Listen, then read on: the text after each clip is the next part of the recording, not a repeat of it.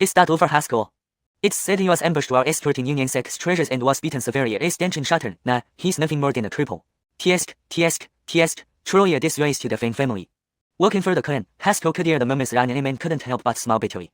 Recalling the days when he was chosen by the Xianxia kid and became a young expert in 16, these people never dared to gossip about him like this. No, Jian is a term often used in Wuxia or Xianxia novels referring to a cultivation state. I kept it as Yin to maintain consistency with the original text's term, but if you prefer it translated as any term term, let me know. A mighty tiger reduced to walking on the plains utterly humbling. There's nothing that can bring me down. I will definitely return to my strength. Haskell clenched his fists, walked through the garden, and arrived in front of a courtyard. Before entering, he heard heated arguments inside. His heart tightened, and he quickened his pace. In the courtyard, several Mechas stood at the door. In front of them was a young man in white, bearing an equal resemblance to Haskell. Opposite him stood a slender girl with delicate features, her complexion pale from illness. Laverne, just listen obediently. Your second brother does this for your own good, the young man in white said with a faint smile. If you so voted in Coleman, well, you'll have a place in our clan. Laverne's eyes were filled with terror. She had heard of Dean Coleman. He was the eldest son of the Dean family, notorious for his lustful and violent nature. Girls who fell into his hands seldom had happy endings. One of the Mechas spoke indifferently. Lufer Jermaine is right. Without collaboration with the Dean family, it's your duty as a Fang descendant to contribute.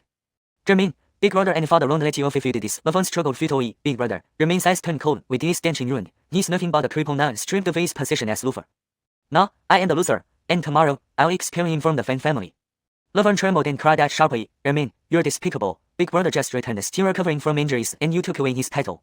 You're unworthy. You're nothing but a thief. Jermaine's expression darkened. In 2 strides, he slapped Laverne across the face. Wench, this is the clan's decision. You, a half-dead cripple, have no say. Laverne was knocked to the ground, her face swelling up instantly, tears welling up in her eyes, feeling utterly wronged. Suddenly, a roar of fury exploded. Ah! A figure rushed in rapidly. It was Haskell, his eyes wild with madness. Recognizing the person, Jermaine sneered, It's you, go away, cripple. Before he could finish, Haskell was already in front of him, landing a powerful punch. Bang! The sound of the impact echoed as Jermaine was forced back several steps. The Mechas frowned, exchanging uneasy glances. Haskell's tension was shattered. He should be a mere commoner. How did he manage to force Jermaine back? Could some of his strength remain? After pushing Jermaine back, Haskell quickly ran over to help his sister lying on the ground. Laverne's eyes were red, tears streaming down her face. Big brother, they bullied me. Seeing the swelling on his sister's face, rage surged within Haskell, and overwhelming killing intent rose within him. His mother passed away long ago, his father was missing, and Laverne was the only blood relative left in the clan. As for Jermaine, merely the son of his father's cousin. Anyone who dares touch Laverne would not be spared. Jermaine's expression turned grim, his voice icy. Haskell, assaulting the Luther family's clan rules. Supporting Laverne to one side, Haskell turned abruptly, shouting coldly, Today, I will kill you. Saying so, he lunged forward with a swift kick. Jermaine saw this, laughed coldly, and engaged in battle. Both fought bare-handed, punches meeting flash with lanterns, making everyone's heart race. Outside the courtyard, armed clansmen gathered around, shocked. Haskell, the triple, was actually matching Luther Jermaine. Dodging another punch, Jermaine raised an eyebrow, smirking, I see, though your tension is ruined, true key remains in your radiance, you are simply unleashing what's left. Once it's gone, you'll be fully crippled. Haskell's heart skipped a beat. He had been seen through. The next moment, Jermaine's vicious voice echoed, Big brother, you've slowed down. Pound! A heavy punch landed on his abdomen, blasting him back forcefully. Haskell cried down to the ground, the stone floor cracking under his weight, pain coursing through his body. Before he could rise, a boot slammed onto his head, pinning him down. My dear brother, you're not the genius you used to be. Jermaine's twisted smile grew wider, laughing maniacally. I, Jermaine, the chosen one in the future of the Fang family. You're nothing but trash compared to a dog. Holding Haskell's air, Jermaine dragged him up, leapt onto the roof, and exhibited him to the entire Fang family. Look well, this is the hope you once boasted of, the top genius of our Fang family, the former Luther. Now, he's just garbage, a cripple, nothing more than a dog under my feet. I, Jermaine, shall be the true Luther of Fang family. His roars echoed through the courtyard, every clan member seeing the scene unfold. Haskell's remaining true key in his radiance was depleted, leaving him battered and bleeding. The blood from his face gradually stained the jade dragon pendant given to him by his late mother red. At that moment, a faint glow emerged from the jade pendant, vanishing swiftly, unnoticed by anyone. Vaguely, he saw Laverne running toward him, crying, only to be dragged away by Jermaine, disappearing into the courtyard. Let her go. Next moment, darkness engulfed his vision, plunging him into boundless oblivion. Unsure how much time passed, Haskell awakened again, finding himself standing in an endless plaza. Not far ahead stood a towering spire reaching heavenward, with countless levels. Surrounding the tower two enormous swords radiating lethal energy. Looking up, Haskell noticed blood-red characters inscribed on each sword. Sealing heaven and earth, slaying gods and demons. Destroying the and breaking laws, imprisoning immortals and shackling deities. He was stunned. Suddenly, an incomparable roar of malice erupted from the characters, forcing him to shut his eyes immediately. How terrifying! Whoever wrote those words, their lingering malice almost crushed his spirit. A voice resonated through the void. Who are you? Hiding his keys, Haskell saw a man in white, elegant and ethereal, yet surrounded by countless swords.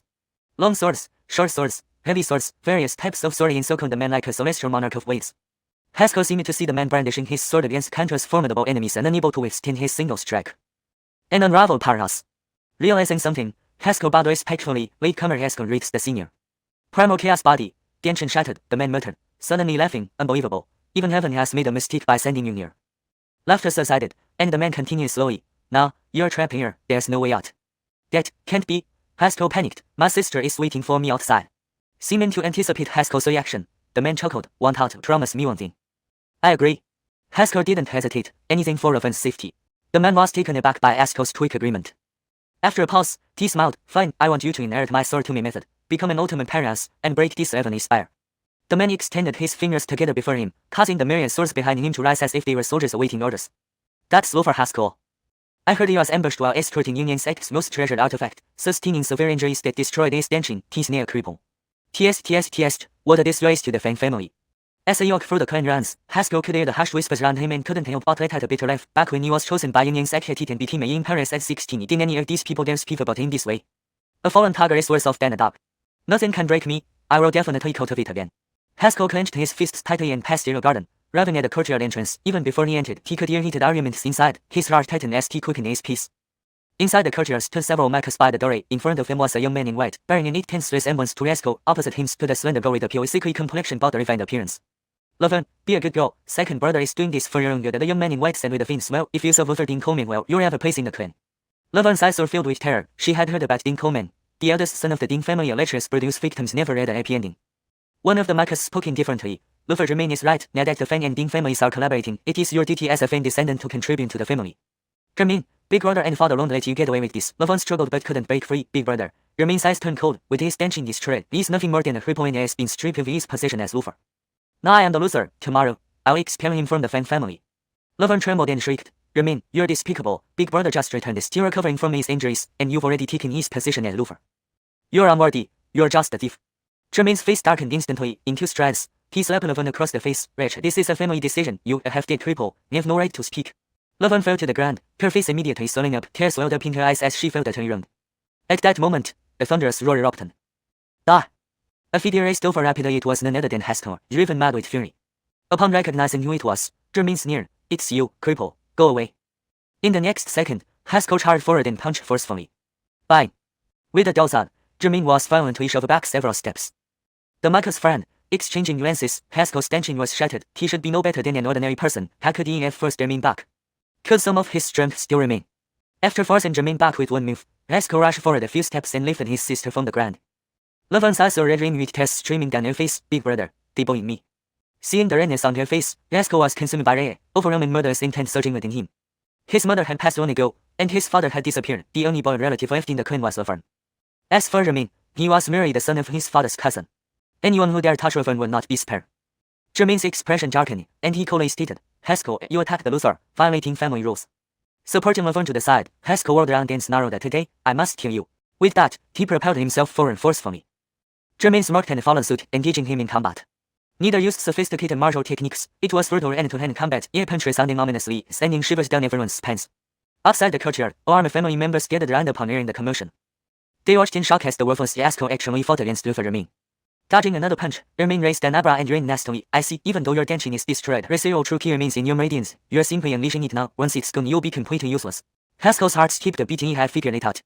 Next, he heard Haskell's voice, harsh and venomous. Big brother, your movements have slowed down. Pound! A heavy blow landed on his abdomen, sending him flying with tremendous force. Haskell crashed to the ground, shattering the stone floor beneath him and feeling excruciating pain. Before he could rise, a boot slammed down on his head, pinning him firmly to the ground. My dear Michael brother, you're not the genius you once were. Germain's expression twisted grotesquely as he laughed in satisfaction. Germain, chosen by heaven, in the future of the Fang family, you're nothing but a dog, worse than even that. Grabbing his hair, Germain hoisted him up and leaped onto the roof, displaying him to the entire Fang family. Take a good look, this is the hope you once cherished, the first genius of the Fang family, the former Luther. Now, he's just trash, a triple, a dog under my feet. Germain, shall be the Luther of the Fang family. His words echoed through the courtyard, and every clan member present witnessed the scene. Haskell's zero true key in his radiance was entirely exhausted, leaving him bloody and battered. Blood from his face gradually stained the jade dragon pendant his mother had left him, turning it red. In that moment, a faint spiritual light emanated from the jade, fleeting, unnoticed by anyone. Dimly, T saw Laverne crying and running toward the imbot was dragged away by Germain, disappearing into the courtyard. Let her go. Darkness enveloped him immediately after, his consciousness sinking into boundless darkness. A known time passed before Haskell awoke again, finding himself standing on an endless plaza. Not far ahead stood a towering structure, its height immeasurable, extending endlessly. Surrounding the tower two enormous swords, exuding formidable killing intent. Looking up, Haskell noticed elaborate characters etched on each sword. Seal heaven, cut off earth, sway gods, annihilate demons. Destroy Da, break laws, banish immortals, imprison saints. He gazed at the inscriptions in the as an overwhelming wave of Rhoda's intent suddenly surged, forcing him to shut his eyes. Too terrifying. Whoever wrote those words, their imminent killing intent almost shattered his mind. A voice ran out in the void. Who are you? Haskell looked up to see a man in white. Beautifully handsome, he seemed like a celestial being descending from the heavens, yet countless swords surrounded him. Long swords, short swords, heavy swords. Various types of swords orbited him like stars surrounding the moon. Hadoken Emperor among swords. In his vision, he saw the man raising his sword, defeating numerous formidable enemies with a single strike. An unparalleled master. Haskell realized something, bowed deeply, and said, Late generation Haskell, meeting you, predecessor. Inborn Da body, the ancient shattered, the man murmured, then burst into laughter. I didn't expect that Heavenly Dad made a mistake by sending you here. His laughter subsided, and he slowly said, Boy, now that you're trapped here, there's no way out. No, Haskell panicked, my sister is waiting for me outside. The man, seemingly anticipating Haskell's response, chuckled lightly, want to leave a array to run condition. I agree. Without hesitation, Haskell would pay any price to save Overn. The man paused, surprised by Haskell's eagerness. After a moment, he smiled. Good, I want you to inherit my sword techniques, become an unmatched master, and shatter his revenue tear. He placed his index and middle fingers together before him, and the countless swords behind him instantly rose, standing like soldiers at attention. With my body as the sword and my dancing as the tongue, I shall bury 10,000 swords within me. The souls of countless swords will see my dancing, allowing me to command all swords in the world. As the man recited, the myriad swords behind him slowly raised their heads like soldiers lifting daggers. 10,000 swords returned to one. The man roared, and the myriad swords instantly transformed into streaks of light, directly merging into Haskell's body. In an instant, Haskell's eyes widened erratically, his limbs instinctively coming together. Pain, unbearable pain. Indescribable agony surged through him, like being pierced by 1,000 knives and swords at once, shattering his consciousness into fragments. Countless images flashed before his eyes. There was a scene of thousands of swords falling, with one person standing atop them overlooking the world. There was another scene of a single sword cleaving near the heavens, slaying gods and demons like dogs. These images flooded his mind immediately, making Haskell feel as if his brain would burst. He clenched his teeth, his whole body trembling uncontrollably. Cannot faint. Hang on. Laverne is waiting for you. Amidst extreme pain and dizziness, after what seemed like an eternity, a melodic sound of a sword resounded. The countless images suddenly expanded to their limits, paused for a moment, then contracted back into a crystalline core.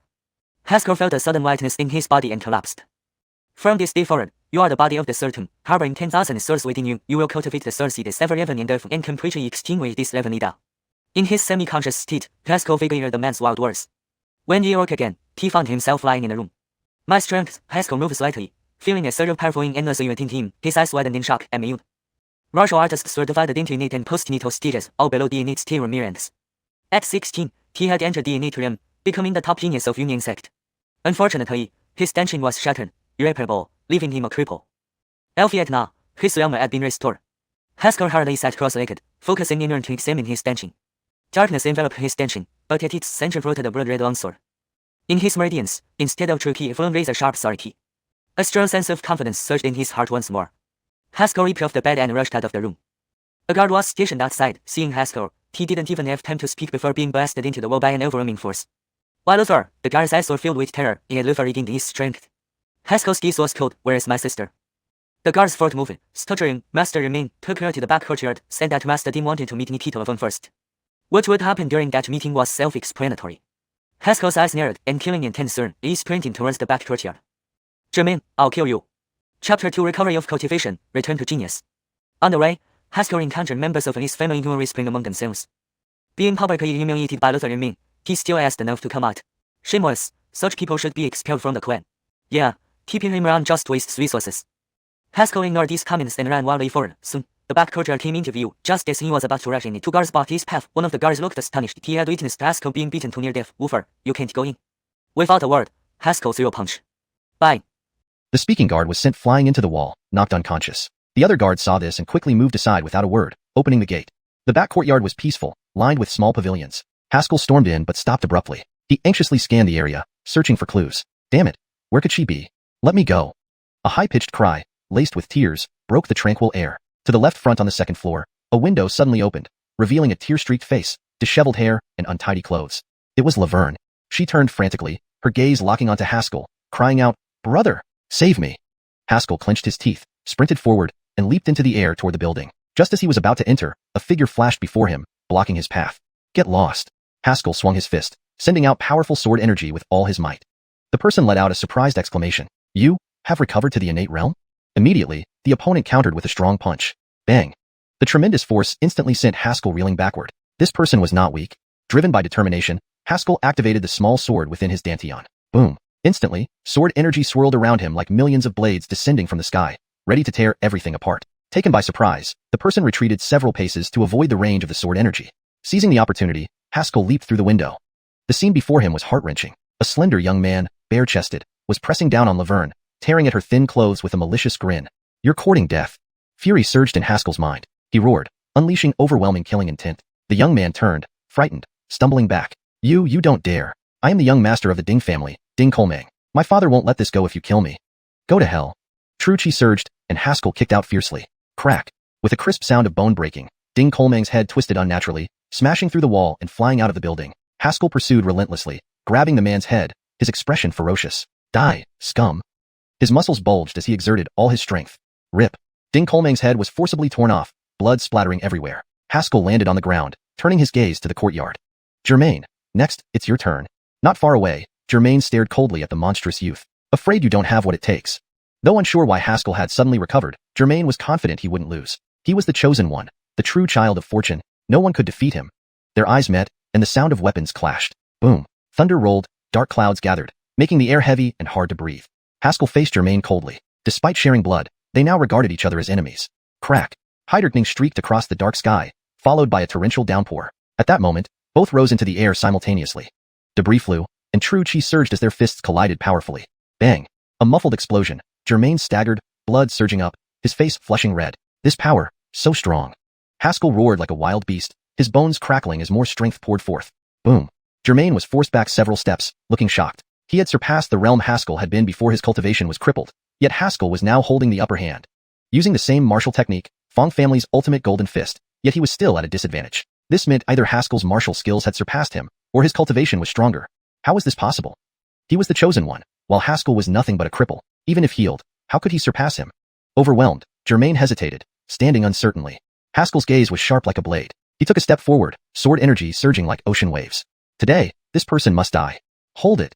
A booming shout echoed, halting the rain mid-air. A massive pressure descended upon Haskell, making him feel as if a mountain pressed down on him. He roared, sword energy resisting the pressure. Trying to suppress him with mere aura? Impossible. The voice's owner seemed surprised. Not bad. As the voice approached, an unlikely figure with white hair appeared before them. Tall and authoritative, his white hair fluttered in the rain, adding to his imposing presence. It was the patriarchal Mike of the Fong family, Donald. Haskell noticed that despite the distance, not a drop of rain touched him, even now standing here. This showed true chi externalization. Haskell's pupils constricted. Though he could also do this, he couldn't match Donald's ease. "Haskell, harming a clansman is a grave offense," Donald said sternly, arms crossed. "Do you remember the clan rules, or even respect me as the Micah?" "Clan rules?" Haskell laughed bitterly. "Where were the rules when I was stripped of my position without the patriarch's consent? When Germain insulted me publicly, where were the rules? When my sister was bullied by others, where were the rules?" Thunder rumbled in the darkening sky. "Haskell, now merely a cripple, how can you compare to the young master?" the Micah sneered. "The young master is the chosen one, the true genius leading our family's rise." To the Micah, Haskell was nothing but a cripple, while Germain was the chosen one of this generation. Even if Haskell regained his strength, he was just another genius. Alphiet the chosen one, favored by heaven, brought prosperity and strength to the family. Once, Haskell was considered the chosen one due to his exceptional talent and prowess. Now, he was just a tool cultivated by the clan. A disobedient tool deserved to be removed. Mike Donald continued coldly, "As a member of the family, you should obey its orders and serve it." Hypocritical words filled with cold indifference. Serving the family. What has the family done for me? Haskell's eyes reddened with hate. Today, it ends either with his death or mine. Germain narrowed his eyes, roaring, "Mike, this man is deranged. If we don't eliminate him today, he'll become a great threat to the Fong family." The Micah was enraged. Insolent. His glare intensified as he raised a hand. Boom. An incomparable aura erupted, and an whooshing de Qilong instantly spread out. Correction. An incomparable aura erupted, and an invisible energy wave instantly spread out. Further refinement for fluency. An incomparable aura erupted, sending an invisible shockwave radiating outward. Haskell's face changed drastically as a wave of intense danger washed over him. Hashtag chapter 3. Dare to lay a hand on my Aileen? Almost instinctively, he leaped back, retreating several yards. Boom. A deep crater exploded open where he had just been standing. Haskell did not hesitate for a moment and immediately turned to flee. After only taking a few steps, an overwhelming force surged toward him. Haskell gritted his teeth, sword chi surging wildly within him, converging behind his back as he braced against the force. Kaboom! Haskell was instantly blasted away, blood spouting out in all directions. He flew through the air, drawing an arc before crashing heavily onto the ground. The mic stopped, preparing to say something, but saw Haskell quickly rise from the ground and dart forward in a blur. He froze. What's going on? He didn't die. I am a lesser Grandmaster realm martial artist. Even though I didn't use full strength, someone below the ninth heaven of innate should not have withstood this blow. Yet how is he acting like nothing happened? Ignoring everything else, Haskell continued his frantic dash. He cannot die yet. Laverne is still in the clan. If I die, her fate will be unimaginably miserable. As the gate came into view, a sharp palm wind struck from behind, arriving faster than expected, exploding upon impact. Boom. The entire wall was reduced to ruins, rocks flying everywhere. Haskell halted, turning around to look coldly ahead. Not far off, the mic loomed menacingly, his presence heavy and formidable. Behind him, Germain wore a satisfied smirk, his gaze akin to looking at a dead man. If the mic were to attack, even if Haskell had recovered fully, he would stand no chance of survival. Haskell, you attacked Luther and sought to disrupt the family, the mic declared slowly as he approached. Today, I, Donald, Mike of the Fong family, will execute this traitor and restore order. Haskell's lips curled, his smile tinged with desolation. Even if you want to kill me, you still seek a righteous reason? Mike, you haven't changed in 8 years. When he sent him to Yunyang sect back then, it was also under the guise of contributing to the family's greatness. Albeit now, he is about to abandon him. The evidence is solid, the mic replied sternly. Whether or not it's solid, you know deep down, Haskell glanced at Germain and said heavily, from today onward, I sever ties with the Fong family. Crack. Purple lightning cut across the sky, as if trying to split the heavens apart. The mic's eyes flashed with cruelty. Since that's the case, don't blame me for being ruthless. This former prodigy of the Fong family had utterly aligned himself against the clan. For the continuation of the clan, the mic no longer hesitated and prepared to strike a fatal blow. Boom. At the same instant, an even more overpowering aura erupted, causing a fierce wind to rage. Standing amidst it, Haskell could hardly remain on his feet. So this is the power of a lesser grandmaster? His eyes narrowed, focus intense. Escaping now was impossible. Exposing his back to an enemy would only hasten his death. Alphiet, what can he use to defend against the lesser grandmaster level mic? Suddenly, the mic clenched his right fist, true chi swirling around him, gathering on his fist. The Fong family's ultimate technique, Black Gold Fist. A gust of air grazed Haskell's cheek, instantly tearing a bloody line. He stared coldly ahead, suppressing any anger. Stay calm. He is merely at the innate stage, facing an opponent 2 major realms above him. One misstep, and he could be crushed to bits. Haskell, I shall send you off with the Fong family's ultimate technique. The mic paused momentarily before delivering a powerful punch. Boom. The fierce boxing wind shot through the courtyard in a blink, reaching Haskell. Compared to when Germain and Haskell used Black Gold Fist previously, now the mic revealed its true might. The boxing wind was as sharp as a blade, incomparably lethal. Haskell watched intensely, sword chi rushing within him, his mind incredibly focused. Having studied the family's martial arts for years, if anyone understood Black Gold Fist better, it would be him. This move, boxing wind as sharp as a blade, immensely powerful and relentless as an endless wave. To be overwhelmed by such a storm of blades, how could one survive? Alphiet, only he knew the obvious flaw in Black Gold Fist. Despite covering a wide area, the power is significantly dispersed. The best way to counter it. Thinking this, Haskell pulled his fists to his waist, focusing his spirit, guiding the sword chi to his right hand. Black Gold Fist?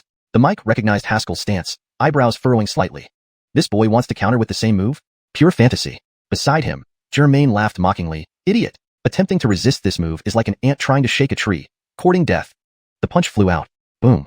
An overwhelming sword chi surged, actually managing to evenly block the storm-like boxing wind. The mic's brow twitched, doubt creeping into his decision.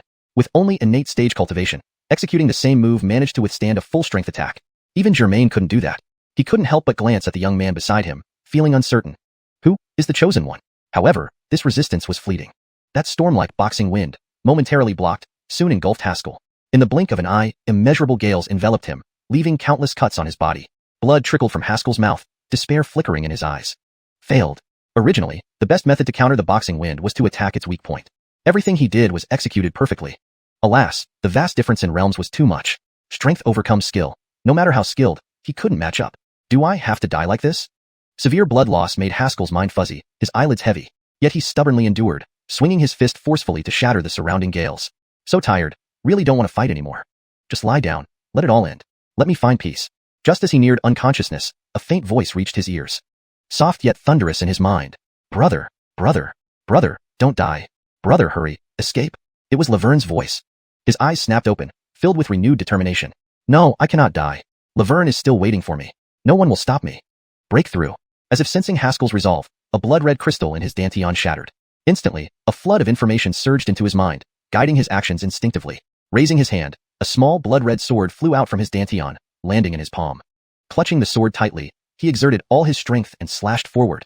As the blood-red sword swung, unprecedentedly sharp sword chi condensed on the blade, forming a several-yard-long sword beam. The sword chi was sharper than the boxing wind. Boom. With a muffled sound, the sword beam cut through, shattering the boxing waves. The Mike stood there dumbfounded. His full-force punch had been broken by this boy's single strike. Chapter 4. Indeed, it's you. Outside the city, on a main road, a young girl was riding a black horse, heading towards the city gate. She wore red martial attire and carried a long sword on her back, exuding an air of valor. Her casual glance alone could pierce through metal and stone. A gust of wind blew past, and she suddenly lifted her head, looking at the sky not far away. There were supposed to be thick clouds, but inexplicably, there was a hole in them. Someone is battling, sword intent? Is it a sword cultivator? She murmured, her eyes narrowing. To almost reach the realm of great sword cultivator, East Mountain City has such talent. Speaking thus, a surge of intense fighting spirit welled up in her eyes. After staring for a moment, she leaned down, whispering to the horse's head, Xiaohei, let's go faster. I'm worried if we don't get there soon, this genius will die. The black horse snorted as if acknowledging her words, then galloped rapidly toward the city gate. In the Fong family's backyard, the great Mike was in shock. He must remember that he was a martial artist of lesser grandmaster realm. Killing a warrior below the fifth heaven of innate wouldn't be much more difficult than killing a chicken. It was just a matter of how much force he exerted with one punch. Albeit regardless of how much force he used, Haskell couldn't withstand it. The scattered fist wind turned into a fierce gale in the backyard. Haskell stood at the center of the whirlwind, looking in the direction where the sound had come from. His sister, Laverne, who had nearly been molested, was now crying by a courtyard wall. She knew that if not for her, Haskell wouldn't have broken ties with the Fong family today. Their current brother still didn't have the strength to sever ties with the Fong family. Seeing his sister safe, Haskell relaxed slightly. At the same time, waves of fear rose within him. If not for Laverne's timely awakening, he might have truly died here. Taking advantage of their daze, he mustered all his strength and dashed to Laverne's side. Brother, are you all right? Laverne asked, her eyes blurred with tears, seemingly wanting to check Haskell's injuries. All this is my fault. If not for me, brother wouldn't be like this. No more nonsense, I'm taking you away right now, Haskell hugged Laverne. From now on, it's just the two of us. No place in the world would be home anymore. Laverne wiped her tears vigorously, nodding firmly, wherever brother goes, I will follow. Haha, good. He glanced at the great Mike and the others, his voice cold. I'll remember the kindness of the great Mike today. One day, I will repay it. With that, he leaped over the courtyard wall and fled. Germain was the first to regain his composure at the escape of his mortal enemy. He shouted loudly, Great Mike, Haskell is escaping. We must quickly pursue and kill him. If this man lives, what a terrifying enemy he would become. Germain was confident, but not so much that he believed he could defeat a lesser grandmaster's full-strength attack in the innate realm. The great Mike snapped out of his daze, focusing his bewildered gaze on the direction Haskell fled. This boy cannot be left alive. Soon, he will become a great threat. He realized Haskell's potential, not just in his innate realm, but in his horrifying potential. If Haskell could defeat a lesser grandmaster's full-strength attack while still in the innate realm, what would happen when he reached the lesser grandmaster realm? Would even the great Mike not be his match? Achieving the lesser grandmaster realm was incredibly difficult. Perhaps it would take other martial artists decades, but Haskell could do it, and quickly, because he was once the Fong family's unparalleled genius. Fong family guards, assemble. Follow me to slay the rebel. With the great Mike's order, hundreds of martial artists quickly gathered and began the pursuit. Meanwhile, Haskell and Laverne were already racing away, climbing walls and breaking doors as they went. Shrieks echoed throughout the Fong family compound, everyone startled. Ultimately, he successfully escaped the Fong family before the guards assembled. Albeit he didn't stop. Instead, he looked around and chose a path, sprinting as fast as he could. This was the shortest route out of the city. He had to get out before the pursuers arrived. Previously, at Yunyang sect, Haskell frequently completed missions outside, often spending nights in forests. As long as he could hide in the forest, he was confident even the great Mike wouldn't catch him. Battered and bleeding, carrying a little girl, Haskell naturally drew attention. On the street, his steps began to slow. Severe blood loss, even for an innate realm martial artist, was hard to endure. Every step left a bloody footprint. Tears streamed down Laverne's face. Brother, put me down. Hurry, run away. Xiao Grimacin will help hold off those bad guys. Haskell chuckled bitterly, wiping away Laverne's tears. Don't worry, brother can definitely get us out of here. Though he said that, he felt a wave of despair. Exerting all his strength against Donald's golden fist technique had nearly depleted his sword chi. The remaining sword chi wasn't enough to support his escape from East Mountain City. Already, he could faintly see the great Mike and the swarming guards behind him. Was this as far as he could go after finally managing to escape? Just then, a voice suddenly sounded overhead. You are the one who used the sword earlier? A completely black horse without any blemish trotted up to them. On the horse sat a red-clothed girl, her hair tightly tied up high, radiating an aura of heroism. Haskell's gaze landed on her, and immediately he was captivated by her eyes. What kind of eyes were these? Even though they calmly observed him, it was as if a sharp and penetrating aura swirled within them. Vaguely, he could see the shadow of a long sword deep in her eyes. The girl dismounted, standing before Haskell, inspecting him curiously. After a moment, she asked again, Answer me, Were you the sword cultivator earlier? Sword cultivator? Haskell was taken aback. He hadn't even learned how to wield a sword, let alone be called a cultivator. Wait. He suddenly remembered the sword tomb technique taught by the Ander in the Heavenly Dao Tower. Hadn't something in his mind broken, revealing new information? Boom.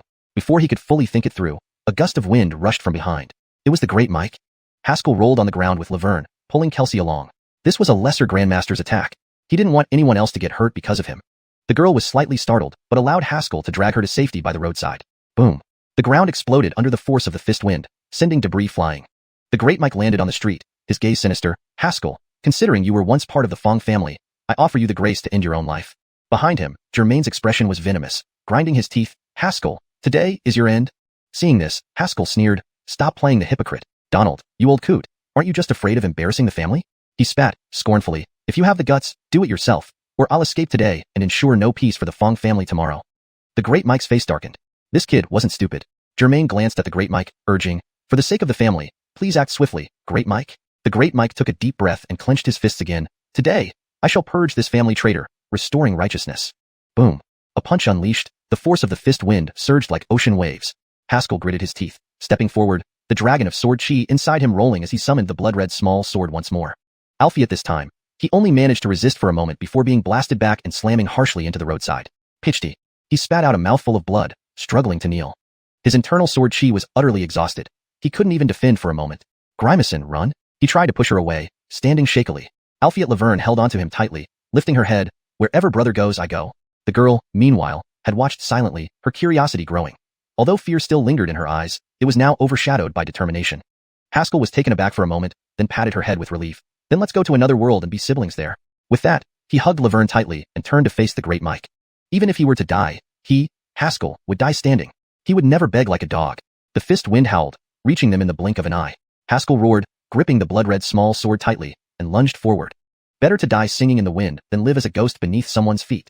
As he stepped forward, a faint, elusive aura spread through the air. The red-clothed girl, who had been watching coldly from the side, suddenly lit up with excitement. That's it. It really is you. With that, she abruptly grabbed the long knife on her back and hurled it high into the sky. In the next second, the long knife descended like a meteor from the heavens. Boom. The fist wind instantly dissipated, silenced without even causing a ripple. When the dust settled, all that remained was a silver long knife quivering slightly in front of Haskell. Chapter 5. Defeat me, and he's yours to deal with. A sword falling from the sky? The Great Mike's pupils constricted, his eyes darting around before settling behind Haskell. This is? Recognized me? A light and graceful voice echoed. Haskell turned his head and saw it was the young Arya he had encountered earlier. The red-clad maiden walked up to Haskell, patting him on the shoulder. Your sword skills are excellent, and your talent is impressive. I look forward to fighting you. Haskell had already prepared himself for death, only to be interrupted by such bizarre words, leaving him momentarily bewildered. In contrast, the Great Mike looked tense, his fists clenched and trembling slightly. A lesser Grandmaster warrior, afraid? Germain did not notice the Great Mike's reaction. With a hateful expression, he said, Young lady, this is a matter of the Fong family. If you insist on interfering, you might get hurt. He had already planned that if she really wanted to help Haskell, killing a few more people wouldn't be much of a loss to the Fong family. Only the Great Mike grimaced, saying nothing. Upon hearing Germain's words, the red-clad maiden raised an eyebrow and walked up to the long sword, gripping the hilt with a smile. Want to kill him? Fine. Defeat me, and he's yours to deal with. She stood holding the sword, her gaze domineering. I forgot to introduce myself. My name is Nicole from Yin Kingdom. Please enlighten me. The simple 3 words, Nicole, sent ripples of surprise through the crowd. Crowds gathered along the street, surrounding the area with numerous martial artists. Hearing this name, the crowd erupted. Heavens, Nicole is actually here. The legendary first genius of Yin Kingdom, admitted to the Imperial Academy at 13. At 16, she single-handedly defeated the 3 greatest experts in the academy within 10 moves. It's said she recently challenged 12 cities in Yin Kingdom. No one among her peers could withstand even one of her strikes. Truly invincible. Why would she come here? Countless rumors about Nicole spread rapidly through the crowd. Her name was like the sun above. Almost everyone had heard of her, but few had seen her true form. Now that they finally saw her, there were many exclamations of astonishment, but also plenty of skepticism. Just holding a sword makes her Nicole? What a joke. I could claim I'm the Emperor of Yin too.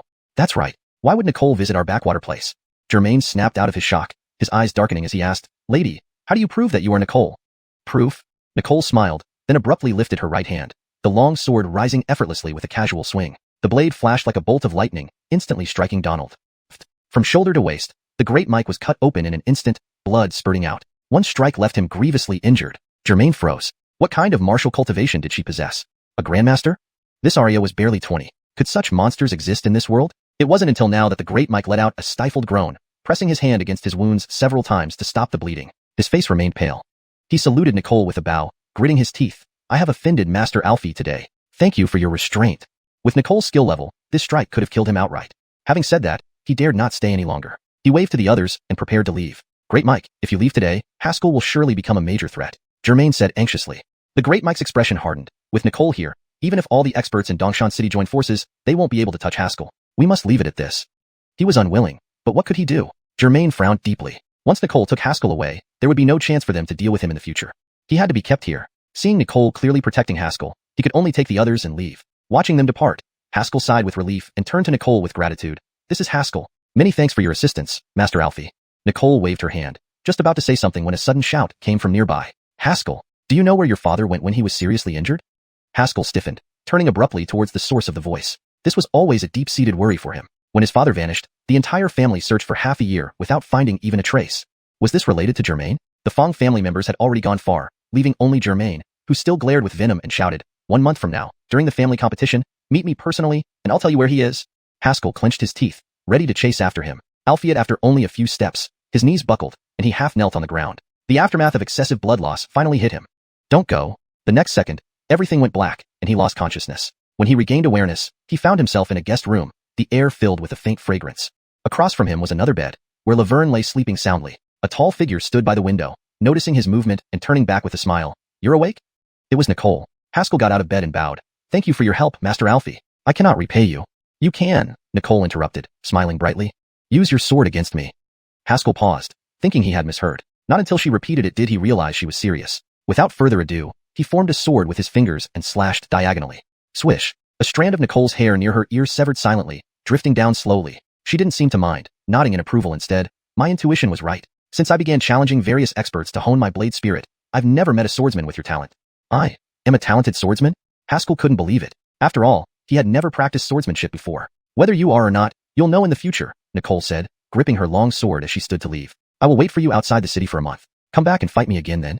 With that, she opened the door and walked out without waiting for a response. Haskell stood there in stunned silence. Though he had heard of Nicole's reputation, he hadn't expected her to be a battle enthusiast.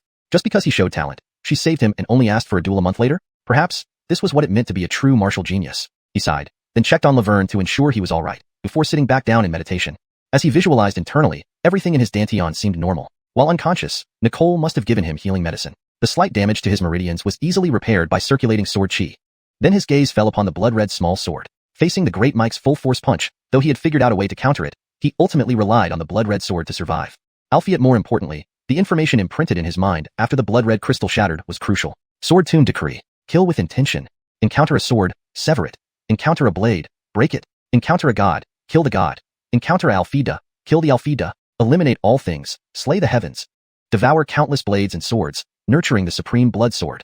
##### Chapter 6, Josh. When he saw this cultivation method, Haskell felt as if he were immersed in an endless sea of blood, with killing intent filling the heavens and the earth. This cultivation method, calling it a demonic art would not be an exaggeration.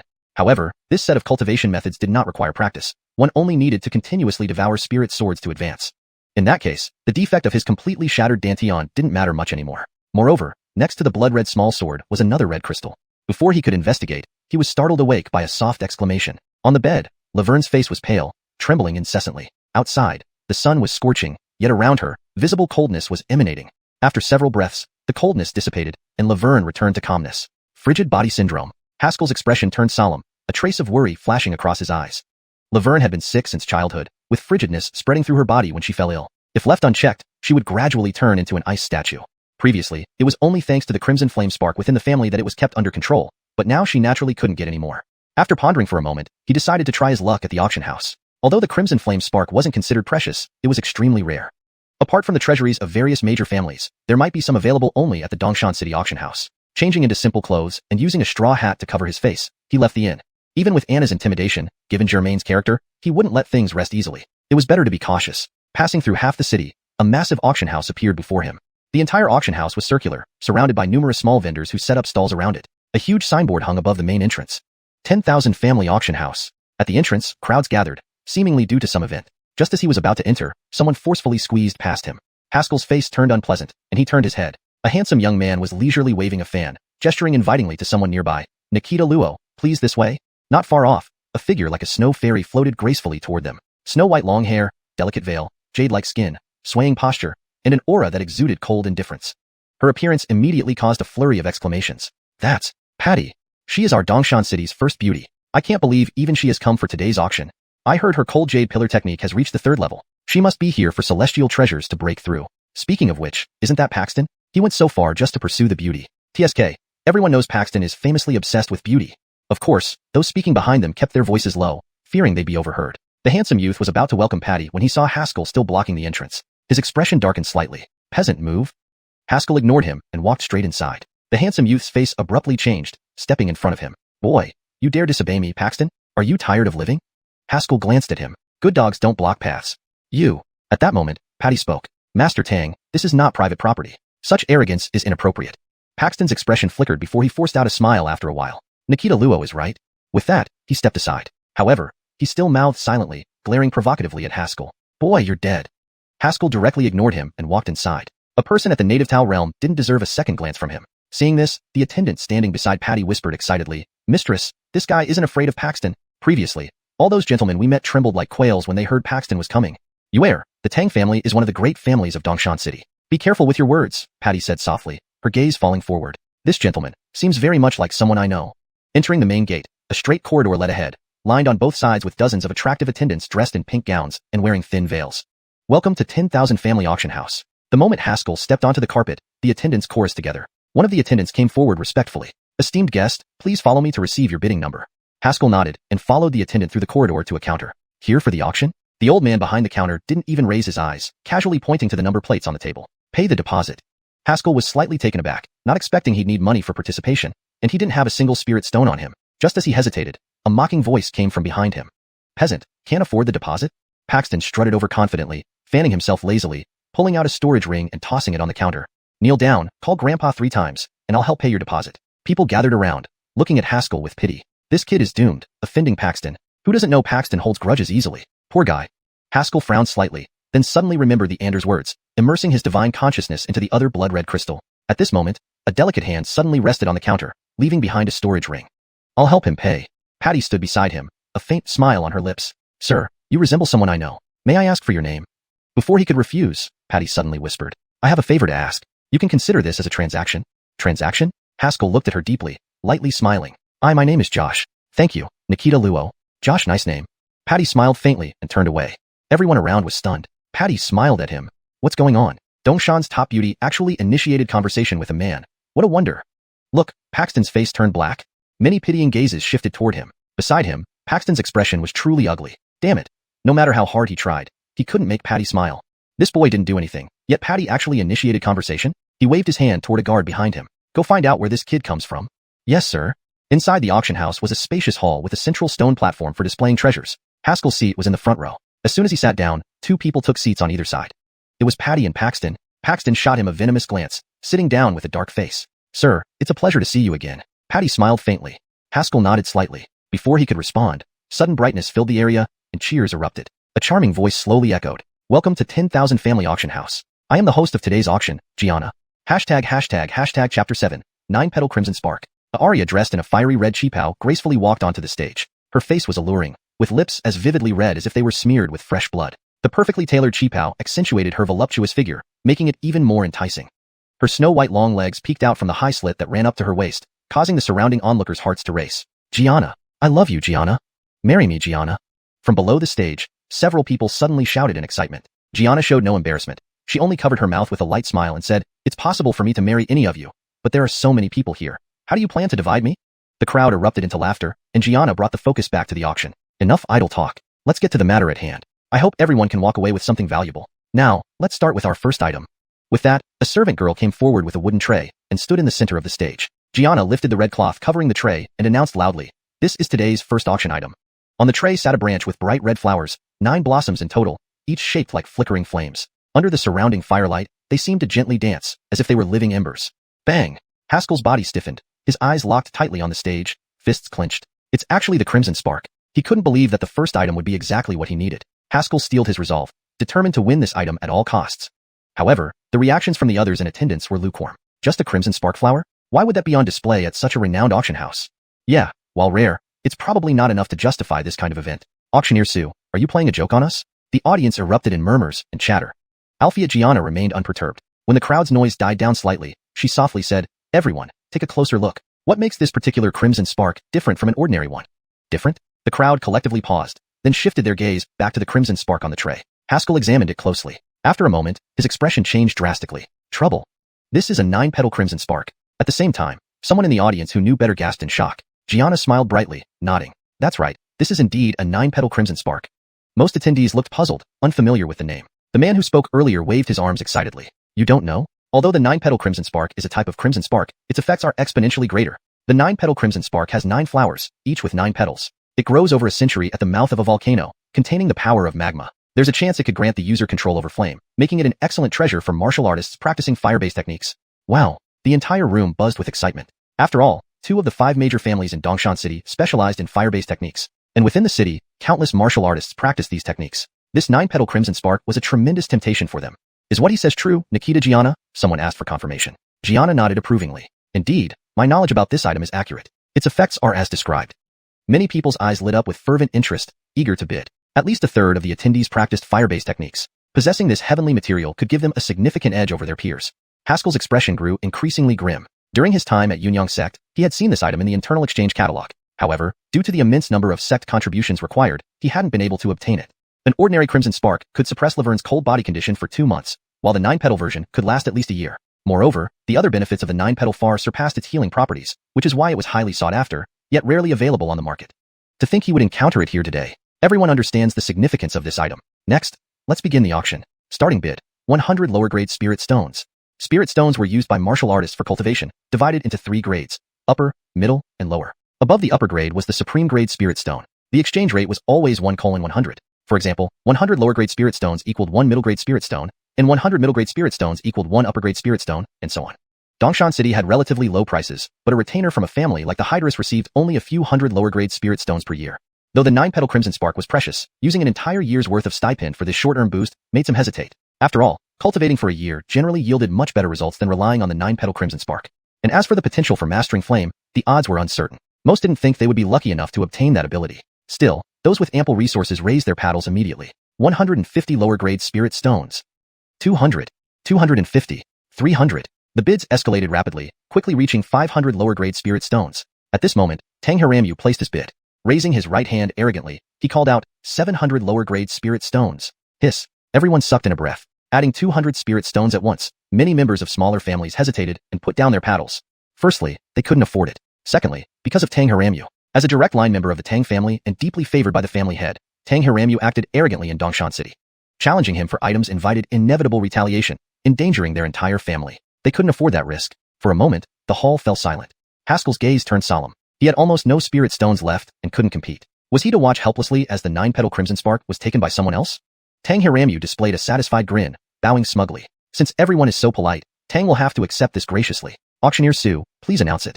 Gianna calculated that the estimated price for the 9-petal crimson spark was around 400 spirit stones. Selling it for 700 was already a substantial profit. Very well. If no one else wishes to bid, then I declare that the 9-petal crimson spark has been won by. Before she could finish, a soft voice interrupted. I offer 800 lower-grade spirit stones. Huh. All eyes turned toward the source of the voice, curious to see who dared challenge Tang Haramu. Haskell followed the sound, and his face registered surprise. Why are you bidding for it? The bidder turned out to be none other than Patty. Chapter 8. Golden Pattern Spirit Stone. Martial arts cultivation methods are divided into the 5 elements, and most martial artist constitutions align with one of these elements. Of course, there are also those outside the 5 elements, but they are extremely rare. As for sword practitioners, they do not belong to any of the 5 elements and are among the most formidable existences within all martial artists. Patty, once the second prodigy of East Mountain City, has an exceptionally powerful ice attribute constitution. She practices the Tianhan Yuzhu technique, a family heirloom of the Luo clan. The 9-petal red whip is essentially useless for her. Paxton was originally irritated, but upon seeing it was Patty who made the bid, he immediately put on a pleasant smile and gently said, Nikita Luo wants this item? How could I possibly let you pay for it? Pausing momentarily, he stood up and looked around proudly. 1,000 spirit stones. After bidding, it will be directly gifted to Nikita Luo. As he spoke, his peripheral vision swept over Haskell, full of provocation. Do you see that? This is the difference in status. Poor loser. Haskell thought for a moment, lowered his right hand, and turned to look at Patty. If it were Paxton, it would be difficult to snatch it away, but if it's Patty. The auction continued. Gianna, leveraging her skilled mastery of the event, successfully stirred up excitement with her eloquent speech. Bid calls echoed back and forth as everyone grew flushed and excited, not just because of Gianna, but also due to the rarity and value of the items being auctioned. It was evident that this time, the Wan family auction house had received many excellent items. 700 spirit stones. Congratulations to bidder number 3 for acquiring a heavenly snow lotus. 900 spirit stones. Congratulations to bidder number 5 for acquiring an iron body pill. Soon enough, the auction was nearing its end. The atmosphere inside the venue had reached a fever pitch. The numerous treasures had roused people's greed. Everyone, now we present the final item of this auction. Are you ready? Gianna's face glowed with excitement. She licked her lips, her sultry voice echoing through the loudspeaker. Ready? Everyone shouted in a frenzy. Good, bring it up. Gianna gestured vigorously toward the stage. This time, instead of maids carrying wooden platters, several strong men brought up a massive wooden box. Thud. A dull sound was heard as the box hit the ground, accompanied by light dust floating in the air. Ladies and gentlemen, please behold. Gianna pressed a spot on the box, causing its sides to collapse backward, revealing a stone as tall as a person. At the top of the stone, an iron sword was embedded, rust-covered and looking like a piece of scrap metal. What the heck is this? Gianna, this is your final auction item? Are you kidding? Yeah, aren't you fooling us? People murmured in dissatisfaction. Gianna smiled without changing her expression. Ladies and gentlemen, this item was discovered in a mysterious place by my Wan family and is known as the Sword in Stone. Our appraiser cannot determine its rank, so it is currently classified as a low-grade yellow-level treasure with a starting bid of 500 inferior spirit stones. If anyone in your household has secret techniques, you can try buying it to see if you can extract the sword, which might even be a heaven-grade treasure. Everyone laughed. Don't joke, how can there be a heaven-grade treasure in our remote village? Indeed, even the first-rate family only has earth-grade treasures.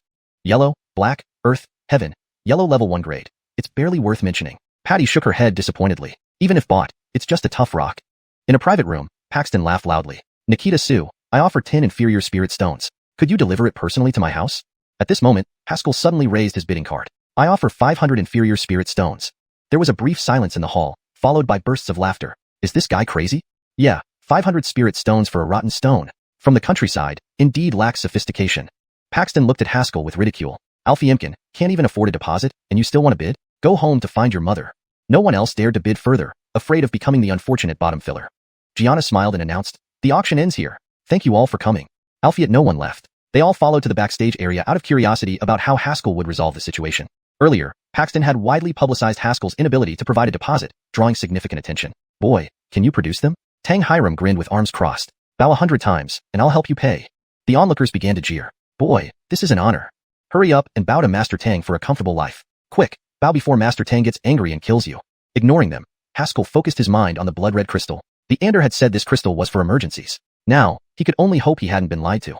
The next second, he felt blinded. Spirit stones. All spirit stones. Inside this crystal, there was a small storage ring with limited space, but it was filled with spirit stones.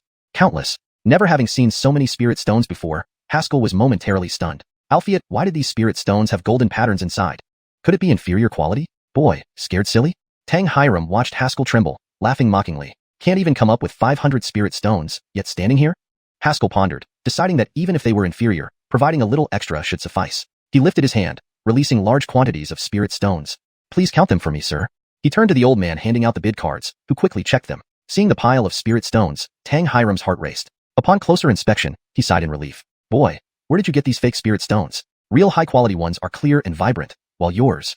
Good heavens! A shocked exclamation interrupted him. These are golden patterned spirit stones. The old man looked at Haskell excitedly. According to what I know, these golden patterned spirit stones are only owned by imperial families, symbolizing their status. May I ask which noble family you hail from? Imperial families. Suddenly, everyone's gazes toward Haskell changed. Chapter 9. Vajra Realm, Celestial Phenomenon. Despite Dongshan City having several prominent families, none of them even qualified to own gold-patterned spirit stones. People like Paxton had never even heard of such things. Yet this seemingly country bumpkin boy suddenly produced so many. Almost everyone at the auction knew the Micah and understood that he held a high position in the Wan family. They believed he would not lie at this moment. This meant that this rustic-looking young man, no, this lord, was from a prominent family in the capital? One quick-witted individual rushed forward first, saying, "This lord, I am from the Coleman family." Seeing this, others followed suit. "Lord, our patriarch has always admired young talents like you. My Xia family is hosting a banquet and sincerely invites you to join us. Our young miss is at the prime age and admires valiant young heroes like you."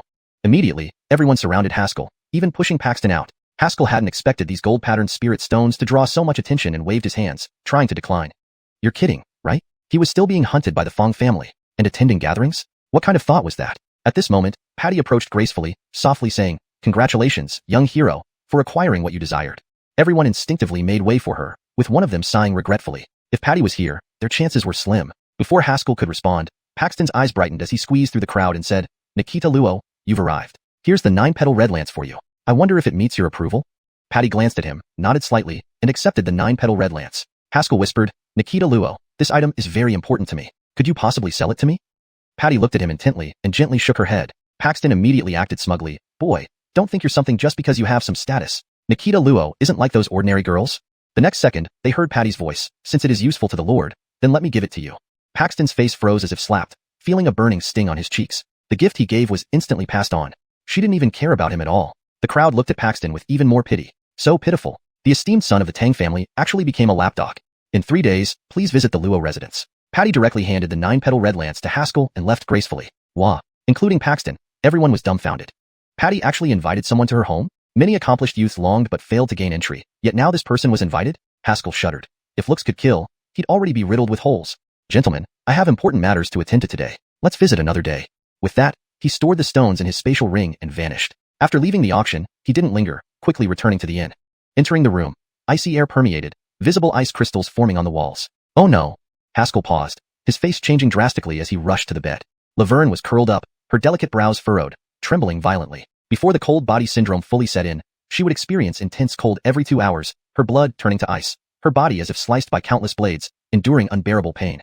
Haskell hurriedly administered the 9-petal red lance using unique methods. After a while, a faint red glow appeared from her abdomen, traveling through her limbs before returning to her dantian, disappearing within. Laverne's breathing steadied, her expression calmed, and she fell into a deep sleep again. Covering her with the blanket, Haskell took out the stone and communicated with the Ander. Predecessor, can you now tell me what this sword within the stone does? At the auction, the Ander suddenly woke up and insisted that he buy it at any cost. The Ander's voice came from somewhere unknown. You should know the realm divisions on this continent, right? Haskell replied, yes, the 9 realms of acquired strength, the 9 realms of innate strength, and above innate are lesser Grandmaster and Grandmaster realms. Alfie at the Ander was surprised. That's how you classify them? That's incorrect. After some explanation, the Ander realized, I see. You people are too isolated. You don't understand the true realm divisions. No wonder the strength here seems misaligned with the realms. Haskell was speechless for a moment. Alfie, it doesn't matter much. You'll only encounter that in later stages. Right now, focus on passing the 9 realms of innate strength. The Ander continued, actually, there is a realm before truly entering the innate realm. This realm is called the Vajra realm, situated after the 9 realms of acquired strength and before the 9 realms of innate strength. Cultivating this realm increases one's strength by at least twice and makes one dominant within the same rank. Even though you've broken through to the innate realm, you haven't reached the first level of innate. There's still time to cultivate this realm. I will practice, Haskell said without hesitation. Starting now. Without power, the weak had no right to live in this world. Haskell hadn't deeply understood this until experiencing the agony of his shattered dantian. That feeling of helplessness, he never wanted to feel again. You have ambition. The Ander chuckled. My time is limited, so hurry. I will transmit a cultivation method to you. Use this method to activate the sword chi within your body, strengthening your entire being. Haskell sat cross-legged, closed his eyes, and followed the instructions. Just as he began the cultivation method, his eyes snapped open. Pain. It felt like thousands of knives slicing through his meridians, making him tremble uncontrollably, his vision going black. He had never experienced such pain. His meridians seemed to be cut piece by piece, regrown, and cut again, repeatedly. This pain rivaled dismemberment by 1,000 cuts. Predecessor, did you also endure this much pain when you cultivated this realm? I was gifted in advance through all realms effortlessly. I never endured any pain, the Ander stated confidently. Haskell nearly cursed aloud in frustration. He took a deep breath, clenched his teeth, and forced himself to stay conscious. After an indeterminate amount of time, the intense pain receded like an ebbing tide. He collapsed like a pile of mud, his body convulsing wildly. After roughly 15 minutes, it slowly stopped. Haskell struggled to turn over, lying flat on his back, drenched in sweat as if just pulled from water. F***K. Really too painful. Just as he muttered, his eyes rolled back, and he fainted. Meanwhile, a faint golden light flickered on his skin. In the sky, vast clouds gathered over the Fong residence, shimmering with rainbow hues. A crane flew from the east, circling in the air. A hidden black tower trembled inexplicably. Suddenly, a rainbow appeared, spanning across the entire Dongshan city. Unbeknownst to Haskell, his inn was only a street away from the Fong residence. From afar, it looked like the rainbow landed directly on the Fong residence. Peddlers on street corners, shopkeepers and nobles' children, everyone who saw this stopped in their tracks, gazing dumbfounded at the sky. Dongshan City seemed to pause momentarily, then quivered. Celestial Phenomenon. Chapter 10. Luxury. Donald gazed at the rainbow arching over the manor, his expression filled with excitement. Heaven Chosen One, protect our Fong family. In an instant, the entire clan burst into jubilation. At the same time, a formidable aura emerged spontaneously among the major families of East Mountain City. I never thought Fong family's Heaven Chosen One could actually summon a heavenly phenomenon. The skies over East Mountain City are about to change. Let's find an opportunity to pay our respects to the Fong family. Indeed. At the Jin's residence, Jean Gustavus stood by the window, feeling the overwhelming auras. His face was grave. I didn't expect that the Heaven Chosen One could invoke such a phenomenon. Send word to the lords of the Luo, Wan, Tang, and Coleman families, and invite them for a meeting. The appearance of Fong family's heaven-chosen, one causing a celestial anomaly shook the entire city. In the study, Germain sat cross-legged, raising his head to gaze at the sky, his brows furrowed. Strange. Breaking through to the third stage of inborn realm should not have caused such a celestial phenomenon? A moment later, Germain retracted his gaze, a glint of fervor flashing in his eyes. It seems, plundering the fortune right after rebirth was indeed the correct decision. If anyone else had heard this, they would be utterly baffled. Only Germain knew that his identity as a heaven-chosen one was actually stolen from Haskell. To stabilize it, he had to kill Haskell. Soon, very soon. Once he is dead, the future will belong to me. This time, there will be no failure. Meanwhile, Haskell lay on the floor in the guest room, suddenly twitching, then abruptly sitting up, gasping for breath. For a moment just now, he really thought he was about to die. Not bad. I thought you'd remain unconscious for longer, the Ander's voice sounded. Now you can check your body. You'll be pleasantly surprised. Following his instructions, Haskell froze immediately. His meridians were gleaming with golden light, as if plated with gold, and even his flesh emitted a faint golden radiance. What is this? Haskell was astonished. This is the adamantine state, refining the body with sword chi until it becomes invincible. The saying, external cultivation strengthens tendons, bones, and skin, while internal cultivation hones one's vital energy, applies here. Albeit today most martial artists focus too much on cultivating their vital energy while neglecting the importance of strengthening their physical form. Do you know what's most important in battle?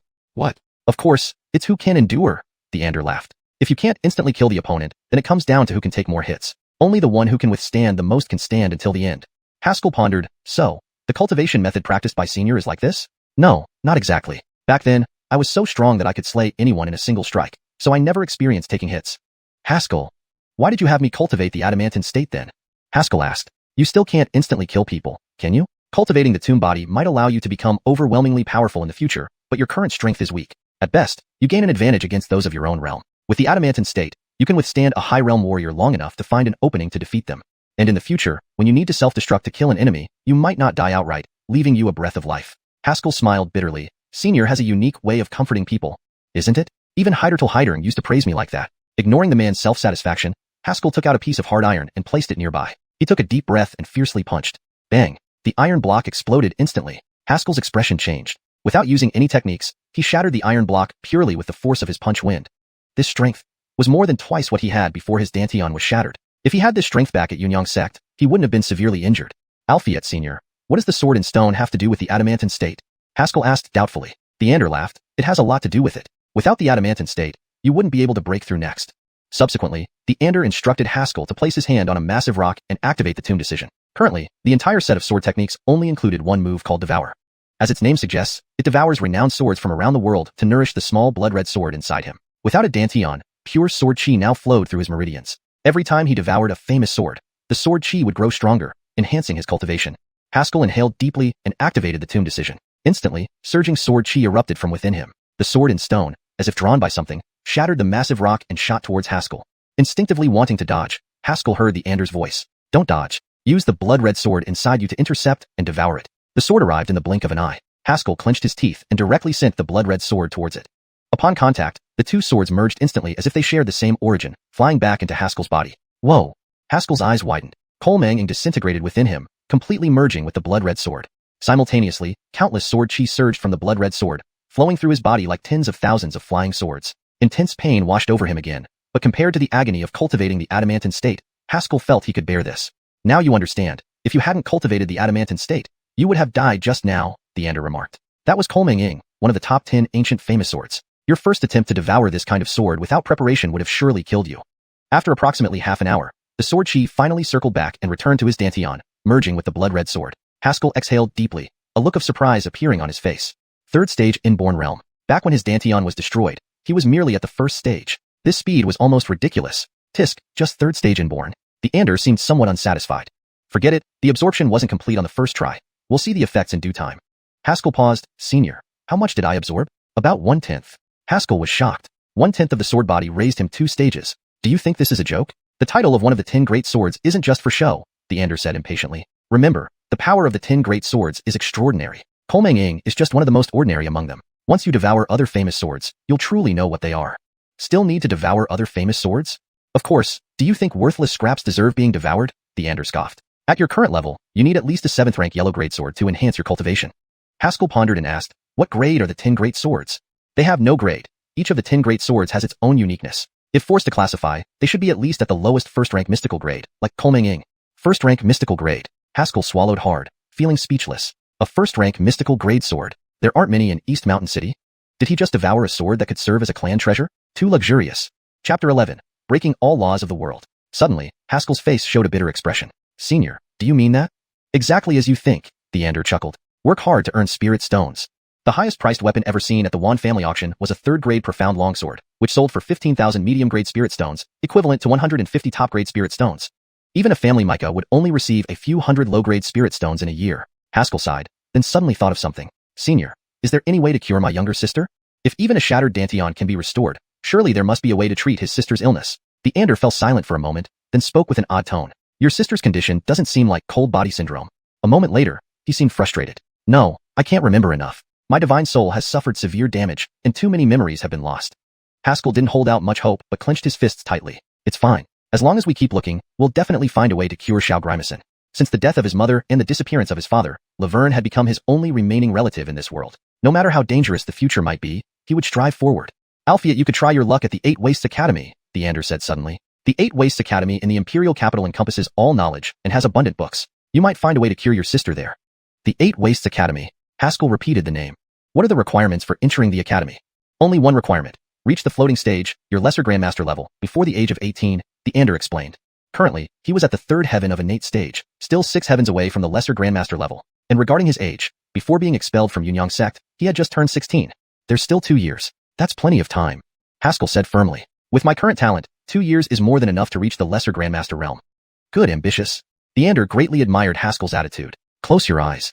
Haskell complied. When he opened his eyes again, he found himself back inside the Black Tower. Theander floated in midair, looking down at him from above. Now that you've absorbed the first sword, your immediate task is to master the power you currently possess. Now, feel what it truly means to be a sword cultivator. He snapped his fingers, and a shadowy figure slowly emerged from the darkness, wielding a black sword, facing Haskell directly. Come on, fight him, Theander said slowly. As a sword cultivator, your entire life is spent in battle. Hardly had the words finished when the shadow rushed forward, its black sword swinging like a rainstorm. Haskell didn't back down. He raised his sword and engaged the opponent. After a moment, he was shocked to realize that he was gradually falling into a disadvantageous position. Impressive, incredibly impressive. This was true swordsmanship. Swords were meant to kill. Those flamboyant sword techniques held no real significance. Only killing represented the true essence of swordsmanship. While Haskell was battling the sword servant, news about the mysterious youth had already spread wildly through Dongshan City. Spending extravagantly at the Wan family auction, acquiring mysterious treasures, and even winning the favor of Patty, the city's most beautiful aria. Moreover, there were some details known only to the major families. In the Fong family's reception hall, Donald sat at the head of the table, with the heads of the other 3 surnames seated on either side. After pondering for a moment, he said slowly, did the youth really hold golden patterned spirit stones? To his left, Leonardo, the head of the Tang family, snorted coldly. My son saw it with his own eyes. How could it be fake? So it seems this youth probably comes from Zhongzhou, said Base of the Wan family, stroking his beard. According to what I know, some powerful families from Zhongzhou send their members to remote areas for training. This youth is likely one of them. Others might not know, but these family heads understood that golden patterned spirit stones did not come from the imperial capital or even the Yinyun continent. Only in Zhongzhou, where some extremely powerful families resided, could such spirit stones be found. Never expected to meet someone from Zhongzhou in my lifetime, Coleman Yu, head of the Coleman family, said with a flash of keen interest in his eyes. It's said these family members have the task of finding talents for their clans during their training. If they choose us. Thinking about it, the breaths of the several family heads grew heavy. The 9 continents continent was vast and boundless. Despite their prominence in Dongshan City, they were nothing more than ants compared to the whole of Yinyun continent. Zhongzhou, on the other hand, not only covered several times the area of Yinyun continent, but also housed numerous strong individuals. Those legendary families stood like giants over the continent. Being chosen and taken back to Zhongzhou would mean a leap to unimaginable heights. They exchanged glances, clearly thinking along the same lines. Whoever found the youth first would secure this opportunity. After a brief silence, Donald spoke up first. He picked up his teacup, appearing calm. Of all the people in Dongshan City, only our Fong family has a heaven-chosen individual. Leonardo sneered. A heaven-chosen one, indeed. Alphiot in Zhongzhou. It's not that special. You make a good point, Head Tang, Coleman Yu chuckled. And if we do get a big opportunity, our families could cooperate and share the rewards. Indeed.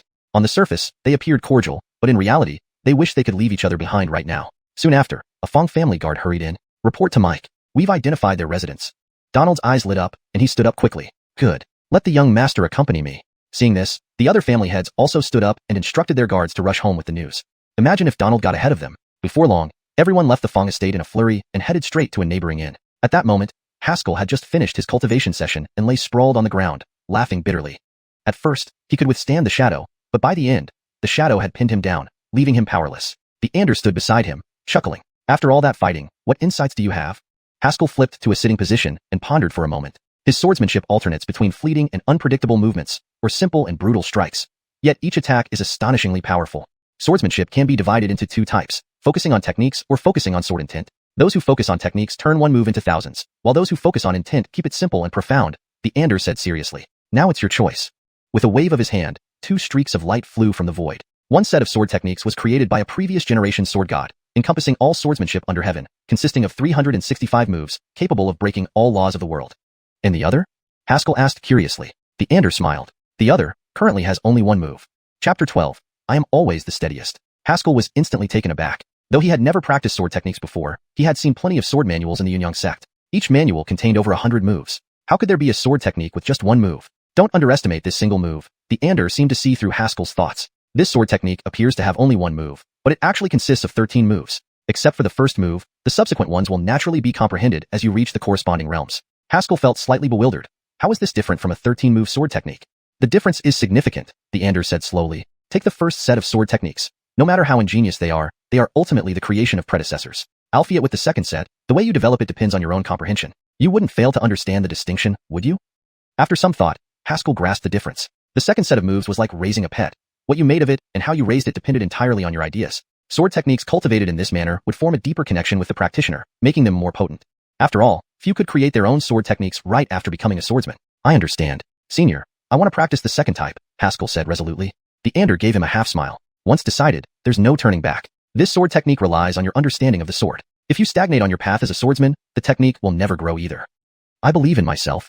These simple words from Haskell earned an approving nod from the Ander. As a swordsman, your heart must be as solid as a rock. The man waved his hand. However, you've trained long enough today. Rest for now. Come back here in 7 days, and I'll teach you the sword technique. With that, he waved his hand again. Haskell felt an invisible force lift him up, dragging him into the darkness. Hey, wait, senior. What realm have I reached? Haskell shouted as he was about to leave. You're barely considered a swordsman now, the Ander's voice echoed from afar. Taking down your brother won't be a problem, rest assured. In the next instant, Haskell snapped his eyes open to find himself back in his room. Have I become a swordsman? Haskell summoned the blood-red small sword, examining it carefully for a long time before suddenly slashing it to the right. Snap! The sword wind swept past, slicing through a wooden table a yard away in two. Cutting objects from a distance was proof of entering the threshold of swordsmanship. Wonder what wonders await at higher realms. The Ander had told him that swordsmen were divided into various ranks such as swordsman, great swordsman, sword Dao master, sword lord, etc. Beyond sword lord, he hadn't disclosed further ranks, saying it wasn't necessary for now, and not to aim too high prematurely. Haskell retracted the blood-red small sword, feeling even more anticipation towards swordsmanship. Just as he prepared to get up and tidy up, his heart skipped a beat. A powerful presence was approaching. He went to the window and looked down. Below was the inn's entrance where a large group was approaching. At the front was none other than Donald, who had chased him recently. Instinctively, he thought his hiding place had been discovered. Albeit then he realized, since being saved by Nicole, he hadn't revealed himself. How could they have found him? Wait, those behind him, are they the four surnames patriarchs? Even though Haskell was incredibly intelligent, he was momentarily confused. To say Donald came to capture him, the group was a bit small. And the four patriarchs, having no grudge against him, came to spectate out of boredom? After some thought, he decided to stay put and see what they intended. Downstairs, Donald and his group rushed in, drawing everyone's attention. Heavens, those are the four patriarchs, aren't they? Why are they with the Fong family, Mike? Could it be a powerful enemy here? Who in East Mountain City can oppose these people? What do you know? Remember the auction a few days ago? Word has it that important figures from Central Province arrived. East Mountain City might be remote, but within the city, there were always people selling gossip. Their arrival quickly spread news of visitors from Central Province. The major families didn't deliberately conceal the information either, as it couldn't be hidden anyway. If they were favored by the visitor, spreading the word would help bolster their reputation. Donald entered the inn first, asked the innkeeper for Haskell's room, and smiled at the group. Honored guests, Haskell is staying in room Heavenly number 1. Shall we go together? The patriarchs glanced at each other and nodded. They didn't trust this old coot to go ahead alone, fearing that if the visitor only accepted one person, they would miss out. Donald wasn't worried. In his view, Germain was chosen by destiny and carried good fortune, even stumbling upon treasures while walking. If even Germain was rejected, others wouldn't stand a chance. That would be unjust. The main descendants of the other families followed, either excited or nervous. Only Patty seemed somewhat distracted. That person, could he be a scion of a major family? That seems unlikely, but the golden pattern spirit stone was genuine. Would he still help me? Patty doubted herself, realizing that her initial recognition might now be overshadowed by his higher status, making their previous deal unnecessary. Carrying mixed thoughts, they arrived at room Heavenly number 1. Donald dusted off his sleeves and announced loudly, respected guest within, the Fong family of East Mountain City, along with the four patriarchs and their descendants, comes to pay respects. The patriarchs' expressions turned sour. What did he mean by that? It made it seem like they were subordinates. Inside the room, Haskell was also confused. What's going on? Why is Donald talking like he's trying to please someone and visiting? Suddenly, it dawned on him. He whispered urgently, Senior, What exactly is the golden patterned spirit stone? That little brain of yours works fast, the Ander chuckled. It's the crest of the top family in Central Province. Only their direct descendants can use it. Top family in Central Province. For exclusive use by direct descendants. Haskell understood instantly. These old guys think I'm someone else. Alphiet, why do they need to flatter me so much? The Ander guessed Haskell's confusion and explained the intentions of the major families. Haskell paused, then realized something crucial. So, they all consider me the heir of some major family and are seeking my favor? That's the idea. Wait, that smile. Don't you dare. Haskell narrowed his eyes and softly replied, Don't worry, senior. I've always been the steadiest. Chapter 13, Trapping the Fong Family. Come in. Upon hearing the voice from inside, Donald nodded slightly and pushed the door open. The several family patriarchs followed closely behind, entering the room. Haskell sat beside the table, his gaze sizing up everyone through his hood. Haskell was alone in the room. As soon as he noticed Donald and company approaching the inn, he had already secured a new room and sent Laverne there. After taking the 9 turns Crimson Practice Pill, Laverne would be unconscious for at least a day, so Haskell wasn't too worried. After everyone was seated, Haskell coughed lightly and said, Seniors, your presence here greatly honors me. I wonder what brings you. Donald quickly clasped his hands and said, With such distinguished guests visiting, it's only right for us to welcome you. Previously, not knowing your identity, if we were disrespectful, please forgive us. After all, our city is quite remote, and we might seem unsophisticated. Leonardo, standing nearby, twitched. She thought, this old man is blaming me. Isn't he saying my son didn't know manners? To think, if not for my son's jealousy and challenge, you wouldn't even know anything about this. Damn, this old man doesn't do anything good all day long. Haskell also caught the underlying meaning, and chuckled. Senior, you're too kind. Alphiet, I'm just here for training, and to find some promising talents. No need for such honorifics. As he spoke, he took out a token from his pocket and stroked it gently. Pity, I haven't found any talented individuals yet, which is quite concerning.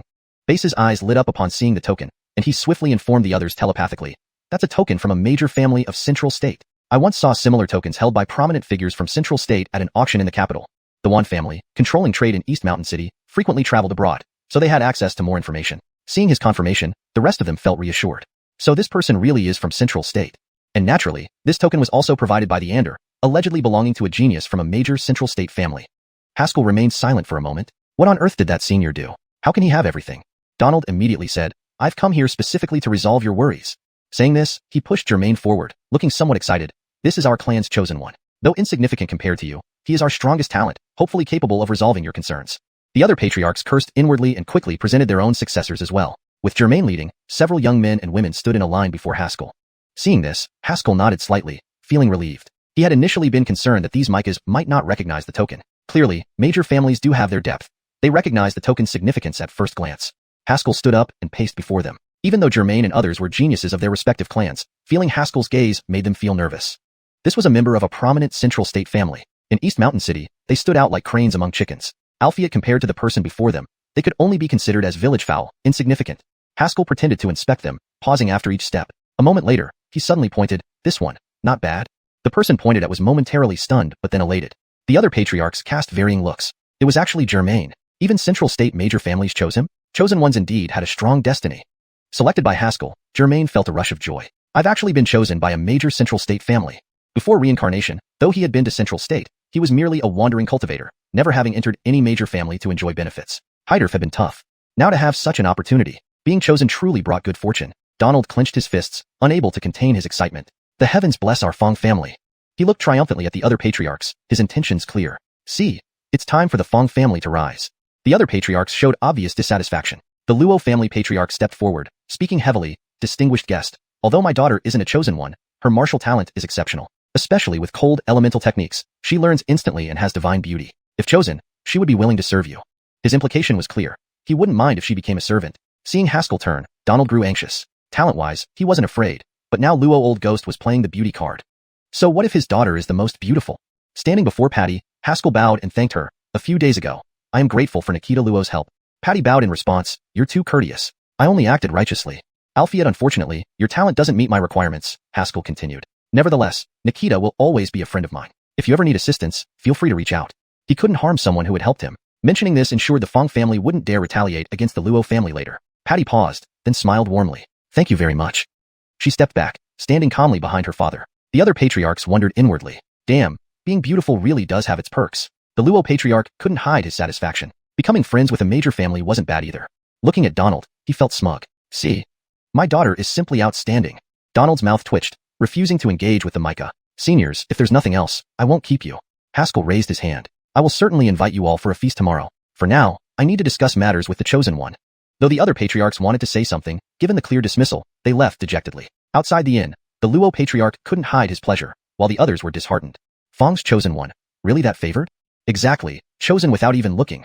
TSK, this isn't good. The Fang family will probably become more dominant. What can we do? We can only endure it. Meanwhile, Patty appeared lost in thought, as if pondering something deeply. After a while, a smile crept across her face. Being chosen may not be a good thing at all. ##### Chapter 14, Setting a Trap. In the room, Donald had suppressed his excitement and stood respectfully beside the table. Germain sat down, since he was now chosen, and could be considered this esteemed guest's disciple in a certain sense. Though their ages were not far apart, their status differed greatly. Seeing the two who had once been mortal enemies now showing such deference, Haskell felt an immense satisfaction. The situation was everything. Even if his cultivation was currently lower than theirs, they did not dare touch him in the slightest, because, in their eyes, he was now the scion of a major clan from Central State. Any misstep would bring swarms of powerful figures to destroy the city. This was not an exaggeration, but a real possibility. Central State's major clans were filled with countless powerhouses, any one of whom could easily overwhelm Dongshan City. And the reason for this confidence came from their own strength. Only true powerhouses could face all challenges without fear. Even if it was just a seemingly intangible identity, it could still awe everyone. At this moment, Haskell deeply understood this point. Only by being strong enough could one be fearless. Albeit he was not yet qualified. Only through continuous improvement might he one day achieve such a status. He reined in his thoughts and looked at the two men. Donald hurriedly cupped his hands and said, "Thank you for your favor, sir. My family is willing to serve you."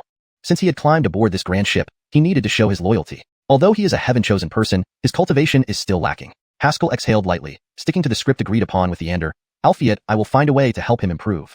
Germain's brows furrowed slightly, subconsciously saying, "I am already at the 3rd level of the innate realm." 3rd level of the innate realm? Haskell glanced at him, somewhat surprised. This guy had improved so quickly? He himself was only at the 3rd stage of the innate realm as well. The 3rd level of the innate realm is nothing more than an ant. Haskell's voice turned cold as he reprimanded, "Don't think that because you're at the 3rd level of the innate realm, you can look down on heroes. At your age, there are already masters in Central State." Germain was visibly shaken. A master in his teens. Unimaginable. Haskell smirked. This information came from the Ander. As for whether it was true or not, it wasn't his concern. Germain glanced back at the Mike Patriarch and, encouraged by the nod, finally bowed and said, "I am willing to serve."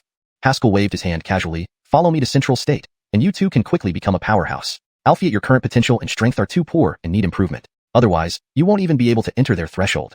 The two were baffled but felt that the Central State clans truly had a different standard. Even a heaven-chosen person's potential and strength were deemed inadequate. It was, "Please assist us, our family is willing to do everything," Donald said anxiously. Being able to send Germain into a Central State clan was worth any cost. "I can teach him a secret technique to strengthen his bones and muscles, invigorate his blood and chi, and enhance his cultivation, but it requires a lot of resources," Haskell said gravely. "If your clan doesn't have enough resources, let me know early, and I can find someone else." Donald brightened up, replying hastily, "We do have them. Please wait a moment, sir. I'll return immediately to prepare." With that, he left hurriedly with Germain. Standing by the window, watching them leave, Haskell communicated internally with the Ander, "Senior, will they really follow?" "Of course they will. You are now the scion of a Central State major clan." The Ander laughed. "Leave it to me, you just watch. Then it's in your hands, Senior." All of this was part of the trap set by him and the Ander. Since he had broken ties with the Fang family and as the legitimate eldest son, the things belonging to the Fang family should not stay in that mansion. Haskell never intended to take advantage of this opportunity to kill Germain. He planned to defeat Germain genuinely at the clan competition in a month. Upon Donald's command, the entire Fang family began moving swiftly, transporting large amounts of rare treasures and materials to the inn. Centuries of accumulated treasures flowed into Haskell's room, and he seemed like a bottomless pit, never stopping. An entire day passed before Donald returned, forcing a smile. "Sir, almost all our treasures have been delivered to you." No wonder he couldn't smile. These were centuries of Fang family's accumulation. Haskell nodded. "Let Germain stay. You can go back now and come again in 3 days." Noticing Donald's hesitation, Haskell casually threw a gold-patterned spirit stone to him. "If you encounter danger in the future, this can save your life." After tricking so many treasures out, giving him a little benefit was necessary. Donald instantly beamed, thanked profusely, and left holding the gold-patterned spirit stone. "Senior, what does this gold-patterned spirit stone do?" Haskell asked inwardly. The Ander snickered. "It's just a spirit stone with a self-destruct array on it. If this old fool really uses it as a lifesaver, well, you get it. You, Senior, have a dark heart. Learn from it. This is called worldly experience." He rose and walked to the backyard where almost all the treasures were piled up, creating a dizzying, intoxicating atmosphere. Seeing Haskell arrive, Germain bowed respectfully. "Greetings, Luther." Haskell waved his hand, gesturing for him to sit among the treasures. "Senior, let's begin." With that, the Ander inside the heavenly Dao Tower waved his hand, unleashing an overwhelming aura instantly. In an instant, the courtyard was engulfed in swirling winds and clouds, with numerous treasures rising into the air, forming a long dragon. Back at the mansion, Donald saw this scene and felt a flicker of excitement turn into a sneer as he entered the reception hall. Several clan heads were sitting there waiting. Seeing Donald walk in, they all stood up to congratulate him. Donald calmly took the head seat before waving his hand gracefully. There's no need for such formality. Though my Fong family has been chosen, when Luther Germain enters Central State, you also have a chance. After all, we are from the same region and should help each other. The clan heads exchanged glances. This was precisely why they came today. Their direct heirs weren't chosen, and the distinguished guest didn't seem interested, so they had to try another way. The Mike Patriarch speaks wisely. We should indeed support each other. Clark coughed lightly. Our families had some misunderstandings before, but let's resolve them and work together for mutual growth. Mike Patriarch lifted his teacup, sipped slowly, and said, I heard. Recently, a new spirit stone mine was discovered outside the city? Note. The translation aims to maintain the original tone and style while ensuring natural English phrasing and coherence with previous content. ####Chapter 15. The allocation of the spirit stone mine. Clark's expression changed, his temples throbbing. Grand Mike Fong, this is... Our clan has a large and prosperous population, and it's not easy to support such a big family. Grand Mike Fong sighed, starting to complain. Just the spirit stones alone are a huge annual expense. There's simply not enough to support our clan members' cultivation. Clark remained silent, his face gradually darkening. Leonardo, standing beside him, didn't look pleased either. Spirit stone mines were not like other mineral veins.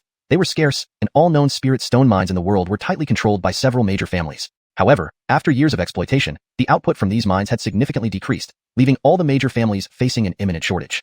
The newly discovered spirit stone mine was undoubtedly a timely solution. Originally, the Coleman family was supposed to take the lead while the Tang family would assist, and both would jointly develop it. Alfie at this old fox Donald actually brought up this matter now, clearly intending to monopolize the spirit stone mine. Grand Mike Fong speaks very reasonably. Our Wan family is willing to ally with the Fong family. From now on, all business in Dongshan City will have a share for the Fong family. Without waiting for the two patriarchs to speak, Base declared magnanimously. The two patriarchs froze, turning to glare at Base with anger. They were still thinking about how to minimize their sacrifices when Base made this move, effectively putting the two patriarchs on the hot seat. If they didn't offer enough benefits now, once the chosen sun rises, the Coleman and Tang families might not have a good future. I didn't expect Grand Mike Fong to be so well informed. In fact, this spirit stone mine. Clark glanced at Leonardo, then said solemnly, was originally meant to be a gift. 30% of its yield can be gifted to the Fong family. 30% was a prearranged share between the two patriarchs, and it was also their acceptable bottom line. Cultivating using natural elemental energy was extremely slow. Hence, most martial artists relied on the essence within spirit stones. Given the vast number of martial artists in a single clan, spirit stone mines represented the foundation and lifeline of a family. Among the 5 major families, only the Wan family, relying on its thriving commercial trade, wasn't worried about spirit stones. The other 4 families had been battling over spirit stone mines for years. Grand Mike Fong didn't respond immediately but took another sip of tea before leisurely saying, if my Fong family prodigy enters Zhongzhou, it will also require substantial resources. Hearing this, Leonardo's face turned even darker as he gritted his teeth. Grand Mike Fong makes a valid point. How much would be appropriate? We have many martial artists in my Fong family. I think, perhaps 80% would be suitable. 80%? This time, not only did Clark and Leonardo react, but even the city lord Gustavus, who had been watching from the sidelines, lifted his head, his gaze carrying a hint of coldness. Impossible. 80% is too much. Clark nearly slammed the table, almost rising from his seat. This is absolutely unacceptable. Leonardo glared at Grand Mike Fong, his fists clenched tight. With this allocation, each family would only receive 10% of the income, yet they would still need to bear the effort and cost of extraction, making it utterly unprofitable. Faced with the vehement opposition from the two patriarchs, Grand Mike Fong's emotions barely fluctuated. He calmly replied, everyone, we're all part of this city. If you refuse, feel free to leave without losing your temper. My young master is a straightforward person. Anyone who treats him well will be remembered. Moreover, the Imperial Academy recently sent someone to recruit our young master. Upon hearing this, everyone's faces changed. Damn it. The Imperial Academy was the premier academy in the capital. Martial artists coming from there had at least great master-level cultivation, becoming regional guardians for various nations, or being selected by hidden sects to become extraordinary beings. Is Germain really that good? Not only does a prominent family in Zhongzhou want him, but even the Imperial Academy wants him. The meeting room fell into an eerie silence, where a pin drop could be heard. Each patriarch was considering whether their sacrifice was worth it. Germain could first join the Imperial Academy and later move to a prominent family in Zhongzhou. This way, the connections and people he could interact with would be unimaginably prestigious. Despite their dominance in Dongshan City, if they encountered someone from the Imperial Academy or a powerful family from Zhongzhou, they would only have the option to beg for mercy. After about 15 minutes, Clark lifted his head, looking much older. As fellow citizens of Dongshan City, we should help each other. I agree to gift 80% of the Spirit Stone Mine's output to the Fong family. Leonardo's face was pale with fury, but he didn't oppose. Clearly, the two patriarchs had already reached a consensus during the discussion. Grand Mike Fong smiled warmly and clasped his hands together. Thank you, patriarchs. Regarding Zhongzhou, after Luther Yu finishes his seclusion, this Micah will discuss it. Clark nodded, stood up, and left without another word. Leonardo followed suit without speaking. Base seemed relaxed, nodding at Grand Mike Fong and following them out. As Gustavus reached the door, he suddenly stopped and said, Grand Mike, I hope Dongshan City remains peaceful. I trust you understand my meaning. Grand Mike Fong's face darkened slightly before he smiled. Please rest assured, Jan. I, Donald, hope more than anyone else that Dongshan City remains stable. Gustavus nodded and left directly. Once the patriarchs departed, Donald's smile vanished instantly, and he coldly sneered. A mere city lord dares to threaten this Micah? Once our clan's genius grows, your position as city lord won't amount to anything. By then, the entire Dongshan city will belong to the Fong family. At that moment, Corbin came into the meeting room and bowed. Grand Mike, Grayson rejected our marriage proposal? Grand Mike Fong snorted. How dare he spurn us? Why wouldn't our Germain be a match for his daughter, Patty? So what do you plan to do? Asked Corbin. Grand Mike Fong pondered for a moment and then said, no rush. After the clan competition, the Imperial Academy will send someone. For now, our esteemed guest is instructing Luther Yu. Don't disturb him. Once Luther Yu finishes his seclusion, you, Hutch, won't mean a thing. Donald thought this as he walked into the inner courtyard with his hands behind his back. On the other side, the few patriarchs walked out of the Fong residence, the amiable atmosphere immediately collapsing. Base, what do you mean? Leonardo was the first to confront the head of the Wan family, glaring at him. Didn't we agree to probe first? You've got a foolish mind. You shouldn't have supported killing your brother to become the head of the family. Base casually revealed Tang family secrets, smirking coldly. Donald is notorious for being devious since his youth. What do you think he's planning with such grand gestures? Gustavus walked behind them, murmuring, the Fong family is rising. You can't stop them. Today's coalition was suggested by Jean Gustavus. He glanced at the three men and said coolly, Donald indeed went too far, but I can't help you now. Whether it's the prominent families of Zhongzhou or the Imperial Academy, Dongshan City can't withstand any one of them. Though reluctant, the patriarchs were helpless. 80% of the mine's output, half of the profit, all handed over to one family, the Fong family. Who could accept this? However, with the Fong family's strength, within the next 100 years, the Fong family would undoubtedly be the top family in Dongshan City. The patriarchs exchanged looks, sighed, shook their heads, and dispersed. Gustavus gazed into the distance, where rolling clouds obscured the rugged skyline, hiding the mountains from view. The heavens are changing. Chapter 16. Maisie agreed. In the small courtyard, a grand scene unfolded as countless rare treasures floated up from the ground, dazzling and splendid. For 2 miles around, the area had been cleared, yet many people were still watching from a distance, amazed. Haskell stood among these treasures, exuding an air of ease and grace with every gesture, like an unparalleled master. Each time he waved his hand, a treasure would vanish into thin air. Immediately after, a powerful force would surge out of nowhere, merging into Germain's body. This energy would directly penetrate his meridians, circulating through his body before finally converging in his dantian. As time passed, even a faint golden glow began to emanate from Germain's body. The appearance of the golden light caused Germain to tremble. His expression became increasingly exhilarated. Too powerful. So this is cultivation? Seeing this scene, Haskell frowned slightly. Senior, are you sure this won't cause any problems? The changes occurring in Germain's body were similar to what he had experienced not long ago. Indeed, it was during the cultivation of the Vajra realm. Albeit compared to him, Germain's process seemed much easier and more pleasant. His eyes were rolling back in ecstasy. You don't understand a thing. His experience is just like gold plating, while yours is solid gold. How can they be the same? The Ander snapped. Fine, you're the boss. You make the call. Haskell shrugged and continued storing the treasures into his storage ring. This was part of the plan concocted by him and the Ander. Pretend to use the treasures to boost Germain's strength, but in reality, siphon off all the treasures for themselves. The so-called enhancement was merely an illusion created by the Ander. If a real fight were to occur, this Vajra realm wouldn't be worth dog droppings. That was the Ander's exact words. However, feeling the ever-increasing aura emanating from Germain, Haskell couldn't help but feel a chill. This senior's methods were too bizarre, able to create such an illusion of enhancement. It was almost as if controlling the power within Germain's body. Moreover, looking at Germain's expression, he seemed completely unaware of anything amiss. Well, no need to worry about it. Anyway, I will kill him in a month. Haskell shook his head, pushing aside those complicated thoughts, and continued collecting the treasures. In fact, Germain truly felt his strength growing stronger, oblivious to any deception. Even his cultivation realm was rapidly advancing. He felt incredibly fortunate to have garnered the favor of one of the great clans of Central State, truly deserving of being a heavenly chosen one. Seizing Haskell's fortune back then was indeed the right decision. 1 month later, I will definitely slay him and absorb all his fortune. With that thought, Germain continued his exhilarating cultivation. Thus, the two mortal enemies fortified their resolve to kill each other amidst this peaceful atmosphere. The Ander seemed to sense their thoughts, glancing up at the sky. The heavenly chosen one endowed, by the way, cannot be easily claimed through mere killing. Germain's ability to snatch the fortune showed that he wasn't simple either. How intriguing. These two might have many more entanglements in the future. In the city, news of Germain being chosen spread quickly, and everyone was buzzing about it. After all, it was one of the great clans of Central State, an existence nearly unattainable for the people of Dongshan City. Everyone believed that the Fong family was bound to rise. In the Liu family, inside a study, Hutch put down the letter in his hands and sighed deeply, looking forward. Daughter, the Fong family has sent another message. Before him, Maisie sat upright, her eyelids slightly lowered. Upon hearing this, her lashes fluttered, and she spoke softly. Is it still about the marriage alliance? Hutch struggled to continue. As the patriarch, he couldn't even protect his own daughter. Back then, even if Germain were a heavenly chosen one, he was confident he could handle it. What was one Fong family? He, Hutch, had long been the protector of the clan, possessing formidable strength, even surpassing Donald. If the Fong family pressured too much, he could ally with the other 3 families. Could Donald fight against 3? Albeit now that Germain had caught the eye of the great Central State clans, his status was entirely different. He hadn't visited Donald today just to avoid this issue, but knowing the alliances between the great families, he understood what had happened. Even Tang and Coleman families didn't oppose Donald's outrageous demands. Base went even further. offering most of his businesses. Thus, the four families formed a tacit alliance, leaving only the Lu family standing apart. A bunch of spineless cowards. Hutch cursed, his face appearing even more weary. Albeit what could be done? Now, the Fong family's rise was unstoppable. Even he would find it difficult to make a better choice. Unless something else could divert the Fong family's attention. Haskell. Suddenly invigorated, Hutch thought of something. Father, are you planning to involve Haskell? Maisie, with her keen intellect, deduced her father's intention from his changed expression. Hutch nodded vigorously, his demeanor somewhat excited. If Haskell could slay Germain, the rising trend would be broken. Then, even if the great Central State clans seek trouble, they would target Haskell. Alfred, where is Haskell? Maisie countered. Hutch paused, smiling bitterly and waving his hand. You're right. I'm getting old and forgetful. Haskell's Dantian was destroyed, and even if he has regained some strength, it's only at the Ian level. How could he match Germain? Note.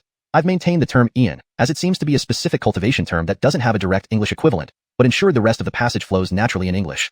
Besides, he knew today that the Central State clan's disciples were teaching secret techniques to Germain, further enhancing his power. Even if Haskell was once the first genius of Dongshan City, could he advance to the lesser Grandmaster realm in just a month?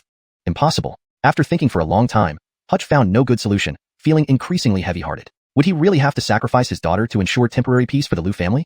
Clearly, Donald was ready to set an example by marrying Maisie, temporarily holding off on action. If he insisted on refusal, soon after the clan competition, this old demon would target the Lu family first. Currently, because of Haskell, a destabilizing factor, the old devil did not want to take too great a risk. Alright, go rest for now. I'll find an excuse to delay this further, Hutch sighed, hoping for a turn of events. Just then, Maisie spoke. Father, agree to them. Hutch froze, almost as if he didn't recognize his daughter. What did you say? Maisie said seriously, agree to them, but set the date 1 month from now, which is after the clan competition. Hashtag chapter 17.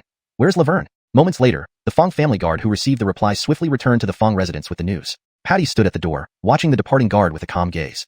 Haskell, I have placed all my hopes on you. Nobody knew that Patty had recognized Haskell from the very first moment she saw him. You will succeed, won't you?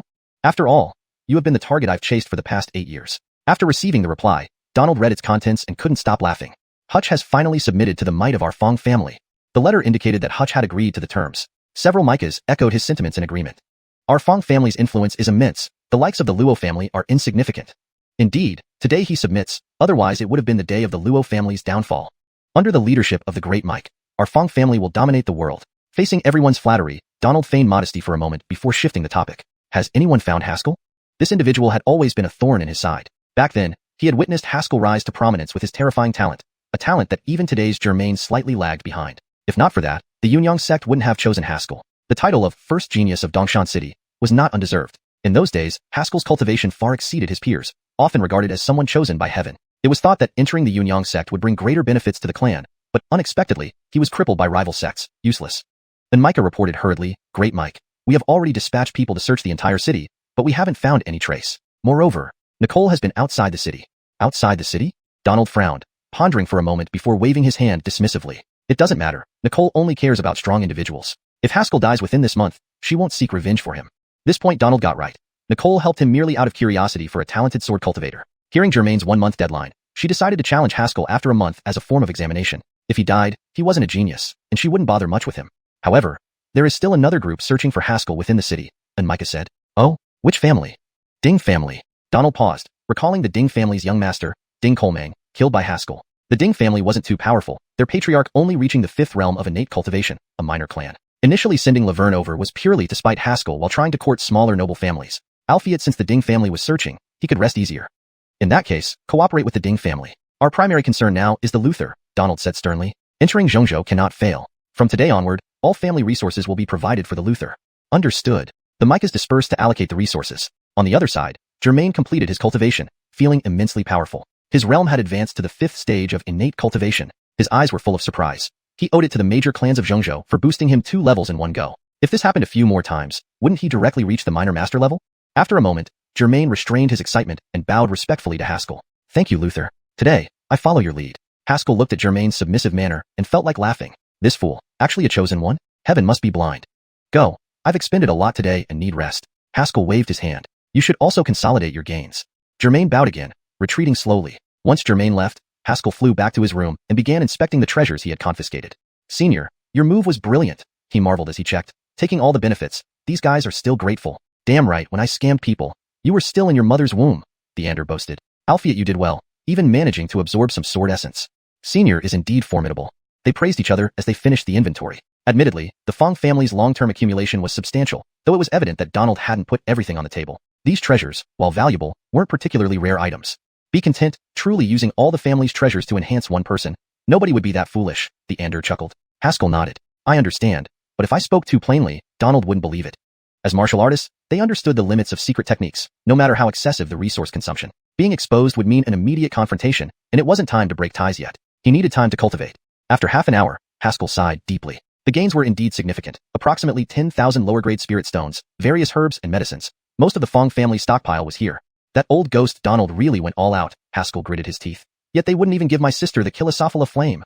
Among those treasures, he had clearly seen at least 10 Kilosophila flames, yet his sister had almost succumbed to illness recently, just a step away from death. It seemed that before he returned, his sister had gone a long time without absorbing complete Kilosophila flames, leading to such a severe outbreak. What a bunch of heartless bastards, letting an innocent little girl die like that. Utterly despicable. A sudden thought struck him, and he looked up sharply towards upstairs. Wait, where is Laverne? He had placed Laverne in the adjacent room, but sensing now, the room was empty. What happened? He dashed out, arriving at the room in a blink. Inside, the room was neat and tidy except for a messy pile of blankets on the bed. Chapter 18. Who dare touch my Aileen will meet the same fate as this corpse. She left on her own. The aesthete man explained. She must have woken up midway and not found you, so she went out to look for you. Upon hearing this, Haskell rushed out of the door at top speed, not even bothering to put on his straw hat. Joking, right? His younger sister had a frail constitution and chronic illness. After just having an episode, going out now was no different from courting death. Alfie, why would she go out? Could she have been lured by someone? With Haskell's current strength, he could sense more clearly around him and quickly located Laverne. However, there were other people with Laverne. On a nearby street, Laverne cowered fearfully in a corner, surrounded by several youths in gray robes. Tell us where Haskell is. A Remy stood behind the youths, eyes brimming with malice. Haskell killed my son. I will kill him. This man was none other than Pedro, the head of the Ding family. Laverne was visibly terrified but gritted her teeth and said through clenched teeth, I won't tell you where my brother is. Pedro could no longer contain his anger and strode forward, slapping Laverne to the ground forcefully. Bitch, if it weren't for you, my son wouldn't be dead. He yanked her hair, eyes bloodshot with fury. Let me tell you this, unless you speak, I'll sell you to a brothel where thousands will play with you and ride you. Plenty of people like girls like you. Laverne's fear intensified, but she still held her neck high and closed her eyes. Sorry, brother. Grimacin may never see you again. At that moment, a thunderous roar shook the air. Scum, you're looking for death. Turning back, they saw Haskell standing at the end of the street, face contorted with rage. Seeing this, Pedro sneered, rising and flinging Laverne aside carelessly. Haskell, you little bastard finally showed up. Today is your day of reckoning. Before he could finish, Haskell appeared before him, hand upright like a sword, striking his throat. Splat. Instantly, a bloody hole opened in Pedro's neck, blood spurting everywhere. The hatred in his eyes hadn't yet faded as he stared disbelievingly at Haskell, unable to accept this turn of events. I'm the head of a household, a 5th stage innate realm powerhouse. And I die at the hands of a junior? My son's revenge hasn't been exacted. I can't rest easy. The few gray-robed youths were splattered with blood, staring at Haskell in terror, trembling uncontrollably. They'd never seen such a cold, merciless gaze, one that felt like the devil from hell, chilling them to the bone. Witnessing this scene, the surrounding crowd was stunned. Haskell's actions had already created a commotion in Dongshan City, but no one expected him to show up so openly. Even more unexpected was that he had slashed down a family head with a single palm strike. That was a 5th stage innate realm martial artist, considered an old guard among powerhouses, and yet he died silently, without a fight, quieter than a stray dog on the roadside. High-lifting his head, Haskell swept a terrifying glance over everyone.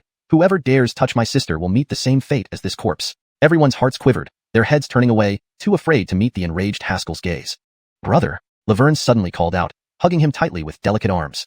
I thought Brother Quan didn't want me anymore. It turned out she had woken up in the room and, not seeing Haskell, assumed she'd been abandoned. That was why she left the inn.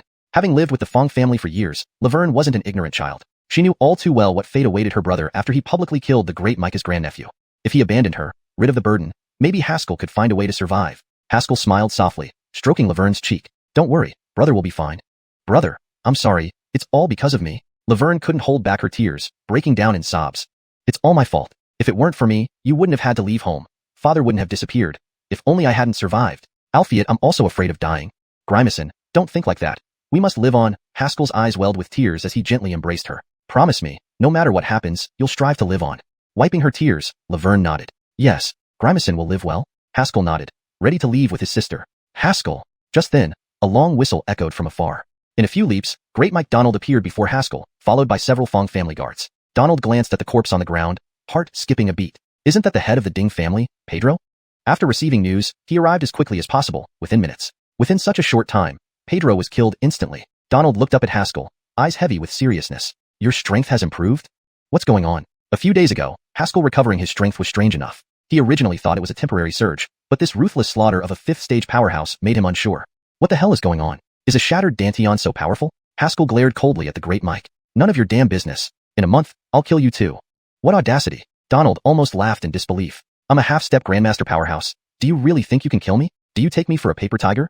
Haskell, I once believed you would loyally assist our chosen one, but now you've become a murderous, demon-possessed maniac.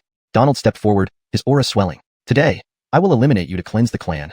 The guards seemed eager to impress and pulled out their sabers, charging ahead. A flash of coldness flickered in Haskell's eyes. With a swift kick, he moved like a flying swallow, knocking each of the guards off their feet. Bang, bang, bang. 3 muffled thuds resounded as the guards hit the ground, unconscious. Die, you insolent child, the great Mike roared, leaping into the air, his body pulsating with true chi as he unleashed a powerful punch. Hashtag chapter 19, Tansai Buyerling, Prodigiana. Haskell did not dodge. He took a deep breath, clenched his right fist tightly, and struck back with equal force. Boom.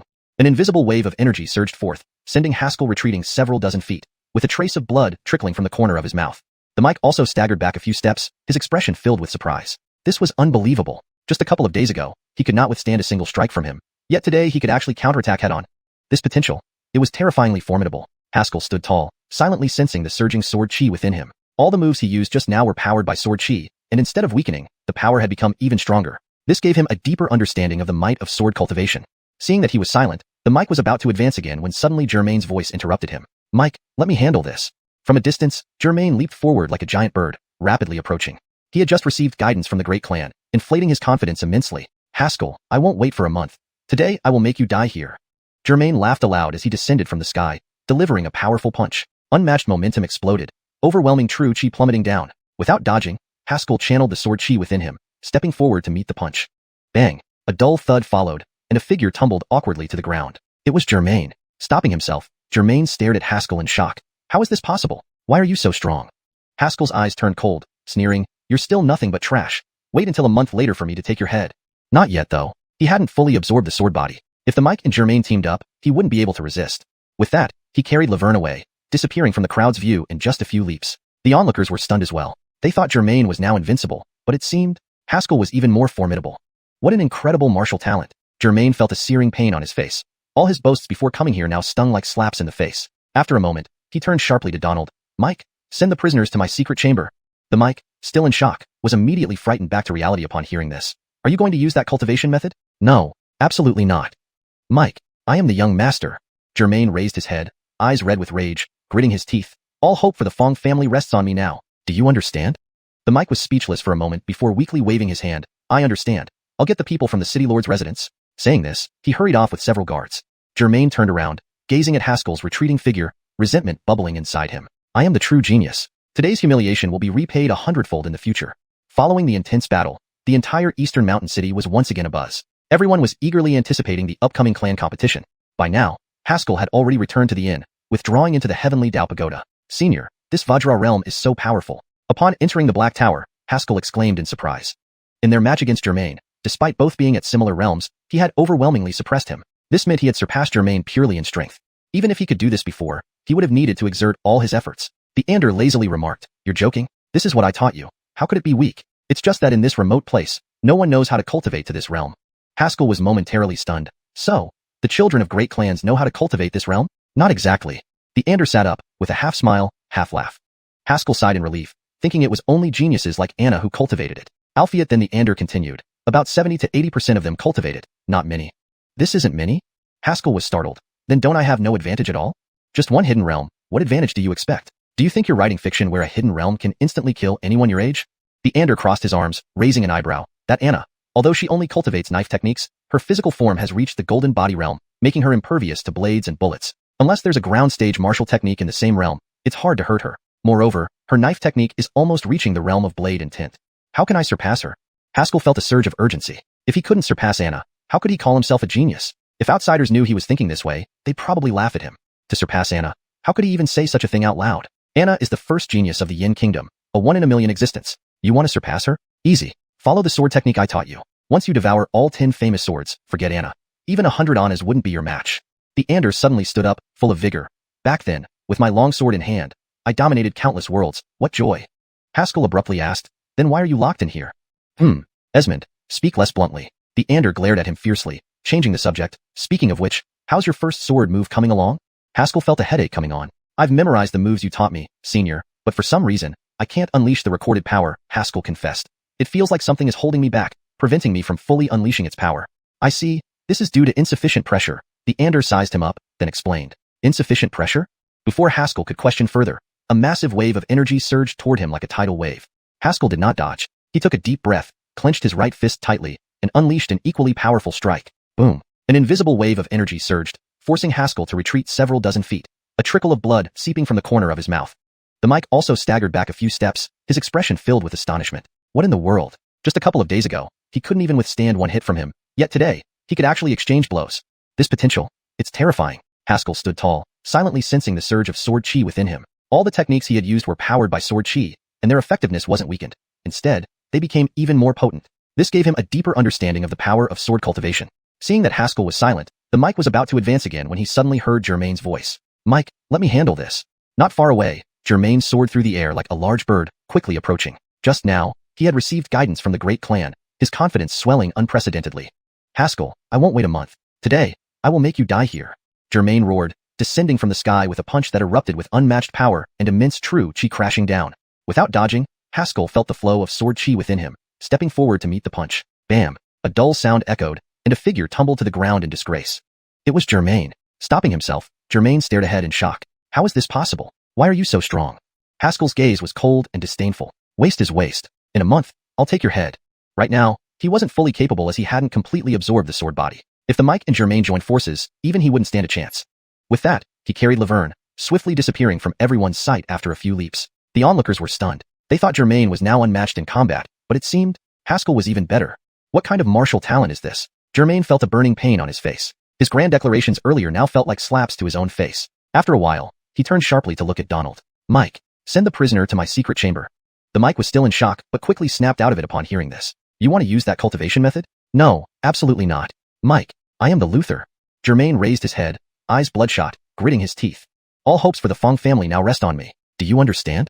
The mic was momentarily speechless before waving his hand weakly. Understood. I'll fetch the prisoner from the Jin's residence. Saying this, he left hurriedly with several guards. Germain turned around, staring at Haskell's retreating back, venom churning in his heart. I am the true genius. Today's humiliation, I will repay tenfold in the future. Following the intense battle, the entire East Mountain City was buzzing again. Everyone awaited the upcoming clan competition eagerly. Meanwhile, Haskell had returned to the inn, withdrawing his divine sense into the heavenly Dao Tower. Senior, this Vajra realm is so formidable. Upon entering the Black Tower, Haskell exclaimed in surprise. Despite being at a similar realm to Germain, he managed to suppress him effortlessly. This indicated that he had surpassed Germain in sheer power. Even though he could do this before, it required all his strength. The Ander lounged lazily. Nonsense, this is what I taught you. How could it be weak? It's just that in your remote land, no one knows about cultivating this realm. Haskell was slightly taken aback. So, does that mean the descendants of major clans cultivate this? Not exactly. The Ander sat up, half smiling. Haskell breathed a sigh of relief, thinking it might only be someone like Anna who would cultivate it. Alphiet then the Ander continued. About 70 or 80% cultivate it. Not many. That isn't few? Haskell was startled. Then I have no advantage at all? Just a hidden realm, and you think you'd have such a big advantage? You think it's like those novels where one hidden realm can instantly kill peers? The Ander folded his arms, raising an eyebrow. Anna, though only proficient in saber techniques, has her bones, tendons, and skin at the golden body realm, making her impervious to blades and bullets. Unless you have a rank earth martial technique, you won't hurt her easily. Moreover, her saber technique is almost at the level of saber intent. How can I surpass her then? A sense of crisis welled up inside Haskell. If he couldn't even surpass Anna, how could he be considered a genius? If outsiders knew what he thought, they would probably spit on him collectively. How could he even say that he couldn't surpass Anna? Anna was the first genius of Yin Kingdom, an existence among millions. To surpass her is easy. Cultivate the sword techniques I gave you. Once you devour all 10 famous swords, forget about Anna. Even 100 of her would be no match for you. The Ander suddenly stood up, exuding arrogance. In my prime, with my long sword in hand, gods and demons fled from me as I traversed countless worlds. What joy! Haskell suddenly asked, then why are you locked in here? Ah, young man, don't be so straightforward. The Ander glared at him fiercely, changing the subject. By the way, how is your first sword technique coming along? Haskell felt a headache coming on. I've memorized the moves you taught me, senior, but no matter what, I can't replicate the power recorded in them, Haskell lamented. It feels like something restrains me, preventing me from unleashing my full potential. I see, this is because the pressure isn't enough, the Ander said, scrutinizing him. Not enough pressure? Before Haskell could ask further, a tremendous wave of momentum surged towards him like a tidal wave. Chapter 20, The Secret of the Heavenly Path Tower. The Ander raised his hand, and an overwhelming surge of killing intent descended upon them like a collapsing mountain, almost making it impossible for one to stand straight under its pressure. Haskell's pupils contracted sharply into pinpricks. He instinctively performed a move that he had practiced thousands of times, pointing his long sword directly at the fierce killing intent. He had a feeling that if he couldn't withstand this killing intent, he would really die here. Was the senior trying to kill him? This thought flashed through his mind, but was immediately overwhelmed by the desire to survive. No, he absolutely must not die. He had to live on. No matter what, he had to live. Trembling all over, he struggled to raise his arm with the tip of the sword pointed forward. In the faint moment, Haskell felt something blocking in front of him being broken open, a powerful sword intention suddenly surging from the sword. Hydric a giant axe, the sword intent fiercely slashed the killing intent, cleanly splitting it into two halves. At this moment, Haskell finally vaguely grasped a certain meaning. A thrust of the sword means casting aside life and death. It was either his opponent dies, or he does. It is about severing the idea of life and death. Nice. This sword is named the Yama thrust. Once it is cast, it decides between life and death. If Yama decrees your death at 3 o'clock, no one shall live till 5. The Ander, as if nothing happened, lay down again. Remember this feeling. When you strike next time, do not hesitate. For the sword pointed, there can be only life or death. Haskell was now drenched in sweat, and his sword clattered to the ground. Albeit he didn't bother picking it up and instead sat cross-legged, closing his eyes to recollect the feeling of delivering that one sword thrust. After an indeterminate amount of time, he opened his eyes. Instantly, a dense wave of killing intent flashed in the depths of his pupils before disappearing into the darkness. Haskell stood up and bowed deeply towards the Ander. Thank you, senior. Since you've remembered, hurry up and get out of here. Don't disturb my sleep, the Ander waved impatiently. Such poor comprehension, I wouldn't have taught you otherwise. Who knows how long it will take you to save me from here? Haskell smiled wryly and turned to leave. Not long after he left, a light female voice sounded within the Black Tower. Xavier, you seem quite optimistic about this boy. You even helped him break through using the sword intent of unlife that made you famous back then. The Ander did not open his eyes, but a smile curved his lips. This boy is far more talented than I was back then. Back then, it took me half a year to understand the Yama thrust. Yes, indeed he is excellent. Alphiad Xavier, how much longer can you hold on? The Ander smile paused, gradually fading, and he spoke softly, don't worry. Before we finish off that damned old heaven, I won't die. The gentle female voice seemed to want to say more but eventually sighed softly, slowly saying, pay attention to that boy's sister. I feel that the power she possesses does not belong to this world. The Ander flipped over and sat up, his eyes deepening. Doesn't belong to this world. Could it be from? He sat silently like an ancient fossil, motionless for a long time. After mastering the Yama thrust, Haskell began diligent practice. Every morning, he practiced sword techniques, had lunch with his sister in the afternoon, and then entered the Black Tower to train with the sword servants. From initially getting thoroughly beaten, he now could steadily suppress his opponents. His sword skills rapidly improved, earning praise even from the Ander who remarked that Haskell already possessed a tenth of the talent he had in his youth. Haskell found this statement rather amusing. He had never met someone so shameless. Yet, he harbored no doubt about the Ander's words. During this time of practicing swords, he had roughly understood the nature of this mystical space. The tower was called the Heavenly Path Tower, an entity coexisting with heaven and earth. These people were supreme experts from countless years ago, who were imprisoned here for defying the will of the Heavenly Path. Though the Ander described it lightly, it sent shivers down Haskell's spine. The Heavenly Path. He had never believed such an ethereal will existed, let alone could govern everything.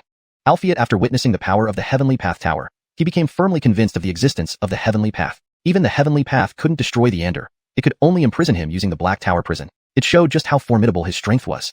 Senior, if the Heavenly Path Tower collapses, can you all escape?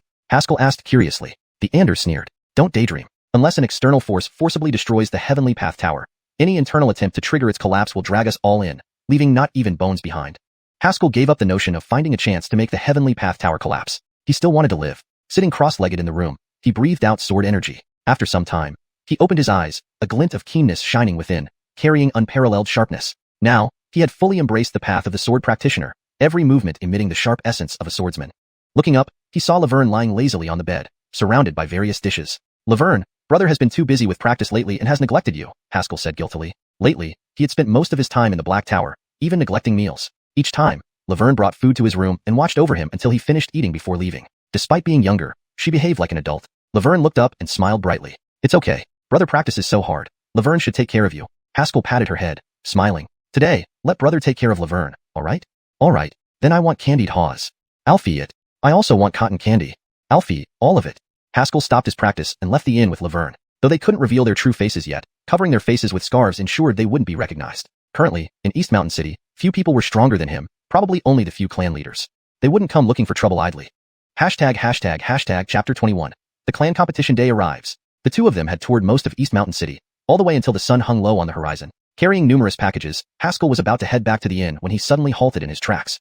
Not far ahead, a figure that seemed like a snow lotus was gracefully approaching, and beside her was another dashing young man. His gaze froze as he stared at them, his heart growing increasingly cold.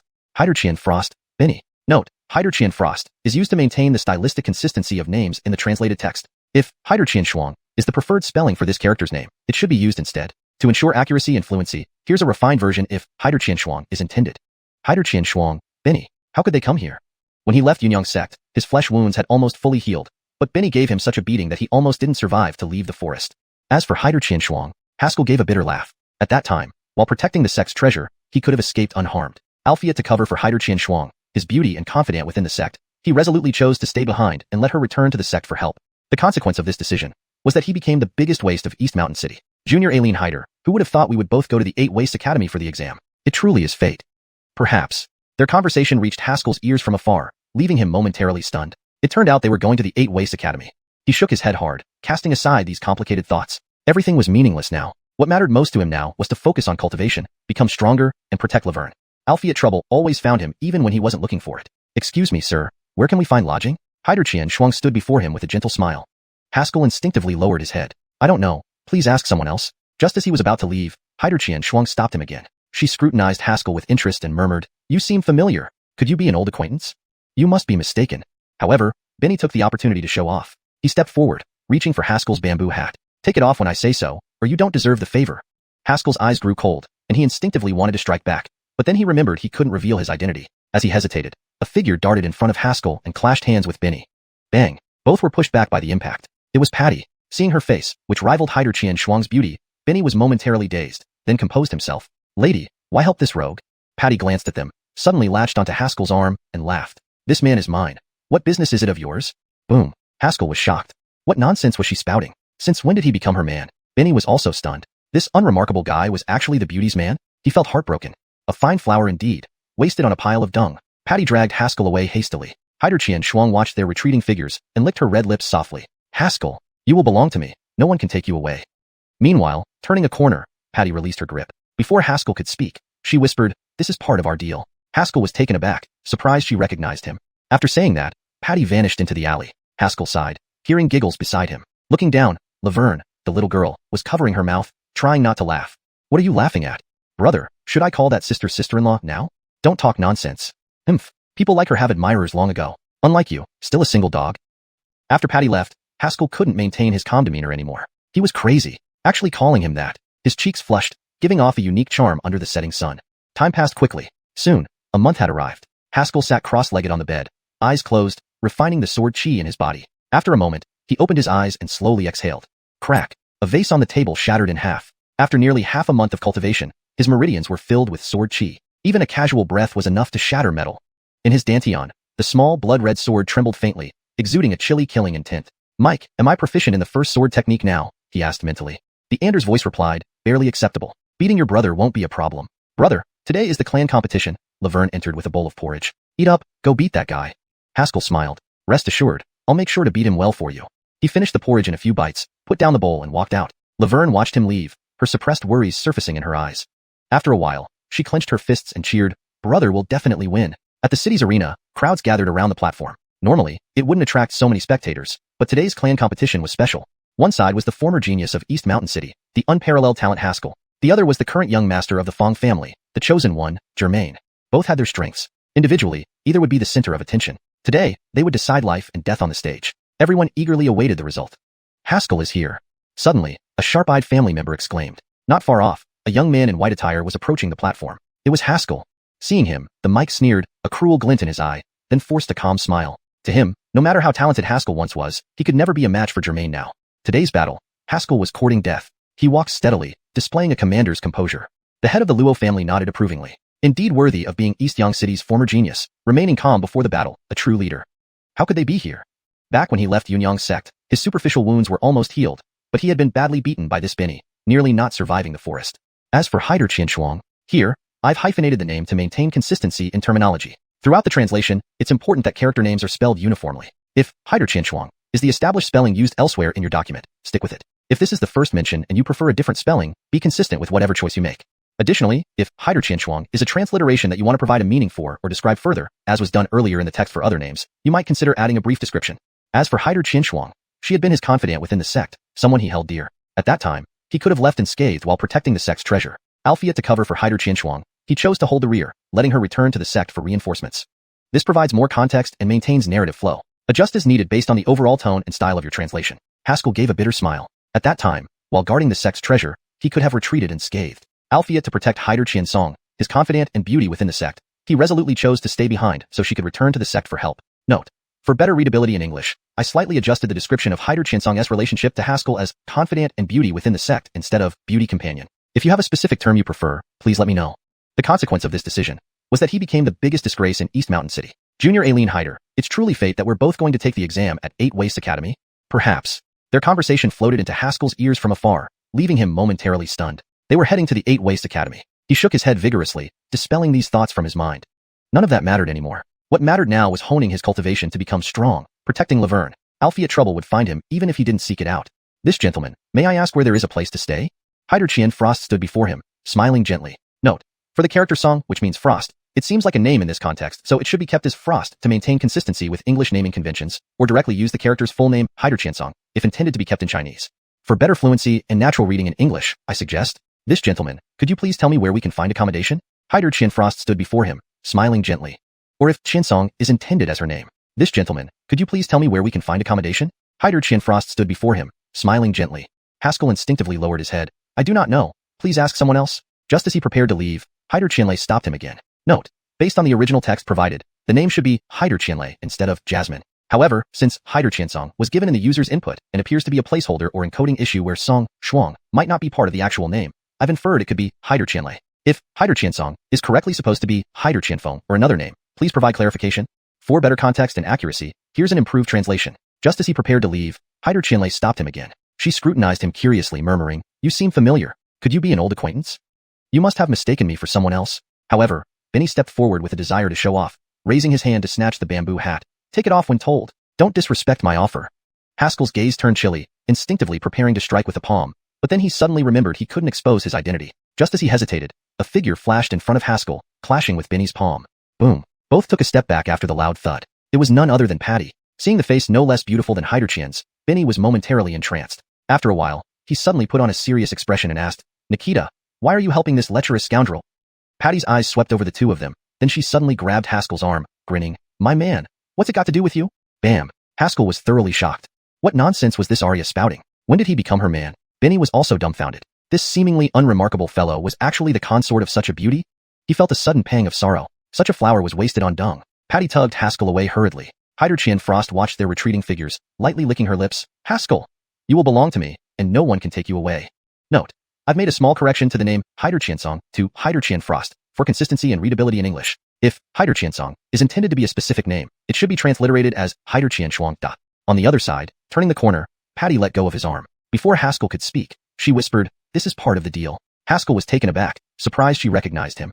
After saying this, Patty leaped away, vanishing into the alleys. Haskell sighed deeply. Suddenly, he heard giggling beside him. Looking down, he saw Laverne covering her mouth, laughing secretly.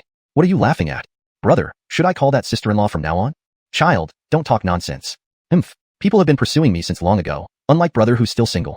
After Patty left, Haskell couldn't maintain his calm expression any longer. Did he lose his mind? To let her call him that. His blushing cheeks reflected an unusual charm under the sunset. Time passed quickly. Before he knew it, a month had passed. Haskell sat cross-legged on the bed, eyes closed, cultivating the sword chi within his body.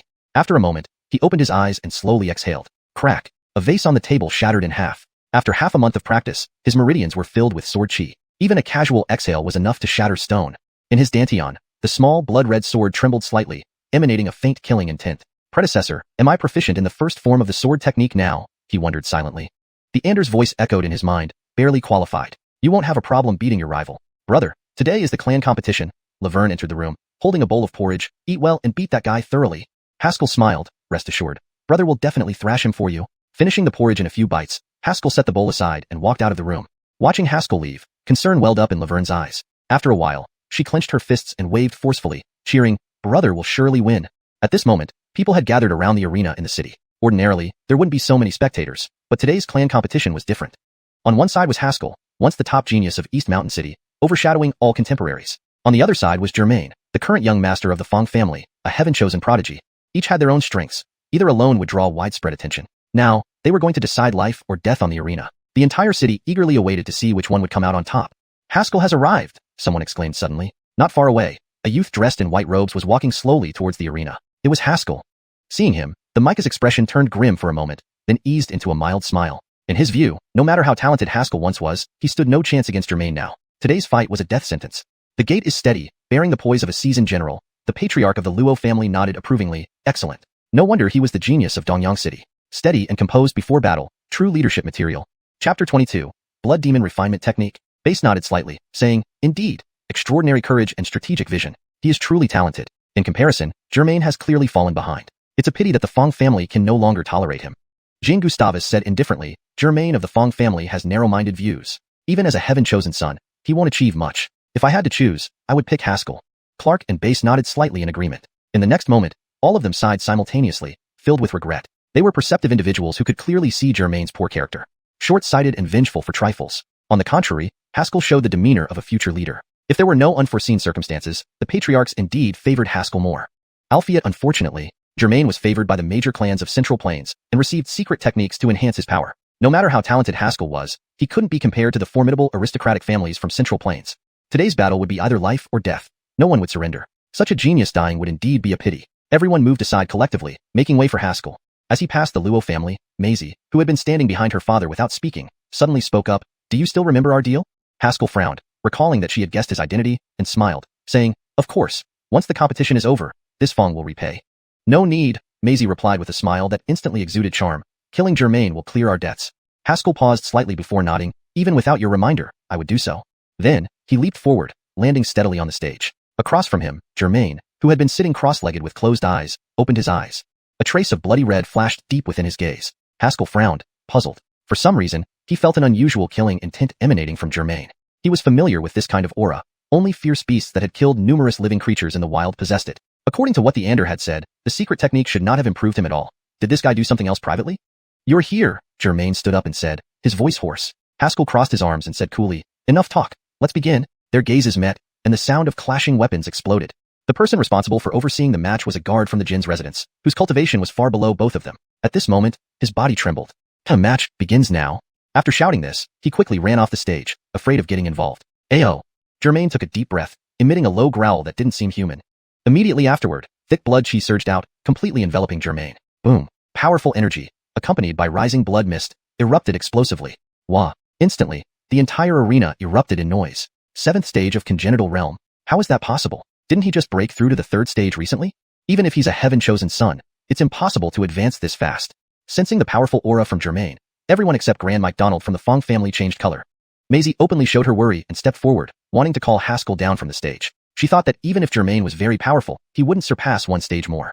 She had personally witnessed Haskell's talent and strength years ago. Now that he had regained his cultivation, he must far exceed Germain. Albeit no matter how strong he was, he couldn't bridge 4 stages to defeat an enemy. Grand MacDonald, this blood chi, could you have used the legendary forbidden technique? Jean Gustavus suddenly asked. Blood Demon Refinement Technique? Blood Demon Refinement Technique. The patriarchs immediately widened their eyes, startled. That was the forbidden technique always mentioned in Xiuxian City, which could rapidly enhance one's cultivation in a short period. The only flaw was that it would taint the practitioner's mind with a thirst for blood. If they couldn't control it, they would become a murderous madman. Albeit that wasn't why the patriarch's expressions changed. The Blood Demon Refinement Technique requires at least 50 people for a blood sacrifice. Where did your Fong family get so many people? Clark asked coldly. Grand MacDonald responded gravely. This Micah used convicted criminals. Convicted criminals? In Xiuxian City, only the Jin's mansion held convicted criminals. The patriarch's faces instantly turned pale, looking at Gustavus incredulously. Did Gustavus collaborate with Donald? Grand Mike Fong assured this city lord that he would not disrupt the order of Xiuxian City. Gustavus explained calmly, giving reasons for his actions. With a rising family promising not to interfere with the order of Xiuxian City, Gustavus had no choice but to agree. Intense blood chi surged like waves, spreading layer by layer. Germain's eyes were bloodshot, filled with malice, like a wild beast craving slaughter. Haskell, today is your end. With these words, his whole body transformed into a streak of bloody light, charging forward fiercely. Blood Demon Claw. A piercing sound echoed as Germain's hand sliced through the air, forming 5 streaks of bloodlight, grabbing toward Haskell fiercely.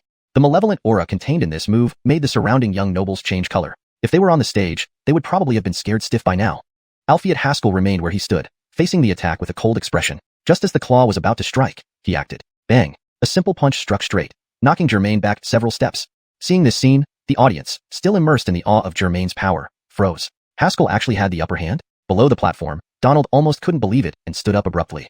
No, this is impossible. Germain has practiced the Blood Demon Refinement Technique and received guidance from nobles of Central Plains. His cultivation can't be compared to the past. How can Haskell possibly match him? Hashtag Chapter 23. The King of Hell's Pierce, deciding height and death. On the arena, Haskell did not pause for a moment. He capitalized on his momentum, advancing in 3 quick steps and delivering another punch. Germain's eyes were wide with shock. He couldn't believe what had just transpired. His sure-wing claw had been blocked. Before he could gather his thoughts, he saw Haskell's fist coming again and hurriedly raised his arms to block it. Rip! The fist landed on Germain's arms, and by sheer force of the punch, it tore a bloody gash. This is impossible. Why is your punch so sharp? Germain finally couldn't contain himself and roared in anger. A frog at the bottom of a well, Haskell said calmly, then swung his fist once more. Bang! Bang! Bang! A flurry of punches unleashed formidable power, driving Germain back relentlessly. He retreated dozens of feet until he stood right at the edge of the platform. What is his cultivation level? Donald's face was extremely grim, feeling he might have made a terrible mistake. It's simply impossible for someone at the 3rd level of Inborn Realm to possess this kind of strength. Several patriarchs exchanged surprised glances. Based on their experience, they could clearly see that Haskell's strength was abnormal and did not match his realm. Not far away, Anna stood beside an Michaely man, her eyes filled with appreciation. The old man wore a light yellow robe with a golden lightning emblem pinned to his chest. When people around them noticed this emblem, they instinctively gave these two a wide berth. Across the entire continent, only one place used a golden lightning bolt as its emblem, the Imperial Academy. Alicia, what do you think of these two? The old man asked casually. It's obvious who's better. Using the blood demon cultivation method and still losing. This Germain is really pathetic, Anna scoffed. Isn't it obvious? Wouldn't anyone with eyes see that? Thinking about this, Anna turned excitedly to the old man and pouted playfully. Master, why don't we not admit Germain and take Haskell instead? The old man shook his head helplessly and laughed. Although Haskell is fierce and courageous, he is ultimately not chosen by fate, nor even a height manipulator. He has no use for the Academy. I really don't know what the Academy is thinking. Anna grumbled discontentedly before vanishing near the arena after a few leaps. The outcome of this match had been clear from the start. There was nothing left to watch. Back on the platform, the battle continued. Haskell grew fiercer, each powerful blow landing on Germain, making him suffer immensely. Enough! Germain roared, thrusting his hands upward forcefully. Boom! An even denser surge of blood energy erupted from his body, his aura rising exponentially. Heavens! 9th heaven of Inborn Realm. From below the arena, gasps echoed all around. Breaking through to the 9th heaven of Inborn Realm in just 3 months? Inconceivable. How can anyone achieve this? No, this isn't true 9th heaven, Gustavus frowned, explaining slowly. His realm is still 7th heaven of Inborn, but with this move, he can unleash 9th heaven power. This is a secret technique from the blood demon cultivation method, sacrificing blood energy to drastically increase martial skill power. Beside him, Bass and Clark looked grave. To use this secret technique required killing over 30 people. Just how many convicts had the Fong family taken from the city lord's prison? If they treated lives like grass, what hope would there be for survival if they truly rose to power?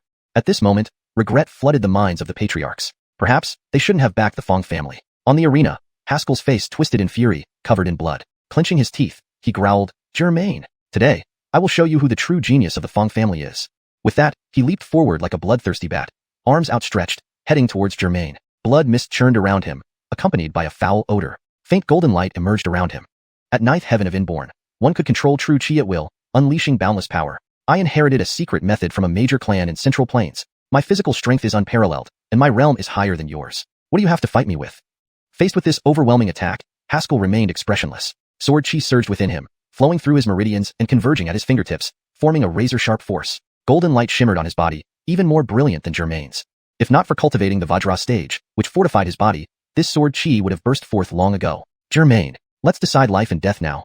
He roared, releasing the surging sword chi without restraint. The sword intent surged, gathering at his fingertips to form an illusory sword. This was the first sword technique he had cultivated under the Ander, King of Hell's Pierce. Once this sword is drawn, it means either life or death. Under everyone's gaze, Germain, enveloped in swirling blood energy, descended upon Haskell. In response, Haskell thrust his finger like a sword, aiming to pierce through the sky as he fiercely stabbed at Germain. Below the arena, the patriarch sighed. Facing a full power attack from 9th heaven of Inborn, Haskell's decision to retaliate directly was tantamount to courting death. As everyone watched, the two collided violently. Time seemed to freeze for a moment. Boom. Next came an explosive roar as dust and smoke erupted, followed by a figure being hurled backwards, crashing heavily off the platform. Everyone stared in disbelief when they realized who had been thrown. Germain, not Haskell. How is this possible?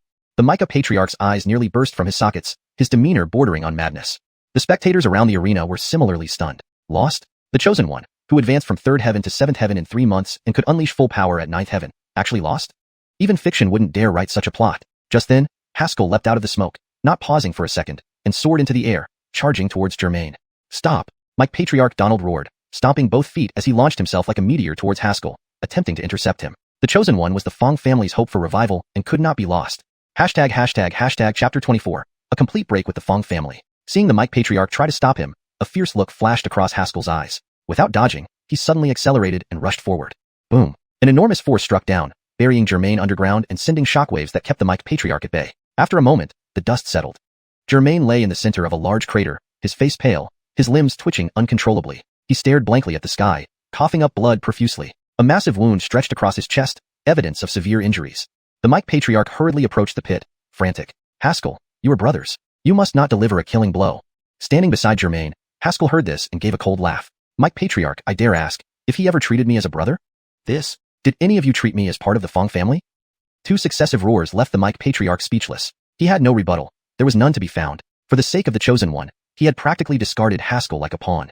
His face turned from white to red in rapid succession. Moments later, he raised his hand abruptly. Fong family guards, obey my command. Clink. Rows of guards rushed out from the crowd, surrounding the large pit. Donald took a deep breath and said with difficulty, Haskell, today's match is over. If you insist on attacking Germain, you will be considered an enemy of the Fong family. Ha ha ha ha. Haskell suddenly burst into laughter. Patty nearby felt a pang of heartache. There was no hint of joy in his laughter, only bitterness and sorrow. Donald, Haskell shouted fiercely, glaring intently at the Mike Patriarch. Do you remember what you told me when I was named the Fong family's top genius? To dedicate myself to the family, and it would never let anyone down. I left home for Yunyang sect to become a disciple, risking my life countless times so you could get resources to cultivate properly. I completed missions for Yunyang sect large and small without complaint, asking only that you take care of my sister. Fine, I have a damaged Dantian and am useless now, but see how you treated Laverne. She's just a child. Each roar echoed like the cries of a bleeding dove, accusing the Fong family of ingratitude. The Mike Patriarch's face turned grim. Everything Haskell mentioned was true, known to him all along. Back then, Haskell went to Yunyang sect because they offered a deal, providing monthly resources and medicinal herbs to the Fong family. At that time, the Fong family was weak, so Haskell was traded away like a commodity for the family's benefit. The surrounding family heads also looked startled, unaware of these past events. Only now did they understand the struggles this young man endured. You're a member of the Fong family, and all this is your duty, the Mike Patriarch growled. Germain is the chosen one. Only he can lead the family to greatness. Go to hell with your greatness. Haskell interrupted harshly. You want me to consider the Fong family? Did you ever think about me? My father disappeared and was critically injured protecting the family. Did you care for him? Revealing these secrets, or scandals, in front of everyone made the spectators look at the Fong family with increasing disdain. The Mike Patriarch saw the situation spiraling out of control and gritted his teeth. Kill him. This man has gone mad. He can't be allowed to live. Who dares kill me? Haskell released all the resentment he had long harbored. Today, whoever steps up will die. The overwhelming aura of death silenced the guards who were ready to charge forward. At this point, the outcome of the competition is clear. Jean Gustavus spoke up. Since the winner is decided, there's no need for more conflict. Donald, call off your men. Then he looked sincerely at Haskell. Haskell, if you're willing, I invite you to join the Jean Manor. The position of commander of the elite guards is waiting for you. The heads of several families initially didn't react, but their faces changed dramatically as Gustavus continued. Damn you, Gustavus. What a shameless bastard. While the victor was still on stage, you ran to recruit him. Could you be any lower? Base quickly joined in. Young Hero Fong, if interested, you can try joining our one family. Clark followed suit. Haskell, my Coleman family warmly welcomes you. Leonardo hesitated due to personal issues. He hadn't spoken first because his son had offended Haskell before. Instead, it was Hutch, Patty's father, who exhaled with relief and looked back. Daughter, when you suggested postponing for a month, did you plan this? Perhaps, we should make him our son-in-law? With Germain defeated, rejecting the marriage proposal was justified, without fear of retribution. As long as Haskell lived, the Fong family couldn't unite East Mountain City. He would always be a thorn in their side. Father, I was just taking a gamble, Patty smiled, smoothing her hair behind her ear. As for being our son-in-law, you jest, father. Haskell won't stay in East Mountain City. Luo family head nodded in agreement. Indeed, someone who, despite a shattered Dantian, rebuilt even greater strength, cannot be contained by a mere city like ours. Everyone tried fervently to recruit Haskell, but no one noticed Germain lying in the pit. His eyes brimmed with malice, staring at Haskell's back, filled with hatred. No, I have reincarnated and repaired myself. How could I lose again? The Fong family's top genius is mine. The Imperial Court Academy is mine. I am the future peak. Suddenly, he leaped toward Haskell. I am the strongest. I will not lose. Translation ends here. ##### Chapter 25. Germain's death, Anna's challenge. Whoosh. Rushing blood, she coalesced into venomous snakes, emitting a chilling aura of death as they lunged at Haskell with gaping mouths filled with murderous intent. Master Fong, watch out. Patty shouted in alarm. Germain's face contorted with malice, and he snarled fiercely, Haskell, die. Everyone watching was stunned. After sustaining such grievous injuries, Germain still had the strength to launch a counterattack. Gustavus, who was closest to Haskell, instinctively moved to shield him from the attack. However, Mike Donald stepped forward simultaneously, blocking Gustavus's path. Why go so far, Donald? Gustavus asked helplessly. Mike Donald's expression darkened, and he murmured, this is a matter for the Fong family. Think carefully, Jean. Germain is someone favored by a powerful clan from Central Plains. Upon hearing this, Gustavus hesitated, stopping reluctantly. The mention of the Central Plains' powerful clans made him think twice. Their conversation seemed lengthy, but only spanned mere seconds. The countless crimson venomous snakes were just inches away from Haskell, and even from a distance, everyone could feel the intense killing intent. At this critical moment, Haskell didn't even turn his head. He simply waved his hand casually. Compared to his previous explosive power, this strike seemed trivial, like a gentle breeze brushing past. Alphiot Germain's eyes widened instantly. He sensed an indomitable sword intent as sharp as metal within that breeze. This guy is a sword cultivator. Alphiot, so what? I have the secret technique of the Central Plains great clans. You can't break through my defense, Germain roared, enveloping himself in golden light as a formidable aura surged around him. Haskell, you can't break me down. Die. However, Haskell sneered coldly and continued his sword strike. Swoosh. Blood spattered everywhere. Germain stood frozen, staring incredulously at the spot before him. A long tear appeared at his neck. He clutched his neck desperately as blood trickled between his fingers. He couldn't believe it. How is this possible? I have the secret technique of the Central Plains great clans? Secret technique? Haskell's body shuddered, and a flood of golden light erupted once more. He then took out a hat and put it on. In that instant, Germain understood. It's you, the man, it's you. Everything was a lie. The Central Plains' powerful clans were a lie. The secret technique was also a deception. And ultimately, he remained a failure. Haskell, do you want to know how your father met his end? Suddenly, Germain smiled bitterly. It was a very powerful family. If you want revenge, find the Xiuxian family. Haskell's eyes narrowed sharply as he grabbed Germain. What do you know? Hee, go and find them. You will meet a worse fate than me. Their power is beyond what you can provoke. With a cold laugh, Germain collapsed on the ground, his gaze never leaving Haskell. He knew the origin of the person who gravely injured Haskell's father back then. That family was so powerful, its name was too terrifying to utter. He wanted to witness Haskell's eventual, gruesome demise. Silence blanketed the entire arena, thick enough to hear a pin drop. Gustavus furrowed his brow but soon relaxed. With Haskell now defying the sect, there was no need to worry about him returning to the Fong family. Dead. Mike Donald's eyes brimmed with disbelief as he staggered to the pit's edge, collapsing to his knees with a thud. His hands trembled, and his face turned ashen. The prodigy who was supposed to lead the Fong family to prominence was now dead? Especially when he saw Haskell's appearance after putting on the hat, identical to the noble guest, he finally understood. He had been deceived. Not only did he willingly hand over the Fong family's century-old savings, but he also caused the death of the chosen one. In that moment, Donald seemed to age several decades. Large patches of white hair sprouted in his once black locks, and his energy waned completely. What should have been an exhilarating ancestral contest ended in this tragic manner, which was indeed unexpected. Gustavus sighed deeply and stepped onto the platform. Since this is the case, I, the Gene, hereby declare Haskell the winner of this year's ancestral competition. Amazing! Haskell is too strong. The crowd cheered loudly, applauding Haskell's impressive performance today. However, the most deserving members of the Fong family were now pale-faced, like they had lost a beloved Micah. Huff! Haskell exhaled deeply, feeling the faint glow of the tiny red sword inside him. A bitter smile crossed his lips. That single strike had nearly drained all his sword chi. He was now almost as exhausted as an oil lamp about to extinguish. Just then, Anna leaped up and stood before Haskell. Her lips curled into a smile, her eyes blazing. Do you remember our agreement? In 1 month, we will spar again. Haskell nodded helplessly. Let me rest first. Be forewarned, I can't reproduce that move, so don't expect it. Why would he exhaust himself further in a friendly spar after giving everything in a life-or-death battle? Anna obviously understood this logic and gestured for Haskell to adjust his state. The crowd around the arena drew sharp breaths collectively, disbelieving what they were seeing. The youngest grandmaster of Yin State challenging Haskell? Even if Haskell had demonstrated incredible strength today, it was still unimaginable. After a few cycles of sword chi circulation, the tiny red sword in his dantian rekindled its glow. Haskell rose and looked at Anna. Come on. Swish. As he spoke, the long blade was already in front of him. Haskell was about to summon his sword chi when he suddenly noticed there was no blade chi on Anna's knife. It was just a very intricate blade technique. He immediately understood that Anna wanted to study his sword move from earlier. She didn't use true chi to avoid wasting his energy. Instead, she focused on the movements and the intention behind the strikes. To comprehend sword intent through sword techniques, Haskell unsheathed his long sword, his mind entering a calm yet combat-ready state. When he opened his eyes again, his focus was solely on the sword. The sword shot out like wind, striking precisely at vital points. No holding back, and no giving the enemy a chance either. Either live or die. Stepalesha's eyes sparkled with approval. She shifted her blade and forcefully chopped down on Haskell's sword tip. Clang. The metallic sound reverberated in the air. Haskell was pushed back several steps, a suffocating pressure rising in his chest, making his vision blur. Anna's long blade paused midair. At her throat, the sharp tip of a sword waited patiently. Any attempt to strike would result in mutual destruction. Non-living or dying, well done. Anna withdrew her long knife, nodding approvingly. In combat, only life or death exists. Such sword intent, I've only seen in books. If you become a great sword cultivator in the future, you might stun the world with a single stroke. The determined look in Haskell's eyes gradually faded as he sheathed his sword. Sorry for any offense. Anna waved dismissively and tossed a token toward him. The Imperial Academy won't accept ordinary people, but I have some influence at the 8 Wastelands Academy. This token is a recommendation. Perhaps it can help your sister's condition. Haskell's expression changed upon receiving the token, and he thanked her sincerely. Thank you, Nikita Alfie. The path of sword cultivation is perilous. Don't die. Anna glanced at him deeply. When your cultivation catches up, I hope we can fight again. Chapter 26. After tonight, the Fong family will no longer exist. At this moment, all the onlookers were left stunned. The conversation between Haskell and Anna was not at all concealed. It sounded in their ears like rolling thunder. For Haskell to match Anna's moves was one thing, but for him to be a legendary sword cultivator as well. While martial artists may practice with various weapons, it's only a part of their martial arts training and not the core of their cultivation. Sword cultivators pour their entire heart and soul into their swords, living and dying with them. This cruel method of cultivation also brings unparalleled strength. Any successful sword cultivator would be unmatched in their realm, and battling against higher realms is commonplace. Each one becomes an absolute powerhouse.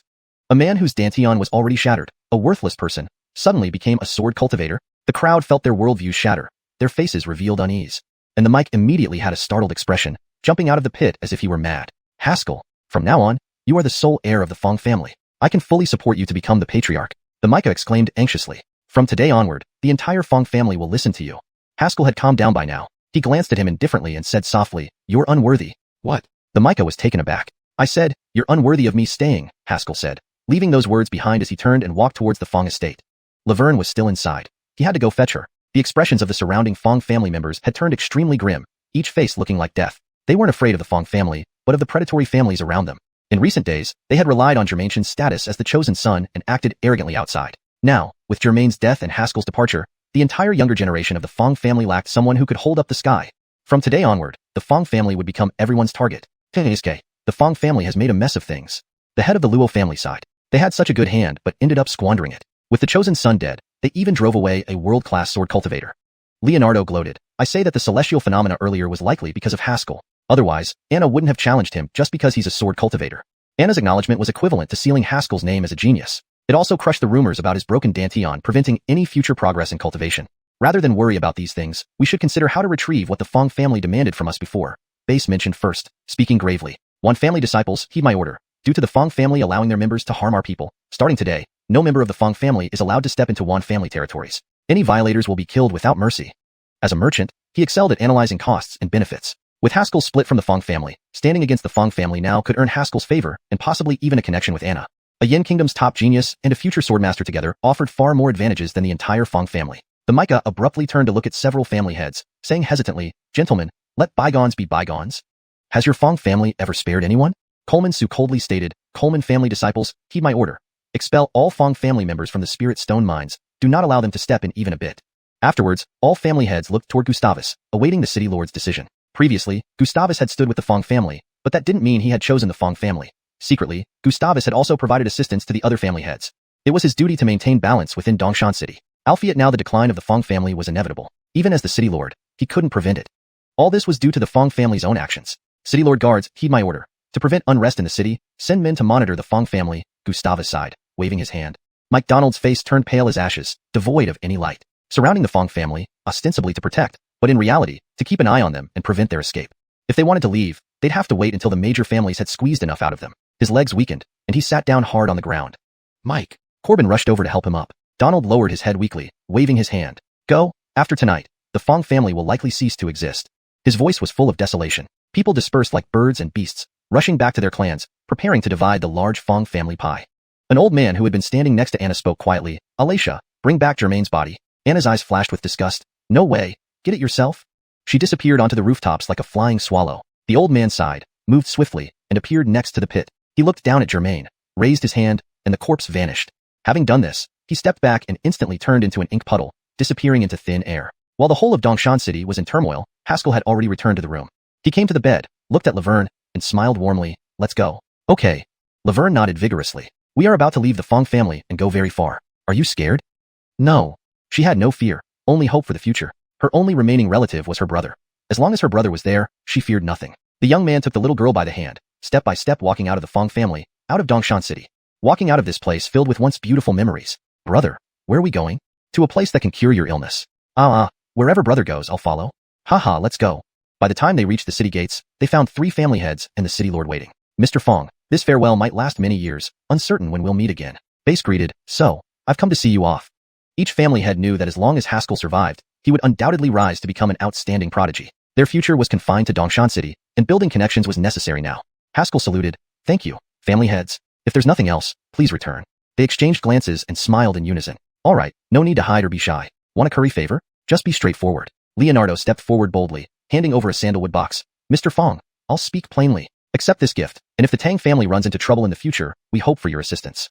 Haskell took the box, opened it, and was instantly astonished. It contained a bone-cleansing pill. Note: this translation maintains the paragraph structure and tone of the original Chinese text while ensuring natural English fluency. Chapter 27. You're not a professional beggar. In the wooden box lay a pill, round and smooth, exuding a rich aroma of medicine. When Haskell was in Yunyang sect, he had seen this item before. It was a bone-washing pill. This medicinal pill's main function was to transform the bone marrow and cleanse the meridians, with a fair chance of improving one's aptitude. Although he had already become a sword cultivator and no longer needed the bone-washing pill to enhance his aptitude, this pill could still greatly benefit him. During his previous sword practice, he had sustained many internal injuries. If left untreated, they would eventually turn into hidden dangers. With this pill, he could cleanse his entire body and heal all the concealed wounds. Though Haskell wasn't well versed in medicinal pills, the strong medicinal scent alone told him that the quality of this pill was high. At an auction, it would likely fetch no less than 500 spirit stones. To win my favor, he actually went this far.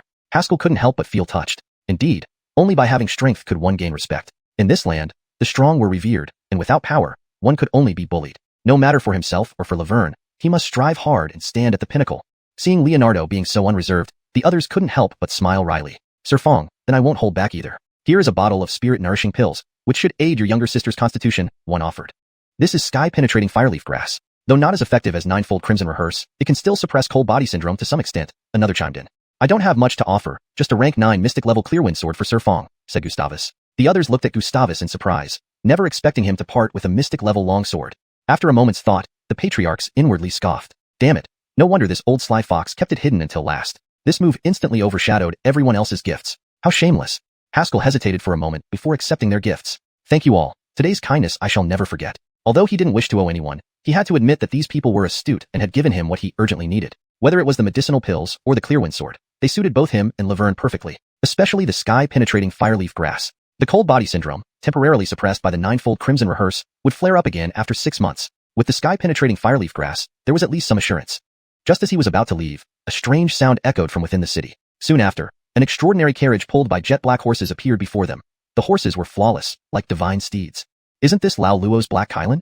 Clark frowned. He usually treasures his horses so much. Why is he willing to use them for a carriage today? Before anyone could respond, a tall Remy descended from the carriage, followed by Patty. Sir Fong, the journey ahead is long, and your younger sister's body is weak. Consider this carriage my gift. The patriarch of the Luo family grinned. Isn't this your most cherished divine steed? Haskell was puzzled. Sigh, indeed. I'm reluctant too. The patriarch leaned closer, winked, and said, Alphiet, it was my precious daughter who insisted on worrying about your journey and demanded that I give you this carriage. Haskell glanced past the patriarch's shoulder at Patty. Sunlight streamed down from between the clouds, casting a warm glow around her. She looked at Haskell, smiling gently, and nodded slightly. Sir Fong, the journey is long, and we may not meet again for a while. Please remember me. Your kindness will never be forgotten, Haskell bowed. With that, he lifted Laverne and leaped onto the carriage. The Black Kylan snorted and moved forward, its human-like intuition sensing the presence. The carriage wheels rolled away gradually. Humph, you're all quite generous. Gustavus laughed insincerely, giving away such valuable items. Maybe he won't even remember your kindness? True enough, Driscoll replied with a peculiar look. Forget us. It's old Luo who made the biggest gesture, even preparing his daughter to marry off. This was a joke among the patriarchs. Long ago, the Luo patriarch had proclaimed that only his future son-in-law would qualify to ride in the Black Kylan-drawn carriage. Ignoring the jesting remarks, the Luo patriarch turned to his daughter. Daughter, have you thought it through? Are you really going to 8 Extremes Academy? Patty nodded softly. Yes, I must go to 8 Extremes Academy. I want to see the outside world. And Haskell would certainly be there too. Wait for me, Haskell. We'll meet again. After chatting for a bit, the patriarchs returned to Dongshan City. A big cake awaited them there for sharing. Soon night fell. Haskell looked up and reined in the Black Kylan, bringing it to a halt. They were now over 200 miles from Dongshan City. Looking back, only endless mountains met the eye. The city was nowhere in sight. Laverne, get ready. It's time for dinner. Haskell gathered firewood to prepare the meal. Laverne answered and jumped off the carriage to assist him. After lighting the fire, Haskell took out dried provisions from his bag and put the prepared game meat into the pot. You are weak. Drink more soup later, he instructed carefully. Sure. Laverne nodded obediently. Soon, the food was ready. The siblings sat around the fire and began eating. The night was quiet, with only occasional bird calls and the crackling of burning wood. Everything felt peaceful and serene. Suddenly, Haskell frowned. Laverne, go back to the carriage. Laverne glanced at him, realizing something was amiss, and hurriedly returned to the carriage. The Black Kylan seemed to sense danger too, pulling the carriage aside, its eyes reflecting hesitation. Come out! Haskell picked up a stick and poked at the fire. After a while, a Arya dressed in deep purple emerged from a nearby tree. Haskell eyed her warily, tensing up for battle. The Arya approached the pot step by step, licked her lips, and whispered, Could you share a little? Haskell blinked, wondering if he heard correctly. He raised his head, scrutinizing her from head to toe, then said slowly, "You're not a very professional beggar." Chapter 28, Helmet. Having spoken, Haskell now took a closer look at the Arya. She looked slightly older than himself, probably around 20 years of age. Her purple dress was loose but still accentuated her fiery figure with its flowing curves. However, the dress had many torn areas, seemingly from sword cuts or other sharp weapons. Her eyes resembled luminous moons, twinkling with a mischievous spirit. Haskell tilted his head slightly and began to suspect why this Arya approached him so abruptly. The purple-clad Arya seemed momentarily stunned by Haskell's words. After a moment, she puffed out her cheeks and said, "You're really stingy. I just wanted to share a meal. Why do you have to insult me?" Then, she turned with a grin towards Laverne and pulled out a jade pendant from her bosom. "What a cute little girl. Since I'm sharing a meal with you today, consider this pendant as a gift from your big sister." The jade pendant shone beautifully under the moonlight, and though Laverne reached out to take it, she hesitated halfway and glanced at Haskell. "Take it. It's hers to give," Haskell said coolly. Upon hearing this, Laverne gleefully accepted the pendant and sweetly thanked the purple-clad young Arya. "Why are you so fierce?" The young Arya huffed. "Emph. You should be glad that you thought of teaming up with me instead of using me as a shield, otherwise my words would have been far harsher." Haskell sneered twice and then loudly announced, "Stop hiding and come out." As soon as he finished speaking, rustling noises emerged from the forest. Moments later, 3 towering middle-aged men slowly stepped out from the shadows, their faces heavy with apprehension, surprised they had been discovered despite their concealment. "Brother, may I ask for your name?" The leader among them, holding a long saber, bowed slightly from several steps away. "I am Xianxia City's Mad Saber Desmond." Haskell waved a hand without looking up. "Go on, I'll protect her." Desmond was taken aback and his face darkened. "Brother, if you act so aggressively outside your territory, you won't live long. Whether I live or die, you'll know if you try it yourself." Feeling the murderous aura emanating from Haskell, he finally set aside the stick he used to tend the fire and stood up, surveying the men with a glance. One at a time, or all together? The natural authority in his tone caused the men to hesitate. This young man, despite his apparent vulnerabilities, exuded an intimidating presence. "Just third stage numinous realm, we 3 can easily bring him down together," the man on the left whispered. "Judging from his looks, he seems to know Helmet, there's no persuading him." Desmond remained silent, recognizing that Haskell's cultivation was merely third stage numinous realm like himself. Alongside 2 second stage numinous realm men, they should easily overpower him. Albeit what troubled him was Haskell's age, just 16 or 17. Such a young third stage numinous realm practitioner was rare even in top-tier families of the Yin Kingdom. If they provoked someone powerful, the Qin family might not be affected, but these subordinates would certainly meet a gruesome end.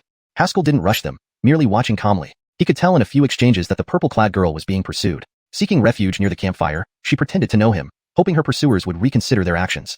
Clearly, she wasn't simple. Albeit she hadn't anticipated him calling her bluff so quickly. Haskell decided to help for 2 reasons. She didn't use him as a shield, and because Laverne accepted the jade pendant. This clever girl knew he saw through her plan and offered the jade pendant to seek his protection. The pendant was a first-class yellow-grade jade marrow phoenix pattern pendant from Yunyang Sect's treasure hall, beneficial for enhancing physical strength. Moreover, he wanted to gauge his combat prowess without using sword intent. "Since you aren't coming over, I'll come to you," Haskell declared, moving forward like an arrow. "I'll help you," the purple-clad Arya tried to assist, but Haskell coldly replied, "Stay and protect my sister. If anything happens to her, you all die." Surprised by his decisiveness, the Arya stood beside Laverne, inadvertently blocking her view. From the moment Haskell charged forward, she sensed the impending carnage. She herself was only third stage numinous realm, yet nowhere near his speed. Desmond, seeing Haskell charging, swiftly drew his long saber. "Prepare for battle." His companions followed suit, forming a triangular defensive formation. A gust of wind suddenly surged toward one of the men. "Suicidal." The man slashed, but Desmond's face changed instantly, shouting, "It's a feint." Before he could finish, another man was flung into the air, already broken before landing. His wide-eyed disbelief confirmed his instant death. The force of impact stirred clouds of dust where his body hit the ground. Desmond's grip on his saber trembled as beads of sweat formed on his forehead. A mere second-stage expert killed in one strike. What was this youth's true power? Another gust of wind came, aimed at Desmond this time. "Huh," Desmond growled, sweeping his saber to drive Haskell back. Yet Haskell moved like a serpent, lightly stepping off Desmond's blade to leap before the second man. Seeing the terror in his eyes, Haskell smiled cruelly. Second, snap. His palm struck the neck, breaking bones instantly. The man collapsed, lifeless, his neck bent unnaturally. Desmond was utterly shaken, fear gnawing at his heart. 2 moves, 2 instant kills. This youth was far beyond third-stage numinous realm. ##### Chapter 29, Instant Kill. The crackling of burning firewood echoed through the night sky. In the woods, an eerie silence prevailed. Desmond was drenched in sweat, his eyes fixed on Haskell, who stood motionless before him. Inside, Desmond was reeling from shock. These 2 subordinates he had brought out were among the most combat experienced under his command. Even within the Qin family, they would be considered top-tier experts. Albeit before this young man, these 2 seemed powerless, killed in an instant. He hadn't even had time to react. Desmond's mind churned with one persistent question. Which noble family did this young man hail from? Haskell didn't give Desmond much time to ponder. He swung his palm like a blade and slashed towards Desmond. Rip! A tear split open Desmond's clothing. At this moment, fear gripped him completely. If he hadn't dodged quickly, it wouldn't have been just his clothes that were torn. This attack also allowed Desmond to identify Haskell. Crimson Gold Palm. You're from the Fong family of East Mountain City. He shouted loudly, trying to unsettle Haskell's concentration. I am in Micah of the Qin family of Xinyang City. If you kill me, the Qin family will never let this go. You have sharp eyes, Haskell remarked with a faint nod of approval before shaking his head. Alphiet, it's a pity. I have no connection to the Fong family. From the moment he left East Mountain City, he was no longer the Haskell of the Fong family. Now, there was only one Haskell, his own. Himph, at this point, you still want to hide your identity? Desmond's thoughts drifted to another direction entirely. Helmet, I didn't expect your family to have already allied with the Fong family. This must have been planned for a long time. Haskell sighed. Indeed, an overactive imagination could be a curse. Do we continue? He asked coldly, or should you just scram? Desmond glared fiercely at Haskell, then hastily carried away the two bodies. I'll remember the Fong family of East Mountain City. Haskell's strength was too enigmatic. Despite being only at the third heaven stage of innate realm, he had effortlessly killed two second heaven, innate realm experts. Even against someone of the same rank as himself, Haskell showed no signs of struggle. If not for the first palm strike holding back intentionally, Desmond would already be dead. He needs to report this to the Grand Mike immediately. The Fong and Z families have united, and Xinyang City is about to change hands. In a few swift leaps, he vanished into the wilderness. Helmet rushed over. Seeing that Haskell had truly let Desmond go, she exploded in frustration. Why did you let him go? If he escapes, we'll be in deep trouble. That's just your problem, Haskell said coolly. It wasn't that he didn't want to kill him, but he didn't want Laverne to think of him as a bloodthirsty person. His swift handling of the other two was enough to intimidate and dissuade them. He's the sixth Mike of the Qin family. Helmet exclaimed anxiously. Their patriarch is a Hydertal master. If he intervenes, none of us can survive. A high-stage Hydertal master? Haskell murmured to himself, comparing in his mind. Though Germain could muster the power of a ninth heaven innate strike using dark methods, it was forced.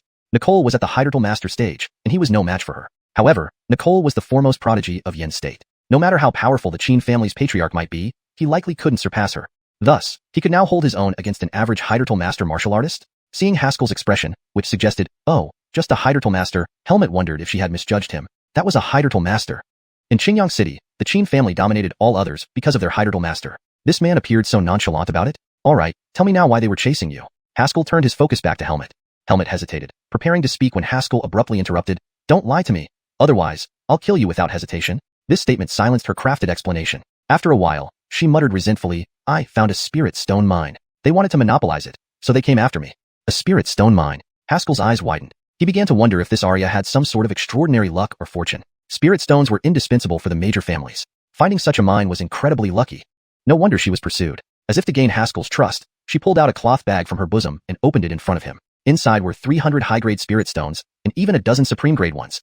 Suck in. Haskell instinctively drew in a sharp breath. While he had plenty of spirit stones in his storage ring, if used for cultivation, they would be quickly depleted. Most of them were low-grade, only a few high-grade, and fewer supreme-grade ones. Low-grade spirit stones contained the least essence, requiring large amounts during cultivation. High-grade spirit stones, however, were rich in essence. With so many, several innate realm experts could be cultivated. For commoners, gold was lifeblood. For martial artists, it was spirit stones. With sufficient spirit stones, a minor family could swiftly rise to local hegemony. Despite Tang Hiram's apparent generosity with low-grade spirit stones during the auction, he was actually using the family's reserves. 300 high-grade spirit stones weren't even something the Fong family once possessed in full. No wonder, being able to unearth 300 high-grade spirit stones makes your death understandable. Haskell snatched the bag from Helmet, taking more than half for himself before returning it. Consider this as payment for saving you. Helmet examined the bag, finding only less than 50 high-grade spirit stones remaining, and felt indignant. You're a bandit. Who asks for a reward like that? She puffed her cheeks, reaching out to Haskell. Haskell, unperturbed, replied, in my view, your life is worth far more than those high-grade spirit stones. Do you think your life isn't worth that much? Caught by his words, Helmet fumed, but couldn't find the words to respond. She stomped angrily and leaped into the forest. Haskell, I'll remember your name. Haskell touched his nose, muttering to himself, being handsome has its effects, huh? Hashtag chapter 30. The Grandmaster appears. Brother is being modest, praising himself. Laverne didn't give Haskell any face at all, and teased him with his flower-painted face. Haskell didn't mind. He walked over, picked up Laverne, tweaked her nose and laughed. So, how handsome is your brother? The handsomest in the world. Seeing that Laverne didn't seem to be scared by the scene of him killing people, Haskell felt a little relieved. Although he knew that his actions were merely postponing Laverne's inevitable encounter with the brutal world of martial artists, and might be futile efforts, he hoped, if there was a chance, that she would never practice martial arts. This world was too cruel. He could protect her, and that would be enough. Let's go. We can't stay here any longer. Haskell carried Laverne, and sat them down in the carriage. The Qin family dared to chase them late at night, so it wouldn't be just these three men. Desmond would certainly report to his family. If they didn't leave now, they would be surrounded soon. Black Kylan, let's go. Haskell patted the horse's neck, and Black Kylan, understanding human intentions, snorted and trotted away, pulling the carriage along with it. Less than half an hour after their departure, a group of people appeared where they had been. Desmond followed behind a young man, looking uneasy. Luther, I encountered that person here. Desmond said humbly, his voice dry. He failed to bring the person back and even lost 2 brothers in the process. He was sure to be punished this time. The young man, whom Desmond called Luther, nudged the nearly extinguished campfire with his foot and frowned. A younger man than me has actually reached the 3rd heaven of innate realm? Based on my observation, it should be so. That young man seems to be under 20. The young man glanced around and mused. I heard the Fong family has produced a heaven-chosen individual. Is it him? Desmond quickly replied, I have seen Germain's portrait.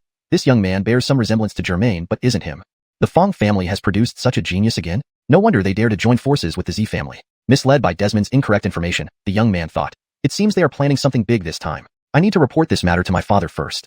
With one order from the young master, everyone turned around and headed towards Xianxia City. Before leaving, the young man glanced back at the campfire and smirked. Genius? My favorite thing is to kill geniuses. If anyone from Xianxia City were present, they would undoubtedly be terrified and recognize his identity. Xianxia City's top genius, Qin family's Luther Giselbertzi. On the other side, Haskell sat cross-legged inside the carriage while Laverne lay asleep on a nearby seat. In the earlier battle, he hadn't used the Yanwang needle or even the sword intent. Instantly killing someone at the 2nd heaven of innate realm relied solely on the Fong family martial skills executed with sword chi.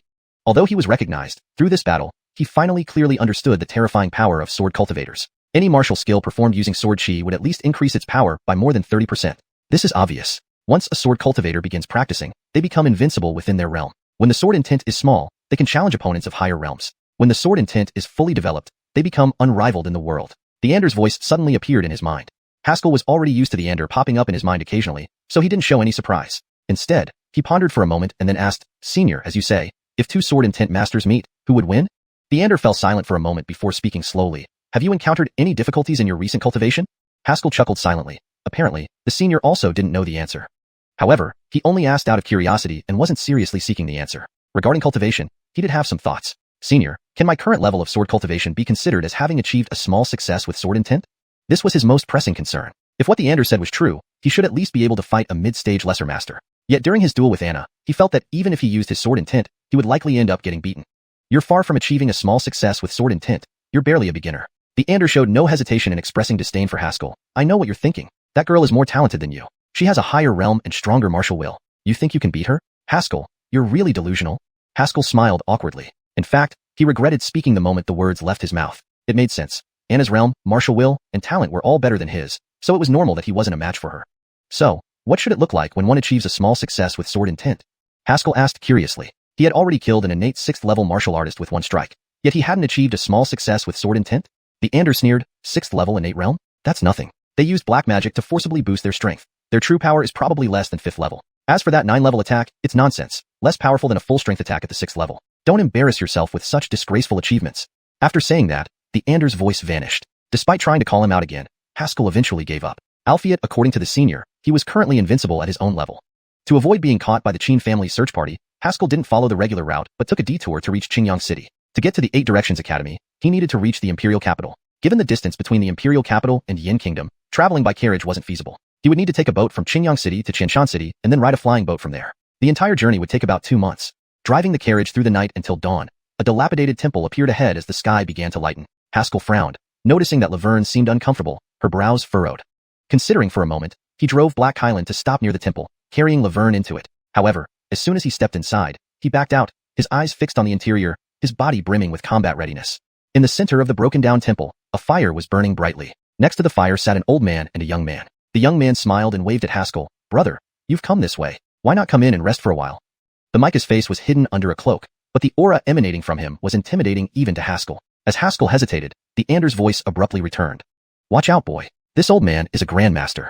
Chapter 31, Cash-in. Haskell was instantly stunned. Looking across the entire state of Yin, there were only a handful of martial artists who had reached the Grandmaster realm. Excluding those who had retreated to live in seclusion, fewer than 10 could be named. The majority served as the foundations of various powerful factions, seldom revealing themselves, usually acting merely as deterrent forces. In this desolate wilderness, to actually encounter a Grandmaster? Haskell's gaze towards the young man immediately changed. Anyone who could be accompanied by a Grandmaster must be no ordinary person. Since the two of you don't mind, I will boldly intrude. Haskell nodded and sat down opposite them with Laverne in his arms, his gaze naturally sweeping over them.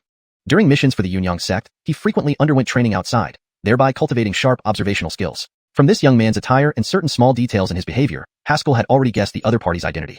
The young man put aside the stick he used to stoke the firewood and greeted Haskell with a cupped hand salute. You must be Haskell, right?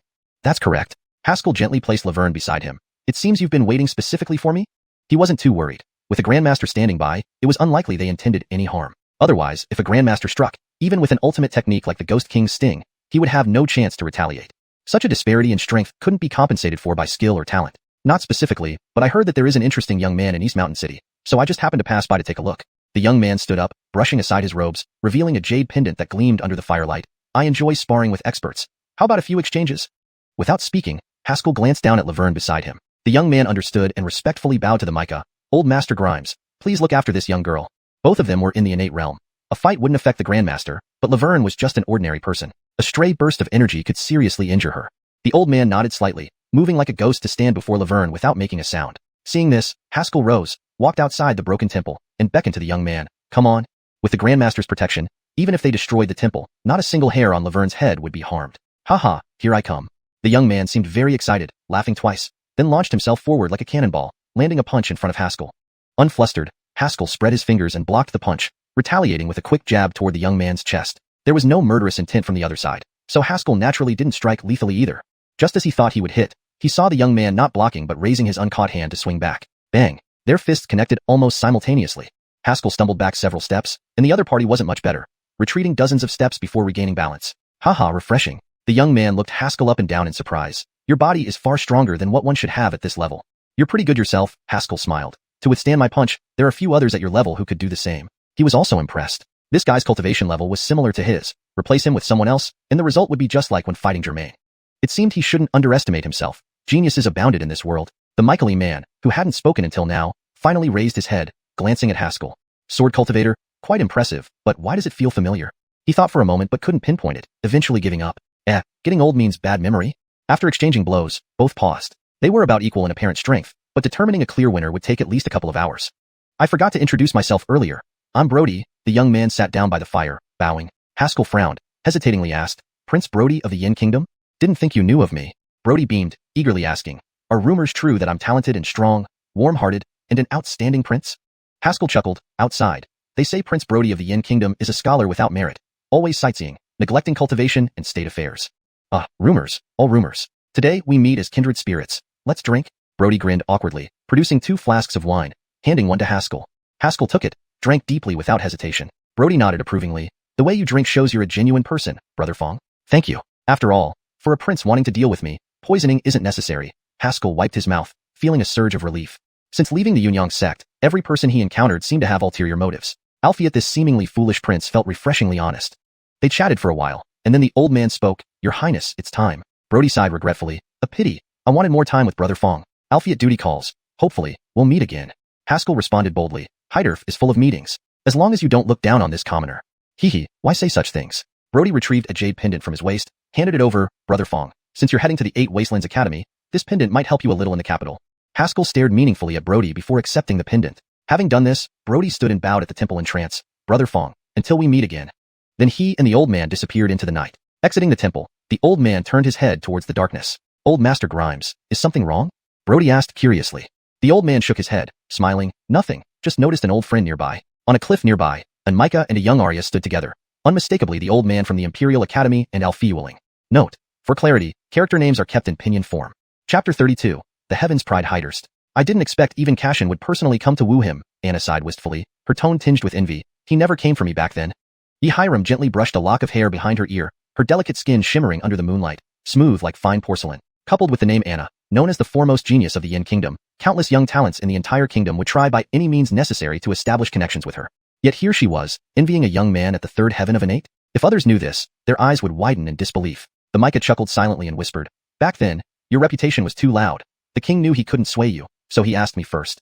See, when I entered the Imperial Court Academy, you were so attentive to me. It turns out you were just being kind-hearted, Anna teased. She had little reverence for this teacher, and their relationship felt more like an ageless friendship. The Micah shook his head and said, even if it was kindness, it's a kindness that everyone finds pleasing. After all, who wouldn't be happy to nurture a prodigy? I know deep down you always think I'm the best genius in your heart, Anna revealed her girlish side coyly. Not long after Yimping left, a carriage also departed from under their watchful eyes. However, without that Grandmaster's formidable strength, Haskell naturally hadn't noticed he was being observed. Now that I've seen they're safe, we can return, right? The Micah said with a hint of helplessness. I told you he won't face danger. With his strength, there are only a few families in this area that could cause trouble for him. That much I know. Unless those family heads don't care about losing face and attack him outright, Anna nodded. Alfhiad, I can't help feeling uneasy. Who would have thought this kid isn't content, already having offended the Qin family before even reaching the capital? This is something a prodigy must experience as they grow. The Micah's tone became serious. Xianxia, though you have high hopes for him, don't invest too much time in him. Your priority now should be your cultivation. The new Heaven's Pride Hidehurst has appeared, and you're already on it. The Heaven's Pride Hidehurst. In the entire Hongwu continent, with hundreds of powerful nations, countless prodigies vied for a place on this list. Created by the Tianji Pavilion, it ranked geniuses of Hongwu, the most authoritative and prestigious list of its kind. Those listed were all extraordinary talents, outstanding among their peers. Only 3 people from the Yin Kingdom had made it onto the list. One of them was Anna. Anna smiled and suddenly said, "Teacher, I have a feeling this guy might soon appear on the Heaven's Pride Hidehurst too." Hearing this, the Micah was taken aback, not expecting such a high evaluation from Anna regarding Haskell. Watching the carriage disappear into the darkness, Anna laughed lightly. "Among my peers, I am nearly unbeatable. Those ahead of me will eventually be trampled beneath my feet. So, I want to see what it feels like to personally cultivate an opponent." After speaking, she turned and walked off gracefully, riding the wind. The Micah did not linger but followed close behind. If others heard Anna's words, they would call her mad. Wanting to personally cultivate an opponent? Arrogant beyond measure. Albeit Anna had the right to speak thusly because she was a genius who had never lost since her debut. A true prodigy. On another path, the Micah walked beside Yinping in the dark. "Your Highness, you've spent 2 days trying to recruit this person," the Micah remarked softly. Haskell never imagined Yinping had waited for him for 2 whole days, receiving news of his rise immediately after he began making waves. Yinping chuckled. "Old Grimes, he didn't even draw his sword earlier." The Micah paused. In the Yin Kingdom, there are thousands of sword cultivators, but only 1 in 10,000 becomes a sword master. Although sword cultivation was challenging, some dared defy the odds, but most stopped at the cultivator level. Few became great sword cultivators, becoming valued guests of major forces. As for sword masters, the last appearance was 30 years ago, and that individual now serves in the Yin capital. Yes, how difficult it is to cultivate as a sword practitioner, but once successful, their power is unmatched, Yinping slowly remarked. Now separated from his family, he's alone and weak. My support, though insignificant, is timely aid. The jade pendant will benefit him greatly later. Perhaps, when I compete for the throne, he can be a valuable asset. Yinping seemed to justify his decision aloud, even voicing ambitions of the throne openly. Moments later, Yinping sighed. "Eldest brother commands the Yin troops. Second brother's mother is from the foremost family. If I can't win over these geniuses they look down upon, it might take no more than 2 years before you'd have to retrieve my remains, Mike Grimes." The Micah remained silent, knowing that if Yinping spoke these words, he wouldn't give up easily. The throne wasn't just decided by bloodline, but also by strength. This explained why Yinping secretly worked hard, vying for geniuses while rumors painted him poorly. Without a strong backing, hiding one's capabilities allowed survival. Clearly, Haskell did not share this philosophy. Facing several masters now, Haskell harbored no thoughts of pleading for mercy. "Hand over the item, and you may leave with your lives intact." And Micah stood with his hands behind his back, silver hair fluttering in the night breeze, exuding an air of mastery. Hours had passed since leaving the ruined temple. As dawn approached, Haskell neared Qingyang City but hadn't anticipated the Qin family waiting on the main road into the city. He hadn't even reached the gate when he was stopped. "Bro." Laverne clung tightly to Haskell's sleeve, trembling. "Get in the carriage." Haskell waved Laverne away, looking squarely at the Micah as he produced a bag. "Here it is." With a toss, the bag flew through the air in an arc. Greed flickered in the Micah's eyes as he reached for it. Whiz! Almost simultaneously, Haskell darted forward like a speeding arrow towards the Micah. Just as he was about to strike a critical point, the Micah's lips curled into a sinister smile. "You insolent brat, still trying petty tricks in front of me?" Boom! Half-step Lesser Grandmaster aura erupted from the Micah almost instantly. Chapter 33, Battle with the Semi-Grandmaster. The Micah gave a low shout and thrust out his palm. A powerful surge of true chi crashed forward like waves, causing Haskell's eyes to widen in shock. Unprepared, he was sent flying backward, slamming into a tree trunk with a resounding thud. "Brother!" Laverne was instantly frightened and jumped off the carriage, rushing to Haskell's side. The Micah didn't pause, immediately reaching out and transforming his palm into a claw aimed at Haskell. Even with Laverne blocking in front, he had no intention of stopping. "Daring to take our Qin family's belongings? Repent in hell." Haskell's eyes instantly turned red. "You can harm me, but touching my sister merits only one word: death." Alfie, this old man before him, is a semi-grandmaster. I could easily kill Germain because I hadn't moved for over 2 months, letting my sword intent mature. Where do I have the time now to nurture sword intent? What should I do? In moments of life and death, there is great fear. Yet only such profound terror can push someone to surpass their limits. In an instant, a dazzling long sword slid into Haskell's hand. The very Qingfeng sword gifted by Gustavus. "Die!" Haskell raised the sword and thrust it forward. The sensation of finality felt during his first successful practice of Yama thrust surged back. With the thrust of Yama, life and death are instantly decided. One strike ends all. His concentrated killing intent made the Micah feel his entire body shudder, instinctively wanting to dodge the sword. However, before he could react, a silver streak of sword energy erupted from the tip, slicing across his arm. Zayap! In the next second, the Micah stared blankly at his arm, severed in two, struggling to process what had happened. Ultimately, the dizziness from blood loss snapped him back to reality. He had been disarmed by a single sword strike. Ah, sword energy, how could you possibly wield sword energy? The Micah clutched his bleeding arm, retreating in sheer terror. Though the sword light had dissipated, some had already invaded his body. He now felt as if a small sword was rampaging through his meridians, wreaking havoc everywhere. In just a few moments, his meridians were riddled with holes. Haskell stared icily at the mica, slowly standing up, his sword tip pointing directly at him. The mica pressed several points on his shoulder to barely stem the blood, looking at Haskell in disbelief. Sword energy can injure from 100 paces. You are a great sword practitioner. No wonder Germain was killed by you. Wait, you're only at the third heaven of inborn stage. How could you be a great sword practitioner? To embark on the path of sword cultivation makes one a sword practitioner. If one can project sword energy to wound within 100 paces, they become a great sword practitioner. Though 100 paces may seem short, in real combat, a great sword practitioner can face 10 opponents at once, ensuring none can get close enough to attack them. Ordinary martial techniques have a range of about 10 paces at most, and unless specifically hardened against it, no ordinary martial artist can withstand a direct hit from sword energy.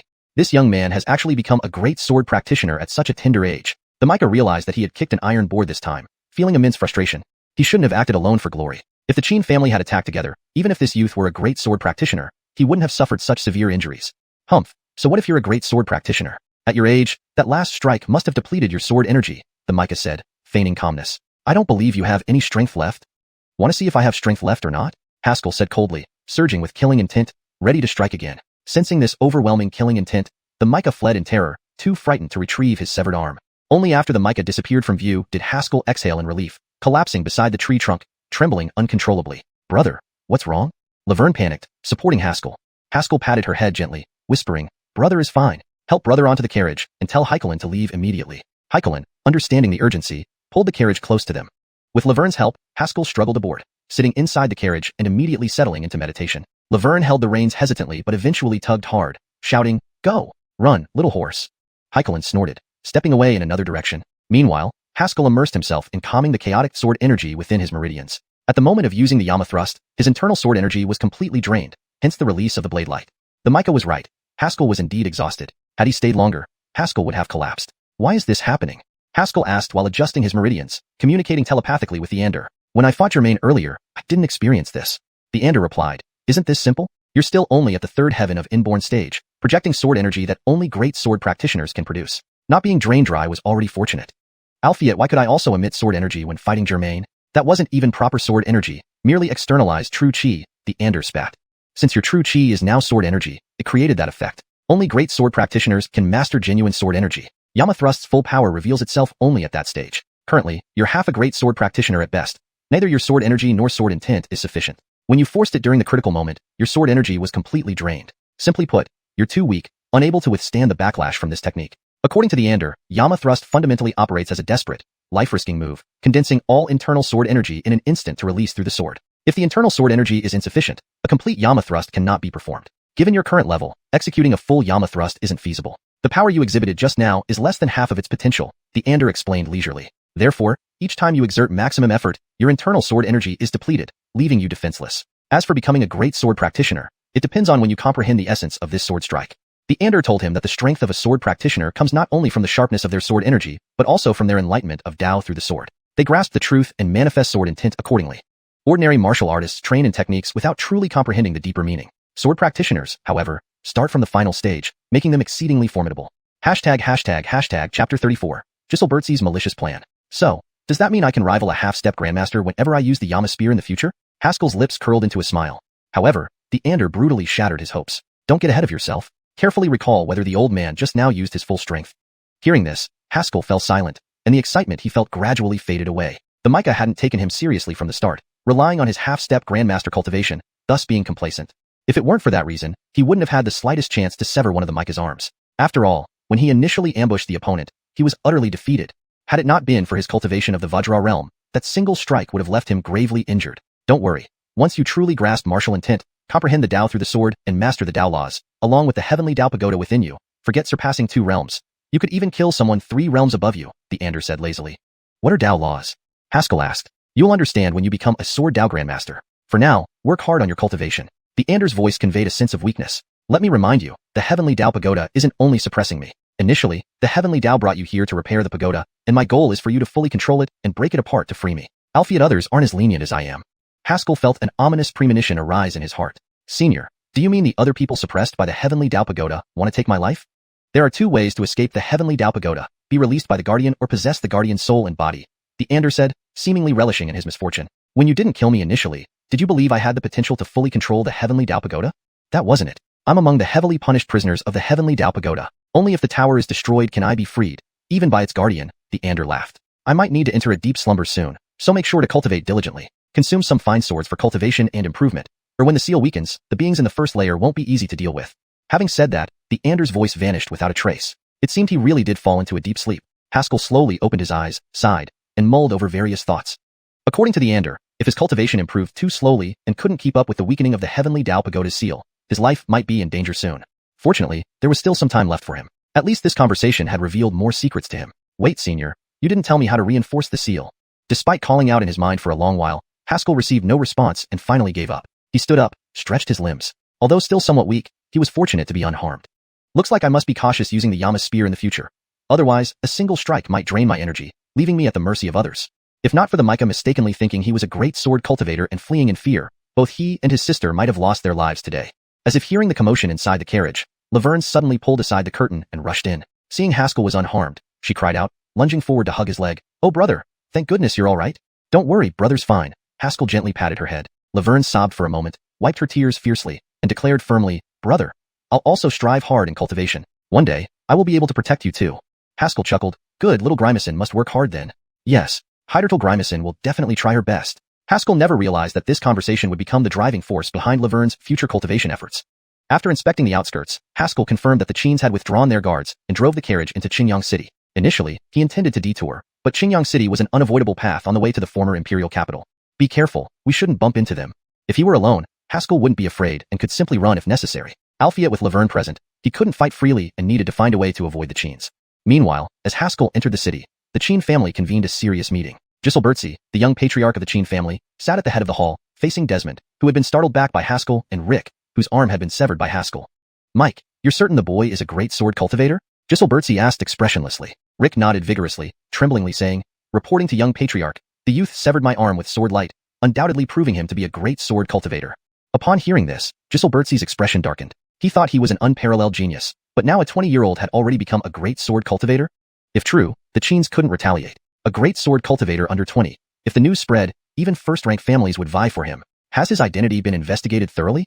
Giselbertsi took a deep breath, looking at the kneeling Desmond. Desmond bowed and replied, reporting to young patriarch, this person is Haskell from the Fong family in Dongshan City. Originally, he had a shattered dantian with no cultivation, expelled from Yunyang sect. Yet, mysteriously, he became a great sword cultivator and, during the clan competition in Dongshan City, severed the chosen son Germain with a single sword strike. He has since severed ties with the Fong family. Pausing, he hesitated slightly. I heard, Yin Kingdom's top genius Anna favors him greatly. This information, following the decline of the Fong family, was common knowledge in Dongshan City. Kneeling in silence, Giselbertsi sighed softly. We cannot seek vengeance, at least until father emerges from seclusion.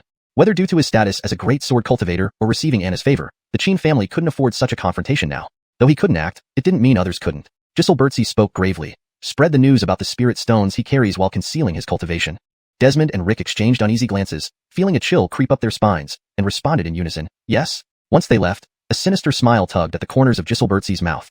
So what if he's a great sword cultivator? I don't believe you can face off against everyone in Qingyang City alone.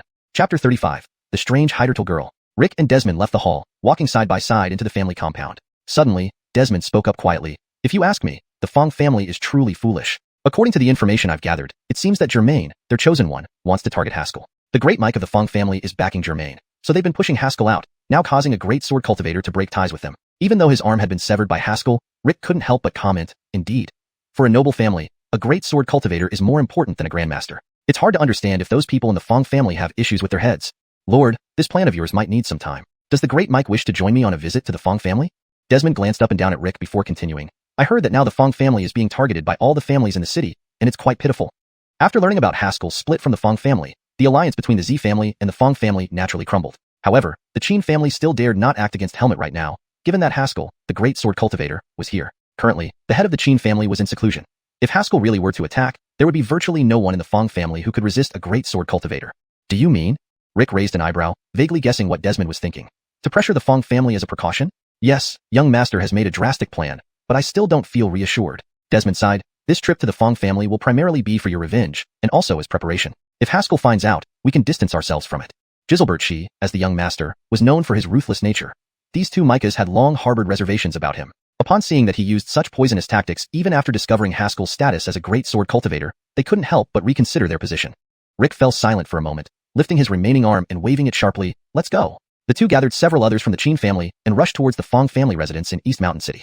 Meanwhile, another message was dispatched elsewhere. Rumors began circulating in Qingyang City that Haskell possessed superior spirit stones. How peculiar. Why do the warriors in this city seem to be in such a hurry? Haskell sat in the carriage, observing the people around him, slightly frowning. Brother, Xiao Grimacin is hungry. Can we stay here a bit longer? Laverne looked longingly at the tempting food stalls on both sides of the road, her mouth watering. Although Laverne had the heart, she was still a little girl. Haskell fought back. Since entering the city, they hadn't heard any news from the Qin family, suggesting they had quieted down. After all, once the news of him being a great sword cultivator reached them, the Qin family wouldn't dare move. Besides, Laverne hadn't eaten much good food since coming out with him. She was still just a young girl under 10 years old. How could she endure such hardship? Alright, let's take a stroll then. Haskell found an inn and settled the black Kylan and carriage before taking Laverne onto the street. As they strolled along, Laverne soon accumulated a pile of snacks in her hands. Brother, I want that. Okay, I'll buy it for you. Haskell smiled warmly as he took a stick of candy hawthorn from the vendor and handed it to Laverne. Thank you, brother. Laverne grinned sweetly, holding the candy hawthorn and nibbling obediently. Just as they were about to continue, Haskell suddenly paused. This is... He stared intently at a jade pendant on a nearby stall, unable to shake off the stirring sensation within him. Strange, this jade pendant doesn't look special. Why does it evoke such a feeling? He squatted down and picked up the jade pendant, examining it closely. Seeing business, the vendor eagerly greeted him. Young sir, your taste is excellent. This jade pendant comes from deep in the forest and is absolutely an antique of high quality. Haskell casually tossed out a low-grade spirit stone. I'll take it. The vendor was just an ordinary person, using gold and silver in daily life. A low-grade spirit stone was enough to cover his income for half a year. Seeing Haskell's generosity, the vendor beamed with joy. Oh, young sir, you're truly generous. You look like someone destined for great things. Wait. Just as Haskell was about to leave, a young voice interrupted. I want that jade pendant, and I'll offer 10 low-grade spirit stones. Haskell frowned, turning to see a girl about Laverne's age looking maturely at the jade pendant in his hand. The vendor hesitated, glancing left and right, unsure how to choose. Using spirit stones were warriors. He didn't dare offend either party. Not wanting to trouble the vendor, Haskell was about to step aside. Since little sister likes it, brother will yield it to you. Who said I'm a little sister? Don't give way, kid. The young girl's voice coincided with the Anders almost simultaneously. Haskell froze, asking inwardly, Senior, weren't you going to sleep? Why did you wake up? Humph, if I hadn't woken up, you'd give away a valuable item. The Anders sneered. This thing has great use. Don't give it away, whatever happens. The young girl stared at him, speaking in a mature tone. Kid, the highest bidder wins. Give me the jade pendant. Before Haskell could respond, Laverne interjected irritably. Why are you so rude? Clearly, my brother bought it first. The girl turned to look at Laverne, her expression faltering for a moment as her eyes lit up with excitement, as if she had seen a rare treasure. Albeit the look vanished instantly, unnoticed even by Haskell. When she looked up again, she no longer seemed impatient but serious. You're her brother. Do you know how severe your sister's cold body syndrome is? Haskell's heart skipped a beat, his face changing dramatically. How do you know? The girl cut him off, pulling out a shimmering bracelet from her pocket and handing it to Haskell. This bracelet is made of heart fire jade and can help mitigate the attacks of cold body syndrome. Previously, you've been suppressing it with crimson flame flowers, but they carry fire toxins. Your sister's body can't withstand another eruption. After explaining, she looked at Laverne with a gentle tone. I have urgent matters to attend to. I'll come back to get you in 3 months at most. With that, she turned and walked away, abandoning the jade pendant. Haskell intended to chase after her, but saw her figure vanish among the crowd like a ghost. Chapter 36, Troublesome Senior. Haskell was stunned by the young girl's mysterious agility. At that moment, no matter how foolish he had been, he realized she wasn't an ordinary person, who could diagnose Laverne's illness and even point out flaws in previous treatment methods. After all, it took half of the doctors from Dongshan City to devise a flawed cure for Laverne. Brother, are we going? Laverne tugged at Haskell's coat, completely oblivious to what just happened. Haskell stopped pondering, picked up Laverne, and smiled. Yes, let's return to the inn and rest. Meanwhile, the young girl arrived at a secluded corner and stopped. A black-robed figure appeared in midair, kneeling before her. Greetings, honorable master. The patriarchs of several noble families have already gone to Fernando's residence. Other forces have also sent people there. If you want to catch up, you must depart immediately. I know. Have someone follow that brother and sister pair discreetly, Kelsey ordered, especially the little girl. She must not encounter any mishaps. As you wish, the black-robed figure said before disappearing like ink blending into water. The young girl turned around and whispered, I didn't expect such a constitution to exist in this tiny yin kingdom. However, her brother seems peculiar too. How can someone with a shattered dantian still possess cultivation at the third stage of innate realm? Could he be a descendant of some old ghost who devised such an odd cultivation method? Her figure slowly vanished into thin air. After returning to the inn, Haskell settled Laverne down for sleep and then began calling out mentally to the Ander. The hell, brat, what are you shouting about? I was sleeping, the Ander snapped irritably. Senior, I wanted you to take a look at this thing and see if there's anything unusual, Haskell stammered, holding up the bracelet. What do I care while trapped here? Despite his grumbling, the Ander paused before speaking calmly. A supreme-grade heart-fire jade necklace. The Arya clearly had your sister's best interest at heart, as there's no trickery involved. Women? Haskell asked oddly. Senior, she was just a young girl, not even a maiden yet. Young girl? The The Ander laughed coldly. If I told you that Arya might be older than your Grand MacDonald, would you believe me? That's impossible. Haskell exclaimed in surprise. Is there really such an incredible cultivation method that can reverse aging? If you can cultivate despite a shattered Danteon, reversing aging is nothing, the Ander scoffed. Cultivation methods in this world are bizarre. Stop being so easily startled. It makes you sound like a bumpkin. Dongshan City is indeed a rural place. So who is she? Haskell pressed on. The Ander seemed unwilling to discuss further. Just an old Arya. Ignore her. After some banter, Haskell finally got to the main topic. Why did you tell me not to give up the jade pendant? Haskell held the pendant, turning it over in his hands. To him, it seemed like a regular trinket worth no more than 10 silver coins. This jade pendant is quite special, the Ander said eagerly. Inject sword chi into it, and see what happens.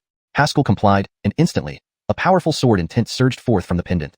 Oh damn, this belongs to that old thief Carl, the Ander exclaimed, recognizing the owner. Haskell hurriedly stopped injecting sword chi and put down the pendant. Senior, what's happening? This pendant has been refined into a protective talisman, containing the refiner's martial intent. The refinement technique is quite exquisite. Even non-cultivators can use it. That old Arya must have valued this feature. The Ander sounded somewhat contemptuous. Damn, no wonder I couldn't identify which expert could refine something like this. It's that bastard Carl's personal jade pendant. Of course, only the guy would waste time refining things like this. So, what's its use?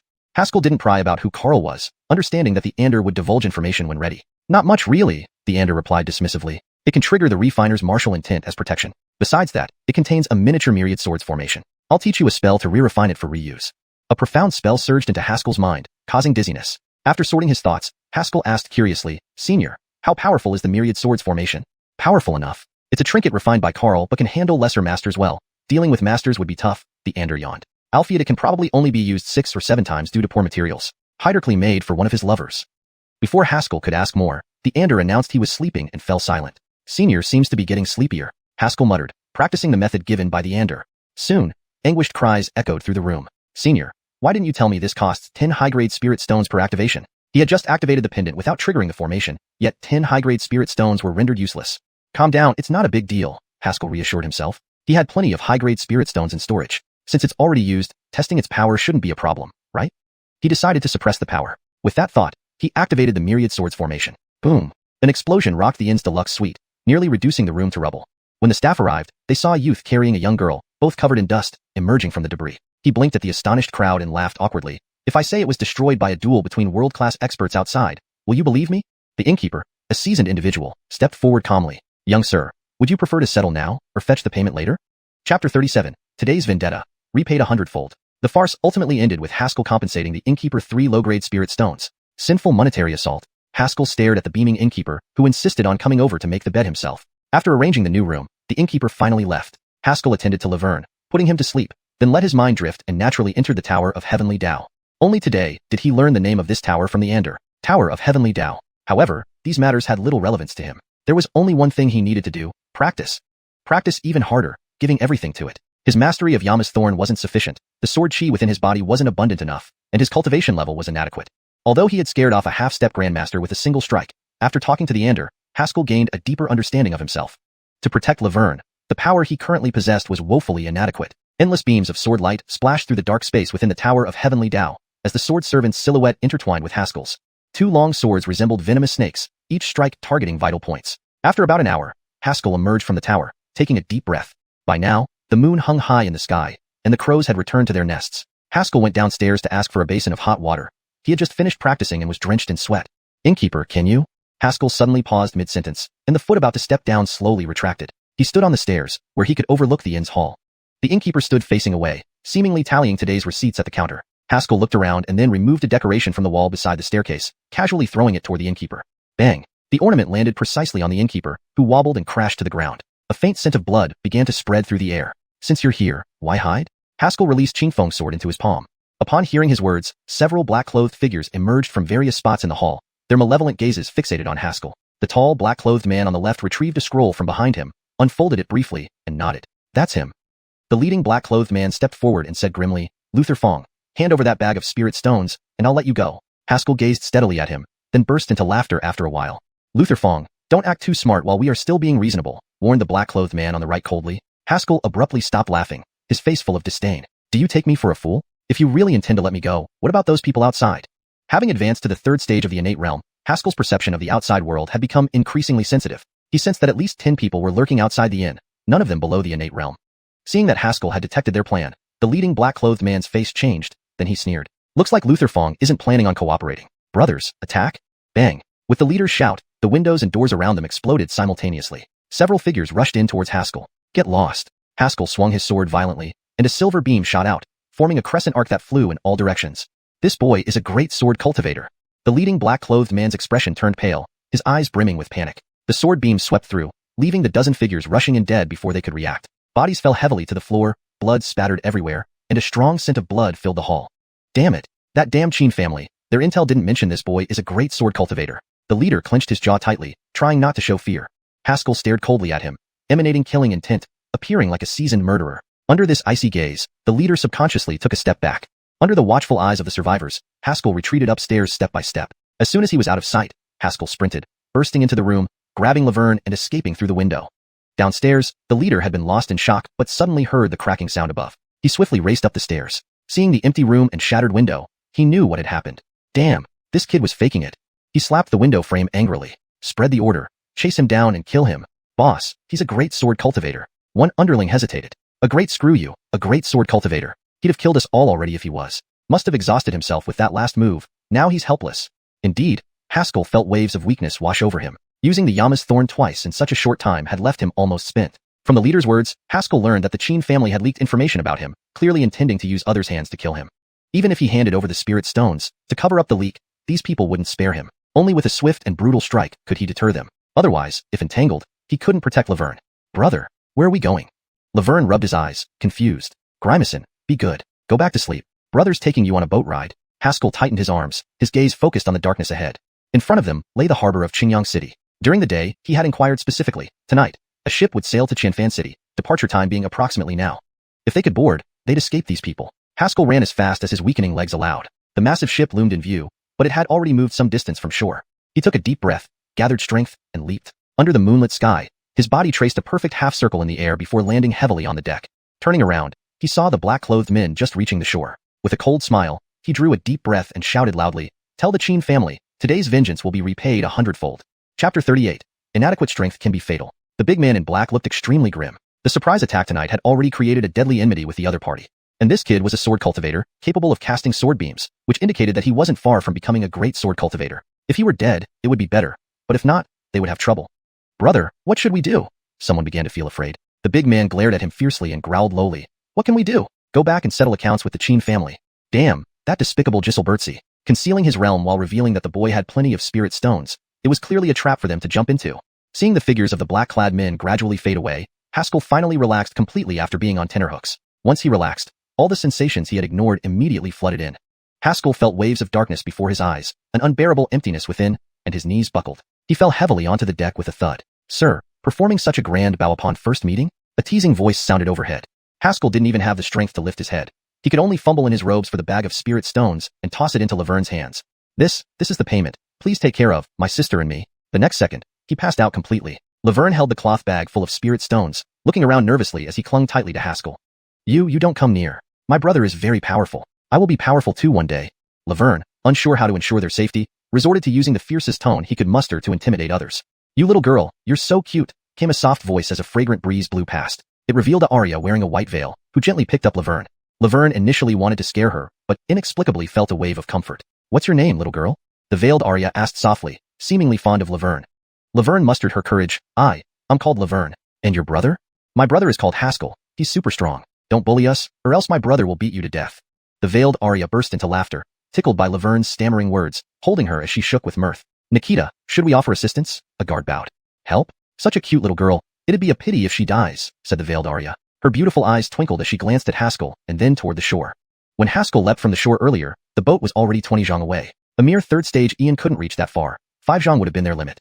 Note, Ian is kept as is because it's a specific term often left untranslated in English translations of Chinese martial arts or cultivation novels, referring to a cultivation realm. If you prefer it translated, it would be transcendent or supernatural, but Ian is more commonly used and recognized.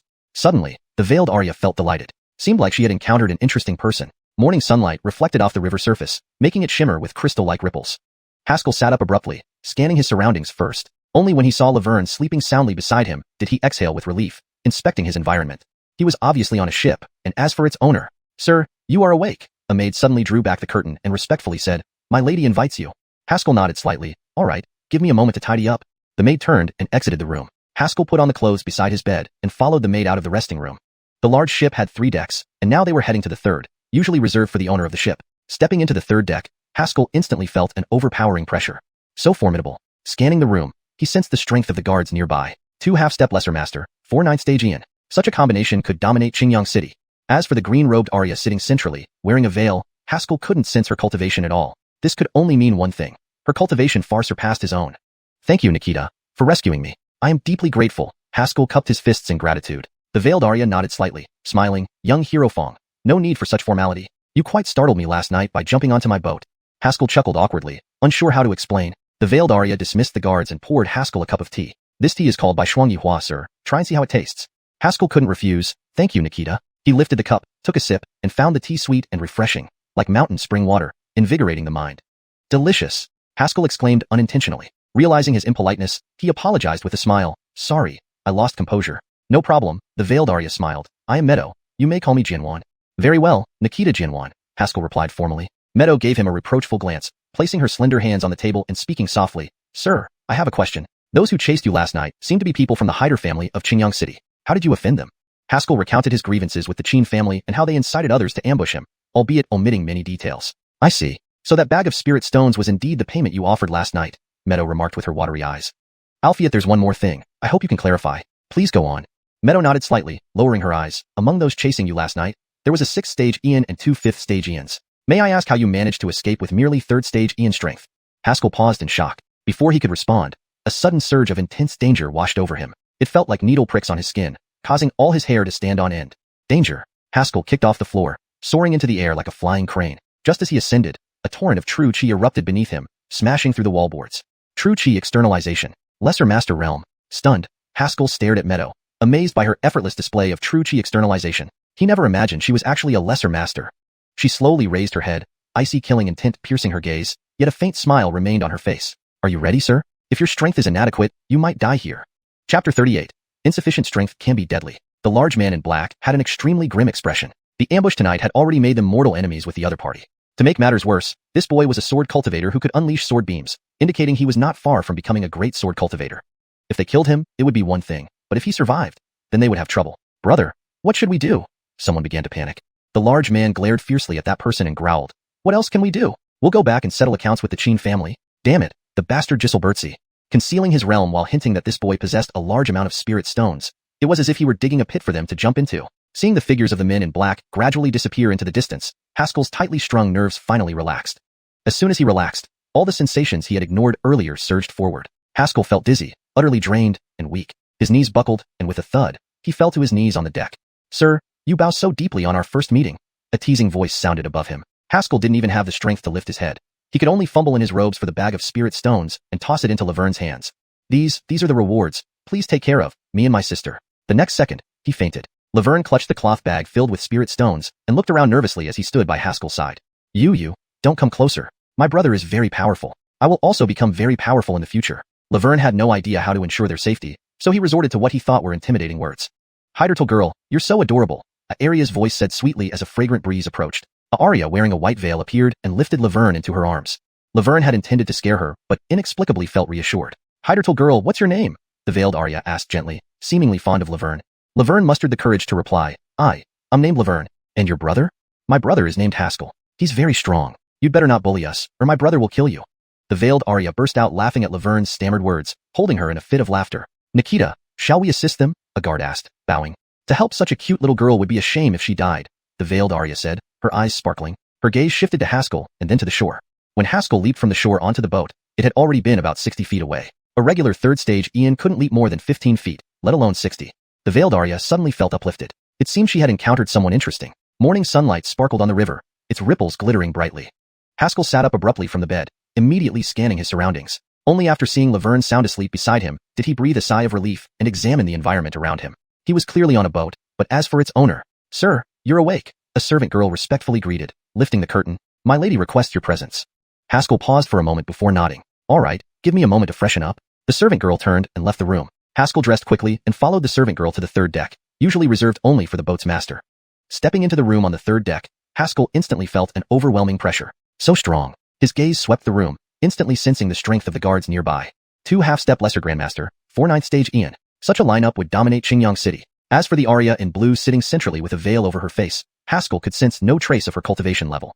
This meant only one thing. Her cultivation far surpassed his. Thank you for saving me. I am forever grateful, Haskell bowed. The veiled Arya nodded lightly, smiling. Luther Fong needn't be so formal. Your sudden leap onto my boat last night really startled me.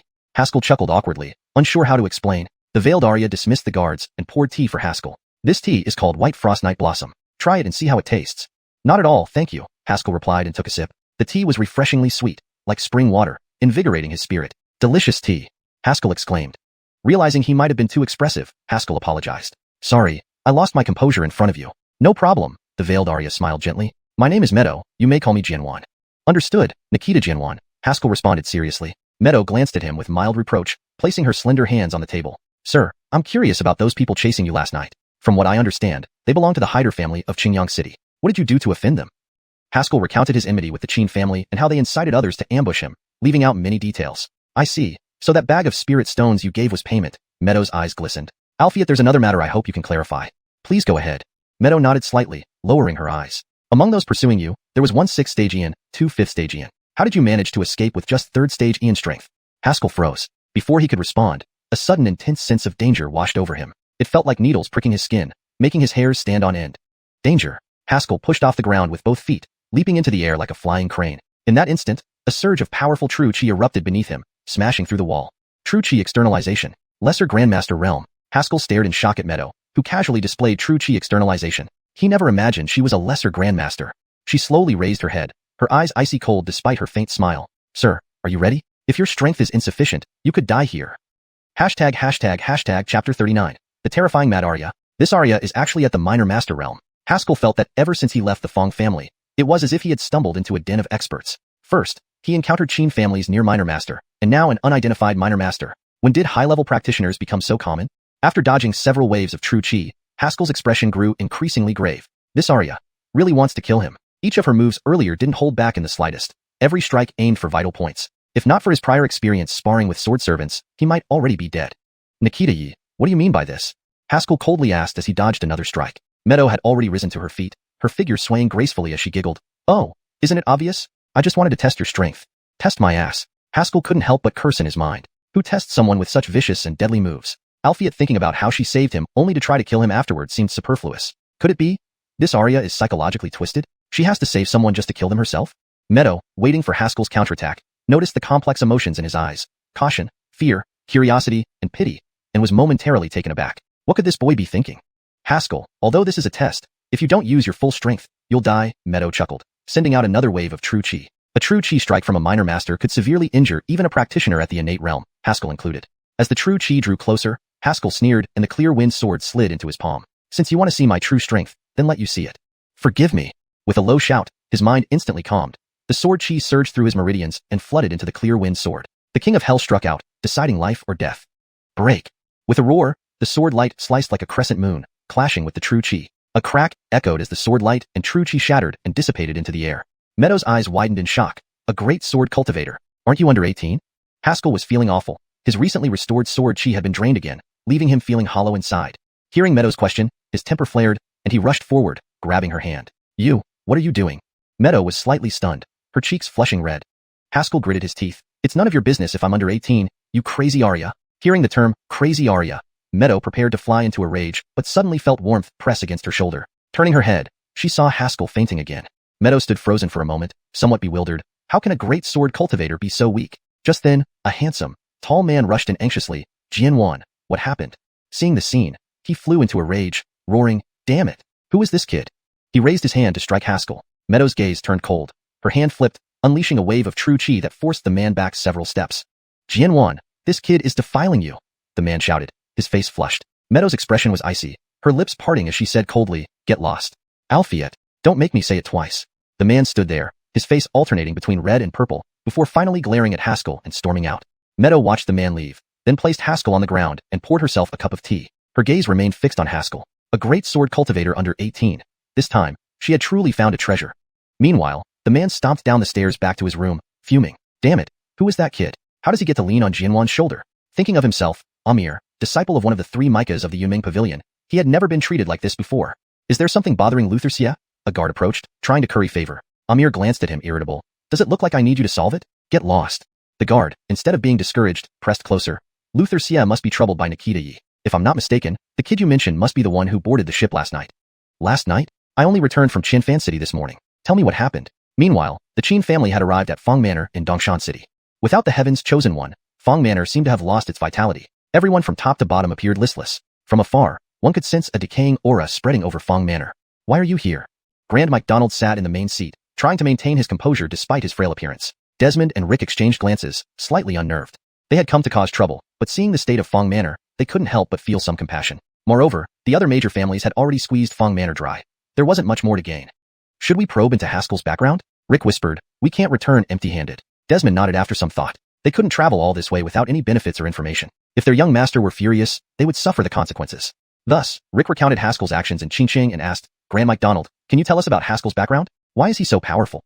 Donald dropped his eyelids, silent for a moment before saying painfully, it's all my fault. I should not have been blinded by the title of Heaven's Chosen One. Haskell's achievements must be due to his mother's return. Haskell's mother? Both men's temples throbbed. An ominous premonition crept up. Could Haskell really be someone important? Please enlighten us, Grand Mike Donald. You've already parted ways with Haskell, and he is no longer part of the Feng family, Desmond added a subtle threat. Moreover, our master will soon emerge from seclusion as a master, able to help you with your grievances. Grand Mike looked at the two, knowing that if he didn't reveal something today, the Feng family might be doomed. Come with me, he sighed. Hashtag chapter 40. We are half-siblings. The current Feng mansion was shrouded in an atmosphere of decline. Even the green plants in the corners had withered as one walked through the courtyard. Desmond and Rick exchanged glances, unable to understand why such a situation had arisen. Both of you must be wondering why the Feng mansion has become this way? Donald's weary voice came from ahead. It's because the fate of the Feng family has run its course. Fate is an elusive concept, beyond their current comprehension. Albeit hearing Donald's certain tone and seeing the surroundings, they couldn't help but believe him at least 70%. Reaching the back courtyard, Donald didn't stop but led them all the way to the cellar entrance. Please, he said, grabbing the iron chain and opening the wooden trapdoor, then entering first. Although Rick and Desmond felt some trepidation, they reminded themselves that they had entered the Feng mansion openly, and the Qin family had many informants in Dongshan City. No matter how bold Donald might be, he wouldn't dare attack them directly. So, they followed into the cellar. The cellar wasn't large, with only a painting in the center. The painting depicted a Arya in white whose face was blurred, making it hard to discern her features. What is this? Desmond asked in confusion. Donald touched the painting gently and spoke slowly. You think I'm really that foolish? With Haskell being a genius here, why would I forcefully drive him away? This was something that puzzled everyone who knew about the changes in the Feng mansion. Even if Germain was the chosen son, Haskell's displayed talent was no less than his, perhaps even stronger. Given Donald's status in the Feng family, he could have at least made sure both got along without making Haskell a target for everyone. Clearly, someone was pulling the strings behind the scenes. Because he's an omen of misfortune. Donald sounded like he was explaining or muttering to himself. When that child was born, dark clouds gathered over the city, and thunder rolled as if heaven itself was angry. Not long after, the patriarch was mysteriously attacked. He was said to be recuperating, but not even I know where he went.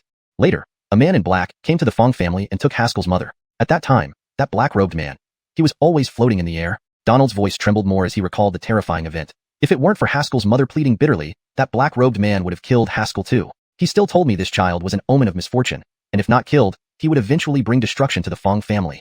The entire cellar was filled with mournful cries, as if echoing from hell. About an hour later, Desmond and Rick were on their way back to Qingyang City. Mike 6th, what do you think? Rick frowned deeply, speaking gravely. Desmond pondered for a moment before replying slowly, Donald has no reason to lie to us. Most of what he said is likely true. Both fell silent. If Donald's words were true, then Haskell's mother must have been someone of significant importance. Being able to float for an extended period required the abilities of a grandmaster. Even minor masters could only maintain flight for short periods. Moreover, Donald revealed an astonishing fact. When the black-robed man took Haskell's mother, he had directly torn through space. Such feats were unheard of. Then, should we go back and advise the young master? Rick asked, somewhat worried. If this is true, Haskell isn't someone we can easily provoke. Desmond remained silent for a moment before nodding. Despite losing an arm to Haskell, he understood that some people could be provoked while others could not. Heidertal did the two Micahs know that during their absence in Dongshan City, the Qin family had already formed a mortal enmity with Haskell. Meanwhile, Haskell gradually regained consciousness. Seeing Rosa, he abruptly sat up, his expression wary. Crazy Arya. What are you trying to do? Crazy Arya? Veins pulsed on Rosa's forehead as she managed a forced smile. Mr. Feng, you must be mistaken. I was merely testing my skills earlier. Haskell snorted coldly. Testing your skills? Who tests skills by trying to kill someone? Though he said this, he checked his body and found no damage, which reassured him slightly. To call her crazy wasn't off the mark. If she hadn't wanted to kill him, she wouldn't have used such heavy-handed methods. With your abilities, Nikita Ye's skills are unlikely to threaten you, Rosa said lightly. Haha, unlikely to threaten me? Haskell thought sarcastically. True chi release was a true sign of a minor master. If not for his own use of the warden's stab, he would have been dead. So, what do you really want? Haskell didn't believe she wanted to kill him, but her intentions weren't simple. After a pause, Rosa introduced herself. This ship belongs to the Yunming Pavilion and I, Rosa, am the granddaughter of the Chief Pavilion Master and also an heir. Yunming Pavilion. Haskell's eyes widened in disbelief. Yunming Pavilion was the largest commercial alliance in the Yin Kingdom, holding the economic lifeline of the entire kingdom. This Arya was actually the heiress of Yunming Pavilion. Wasn't she richer than a nation? Ahem. From the moment I saw Nikita Yi, I felt a kinship. Haskell cleared his throat, adopting a serious tone. In fact, we should be half-siblings. Would it be alright if I called you Aileen Verity? Rosa froze, then burst into laughter, her body shaking with amusement. Heidertal one, you're quite amusing. The people in Yunming Pavilion are far less interesting than you. Aileen Verity is too kind. It's just natural wit, Haskell smiled. Just imagine, if he really had such a sister, he wouldn't need to worry about buying swords anymore. As for pride before his sister, he didn't need any facade. Downstairs, Amir crushed a wine glass, gritting his teeth. Damn couple. He turned to the old man beside him, taking a deep breath and asking, Mike Ding, did you notify Mike too? Yes, once the ship docks, Mike too will arrive, the Micah replied softly. Amir nodded, his voice filled with venom. Once the ship docks, it will be your end. Upstairs, the atmosphere between Haskell and Rosa had become much more cordial. Now that you've called me sister, can brother help me with something? Rosa's eyes twinkled seductively as she spoke softly. Haskell patted his chest. Aileen Verity's matters are my matters. Speak. Help me take over the position of Pavilion Master of Yunming Pavilion. Haskell blinked, then sipped a cup of tea. Well, actually, we aren't blood related. Chapter 41. The fifth stage of innate ability, the realm of transcendence. Haskell now felt this Arya was truly insane. Although it was said that the capital was the main base of Yunming Pavilion, its businesses spread throughout the Yin Kingdom like a spiderweb. To him, Yunming Pavilion was an immense entity, untouchable and unreachable. He had no idea how many experts were in Yunming Pavilion, but there was already a minor master sitting before him. From this single detail, he could roughly estimate the number of experts within Yunming Pavilion. She actually wanted him to help snatch the position of Pavilion Master? What kind of joke was this? He was not even a great sword cultivator yet. If he went to help, he would be less than cannon fodder. Heidertal brother, sister certainly wouldn't send you to your death, Meadow giggled coquettishly. Let me explain the situation to you. The Pavilion Master of Yunming Pavilion had disappeared 10 years ago and never appeared in public again. Below the Pavilion Master were 9 mics. Over these 10 years, it was entirely due to these 9 mics maintaining Yunming Pavilion's power and development within the Yin Kingdom. Albeit starting 2 years ago, Meadow's grandfather, who controlled Yunming Pavilion, fell increasingly ill. Until 6 months ago, he suddenly fell critically ill and took to his bed. With the strongest mic incapacitated, the other mics started harboring various thoughts. They were all at an age where they no longer had any ambitions for the Pavilion Master position, but they still had their grandchildren. Under various plots and schemes, choosing a new Pavilion Master was naturally placed on the schedule. Besides me, the grandchildren of other mics also have qualifications to participate. Meadow added more tea for Haskell gently. As for how the selection is done, to ensure our safety as successors, we will choose people to represent us in the competition. Whoever wins will represent the corresponding successor becoming the Pavilion Master. Himph, what a good plan you've concocted. Haskell sneered. You don't compete yourself, but find others to compete on your behalf. Whose fault is it if someone dies? It would naturally be considered your own, Meadow raised an eyebrow. However, the participants in the competition will earn the friendship of Yunming Pavilion. Seeing Haskell didn't react, Meadow pouted. Of course, your reward definitely won't be lacking. Oh, I knew you wouldn't let your little brother suffer, Haskell smiled broadly. Since you've opened your golden mouth, of course, I'm willing to help. Meadow shot him an annoyed glance. If you're really helping, you shouldn't ask for a reward. That won't do. Even close siblings should settle accounts clearly, Haskell spoke righteously. Alphiet, when does this competition start? I'm about to go to the capital to take the entrance exam for 8 Desolate Academy. 8 Desolate Academy? Meadow paused, then comforted. Don't worry, there's plenty of time. The real competition starts in 6 months, which is just after 2 months from the 8 Desolate Academy examination. By then, after you've studied at the academy, you'll definitely become stronger. Winning the Pavilion Master position for me will be a piece of cake. Then let's hope our cooperation goes well. Haskell smiled heartily, raising his teacup. Meadow also lifted her cup. We should call it a strong alliance. For a moment, joy filled the room. After confirming the details of the competition with Meadow, Haskell left the room. This competition wasn't as simple as imagined. Each successor's representative contestant must be under 20 years old. Moreover, the competition had no rules apart from giving up, making other ways of losing non-existent. More detailed information would only be revealed on the day of the competition. Laverne, you're back? Upon returning to the room, Laverne immediately rushed over. Haskell stroked Laverne's head, comforted her a bit, then sat cross-legged on the bed to start practicing cultivation. He promised to help not only for the supposed reward. Meadow had saved his life once, so helping her was a way to repay her life-saving grace. Alphiet Meadow reminded Haskell that given his current cultivation level, even being a great sword cultivator wouldn't guarantee victory. It was rumored that the other heirs were searching high and low for experts under 20 years old. The competition was sure to be challenging.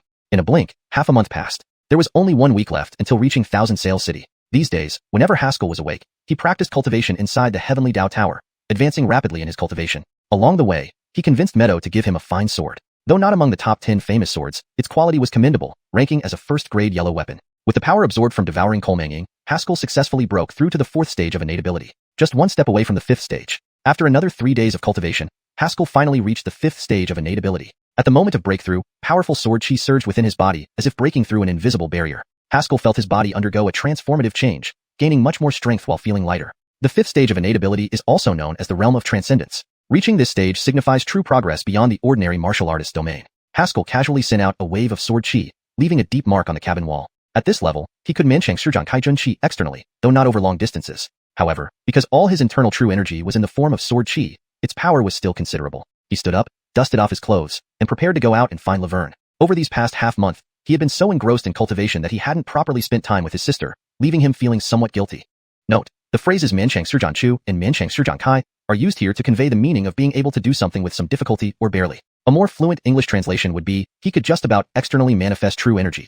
Revised version. The fifth stage of innate ability is also known as the realm of transcendence. Reaching this stage signifies true progress beyond the ordinary martial artist's domain. Haskell casually released a wave of sword chi, leaving a deep mark on the cabin wall. At this level, he could just about externally manifest true energy, though not over long distances. However, because all his internal true energy took the form of sword chi, its power remained formidable. He stood up, dusted off his clothes, and prepared to go out and find Laverne. Over these past half-month, he had been so engrossed in cultivation that he hadn't properly spent time with his sister, leaving him feeling somewhat guilty. On the deck, Laverne was chatting merrily with a small chubby boy. "Reggie, if you keep cheating, I won't play with you anymore." Laverne puffed angrily. The chubby boy named Reggie rolled his eyes reluctantly and put the chess piece back on the board. "Isn't it just taking back one move? Why make such a fuss?" "Humph, my brother told me that a chess player doesn't regret moves. What you did shows no manliness." "I'll feel shit. I'm the most manly person."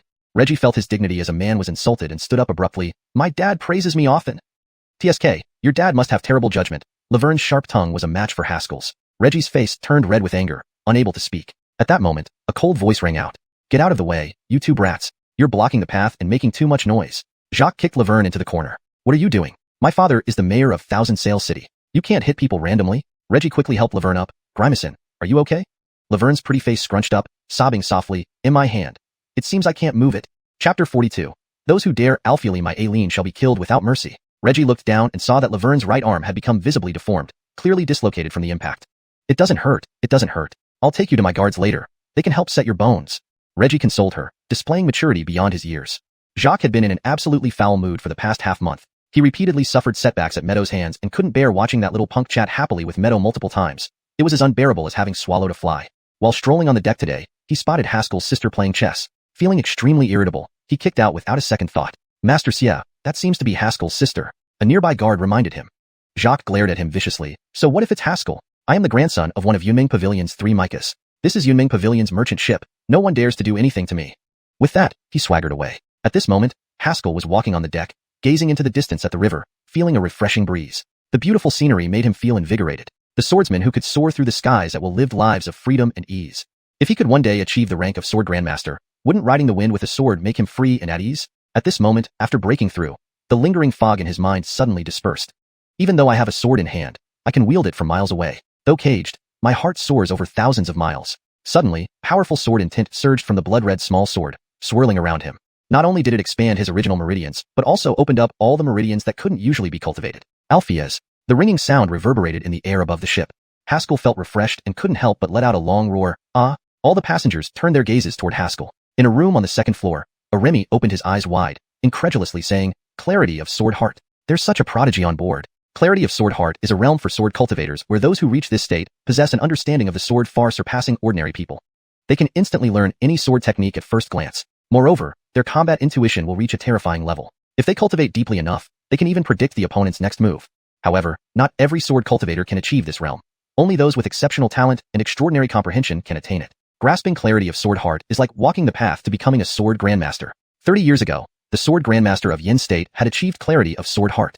On the third level, Meadow also sensed this extraordinary sword intent and smiled smugly. "It looks like I've placed my bet correctly this time." A moment later, Haskell collected himself and hurriedly walked to the bow, wanting to share the good news with his sister. Albeit before he took a few steps, he froze. His sister was lying on the ground in tears. Beside her was a panicked chubby boy. What happened? Haskell moved like a ghost, instantly reaching Laverne's side. Seeing Laverne's twisted arm, Haskell trembled, gently picking her up while being careful not to hurt her. "Brother, Xiao Grimacin isn't in pain." Laverne forced a smile despite the agony, fearing her brother would worry. Haskell nodded, took a deep breath, and asked quietly, "Who did this?" A suppressed killing intent slowly emanated from him, frightening the chubby boy nearby into shivering. Reggie quickly pointed toward the cabin, anxiously saying, It was Jacques. I know him." Haskell's gaze fell on him, making Reggie shiver from head to toe. That, My father told me about his identity, so I recognized him, Reggie muttered, not daring to meet Haskell's eyes. Haskell closed his eyes, nodded slightly, then put Laverne down gently. The next second, he vanished from the spot and shot into the cabin at blinding speed. After a brief silence, chaotic shouting erupted from the cabin. Haskell, what are you doing? You can't act recklessly here. Master Xia, back off. He has murderous intent. You dare to strike? Kill him. Today is your death day. Ah, Haskell, I will never forgive you. Accompanied by a shrill cry, a bloodied figure was thrown out of the cabin and crashed onto the deck. It was none other than Jacques, the grandson of Yunming Pavilion's third Micah.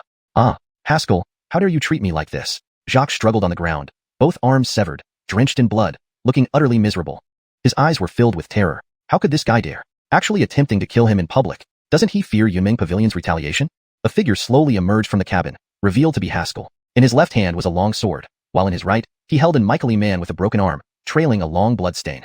Master Xia, run, Mike Ding weakly murmured. Haskell ignored him and casually threw the old man aside. Thud. The sound of landing echoed ominously in Jacques' heart. Jacques tried desperately to escape, but couldn't even get up with both arms severed. Everyone was taken aback. Mike Ding was Jacques' personal bodyguard, a formidable expert at the 7th level of innate cultivation, and yet he was taken out instantly? You brother, is that strong? The chubby boy Reggie asked in disbelief. He'd seen many experts accompanying his father, but none like Haskell at this moment. You can't kill me. I'm the grandson of the third Micah. If you kill me, Yunming Pavilion will hunt you down. Jacques, in utter shock, frantically wriggled his body toward the crowd. Haskell stepped forward with Qingfeng's sword in hand, stepping on Jacques' body coldly. Do you know? Now you look just like a dog? As he spoke, the sword descended, ready to decapitate Jacques. At this moment, Meadow suddenly appeared beside Haskell, blocking his strike with her slender hand. Haskell, you cannot kill him. Killing him now means we can't clean up this mess. I can't protect you. Yunming Pavilion might tolerate infighting among successors, but they would not accept a successor being killed by an unknown nobody. That would be an insult to Yunming Pavilion. Haskell glanced at her indifferently and said coldly, I, Haskell, do not need anyone's protection. ##### Chapter 43. He who touches my Aileen shall be killed. Meadow's heart trembled violently. Even her hand, which had been poised to stop Haskell, unconsciously dropped. No one needed to protect him. What level of arrogance and confidence was required to utter such words? The Remy descending from the second floor couldn't help but praise in a low voice. No need for anyone's protection. The words of true heroism. The surrounding people were also stunned. Since they could board the Yunming Pavilion's merchant ship, they naturally knew Meadow's and Jacques' identities. The young man before them, despite his formidable strength, refused to heed Meadow and insisted on attacking Jacques. Did he truly not fear retribution from the Yunming Pavilion? Whoever dares touch my sister will end up like this man. Haskell growled, the Qingfeng sword in his hand trembling fiercely, emitting a clear, resonant ringing sound. Beside him, Horatio's eyes nearly burst open as he struggled to get up. No. The next moment, a streak of silver flashed by, darkening the room. When everyone finally regained their focus, they saw Jacques lying on the ground, a deep, bone-deep wound across his neck. His face was filled with shock and disbelief, unable to fathom the situation. He likely never imagined that Haskell would really dare kill him until the very end. Meadow stared blankly at the scene, her mind in turmoil, unsure of how to act. After a long while, she seemed to deflate and put down her hands, turning away. Master Fong, when the ship docks, you may leave. A light voice floated into Haskell's ears. However, no one else around reacted, clearly indicating it was Meadow using her lesser Grandmaster ability. Everyone was inwardly shaken, barely able to control themselves. Jacques, the grandson of one of the 3 senior Micahs of Yunming Pavilion, had actually been killed. If word got out, it would undoubtedly cause a huge uproar.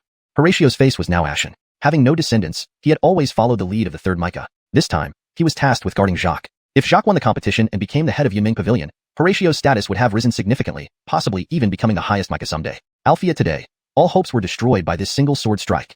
Haskell. Horatio suddenly turned, his bloodshot eyes locked onto Haskell like a wild beast. The third Micah will never forgive you.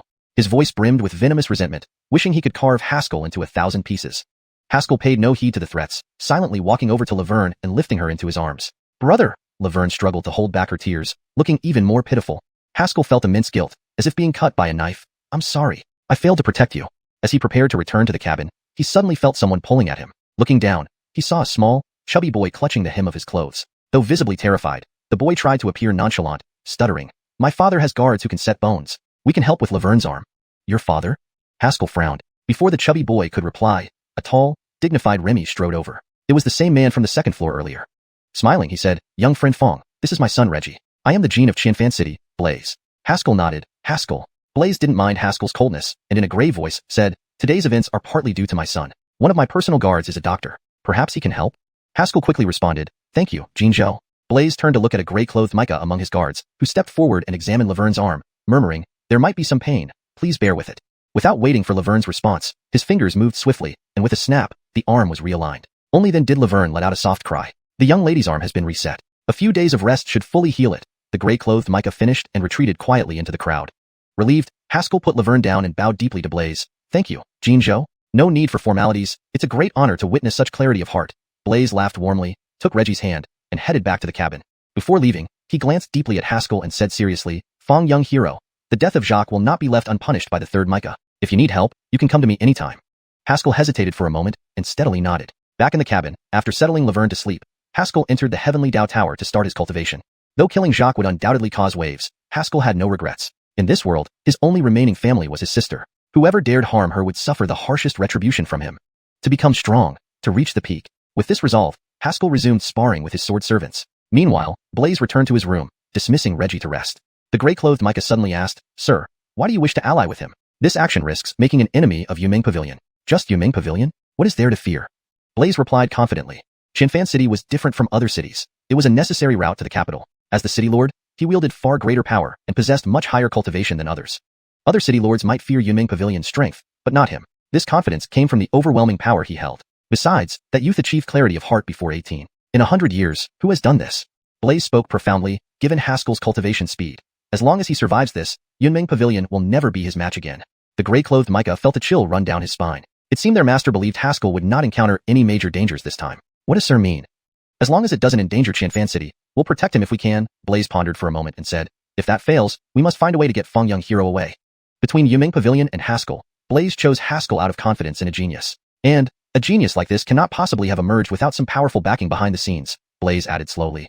The gray-clothed Micah was taken aback and bowed. Your foresight, sir. Time slipped away quietly like water. Albeit beneath the surface, hidden currents stirred invisibly. A few days passed, and the ship finally docked. Chapter 44. I am your father. In the last few days on the ship, the atmosphere became increasingly oppressive. Almost everyone was waiting to see how the Yunmeng Pavilion would make its move. Since Haskell had killed Jacques with one strike of his sword, Meadow had not appeared in public again until today.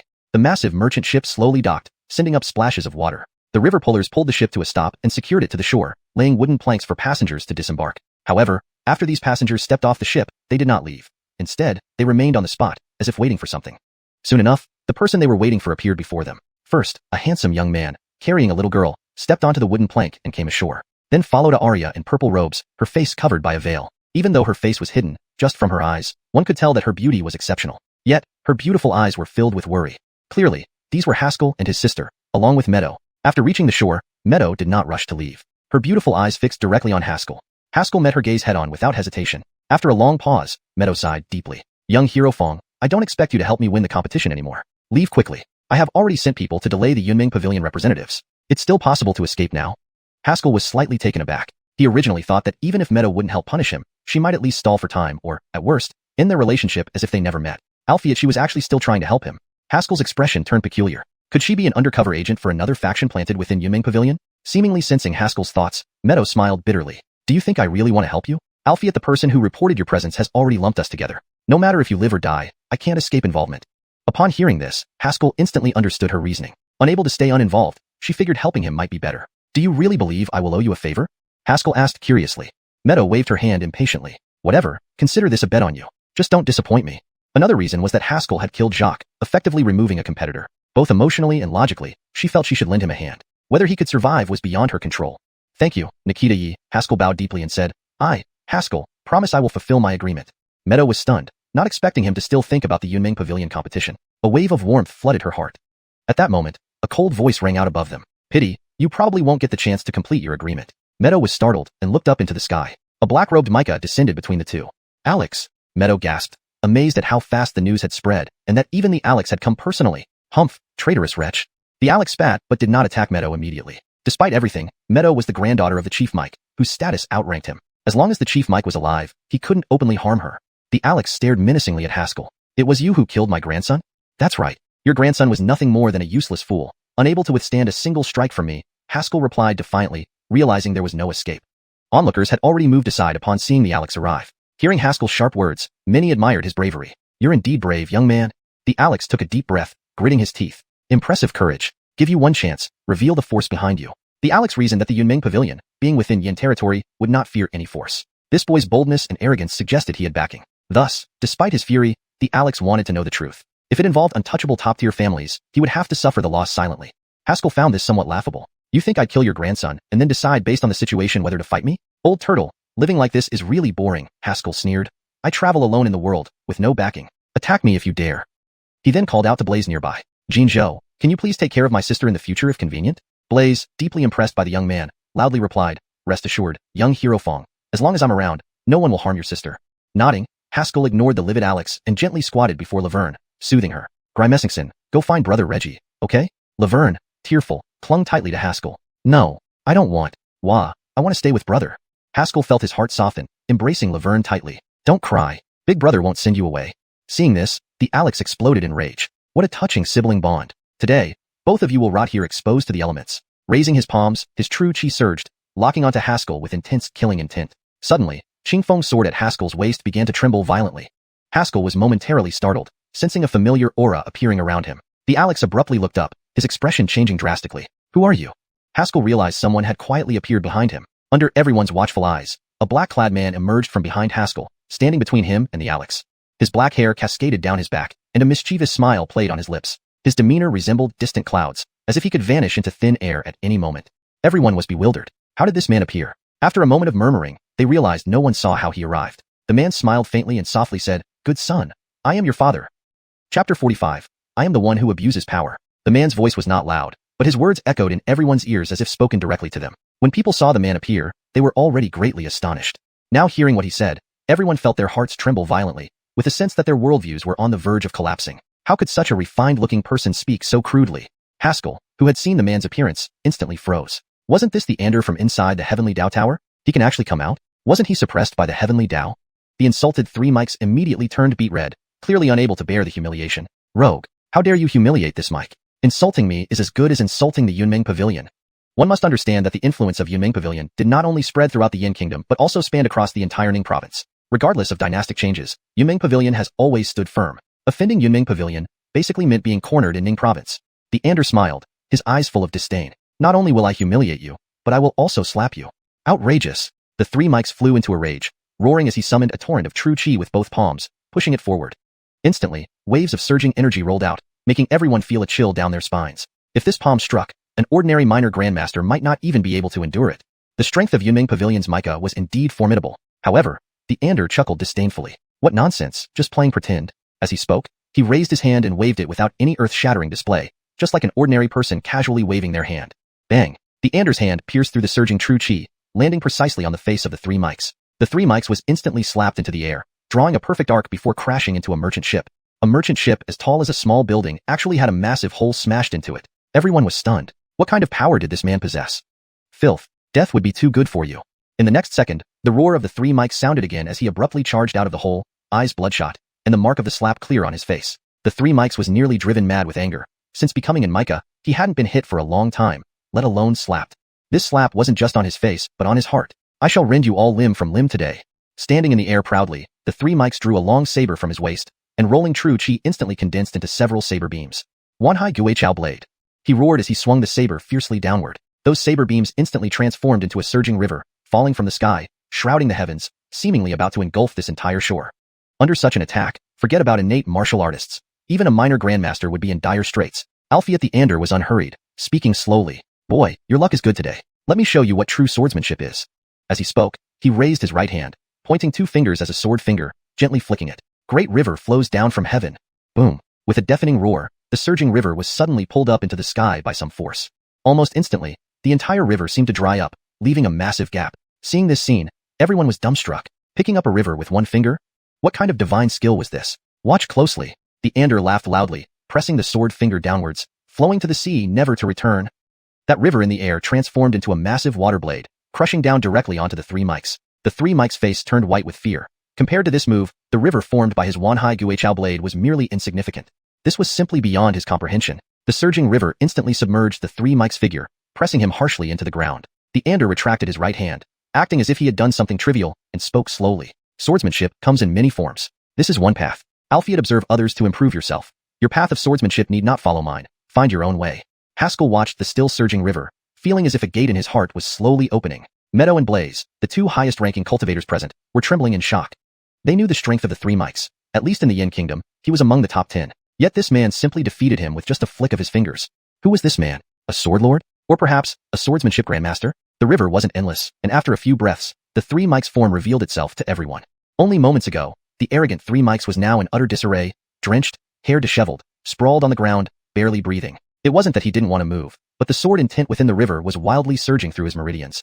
He couldn't even muster his true chi. Remember, sword practitioner, with a sword before you, there is no defeat. The Ander said solemnly. Understanding this principle will make your future path much smoother.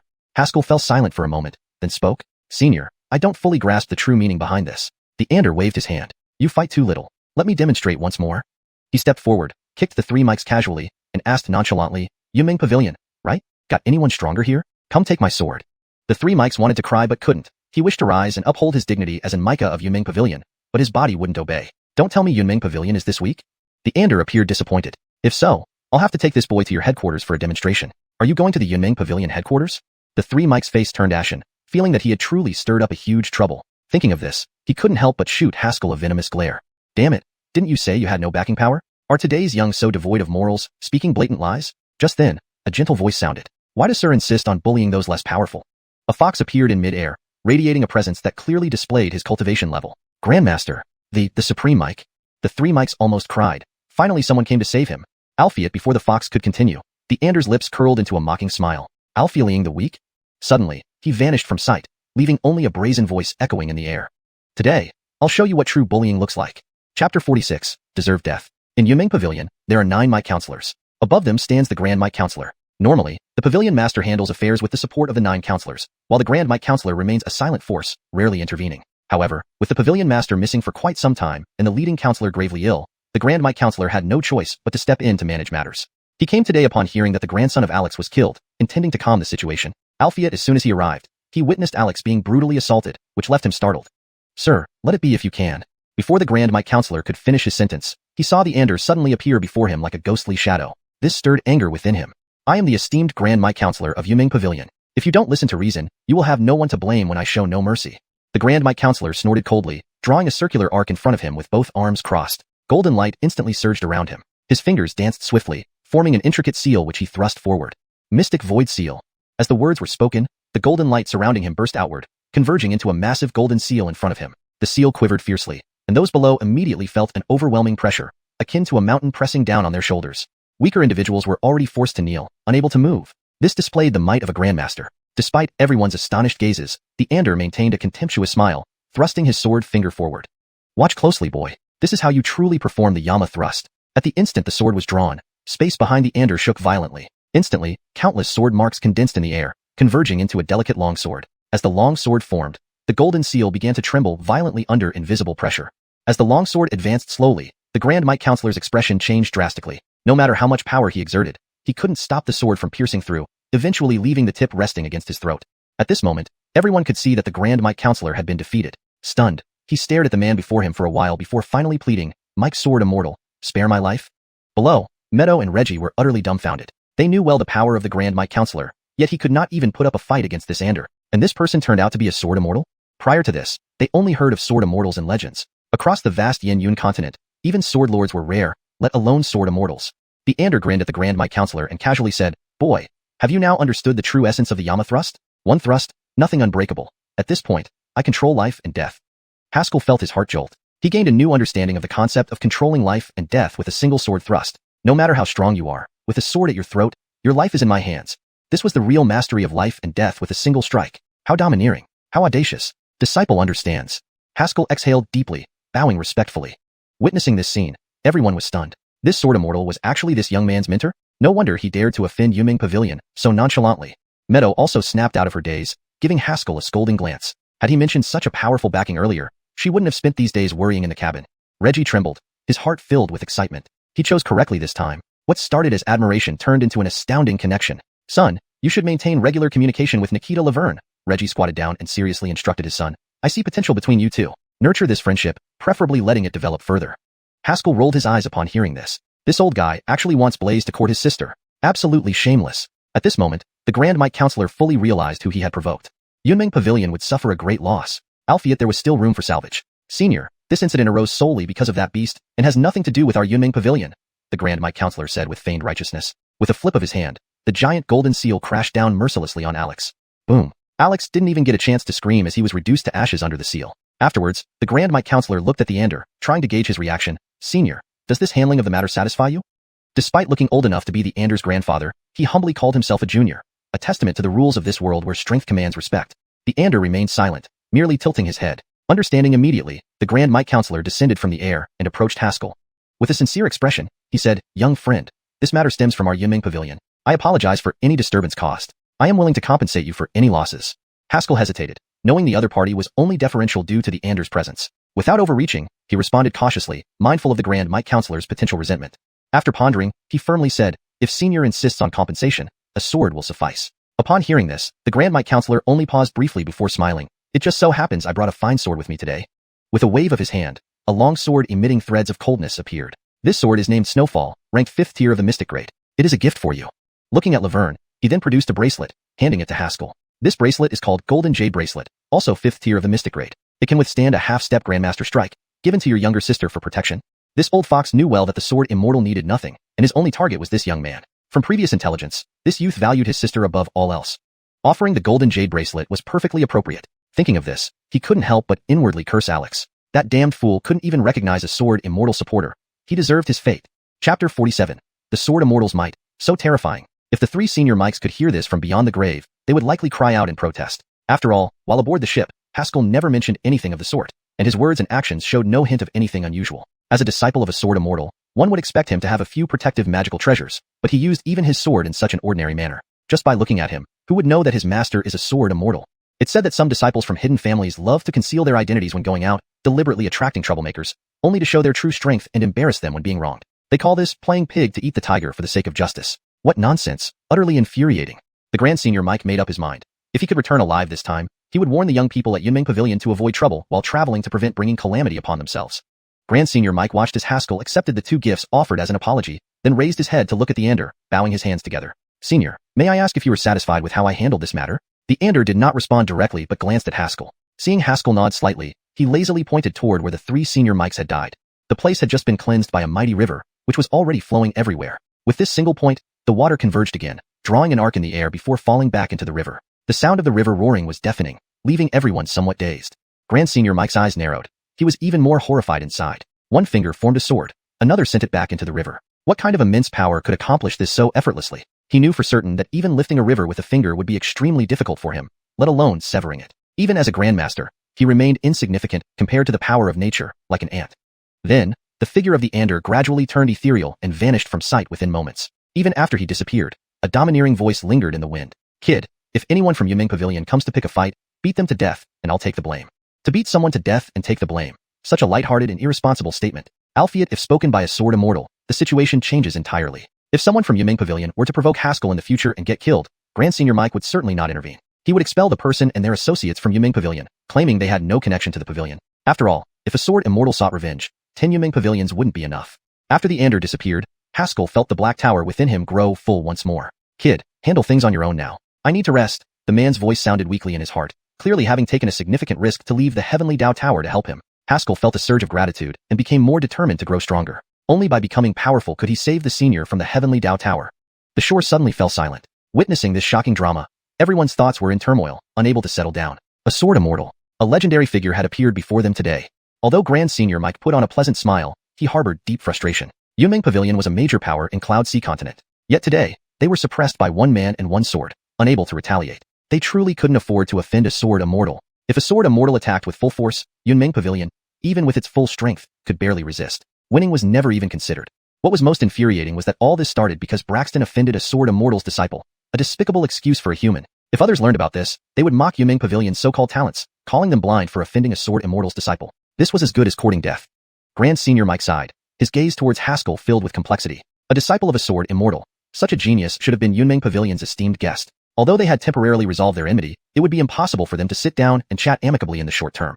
With that thought, he took out a token and gently tossed it, stopping it in front of Haskell. "Young friend, this is the purple cloud token of our Yunming Pavilion. With it, you become a Micah of Yunming Pavilion, enjoying significant discounts for purchases or sales within the pavilion, along with other benefits."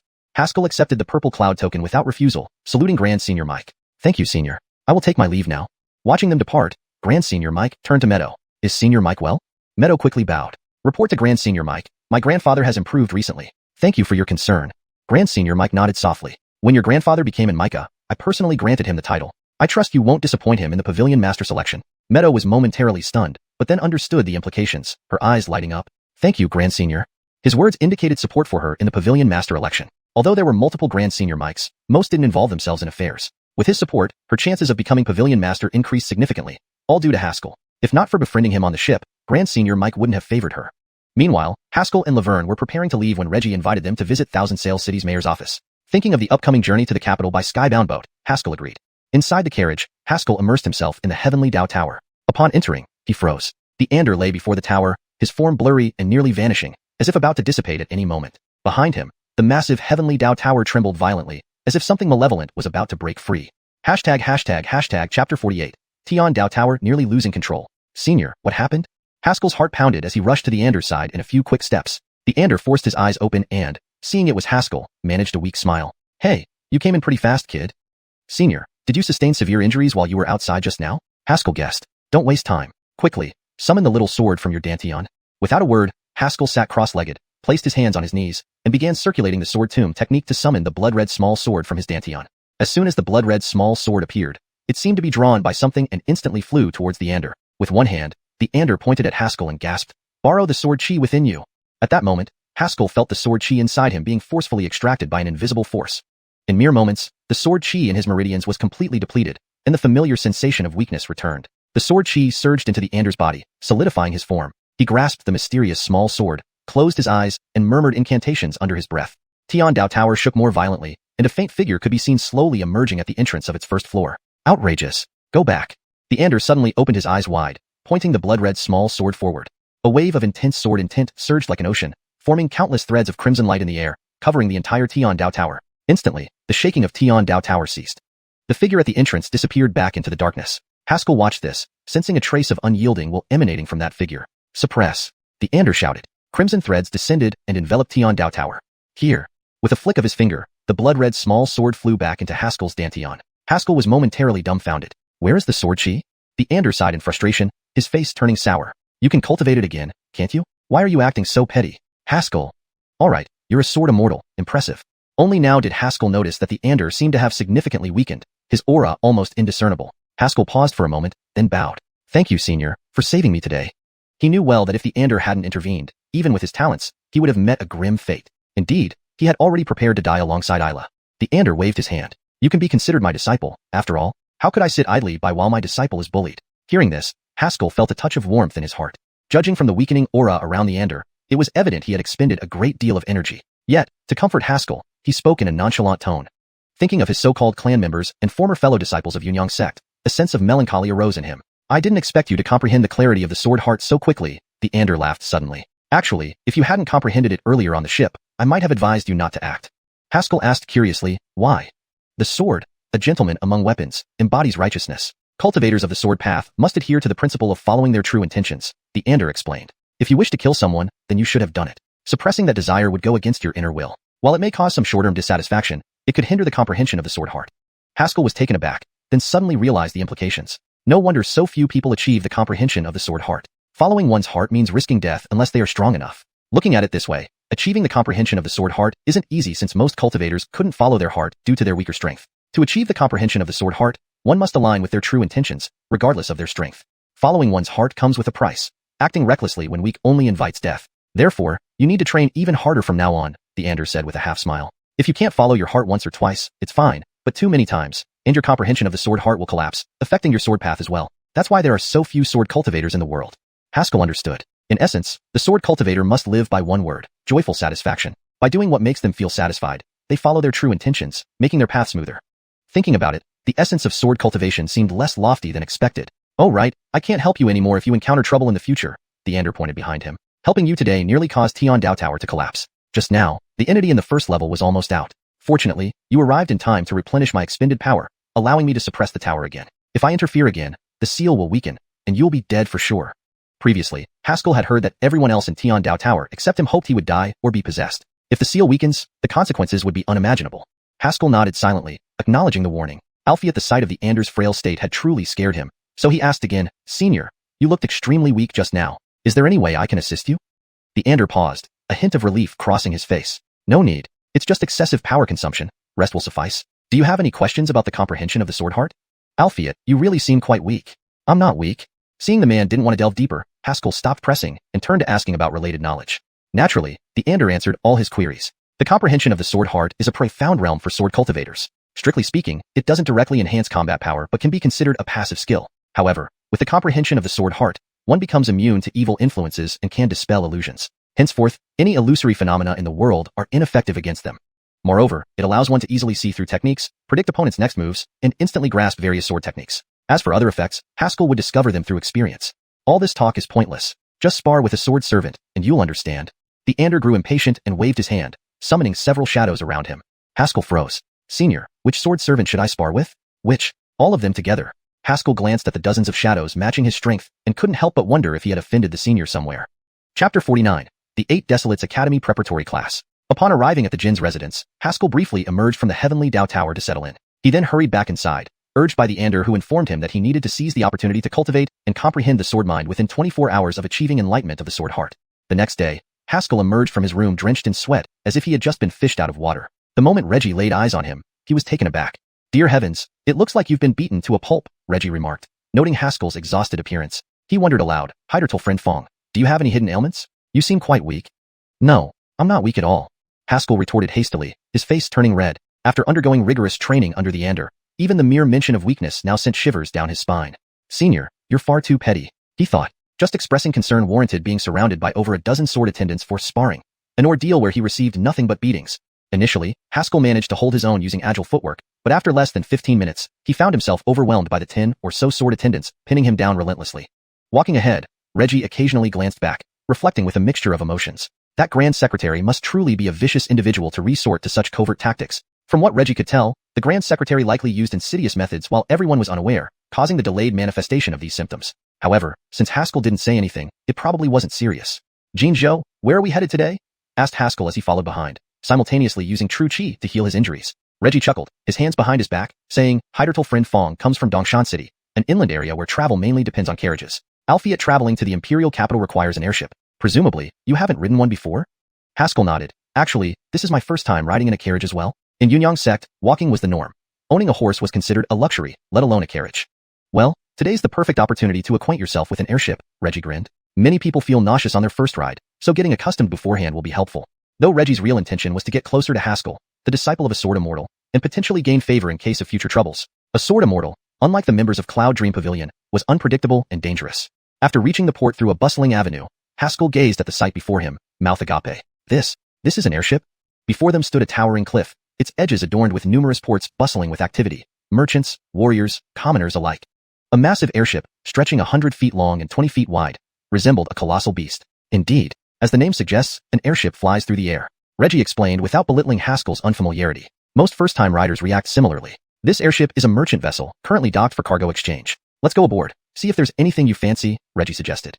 After some hesitation, Haskell finally stepped onto the ship. While only small masters could perform shenfu, levitation, most ordinary warriors relied on airships for travel between cities and countries. Correction, shenfu, suspension in midair, is changed to shenfu, levitation, for better readability and naturalness in English. However, there seems to be an untranslated term shenfu, which means levitation in this context. Here's the revised sentence. After some hesitation, Haskell finally stepped onto the ship. While only small masters could perform levitation, most ordinary warriors relied on airships for travel between cities and countries. Standing on the deck felt unsteady, explaining why Reggie recommended acclimatization beforehand. Some merchants had laid out wares directly on the deck, conducting sales immediately. Wandering around, Haskell eventually purchased a pearl for his younger sister, who enjoyed such trinkets. Haskell has an interest in pearls? Reggie inquired curiously. Haskell shook his head, smiling. It's for my sister. She likes these things. Heidertal friend Fong dotes on your sister so much. Xiao Grimacon must have a wonderful older brother, Reggie laughed heartily. After another round of browsing, they disembarked, finding nothing else worth buying. Spending the night at the Jin's residence, the group embarked on the airship to the imperial capital the next morning. Only then did Haskell learn that Blaze would also be attending for the 8 Desolates Academy examination. Does this academy enroll such young students? Haskell asked, puzzled. Reggie replied, my son is taking the preparatory class examination, different from yours. He explained that the 8 Desolates Academy accepted both regular age students and those under 10, placing the latter in preparatory classes. Outstanding students could later join the main academy upon reaching the required age, while others would need alternative paths. However, even rejected students were highly sought after by other academies. So, Xiao Grimacon can join too? Haskell glanced at his sister playing chess nearby, contemplating the possibilities. Hashtag chapter 50, Cultivating the Sword Heart Enlightenment. The 8 Desolate Academy did not permit family members to enter, and Haskell was worried about how he could take care of his younger sister. The appearance of the preparatory class undoubtedly solved this problem for him. As for how to join the preparatory class, he would have to wait until they arrived in the capital to find a way. Hiderf aboard the skybound boat was exceptionally peaceful. Haskell spent his days cultivating in the Heavenly Dao Tower, occasionally accompanying Laverne on excursions outside to enjoy the view from above. With the presence of little fatty Reggie, Laverne was never bored. Watching the two kids play and laugh every day aboard the ship brought much comfort to Haskell's heart. Growing up with a peer as a companion was crucial for mental and physical development. In contrast to Laverne's carefree and happy life, Haskell felt like he had been living through hell for the past week. Every day, he was beaten by over a dozen sword attendants, and what was worse, he couldn't fight back at all. These attendants were all created by the Ander based on Haskell's abilities, but their cultivation realms were each elevated by one level. It was as if Haskell was sparring with future versions of himself. They all possessed the same sword skills, the same sword intent, and the same combat prowess. Every move Haskell made was effortlessly countered by the attendants. This frustration constantly filled Haskell's heart. Damn it, how can I possibly win? Finally, the Ander could no longer stand it and scolded him. Idiot, is your sword hard enlightenment just for show? At that moment, Haskell was being kicked around by the sword attendants and responded with confusion. Senior, didn't you say that it only works within the initial 24 hours? Ouch, don't hit my face. The sword attendants paid him no heed, and fists as large as sandbags rained down on him. Moron, those are the best hours for enlightenment, but you need to use it. The Ander looked at him as if he were untamable and lamented. It's not a family heirloom. You're not saving it until you have kids, are you? Haskell suddenly understood. He had misunderstood the whole thing. Initially, he thought the sword Heart Enlightenment was something akin to a trump card due to its powerful description by the Ander. In reality, the sword Heart Enlightenment itself did not possess offensive power but was more of a passive skill that required constant practice and mastery. With this realization, Haskell unhesitatingly activated the sword Heart Enlightenment. Bang! Instantly, he felt as if he entered an incredibly unique state. His thoughts became crystal clear, as if nothing in the world could disturb him. Even the pain on his body faded away from his mind at this moment. The rapid punches of the sword attendants seemed to slow down before his eyes, making their movements clearer and visible. Vaguely, Haskell saw more shadows appearing around the sword attendants. These shadows seemed poised to attack whenever a servant stepped into their position. Haskell did not rush to counterattack, but focused intently on these shadows, trying to discern a pattern. After an indeterminate amount of time, Haskell's eyes widened abruptly. Up! A mighty aura burst forth, and he leaped up effortlessly, avoiding every attacking sword attendant with ease. These tightly packed attacks should not be escapable.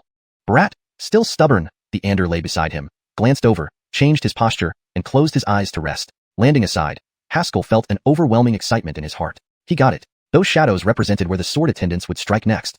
The future was uncertain, unpredictable. Even with sword Heart Enlightenment, he could only see faint tendencies. Albeit with continuous cultivation, there would come a day when he could precisely predict his enemy's attack pattern. Then, no matter how strange their moves were, he could calmly counter them. Seeing Haskell break out of the encirclement, the sword attendants hesitated for a moment and then resumed their synchronized attacks. Humph, this trick doesn't work on me anymore. Haskell sneered, clenching his fists, and charged straight toward the sword attendants. No. Even with the sword Heart Enlightenment, taking on a dozen isn't feasible. Haskell rubbed his bruised face, groaning in discomfort. Around him, the last sword attendant gradually dissolved. Relying on the sword Heart Enlightenment, Haskell managed to endure battles against dozens of sword attendants. If others knew, they would surely be astounded. Ordinary martial artists who could handle one-on-two fights were already considered extraordinary talents. Someone like Haskell, who faced 12 attackers, was an unparalleled genius. Moreover, these attendants were stronger than Haskell, so it was essentially battling across ranks. Monster. Absolute monster genius. Alright, you've pretty much mastered the sword Heart Enlightenment. You can go now, the Ander's voice echoed from afar. Haskell stood up and deeply bowed towards the Ander. Thank you, senior. Don't make it so formal. You have a long way to go before mastering it fully.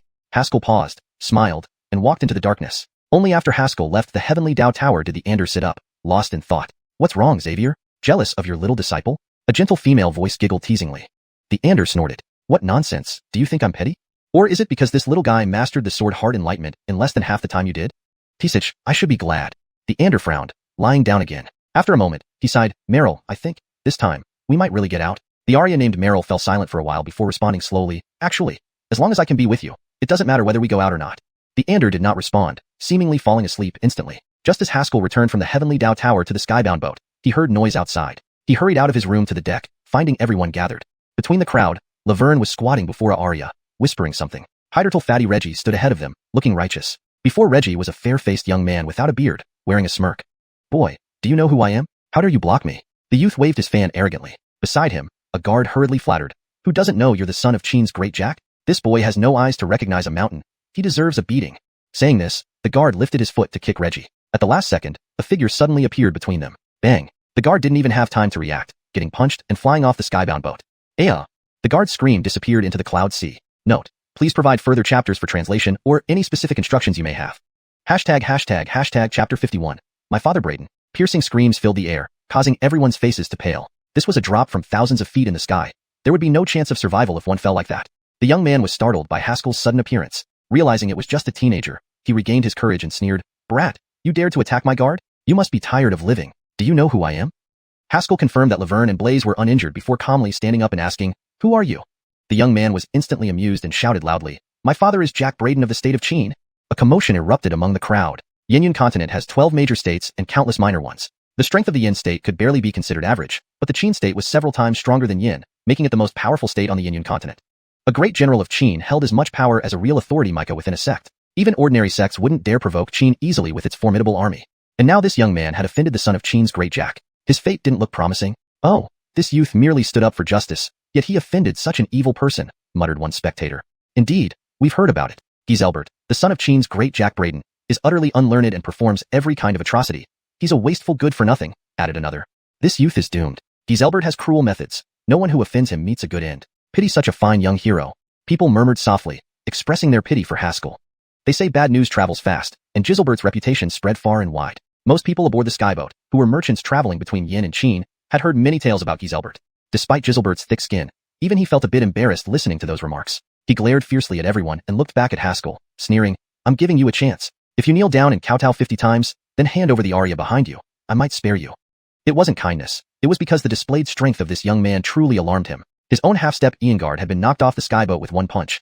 Could this young man possibly be a Ian expert? No way, at such a young age. Though uncertain, years of reckless behavior taught him caution. Haskell had already learned the whole story from Laverne. It was the typical scenario of an evil young man seeing a beautiful girl and wanting to humiliate her in public, only to be foiled by two kids. Hearing the young man's bold words now, Haskell couldn't help but laugh coldly. "I'll give you a chance to. Jump off this skyboat yourself, and I'll spare your life." "What?" Xiuxian flew into a rage. "Do you know who my father is? Braden." "I'm talking sense now, don't disrespect me," Haskell said indifferently. Xiuxian nearly laughed out loud. He was used to being the bully. How did things turn around so much? "My father is Braden," he barked. "Jump off, and we'll forget this." Haskell repeated coolly. "My father is Braden." Clank. A streak of silver flashed. A moment later, Qingfeng's sword was unsheathed and pressed against Xiuxian's neck without anyone realizing what happened. A slight movement produced a bloody gash. "What did you say just now?" Haskell narrowed his eyes and asked. Xiuxian trembled all over, and after a while, he knelt down with a thud. Speaking sincerely, "Young hero, do you want me to jump directly or perform some acrobatics first?" Shameless. Everyone looked at him disdainfully, wondering how Braden, who had failed to discipline his son, could still be considered a hero. How could such a cowardly son come from him? Haskell retracted Qingfeng's sword, visibly repulsed. Killing this man would dirty his hands. If Xiuxian really jumped, he'd respect him for it. Albeit begging while kneeling, disgusting indeed. "Get lost, and don't let me see you on this ship again," Haskell waved his hand. Since Laverne and the chubby Zhou were fine, he didn't feel like making a fuss. Xiuxian fled hastily with his guards, caring nothing about the fallen guard. Who cared when his own life was more important? The passengers praised Haskell briefly before leaving. "Thank you, sir," Kelsey bowed deeply. Her face still wet with tears, she managed to smile. Haskell shook his head, picking up Laverne and tweaking her nose. "You're a worry, little one. Such dangerous situations. You should have come to your brother first. Laverne knows Big Brother will protect me." Laverne replied sweetly, kissing Haskell's cheek. Haskell was about to say more when he sensed a surge of wild energy bursting out from inside the boat. "Who dared harm my son?" Suddenly, Reggie appeared beside them, his expression dark and chi surging. Blaze rolled his eyes. "Dad, they already ran. You're too late." Reggie's face turned apologetic. "Father was meditating. I failed to notice, and it was my fault."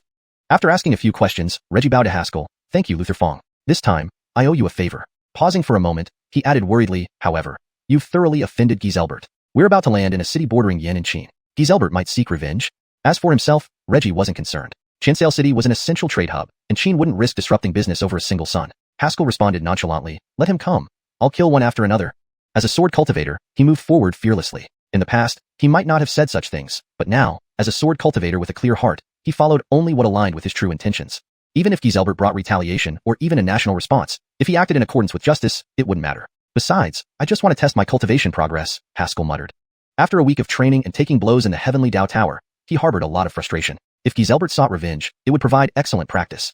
2 days later, the skyboat arrived at Xianxia. This was the city bordering Yin and Qin where the skyboat would replenish supplies before continuing. As soon as they disembarked, a squad of cavalry rode up and waited at the port. Seeing someone leave the boat, the cavalry roared together. The troops of Xianxia respectfully welcomed the arrival of the young general.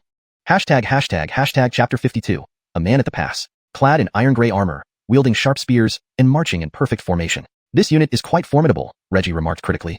Haskell also nodded in agreement, although his appreciation was more for their imposing demeanor. After all, being at Yunyang's sect for so long, he had rarely seen such a well-organized military force. Under everyone's watchful eyes, Giselbert strolled off the boat with a swagger and joined the cavalry ranks. Before leaving, he cast a venomous glance back into the crowd, locking onto Haskell and making a throat-slitting gesture. The cavalry then left the port in precise formation, escorting Giselbert away. Reggie's expression turned grave as he said, "Young friend Fong, let's not wander around aimlessly tonight." It was clear that Giselbert harbored no good intentions, and any casual outing might provoke retaliation. Haskell calmly stepped off the boat and casually replied, "No worries, if they want to come, I'll be ready to receive them." Though the continent of Kanglan has countless states and kingdoms, it is fundamentally dominated by sects and powerful families. Nations are merely tools used by these families to control the populace. Therefore, most soldiers in these armies are mere mortals, at best some innate martial artists. Truly gifted individuals would have already sought out sects and joined them. Regardless, Haskell felt confident that even 10 more cavalry units wouldn't stop him. Once one reached the innate realm, ordinary people were but ants. However, Haskell didn't want to cause trouble with 2 kids in tow. He decided to follow Reggie and found a tea house near the port for snacks before returning to the boat to rest. With Reggie, who controlled the airspace routes, it was easy to find an old tea house. "Guests, once you enter our tea house, please don't go out randomly," the waiter warned kindly, pouring tea. In recent days, Qin Kingdom soldiers have been causing chaos everywhere, and only this tea house offers some peace. Haskell asked curiously, "Why is that? Do you have an expert here?" The waiter smiled. "Our little tea house can't afford experts. It's just that this place was built by an Micah from Yuming Pavilion. Even though Qin Kingdom is arrogant, they still show respect to Yuming Pavilion." Haskell glanced at Reggie, thinking about how influential Yuming Pavilion must be. Why did they seem so timid earlier? He pondered silently. Reggie noticed Haskell's thoughts and coughed slightly. Yuming Pavilion spans across Yinyun continent, and in the whole Kanglan realm, its name carries weight. Despite Qin Kingdom being the leading power in Yinyun, it still faces checks and balances. Pausing for emphasis, he added proudly, "As for me, the sky-soaring boat was invented by your city lord. Naturally, Yunming Pavilion dares not offend me." Note: the term Lingkongzhou has been consistently translated as sky-soaring boat to maintain consistency in terminology. This implied that Yunming Pavilion might bankrupt Qin Kingdom, but with him around, even Yunming Pavilion would be subordinate. The sky-soaring boat, crucial for trade, allowed Yunming Pavilion to dominate Yinyun continent. Small wonder this big guy is so bold, Haskell mused inwardly, quietly sipping his tea. Suddenly, screams erupted outside. Looking out, Haskell saw Giselbert with his cavalry galloping through the streets, causing mayhem. On his horse was a struggling, bound beautiful Arya. The waiter spat, disgusted. "Giselbert, son of Braden, always raids local girls whenever he comes. What a bastard." Reggie frowned, not wanting to provoke unnecessary conflict despite not fearing Braden. "This man is indeed despicable," Reggie began, only to see someone dash out like an arrow and kick a horse mid-gallop. Bang! The powerful horse was kicked skyward, sending Giselbert flying. Reggie froze. His young companion was too audacious. Onlookers were stunned. This young man must be out of his mind. Everyone knew that offending Giselbert in Xianxia equated to angering Braden, whose army would crush any challenger, even grandmasters. "Bastard! Who dared to attack me?" Giselbert snarled, rising dust-covered and disheveled. Haskell caught the Arya and set her down, eyeing Giselbert mockingly. "Jack Giselbert, what impressive arrogance! To abduct civilians?" Seeing Haskell, Giselbert's expression changed. Albeit then he recalled he had a cavalry squad behind him and felt emboldened. He sneered, "So it's you. You escaped on the sky-soaring boat, but here in Xianxia, you're nothing but meat on the chopping block." Waving a hand, he barked, "Azure Dragon Army, form up." The cavalry swiftly formed a tight formation, spears aimed forward, eyes under black armor filled with murderous intent. Reggie paled. "The Azure Dragon Army, Qin Kingdom's elite. Each soldier is at least 5th rank innate. You're in deep trouble. Hundreds of trained 5th rank innate cavalry would be challenging even for a master to fend off. Charge." The cavalry surged forward with a battle cry. "Go back inside," Haskell said, freeing Kelsey and pushing her gently toward the tea house. Turning, he faced the charging cavalry, Qing Feng's sword in hand. "As a nation's soldiers, instead of protecting the people, you torment innocent civilians. I'm ashamed of you," Haskell said coldly. Ahead, dozens of charging cavalry bore down on him. The overwhelming momentum alone was intimidating. Yet, Haskell remained calm, drawing a casual sword flourish and whispering, "Master, I've always wondered what my sword path truly is." "And have you found it?" the mysterious voice asked.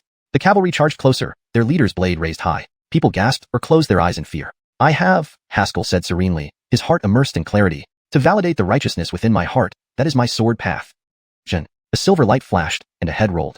Hashtag chapter 53. Sword in hand, unmatched. The long sword hummed softly as it was swung, and the cavalry leader's head was separated from his body in an instant. The horse beneath him galloped forward for a short distance, carrying the decapitated corpse before stopping as if sensing something amiss with its rider. Haskell, like a streak of light, charged straight into the cavalry ranks. In an instant, the dark iron armor swallowed Haskell whole. "Oh no, the young friend is in danger." Reggie stood up abruptly, intending to rush over to help. The next moment, the sword light flowed out like water through the cracks in the black armor. The cavalry's spears descended in a relentless barrage, but all were evaded by Haskell. It was as though he had seen through their moves entirely. On the battlefield, this cavalry unit could be considered extremely elite. Yet in front of Haskell, they seemed utterly helpless. Every spear thrust was dodged, while the seemingly slow sword strikes always found their mark. Dodging one attack after another, Haskell's understanding of sword heart clarity deepened, and his heart filled with growing joy. Sword heart clarity not only allowed him to see through sword techniques, but also most martial arts. In other words, as long as he continued cultivating, any technique would be exposed to him. Seeing through means breaking through. Then who in this vast world could be his match? After half an hour, Haskell sheathed Qingfeng's sword and stood proudly. Around him, dozens of corpses lay scattered haphazardly, limbs strewn across the ground. As for those who survived, they were now panicking, looking at Haskell as if he were a demon. Giselbert was so frightened that his legs turned to jelly, standing rooted to the spot, watching Haskell approach him helplessly. You just said I was dead meat, didn't you? Haskell leaned down, placing the long sword against Giselbert's throat. Giselbert's face lost all color, and he dropped to his knees with a thud, banging his head on the ground repeatedly. Please spare me, great hero. I failed to recognize your greatness. Please spare my life. Admittedly, Giselbert could be considered a model of adaptability, and Haskell actually admired this kind of person who would kneel at a moment's notice. Alfie at this time, Haskell wouldn't let him off the hook. Just as he was about to strike, a trembling voice came from beside him. Cece, can I kill him myself? Haskell was surprised and turned to find Kelsey he had saved earlier. She looked about his age, with a graceful figure. Although her entire body trembled, the hatred in her eyes remained unwavering. This brute. He killed my father, killed my mother, and dragged me away from home. Upon hearing this, everyone's gazes toward Kelsey became even more sympathetic. A happy family, destroyed like this? Haskell fell silent for a moment, then handed her the Qingfeng sword and turned away. Giselbert, seeing this, knelt and pleaded. Don't kill me. Don't kill me. I'll pay you money. Anything you want, I'll pay. Just as Kelsey was about to strike, a harsh voice called out, Stop. Haskell's eyes flashed with a sharp glint. Kill. Without hesitation, Kelsey swung the sword, blood spouting forth, covering her entirely. Albeit she seemed driven mad, stabbing Giselbert repeatedly with the Qingfeng sword. Seeing this, the newcomer's face darkened severely. He ordered sternly, daring to wield weapons within our Sanhedrin, seize them. Several guards leaped out from behind him, surrounding Haskell and his group. Who are you? Haskell asked. I am the Augustine. The man waved his hand, ready to apprehend Haskell and his companions. I'll see who dares. Haskell casually tossed the Yunming Pavilion token, which made the Lord pause. And Mike of Yunming Pavilion? So young? While he hesitated, Kelsey retrieved her sword and walked forward dazedly. The Augustine gritted his teeth and ordered, Seize that Arya. Sure, he couldn't offend in Mike of Yunming Pavilion, but could he not arrest a commoner? Haskell's form flickered ghost-like to stand before the Augustine, slapping him hard. Smack. The Augustine was slapped senseless, looking at Haskell in disbelief. You, how dare you insult our Yin state? Even if you're in Mike of Yunming Pavilion, I will execute you on the spot. So you're from Yin. I thought you were a dog of Qin, Haskell sneered. That Giselbert violated a Arya of Yin, and you didn't stop him. Albeit when the Arya fought back and killed him, you try to arrest her. What kind of logic is that? Well, I was considering stability. So you choose to be a dog for Qin? Haskell coldly eyed him, then suddenly addressed everyone, loudly declaring, Tell that Yisrael that the one who killed his son is Haskell. If he seeks revenge, I will gladly wait for him. His voice echoed like thunder across Sanhedrin. After finishing his declaration, Haskell felt a surge of exhilaration, realizing that his sword heart clarity had advanced another small step. Indeed, this was what he desired. Haskell suddenly understood the Anders words. A swordsman who acts according to his heart grows stronger, while those who do not will stagnate. Today's actions aligned with his heart. Despite his frustration, the Augustine could only watch as Haskell took Kelsey away. They wandered around the city for a few rounds, confirming no one was following, then headed for the city gate. Alright, we're almost safe. Leave Sanhedrin and follow this road. It leads directly to Shanghai City. Reggie pulled out a jade pendant from his pocket and gave it to Kelsey. The Lord of Shanghai City is an old friend of mine. He will take care of you when he sees this. The girl bowed deeply to them, sobbing softly. Thank you, noble sirs. This girl named Kay will repay your kindness if she ever lives to see another day. Haskell waved his hand. Heiderv, well, life isn't easy. With that, he turned and left. Kay watched their retreating figures, wiped her tears, and walked towards Shanghai City. Unsure whether the news hadn't spread or if Jack Braden was delayed, they rested in the city that night without any trouble. The next morning, they boarded the aerial vessel and left. Heiderv aboard the vessel was peaceful. Haskell practiced daily, delving deeper into the sword path. 1 week later. Brother, are we almost there? Laverne stood on the deck, straining to see ahead. Haskell patted her little head and smiled gently. Yes, go sleep, and we'll arrive soon. He looked up at the misty clouds. Amidst the fog, a magnificent city gradually emerged. There lay their ultimate destination, Imperial Capital. ####Chapter 54. Luther Fong. We shall meet again soon. Emerging from the mist, the scenery before them became suddenly expansive and bright. It was dawn, and the sun was rising amidst the mountains, casting golden light over the earth as if gilding the entire landscape. In the distance, a magnificent cluster of buildings was faintly visible, nestled within this vast and boundless mountainous region. The Imperial capital was almost within reach. Haskell and Reggie stood on the deck, gazing at this spectacular scene, their hearts filled with emotion. Thinking back to the last time I came to the capital, it was already 8 years ago. How truly moving that is, Reggie said, hands behind his back, his tone heavy with reminiscence. Young friend, do you have any acquaintances in the capital? Haskell originally wanted to mention Anna but thought better of it. They were hardly friends, so he simply shook his head. Reggie smiled. If that's the case, why don't we travel together after disembarking? As the city lord, I have some influence here. Thank you, Jinzhou. Haskell bowed gratefully. However, as I'm just arriving and am unfamiliar with the capital, would you mind giving me an introduction?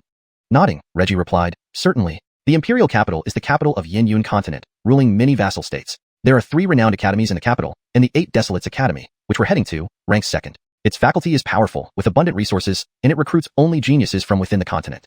What about the Imperial Court Academy? Haskell asked curiously. I heard the first genius of Yin Kingdom, Anna, studies there. At this, Reggie's face showed a strange expression. As for the Imperial Court Academy, how should I put it? Their standards are incredibly high, and very few meet them, so they admit very few students each year. To be precise, Anna isn't technically a student anymore. Due to her exceptional talent, she's now considered a prospective mentor. Alphiad Anna is only at the lesser Grandmaster level. Haskell was incredulous. Reggie explained, actually, just a month ago, Anna broke through to the Great Grandmaster realm. This was really demoralizing. Haskell thought he was quite talented, but there was always someone standing at the peak, out of his reach. After just a few months apart, Anna had directly advanced to the Great Grandmaster level, joining the elite at the top. And the forces behind Anna are not simple, so she cannot be compared to ordinary geniuses, Reggie added with a smile. Haskell nodded, then suddenly asked, have you heard of cold body syndrome? Is there anyone in the 8 Desolates Academy who can treat it? Reggie frowned deeply, pondering for a moment before replying, I've seen mentions of this condition in ancient books. It's said to be extremely rare. Although the mentors at the academy are strong and skilled in medicine, I cannot be certain if anyone can treat such a condition. Indeed, if it were easy to cure, his sister wouldn't have suffered for so long. Haskell looked down, the great city drawing nearer. The imperial capital, the destination pursued by countless young talents. Each year, geniuses from various kingdoms converge here, competing for opportunities. Despite Haskell's renown as a third-stage heavenly talent in Yin Kingdom, he was virtually unknown in the capital. Initially standing side by side with Haskell, Reggie suddenly warned, by the way, this place is full of all sorts of people. Young friend Fong, act prudently and don't fall into traps set by others. In other words, don't resort to fighting as easily as you did in Thousand Sail City. You can get away with it in Yin Kingdom, but not in the capital. If you offend a major power, you'll be in serious trouble. Haskell nodded, deep in thought. Jean Zhou, do you know what business makes the most money in the capital? Earn money? Reggie raised an eyebrow. Is young friend Fong short of funds? Upon hearing this, Haskell knew he had been misunderstood and clarified, spirit stones. I wish to earn spirit stones. I see. Reggie understood, saying solemnly, Jackley, business is the most profitable, but it might delay your cultivation. Besides, joining an academy provides monthly spirit stone stipends, and completing official tasks also earns you spirit stones. However, why do you need so many spirit stones? Haskell replied offhandedly, primarily for cultivation. Truthfully, he was thinking that without spirit stones, he wouldn't even be able to buy a sword. He had asked a senior previously, and the Ander told him it was best not to use the premium spirit stones in his storage ring. These stones contained heavenly Dao energy due to being kept inside the heavenly Dao tower for so long, making them superior quality and rare in the common market. Using them to buy swords would be wasteful, and even if he wanted to, he couldn't buy many swords. Thus, Haskell decided to earn spirit stones on his own. Currently, his primary method of cultivating relied on devouring excellent swords. After his Dantian shattered, ordinary cultivation methods were ineffective. Only devouring good swords could enhance his realm. Especially after devouring Kolmang, he discovered his cultivation level increased naturally without further effort. During the voyage, he devoured most of the remaining power, nearing the 6th stage heavenly talent. Having tasted success, Haskell was now keen on finding excellent swords. Spirit stones. Enough spirit stones to buy good swords. He planned to join the academy first and immediately start earning spirit stones. Studying wasn't necessary since he had the Ander in the heavenly Dao tower as his teacher. Even the best mentors in these academies likely wouldn't match the Ander's 10th part. After all, no matter how strong the Imperial Court Academy was, it still couldn't produce a sword immortal. Passengers, our journey is coming to an end. Please check your belongings and prepare to disembark. We look forward to serving you again. Above, the floating vessel's attendant announced their arrival. Haskell and Reggie exchanged glances, bowed respectfully, and returned to their rooms to collect their belongings and sister, preparing to disembark. Young friend, come with me to my residence to rest, Reggie invited. Naturally, Haskell didn't refuse and followed Reggie away. A moment later, another person descended from the floating vessel, an elegant Arya dressed in white, wearing a veil. She stared at the direction where Haskell left, lips slightly parted. This is the Imperial capital. Luther Fong, we shall meet again soon. End of chapter 54. Chapter 55. It's truly wonderful to be rich. The imperial capital was incomparably more prosperous than the state of Yin. The city gates alone were several times larger than those of Dongshan City, and the streets were extremely broad, wide enough for 3 or 4 carriages to travel side by side. Walking down the street, Haskell saw no fewer than 10 martial artists at the 7th or 8th level of acquired realm, and even spotted some who had reached the innate realm. Such grandeur was a rare sight in Dongshan City.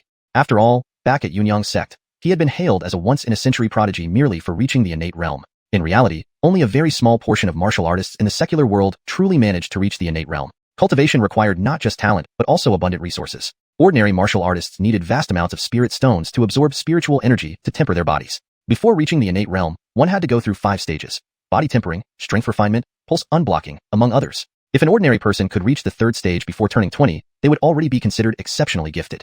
This fact revealed how stringent Ba Huang Academy's admission criteria were, reaching the minor master level before 18 years old. Anyone with this capability would undoubtedly be the pride of any city. Even Haskell himself was still 2 realms away from that achievement. Indeed, This is the most prosperous place in Yinyun continent. The martial artists here have much higher cultivation levels, Haskell remarked with admiration. Beside him, Reggie chuckled. Young friend Fong is too modest. To reach the innate realm before the age of 18 would make you stand out even in the imperial capital. Reggie's words were sincere. While they had encountered numerous near-master and minor master-level experts along the way, such prowess was exceedingly rare among common folk. Even reaching the 9th level of the acquired realm was considered extraordinary outside of reclusive noble families or prestigious academies.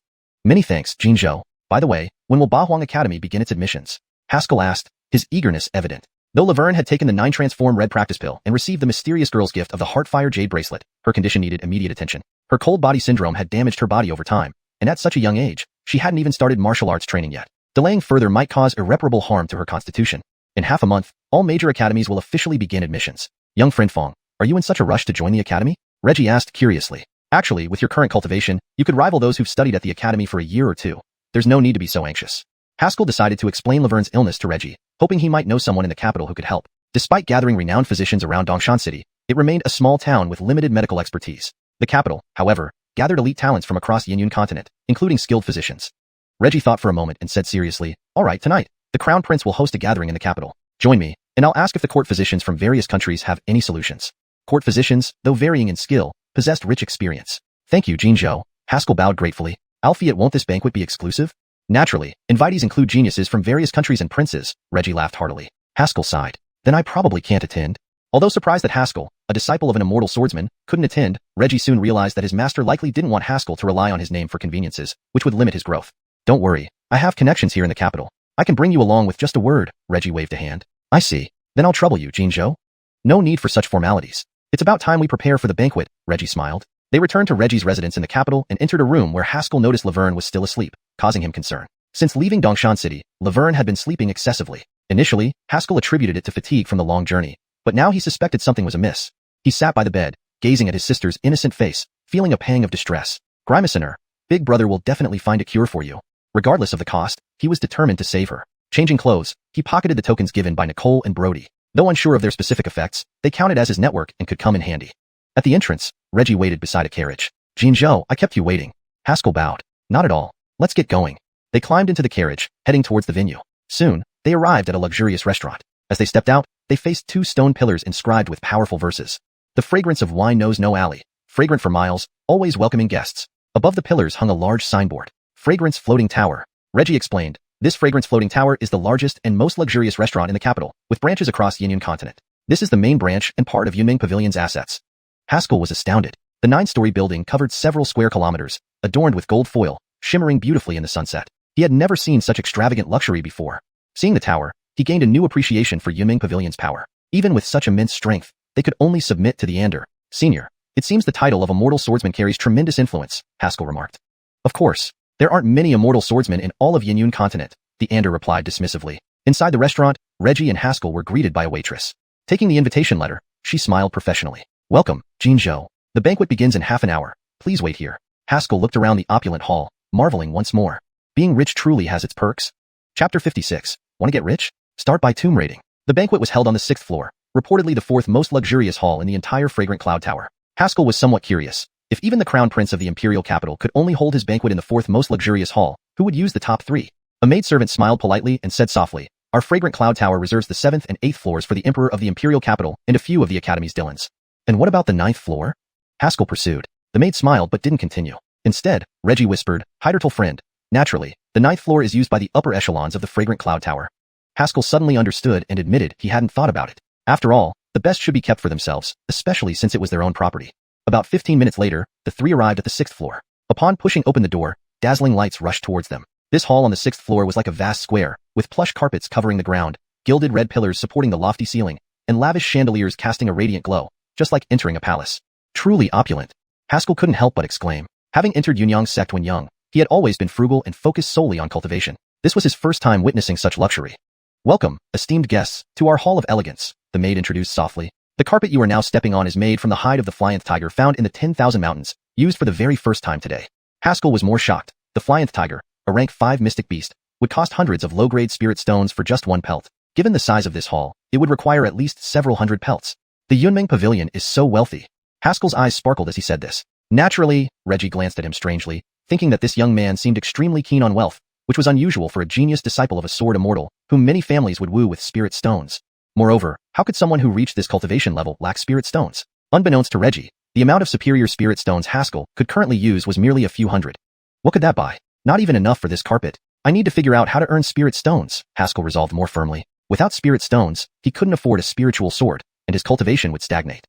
The hall was already filled with people, each dressed extravagantly, looking affluent and noble. Haskell examined himself up and down, feeling like a rustic farmer entering the city, appearing increasingly poor. Should have changed clothes before coming? Haskell muttered. Hearing this, Reggie laughed heartily and patted Haskell's shoulder. Fong, don't worry. With your talent, even if you wore nothing, you'd still be the center of attention here. Haskell. Thinking about it, Reggie amended. I mean, even if you were dressed like a beggar, no one would overlook you. Cough. Fong, you go explore. I'll meet some old friends. Feeling more awkward as he spoke, Reggie quickly found an excuse to leave. Haskell shook his head with a bitter smile and began wandering around the banquet hall.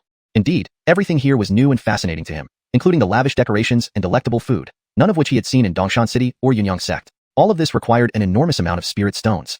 Haskell pondered and asked the Ander, Mike, do you know ways to earn spirit stones? The Ander chuckled. Quite simple. Alchemists, artifact smiths, talisman masters, they all make good money. Alfred, if you find these methods too slow, I can recommend another way. What way? Haskell perked up. Tomb raiding. Haskell froze, thinking the Micah's methods were quite unconventional. Don't misunderstand. The tomb raiding I'm talking about isn't like you imagine, the Ander clarified. While earthly kings may bury ordinary treasures, the tombs I want you to raid belong to experts. Alfred, would such experts even have tombs? Haskell was puzzled. In his imagination, true world-class experts should leave their legacy in caves or valleys, waiting for successors to inherit it. Who told you that? The Ander sounded incredulous. Storybooks. Haskell stated confidently. The Ander. You overestimate those experts. They often build tombs grander than palaces, caring much about appearances. Raiding their tombs offers the highest returns. Abandoned caves work too, much faster than earning spirit stones conventionally. Heidersteinning, Haskell suddenly asked. Mike, you sound so familiar with this. Did you frequently raid tombs in the past? The Ander paused, then coughed. Cough. Now, I need to rest. Think carefully, it's risky business. After that, no matter how Haskell called, there was no response. It seems this Micah had indeed often raided tombs in the past. Haskell was both amused and exasperated. Tomb raiding wasn't something to take lightly. He wasn't worried about losing virtue, but feared potential retaliation from descendants. Experts' tombs likely had formidable protectors among the living relatives. Lost in thought, someone approached him. Brother, I am Ding Alfei, heir of the Ding family of Xianxia. May I know your honorable name? The young man greeted. Haskell replied, Haskell from Dongshan City, a solitary cultivator. Solitary cultivator? The young man sized him up and turned away without another word. Haskell faintly heard whispers. Turns out he's just a pauper. Thought he might be a nobleman. Haskell. A short while later, he called out to the Ander earnestly. Mike, how exactly do you raid a tomb? Hashtag chapter 57, the capital's first beauty. Young Haskell experienced discrimination for the first time in his life. He deeply felt what it meant to be judged by wealth and social standing. This wicked money-driven society revealed human ugliness in all its naked glory. Wasn't it just that his clothes weren't fancy enough? Why should they call me a pauper? Don't worry. Once you join the 8 Desolate Academy, I'll take you tomb raiding. The Ander, seeing that Haskell was getting over it, said enthusiastically, to my knowledge, there are many treasure-rich tombs in this capital, like the abode of some sword master. As he spoke, he began detailing which tombs or abodes in the capital were ripe for exploration. Haskell's face twitched with discomfort. Senior, you had this plan ready all along, didn't you? How about this? Since there's still some time before the enrollment, let's try our hand at one of those tombs tomorrow, the Ander said excitedly. Haskell replied with a bitter smile. Senior, how about we delay this for now? Suddenly, he saw Ding Alfei, the young man from earlier, chatting with another promising young talent. I am Ding Alfei, scion of the Qingzhou Ding family. May I know your honorable name? Ding Alfei asked politely.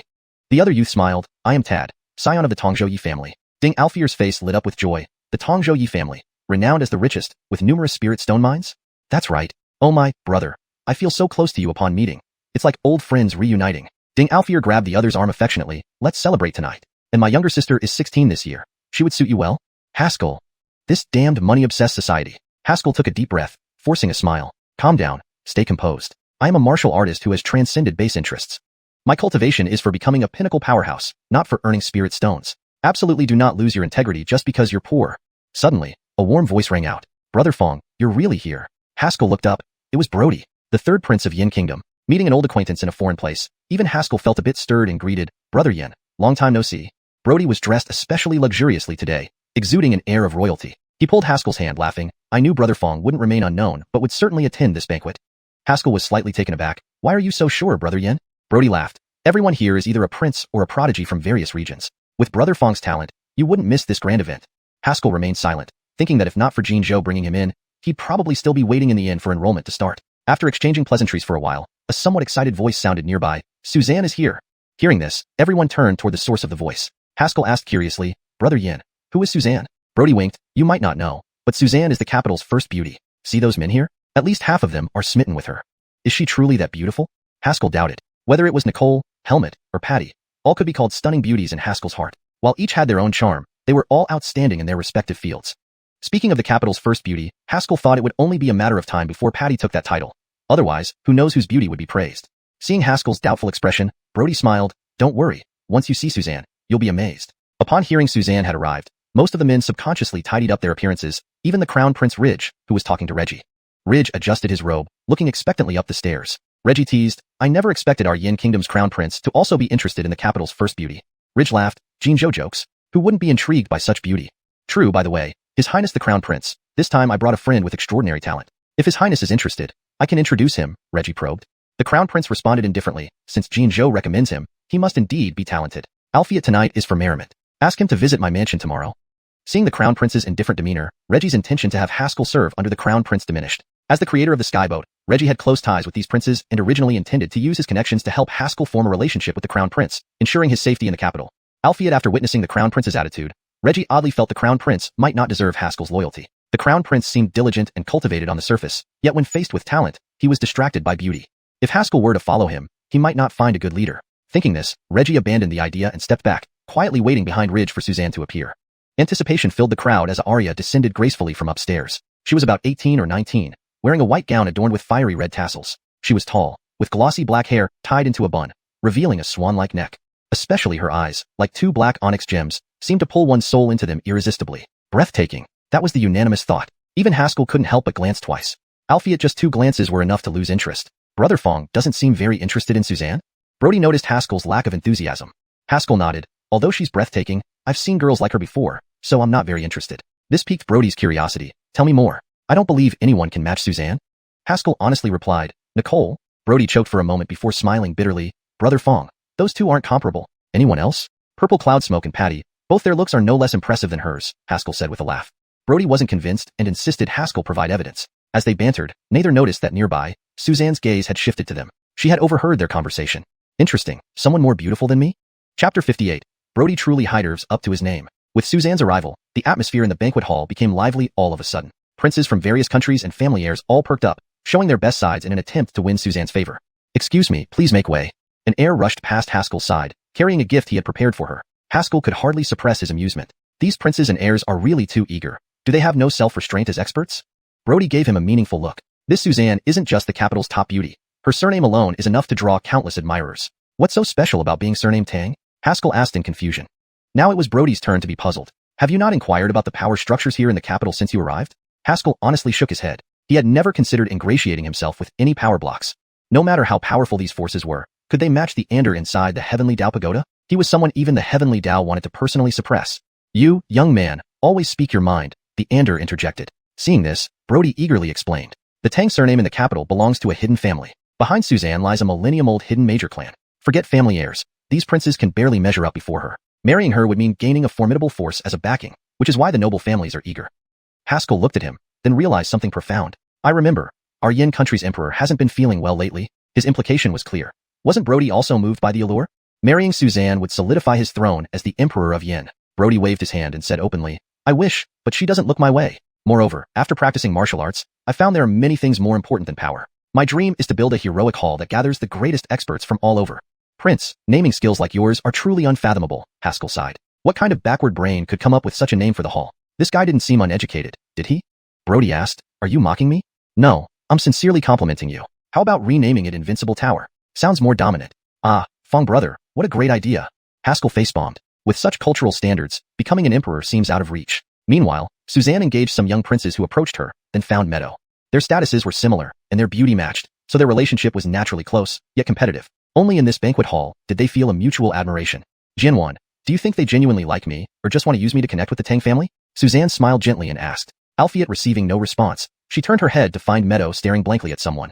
Following her gaze, Suzanne noticed the third prince of Yin, Brody, and beside him, a young man in simple attire. Well, I've never seen you pay so much attention to a man before, Suzanne teased. Meadow snapped back to reality, smiling bitterly. It's not what you think. I just didn't expect him to be here. Do you mean Brody? Despite his limited power compared to his Micah brother Ridge, he's still a legitimate prince, Suzanne said knowledgeably. Meadow shook her head. I'm talking about the youth beside him. Him? Suzanne was even more surprised, examining Haskell. Is there something special about him that deserves such attention? Stepping in as he tried to start a conversation, Ridge interrupted. He's a nephew of one of my friends, also from our Yin country. Didn't expect him to get along so well with my younger brother. Really? Does Prince Yin know anything special about him? Meadow asked, thinking Ridge knew Haskell's background. Ridge shook his head. I don't know him well. It's probably my friend introducing his junior relative to the world. Given his age, I doubt he has achieved much. Though not overtly derogatory, his tone clearly revealed arrogance. Ridge thought his comment elevated his status. Yet, he saw Meadow look at him with a complex expression, sighing deeply. This left Ridge flustered. Did he say something wrong? Or was Meadow silently calling him stupid? If he knew the youth was a disciple of a sword immortal, he wouldn't have spoken thus. Just then, a gentle voice sounded. From my observation, this youth must possess considerable talent. Turning around, everyone saw a young man in white. With his jade-like complexion, tall stature, purple cap, and gold-embroidered clothes, he exuded elegance and grace. Imperial Prince, Otto, also the host of this banquet. Greetings, Prince Xianxia, Meadow bowed slightly. Why do you say that? Otto, hands clasped behind his back, replied calmly. Though this youth looks ordinary and is dressed modestly, he shows no signs of timidity in this setting and acts appropriately. Either he's from a prestigious family or extremely confident in himself. Indeed, Otto was very astute in reading people. Upon hearing this, the onlookers laughed. Prince Xianxia is too kind. Such common attendees usually lack such poise. Just thick-skinned, most likely. These aristocratic heirs were unwilling to let an ordinary youth gain recognition before Imperial Prince Xianxia, so they instinctively belittled him. Otto, who casually commented on Haskell, nodded slightly. You have a point. Perhaps I overestimated. However, the next moment, everyone saw Suzanne approaching Haskell. She held her wine glass, inspecting him with interest. May I introduce myself, young sir? Chapter 59. Women only slow down your sword drawing. Suzanne, as the undisputed center of attention in the room, naturally captured the hearts of countless onlookers with every move she made. When she approached Haskell to talk to him, all eyes turned towards this seemingly unremarkable young man. Haskell had been engrossed in conversation with Brody when he was interrupted and felt a twinge of annoyance. He looked up to see who it was and found the very person Brody had mentioned, the capital's first beauty. His brow furrowed immediately. The phrase, beauty brings disaster, wasn't just a simple description. As Suzanne engaged him, at least 20 pairs of eyes around them burned with envy, jealousy, and hate. Tang lady, is there something I can help you with? Haskell asked, glancing briefly at Meadow. He had noticed their earlier interaction and wondered if Meadow had sent her over. Seeing Haskell look at Meadow, Suzanne thought he might have misunderstood. She smiled warmly. Young sir, don't get the wrong idea. Although you seem to know Jianwan, I'm not here because she asked me to come. I was simply curious about who could make Jianwan keep looking back. I understand. She wouldn't have the guts, Haskell replied with a shake of his head and a smile. With a renowned sword immortal as her mentor, even 10 times braver, Meadow wouldn't dare do anything behind his back. Suzanne's expression shifted slightly. This young man sure had an air of dominance. No one had ever spoken to her like that before. Yet, he seemed genuine. What gave him the confidence to say such things? Young sir, may I ask your name? Suzanne became more intrigued. Haskell responded coolly. Haskell. Haskell. The Fong family has produced a son with lofty ambitions. What a fine name, Suzanne complimented. May I ask why you've come to the capital? Is it for the academy enrollment? Did Meadow tell you that? Of course not. It's just that for someone of your age, visiting the capital can only mean two things, expanding your horizons or enrolling in the academy. Suzanne blinked, and even the radiant light dimmed in comparison to her charm. Was my guess right? Haskell involuntarily shivered. If looks could kill, he would have been dead dozens of times by now under the gazes of those around him. Just as Haskell was about to respond, he saw an elegant, distinguished-looking man approach their table. This is Imperial Prince Otto, Brody whispered low enough for only the two of them to hear. Otto stood beside Suzanne, his expression calm, and spoke slowly. Yinrong, what is there to talk about with some nobody? This evening is meant for princes and heirs to socialize. He then glanced at Haskell and added lightly, you can report to the Imperial Prince's residence tomorrow. I can arrange for you to become a personal guard, and you needn't worry about the academy. Brody sensed trouble brewing as soon as he heard Otto's tone. He tried to stop Haskell but was too late. Haskell sneered and met Otto's gaze. A personal guard? You're not worthy. What did you say?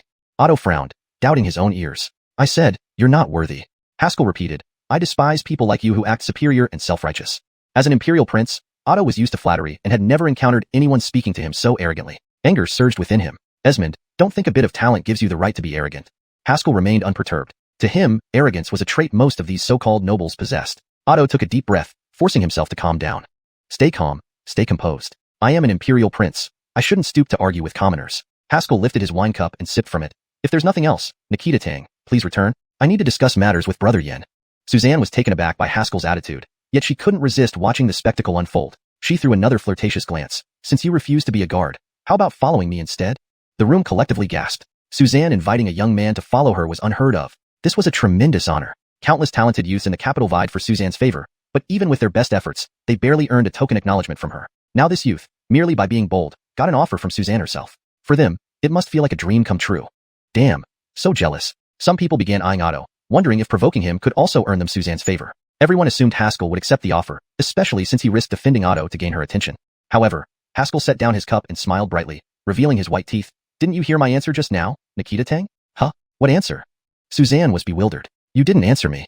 Haskell's smile widened. I said, you're not worthy. A mysterious voice praised, boy, unaffected by beauty. You remind me of myself. Back then, many beauties threw themselves at me, but I always kept my integrity. Remember, women only slow down your sword-drawing speed.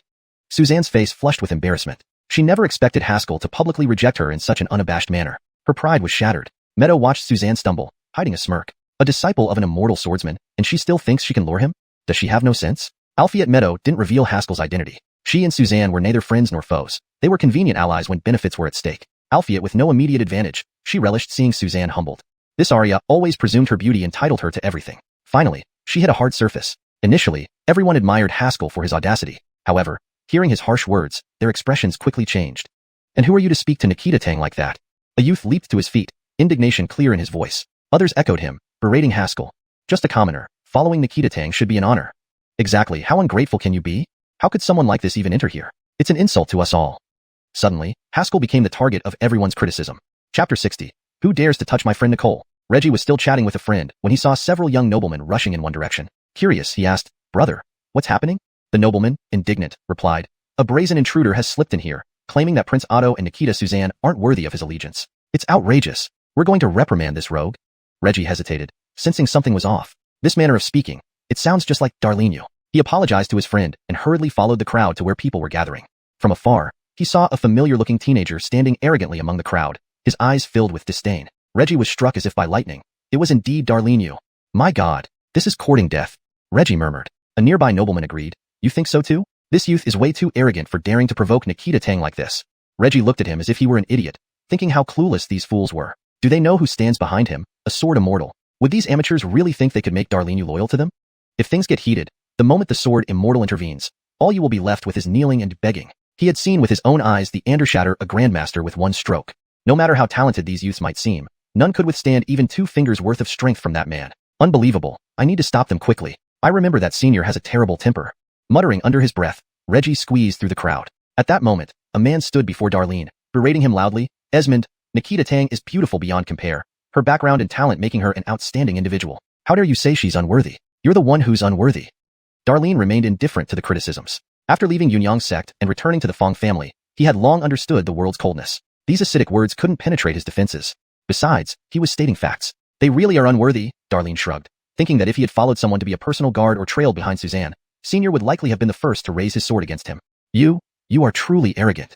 The man stammered, trembling with anger. Sure, you're right. Can you leave now? Darlene said nonchalantly. The man found himself speechless, realizing his moral arguments held no sway over Darlene. Another person stepped forward. Prince Shangguan and Nikita Tang treated you with respect, yet you show such contempt. Don't you feel ashamed? Not at all, Darlene shrugged. If treating him from a lofty height was considered respectful, then Darlene felt he was practically being treated like royalty. The Ander chimed in again. Well said. As long as we don't follow their morals, they can't morally coerce us. Esmond, I'm beginning to appreciate you more. You already have 3/10 of my old self. Darlene couldn't help but mock inwardly. Senior, wasn't it your insolence towards Heavenly Tao that led to your suppression? Nonsense. A gentleman like me wouldn't speak disrespectfully. The Ander replied sternly. I always act directly. Darlene's sweat dropped. Impressive, very impressive. While others revered the Heavenly Tao as divine, only an expert like Senior dared to disrespect it, even challenging it with a sword. Meadow couldn't help but cover her mouth, laughing at the scene. Suzanne. Oh Suzanne, even you have your day. Always using your beauty to create trouble. Let's see how you get out of this mess today. Faced with everyone's questioning, Darlene sighed. Actually, I'm not disrespectful to Prince Shangguan. I'm just stating facts. And regarding Nikita Tang, I really don't find her that attractive. Nicole was strikingly elegant, Patty intelligent and strategic, Helmet playful and adorable. Any of them was far more appealing than the scheming Suzanne. Thinking of this, Darlene glanced at Meadow. Even Meadow was superior in character to Suzanne. He realized Suzanne's approach wasn't sincere from the start. Her attractiveness stirred jealousy whenever she showed interest in anyone. Given his aloof attitude, it must have triggered her competitiveness, leading to this deliberate provocation. Tang girl, you don't need to prove your allure by inciting conflict here, Darlene said earnestly. Honestly, my sister is thousands of times better than you with your mindset. Suzanne was visibly angered, her chest heaving with fury at his words. Then, Darlene bowed to Brody. Brother Yen, perhaps it's not suitable to continue our discussion today. Let's meet another time. Just as Darlene was about to leave, a man sneered, You're just a villager. What qualifications does your sister have to compare with Suzanne? She's probably just some ugly girl. Such short-sightedness. Hearing this, Meadow's face changed instantly. She hadn't forgotten how Jacques died, simply for laying hands on this man's sister. And now, this man dared to publicly humiliate her sister, truly asking for death. This person is narrow-minded, unable to appreciate Suzanne's nobility. The man continued arrogantly. Suddenly, a figure lunged forward, and a fist grew larger in his vision. Bang! The man was slammed into the air, spitting blood as he flew over the crowd and crashed into a corner. If you talk about me or my sister, you're dead, Darlene growled fiercely. Everyone was stunned. They couldn't believe Darlene would actually use violence here. This was an imperial event hosted by the prince. Civilian, you dare defy the law. Otto's face turned icy, stepping forward to apprehend Darlene. Darlene's hands hung loosely by his sides, his eyes fixed intently on Otto's shoulder, ready for combat. Just then, a bold voice rang out. Who dares touch my friend Nicole's associate? Everyone looked up to see Arya dressed in vibrant red strides confidently into the hall, a smug smile playing on her lips. Want to touch him? Come at me first. Yin Kingdom's top genius, Nicole. Chapter 61. Be a person hider Anna. Seeing Anna, the surrounding guards all knelt down in unison, respectfully saying, Greetings, Commander Alfie. Their faces were filled with fervent admiration, and many were even so moved that their bodies trembled. Commander Alfie? Haskell furrowed his brow. Isn't she a mentor at the Imperial Academy? Brody whispered in a voice only the two could hear. Brother Fong, you don't know. Anna recently became the Grand Commander of the Imperial Capital Guard, and all the guards here are under her command. Isn't the commander of the guard supposed to protect these people? Haskell asked, puzzled. Brody winked at him. Come on, with Anna's talent and status, there are only a handful of people here who can be compared to her. The Grand Commander position is just a means for the ruler of the capital to please her. He paused and then switched to an admiring tone. Moreover, at the time of competition, there were 3 deputy commanders who had been immersed in lesser Grandmaster level for years. Anna hadn't advanced yet, but managed to earn this Grand Commander title by defeating them all in successive combat. Haskell's body jolted upon hearing this, and his gaze toward Anna turned as if looking at a monster. This person was indeed incredibly formidable. The Ander remarked, have some ambition. You're supposed to fight 10, not be amazed by one. Anna's appearance immediately drew everyone's attention, including that of the first prince, who had been following Suzanne with earnest words. After all, comparing Suzanne and Anna, neither in looks nor family background did they have much difference, but in temperament and cultivation, Suzanne was far inferior. However, everyone's eyes were filled with shock. Anna actually called this person her friend? Those whom Anna considered friends wouldn't exceed 10 in the entire capital. Moreover, she publicly stood up for this boy? Ridge's expression twitched, feeling somewhat relieved. Fortunately, he hadn't helped Prince Otto oppress anyone yet, almost offending Anna. Though he was the first prince of Yin State, his status wasn't high among the crowd. If he really offended Anna, this position of first prince might well go to his younger brother. Thinking of this, he couldn't help but glance deeply at Brody standing beside Haskell. His younger brother was really lucky. Otto coughed lightly and said sternly, Commander Alfie misunderstood. We didn't mean to bully. Are you implying that I misjudged? Anna glanced at him coldly and laughed. Otto choked, unsure how to respond. Whatever response he gave would offend someone. Just then, someone stepped forward, speaking righteously, Nikita Alfie. It's not that we want to oppress this person. Earlier, this person insulted Nikita Tang and even assaulted someone publicly. We couldn't stand it and spoke up for justice. Everyone around silently cursed themselves for not thinking of this excuse. Not only did it showcase their righteousness, but it also prevented them from appearing to intentionally oppress others while gaining face in front of Anna. Anna raised an eyebrow and asked, insulted Suzanne and hit someone? Yes. That person felt emboldened by the hateful gazes from the surroundings. To everyone's surprise, Anna smiled, good job insulting. At these words, everyone's expressions changed, especially Suzanne, whose beautiful face darkened and her fists clenched tightly. Anna looked at Suzanne and laughed coldly. I've long disliked her. If Brother Fong hadn't insulted her, I would have done it. Relying on her good looks without cultivating, merely swaying her sleeves to attract men's attention. Anyone who sees her will think our women are inferior to men. The crowd collectively drew in a sharp breath. These words were extremely harsh. It was like trampling Suzanne into the ground and grinding her thoroughly. She then looked at Haskell. As for hitting someone, why did you hit him? Haskell answered straightforwardly, he insulted my sister. You see, he had a reason to hit, Anna shrugged. If they aren't convinced, they can hit back. Besides, what does it matter if they fight? When did martial artists fighting each other become considered impolite? Anna's logic made perfect sense. Right, aren't martial artists supposed to fight? Losing a fight brings shame to the one who gets beaten. The man who spoke shook his head vigorously and said Wuxia, Alfie, everyone here holds a noble status. Attacking in public is disrespectful. Edit. The man who spoke shook his head vigorously and said Wuxia, Alfie, everyone here holds a noble status. Engaging in violence in public is disrespectful. Note, I have changed attacking to engaging in violence for a more natural flow in English. Also, Wuxia is not translated as it seems to be a placeholder or term that needs proper context for accurate translation. If you can provide the correct term or phrase in English for Wuxia, I can further refine this sentence. Disrespectful? Anna's eyes turned cold, and she emitted a powerful aura. The people around her felt as if a mountain was pressing on their shoulders, unable to straighten their backs. Only a few, like Otto, could barely stand straight. As for Haskell and Brody, Anna deliberately spared them from any influence. As a martial artist, one respects heaven, earth, and parents. When did we start respecting you, scum? Anna said coldly. Weak skills deserve punishment. Do you think your status is so precious? Nonsense. The aura of a grandmaster burst out, and almost no one could withstand it. Faces turned pale and green. Everyone realized Anna was truly enraged and no one dared speak. Even Suzanne, after holding out for a moment, grunted in frustration and kneeled on one knee, extremely unwilling. Haskell watched this scene with immense admiration. Amazing. This is what true dominance looks like. To be a person like Anna, these words do not lie. Even the Ander genuinely praised, this young girl is formidable. Kid, learn from her. This is what a strong person looks like. Haskell nodded slightly, feeling somewhat excited. The Ander's cultivation was too high, beyond his reach. Among peers, no one within his realm was stronger than him. This left him somewhat lost, unsure of his goal. Today, Anna's performance showed him the path ahead and set a short-term goal. Become as formidable as Anna. Just then, an old man suddenly appeared beside Suzanne, speaking humbly, Commander Alfie, my lady was at fault. Please consider the master's face and forgive her this time. Anna pondered for a moment and retracted her grandmaster aura. Everyone breathed a sigh of relief, having felt as if death was imminent under that pressure. Chapter 62. Senior, you're not a proper person. Tell Waylon to take better care of his daughter, Anna said coldly. The old man nodded repeatedly and bowed, saying, this old servant will surely convey the message. Anna walked to Suzanne's side, bent down, and stared directly into her eyes. Suzanne had originally intended to say something defiant, but as she raised her head and met Anna's gaze, she was startled. What do you want? If you lay a hand on me, my father won't let you off. You aren't even worthy of my attention. Anna sneered coldly. I just want to tell you that if you want revenge, come after me. If I find out you're causing trouble for Brother Fong, even if you hide in the Tang family, I'll still find you. Suzanne immediately lost her composure, her face pale and expression miserable. She knew this Arya was someone who kept her word. If she secretly retaliated against Haskell, the Tang family would definitely be thrown into chaos by her. Seeing this, the old man hurriedly took Suzanne away from the scene. With Suzanne gone, the rest were ready to leave. Plus, Anna had just displayed her formidable power, so they were all wary of accidentally angering her, and thus quickly departed. Otto left last, his face extremely grim, glaring fiercely at Haskell. Clearly, he wasn't planning to let this matter drop. Haskell wasn't particularly concerned. Even if Anna hadn't appeared earlier, he would have maintained the same attitude. A sword cultivator follows their heart's intent. His intention was to protect his family and uphold justice. Anyone who crossed this line would be met with his resistance, no matter who stood before him. Well then, I'll be taking my leave. There's still some time before school starts, and Brother Fong can come visit me if you have free time. Brody very tactfully took his leave. I know where Reggie lives. You can ask him.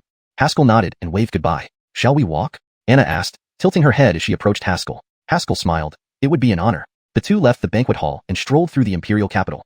At that moment, the moon hung high in the sky, its light cascading like water over the ground, stretching their shadows long. It's been a while since we last met, and it seems Brother Fong has already achieved sword heart enlightenment, your cultivation nearly reaching that of a lesser grandmaster, Anna remarked first. Your combat strength is enough to match up against lesser grandmasters. In time, lesser grandmasters won't even be a match for you.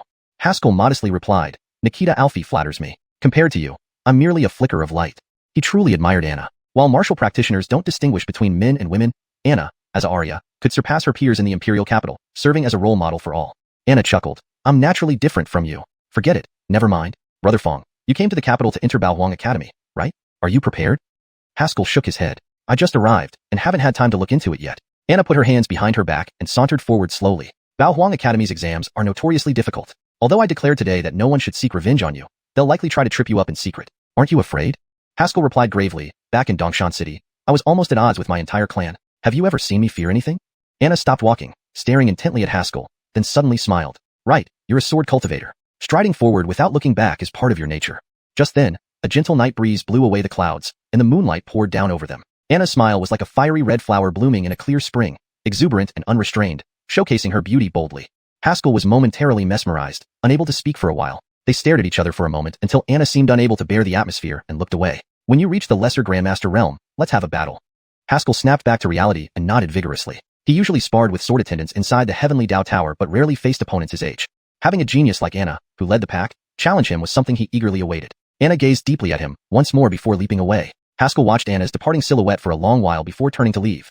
Anna didn't return directly to her residence, but instead went to a tower rooftop. From there, she could overlook the entire imperial capital. From her vantage point, she caught sight of Haskell's figure.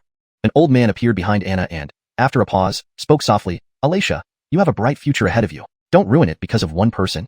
Anna, without turning around, replied, Teacher, what are you talking about? I'm just admiring the view. The old man sighed, feeling quite reflective. By standing here, aren't you just making sure he leaves safely? And claiming it's to admire the view. It might fool others, but having watched you grow up, how could I not know what you're thinking? Alicia, if the family finds out about your relationship with this young man, it could bring trouble to him. The old man decided to approach from another angle. Anna's body emitted a sudden chill. Those old fossils in the clan even need to control who I make friends with? They're just doing their duty. You should understand your status. Don't let emotions interfere, the old man stated calmly. After a long silence, Anna dispelled her aura, seeming a bit weary. I just appreciate him. I know everything about his journey. With such character and talent, he'll surely have a brilliant future. This time, the old man remained silent, knowing that nothing he said could change the young Arya's resolve. Staying atop the tower for a long time until Haskell's figure disappeared from her view, Anna finally turned around. "Teacher, let's go," she said calmly, seemingly in low spirits as she walked away. The old man glanced at the place where Haskell had vanished, sighing deeply in his heart. Meeting Alicia, this boy might either be fortunate or unfortunate. He could see that his student harbored feelings for this young man, but wanting to be with her wouldn't be easy. One needed both talent and background. In this world, this boy might be considered talented, but in Alicia's world, he was ordinary. Moreover, he lacked a significant background. He was just someone abandoned by a minor family. How could he measure up? Truly exhausting. The old man sighed heavily, his figure gradually fading into the night air. Returning to his residence, Haskell greeted Reggie briefly and returned to his room. "Boy, you've developed a crush," the Anders suddenly remarked. Haskell was taken aback. "No, I haven't." "Humph, trying to deceive me?" The Anders spoke in a tone of experience. "Let me tell you, in matters like these, you must act first. Best to get things settled beforehand. I have experience in this area. Senior, I'm going to sleep. Good night." Note: in translating this passage, I aim to retain the original tone and style while ensuring natural English phrasing and coherence. I've also adhered to maintaining paragraph structure and line breaks as requested. Chapter 63, Precious Ordinary Days. That crazy Arya. What nerve she has to speak of me like that, you old hag. Who does she think she is just because her cultivation level is high? In the luxurious room, sharp and furious shouts echoed incessantly. The maids stood trembling by the door, none daring to enter, fearing their young Mrs. Wrath would fall on them. The Micah who had come to take Suzanne into custody entered the room, only to be met with a vase hurled at him. He caught it effortlessly with one hand, placed it on the ground, and sighed deeply. "Nikita, anger can harm your liver." Suzanne vented her fury, leaving the room in shambles with shattered ceramics strewn everywhere. Her hair disheveled and eyes wild. She looked up at the Micah and said through clenched teeth, "Mike John, how dare she humiliate me like this?" The Micah remained silent, thinking about how formidable the other party was. A grandmaster under 25 could be counted on one hand in this world. And not to mention, the other party had the Tang family backing her, making her untouchable. Suzanne clearly understood this, so she could only unleash her rage in the confines of the room, helpless yet furious. After a long pause, she suddenly asked, "Mike John, have we identified that boy's identity?" Mike John nodded and handed over a file he was holding. The file contained Haskell's entire history from his time at Yunyang sect until now. Innate third heaven? This level of cultivation is worthy of being called a genius? Suzanne scanned through the file, frowning. Discarded son of the Tang family from Dongshan City? Where is Dongshan City? Clearly, someone living in the capital for so long had no knowledge of such a remote small town. It's a small city within the territory of the Yin Kingdom, where the highest cultivation level is half-step grandmaster. Mike John replied humbly. How could a person from a tiny place become friends with Anna? Suzanne clearly did not believe it. She thought that Haskell was merely a pawn, and Anna's actions tonight were entirely directed at her. How vicious and malicious. She even found a country bumpkin specifically to humiliate me. Unbearable. Suzanne took a deep breath and said solemnly, "Mike John, send word to the 8 Desolations Academy. Under no circumstances should this Haskell be admitted. Alphiate Commander Alfie has already said not to make things difficult for him. Do I look like I'm making things difficult for him?" Suzanne sneered coldly. It's the 8 Desolations Academy not admitting him, not me. Let Anna try to blame me for that. Seeing his young mistress had made up her mind, Mike John reluctantly followed orders despite his unwillingness. "Anna, you want to protect this boy, but I won't let you have your way." Her venomous voice echoed in the room, refusing to fade away. Meanwhile, a similar order came from Otto's room. Notify the 8 Desolations Academy that they are not to admit a disciple named Haskell. That night, beneath the surface, a surge of undercurrents began as countless pieces of information about Haskell were traded in the dark. All the noble young men in the capital knew that a teenager with an innate third heaven cultivation level, a friend of Anna, had arrived in the capital.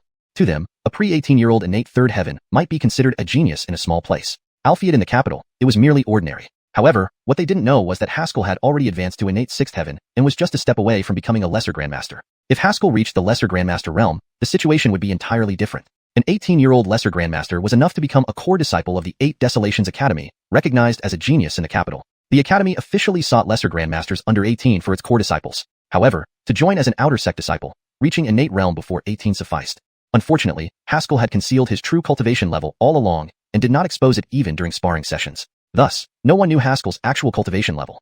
The night was sleepless. Days in the capital passed quietly and uneventfully. Haskell spent his days sparring with sword attendants to enhance his cultivation, absorbing residual power from the coal-manging sword. Occasionally, Prince Brody would visit, drinking and chatting with Haskell about his dreams for the invincible pavilion, often including Reggie in their discussions. Each time, Brody would get drunk. When intoxicated, he would behave eccentrically, assuming the demeanor of the lord of the invincible pavilion, issuing orders to everyone. Haskell was puzzled. Why would a prince not focus on the imperial throne and instead always dream of building an invincible pavilion? Reggie later explained that Brody's mother died in a power struggle within the royal family of Yin Kingdom. Though Brody appeared to be a foolish prince, he harbored deep resentment towards the royal family. Alphiate Brody also knew that, without his mother's support or any favor from the emperor, seizing the throne was nearly impossible. Even if he managed it, changing the current state of Yin Kingdom would still be unlikely. Hence, he chose this path, to become the strongest, to change everything as he wished. Look at Anna. Isn't that her way too? Reggie remarked, sighing. Haskell felt uncomfortable, especially when hearing about Brody's mother. In his own memory, there was hardly any image of his mother since he never saw her from birth. Even his father was barely remembered after his severe injury and retreat into seclusion. Growing up, it was as if he had lost both parents, with Laverne being his only living relative. Therefore, he cherished Laverne dearly. No matter the cost, protecting Laverne's life was worth everything. Come on, Brother Fong. I hereby appoint you Deputy Lord of the Invincible Pavilion. Together, our swords will be invincible under heaven. Brody, once again drunk, embraced Haskell's neck and shouted. Looking at Brody's face, which he once detested when drunk, Haskell smiled suddenly. Here, cheers. From today onward, I am the Deputy Lord of the Invincible Pavilion. We two brothers shall work together, making the Invincible Pavilion renowned worldwide. Brody must be very lonely. Seeming to hear the word brothers, Brody's eyes sparkled momentarily, with faint tears at the corners of his eyes, gone in a flash. Haha, good. From today on, we are brothers. We'll make the Invincible Pavilion famous throughout the world. You said it well, Brother Yin. Two youths spoke these grandiose words that would make others laugh if they heard them, inside the manor. On the day of the admissions, Haskell woke up early and packed his belongings. After informing Reggie, he went to Laverne's room, knocked on the door and said, Grimacin, brother is off to start my journey? There was no response for a moment. Furrowing his brow, Haskell pushed the door open. Inside, Laverne lay curled up on the bed, exuding a chilling cold aura. Haskell was horrified. His condition, the cold body syndrome, had worsened. How could this happen? Hashtag chapter 64, Suzanne's revenge. Grimacin, how are you? Haskell hurried to the bedside in a few strides, asking anxiously. Laverne was trembling all over, her lips pale white. She forced her eyes open and managed a weak smile. Brother, I'm fine, just a little cold. Haskell touched her forehead. It was icy cold. Damn it, this shouldn't be happening. After consuming the ninefold crimson lotus and wearing the necklace of heartstone jade, her cold body syndrome should not have flared up now. He had no time to ponder what went wrong. Only one person could save Laverne now. Senior, please save my sister. Haskell pleaded with the Ander. The Ander didn't hesitate this time and said solemnly, your sister has been affected by an external force, which caused her cold body syndrome to suddenly flare up. External force? Where did that come from? Senior, can you help? Haskell held Laverne tightly, trying to warm her with his body heat. The more he did this, the more panicked he became, as Laverne's body temperature dropped alarmingly fast. Esmond, use the sword chi within you to refine the small sword in your dantian. Then transmit the refined sword chi into your sister's body to temporarily suppress the symptoms. The Ander paused for a moment before speaking. Without hesitation, Haskell began channeling his energy. Alfhiet the Ander continued, however, this will consume a large amount of your sword chi, possibly even lowering your cultivation level. The Imperial Academy exams are today. Are you sure you want to do this? Haskell's expression stiffened momentarily before he firmly replied, I wanted to join the academy only to find a way to save Laverne. If I can't save her now, what's the point of joining? Good lad. Hurry, if you're any slower, your sister might not survive. Haskell laid Laverne down, sat cross-legged on the bed, and followed the Ander's instructions, starting to circulate his sword chi. To the south of the Imperial capital stands a towering mountain that pierces the sky, its peak lost in the clouds. Known as Foggy Peak, it is home to the 8 Wastelands Academy. Today, the academy is bustling with crowds gathered at the base of Foggy Peak. Most of the capital's prodigies have assembled here, waiting for the start of the academy's entrance exam. Among the 3 top academies in the Imperial capital, the 3rd-ranked academy need not be discussed. The 1st-ranked Imperial Court Academy has extremely high entry requirements. Only those with extraordinary constitutions or exceptional talents qualify. The 2nd-ranked 8 Wastelands Academy has stringent criteria too, but many of the city's geniuses can meet these requirements. Joining this academy means stepping into the upper echelons of Yin-Yun continent, and graduates usually become part of the elite class. Therefore, every admission cycle attracts geniuses from all corners of Yin-Yun. Dad, why hasn't Brother Fong arrived yet? Blaze stood on a stone platform, scanning the crowd. He joined the preparatory class and didn't face the intense competition like the others. With Reggie's influence, entering the preparatory class was almost guaranteed. I thought Fong would be here already. Reggie crossed his arms and frowned deeply. Could something have gone wrong on the way? He communicated with Haskell a few days ago about setting up some connections beforehand and arrived early. He expected Haskell to arrive on time, but with the exam nearly starting and still no sign of him, concern crept into his heart. Brody, mingling in the crowd, occasionally looked back, hoping to catch sight of Haskell but found nothing. Clang!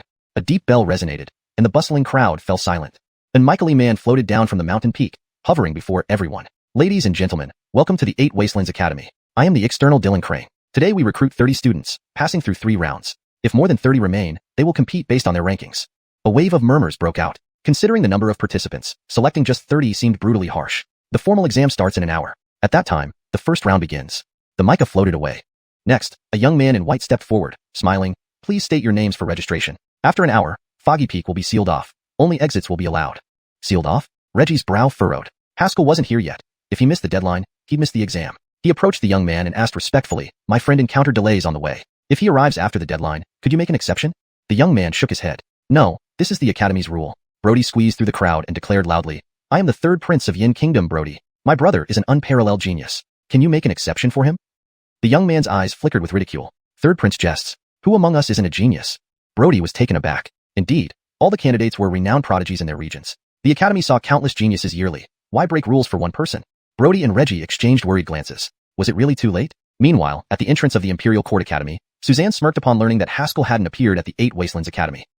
Well done. You'll receive a reward later, she praised the young man beside her. This was the same person who had challenged Haskell at the banquet. His face was full of sycophantic smiles. It's an honor to serve you, Nikita Tang. Just a small trick to trigger Kelsey's cold body syndrome, nothing difficult. Good. Let's see how this kid saves his sister without entering the academy. Suzanne's eyes burned with venomous resentment. To dare humiliate me like that, I'll make him pay. Chapter 65. Apologies. I'm late. Time ticked by, and as the hour approached, Haskell still had not shown up. He must have run into trouble.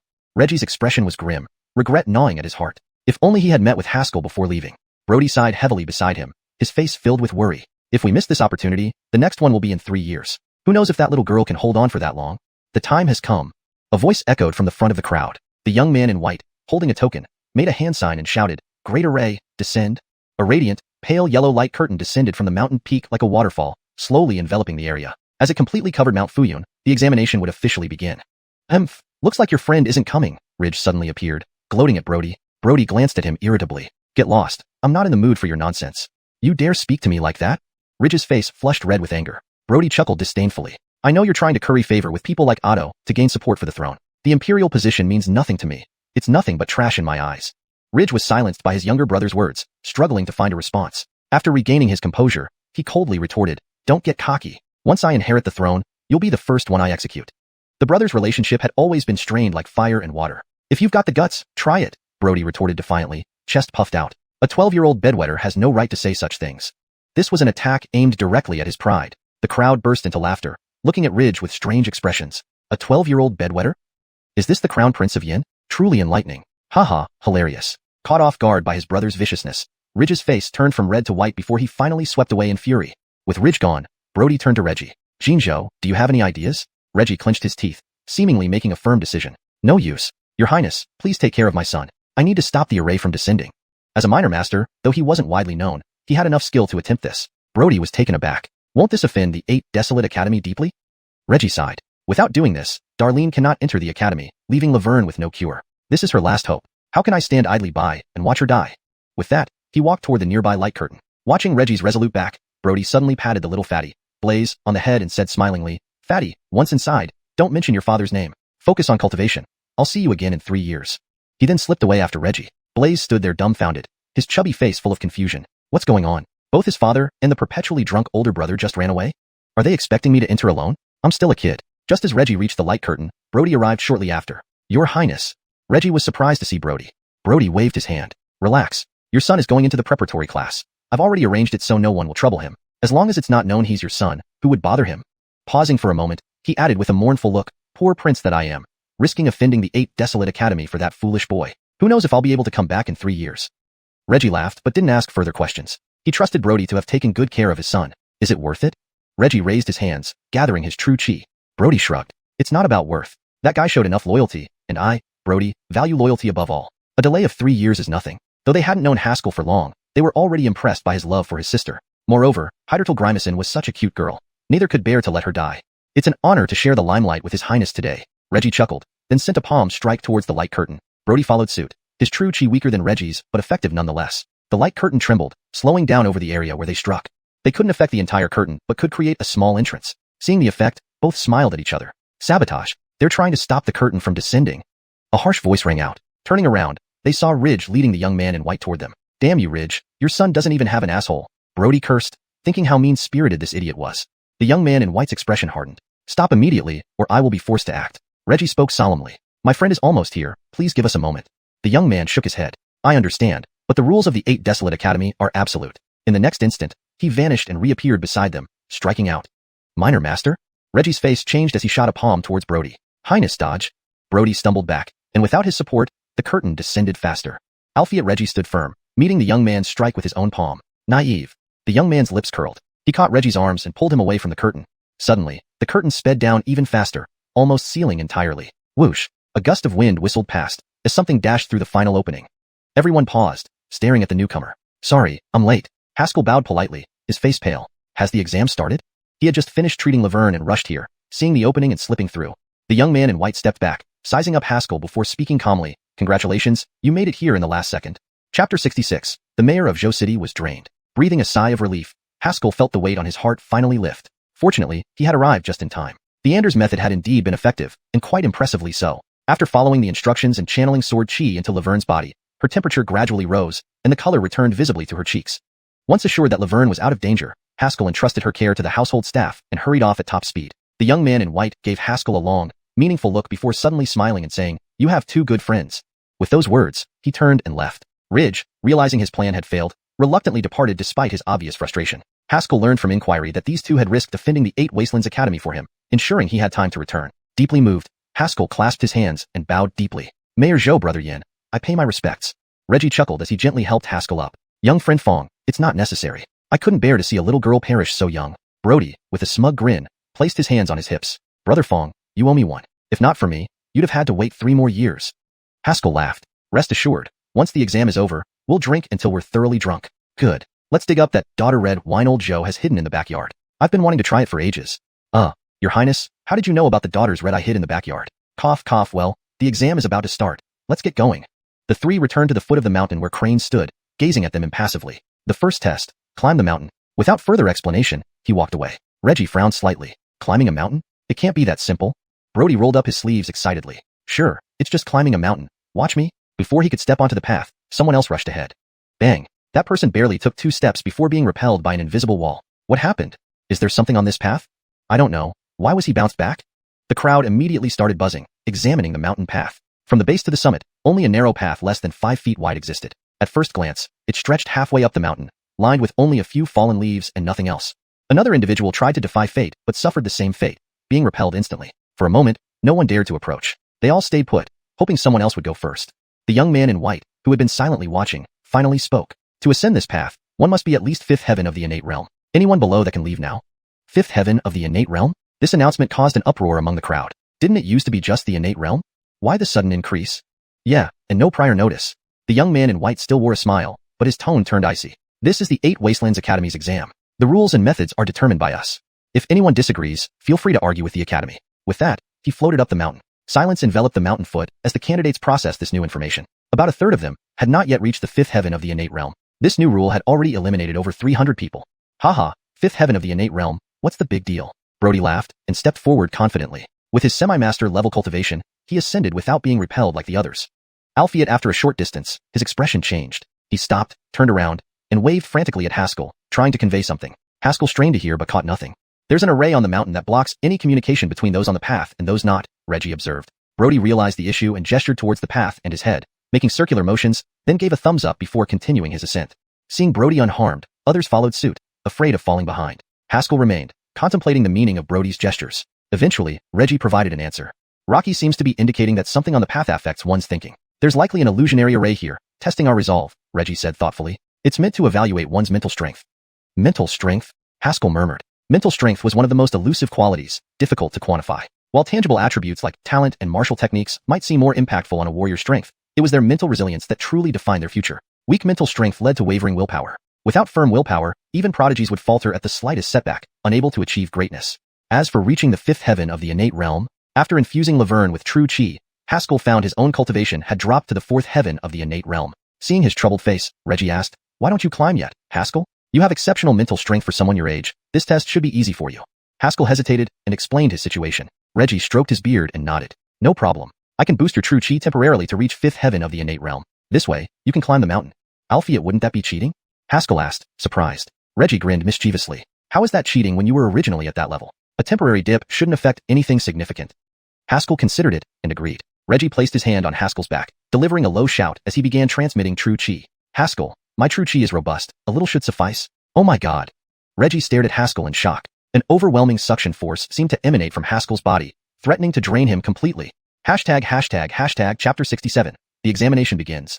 "Mayor Zhou, is there any particular issue?" Haskell seemed to sense something amiss and spoke up. "Actually, I don't think it's necessary for you, Mayor Zhou, to do this."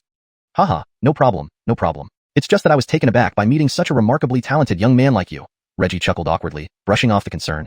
If Haskell were to turn around now, he would undoubtedly see the exhausted and pale face of Mayor Zhou. How could a grand master like him lose face like this? Taking a deep breath, Reggie began channeling his true chi into Haskell's body. Streams of thick true chi flowed out from Reggie's palms, surging into Haskell's body. After circulating through his meridians once, it entered his dantian. Haskell's cultivation had only dropped due to excessive depletion of true chi. Now, with an external source of true chi being infused, while it couldn't fully restore his realm, reaching his previous state within a short period was feasible. Feeling his internal energy gradually replenishing, Haskell sincerely praised, Mayor Zhou indeed has profound cultivation. This junior admires you. Alphiet, the speed seems a bit slow. However, since Mayor Zhou was expending his own energy to help him, Haskell felt it inappropriate to comment. Reggie said nothing, his face turning ashen. He wasn't refusing to answer. He simply couldn't speak at all. Haskell's body seemed like a black hole. No matter how much true chi he poured in, it vanished without a trace. Unwilling to admit defeat, Reggie increased the output of true chi. Only after maxing out his true chi output did Haskell's body finally respond. Reggie was utterly astounded. What kind of joke was this? The current rate of true chi expenditure was equivalent to life and death combat. Every inch of his meridians was operating at full capacity, frantically outputting true chi externally. What is wrong with Haskell's body? Reggie clenched his teeth, puzzled. At this point, stopping wouldn't be an option. If he suddenly claimed he couldn't keep up, wouldn't that be humiliating in front of the younger generation? For the sake of face, he must endure even if it means pushing himself to the brink. After about 15 minutes, Haskell suddenly opened his eyes, a sharp gleam flashing in them. With a low exclamation, his true chi surged, a wave of rolling chi rising from the ground, revealing the fifth heaven of congenital realm clearly. Mayor Zhou, I have recovered. Haskell clenched his fist tightly, delighted. Although his realm still felt somewhat unstable, he had indeed returned to the fifth heaven of congenital realm. Turning around to express gratitude, he noticed Reggie standing with his back to him, hands behind his back. Mayor Zhou, what's wrong? Reggie's voice carried in the wind. Nothing. Seeing young Fong reminded me of Yin Kingdom's bright future. If everyone could be like him, it would be a blessing. I got a little emotional. Due to the wind, his voice sounded faint, but Haskell didn't pay much attention. Mayor Zhou actually had such noble sentiments. Thinking this, Haskell bowed. Mayor Zhou truly is a man of great virtue and kindness. This junior admires you. Enough talk, let's go to the examination. Reggie waved his hand dismissively. Nodding, Haskell turned and walked up the mountain path. Reggie paused for a moment, then cautiously turned his head to check behind him. Once he confirmed that Haskell had ascended the path, he exhaled deeply and leaped behind a giant tree. Without further ado, he sat down on the ground, panting heavily. My God, almost depleted myself completely. Reggie's lips trembled as he wiped the cold sweat from his forehead, still shaken. What's wrong with this young Fong? Why are his meridians so broad and his dantian like an abyss, draining all my true chi? Had Haskell walked any slower, Reggie might not have been able to hold on and collapsed. Luckily, he made it through. Meanwhile, Haskell ascended the mountain path. Confidently looking toward the summit, he strode forward with determination. Though he moved quickly, he remained alert. Along the way, many examinees lingered by the side of the path, adopting bizarre postures. One was sitting cross-legged on the ground, tears streaming down his face, hands stretched forward as if he had lost something precious. Another was hugging a large tree, smiling blissfully, mumbling something indistinct. Haskell felt chills run down his spine, quickening his pace and soon reaching 1/3 of the way up. At the summit, several micas stood side by side, gazing down the long mountain path. How long will it take for someone to reach the top today? Crane, standing in the center, stroked his beard with a chuckle. The mica on the left shook his head. Given the caliber of this year's students, it will probably take at least 2 days. The mica on the right nodded. This heart-testing path tests the heart and spirit. Ordinary congenital martial artists haven't even cultivated their spirits yet. Reaching the summit within 2 days would already make someone a genius. These 2 micas were responsible for the new student exams, guiding those who passed the climb to the next stage. Suddenly, the mica on the right spoke. Look, that examinee who never started climbing finally begins. His name was Price, currently observing Haskell ascending. Starting so late, his resolve must be weak, the mica on the left commented after glancing over. Price focused his gaze and laughed. Horatio, you might be wrong this time. He's moving very fast. Named Khalil, Price and he were from the same batch entering the 8 Desolate Academy, thus addressing each other casually. Following the path, they saw Haskell briskly walking and catching up to the last few candidates, quite unexpectedly. This candidate is interesting, though the first third of the steps test desire. Various temptations appear, which might explain his speed. Price agreed, nodding. True, this section looks simple, but often leads to disqualification for many. They watched intently, waiting for Haskell to slow down. Alphiet Haskell continued marching, and arrived at the midpoint of the path, seamlessly and effortlessly. Price? Khalil? Chapter 68. What just ran past? The Ba Huang Academy entrance examination consisted of 3 stages. The first stage was to test the candidate's character, covering a cloud-covered mountain path with 3,000 steps divided into 3 phases. The first phase, comprising the first 1,000 steps, presented various illusions that emerged as manifestations of the candidate's inner desires. These illusions were born from greed. Anything coveted, loved, or wished for turned into temptations along the path. They materialized before the candidates, making it difficult to distinguish reality from illusion. Those with weaker minds would easily be entrapped by these fantasies. Mike's Price and Khalil had overseen the first stage several times, witnessing countless candidates succumb to these illusions in the initial phase, unable to extricate themselves. Yet, they had also seen individuals with great resolve push through. However, none had ever done so as effortlessly as Haskell, who ascended the steps as if walking on flat ground, unperturbed. Horatio, did you see that? Price frowned, wondering if his eyes were playing tricks on him. Khalil nodded, muttering, I saw. That boy has already reached step 1300. Why doesn't he even pause once? Price's frown deepened, puzzled. Could it be that these illusions have no effect on him at all? That's impossible. Khalil asserted firmly. This path was designed by our founding dean and has endured for centuries. Even Nicole was affected by it back in her day. This young man is only at the 5th heaven level. How could he not be influenced? Price fell silent for a moment, his expression turning grim but finally nodding. You're right. Nicole did move continuously then, but she wasn't as fast as this youth. Indeed, this was considered a humiliation for the Ba Huang Academy. When Nicole joined the Imperial Academy, she unexpectedly challenged the cloud path of the Ba Huang Academy. The academy had claimed that the path was inscrutable, nearly impossible to climb without knowing the secrets to its mysteries. Nicole, however, ascended to the top within an hour without hesitation. Since then, the Ba Huang Academy stopped boasting about the path's difficulty, though privately they still claimed it was due to Nicole being a once-in-a-millennium genius. Yet today, it seemed history might repeat itself. We'll wait and see. This boy appears to have a firm mind. His lack of reaction during the first phase is normal. Khalil stroked his beard thoughtfully. The second phase deals with hatred. Ordinary people may not be swayed by love, but they cannot ignore what they despise. Price agreed. Love and hate were emotions no one could escape. The difficulty of the second phase far exceeded the first, presenting each candidate with their deepest hatreds. Given the opportunity to destroy what they hated most, even the strongest willed would struggle to resist. One who isn't swayed by love must possess an unyielding heart. This boy, harboring deep-seated hatred, will surely find the second phase challenging. One incensed stick later, Haskell climbed steadily to step 2001. He glanced ahead at the misty clouds and golden light, an awe-inspiring sight indeed. Well, I don't know how many more steps there are. I should pick up the pace, he muttered, slowing down to prepare for his final sprint. He had spent too much time at the foot of the mountain and, although he had overtaken many, a few others were still ahead. It was time to accelerate. When Price and Khalil saw Haskell reach step 2001, they were speechless. Why did the second phase seem to have no effect on him? Could something be wrong with the path? Price whipped out a jade disc, tapping a few points on it to conjure a holographic image of a section of the path. This was the control panel for the path's array, used to monitor its status. After examining it, Price exclaimed in surprise, "There's nothing wrong with the cloud staircase." So, this youth had truly passed through purely by sheer willpower. What incredible mental fortitude. Not even love or hate could deter him. At that moment, Khalil suddenly shouted, "Old Zhao, look! Someone has reached step 2600. Price hurried over, following his gaze. A well-dressed young man, evidently Otto, was climbing step 2600, sweating profusely but moving forward determinedly.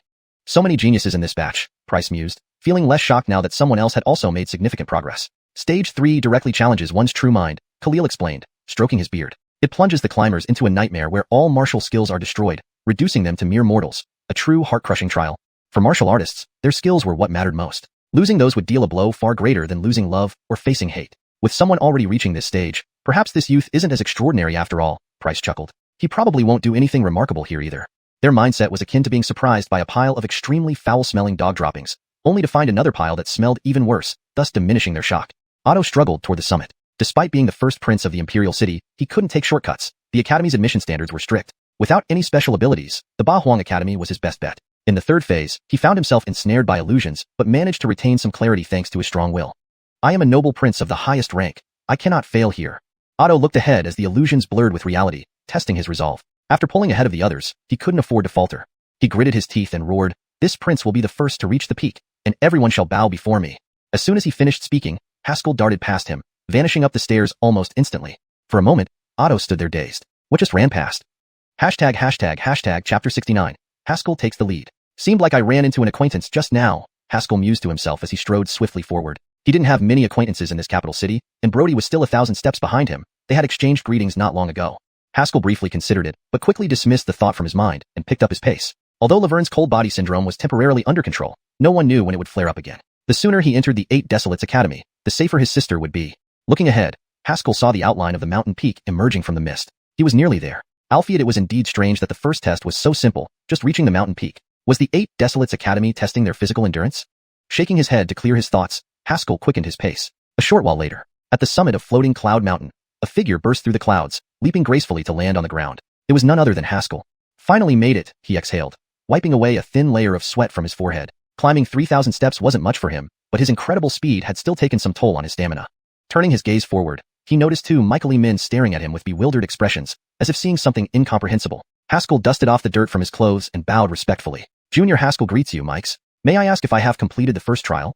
He figured these 2 must be the examiners responsible for this trial. Price and Khalil were stunned speechless. They had anticipated that Haskell might falter at the 3rd stage. Albeit never in their wildest dreams did they expect him to race straight to the top without stopping. The illusions they set up as obstacles seemed to have had no effect at all. This was truly unbelievable. Upon hearing Haskell's question, Price coughed lightly to compose himself and said solemnly, "Indeed, congratulations on passing the first trial." He turned to signal Khalil to record the result but found his old friend still in a daze, which made him twitch in annoyance. His old friend was quite shocked. Understandable, given that both of them had struggled with the third stage back in their days and barely passed. Compared to this young man who hadn't paused even once on the journey. Cough, Horatio, get recording, Price reminded him. Khalil shuddered awake, looking at Price with a mix of awe and frustration. What kind of background did this boy have? Price shrugged, sympathizing with Khalil's predicament. After all, Horatio had just assured the Dylan that the illusions on the mountain path were extremely effective after maintaining them recently. Now, do you still think they're effective? Price murmured sarcastically. It's exactly 1 hour, Khalil recorded, mentioning it aloud. Price, who had been examining Haskell, suddenly stiffened. He turned incredulously to his old partner. How long? 1 hour, Khalil repeated, realizing something. Do you remember what the previous record for the mountain path was? Khalil asked gravely. Price pondered for a moment and whispered. It was around 2 hours and 45 minutes. Even with abundant innate chi, it usually took ordinary cultivators half a day or more to climb the rugged path. Being able to reach the top within 2 hours was already impressive. Albeit this young man had done it in just 1 hour, cutting the time by half. What the heck? This was a prodigy beyond comparison. Both Micahs felt a jolt of excitement, and their eyes lit up with fervor. Ignoring the two stunned Micahs, Haskell found a quiet spot and sat down cross-legged to meditate. There were still 2 more trials ahead, and he needed to be in optimal condition. This matter is significant and needs to be reviewed by the Dylan, Price said, taking out a communication jade stone to send the message. Crane had only watched the initial part before attending to other duties within the academy, but with the communication jade, the news could be conveyed promptly. Having completed their tasks, the 2 Micahs calmed themselves down. As examiners, they needed to remain impartial to avoid influencing subsequent candidates. About another hour passed, and Otto finally stepped onto the last step with great difficulty. I greet you, Micahs. I've reached the destination, he announced proudly. 2 hours, Price noted the time. Otto couldn't help but wear a proud expression. He knew the previous record for the mountain path was 2 hours and 45 minutes, and he had reduced it to just 2 hours. What a monumental achievement. Thinking about this, Otto felt an unmatched sense of superiority over all the other candidates. As Otto arrived, more candidates followed, reaching the peak one after another. By noon, 3 hours had passed since the start of the climb. Price glanced at the sun, took a deep breath, and his voice echoed across the entire floating cloud mountain. The examination time has ended. Those who have not reached the summit are disqualified. There was a mix of groans and cheers. Only 100 or so candidates remained on the peak, and it was likely that 2/3 of them had been eliminated. Most of the candidates gathered around Otto. Prince Xianxia, living up to your name, managed to reach the peak in 2 hours. Yes, only Prince Xianxia can achieve such a feat. Everyone lavished praise on Otto, who accepted it inwardly but showed little outward reaction. Oh, isn't that the troublemaker from the banquet? Someone pointed at Haskell. A flash of disgust crossed Otto's eyes, and he waved dismissively. This person lacks talent. Luck got him here. Indeed, he's nowhere near Prince Xianxia's level. True, it's fortunate he knows his place and doesn't crowd us. Price approached to announce the results of the first trial. First place in the first trial goes to... Otto instinctively put on a composed smile, ready to receive everyone's applause. Without checking the roster, Price smiled and announced, Haskell. Otto's smile froze on his face. Chapter 70. I accuse Haskell of cheating. Time seemed to stand still at this moment. Otto stood dumbfounded, thinking he had heard wrong. The surrounding warriors also looked shocked and disbelievingly stared at Haskell. After a while, Otto regained his composure and asked the 2 Micahs with clasped hands, Mikes, how long did it take Haskell? He couldn't believe that after breaking the record himself, someone could be even faster. Price gave a pitying look at the Imperial Prince and said calmly, Haskell took just 1 hour. Upon hearing this, Haskell bowed to all directions and said, luck, just luck. Please don't take it too seriously. Other warriors immediately wanted to spit blood hearing this. To kill us emotionally. 1 hour, and you call it luck? How are we supposed to live, having barely managed to arrive in nearly 3 hours? 1 hour? Otto's face showed surprise as he murmured, how is this possible? How can anyone be so fast? The people around him were equally dumbfounded, refusing to believe Haskell only took an hour. Did your willpower resist the illusion? Otto yelled. Now it was Haskell who froze. Illusion? What illusion? The path is set with an illusion array that targets one's mental weaknesses. A lazy voice from the Ander entered his ears. Alphiet, with your clear heart, no illusion in this world can affect you.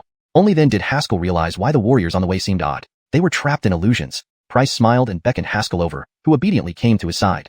Can you tell me what illusions you saw on the path? Price asked curiously. Why were you completely unaffected by them?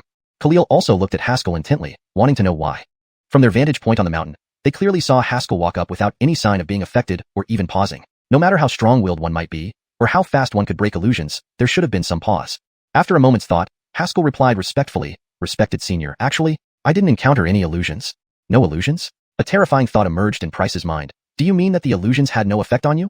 Haskell nodded. Price's breathing became heavy. Could it be, you have some special constitution?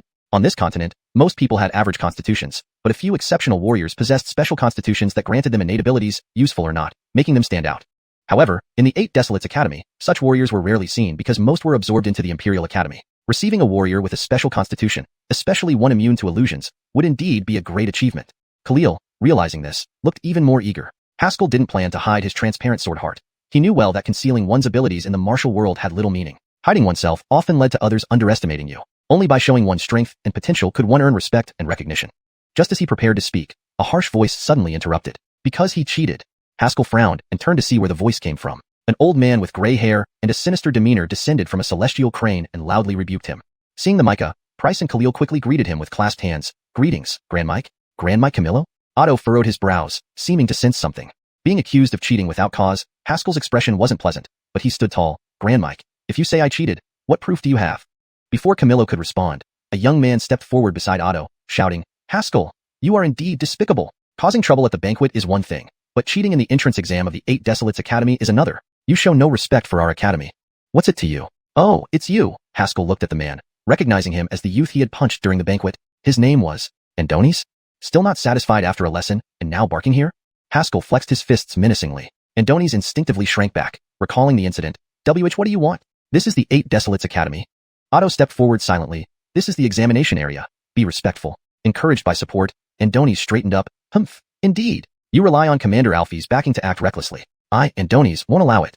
All right, tell me where I cheated. Haskell glanced at the Grand Micah and sneered. Grand Mike, since you accuse me of cheating, surely you have evidence? Grand Mike Camillo looked stern and nodded at Andonis. If my words seem biased, the testimony of a fellow participant should be convincing enough. Andonis, tell everyone what you saw. Andonis bowed to the Grand Micah and then the crowd before standing upright and declared, I saw Jan Reggie transmit power to Haskell at the foot of the mountain. Pointing emphatically, he continued, that person moved through the illusion array unimpeded, clearly due to Jean Zhou's secret techniques. This violates the rules. The crowd murmured, and soon someone stepped forward to bow. Please punish him, Mike Zhao, to uphold the Academy's rules. Grimes K watched these accomplices with amusement.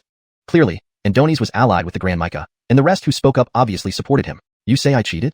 Haskell laughed bitterly. The Micahs at the peak clearly saw everything. I climbed using my own strength. Where's the cheating? And moreover, Jean Zhou never taught me any secrets. What about you? Why did you suddenly escape the illusions on the path? Don't you know why? Haskell pointed at several people, glaring fiercely. You are the ones truly cheating. Chapter 71. Golden Jade Token. The few people singled out by Haskell turned pale, instinctively trying to shrink back into the crowd. It wasn't just them. Even those who hadn't been called out had strange looks on their faces. Most of the examinees came from major noble families, or were royal descendants. How could they not have prepared in advance? Each carried some magic treasures, using them during the exam. In fact, this had almost become an unwritten rule. Since everyone was from noble backgrounds, these treasures were naturally part of their strength, and thus used freely during exams. Alfie, at what right did Haskell have? A cast-off member of his family, how could he have avoided the first round of eliminations? Such people should be trampled underfoot for all eternity. To dare use treasures or secret arts to cheat was a grave disrespect to the 8 Desolate Academy. This was the true face of nobility, enjoying benefits derived from rules, yet refusing to let anyone below them enjoy the same. Haskell looked at them coldly and said sternly, You used your own treasures to break through the illusions. I climbed up here entirely relying on my own strength. Yet you accuse me of cheating? Who is the despicable one here? The hall fell silent, so quiet that a pin drop could be heard. Andonis finally regained his composure, speaking with barely concealed anger. You twist words. Those treasures have been refined with us since childhood, becoming parts of our beings. That's not considered cheating. Really? Then what's your treasure?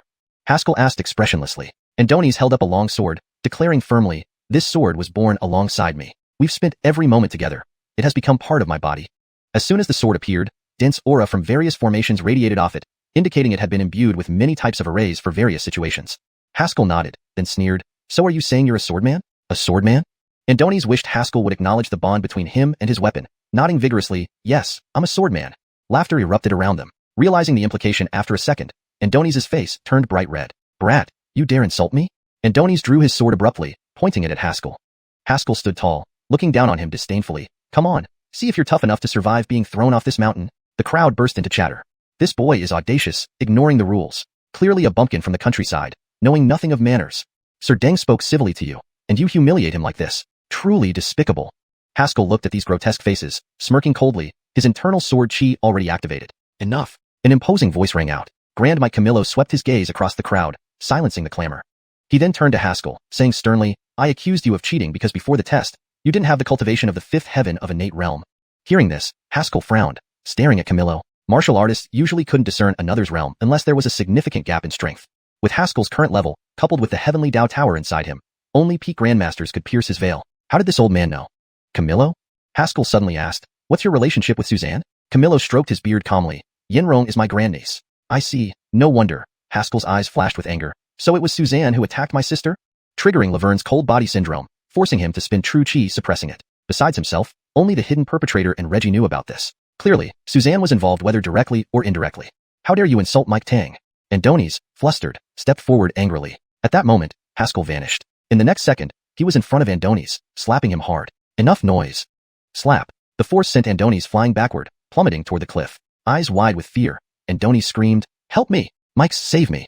Just before hitting the abyss, Price appeared beneath Andoni's, catching him mid-air.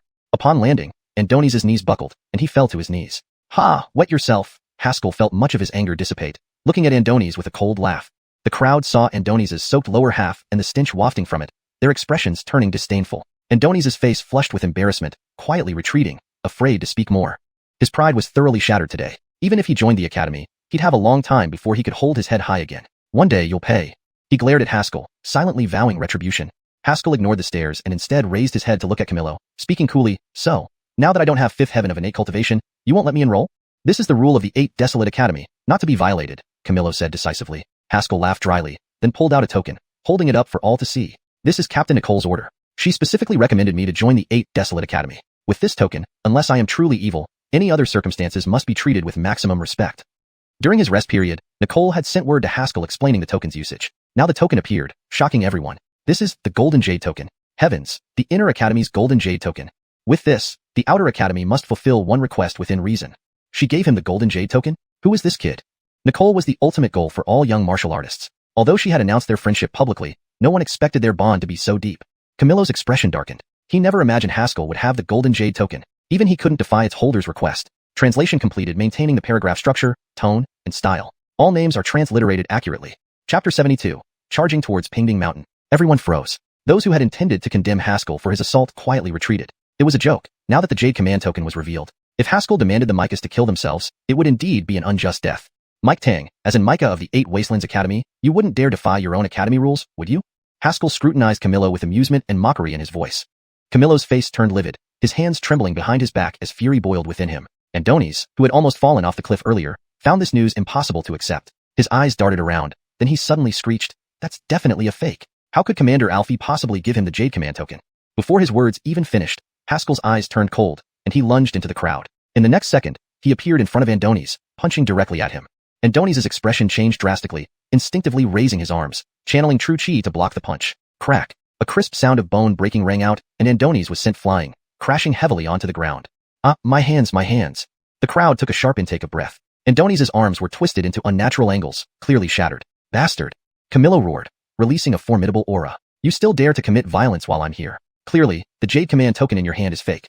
Otherwise, why would you kill someone to silence them?" Haskell turned to look at Camillo and laughed loudly. "Old ghost, you really know how to turn the tide. As in Micah, can't you tell if the Jade Command token is real or fake? If I say it's fake, it's fake." Camillo's face remained pale as he waved his hand. "This boy forged the Jade Command token and committed violence during the entrance exam of the 8 Wastelands Academy. Arrest him immediately. Anyone who resists can be killed on the spot." With one sentence, he branded Haskell's actions as criminal. Immediately, 2 disciples dressed in white clothes rushed forward from behind him, pouncing at Haskell. The moment they attacked, a formidable pressure spread from their bodies. Haskell's eyes narrowed. Half-step Hydertal Grandmaster. The 8 Wastelands Academy was indeed extraordinary. 2 random disciples were already at the half-step Hydertal Grandmaster realm. If this happened in East Mountain City, they'd be enough to become the pillars of any family. "Alfie, so what?" A smug smile curved Haskell's lips. "If you want to fight, you'll get a fight. I, a sword cultivator, fear no battle." Haskell raised his hands, squatted slightly, and then stomped hard. Boom. He shot forward like a bullet, straight towards the 2 white-robed disciples. Boom. An overwhelming force erupted from Haskell's arms, striking the chests of the 2 half-step Hydertal Grandmasters at an incomprehensible speed, sending them flying back several yards. To defeat 2 half-step Hydertal Grandmasters in one strike? Seeing this, everyone's faces paled. This kid was only at the 4th heaven of the innate realm. Earlier, people thought Haskell's cultivation wasn't higher than 5th heaven due to the true chi injected into him. "A waste of time to unsheath your sword against such trash," the Ander commented. "With your current strength, even at the 4th heaven of the innate realm, you're capable of matching a half-step Hydertal Grandmaster." After all, Haskell was only 1 step away from reaching the half-step Hydertal Grandmaster realm. Beside him, a flicker of surprise crossed Camillo's eyes. He wasn't surprised that Haskell completely crushed Andoni's. After all, someone who could climb the mountain effortlessly wasn't a nobody. Alfie and the 2 disciples were personally trained by him, both being half-step Hydertal Grandmasters. Even though they didn't use their full strength, they shouldn't be countered by someone at the innate realm. This kid is a genius. Camillo hesitated. The 8 Wastelands Academy had been suppressed by the Imperial Academy for too long and desperately needed talents. Expelling a talent like Haskell would make him responsible. However, the 2 had already formed enmity for his niece, and letting this kid join the academy would pose a huge threat once he grew powerful. Coldness crept into Camillo's eyes.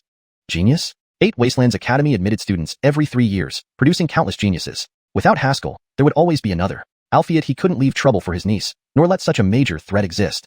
High-lifting his right hand, true chi surged from him, and a powerful force descended upon Haskell. Haskell was about to capitalize on his victory when he suddenly felt a heavy weight pressing down on him, as if a giant hand had gripped him. Old dog. He turned sharply and looked at Camillo. The overwhelming pressure he had felt from Alfeuling was present in Camillo. This old bastard is at the Grandmaster realm. Can't beat him, but must fight. Haskell clenched his right fist and swung it forward fiercely. Boom. The compressed air shattering with his punch. Seizing this moment, Haskell leaped off the cliff. Humph. Wanting to die quickly? Not that easy. Camillo smirked and chased after him. Though the 1,000-foot cliff seemed daunting, the steep walls had numerous branches protruding, serving as footholds. Haskell lightened his body and stepped on one branch, taking a deep breath, activating the sword chi within him, and soared again. He couldn't stay at the 8 Wastelands Academy for now. He needed to escape. Albeit the entire area was surrounded by formations. Where could he go? Boy, head southeast, Theander suddenly spoke. Haskell looked southeast, but only saw mist. Senior, is that the exit? Haskell redirected his course toward the southeast. Heh, not exactly the exit, Theander chuckled. Alfie at a better place. Having developed utmost trust in Theander over time, Haskell didn't doubt him. In just a few leaps, the fog cleared, revealing a mountain half the height of Fuyan Mountain. This mountain was Pingding Mountain, topped with a complex array inscription. Enter the formation and infuse your sword chi into it, Theander ordered. Haskell complied without hesitation, stepping into the formation and infusing sword chi. Instantly, golden light shot into the sky, illuminating the heavens. Camillo, who followed closely, first paled, then burst into laughter. Heidertal brat, this time, you're dead for sure. Chapter 73, Breaching the 12-Sword Array, a world-class demon. Mike's Price and Khalil, still waiting atop floating cloud mountain, saw the towering light and their expressions changed instantly. Someone has breached the 12-Sword Array. Who would be so bold as to enter it without an Micah present? The next second, both men seemed to realize something and their eyes widened. Could it be Haskell? Shall we go check? Price said gravely. Khalil nodded and leaped forward toward Flat Peak Mountain. At the same time, many outer court disciples had gathered outside Flat Peak Mountain, looking up at the array emitting golden light, discussing amongst themselves. Insane. Someone actually stepped into the 12-Sword Array? The 12-Sword Array is used for our year-end assessment, composed of 12 spirit swords. If activated simultaneously, it can instantly kill a lesser grandmaster. How could this person trigger all 12 swords at once? When did we have such a powerful disciple? It must be someone who accidentally stumbled in. Poor soul, he's probably doomed. Someone sighed. This 12-sword array was incredibly dangerous, testing not only current strength but also mental fortitude and talent. Its difficulty levels were 3 swords, 9 swords, and 12 swords. Currently, almost no outer court disciple could pass through all 12. Seeing that all 12 swords had been triggered, everyone shook their heads in sorrow. Reggie also rushed to the mountain base, and immediately turned pale upon recognizing the familiar figure within the intense golden light. Why would Luther Fong breach the 12-sword array? This isn't part of the exam. Blaze, walking beside him, looked up and asked, Father, is this 12-sword array very dangerous? Due to the pre-selected students' exams being after the regular ones, Blaze was still around. Reggie's expression darkened. In the past 50 years, no one in Yin State has successfully challenged the full 12-sword array. It was a sword array capable of instantly killing a lesser grandmaster. Even if he entered, Reggie himself would face certain death. Could Luther Fong emerge unscathed? At the summit of Flat Peak Mountain, with Haskell at the center, 12 stone pillars surrounded him, each holding a spirit sword. The moment Haskell entered, the 12 long swords broke free from the pillars, floating in the air, blades horizontal, tips pointing at Haskell. A heavy aura of killing intent emanated from them, creating pressure even before the swords moved. Haskell glanced back at Camillo, raised his right hand, and gave him the middle finger with a smirk. Camillo clearly targeted him. Entering the 12-sword array was out of desperation. Escaping from a great grandmaster was nearly impossible. Since Senior instructed him to run here, there must be a reason. Senior, what should I do next? Haskell asked mentally. Theander lazily replied, figure it out yourself. Haskell. He laughed awkwardly. Are you joking, Senior? Silence followed, with no response. The 12 spirit swords trembled and hummed, slowly advancing towards the center. Confirming that Senior wouldn't respond, Haskell expelled his doubts, focusing intently. He felt a strong sense of danger even though the swords hadn't moved yet. One misstep, and he'd perish here. Suddenly, one sword shot out like a streak of light, heading straight for Haskell's forehead. So fast. Spectators gasped. This speed is almost on par with a lesser grandmaster.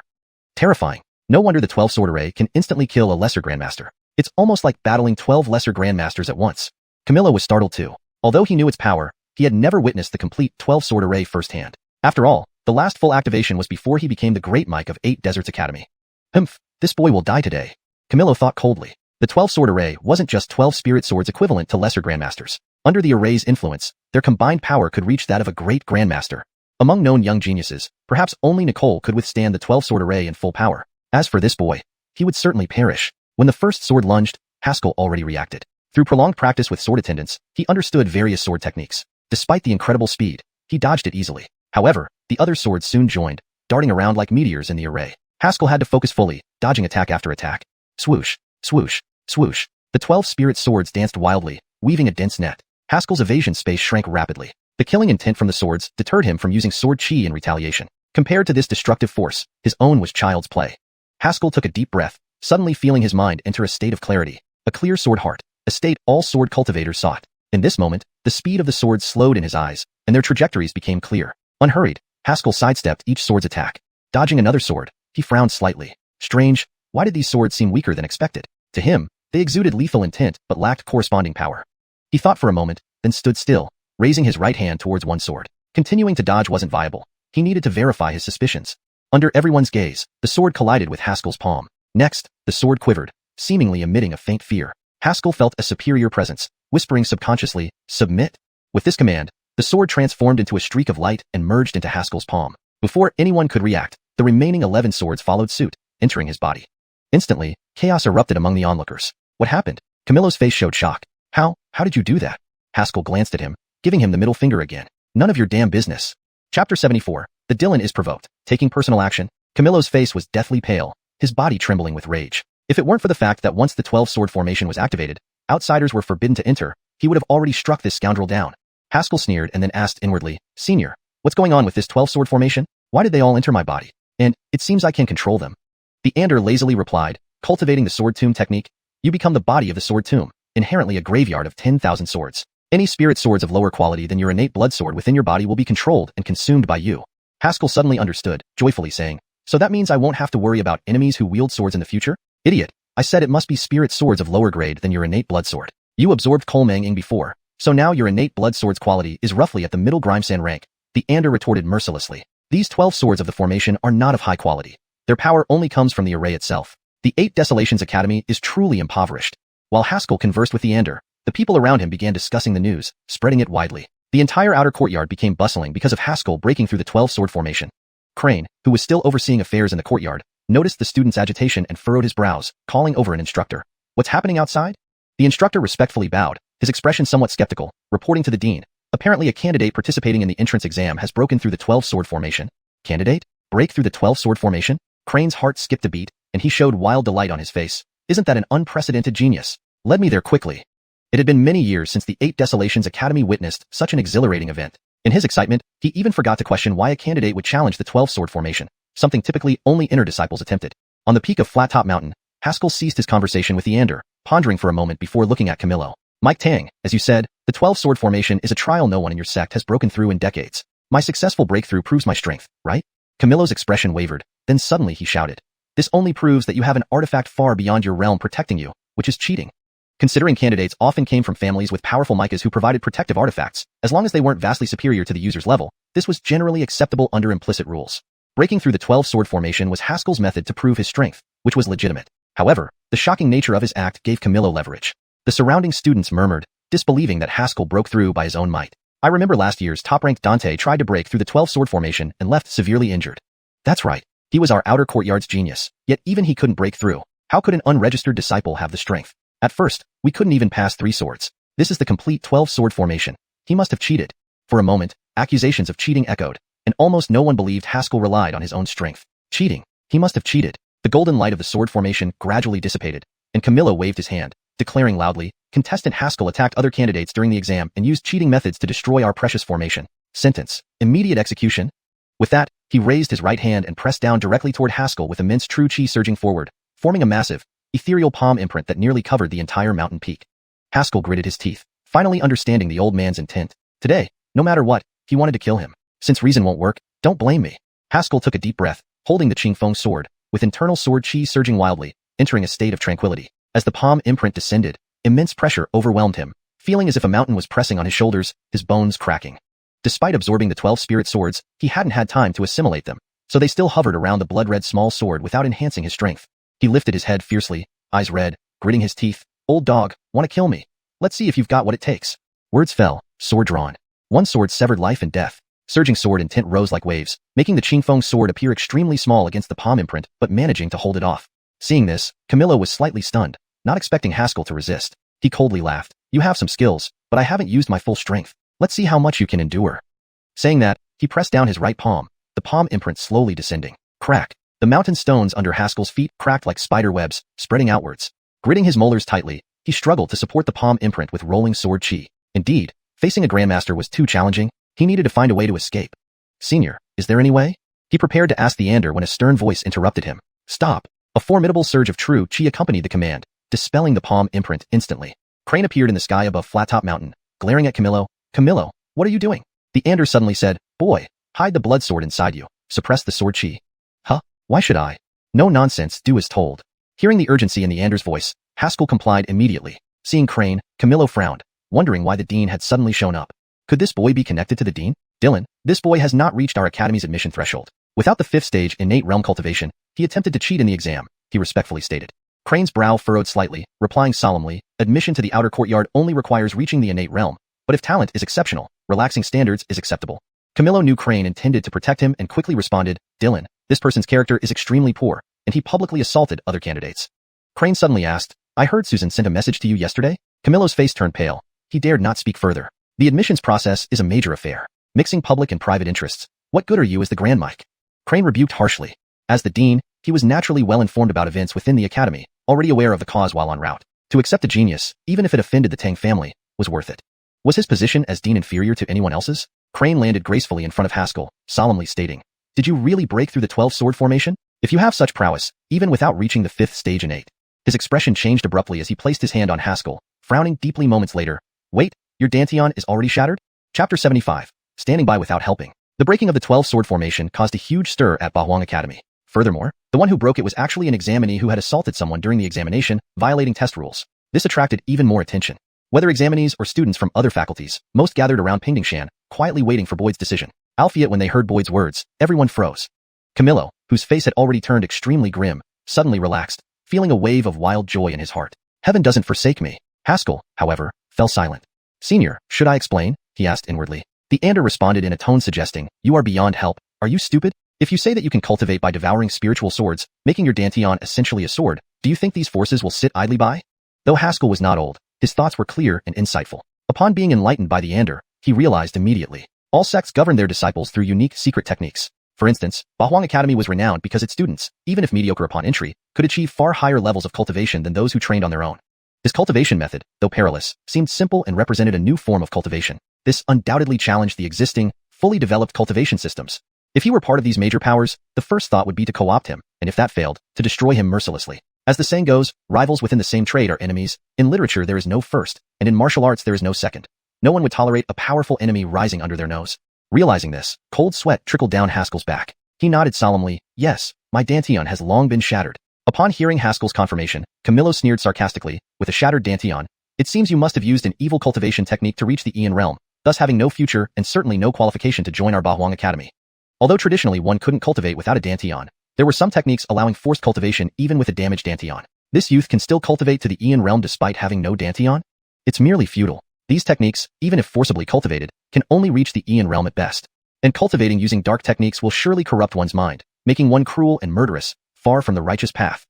There was logic in Camillo's words, instantly earning agreement from those around him. Crane fell into silence, then slowly spoke. Since your dantian is destroyed, you have no future and cannot enter Bahwang Academy, but I can offer you a servant position. Being a servant at Bahwang Academy was something many envied. Initially, Crane thought Haskell was a genius, but seeing his dantian destroyed, his potential value vanished, and Crane quickly lost interest. Offering him a servant position was merely acknowledging Haskell's feat of breaking the 12-sword formation. Otherwise, he might have struck Haskell dead already. Any who dared create chaos at Bahwang Academy would not meet a good end.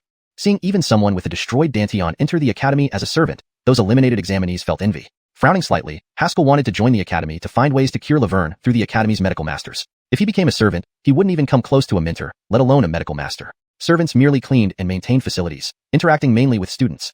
Downhill, Reggie anxiously watched Haskell when a startled shout came from behind. Lord City, Lord City. Turning around, Reggie saw his guards outside the barrier, panicking and shouting towards him. After discussing with a white-robed disciple, Reggie managed to let the guards in along with the carriage. What happened? Reggie frowned. The guard took a deep breath and panted. Lord City, Nikita Laverne suddenly suffered a severe bout of her cold condition. We found no doctors and rushed her here. Cold condition flared up? Reggie's face changed drastically. He knew about Laverne's chronic cold ailment, but didn't expect it to flare up at this moment. Hiding the curtain, Laverne lay in the carriage chair, pale, covered in frost, trembling violently. Shocked, Reggie moved to pick her up. Whoosh. As soon as he touched her, white vapor appeared. Grinding his teeth, Reggie sent true chi surging through his hands, forming a protective layer. Just touching her causes damage from the cold aura. How heavy is this girl's internal coldness? What kind of torment must she be enduring? Haskell was contemplating how to respond when he heard Reggie's shout. Turning, he saw Laverne in Reggie's arms, his expression changing instantly. Why? Didn't I suppress her cold aura? Suddenly shivering upon touching Laverne, Haskell called out mentally, Senior, what's going on? The Ander's voice grew heavy. Her illness erupting abnormally indicates someone's hidden manipulation. With your current strength, you can't save her. True chi suppression doesn't work? True chi can only block the cold aura. Her internal cold is like an avalanche now. Only a medical master's full effort can save her. Otherwise, Kelsey will die. Looking at Laverne's unconscious state, Haskell clenched his teeth and turned to Crane. Senior, please have the medical master help save my sister. Crane remained cold and indifferent, replying casually, medical masters are busy and cannot spare time to help. Since you refused to join Bahuang Academy, leave. In all Yin Kingdom, fewer than 5 medical masters existed, and even in the capital, only within academies like this could such beings be found. To summon them cost heavily. If Haskell were still considered a genius, Crane might assist. Albeit as a mere ordinary person with a ruined Dantian, Crane had no intention of spending so much energy on him. Seeing Crane walk away, Haskell's eyes reddened. He knelt down and screamed hoarsely, Senior, if you can save my sister, I am willing to serve Bahuang Academy, even as a slave or servant, with this crippled body. Alphiet Crane's figure continued to move farther away. Chapter 76, The Eccentric Old Man. Laverne's breath grew weaker and weaker, his body almost completely devoid of warmth, as if he were already dead.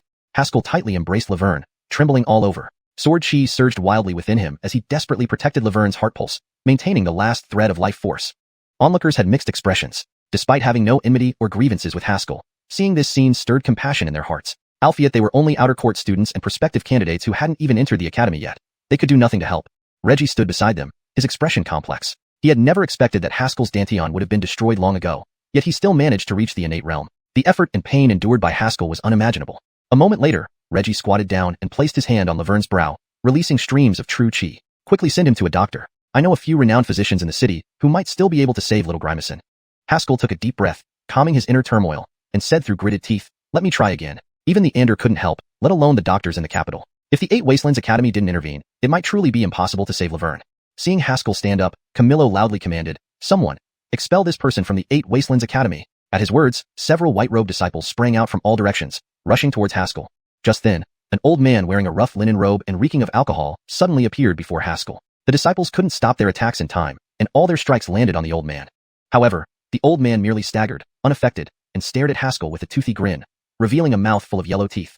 Esmond, this old man sees that you have extraordinary bones. No, not that. This old man can save your younger sister. Seeing the old man, Camillo frowned. For some reason, he felt oddly familiar with this Michaely figure. And where did this old man come from? Hearing this, Haskell looked up sharply. Is this true? It's true, absolutely true. The old man replied earnestly. Who doesn't know that I, Ernan, am a man of my word? Ask around. Everyone knows me as Ernan, the reliable young gentleman. Ernan. Camillo's face turned pale. It was actually him. What was this guy doing here? F***K. Ernan, how dare you show your face here? Camillo shouted furiously. Ernan spat rudely on the ground and flipped off Camillo with a middle finger. It's none of your business where I go, you ass without a hole. Keep your yap shut, or I'll dunk your head in the privy like I did back then. His words caused a commotion in the crowd. Price and Khalil exchanged glances, their expressions strange. They had heard that Mike Tang once offended a formidable enemy who dunked him into a latrine. They thought it was just a rumor, but now it seemed real. Camillo's face turned ashen. He felt utterly humiliated. Albeit he didn't dare to act rashly, for this old man had been a prodigy genius back in the day. Who knew what his strength was now after so many years? I agree. Haskell suddenly spoke up. The old man laughed heartily. Good. Become my disciple, and I'll entrust you with the significant task of dunking heads into the privy. Pausing, he added seriously, Esmond, becoming my disciple means making enemies of the entire world. Are you afraid? Haskell met his gaze firmly. Even if there are 10,000 people, I will proceed forward. Excellent. The old man slapped Haskell's shoulder and laughed. From today onward, you are a disciple of West Mountain Academy. Upon hearing this, everyone was puzzled. West Mountain Academy? Did such an academy exist in the capital? After speaking, the old man pressed his hand against Laverne's brow. His fingers flickered, and streams of flame erupted from his fingertips, entering Laverne's body through his 7 apertures.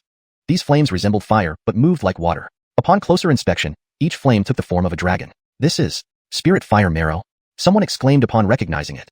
Spirit Fire Marrow was a natural-born spiritual object, though calling it a treasure wasn't quite right, as it was essentially a living being. Over time, abundant Spirit Fire Marrow could transform into a fire dragon, a powerful spirit beast.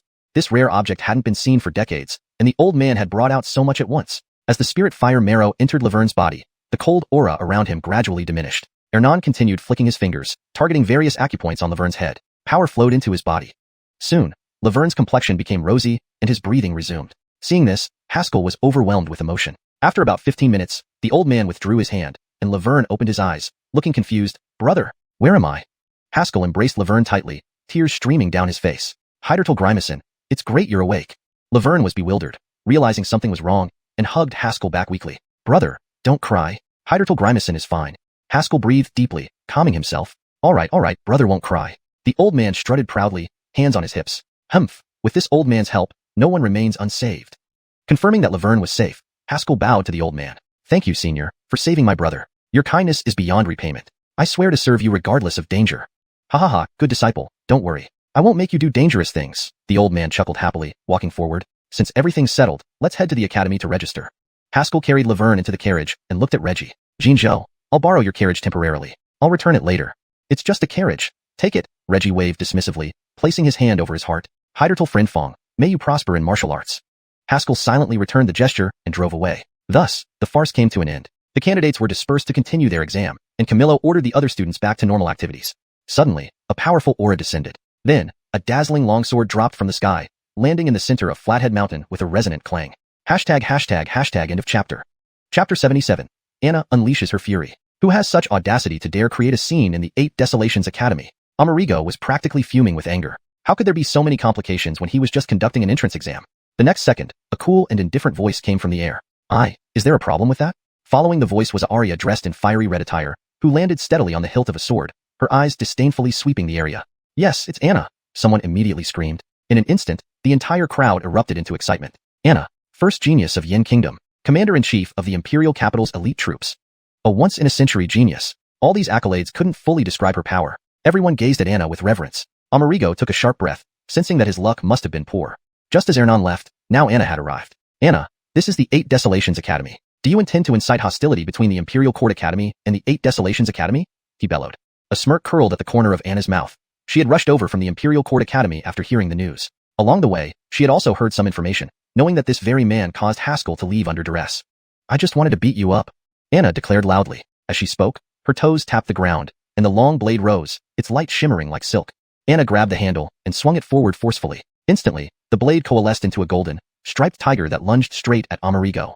Boom! An earth-shattering roar echoed on the mountain peak as the tiger swallowed Amerigo whole before bursting apart, ejecting him violently against the mountain wall of floating Cloud Mountain. Immediately, the wall formed a massive dent, crisscrossed with cracks. People stared in shock. There stood Amerigo, disheveled, his clothes in tatters, his right arm missing, blood flowing freely. One strike and his arm was severed. Everyone fell silent. As the Grand Micah of the Outer Academy, Amerigo was undoubtedly a Grandmaster. Albeit now, he lay embedded in the wall like a dead dog, possibly unconscious or worse. Damn it! A roar erupted as Crane returned abruptly, instantly reaching Amerigo's side. Feeling for a pulse, he breathed a sigh of relief. Fortunately, he was still alive. Turning to Anna, although fury raged inside him, fear shone in his eyes. Others knew Anna as the first genius of Yin Kingdom, but as the Chancellor, Crane understood the formidable power behind her. Thus, when they failed to recruit her earlier, they merely wished her well in her martial endeavors and dared not harbor any other intentions. Commander Alfie, why are you so enraged? Crane sighed after gazing at her for a long time. This incident follows our 8 Desolations Academy's rules. Since you injured my Grand Micah so severely. Rules? I am the rule, Anna interrupted mercilessly, enunciating each word. If anything happens to him, I will make sure everyone in the 8 Desolations Academy lives in unrest. Each word struck Crane like a heavy hammer. At this moment, Amerigo suddenly regained consciousness, pain piercing his nerves, and his mind spiraled out of control. My hand. Anna, you've severed my arm. That boy will pay with his life. Before he could finish, coldness radiated from Anna's eyes as she ascended into the sky, enveloped by boundless saber intent, resembling a razor-sharp tornado. Seeing this, Crane was stunned and terrified, saber intent manifesting form. You're already a saber Dao master. Hiss. Hearing this, everyone gasped collectively. Anna was barely 19, yet, she had already become a saber Dao master. Throughout the entire Yin Yun continent, no precedent existed for such an achievement. No one among her peers could match her extraordinary talent. Perhaps only Yi Wanzhou, the prodigy who saved the 8 Desolations Academy from peril and stabilized the capital, could compare. Countless saber intents formed massive blades swirling around Anna. With a casual wave, the tornado surged towards Crane. Roar! In the sky, the tornado writhed like a true dragon, roaring fiercely, swiftly approaching. Crane's pupils constricted. He stretched out his arms, forming seals, causing the clouds above to descend and condense beside him, transforming into a huge cloud serpent. Dragon and serpent clashed. Boom! After the tremendous explosion, both figures became visible. Anna stood arrogantly mid-air, wielding her long blade, her black hair dancing behind her, exuding unparalleled valor. Conversely, Crane looked wretched, his sleeves shredded, revealing arms marred with cuts, appearing quite battered. Seeing this, everyone was stunned. As the Chancellor of the Outer Academy, many had speculated that Crane's true strength surpassed that of a Grandmaster. Albeit in this confrontation, he had not matched Anna. This shocking display rendered the entire floating cloud mountain eerily silent, where even a pin drop could be heard. Anna's anger slightly subsided. She coldly glared at Amerigo and said, "Tell your granddaughter that I'll settle scores with her later." With that, she leaped away as gracefully as she arrived. Facing this heavenly blow, Amerigo had long regained consciousness. Hearing Anna's words, terror filled his eyes, and his body shook uncontrollably. Offending such a young genius would undoubtedly make his days ahead difficult within the Tang family. Moreover, Suzanne's plan failing meant the entire Tang family might soon face Anna's wrath. Crane, however, snorted and said, "Do you really think our 8 Desolations Academy has no capable people? You dare threaten us like this?" Amerigo clung to the Chancellor like a lifeline, pleading anxiously, "Chancellor, please save me." Crane comforted him, "Rest assured, with me here, Anna won't get away with her brutality." Pausing, he whispered, "For now, stay in the academy, don't go out." Amerigo's face stiffened. Clearly, the Chancellor knew he couldn't protect him outside, hence resorting to placing him under house arrest. After a long silence, Amerigo finally bowed his head reluctantly. "Understood, Chancellor." "Everyone, let's continue the exam." Crane addressed the examinees sternly. "Haskell is nothing but a scoundrel. His Dantian is ruined, and his future lost. Not being accepted into the 8 Desolations Academy made him act out. Such a person with a vile disposition has no place here." This statement spread quickly through the attendees. Soon, the entire Imperial capital knew that Haskell was a worthless cripple with a destroyed Dantian and a bleak future. Chapter 78. West Mountain Academy will eventually decline. Admittedly, Dylan Crane was quite skilled in public relations. Through various means, he quickly suppressed the news of Nicole causing a ruckus at 8 Desolate Academy and shifted everyone's attention to Haskell. Public opinion now largely revolved around Haskell. The central figure of this media storm was currently walking on a remote mountain path. Haskell carried Laverne on his back as they slowly moved forward. Ahead of them was an unlikely man reeking of alcohol. "Brother, are you tired? I can get down and walk by myself," Laverne asked with concern. Haskell shook his head and laughed. "No problem, brother isn't tired. Then when we return, Xiao Grimacin will give brother a massage." "Haha, sure." After the spirit fire marrow was injected into him, Laverne's condition returned to normal. However, the old man had warned that the effect would only last 2 months. If nothing was found to suppress it before then, Laverne would certainly die. "Naturally, I am a man of honesty and integrity, so if you join West Mountain Academy, I guarantee comprehensive service to ensure you have no worries," Ernan said. For some reason, Haskell felt this tone of speaking seemed familiar. Looking around, he noticed the place was desolate and barren, like a small hill compared to floating Cloud Mountain. Crossing over the small slope, Ernan stopped and announced proudly, "All right, ahead is the West Mountain Academy." Haskell looked up, nearly tripping over his own feet. Before him stood a peak even smaller than the one they were standing on, about 10 zhang high. At its base stood a stone stele inscribed with West Mountain Academy. Approaching it, the Micah proudly introduced, "Look at this stele. It's our family heirloom. Notice the brush strokes, how bold and unrestrained." After a long silence, Haskell pointed out, "Senior, the ink isn't even dry yet." "What? That good-for-nothing Abraham can't even manage such a small task." Ernan cursed, then turned to smile. "Alphiet, it's all formalities. We at West Mountain Academy always treat people with virtue and never bother with those flashy forms." Thinking for a moment, he added, "Oh, call me Finian from now on. You're the dean?" Haskell eyed the old man carefully, raising his voice unconsciously. "What, don't I look the part?" Ernan glared fiercely. "No, seniors should not be judged by appearance. My sight was dull." Haskell licked his lips and smiled awkwardly. He kept his tradition of respecting Micahs and did not say more. Following Finian, they arrived at the halfway point of the mountain. All the way, Hiram talked incessantly about West Mountain Academy's glorious history, saying how it once dominated Yin-Yun continent, praising it as the best choice for anyone. So, joining such an excellent academy, paying 100 high-grade spirit stones per year, doesn't seem excessive, right? Finian declared with an air of, "You'd be missing out if you didn't come." Haskell numbly nodded, instinctively pulling out 100 spirit stones from his storage ring. "Dylan, what you say is true." Without hesitation, Hiram stuffed the stones into his pocket and grinned wider. "Having a generous disciple like you join is truly a blessing for West Mountain Academy. Esmond, I see great potential in you." Realizing the transaction, Haskell felt a sharp pain in his heart. 100 high-grade spirit stones. Enough for several fine spirit swords. Taking a deep breath, Haskell asked calmly, "I wonder, how many people does our West Mountain Academy have?" Hiram held up a hand. 500. He shook his head. Haskell's face fell. 50. Hiram smiled and said, "Excluding us too, 5. What the heck?" Haskell nearly fainted. A prestigious academy with less than 10 people. "Nonsense. Alphiet, don't worry. I've recruited many junior disciples for you this year," Finian hurriedly reassured. Seeing Haskell's frustration building up, Haskell gritted his teeth. "How many?" "Well, including you and me, now we have 10 members." "Haha. Impressive. A 10-person academy was indeed unprecedented." "Brother, the old man seems unreliable," Laverne whispered. Haskell sighed and shook his head. "Let's make do, since we're already here." At least this was the only hope to save his sister. They soon reached the summit. There was a single, dilapidated main hall and several even worse brick houses. Cracks ran through the walls, and weeds grew wildly from the broken ground. Haskell thought the ruined temple where he met Brody might rival this place. "This is the meeting hall, used for meetings and receiving guests." Hiram pointed at the hall, then gestured at the broken houses. "These are empty. Pick any to stay in. Wait until tomorrow for the new student assembly. I'm going to rest. You can explore."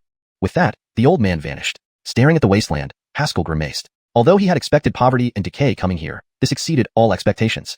Might as well rename it Beggar Sect. After a while, Laverne broke the silence. Brother, let's clean this place up. Haskell agreed. After all, they would be staying here for a long time. Since they came. Sometimes, that phrase could give infinite confidence. Laverne skipped into the hall looking for cleaning tools, while Haskell checked the brick houses to find a suitable living space. Turning a corner, a lake suddenly appeared before him. Arya stood beside it, slowly removing her clothes. In the nearby grass, a young boy awkwardly peeped. Sensing Haskell's presence, the Arya turned sharply, eyes blazing. Haskell hesitated, then struck out at the boy, declaring sternly, "Ha! Villainous youth, daring to spy on a lady bathing. Prepare to meet your end." Chapter 79. Nicole arrives. At this moment, Haskell burst into an extraordinary wisdom. His movements were fluid and seamless, his expression serious, radiating a sense of righteousness. The young man, upon hearing this, let out a terrified scream and retreated step by step. The Arya's attention was drawn to the youth, her face suddenly turning gloomy. "Very well, Abraham, you spied on me bathing again." With that said, she leaped after him, chasing him furiously. The youth's face was full of fear as he rushed into the woods, yelling, "Senior Aileen, spare my life." They chased each other into the forest, and soon, earth-shattering screams echoed from within. About a tea time later, the Arya slowly emerged from the woods, dragging the unconscious youth behind her. She turned to Haskell, her expression easing slightly, a smile appearing. "Hello, may I ask who you're looking for?" Haskell quickly replied solemnly, "Senior Aileen, greetings. I'm a newly admitted disciple named Haskell.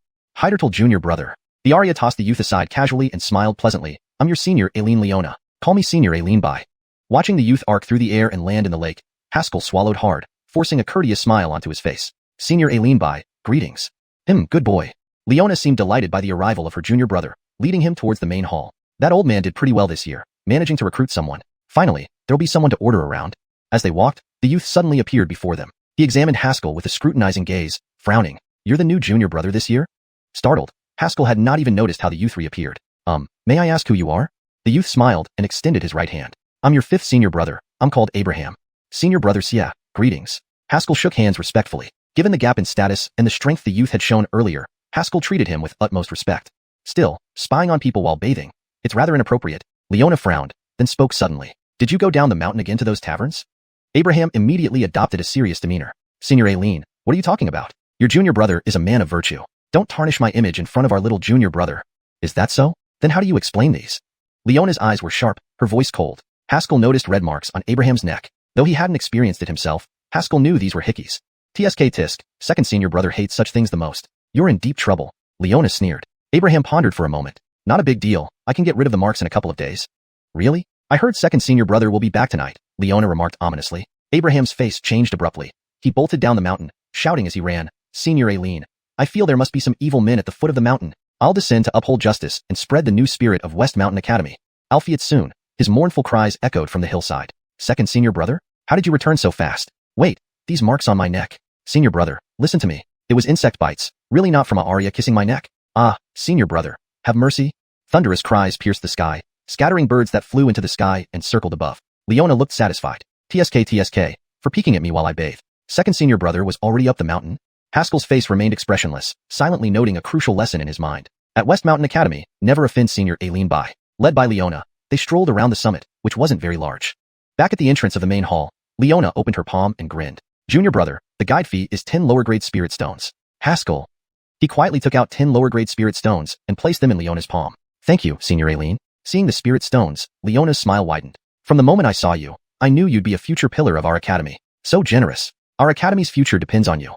Haskell was numb now, harboring only one thought. West Mountain Academy will eventually fall. Just then, a tall, handsome man appeared at the entrance of the main hall, dragging Abraham like a dead dog. "Junior brother?" the man asked without emotion. Haskell nodded, curious. "You must be second senior brother?" The man nodded indifferently. "Coil." Leona leaned close to Haskell's ear but loud enough for everyone to hear. "This is second senior brother. He oversees all discipline at West Mountain Academy. Never cross him. And he's incredibly dull compared to me." Haskell's lips twitched. "Senior Aileen, is it okay to badmouth second senior brother in front of him?" "Indeed." Coil's brows knitted, still speaking in his emotionless tone. "Speaking ill of others isn't right." Tsk, I say what I want. What are you going to do about it?" Leona retorted boldly. "Remember, I'm senior Aileen, like a sister like a mother. Do you want to punish your own mother?" Amazing. This logic completely refreshed Haskell's worldview. Coil realized he couldn't match Leona verbally and remained silent, dragging Abraham toward the rear of the hall. Abraham wailed in terror. "Junior brother, save me. Master, help. Master Aileen, save me, or I'll die." "Gentlemen must adhere to moral standards," Coil said coolly. Their figures vanished behind the hall, while Leona watched with amusement. "Aya, help me." Moments later, another piercing cry tore through the sky. Leona looked sympathetically at Haskell. Junior brother, remember Senior Eileen's words. You can offend the master, but never offend second senior brother. Haskell nodded silently. The fear in those screams was unimaginable, indicating just how severe the punishment was. Suddenly, a young man in luxurious robes sauntered over, asking casually, "Which one is junior brother, Haskell?" Haskell looked at the man. "It's me. May I ask who you are?" "I'm your third senior brother, Carnell," the man said playfully. "There's someone waiting for you at the foot of the mountain. You should go see." "Someone waiting for me? Who?" Haskell frowned. Carnell said meaningfully, "Seems to be someone named Nicole." Chapter 80. The monk seeks to form a marital bond. Nicole? Upon hearing this name, not only did Haskell become interested, but even Nicola perked up. She narrowed her beautiful eyes and scrutinized Haskell from head to toe before softly saying, "You know Nicole?" We're friends. Why do you ask?" Haskell had a vague sense of unease. Nicola sneered upon hearing this. "Just in time. Mike Aileen will accompany you to see her." As she spoke, an inexplicable aura surrounded her, akin to learning about an old nemesis. Haskell, puzzled, sought help from his third senior brother with his eyes. Carnell chuckled. Mike Aileen has always considered herself the top beauty of the capital city, but Nicole has always been above her. That's all it is. "Isn't the capital's #1 beauty Suzanne?" Haskell asked in confusion. Without replying, Carnell continued for her. "To our Mike Aileen, Suzanne is just a nobody. Her sole rival has always been Nicole because..." He paused thoughtfully, then added, "Suzanne's strength is too weak." The three then started walking down the mountain. As for Laverne, Nicola assured him that second senior brother was still on the mountain, so there would be no problem, allowing Haskell to put his worries aside. As they walked, Haskell suddenly realized something. Both Nicola and Carnell spoke of Suzanne dismissively, yet Carnell showed some hesitation when mentioning Nicole, clearly due to a significant power gap. However, Mike Aileen Nicola didn't have such reservations, showing only Bufuchi, discontent. Revised. As they walked, Haskell suddenly realized something. Both Nicola and Carnell spoke of Suzanne with utter disdain. However, when it came to Nicole, Carnell's tone carried a hint of apprehension, revealing a significant power disparity. On the other hand, Senior Aileen Nicola had no such hesitations, her tone laced only with bougon dissatisfaction. Does this mean Nicola's strength is on par with Nicole's? Being in Micah's sister at an academy means she can't be incompetent, no matter the academy's size. This realization made Haskell regard Nicola more seriously. What exactly is this rundown academy? They arrived at the foot of the mountain by a stone tablet, where they saw a Arya in a vibrant red gown who exuded a captivating, almost overwhelming beauty, Nicole. Haskell approached her with a smile and greeted her with a bow, "Nikita Alfie." Nicole nodded, hesitating slightly before apologizing. "I'm sorry I arrived too late and nearly cost your younger sister her life." Haskell froze momentarily, realizing she was apologizing for what happened at Bashyang Academy. He felt somewhat flustered and responded, "Nikita Alfie, you're too kind. It wasn't really your fault." Before he could finish, Nicola stepped in front of Haskell protectively. "You actually apologized to my junior brother? What are your intentions, Nicole?" "Is that you, Nicola?" Nicole's eyes sparkled as she recognized her. "No wonder I haven't heard from you in years." Without waiting for a reply, she turned to Haskell with a smile. "Since she's here, you should be safe. By the way, this used to be one of the capital's top 3 academies." This made Haskell recall something. He'd heard about the capital's top 3 academies, Imperial Court and Bashyang, but never the third one. "Is Xiuxian Academy the third top academy?" Haskell asked, surprised. Nicole nodded, seemingly surprised herself. "You didn't know?" Haskell's lips twitched. Who would think this dilapidated place was the third top academy? "Do you like my junior brother, Nicole?" Nicola blurted out, looking between the two. The room fell silent, everyone's faces showing different emotions. Carnell's expression was the most colorful, as if he'd discovered something extraordinary. After a moment, a blush spread across Nicole's face just as she was about to speak, but a calm voice interrupted. "Ba, may I ask if this is Xiuxian Academy?" A monk in multicolored robes stood nearby, eyes closed, serene. "Who are you?" Nicola glanced at him, frowning. The monk smiled, his handsome face glowing as if illuminated by a holy light. Ba, this humble monk Arwen comes to join Xiuxian Academy. Old man is accepting more than one this year?" Nicola exclaimed in disbelief. Carnell swaggered forward, slinging an arm over the monk's shoulder. "Welcome, little junior brother. Joining Xiuxian Academy is definitely your best choice."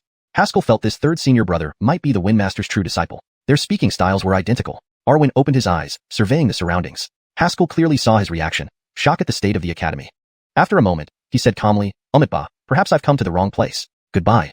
Haskell was speechless. Clearly, the place was so dilapidated. No one wanted to stay. Just as Haskell was about to stop him, the monk's eyes lit up as he walked straight toward Nicola and Nicole. Under everyone's watchful gaze, he knelt on one knee, producing a flower from somewhere. Smiling, he said, "This humble monk feels as if I've met these two ladies somewhere before, perhaps in a past life. It seems fate has brought us together. Why don't we form a marital bond?" Carnell and Haskell were speechless. Before Arwen finished, Haskell instinctively moved in front of Nicole, sneering, "Perverted monk, how dare you challenge these ladies in broad daylight?" Arwen looked at Haskell, then Nicole, revealing an expression of waste of good flowers. "Damn, who are you calling dung?" Haskell's forehead veins bulged. Arwen stood up, facing Haskell seriously. "Sir, I believe in virtue determining worth. Let's fight. If you lose, the lady behind you goes to me." Hearing this, Nicola and Carnell exchanged strange glances, their expressions filled with pity for the monk. Daring to stake Nicole as a bet, "You must really want to enter Nirvana soon." Haskell hesitated. It didn't feel right to treat Nicole this way. At that moment, a cool voice sounded. Fight. He turned to see Nicole smiling at him. Good timing. Let me see how strong you've gotten recently. Chapter 81. The monk is shameless. Haskell could actually feel Anna's unusual feelings for him. After all, he wasn't a fool when it came to relationships. Back at Yunyang sect, there were plenty of junior sisters who showed interest in him. Albeit at the time, he was too focused on earning points to exchange for medicine and had the acknowledged #1 beauty, Amaya, by his side, so naturally, he didn't have much time to think about it. Note: I've corrected Heiderqian song Amaya to Amaya, removing the Chinese character and ensuring consistency in terminology. In his view, Anna's kindness towards him had long surpassed mere admiration. Especially after going down the mountain, Carnell secretly told him about Anna causing a scene at the 8 Desolations Academy for his sake. Haskell couldn't help but begin to consider what kind of feelings he had for Anna. Before he could think it through clearly, an unexpected situation arose. Alright, let's go then. Haskell looked at the monk, unyielding. The two moved away from the stone tablet, standing opposite each other on open ground. Sir, please. Arwen clasped his hands and bowed. Haskell cupped his fist and bowed. Please. A gentle breeze swept by, and a green leaf slowly drifted between them. The moment it touched the ground, they both moved. Haskell didn't use a sword. He just clenched his right fist tightly, with sword chi surging inside him and converging on his fist. One punch swung out, and the sword chi erupted like a dragon. Several streams of sword chi surged along the meridians of his arm, slicing into the ground, rushing forward fiercely. Arwen stood immovable, hands clasped together, softly chanting Alfeidist verse, indestructible body. Instantly, a dense golden light spread from his body, forming a huge golden bell covering around him. Clang! The sword chi struck hard against the golden bell, producing a deafening roar. This indestructible body is a secret technique of my Alfeida. Sir, with your strength, it will be difficult to break it. As Arwen spoke, Haskell stepped forward in 2 swift strides and punched the golden bell fiercely. Crack! A sharp breaking sound echoed, and Arwen's expression changed suddenly. How can this be? The seemingly indestructible golden bell showed a crack, spreading rapidly outward. Haskell was now face to face with Arwen, smirking as he raised his fist. Why not? With that voice still lingering, another punch. Bang! Following a short collision, the crack spread crazily like a spider web. Under everyone's gaze, the golden bell shattered into fragments. Haskell didn't stop. He stepped forward, both fists aimed at Arwen. The fierce wind from his punches slashed across Arwen's face, leaving cuts. Arwen snorted coldly, reaching back and grabbing the dispersed golden light which quickly condensed into a shining golden staff. What technique is this? Haskell, witnessing this scene, was greatly shocked. This skill of casually conjuring weapons resembled someone from Legends. However, he didn't hesitate but advanced swiftly, deeply inhaling as boundless sword chi converged onto his fist. Arwen gripped the golden staff with one hand, dragging it across the ground and swinging it towards Haskell in a half circle. Boom! Punch met staff, instantly colliding with a thunderous sound. This time, Haskell couldn't withstand the tremendous force and slid back several feet. He glanced at the opponent in surprise. This guy looked frail but released an incredibly powerful force. The battle didn't stop. Arwen's stick shadow flickered, striking watertight with dazzling gold light. Just as Haskell steadied himself, a dark shadow flashed towards him. Vajra tiger subduing staff. Arwen roared, thrusting the staff out. Intense danger surged within him. At the last second, Qingfeng's sword appeared in Haskell's hand. Alfiez. A bright sword hum pierced the sky. In a flash, a silver-white shadow clashed with the golden light. Clang! A figure was blasted backward, slamming heavily into the stone tablet. It was Arwen. Are you a great sword cultivator? A hint of surprise flickered in Arwen's calm eyes for the first time. You're not even 18, are you? At that moment, Haskell flicked his sword chi surging around him. Cold and majestic sword intent coiled around him like a transcendent swordsman. Hearing Arwen's doubt, Haskell nodded. Continue? Arwen's expression wavered for a moment, then he stood up and clasped his hands together. Amitba, this match has been evenly matched. Continuing further would be pointless. Let's call it a draw.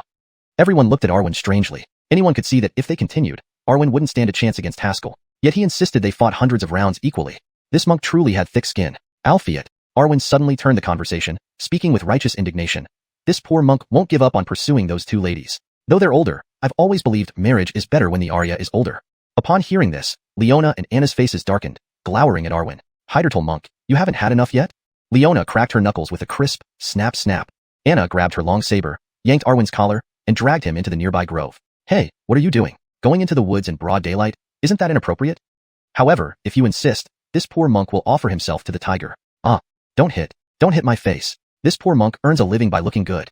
Accompanied by shrill screams, loud crashes echoed. A moment later, Leona and Anna emerged from the grove, looking refreshed. Behind them, Arwen stumbled out, bruised and battered, clothes tattered, looking like a famine refugee. Don't provoke women, Carnell said unusually seriously, especially don't mention their age, understood? Haskell gulped, nodding. Women are tigers. Third master brother, what were you saying to junior brother? Leona spotted Carnell and smiled sweetly. Carnell shivered, abruptly turning and walking up the hill. Oh, I heard junior brother has a cute little sister. I should go check on her. Amitba, I never expected Xiuxian Academy to be such a hidden gem. This poor monk admires it greatly. Despite being beaten, Arwen struggled to rise, smiling brightly. It seems joining Xiuxian Academy was a wise choice indeed. Is that so? Finian suddenly appeared, speaking ominously. Our academy has fewer than 10 people total. Arwen paused, looking at Haskell and laughing warmly. Meeting brother was truly fortunate for this poor monk. We shall meet again in this world of martial arts. Farewell. ##### Chapter 82. Anna's Confession. Finian sneered, Humph, if you dare to leave, I'll destroy the Banya demon subduing staff technique immediately. Arwen paused in his steps and turned to look at Finian. With a righteous tone, he said, It is an honor for this humble monk to become a student of Xiuxian Academy. I am ready to enroll now. May I ask what procedures need to be completed? No procedures needed, your presence is enough.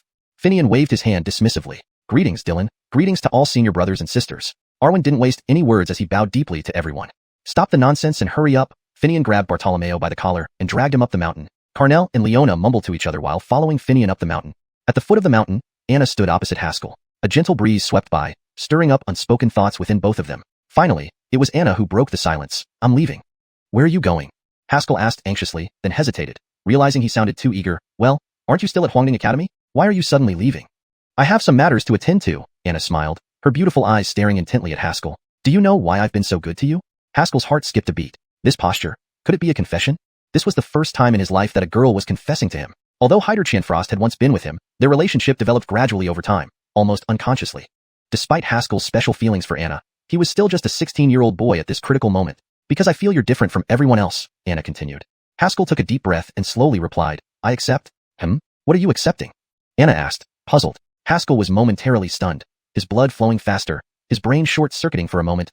No, this isn't. Anna seemed to realize something and giggled. Did you think I was confessing to you? No, Haskell felt utterly flustered, his face burning hot as if he had a fever. Oh no, what did I say? That's right, I do like you, Anna said frankly. The world seemed to come to a standstill, everything silent. Haskell stared blankly at Anna, countless images flashing through his mind. Alfie, you're not ready yet. Anna took out a dragon-patterned jade pendant from her chest and threw it to Haskell. What is this? Haskell asked, confused. 800 miles east of Shanhaiguan, there's a ruin, which is the cave residence of the Heavenly Evolution Sword Master. Various factions are currently trying to break the barrier outside the cave, and in about 1.5 months, the cave will be accessible. Anna pointed at the jade pendant. This jade token is your entry pass. Inside, there are countless treasures and herbs. You should find something to help your sister. Also, as a great sword cultivator, entering the Sword Master's cave would greatly benefit you. However, many genius monsters and top figures from various countries will be there, so be cautious. Aren't you going? Haskell immediately sensed the value of the jade pendant. Anna shook her head. I'm already a master of the Tao of Sabers. Going to the Sword Master's cave would be meaningless. After thinking for a moment, Haskell accepted the jade pendant and respectfully bowed. Thank you very much. Anna nodded slightly and turned to leave. Suddenly, she stopped, looking back at Haskell. Wait for you. She didn't specify where or when, only 2 words, wait for you. Alfie Haskell understood her meaning and replied firmly, I'll catch up to you. With those words, a red figure drifted away, leaving behind a string of silver laughter. On the mountain peak, 3 people stood side by side, watching the scene below. Leona, disgusting. Finian, sentimental. Carnell, such an enviable love. Upon hearing this, Leona and Finian exchanged strange looks at Carnell. You don't know Anna's background, do you? Leona raised an eyebrow. While our little junior brother is a genius, objectively speaking, he doesn't deserve Anna. Finian nodded. True, but isn't that our goal? What do you mean? Leona guessed something. Finian's lips curled into a sinister smile. Imagine how people would react if they knew that we at Xiuxian Academy nurtured a junior brother who managed to win over the illustrious daughter of the Alfie family. Carnell and Leona exchanged glances. It indeed seemed interesting. When Haskell returned to the mountain, he faced such a scene. Leona and Carnell stood on either side, enthusiastically encouraging him. Junior brother, from today onwards, I will guide you. You must bravely pursue your love. Carnell smiled warmly. Leona was even more direct. From now on, your cultivation goal is to charm Anna. Haskell gasped. You all saw that? Both nodded simultaneously. An indescribable sense of shame welled up inside Haskell. He felt he would struggle to face his senior siblings again. All right, let's get started, Finian shouted. All students are here. We'll begin our first procedure. Everyone looked at Hernan. He laughed loudly and put his hands on his waist. Prepare to eat. Soon, everyone gathered in the hall, looking at each other. Where's the food? Leona was the first to protest. Old fart. Where's my meal? Second senior brother Coyle frowned. Senior sister, respect the teacher and observe propriety. Then he turned to Finian and asked seriously, Master, a word of a master is worth 1,000 gold. Where's the food? Carnell collapsed onto the table, closing his eyes weakly. I'm nearly starving. Facing everyone's complaints, Hernan retorted confidently, Nonsense. You brats. Expect me to prepare food just because you want to eat? Seeing the situation escalate, Haskell sighed and stood up. Forget it. I'll do it. What do you all want to eat? Coyle replied calmly, Mapo tofu. Leona raised her hand. Fish-flavored shredded pork. Carnell shot up instantly. Green pepper tofu. Get 3 pounds of good wine and 2 pounds of braised beef for me, Hernan reclined lazily. Haskell's veins bulged on his forehead, gritting his teeth. Master, senior brothers and sisters, wake up. Where can we possibly find these things on the mountain? Chapter 83. Long time no see, Jasmine. Do we not have it on the mountain? Leona obviously wasn't much of a cook. Finian sighed with apparent anguish. You guys, all you do up here is eat and drink. Don't you care about the academy at all? Abraham suddenly piped up, his voice thick with simplicity. Eldest senior Aileen. We ate the last piece of meat yesterday as an accompaniment to Master's alcohol. That old man deserves his death. Without further ado, Leona rushed toward Finian. Carnell looked as if he were on the verge of fainting, wailing. I gave up my family's enormous wealth in spirit stones just to come to this accursed place, and I can't even get a meal. What kind of justice is this? The entire assembly hall immediately descended into chaos, filled with screams and cries. Haskell watched this mess helplessly, sensing that his future days might not be easy. After a while of pandemonium, everyone finally sat down and began to seriously address the issue of having no food. Alpha also brought Laverne over. These two seemed to hit it off rather well. Haskell, your sister is far more interesting than you, Alpha said with clasped hands and a smile. She was discussing with me who you should marry. In this monk's understanding, Patty might not be the best choice. She's from a small place. Although Jasmine has good talent, she's too heartless. Damn. Haskell froze in shock and lunged forward to stop Alpha's next words. I think it's better not stopping me, young sir. I'm quite experienced in this field. Leona, Abraham, and Carnell all made disapproving tisk-tisk sounds simultaneously, while Coyle silently sipped his tea. Teacher, seniors, it's not what you think. Haskell explained awkwardly. Heidertle Jr. brother, no need for explanations. Brother understands. Carnell replied tenderly, adopting a knowing look. A man playing around outside doesn't matter as long as he knows how to return home. Leona shot him a sharp glance. Is that so? Let's see if you dare say that in front of Nicole. Cough, Heidertle brother. Men must focus, Coyle said emotionlessly, as a gentleman should. Enough. I'll go buy groceries. Haskell stood up abruptly, eyes wide open. Thank you, junior brother. They all bowed in unison. Haskell. What a miserable day. After some deliberation, they finally agreed that Haskell and Alpha would go down the mountain together to bring back precious ingredients to save their nearly starving senior brothers and sisters. Just as they left West Mountain, Haskell suddenly stopped. What is it? Before Alpha could finish his sentence, he stiffened as if paralyzed. A short distance away, and Micah approached. It was the same Micah who had been with Nicole earlier. Sorry, let your friend rest for a moment. The Micah coughed slightly, introducing himself. This old man is Yi Fanling, Janae's teacher. Haskell had seen this Micah beside Nicole before, nodding respectfully. Mike, what do you need? Yi Fanling's voice turned solemn. Janae is a child whom this old man has watched grow up. She's not only a genius, but also carries the hopes of the Alfie family's rise. If you wish to be with Janae, you will face unprecedented pressure, and both of you may be in danger from this moment onward. Haskell fell silent. Yi Fanling cupped his hands. I don't wish to destroy a fine match. These words are merely a warning. What you choose to do is entirely up to you. With that, he raised his right hand, and withered fingers tore through space, opening a dark spatial rift. Yi Fanling stepped into the rift, disappearing within as it slowly closed. Haskell witnessed this scene, his mind reeling, finger tearing through space. This was the mark of a grandmaster. Boy, did you really fall for her? The Ander spoke unexpectedly. Haskell responded telepathically without worry of being overheard. Senior, what should I do? The Ander laughed. If I were you, what do you think I'd do? Please continue, senior. The Ander's tone changed abruptly, roaring fiercely. No one, not even the Emperor himself, can take away what belongs to me. The thunderous voice shook Haskell, jolting him awake. After a moment, Haskell slowly replied, You're right, senior. Why should I listen to anyone else regarding my aria? Monster or not, lineage or not, my fate is mine to decide. At this moment, Alpha regained consciousness. What happened? He examined himself, frowning. Was I unconscious? Yes, you were too ethereal, Haskell said casually. Alpha sighed deeply. Indeed, I shouldn't have gone to Xiuxian Alfielding. Haskell stared. Are you even a monk? Xiuxian Alfielding was a notorious chain of pleasure houses in Yin Kingdom. How dare a monk visit there? They arrived at the bustling heart of the capital, crowded with people. The exams of the other two academies seemed to be over, Haskell noted, overhearing passers-by. I wonder which geniuses will emerge this year. Alpha clasped his hands. Geniuses like me should be few. You're such a narcissist, Haskell commented. That's called confidence. Just then, mocking laughter interrupted Alpha's self-praise. How dare you, a bald monk, compare yourself to students of the great academies? Haskell turned, startled to recognize the speaker. A striking figure in white stood among the crowd, serene and ethereal. Beside her was an astonished face. It was Benny and Jasmine. For a moment, none of them spoke. Then Benny sneered, Of all people, it's you. Didn't think you'd survive? Sensing the hostility in the voice, Alpha asked Haskell, Do you know him? Yes, Haskell nodded. From the same sect? Seeing Benny and Jasmine brought back vivid memories of leaving Yunyang sect. Haskell stepped forward, standing in front of Jasmine with a calm smile. Long time no see, Jasmine. Chapter 84. Your cultivation has recovered? Long time no see, senior brother Fong. Brittany responded indifferently. If it weren't for Brittany suddenly appearing before him, Haskell felt he would have almost forgotten those days at Yunyang sect. Although he had been the top genius there, reaching the third level of innate realm at 16, he never enjoyed the treatment of a favored son. Fellow disciples viewed him as an enemy, hating how brilliant he was. Mics were extremely harsh with his rewards, believing that completing sect tasks was something sect members should do as a matter of course.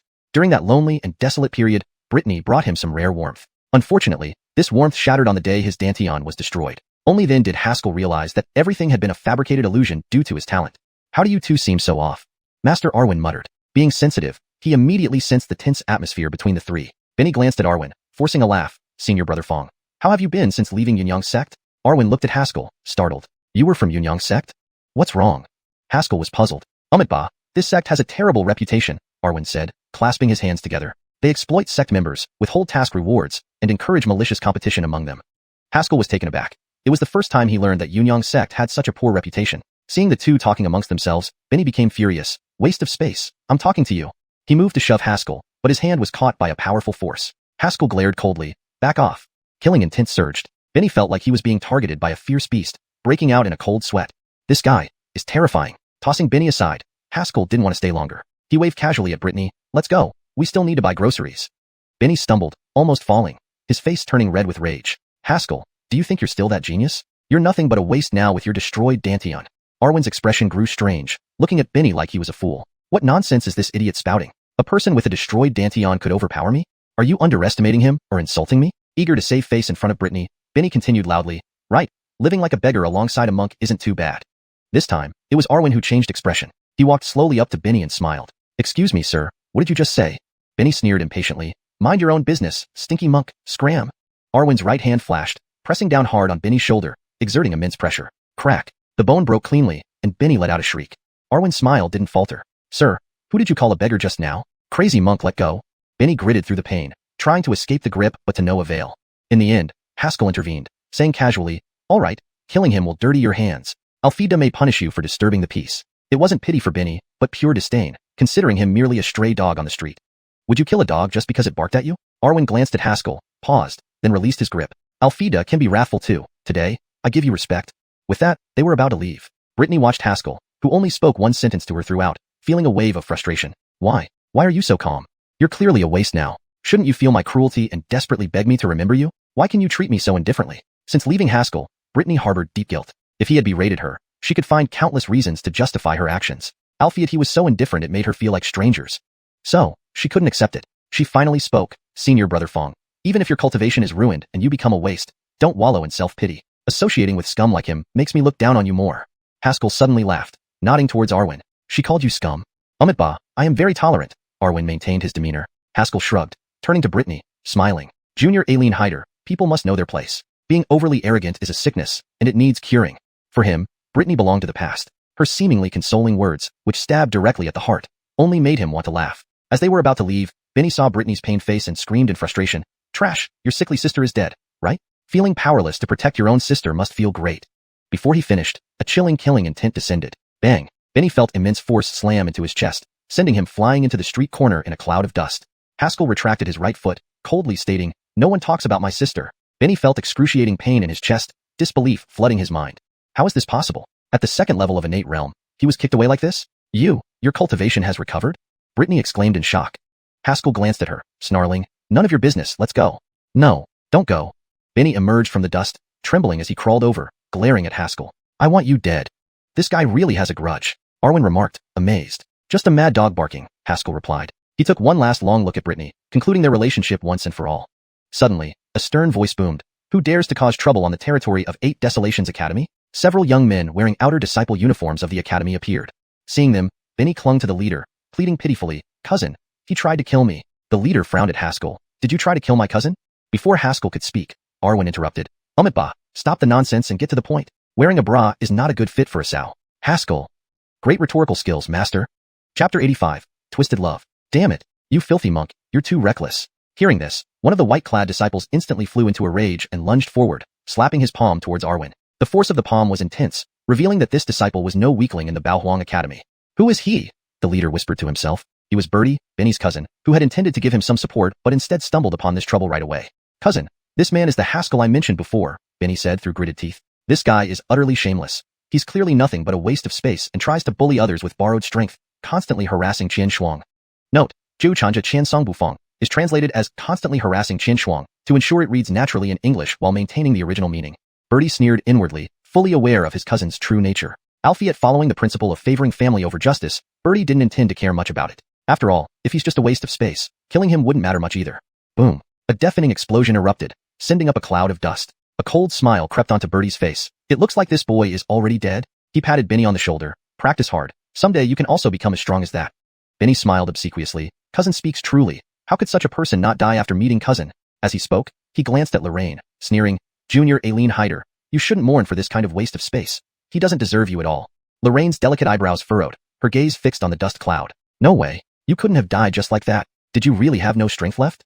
Lorraine wasn't sure what she was thinking. Initially, seeing Haskell lose all his cultivation abilities made her heart ache but also brought a sense of relief. All along, Haskell had advanced so rapidly that she could never catch up, no matter how hard she tried. Despite being known as the most beautiful Arya in Xiuxian sect, there were simply too many attractive women in this world. With Haskell's talent, he would undoubtedly attract countless noble beauties, who would flock to him like moths to a flame. However, overnight, the once untouchable goal became an invalid. Amidst her heartache, a bold idea emerged in Lorraine's heart. Now that he's an invalid, experiencing all the hardships of the world, if I appear before him now, will he stay by my side wholeheartedly? Then he will realize that only I am the best for him, right? The dust slowly cleared, revealing two figures gradually appearing from within. Two people? Bertie frowned, a premonition of unease welling up inside him. Hust, hust, hust. Why did you move so dramatically? One figure waved his sleeves, coughing forcefully. The bald monk looked helpless. What could this poor monk do? Who knew he'd be so easy to defeat? I only used 50% of my strength. It was none other than Haskell and Arwen. How could it be you two? Bertie widened his eyes in disbelief. Where is my junior brother? Monk Arwen pointed to the corner. There he is. The white-clad disciple lay in the corner, eyes rolled back, clearly unconscious. How could this be? Bertie clenched his fists tightly and said solemnly, my junior brother is at the Ian second stage. How could you two possibly defeat him? Heh, Ian third stage. Indeed impressive. Monk Arwen clapped his hands together and said with a smile, Baohuang Academy produces such trash? Even a little junior brother in my temple is better. Hearing this, Bertie's face turned red. Damn, you're not allowed to insult Baohuang Academy. With these words, he kicked off powerfully and soared into the air, raising his fist toward Arwen. Silver True Chi surged out from his body, converging into a rotating spear tip around his fist. That's Baohuang Academy's signature martial technique, the heaven-piercing spear, exclaimed a discerning observer. Allegedly, mastering this technique allows one blow to pierce through metal, unstoppable. At such a young age, he can already display this level of martial skill. He's talented. The two youngsters are doomed. This technique is difficult even for an Ian 5th stage martial artist to withstand. Discussions arose among the crowd, most not optimistic about Haskell and Arwen's chances. Ba. Monk Arwen clapped his hands together calmly, impervious as Vajra. A huge burst of golden light spread from within him, instantly forming a rotating gold bell around him. Dong! The sharp spear tip struck the gold bell fiercely, producing a metallic sound that reverberated loudly, leaving everyone around dazed. How could this be? Bertie stared at the undamaged gold bell, unable to believe his eyes. After all, using this technique at the Ian 4th stage could injure an Ian 5th stage martial artist. How could this monk block it so effortlessly? Ba, anything is possible in this world, Arwen said mildly, pinching a finger seal. Gold bell, resonate. Alfia's buzz. At the end of his sentence, the gold bell vibrated violently. Bertie felt as if his fists might be crippled and instinctively released them. Cousin, are you okay? Benny rushed forward in shock. I'm fine. There's something odd about him, Bertie managed to say, his hands trembling, barely able to hold anything. Haskell cast a glance at the two men and patted Arwen on the shoulder. Let's go. We still need to buy groceries. Master brother is right, Arwen agreed. Seniority follows the order of joining. Thus Haskell naturally became the senior brother. You worthless trash, finding a good protector. Benny watched them leave with resentment. Haskell paid him no heed and slowly walked away. A gentle breeze blew past, and the dust gradually settled. That solitary figure seemed so forlorn. Lorraine gazed at the departing silhouette, gradually falling into a trance. What do we do, cousin? Benny asked anxiously. Although he had also cultivated to the Ian 2nd stage, judging from this situation, he was clearly no match for that monk. No rush. Let me return to get help from our seniors to take revenge. Bertie gritted his teeth, glaring at the two retreating figures. Insulting Baohuang Academy can't be let slide. After buying their groceries, Haskell and Arwen returned down the mountain. From afar, they saw a sinister figure standing beneath a stone stele. As they got closer, they recognized a young man dressed in a Taoist robe, with a loose bun held together by chopsticks on his head. Hello, sirs. May I ask if this is Xiuxian Academy? The young man greeted politely. Haskell nodded. Who are you? Oh, I'm here to join Xiuxian Academy. May I know your honorable names? The young man laughed. Haskell. Arwen.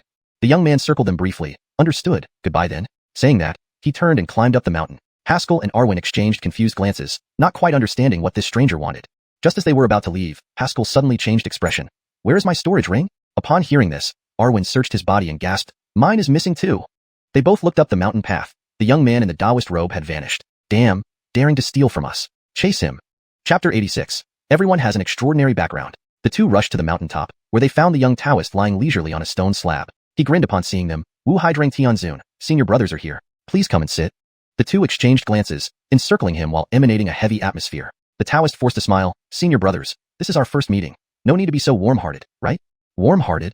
Haskell sneered, holding out his hand. Give my storage ring back. And mine too, Alpha said. looking displeased at having his possessions openly taken. Understanding dawned on the Taoist as he fished out 2 storage rings from his robe. Oh, these? Sure. Haskell reached for the rings, but the Taoist quickly pulled them back. What's your game? Haskell's face darkened, his inner energy churning. The Taoist seemed to sense something wrong and hastily responded. Easy there, senior brother. I found these rings and deserve some compensation for my effort, don't you think? Haskell and Alpha glanced at each other, their lips curling into identical cold smiles. Compensation, right? I'll pay. Umitba, I will give it to you immediately. Senior brothers, not using force. Murder. Chaos ensued in the courtyard as they struggled fiercely. Nicola hurried out just in time to see the 3 intertwined in an awkward embrace. I didn't expect my juniors to have such tastes. Nicola enthusiastically waved towards a house behind her. Come over and watch the real-life drama. Before the trio could disentangle, Coyle and Carnell appeared with lightning speed. TSK, how loving the 3 of you are. This is what I love to see. Carnell's eyes twinkled with delight. Coyle deadpanned, shameless behavior. With that, he unleashed a powerful surge of energy, sending the 3 flying apart mid-air. Haskell adjusted his posture and landed steadily. Just then, Finian appeared lazily. Well, the last student has arrived. Time to cook now. Everyone's gaze turned to the trio. Looking at each other, they trudged dejectedly toward the kitchen. These disciples aren't bad. Finian stroked his beard contentedly. Really? Why do I have a bad feeling? Nicola cast a suspicious look at the departing trio. Coyle added calmly, me too. Carnell waved dismissively, don't underestimate them.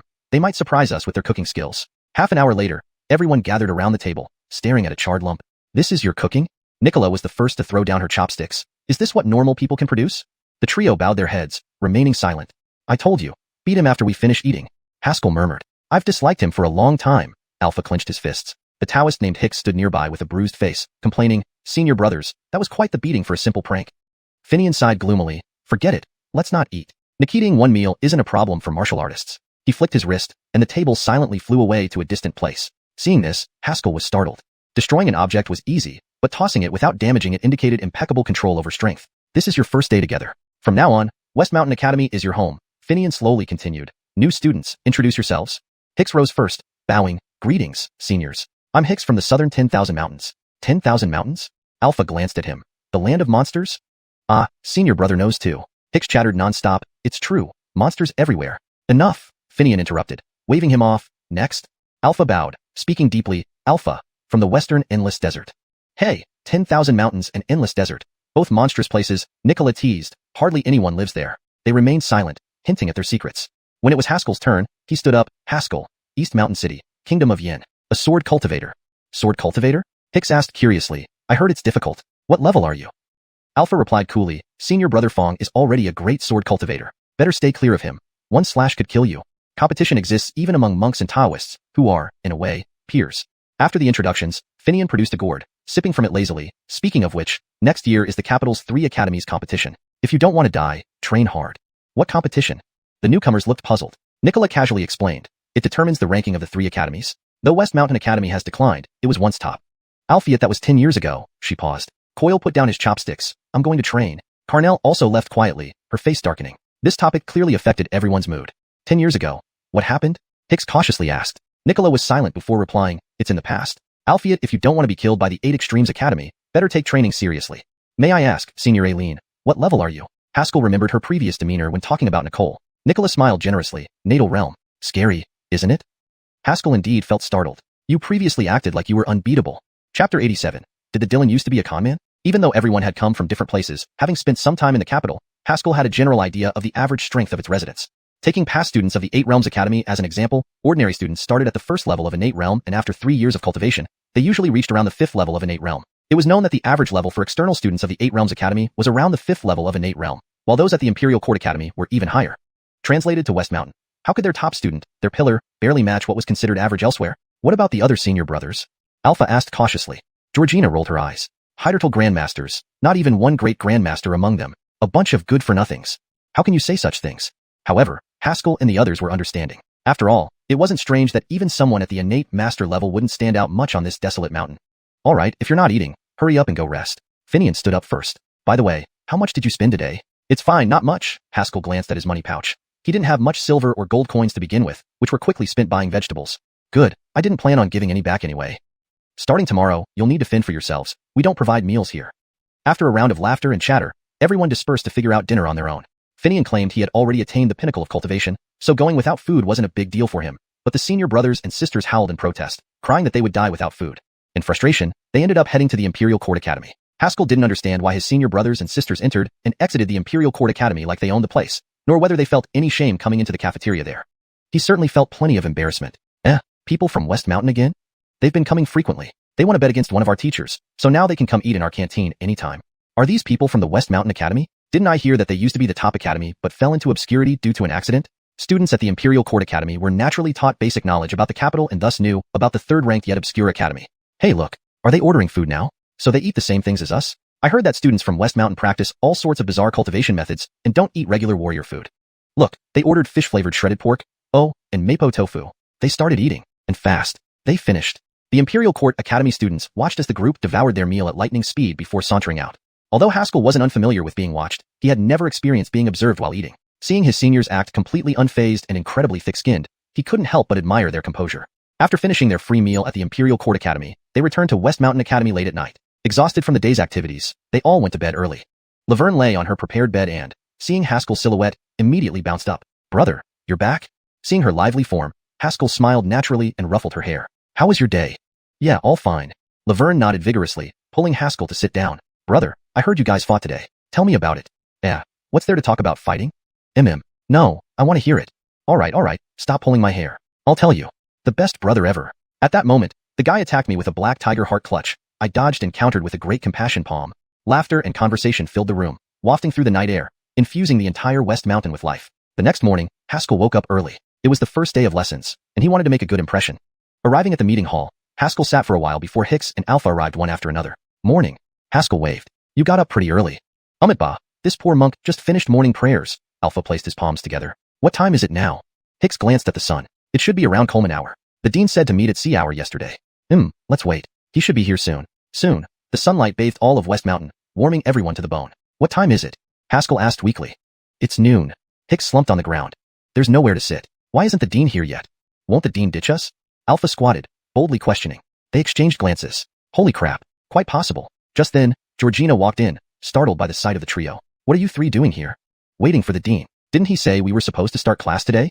Haskell replied helplessly. Georgina frowned thoughtfully before realization dawned. The dean ran off early to find wine. Wait another 2 hours. He should be back by then. Wait more. Haskell sighed, feeling pessimistic about his academy life. Senior Aileen, why aren't there any chairs here? Hicks looked pitifully at Georgina. She snorted. All gone to trade for wine. What did you think he was doing running down the mountain early this morning? What? They echoed in unison. Selling stuff at a stall. Where else would he get money for wine? By afternoon, the trio could no longer endure waiting and decided to go downhill to find the dean. At the foot of the mountain, they saw the dean standing with a young boy. Well, you came just in time. Meet your new junior brother, Finian winked mischievously. The youth was tall but appeared somewhat youthful. He stepped forward and greeted them respectfully. Greetings, senior brothers. Seeing no response, he continued naturally. Though junior brother is extraordinarily talented, a rare martial prodigy, there's no need for you to feel ashamed.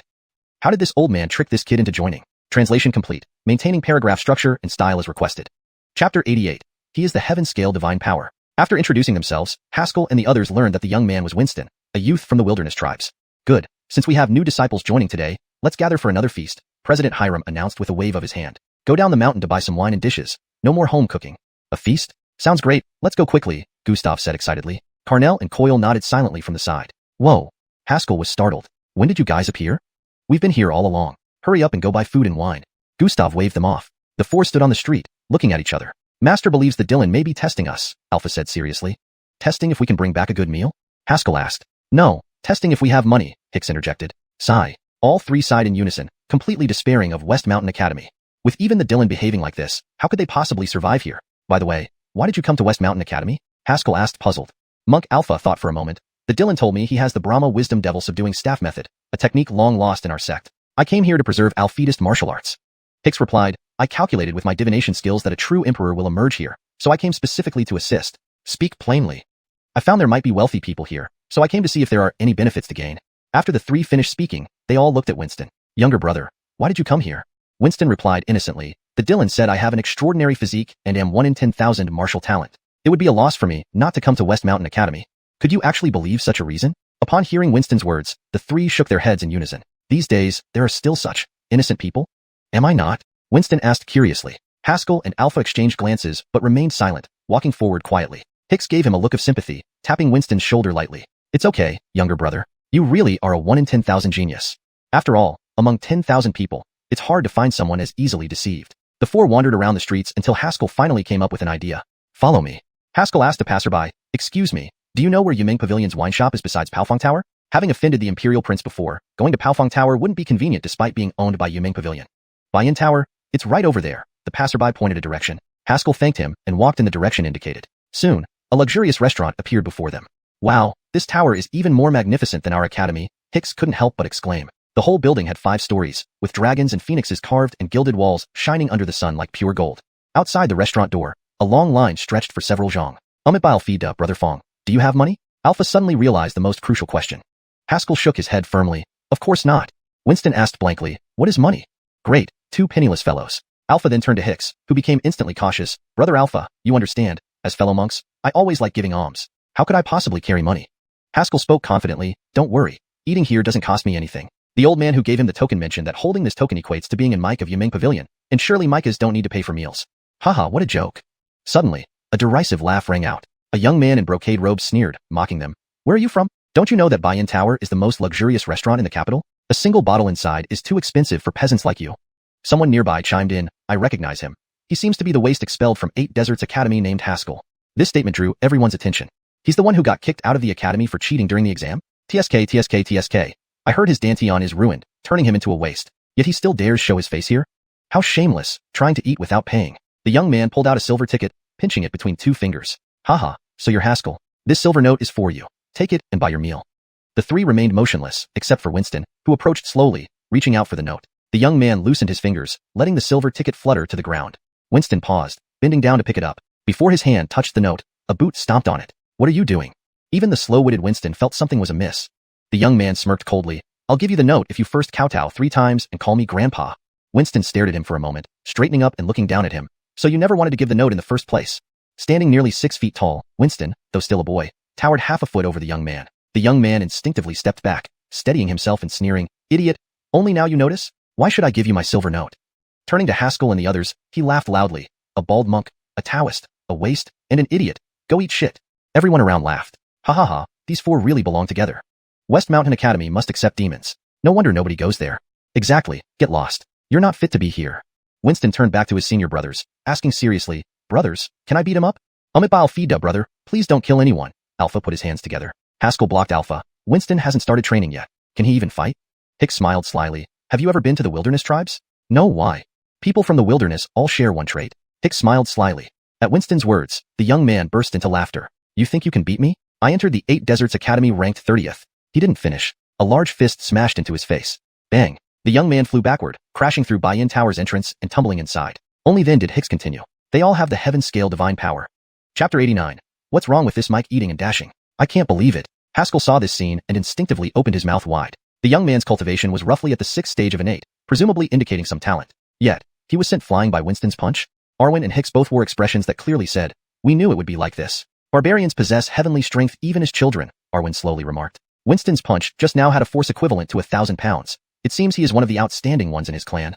1,000-pound force, normal cultivators, unless specialized in physical cultivation, could not achieve such power at the 6th stage of innate. After all, most cultivators, after entering the innate realm, mainly focus on practicing their respective techniques, expanding their dantian, and increasing their true chi capacity. Everyone around was also stunned, hardly believing what they saw. Heaven, that's Luther Eben. He's ranked 30th among the new disciples, his cultivation at the 6th stage of innate. That boy doesn't seem to have any cultivation at all. How could he possibly send someone flying with one punch? There were many discussions among the crowd. Fellow disciple, what exactly is your cultivation? Haskell asked curiously. Arwen calmly replied, strictly speaking, the way barbarians evaluate cultivation is different from us. How so? Honestly, I'm not quite sure either. At this moment, an angry roar suddenly erupted. Bastard, you dare to hit me? Miran Feiyun struggled out from the pile of rubble, looking extremely disheveled. Do you know who I am? Eben glared viciously at Winston and yelled, Today, I'll make you die.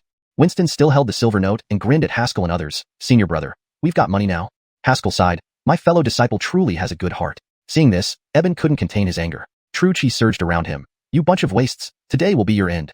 Winston took a step forward, blocking Haskell and the others. Feeling the aura from Winston, Eben immediately felt a bit wary. The power from that punch still lingered in his mind. Who dares to cause trouble here? A hoarse voice sounded from upstairs. A Remy in gray clothing floated down gracefully from the 2nd floor, landing between everyone. It's Mike Morong from Buy-in Tower, someone exclaimed. Hearing this, Eben's eyes lit up and he burst into laughter. Haha, you're dead. Mike Morong is my uncle. Mike Morong frowned. How many times have I told you not to spread it outside? Oh, yes, uncle, I understand. Eben nodded quickly before glaring hatefully at Haskell and the others. Uncle, these people came here to eat for free. I tried to stop them, but they publicly assaulted me.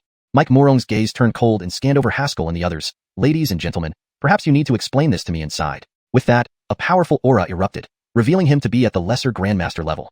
Fellow disciple, can you handle a lesser grandmaster? Hicks looked at Winston. Winston honestly shook his head. Well, we're in trouble this time. Hicks sighed despondently, then stepped back a few paces with a serious expression. This Micah? I don't know them well. Shameless. The monk Arwen scolded with a poker face, then also stepped back. Amitba, this poor monk was just passing by. Suddenly, only Winston and Haskell remained standing outside, drawing significant attention. Imph, you waste our doom today. Kneel and kowtow to me, then cripple yourself, crawl away. Eben became even more arrogant with support. Everyone nearby looked at them with pitying eyes. They're done for. Offending Yunming Pavilion means they won't leave unscathed. Sigh, those who caused trouble here last time never appeared in the capital again. TSK. It's rare for Xiuxian Academy to recruit students. Looks like it'll be empty again this time. Haskell calmly stepped forward, clasping his hands. Are you the Micah from Yunming Pavilion? Do you, a mere waste, qualify to speak to my uncle? Eben impatiently raised a hand to strike Haskell's chest. Get lost. As the fierce wind approached, Haskell casually waved his hand, resulting in a sharp sound. Eben's face instantly showed a bright red palm mark. Bastard! With me here, you dare to show off. Mike Morong raged, extending his right hand to grab Haskell. Even with Haskell's current cultivation, it would be impossible to block a lesser grandmaster's full-force grab without injury. Just then, a token suddenly appeared between the two. Mike, do you recognize this token? Haskell calmly asked. Mike Morong stared intently and his face changed dramatically. The purple cloud token of our main branch? Yunming Pavilion's Micahs were typically divided into external dispatches and the main branch. Although they were peers in rank, the main branch's Micahs far exceeded external ones in both power and authority. Yunming Pavilion's main branch wasn't in the capital. Mike Morong being stationed at Bayan Tower meant he was on the fringes of Yunming Pavilion. Suddenly seeing the purple cloud token terrified him. Without hesitation, he kneeled. Murin Kolmanghai pays respects to the Mike. Not knowing your presence, I failed to welcome you properly. No problem, please rise, Haskell waved, turning to look behind him. Come along, what are you standing around for? Hicks and Arwen exchanged looks and hurriedly moved behind Haskell. This poor monk has long recognized that senior brother isn't ordinary. Arwen clasped his hands. Meeting senior brother is indeed fortunate. Great heavenly virtue. It seems the imperial star has fallen upon senior brother. Hicks chuckled. Senior brother's demeanor is awe-inspiring. Taoist apprentice admires you deeply. Noticing Winston still standing motionless, Haskell called again, and finally, Winston followed. The four of them walked into the tower with complete disregard for others' opinions. Murin Feiyun stood dumbfounded, pulling on Mike Morong's sleeve. Uncle, you let them in just like that? Shut up, Morong Kolmanghai hissed, glaring fiercely at him. Do you know who that youngster is? He's a Mike of the main branch.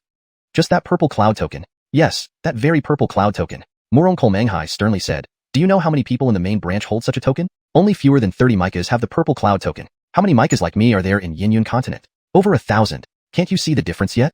Although Eben didn't fully understand the implications of the purple cloud token, he now grasped the status of its holder. Alphiot, but he's not even of age. How could he be in Mike? Translation completed. Let me know if you need further assistance or adjustments. Chapter 90.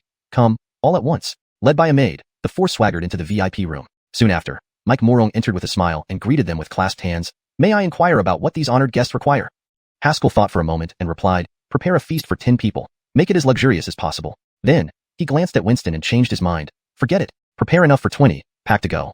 Upon hearing the order for 20 portions, Mike Morong was visibly taken aback. He sized up the four carefully before cautiously asking, may I ask, are these for all four of you? Who else? Are we feeding dogs? Haskell retorted indignantly. No, Mike, that's too harsh. Morong Kolmanghai laughed uneasily as he bowed out of the room. Please wait a moment, everything will be ready soon. Once outside the VIP room, Morong Kolmanghai let out a deep breath. He had initially thought that the head Mike's personal visit implied some major announcement. To think, they only wanted food and drinks. What a relief. Go prepare the most luxurious meal and have it packed and delivered, Morong Kolmanghai instructed a nearby maid. After making the arrangements, Morong Kolmanghai returned to the VIP room. I can't help but marvel that our esteemed Micah is such a young talent. It truly humbles me, he said cautiously. May I ask who issued the purple cloud order to you? We might just be acquaintances. Haskell picked up his teacup and sipped from it. The Grand Master of the Pavilion. How did Mike Morong come to know him? How could someone like this humble servant ever know the Grand Master of the Pavilion? Morong Kolmanghai stammered in fear, calling himself differently out of fright. He never doubted that Haskell was telling the truth, as outsiders knew only of the 9 Micahs of Yunming Pavilion, unaware of the Grand Master's existence. So, please wait a moment while I check on your order again. Once out of the VIP room, Morong Kolmanghai inwardly cursed. Damn foolish Eben. Nearly got me killed. How dare he offend the confidant of the Grand Master and put me at risk? At that moment, Eben hurried over, looking eager as he addressed his uncle. Uncle, I've thought of a way. I'll slip something into their meal later, ensuring it happens without a trace, and he'll surely fall for it. Slap. Before he finished speaking, a sharp slap echoed through the air. Eben, shocked, covered his face and cried out, Uncle, Why did you hit me? You hear me. Never cross them again. Murong Kolmanghai warned sternly. If I find out, I'll break your legs. Moments later, when others saw Murong Kolmanghai respectfully escorting the group out, their jaws nearly dropped. From afar, they had only seen Murong Kolmanghai appear suddenly, followed by Haskell and company entering the building. They expected the worst, but were surprised to see them walk out unharmed.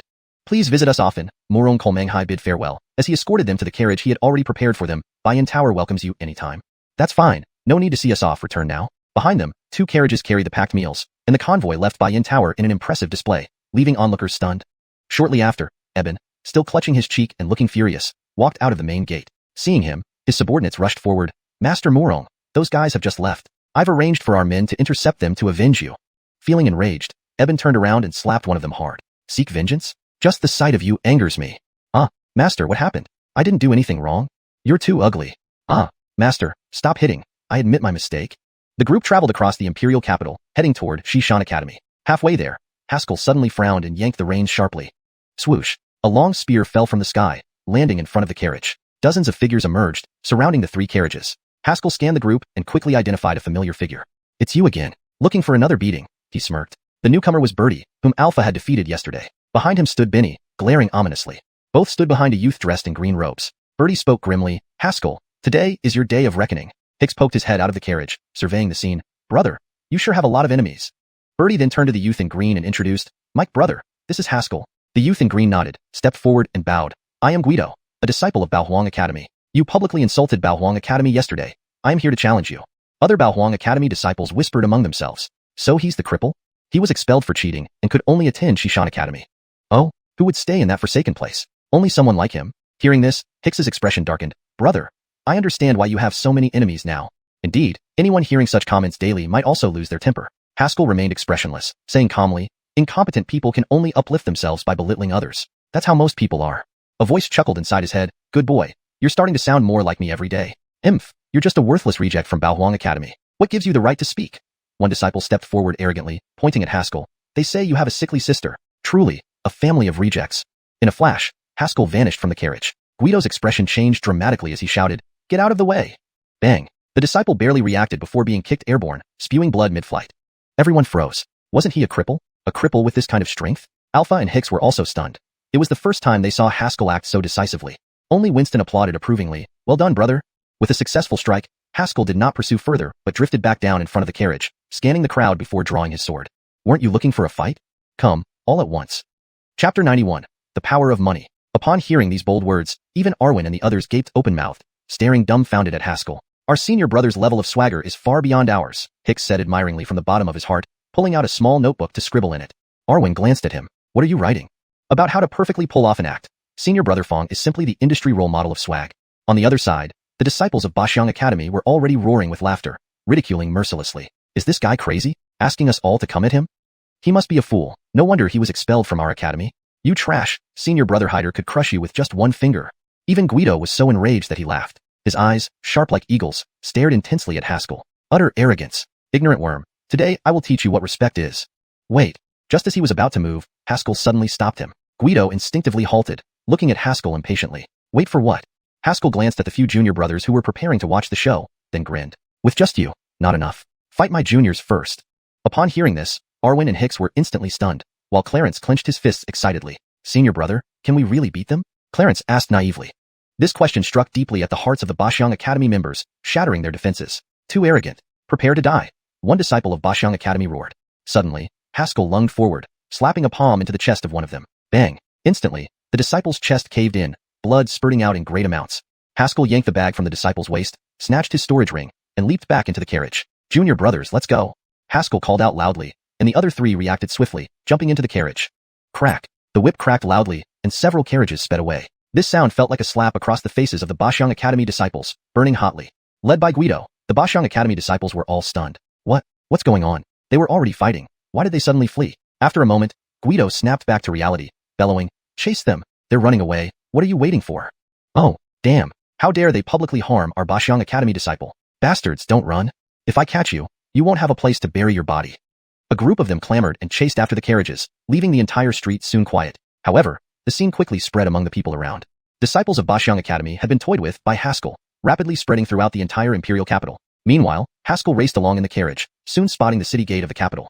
Senior brother Fong, your skills in pocket picking were truly impressive, Hicks praised, inching closer to Haskell, really making this junior brother admire you endlessly. When can you guide me? Haskell looked at him with amusement. You want to learn how to steal? Cough. I mean, junior brother is here to take from the rich and give to the poor, acting on behalf of justice for the welfare of the people.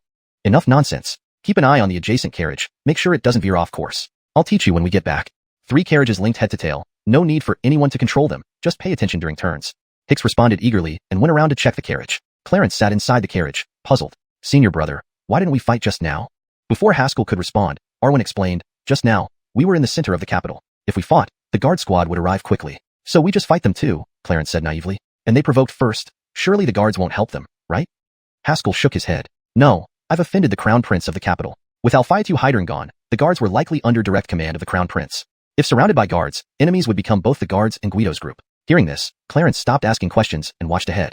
Arwen, sensing something, glanced behind. They're catching up. Haskell looked back. In the distance, dozens of figures were rushing towards them at astonishing speed. At the Ian realm, speed wasn't much slower than galloping horses, with endurance being the only drawback. Haskell thought for a moment, then spoke firmly. We'll pass through a forest downhill. We'll fight there. You all return first. Since this matter was due to him, Haskell didn't want his junior brothers involved. Heh, what's senior brother saying? Anchor isn't the type to abandon fellow disciples, Hicks interrupted. I despise those who only care about themselves. He glanced sideways at Arwen. In times of peace, Alphetism preached universal salvation. In chaos, it advocated self-preservation. Arwen sneered, folding his hands together. Amitba, Alphetism also has wrathful Vajras, certainly better than certain fraudsters who scam money. Clarence clenched his fist, serious. Senior brother, in my clan's fights, I've never lost. Each expressed support for Haskell in their own way. A wave of emotion welled up inside Haskell, and he couldn't help but smile.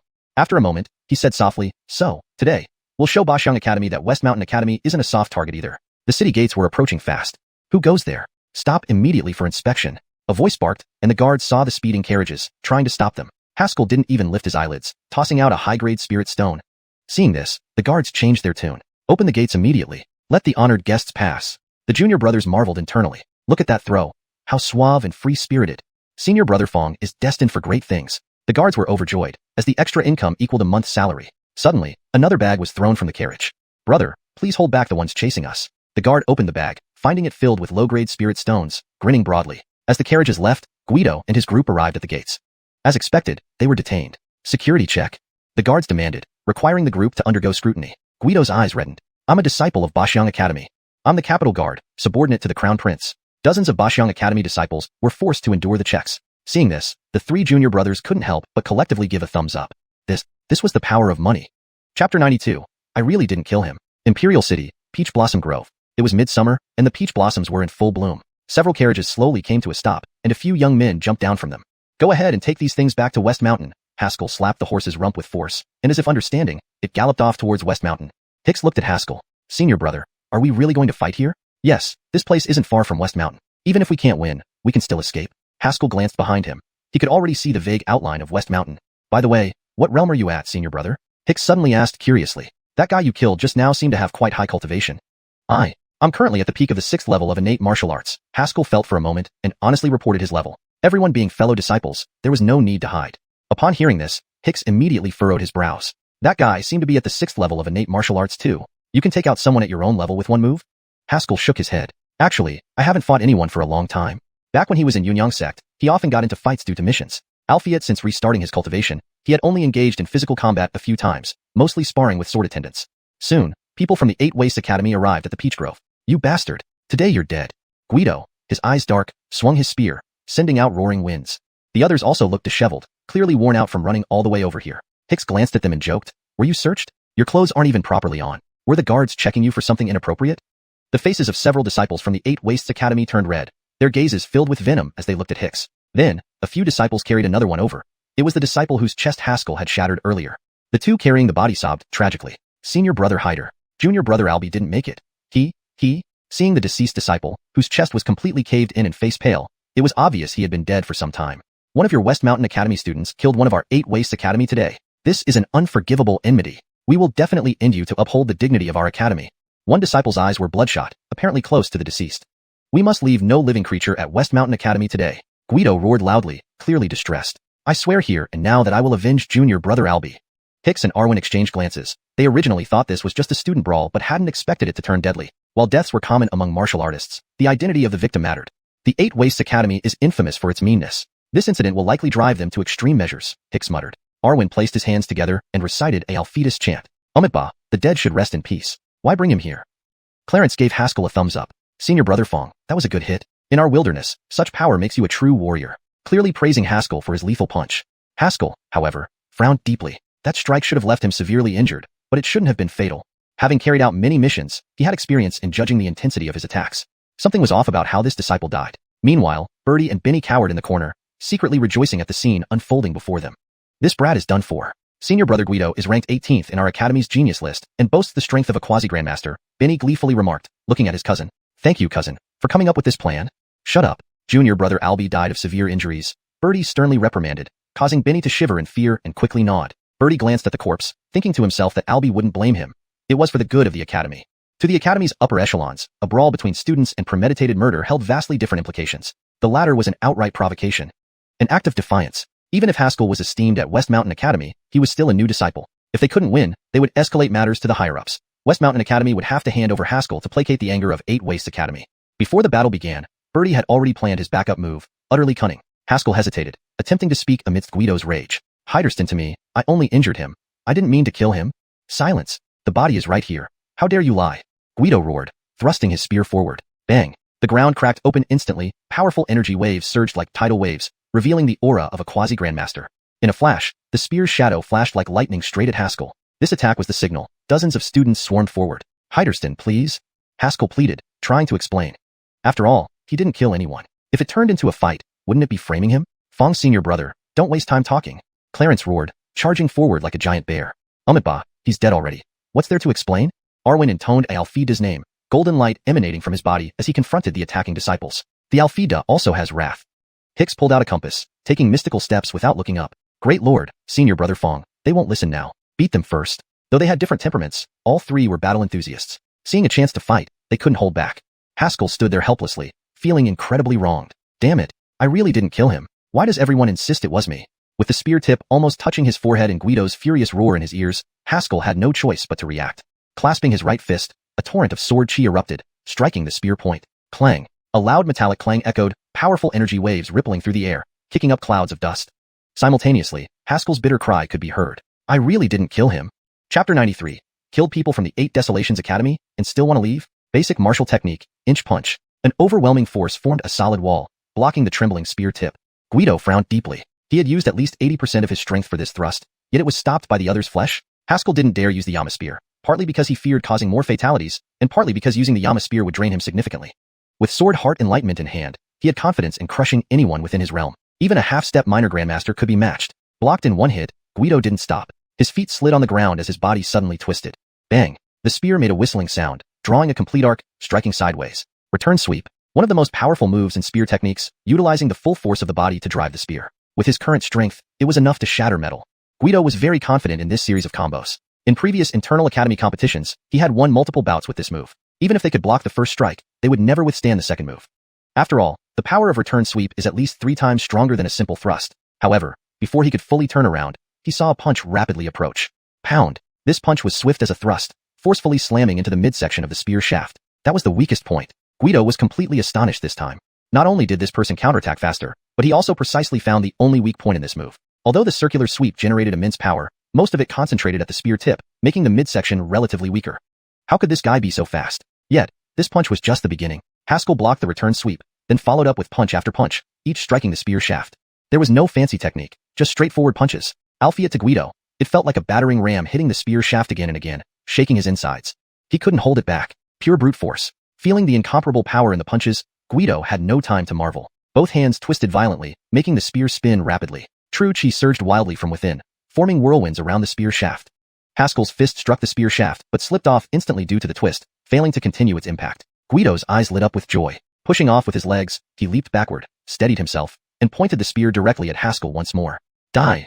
Guido flipped midair, landing on a tree trunk behind him. Part of his inner energy shot out, propelling him forward like lightning, pursuing Dragon Spear. With a roar, he dashed towards Haskell again, propelled by his forward momentum. Haskell remained expressionless, stepping forward a few paces and raising his fist. Bang! Spear met fist in a brutal collision. They were immediately forced apart, Guido retreating repeatedly without stopping. Alfie at Haskell took only 2 steps back before chasing again, throwing another punch. This time, Guido couldn't block it anymore, taking the punch squarely on his chest. Pooh. Blood spurted from Guido's mouth as he flew backward, crashing onto the ground far away. Senior Brother Hyder. The vicious attacker. Cease your brutality. Hurry, help Senior Brother Hyder. Before Haskell could pursue, several students from the 8 Desolations Academy rushed toward him angrily. Seeing them run, Alpha and the others who had been intercepting them also came over. Umitba, why go to such lengths? Infinite Celestial Sovereign, this Taoist is here. Senior Brother, they're coming to surround you. Hearing this last sentence, Haskell rolled his eyes helplessly, shouting loudly, Then what are you doing? Come and help.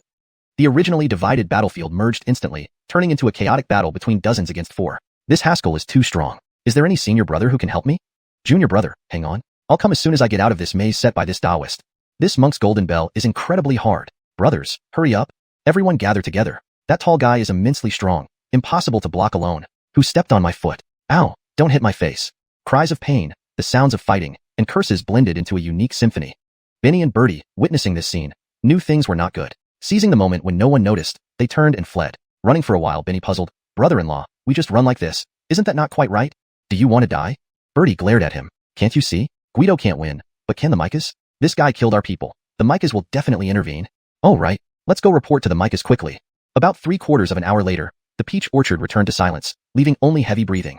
Originally vibrant peach blossoms now lay scattered and blood-stained among the mud. Haskell and the other 3 sat on the ground back-to-back, cautiously observing their surroundings. As for the students of the 8 Desolations Academy, they lay sprawled everywhere, almost motionless. People died, Hicks panted. Haskell nodded, taking a deep breath. It couldn't be helped. For against many, if they hadn't used brutal force, survival would have been difficult. Some of the dead fell victim to friendly fire, while others were ambushed and counterkilled. At this point, it didn't matter who killed whom. The fight had reached a point where everyone had become sworn enemies, impossible to reconcile. Only the death of one side could resolve it. So what if they died? Winston was the only one still having some strength left, speaking calmly. People die every day in our wilderness. Haskell noticed some movement beside him and looked back to find Master Alpha still seated cross-legged, chanting prayers. Monk, what are you doing? Hicks asked curiously. Without raising his eyelids, Alpha replied, Umitba, I feel today's killings have been too severe. Thus, I recite Alpheda's scriptures to help the souls of the deceased. The 3 exchanged looks, expressions odd, killing someone and then reciting prayers for them. Haskell responded earnestly, the great master shows true compassion. Hicks scoffed, you dog monks even know how to pacify the dead? Guido, seeing his junior brothers dead or wounded, bloodshot-eyed, felt a profound sorrow. Injured himself, he could only kneel on the ground, leaning on his spear. He snarled fiercely, today, you killed so many from the 8 Desolations Academy. The Academy will not let you go. Haskell nodded, you're right, we should leave now. Saying this, he pulled the others to prepare to flee. Albeit before they could rise, a furious, aged voice echoed through the peach orchard. You killed people from the 8 Desolations Academy, and you still think you can leave? Chapter 94. You can always trust the senior alien. A gray-robed figure appeared above the peach blossom forest. Haskell recognized this person. It was none other than Amerigo, the outer courtyard Grand Micah of the 8 Desolate Academy, whose arm had been severed by Anna's blade. After losing his arm, the empty sleeve of his robe looked rather comical, but the aura around him kept intensifying. His fury-filled words seemed to harbor boundless power like gunpowder, exploding in the air above the peach blossom forest. The entire peach blossom forest trembled as petals fell everywhere, but were held aloft by a mysterious force, swirling in a specific direction. Countless peach blossoms gathered into a flowing river, spiraling and forming an interwoven sky filled with peach blossoms. Haskell watched this scene, muttering, so this is the true strength of a grandmaster. Hicks caught this remark keenly and asked in surprise, Senior Brother, have you seen other grandmasters before? Can you stop wasting time? Arwen said sternly, we're not likely to get out of here today. Although the 4 of them were all top geniuses among their peers, the gap between their strength and that of a grandmaster couldn't be bridged by talent alone. Even when Haskell fought Rick, who was only a lesser grandmaster, he had to sneak attack to sever one of his arms after exhausting all his sword chi. Since Amerigo had his arm severed by Anna last time, he dared not seek revenge directly and could only blame it on Haskell. Seeing that Haskell had killed so many students of the 8 Desolate Academy made him both shocked and enraged, making his anger explode. In consideration of Anna, I will leave your bodies intact, Amerigo said coldly. Haskell stood up and clasped his hands. Mike Zhou, the incident began with your 8 Desolate Academy students provoking us first. We were merely defending ourselves. Bertie, who had arrived with Amerigo, immediately jumped out. Mike, it was this guy who killed junior brother Albie first? Haskell sneered, looking around, then went over to check on the body of junior brother Albie. Then, he stood up and said, my punch only broke a few ribs. If they were set, he would still be alive. However, his fatal injury was a slash on his neck. Only the students of the 8 Desolate Academy touched him on our way here. Who killed your junior brother Albie might be anyone. He glanced deeply at Bertie. Among the disciples present, the only person with grudges against me is you, Bertie, and your cousin Benny, whose heart would be greatly pleased if I died. These words struck right at the core. Even Amerigo couldn't help but look at Bertie. Could it really be as this kid says? If Academy students killed each other for revenge, how severe would the impact be on the reputation of the Academy? Bertie's face turned white as he shouted in desperation. Mike, This boy not only killed our academy students, but also tried to twist the truth. Please kill him quickly. Amerigo pondered for a moment and said solemnly, today, Haskell deliberately killed students of the 8 Desolate Academy. As the Grand Micah, I shall punish the murderer and uphold the name of the academy. This statement unilaterally defined the event. Haskell was momentarily stunned, laughing in frustration. Amerigo glanced at him. Why are you laughing? Haskell snapped. I laugh because your old blind fool of a broken arm can still be in Micah? The 8 Desolate Academy is destined to fall. I suggest the students run while they can. Maybe one day, everyone in the academy will be dead. Amerigo narrowed his eyes and said chillingly, boy, let you speak now. There will be no chance once you reach the underworld. His murderous intent was evident. Clearly, he decided to silence Haskell and company. Clarence stood up, clenching his fists. Hicks, seeing this, asked confusedly, Junior brother, what are you doing? Clarence gave him a strange look. This old man wants to kill us. Should we just sit and wait? A man from the wilderness would never submit to slaughter. Hicks waved his hand speechlessly, giving him a thumbs up. I finally understood what it means to be a man from the wilderness. Your idiomatic expressions are pretty good though, right? The Micahs taught me that people here like sophisticated talk. Your Micahs might have misunderstood sophisticated. Arwen ignored these two clowns and looked at Haskell. Want to fight? As he spoke, Alphetus light emanated from his body, waiting for Haskell's order to start fighting. Though grandmasters were formidable, the 4 of them were geniuses with their own confidence. We 4, attacking together, may still have a chance, Arwen said seriously. At least one can escape. Haskell scoffed. Fight like hell. A grandmaster can slap us to death, and you think one can escape? Alphetism has addled your brain. Wait to die. Arwen was surprised. Senior brother, you don't seem like that kind of person. I don't either. Haskell rolled his eyes. Don't forget, we now have someone to rely on. Rely on who? Haskell took a deep breath and shouted to the sky. Senior brother, Senior Aileen, Master, save us. An old dog is trying to kill your adorable juniors. If you don't show up, we'll die without a trace. Amerigo frowned, sensing a faint sense of foreboding. That old ghost from the West Mountain Academy, a troublesome fellow. Before he could make a move, a long laughter echoed suddenly. Juniors, having missed you for a short while, do you miss your unmatched beautiful Senior Aileen? Gustav's figure appeared beside Haskell as if out of nowhere. The peach blossoms shivered, and Amerigo's frown deepened. When this aria appeared, he felt his true chi affected slightly. Senior Aileen, it's this old dog. Haskell, surprised to see Gustav, quickly explained, he said our West Mountain Academy has no one left. Even a Grand Micah can defeat us, suggesting we disband and beg outside. Just that? Gustav said lazily, dissolve now, then I can go date men. He also said you are exceptionally ugly, disgusting to look at. F***ck, come down and meet your death. Amerigo wanted to contradict that he didn't say such things, but considering the junior status of the speaker, explaining it would undermine his dignity, so he remained silent. Senior Aileen, aren't you at the innate stage? Can you beat him? Haskell asked uneasily. Should we call Master over?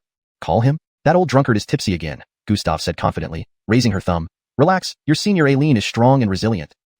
Senior Aileen, what part of you is resilient? Oh, getting bold, daring to tease Senior Aileen? You are the chief disciple of West Mountain Academy? Amerigo coughed, preparing to speak. Gustav suddenly looked up impatiently. Come down here. Didn't you hear me? Her figure vanished and reappeared above Amerigo. Get down there. She punched fiercely, sending Amerigo crashing into the ground. Bang! The peach blossoms scattered, turning into a slow-falling rain. Haskell and the others were stunned by this scene. Mouths agape. Damn, Senior Aileen is mighty impressive. Chapter 95. The Yin Imperial Family's Overtures. Bang! The next moment, Amerigo soared into the sky, with true chi swirling around him as he charged directly toward Leona. Heh, you're right on time. Leona stretched her wrists and casually snapped a branch from a nearby tree, flinging it fiercely. Amerigo's face changed abruptly as he swiftly raised his arm in an arc, gathering true chi that instantly formed a visible sphere around him. At the same time, he chanted under his breath, Heavenly Gantry Seal. Outside his protective chi, a complex seal took shape, advancing with unmatched force. The branch pierced through everything without hindrance, breaking both the seal and the chi shield. It shot through Amerigo's shoulder at a speed barely visible to the naked eye, leaving him utterly shocked. Instantly, his only good hand went limp. The entire peach blossom grove fell silent, disturbed only by the sound of falling petals. Haskell and others watched wide-eyed, unable to regain their composure for a while. Is Senior Aileen this powerful? Hicks gulped hard. Did I ever say anything bad about Senior Aileen? Yes, you said she had a flat figure. Alpha, the monk, replied expressionlessly, though his twitching face betrayed his astonishment. I never said that. The monk heard it with my own ears. Shall I report it to Senior Aileen? Damn monk, you're framing me. That's great. Now you're calling Senior Aileen bald too. I'll make sure to report all this. Please have mercy, Senior Aileen. Amerigo landed on the ground, staring at Leona with a grim expression. Who are you? According to my knowledge, the head student of Xiuxian Academy is merely at the innate realm.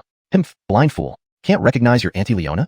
Leona crossed her arms, sneering. I am the head student of Xiuxian Academy, and does being in the innate realm mean eating your family's rice? You can't even beat someone at the innate realm after all these years of cultivation? What kind of Grand Micah are you? Her barrage left Amerigo speechless, his face flushed red. After a long pause, he exhaled forcefully and snarled. You have humiliated the students of Bahuang Academy today. One day, we will come back for blood, and blood shall be repaid with blood. Humph, speaking of which, I might settle the 10-year-old blood debt sooner or later, Leona retorted. Hearing this, Amerigo's expression faltered, seemingly recalling some unpleasant events. Moments later, he waved sharply, let's go. With that, he drifted away. The other Bahuang Academy students rose shakily, glaring resentfully at Haskell and his group before they left. As for Birdie, he had already slipped away amidst the chaos. All right, let's wrap up here, Leona stretched lazily, then held out her hand to Haskell. Haskell was taken aback. What are you doing, Senior Aileen? Fees for showing up? Leona said matter-of-factly, do you think I fight for free? Senior Aileen, we're fellow disciples?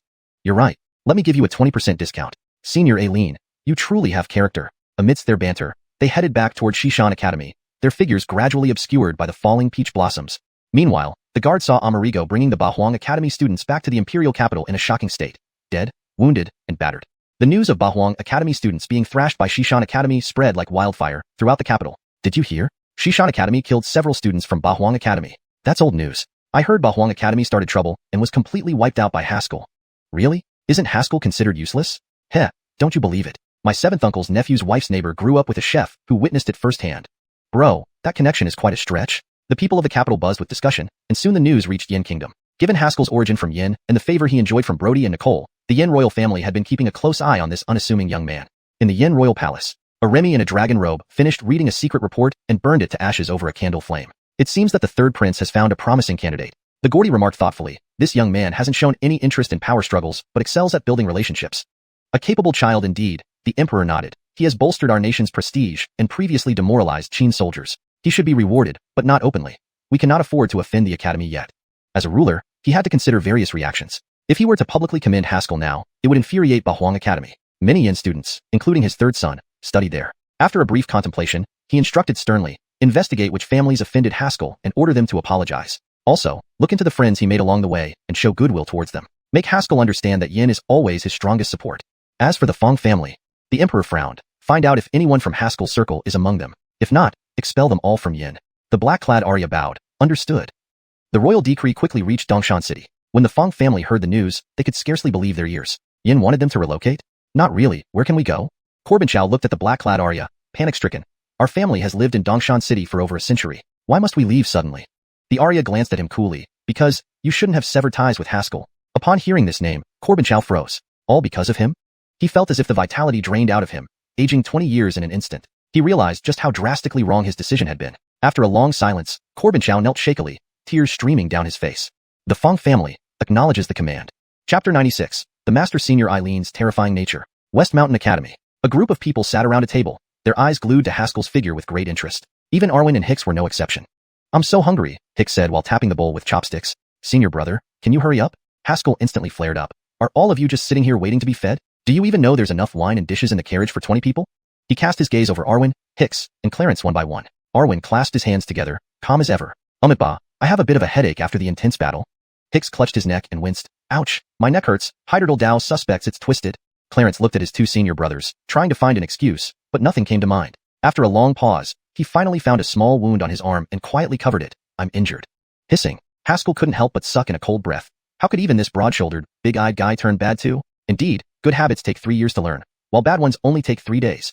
Though shocked by these guys' shamelessness, Haskell didn't say much more. He just continued unloading the food and drinks from the carriage. After all, today's conflict was ostensibly against West Mountain Academy, but in reality, it was mainly because of him. Brother, let me help you. Laverne hopped over eagerly, assisting in unloading. Haskell felt touched. Still, his own little sister was caring. Those others were all heartless jerks. With Laverne's help, the feast was soon set up. All right, eat up, Finian said, tipsy. The moment he finished speaking, a cacophony of utensil clinking began. Everyone hadn't had a proper meal for 2 days, and they all acted like famished ghosts. Even someone like Coyle, who strictly adhered to etiquette, sped up his dish-picking while maintaining decorum. In less than 15 minutes, the table was completely cleared. Phew, that was satisfying. Abraham patted his belly and smiled contentedly. Master, I'll leave first. Call me if you need anything. With that, he tossed down his chopsticks and darted away. Haskell was puzzled. Why is fourth senior brother never seen practicing? And he's always missing. Don't follow his example, Nicholas said, clearing the leftovers. This guy is an undeniable genius. None of you can match him. A genius? Can he be more genius than us four? Hicks asked, not convinced. Nicola chuckled eerily. You four truly can't compare now. Wait till later and you'll see.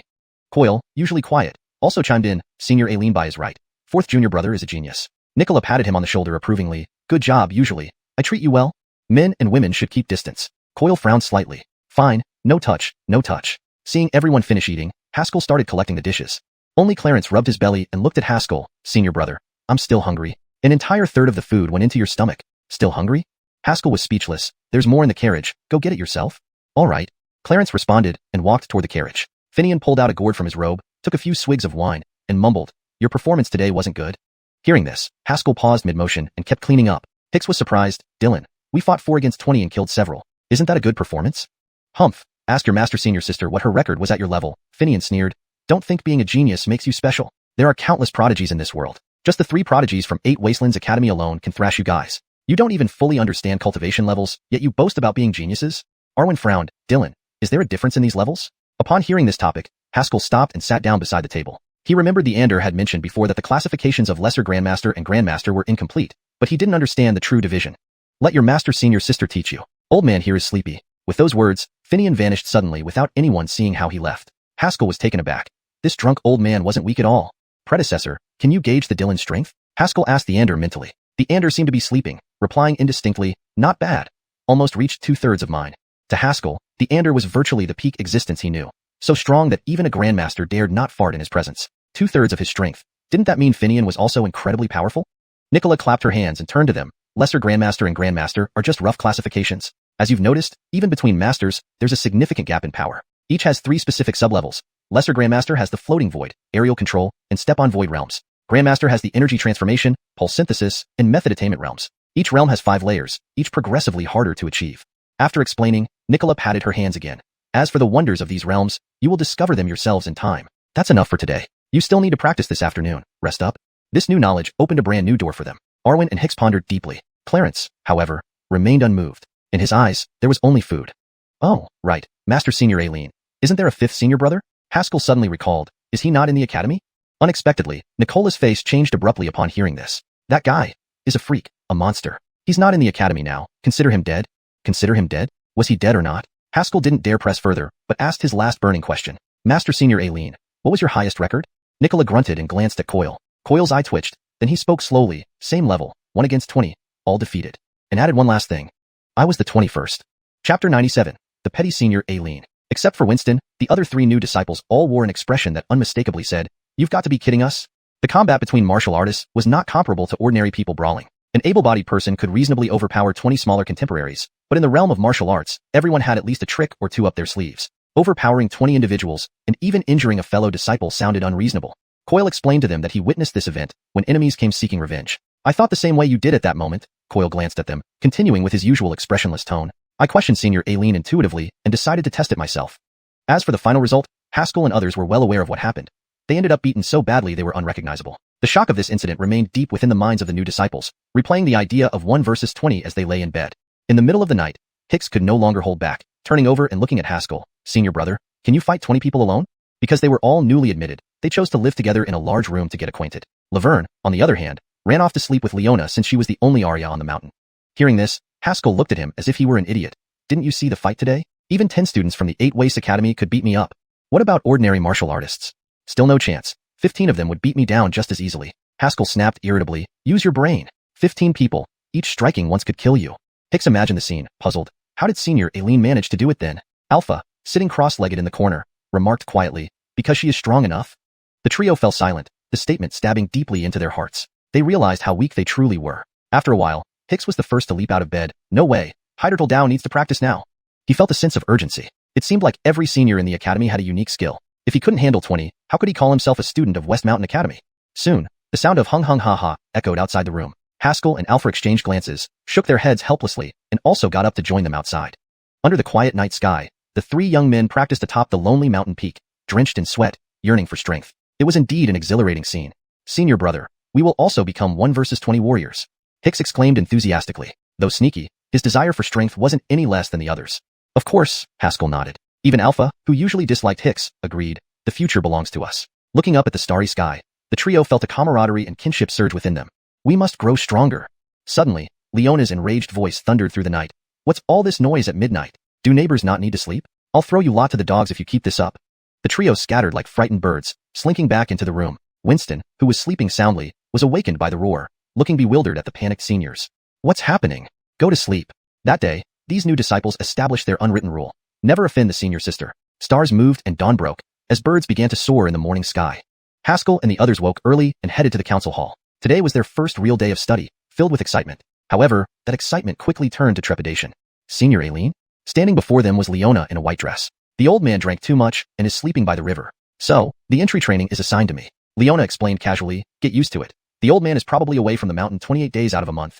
Haskell's lips twitched, thinking how unreliable the headmaster was. Don't worry, I'm professional. All your second, third, and fourth brothers were trained by me. Leona boasted proudly.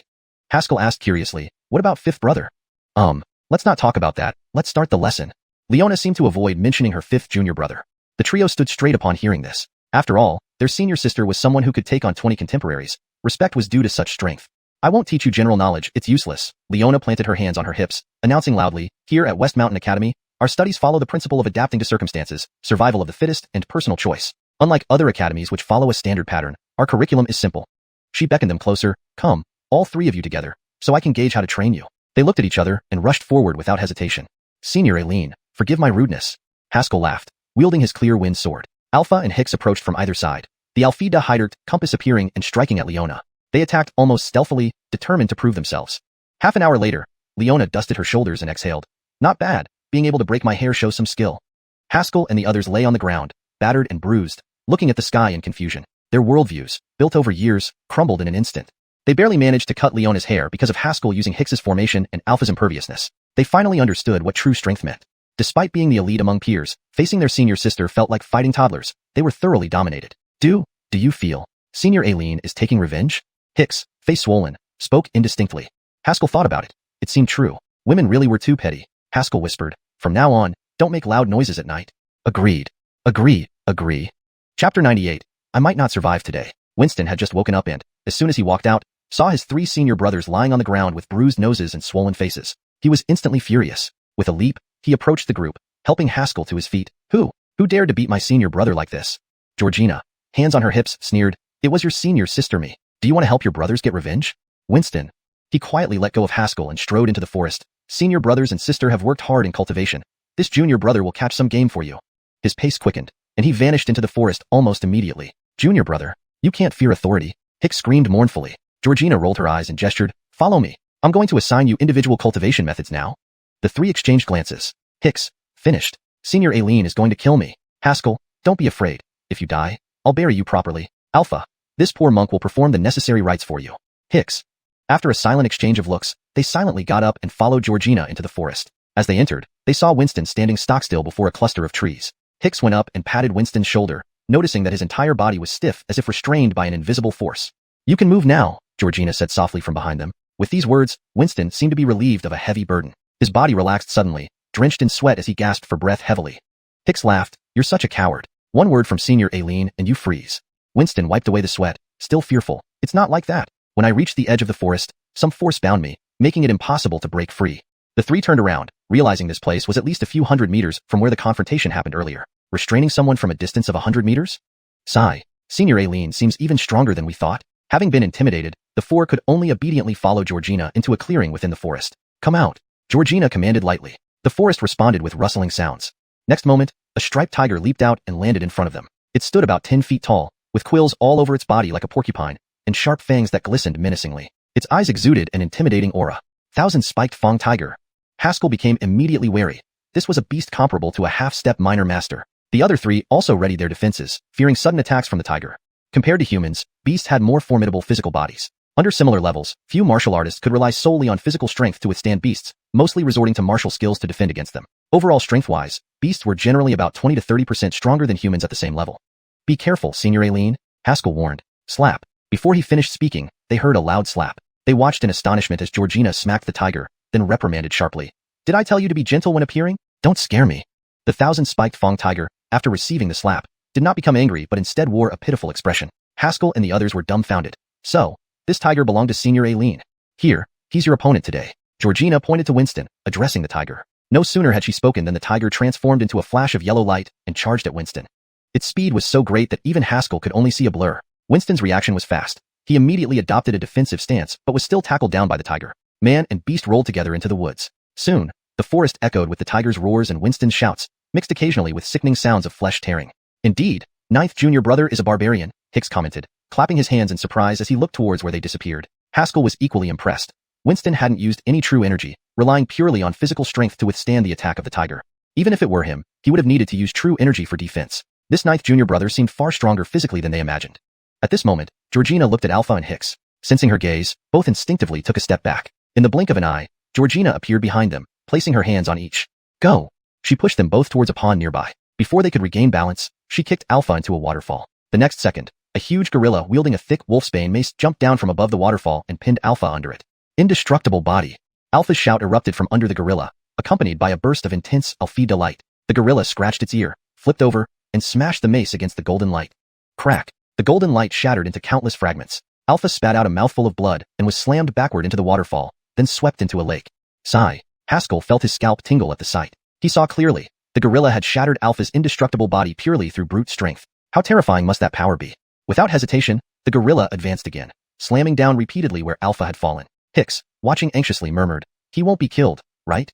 Georgina waved a hand. "Relax. I know the limits of my pets. At most, they'll only cripple. Now it's your turn. You're good with formations, aren't you?" Georgina looked at Hicks with ill intent. Hicks trembled and shook his head frantically. No, this junior brother is rubbish. I'm clueless about formations. Never mind, you'll learn." Before Hicks could finish speaking, Georgina grabbed him and stomped her foot. An inky black pit appeared underfoot. She tossed Hicks into it. "Remember, no food if you don't come out by nightfall," she said innocently. Haskell leaned over the pit, trying to see what was happening inside. As he did, a blade of murderous intent shot out, followed by Hicks's anguished screams and clanging metal. "Senior Aileen, what's down there?" "A killing formation. Don't worry, nobody dies." Haskell felt wooden, realizing he might not survive today. ##### Chapter 99. Their own training. After dealing with the other three, Leona finally turned to look at Haskell. She stroked her chin thoughtfully and said, "By all rights, without Nicole, you should be the first genius of Yen country." "Senior Aileen overpraises me," Haskell responded with a bow, but his heart was increasingly uneasy. "Are you a great sword cultivator?" Leona glanced at a nearby small mountain. "Go there and cleave that mountain for me." Haskell silently glanced at the several dozen zhang tall mountain and felt an expletive rush through his mind. Cleave a mountain with a sword? What kind of joke is this? "Senior, can this kind of training method really work?" Haskell asked as he approached the mountain, unable to hold back his skepticism. The Ander replied lazily, "First, take a closer look at what kind of mountain that is." Hearing this, Haskell carefully examined the small mountain in front of him. He casually pried off a stone, revealing a gray-green hue underneath. "Is this an iron mountain?" I was just thinking where to find you some practice materials, but now it's perfect," the Ander said. "Your senior sister has some skills. Follow her instructions for training. If there are any problems, I'll let you know." With the approval of the Ander, Haskell had no doubts and drew his Qingfeng sword, ready to begin cleaving the mountain. "No sword allowed," Leona's voice came faintly. "Use your fists, your palms, anything, but not the sword." Haskell froze. How could he cleave a mountain without a sword? "You're a sword cultivator. If you can't cut things without holding a sword, then what good are you?" Leona seemed to have guessed Haskell's thoughts and added an explanation. Her words struck Haskell like lightning. He licked his lips, sheathed the Qingfeng sword, and looked up at the iron mountain in front of him. A sword cultivator turns everything into a sword. Taking a deep breath, Haskell swung his fist and fiercely struck the iron mountain. Originally silent, the mountain forest today was abuzz with noise. Roars between tigers and humans, the thud of war clubs hitting flesh, screams of agony from those beaten, and the clang of countless weapons colliding. The most enduring sound was the continuous bang-bang from under the iron mountain. Coyle quietly joined Leona. With his strength, he naturally saw what kind of training his junior brother was undergoing. "This is too harsh," Coyle said expressionlessly. "Huh, do you think I want this?" Leona rolled her eyes. "I didn't plan for such intense training. It was the old drunkard who added the difficulty." The old drunkard she mentioned was naturally Finian. Upon hearing it was the Dylan's idea, Coyle fell silent for a moment before saying, "The Dylan can never forget the incident 10 years ago." "Not just the Dylan," Carnell appeared beside them, standing shoulder to shoulder. "Back then, we three couldn't participate due to lack of spots, only watching helplessly as our seniors and juniors died one after another. That feeling haunts me even now." All three fell silent, clearly affected by the shared memories Carnell evoked. A day passed swiftly, and Leona finally called an end to the training. Haskell lowered his fists, his entire body trembling. Having hammered the iron mountain for an entire day, anyone would be exhausted. His fists were bloody and torn, almost exposing the white bones. Even though his sword chi protected them, the iron mountain's hardness caused the sword chi to dissipate almost instantly upon impact. Haskell could only increase the output of his sword chi while relying on his physical strength to strike. By now, his internal sword chi was completely depleted, not a single bit left, and his mind was throbbing with pain. Pain everywhere. The counterforce from the iron mountain, the agony of depleted meridians and sword chi, and the excruciating pain from his ruined fists layered together. Even Haskell felt his vision darken. Suddenly, Coyle appeared, expressionless. "Extend your hands." Haskell complied. His second senior brother took out a box of medicinal herbs, kneaded it into a paste, and applied it to his hands. "Ow!" A blood-curdling scream echoed through the woods. Moments later, Haskell pulled himself up from the ground, utterly drained. His face was pale, and his hands still stung occasionally, causing him to twitch involuntarily. The fiery, chilly oil-like sensation on his wounds made the previous hammering feel trivial in comparison. Senior brother, what is this stuff? Haskell shakily asked. Why is it so painful? A wound-healing medicine I made. It works wonders for external injuries. You can continue training tomorrow if you apply it tonight, Coyle explained expressionlessly, producing 3 more boxes. These are for the other 3. Apply them for them shortly. After saying that, Coyle left without waiting for a response. Haskell sat cross-legged on the ground, amazed at how the herbal paste was already easing his hand pain. Soon, Arwen returned drenched from the lake, covered in bruises. Clearly, he had received a severe beating from the gorilla. Come, let's apply some medicine. Haskell opened a box filled with prepared herb paste. Hide it down, and I'll apply it for you. Arwen complied without suspicion, lying flat on the grass. Haskell grinned, took out the herbs, and gently pressed them down. Ah! Another blood-curdling scream echoed through the forest. Moments later, they sat side by side on the grass, looking at their hands. Why didn't you tell me it would hurt so much? Arwen's face was pale, and his lips trembled. If I told you it hurt, would you still have let me apply it? No. So, even if it hurts, the medicine needs to be applied. It's better to face the pain directly than to endure fear beforehand, Haskell said righteously. A short while later, Winston returned. Arwen and Haskell eagerly applied medicine for their junior brother. Winston, truly a tough man, merely grunted but didn't cry out, much to their disappointment. Hicks returned last. He crawled out of the underground cave, covered in knife wounds, burn marks, bruises, and punctures. Haskell couldn't help but wonder if Hicks had been thrown into a battlefield instead of a cave. Come, junior brother, let's apply some medicine, Haskell beckoned enthusiastically. Hicks looked wary. Senior brother, I heard screaming earlier. Does applying this medicine hurt? It doesn't hurt, rest assured, Haskell smiled warmly. Hicks hesitated, but eventually lay down before the trio. Senior brother, if it hurts, remember to tell me. Don't worry, it won't hurt at all. A few moments later, Hicks's cries of anguish rang out, reverberating through the heavens. Chapter 100, Pay the entry fee to enter the mountain. While eating, Haskell was surprised to find that the wound on his hand had already started scabbing over. Although the herbal medicine caused some pain, it had to be said that its effectiveness was quite strong. All right, you two look like you're about to die. Nicholas suddenly appeared beside them and said casually, Can't even bear this much pain? How do you plan on defeating the 8 Desolate Academy? Hicks grumbled, Senior Aileen, didn't we already win? Huh, win against a half-step Grandmaster? You have the nerve to say that? Nicholas shrugged. And it wasn't even you who won. It was Haskell. Hicks gasped, then retorted, Alfred, I did help. Yes, you were good at cleaning up the small fries. Nicola chuckled. Did you know that in the 8 Desolate Academy's internal ranking, Guido is only ranked 18th? Haskell paused for a moment, recalling that the disciples of 8 Desolate Academy had mentioned this before. Senior Aileen, how powerful are their rankings? Haskell asked curiously. Nicola pulled a stool over and sat down, looking at them seriously. The 8 Desolate Academy has an internal ranking called the Dragon Tiger Hiders, which features their talented students. The ones ranked below 10th I won't mention because they probably can't beat 6th junior brother anyway. Alfia, you should pay attention to those in the top 5. They are very strong. Hicks, believing in his own talents, felt a bit unconvinced. Haha, they could easily thrash you. Nicola laughed. The Dragon Tiger Hiders only records warriors under 20 years old. The first and second ranks are once-in-a-century geniuses who are likely already at the half-step air transformation realm. Only Nicole surpassed them back then. Do you think you could beat them? Hicks fell silent immediately. Half-step air transformation realm meant 1 foot was already in the Grandmaster realm, and they were still under 20.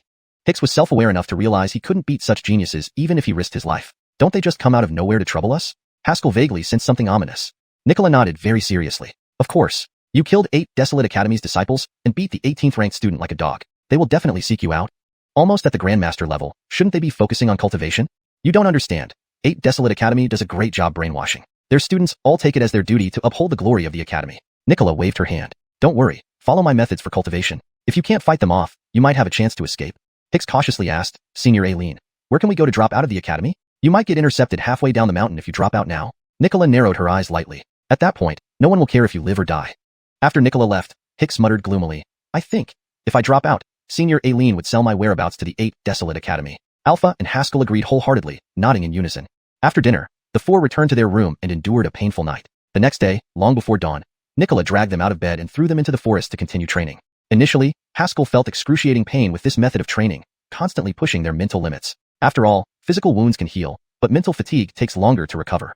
However, as time passed, they gradually grew numb to the pain, and the fatigue was increasingly ignored. Under Nicola's supervision, the 4 endured this inhumane training. Time lost meaning on the mountain. Just as they gradually blurred their sense of time, they noticed changes near West Mountain. First, while training, Hicks accidentally reached the foot of the mountain and saw several 8 Desolate Academy students waiting there. Then more people gathered, determined not to leave until they found them. Afterward, they began climbing the mountain. Senior brother, they seem to be climbing the mountain. Hicks stood on the cliff's edge, gazing at the path leading uphill. He had better luck today, and was the first among the siblings to complete his training, escaping the killing array. Bang! In response came a dull thud from the Iron Mountain. Haskell punched the Iron Mountain forcefully, leaving a deep crack. He lowered his fists and looked at Hicks. What's happening? Are they planning to provoke us here? Behind him lay an Iron Mountain filled with cracks. The spot where he struck daily had formed a deep indentation, testament to relentless practice. Bang! Alpha swung his wolf-tooth club downward, landing beside them. Bah, these people have ill intentions. Alpha clasped his hands together, a flash of golden light in his eyes. Today, let's use them to test my indestructible Vajra body. You've got quite a lot of anger in you now, monk. Hicks teased. Alpha glanced at him without speaking. Haskell joked, if you were beaten by a gorilla with a wolf-tooth club for half a month, you wouldn't feel too good either. Not far away, Winston and Xianxia, who were rolling on the ground, exchanging blows roughly. Haskell put on his outer robe and raised his chin. Call Hydertal Jr. brother, we're getting ready to fight. Meanwhile, several people were slowly ascending the mountain path. At the forefront was a man dressed in gray attire, tall and holding a 3-finger-wide coiled dragon iron staff. This was Rudy, ranked 5th on the 8 Desolate Academy's Dragon Tiger Heiderst. Behind him were several other 8 Desolate Academy disciples, all with average cultivations at the 7th heaven stage of innate strength, the top force in the Outer Academy. Brother sure, our opponents seem quite formidable, a disciple commented. Haskell easily defeated junior brother Hyder before, and the other 3 also have their unique strengths.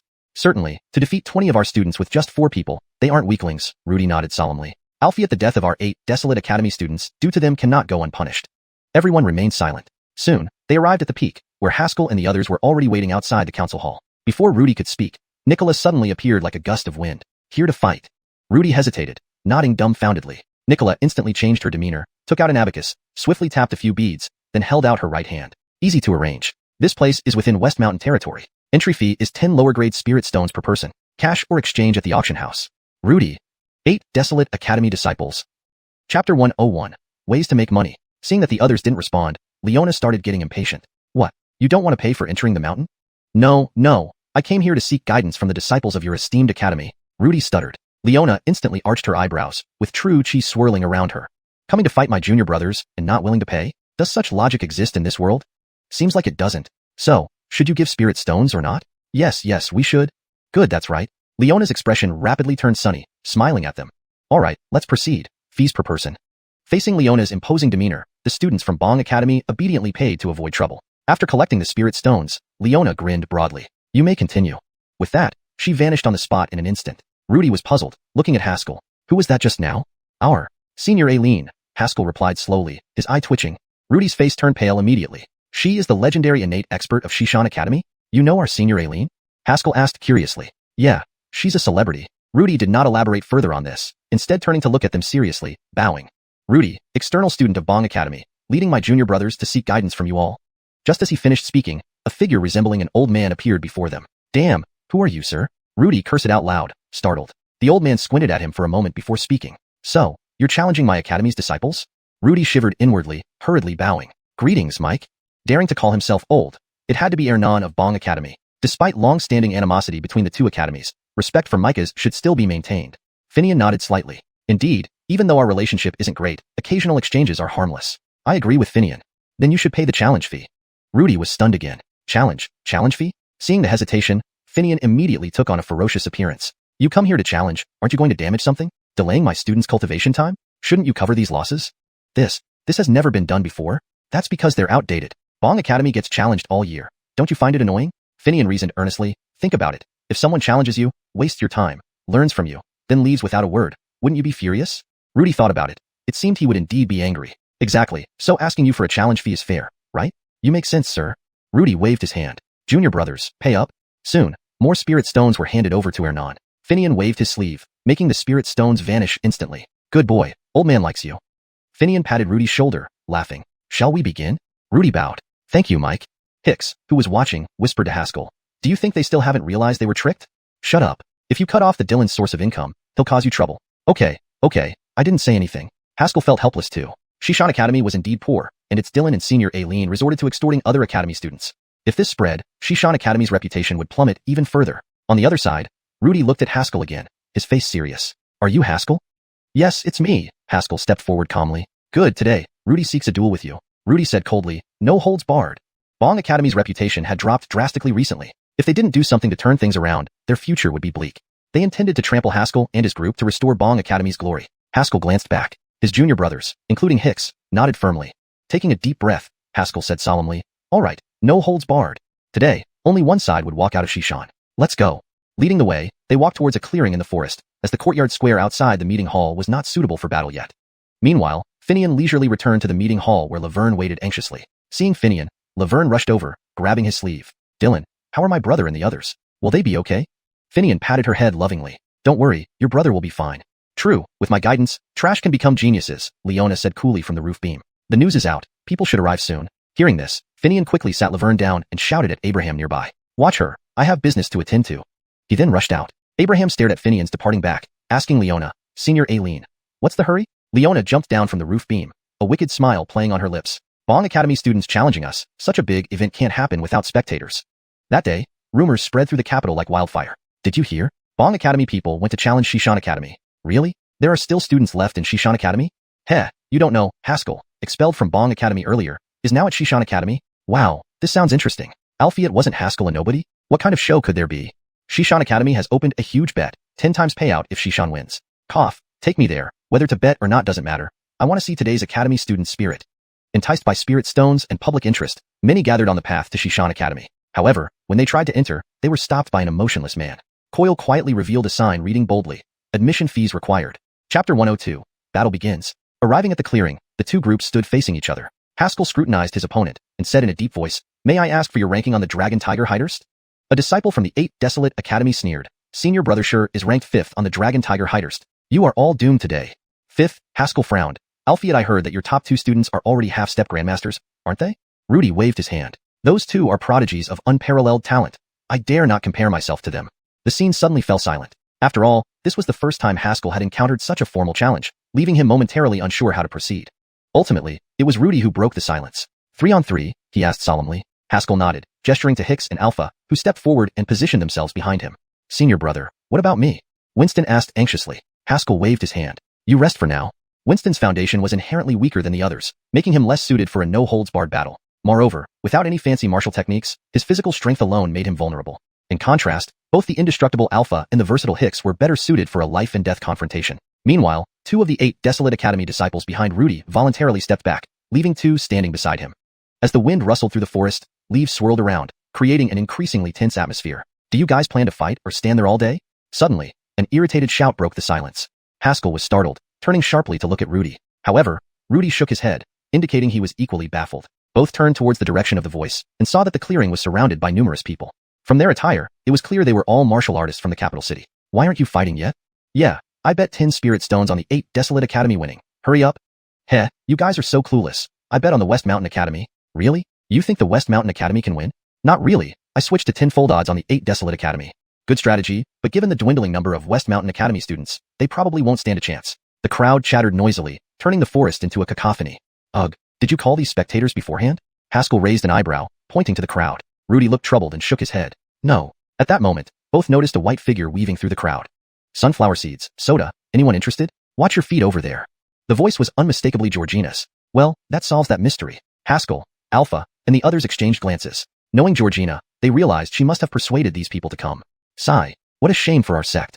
Haskell couldn't help but sigh, covering his forehead. Standing opposite him, Rudy felt a twinge of sympathy for his opponent. If he had such an unpredictable senior sister, he wouldn't be faring much better either. All right, no more nonsense, let's get started.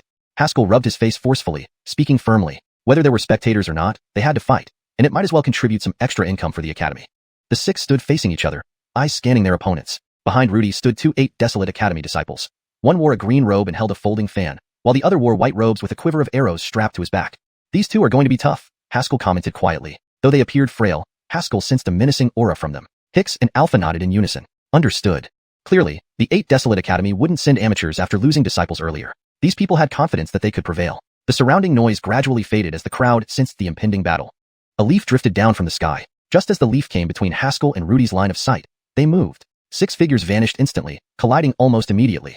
Alpha faced the youth in the green robe, while Hicks engaged the archer in white. Naturally, Haskell found himself confronting Rudy. Indestructible body. Alpha shouted, a golden bell forming around him. The green-robed youth sneered coldly, his arms stretching out as he vanished into thin air. The next second, streams of light struck the golden bell, attacking at blinding speed.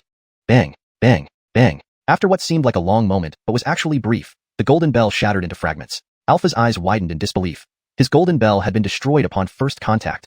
Simultaneously, the archer calmly drew an arrow, aiming directly at Hicks. Whoosh, whoosh, whoosh. Arrows shot out like lightning, forcing Hicks into frantic evasion, struggling to defend himself. Seeing this, Haskell's expression darkened. His junior brothers were already at a disadvantage after just one exchange. More critically, these 2 seemed to be at the half-step lesser master realm, just a step away from the suspended realm. Students of the 8 Desolate Academy indeed possessed extraordinary talent. Moreover, they had clearly pre-investigated Alpha and Hicks's weaknesses. While Alpha's indestructible body could withstand great force, it was helpless against rapid targeted strikes. As for Hicks, it was even simpler. He could avoid injury as long as he stayed out of formation. Haskell focused on Rudy before him, wondering what skills this opponent possessed. Suddenly, Rudy lunged forward, his coiling dragon staff flickering into his hands and sweeping horizontally at Haskell. Haskell took a small step back, evading the ground-sweeping strike. At that moment, two black shadows darted toward Haskell from either side. Reacting swiftly, Haskell punched both shadows with full force, using the counterforce to retreat several steps, steadying himself as he stared at Rudy. So you use dual staffs? Chapter 103, Breaking Through Under Pressure, Hydertal Grandmaster. The originally shoulder-high coiling dragon staff was now divided into two sections, each held firmly in Rudy's hands. Oh, Rudy has split his staff. No one would have guessed that his staff could be separated given his honest and simple look. Many people lost to this split staff technique of his before. I can't believe Haskell actually avoided it. The crowd buzzed with chatter, clearly recognizing the famous move. Rudy sneered and his body instantly transformed into a fleeting shadow. The image of staffs appeared continuous like a mighty river, endlessly surging toward Haskell.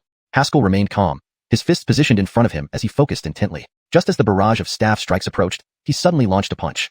Inch punch. A series of rapid punches flew out, swiftly retracting and delivering another strike in an instant. Each punch struck perfectly on the staff shaft. Most astonishingly, Haskell's punching distance was extremely short, making his movements incredibly swift, each punch arriving faster than the last.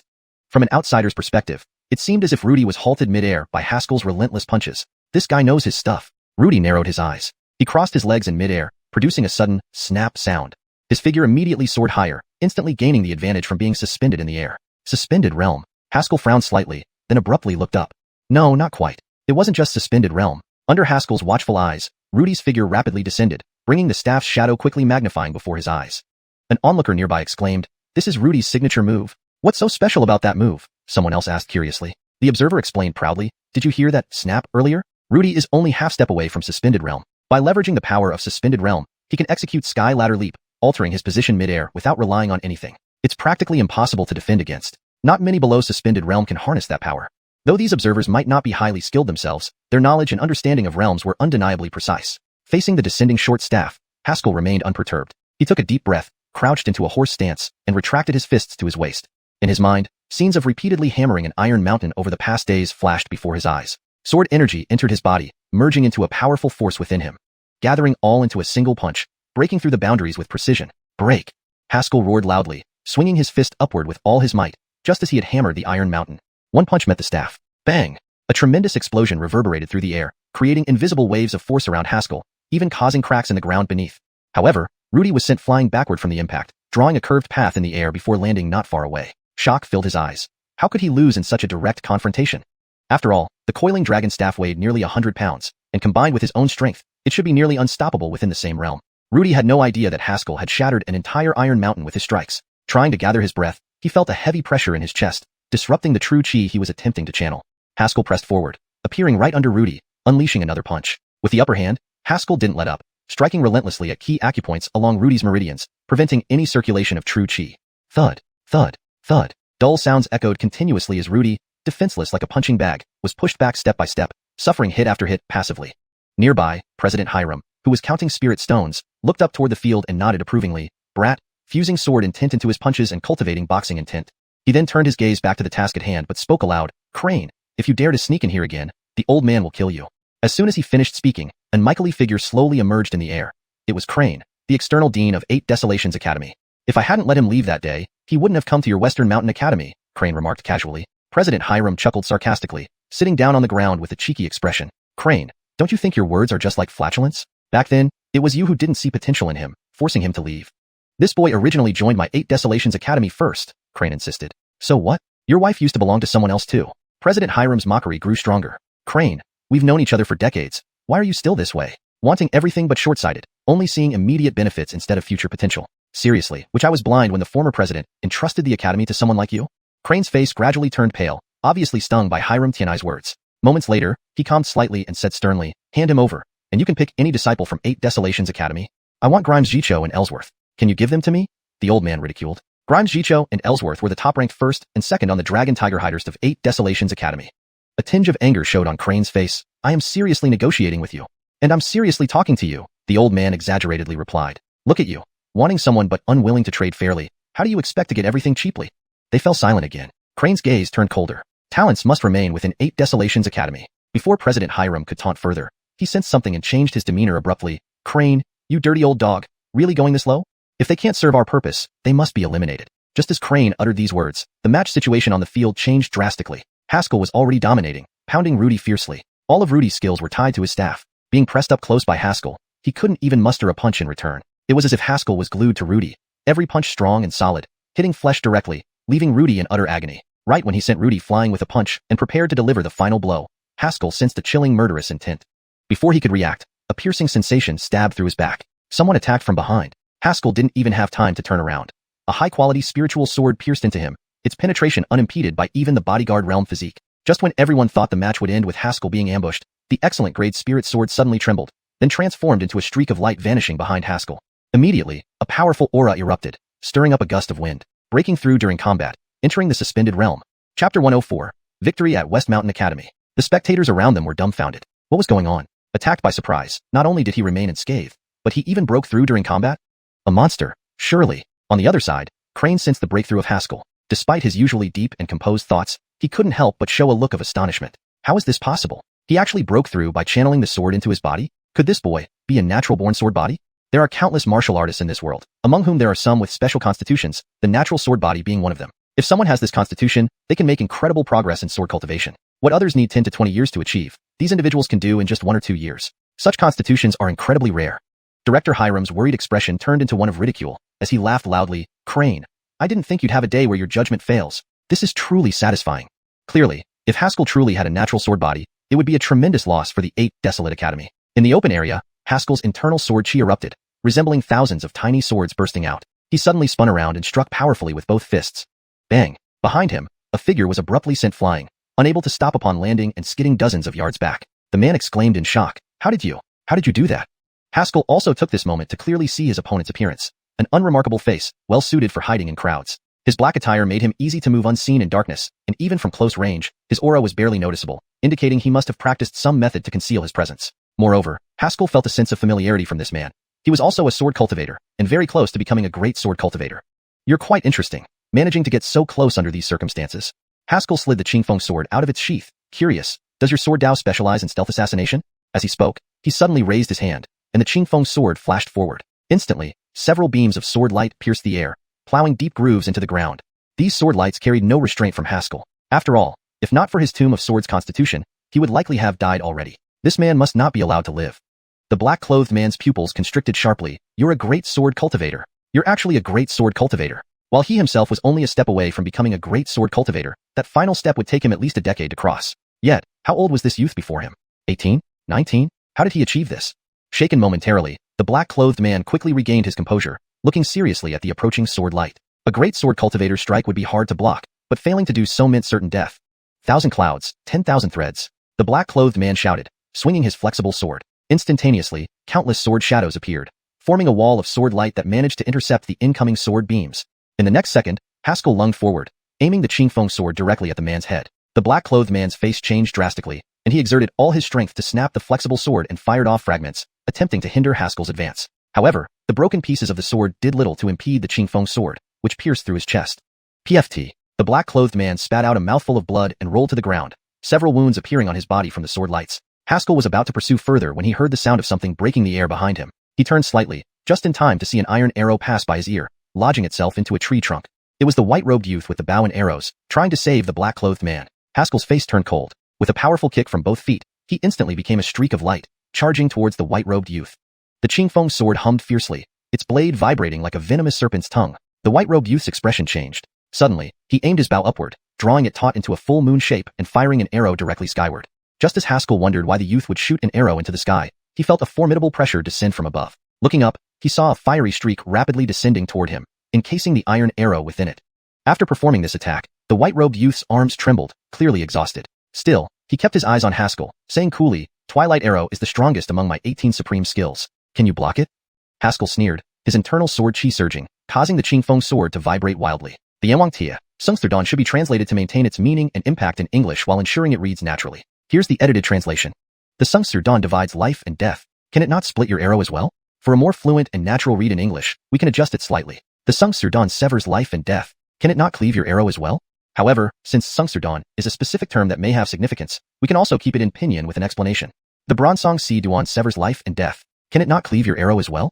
To ensure consistency and clarity, I would recommend using the latter option.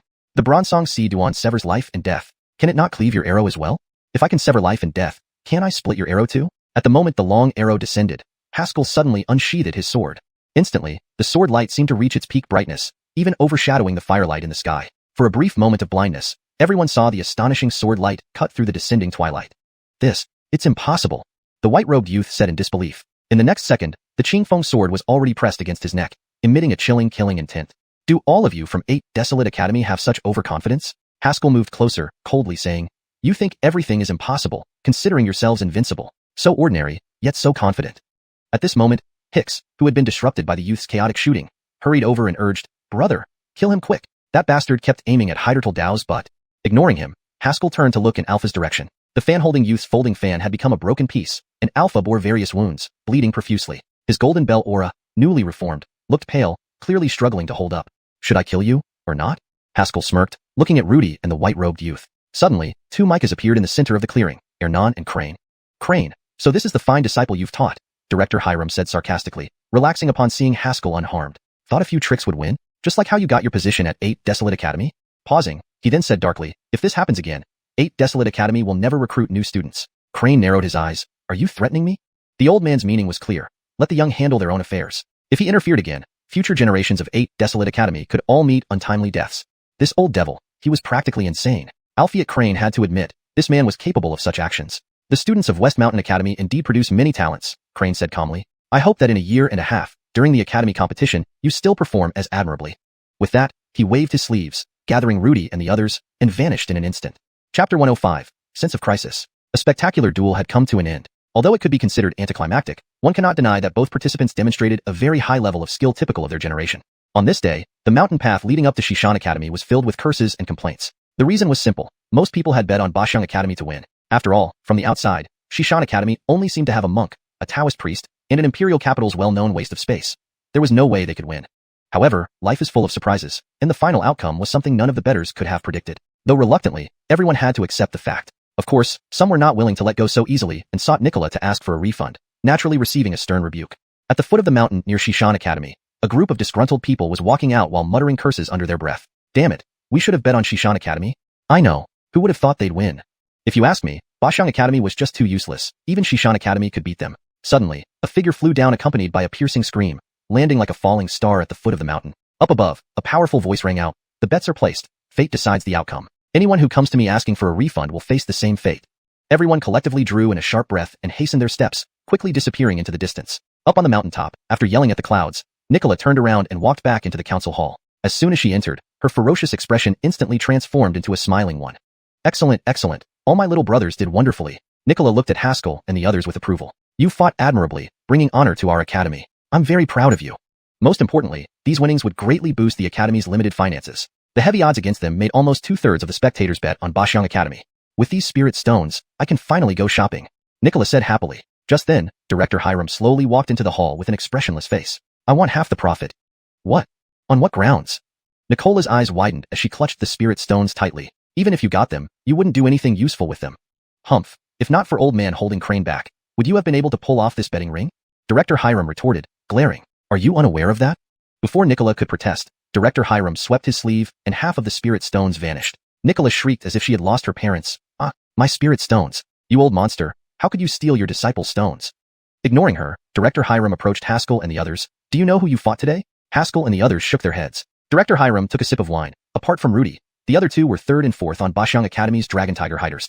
Thankfully, they weren't 1st or 2nd, or I'd need new students right now. His implication was clear.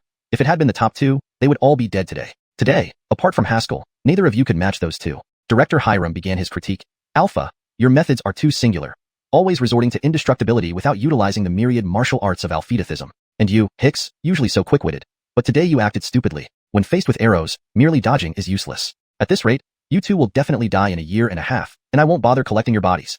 He turned to Haskell. You did well, but your strikes lack ruthlessness and speed. If you had moved faster, that guy wouldn't be alive after his sneak attack. Haskell thought about it. It was true. If he had moved faster, he could have severed the attacker's neck before the sword pierced him, rather than letting him fend off the sword light afterward. The Ander interjected calmly. I also wanted to discuss this with you, but it seems you fell into a misconception due to observing my movements. What misconception? Haskell wondered.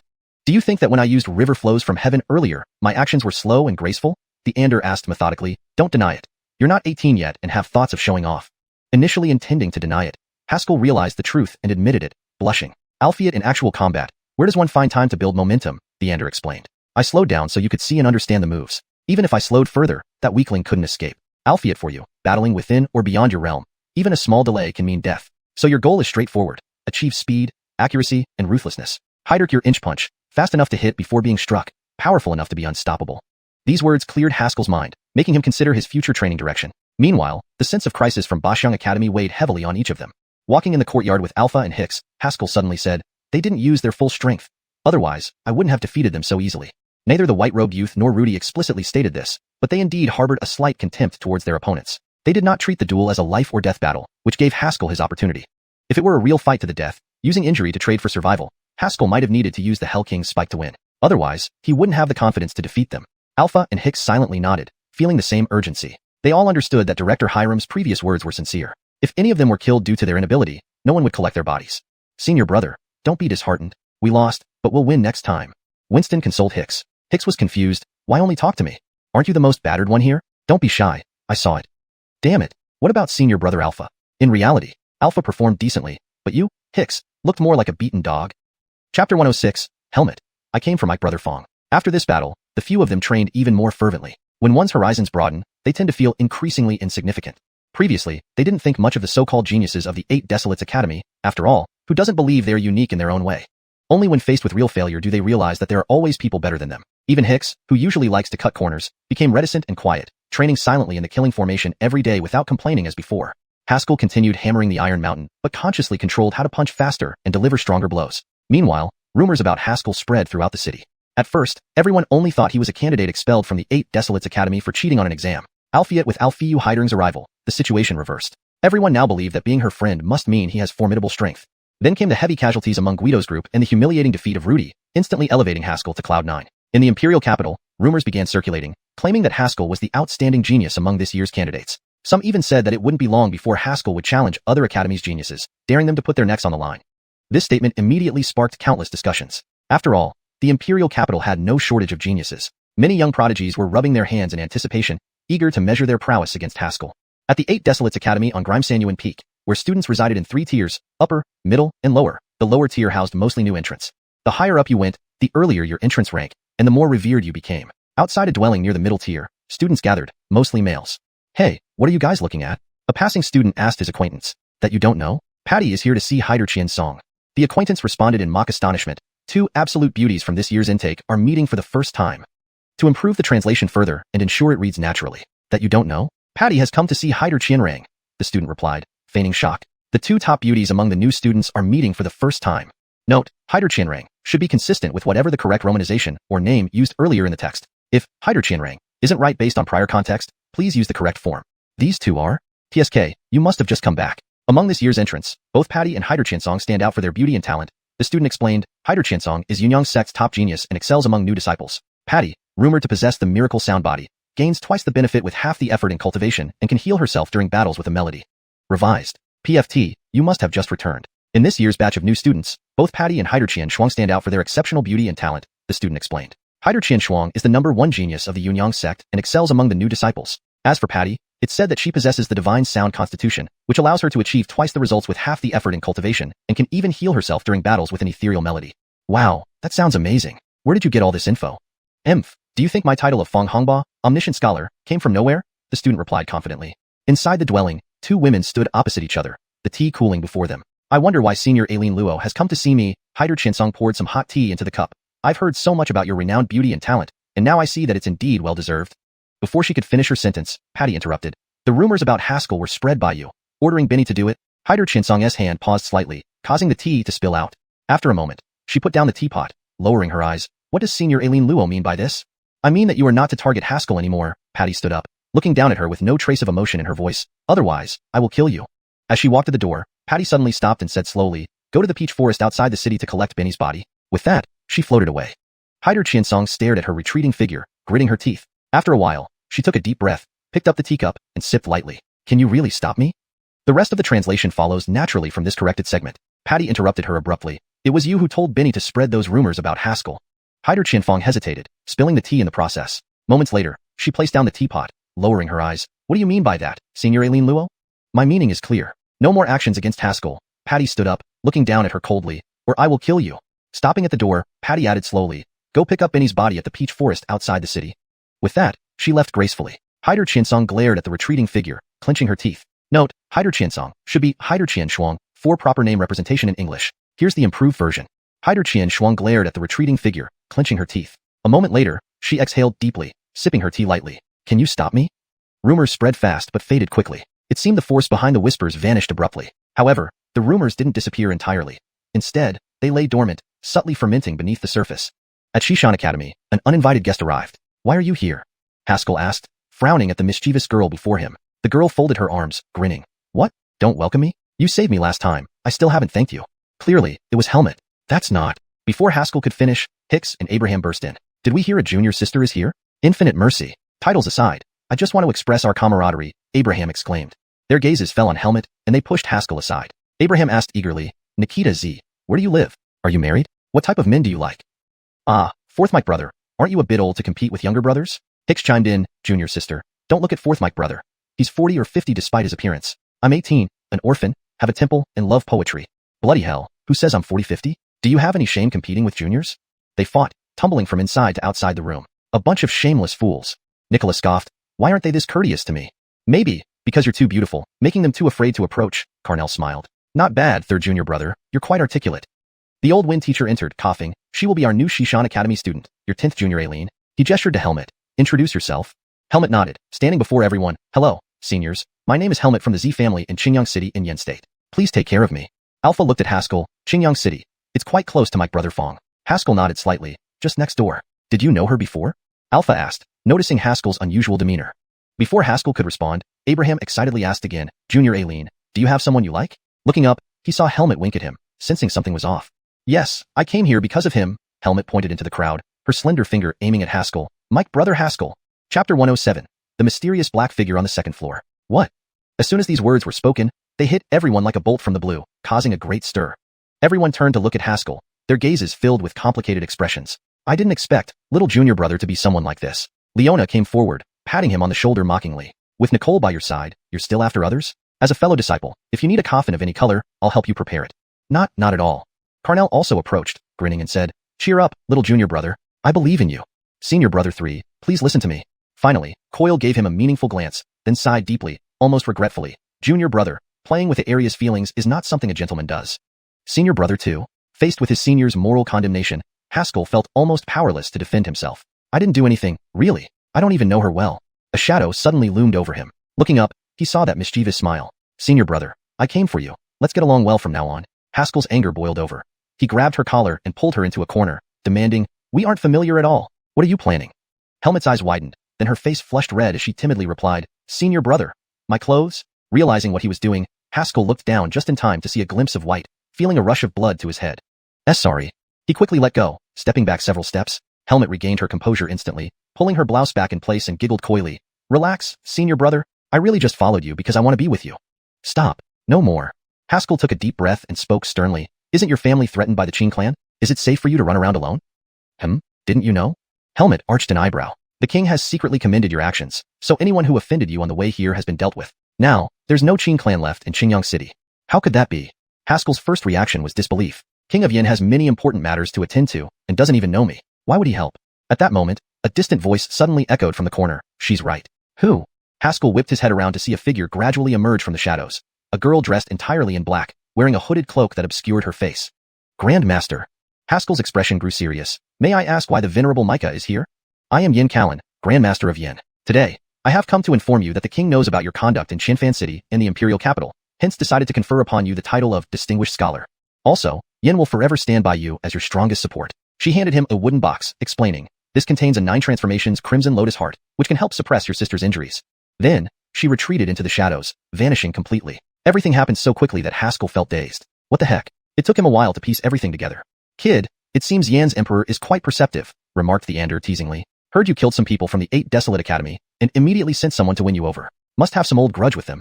I'm not sure, Haskell shook his head, but it must be a deep-seated resentment. Senior brother Fong, who are you talking to? A curious voice suddenly asked beside him. Turning his head, he met Helmet's clear eyes and licked his lips, replying, no one, just talking to myself. I'm glad you came to West Mountain Academy. Helmet's arrival brought a different kind of liveliness and vibrancy to West Mountain Academy. Albeit this joy lasted less than a week before rigorous training resumed, leaving everyone in pain. Now, Haskell could leave visible dents in Iron Mountain with a single punch. Yet, these marks were akin to mosquito bites on an elephant. He threw punch after punch, meticulously experiencing each strike. Boxing intent and sword intent, fundamentally, were the same thing, manifestations of martial intent. Just like before striking a blow, one could gauge its power and whether it would be lethal. Boxing intent worked similarly. Once thrown, the punch should press forward unswervingly. Though boxing and sword techniques seemed vastly different, since Haskell's body was infused with sword chi, when he punched, his arm behaved like a sword. So, in essence, boxing intent equated to sword intent. Throwing another punch caused the entire Iron Mountain to tremble. Haskell exhaled, lying down to gaze at the stars.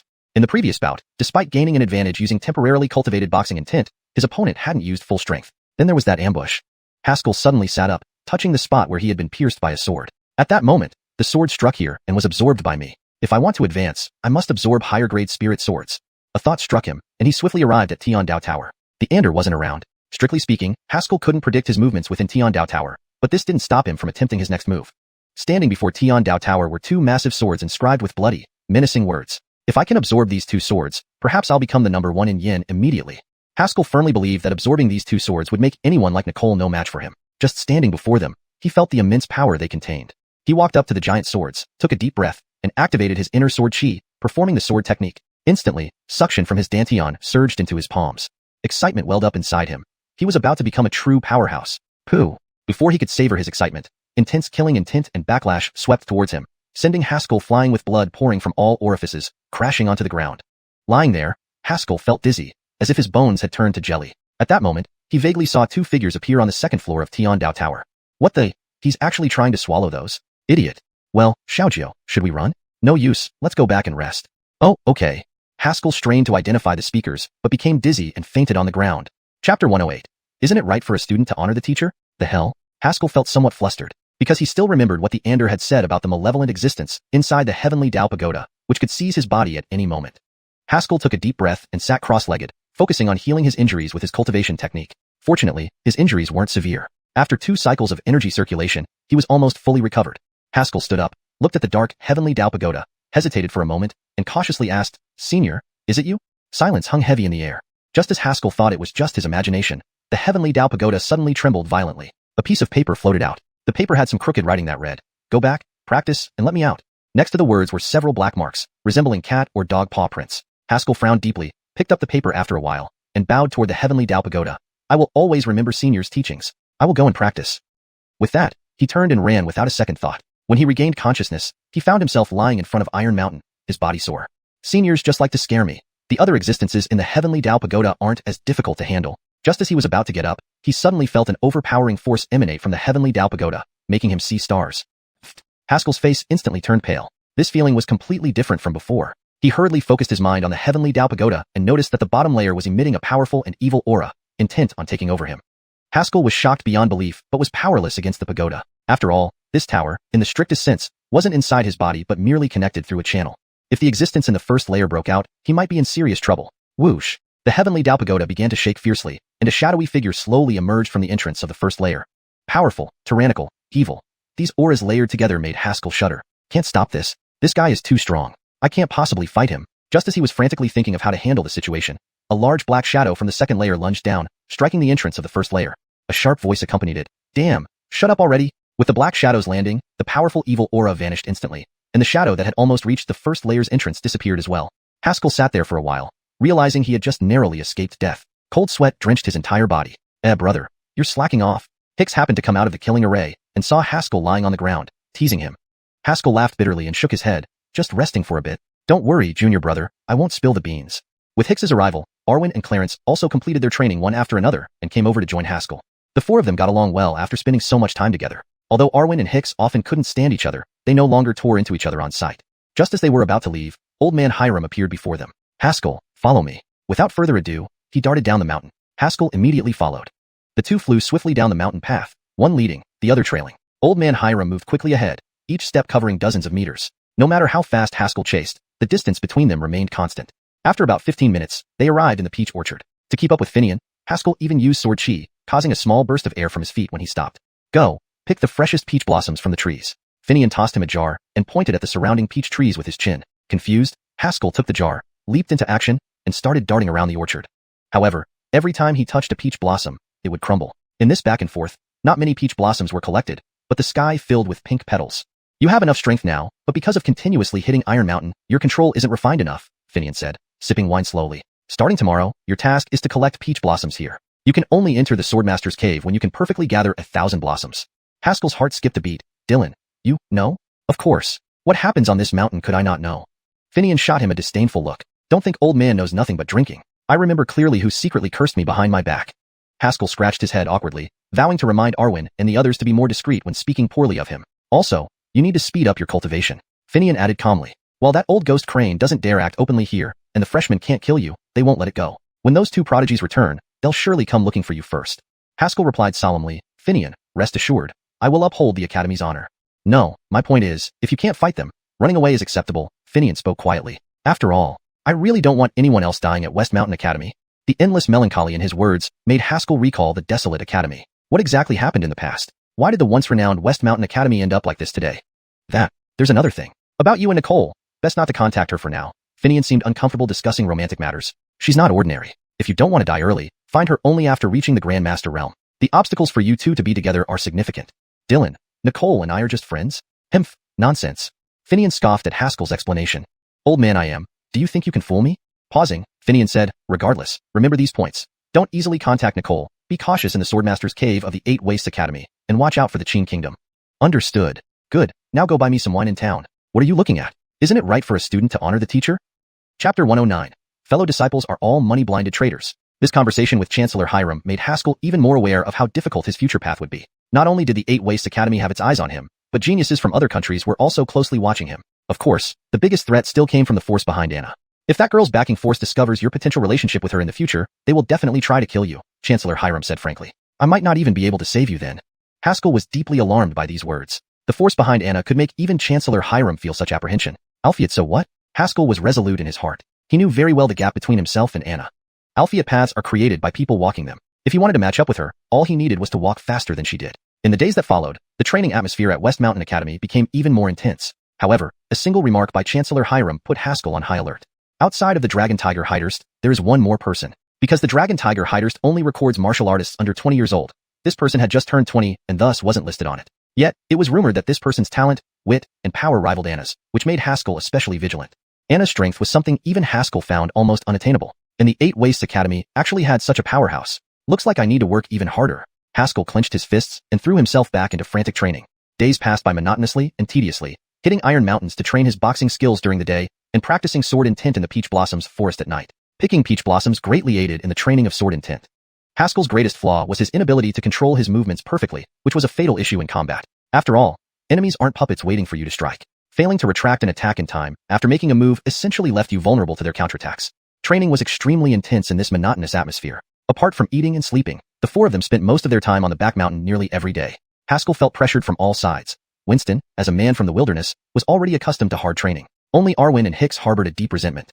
In their previous encounter with students from the Eight Wastes Academy, they were thoroughly overpowered without any chance to fight back. Being top students among the youth themselves, they couldn't stand such humiliation. To quickly erase this shame, their madness exceeded even Haskell's. Half a month later, Peach Blossom Forest. Haskell stood silently among the peach trees, closing his eyes to meditate under the moonlight. A gust of wind brought forth the emergence of a sword. The fierce sword light flashed through the peach blossoms, barely visible to the naked eye, only revealing petal after petal drifting down gently. When he sheathed his sword, the peach blossoms rained down from the sky. If someone picked up those peach blossoms at this moment, they would find that each streak of sword light only cut off the ends of the petals, never damaging any other part of them. What terrifying control! Haskell opened his eyes, sighing deeply. A sword cut 1,000 peaches. The skill was complete. The period of rigorous training had been excruciatingly painful but proved to be incredibly effective. At least now, using the King of Hell scroll wouldn't deplete him entirely. After slashing 1,000 peaches gracefully, he was now capable of flexibly controlling the amount of sword chi input when employing the King of Hell scroll. After filling a bucket with fallen peach blossoms, Haskell headed for the back mountain. Upon entering, he saw Xianxia Leo Yawo fleeing in panic while Winston followed, punching fiercely into the tiger's body. Ayo! The tiger roared mournfully, flying far away. Haskell smiled. Ninth junior brother.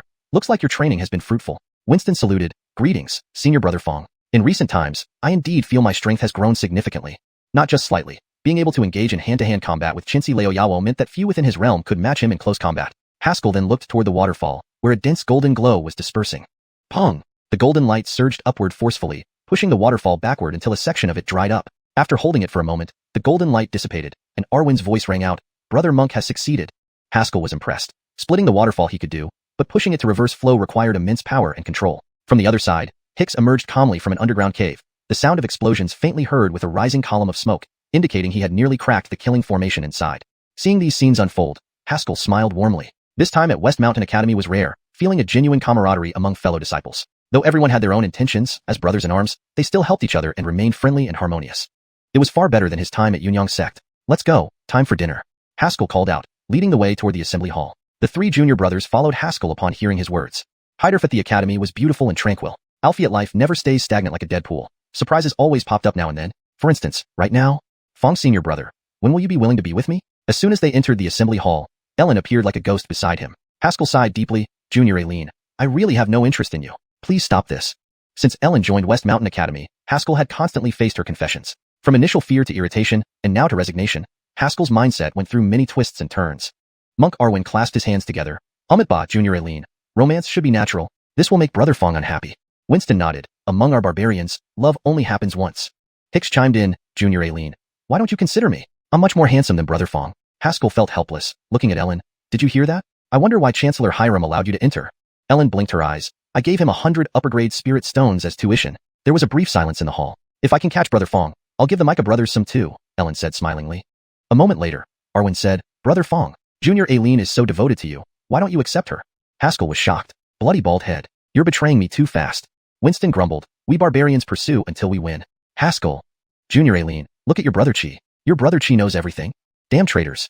Chapter 110. Too much nonsense before a fight. The next day, Haskell packed his belongings and prepared to head for Thousand Sail City. In 2 days, the time would come for the Sword Master's cave to open. Since Anna had personally come to urge him to go to the Sword Master's cave, it must contain something beneficial even to her. Otherwise, with Anna's character, she wouldn't have urged him. Before leaving, Haskell went to Laverne's room and looked at the sleeping Laverne, feeling a surge of affection in his heart. "Rest assured, Big Brother will find a way to keep you alive," he whispered. Then, he left the room and descended West Mountain. He had walked up and down this mountain path countless times recently, but today was the first time he truly appreciated it. Entering West Mountain could be said to be one of the few happy moments in his rather uneventful life over the past dozen years. He cherished this period deeply. When someone has something precious, they wouldn't easily give up on life. Previously, Haskell only fought for his younger sister, but from today onwards, he seemed to have found another reason to live. After a short while, standing at the foot of the mountain, Haskell was stunned to see several junior brothers gathered there. "Are you all going out?" Haskell hesitated for a moment before asking. Clarence shook his head. "No." Axel said seriously, "The dean is worried you might die." Arwen clasped his hands together. "So he's taking us out to train, and we'll double as your bodyguards." Before Haskell could digest that thought, Clarence added, "The dean said it's rare to find someone who can make money, so he can't let you die." Haskell. So much for being moved. Speaking of which, one couldn't talk about Haskell without mentioning some funny incidents after he joined West Mountain Academy. Despite the monotonous daily cultivation, Haskell and his fellows occasionally went down the mountain to buy supplies. A few times, they coincidentally encountered an open casino, and under the inducement of the casino staff, they entered.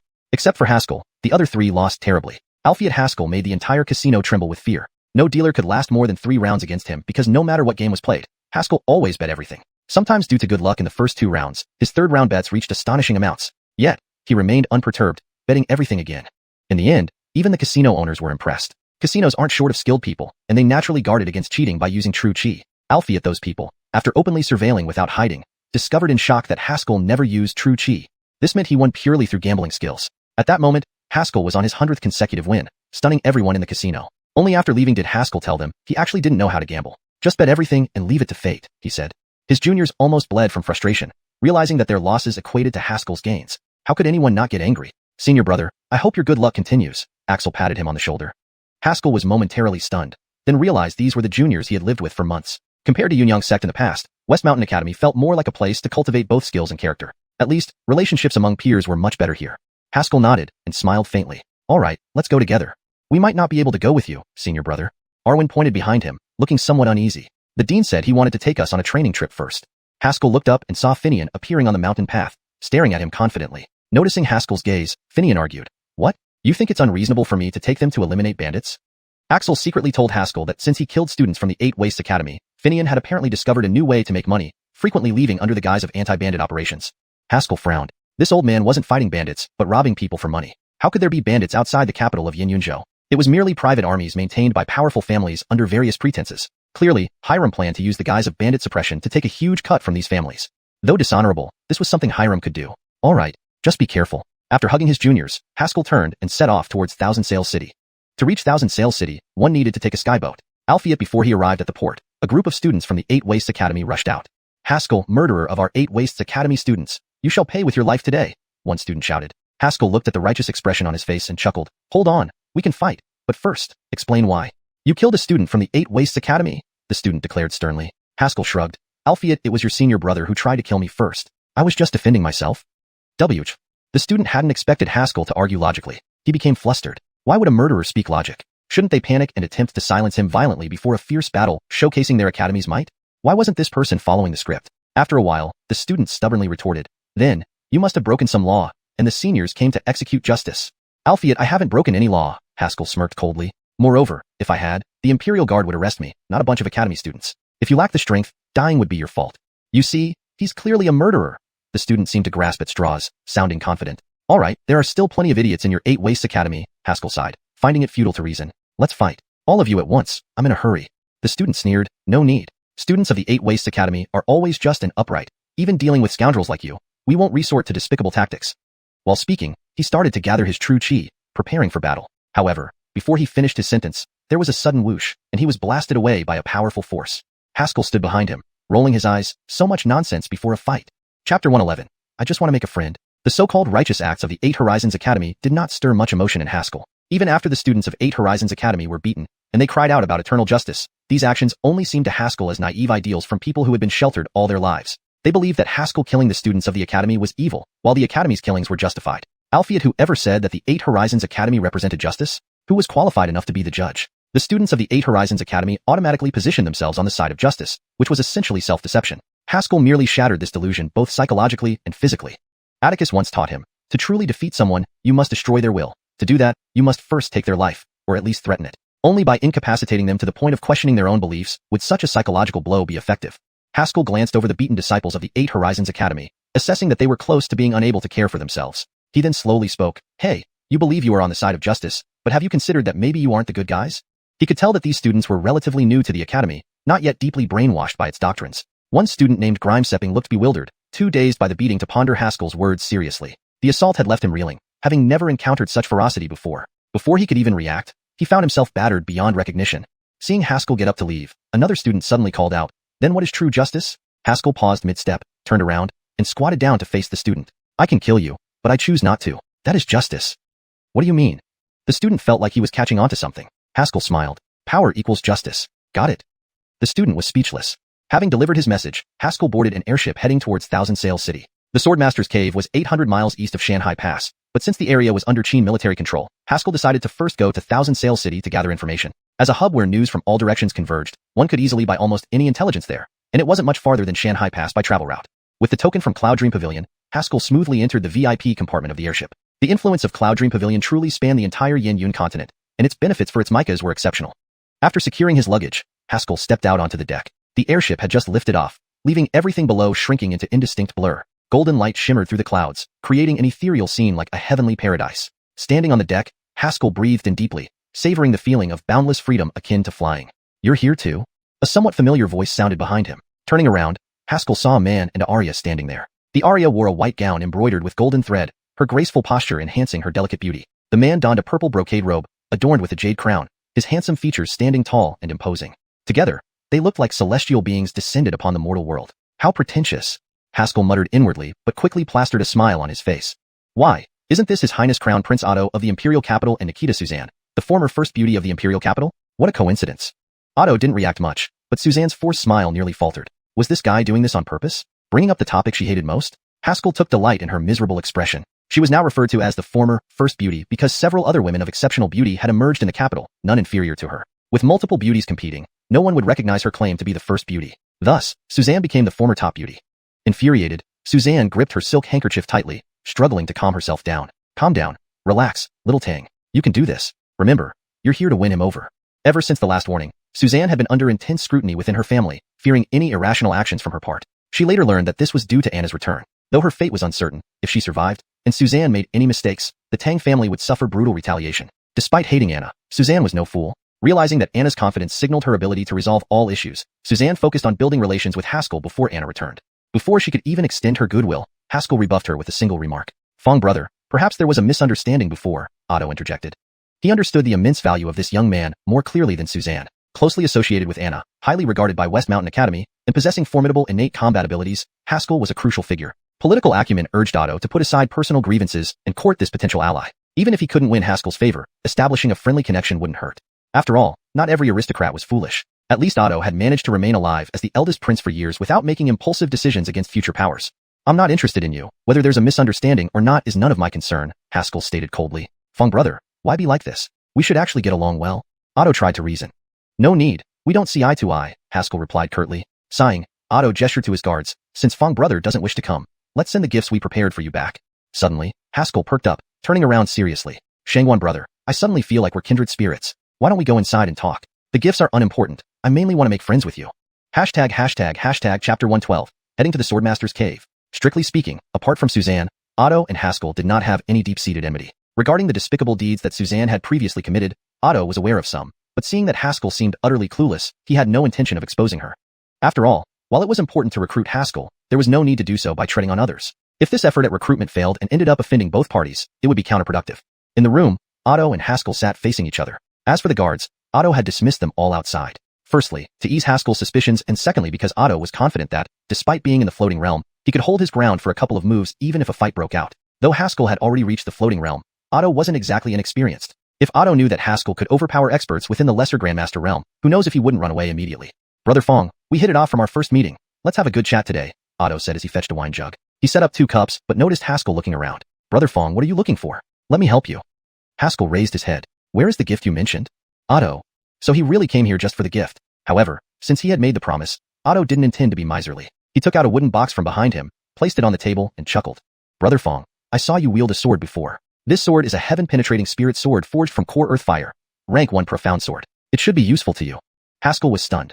The sword was actually of the same grade as Kolmang. How generous was this prince? Don't be so surprised. He is still a prince after all. A rank 1 profound sword is reasonable. The Ander in his body remarked leisurely. Alphiat, this sword has its uses. Keep it.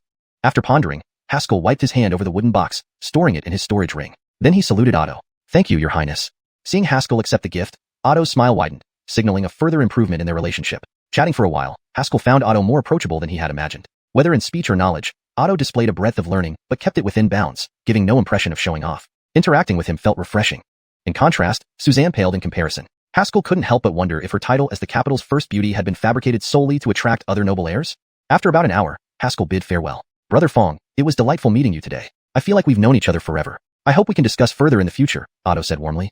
Haskell smiled kindly in return. Regardless, after meeting you today, I feel like I've gained a friend. They stood at the door talking for nearly 10 minutes before finally parting ways. As soon as they turned around, their smiles vanished instantly. Haskell subtly released a thread of sword chi which landed on Otto. Otto returned to his room and dropped a few petals, letting them slide along the floor and stick to Haskell's shoes. The Ander observed and sighed. 2 little foxes. Haskell replied inwardly, I don't believe this prince flattered me without reason. We're heading to the Swordmaster's cave together.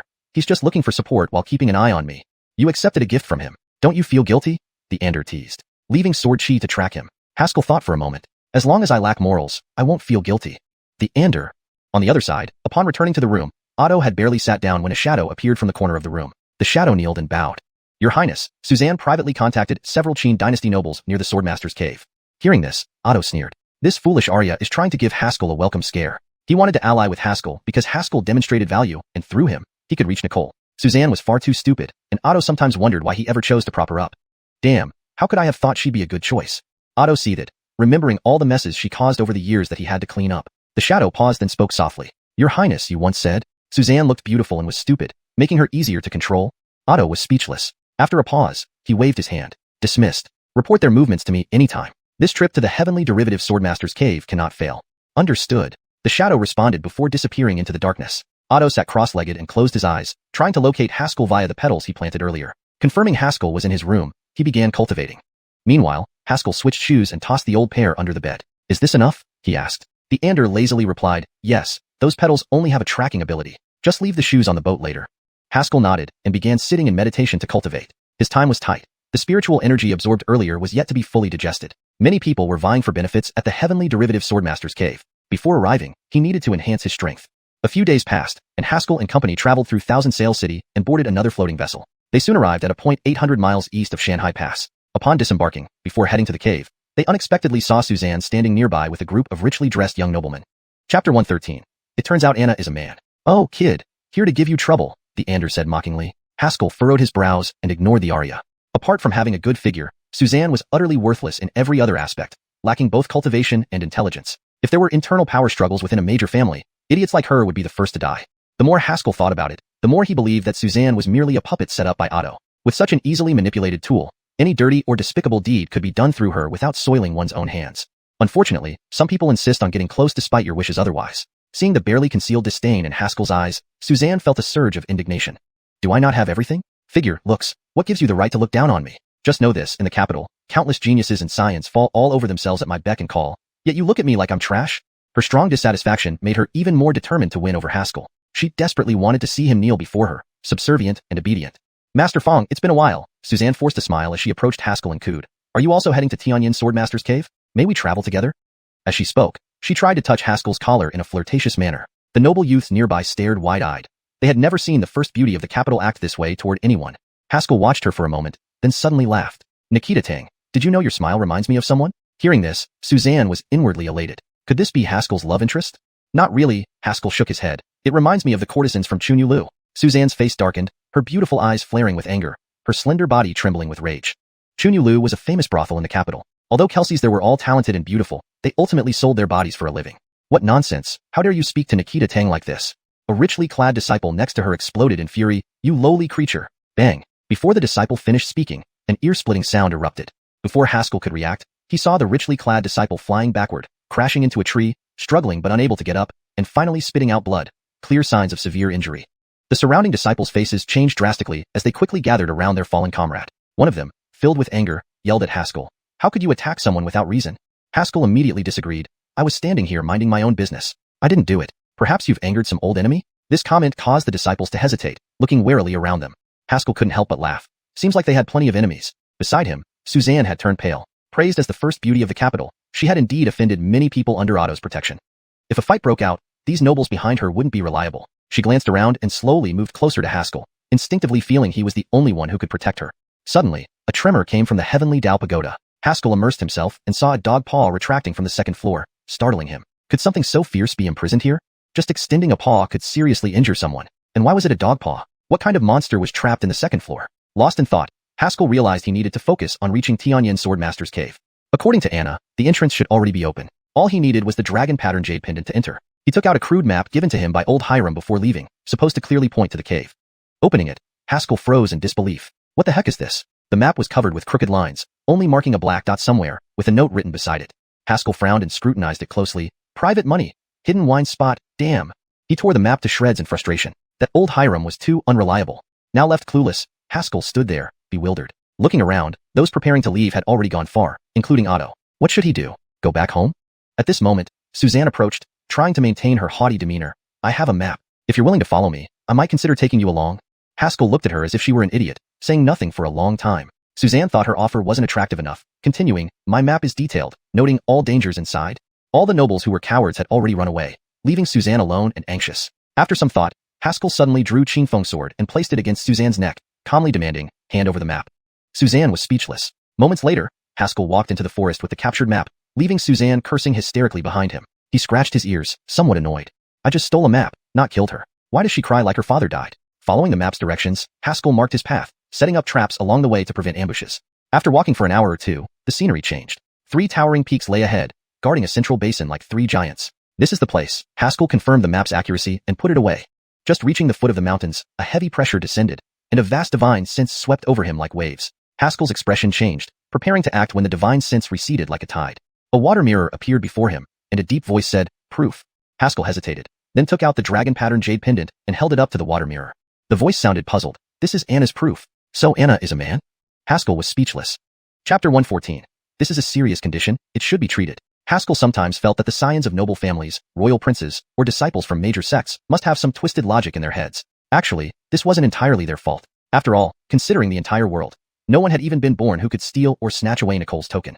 Naturally, they assumed that whoever possessed the token was Nicole. Suddenly seeing a man with the token, though bizarre, wasn't particularly strange compared to Nicole's legendary history. I'm her close friend. She couldn't come, so she gave me the jade pendant, Haskell explained seriously. All right, come in then, said the voice on the other side. The water mirror dissolved like ice. Just before it vanished, Haskell heard murmurs about Nicole actually having good friends. He shrugged and walked into the valley. These 3 peaks resembled the legs of a tripod, enclosing a vast basin or valley in the middle. The moment he stepped into the valley, the crimson small sword inside him began to tremble violently as if drawn by something, almost slipping out of his body.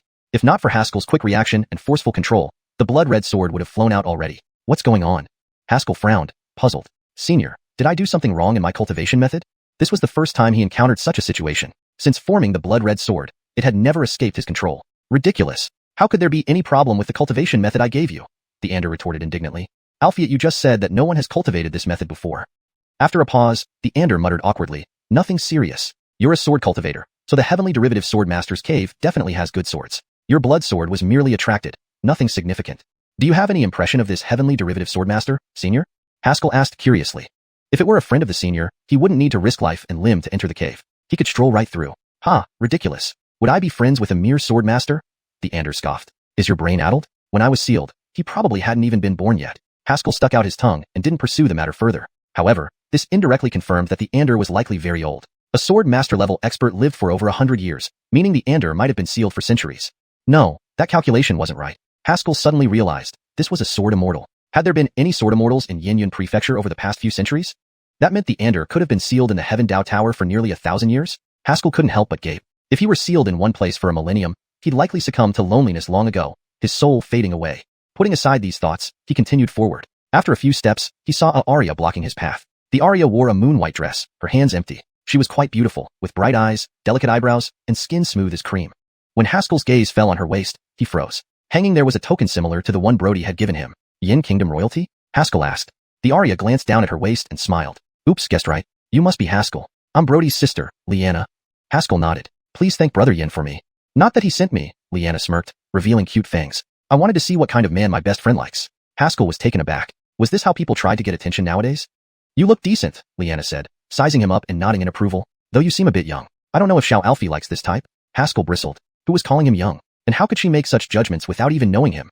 Alfie at the mention of Xiao Alfie made Haskell realize this was a friend of Nicole. In fact, I didn't want to come either. But since this is Yin Kingdom territory, as a princess, I should check things out, Leanna said, shrugging. Follow me, let's tour around. They ventured deeper into the valley. Along the way, Leanna informed Haskell that the heavenly derivative sword master's cave had attracted many visitors, mostly powerful figures from various forces. However, since only one sword master's cave existed, everyone agreed that only the younger generation could enter to avoid damaging it during conflicts. Passing through a narrow gorge, they emerged into an open area. On the expansive plain, large groups of people gathered according to their factions, with the smallest groups having 2 members and the largest possibly having dozens. At the end of the plain was a massive cave entrance, with a shimmering barrier visible at its mouth, occasionally displaying intricate runes. That's the heavenly derivative sword master's cave, Leanna explained. Many Transcendence Realm experts were dispatched to break the entrance's formation. Haskell scanned the area. There were indeed numerous powerful presences, mostly congregating near the cave entrance, clearly working on cracking the formation. Are people from various countries here? Haskell asked curiously. Leanna nodded. Pretty much. Except for those faraway forces who haven't arrived yet, most of Xianyun Prefecture's factions sent representatives, including several names from the Genius Hydurst. Genius Hydurst? That's Xianyun Prefecture's list of geniuses, divided into 2 categories based on Lesser Grandmaster and Grandmaster levels, Leanna clarified. Next time, you should be listed too, now that you're in the Transcendence Realm. How many people are on the list? Below age 25, there are 100, ranked by age and potential, not just current strength. Haskell nodded. Hydurst didn't matter, fighting ability did. Suddenly, an obnoxious voice interrupted them. Well, Leanna, you came back. I thought I wouldn't see you again once you left. A lecherous-looking man sauntered over, his eyes full of lust. Tonight, we can finally enjoy 9 spring nights together. His words dripped with lascivious intent. Leanna's eyes narrowed, a murderous intent forming. Alfie then Haskell interjected. 9 spring nights? Fellow, premature ejaculation is a serious condition. Happily, I know a famous doctor. Let me introduce you. Hashtag chapter 115. The Swordmaster's Cave opens. The man stood still for a moment, digesting what Haskell had said, before bursting into anger. You dare to insult this prince? Is this prince even you? Haskell was equally shocked. Which country has a ruler so careless? This time the man didn't get angry, but instead looked proud. I am Finley, the eldest prince of the Qin state. See me and kneel at once. Haskell thought for a while, and then spoke slowly. Actually, I'm a fortune teller, known as Divine Seer. Would you like me to read your fortune, your highness? A fortune teller? Finley was momentarily confused by this proposition. Then read my fortune. Haskell sized him up. Your majesty, I see a dark cloud over your forehead. There might be bloodshed ahead. Finley froze, then flew into rage. You dog-like wretch. Bang. A heavy thud echoed through the ground, drawing curious glances from everyone nearby. There was a deep pit on the ground with Finley lying in it, blood pouring out of his mouth. He was clearly gravely injured. Your Highness. Someone attacked His Highness. Quickly protect him. Who would dare? The Qin guards rushed over, surrounding Finley while looking warily around them. The guard captain stepped forward, his long sword drawn, its cold blade gleaming. Bold fool. How dare you attack our prince publicly? Haskell looked innocent. Don't accuse me wrongly. I haven't laid a hand on anyone. Ask those around if you don't believe me. In the heavenly Dao Tower, Dogclaw shuddered slightly, seemingly aware he was being framed. The guard captain faltered. He thought about it. Asking around meant dealing with representatives from various powerful factions, something a mere guard couldn't do. Indeed, not just him, but no one had seen what happened. They only saw Finley fly backward mid-sentence. If Haskell had acted, his movements should have been visible. Albeit they saw nothing. That's what made it most bizarre. The guard captain hesitated, then noticed Haskell pointing behind him. Would you check on your master? Finley felt furious. You bunch of fools, forgot I'm injured? These idiots were too busy investigating who did it that they ignored their prince. The guard captain hurried over, along with other guards, to urgently tend to Finley. I told you I'm a divine seer, Haskell shrugged, noticing all eyes on him. He smiled and waved. Ladies and gentlemen, I'm Yin Yun's divine seer. Divination, astrology, matchmaking, I do it all. If you need any help, find me. Most people lowered their heads silently, and none approached. Haskell was puzzled. Why are these people so unappreciative? Duh, what if you predict bloodshed again? Leanna retorted sarcastically. Oh yeah. Haskell smacked his chest, regretting his mistake. Damn it, I should have predicted good luck. Leanna led Haskell to the Yin State's camp, where 4 tents were set up, each accommodating 3 people. Haskell observed the area. There were dozens of factions present, and the Yin delegation wasn't small. The largest group was the Qin State, likely demonstrating their strength, sending nearly 60 members. Dozens of tents bearing Qin's emblem stood prominently in the open field. Finley was being carried into one for emergency treatment, with guards bustling around him. Their job was to protect the royal Qin family. If Finley met his end here, considering Qin's king's temper, none of the guards would escape execution. Entering the tent, Haskell ran into an old acquaintance. Surprised? Happy? Brody opened his arms wide, ready to embrace his long-lost friend. Haskell held him off, saying helplessly, as a Yin State prince, shouldn't you focus on cultivation instead of making noise? Brody retorted, didn't you come too? Ha, I'm a transcendent sword cultivator, peerless among my peers. Haskell laughed coldly. Brody was silenced by this barrage of titles, but eventually mumbled, I'll also break through soon, catching up to you. Sure, hope you reach Transcendent Realm by next year, Haskell said bluntly, exposing Brody's delusion. In the capital, despite focusing on cultivation, Haskell still kept tabs on his friend's progress, particularly Brody. He had only a few friends, namely Brody and Reggie, a 30-year-old. Brody planned to form an invincible pavilion, but his cultivation level wasn't high, barely passing pre-examination standards. Even though he could match Haskell at the 3rd Heaven Realm, he wasn't that strong. Note, Shantan Thancheng Tan is translated as 3rd Heaven Realm to maintain consistency and fluency in English. After some time, he had barely reached the 6th stage of Innate Realm, still far from the 1st realm of Lesser Grandmaster, which is the Transcendent Realm. Do you think everyone can cultivate as fast as you? Brody grumbled. I can't figure out why you became so strong so quickly. I'm a genius, Haskell replied nonchalantly, changing the topic. By the way, who's going inside from your side? He avoided discussing his cultivation, hiding his lack of a dantian and adhering to the Anders warning never to reveal the sword tomb technique. Brody pointed to himself. Me and my sister. Only 2 of you from the entire Yin State? Haskell gaped. Isn't your Micah brother trying to get you killed? Roll away. Dogmouth spits no ivory, Brody scoffed. Each faction can only send 2 people. Otherwise, there'd be chaos, and no one would get anything.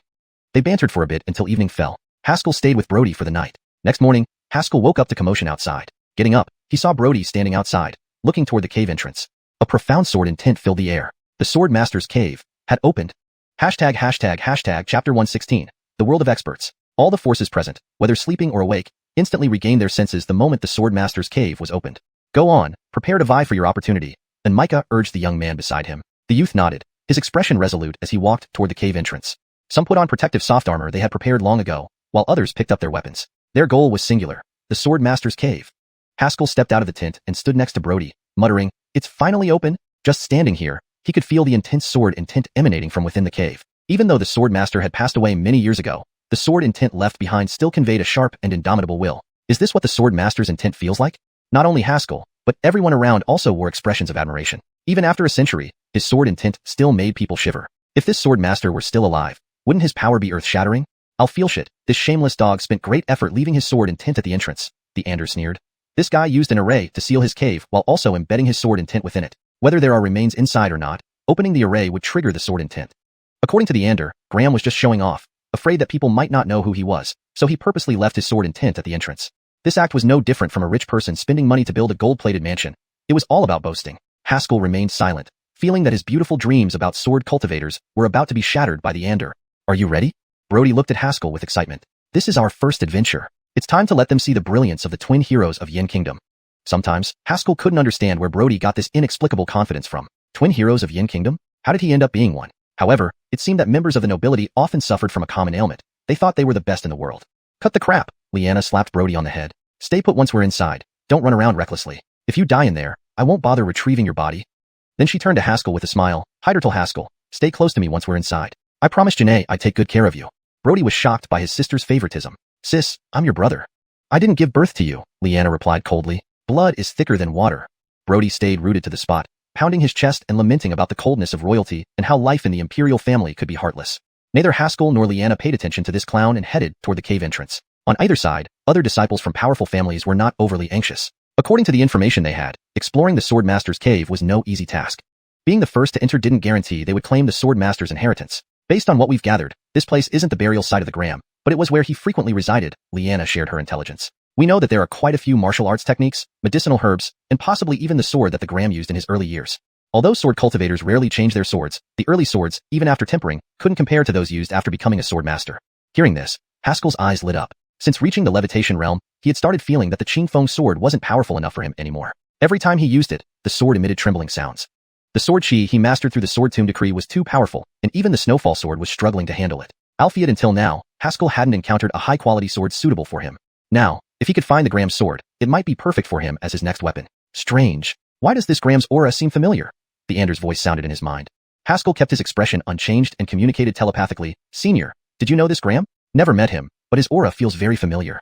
The Ander's voice grew softer. Let me think. This guy's sword intent always makes me feel like hitting him. Haskell. What kind of strange custom was this? Could this be the legendary rivalry among professionals? You, a mighty sword immortal, shouldn't be squabbling with a sword master, right? Upon reaching the cave entrance, Haskell felt the sharpness of the sword intent even more intensely, as if someone was pointing a long sword directly at him. The three exchanged glances, took a deep breath, and stepped into the cave. Blinding white light flashed, and after a few moments, the scene gradually became clear. Before them was a long, dark passageway with flickering candlelight along the stone walls, stretching into the darkness. Earlier arrivals had also gathered at the entrance, none daring to take the first step. The Swordmaster's cave. Who knew if it had defensive mechanisms? Why don't we send one person from each group to scout ahead? A martial artist suggested. This proposal was met with agreement, and soon a reconnaissance team was formed to go ahead and clear the path for the rest to follow. The crowd followed the scouting team forward, Brody observing the surroundings curiously. Does the Swordmaster's cave look this simple? It seems somewhat plain.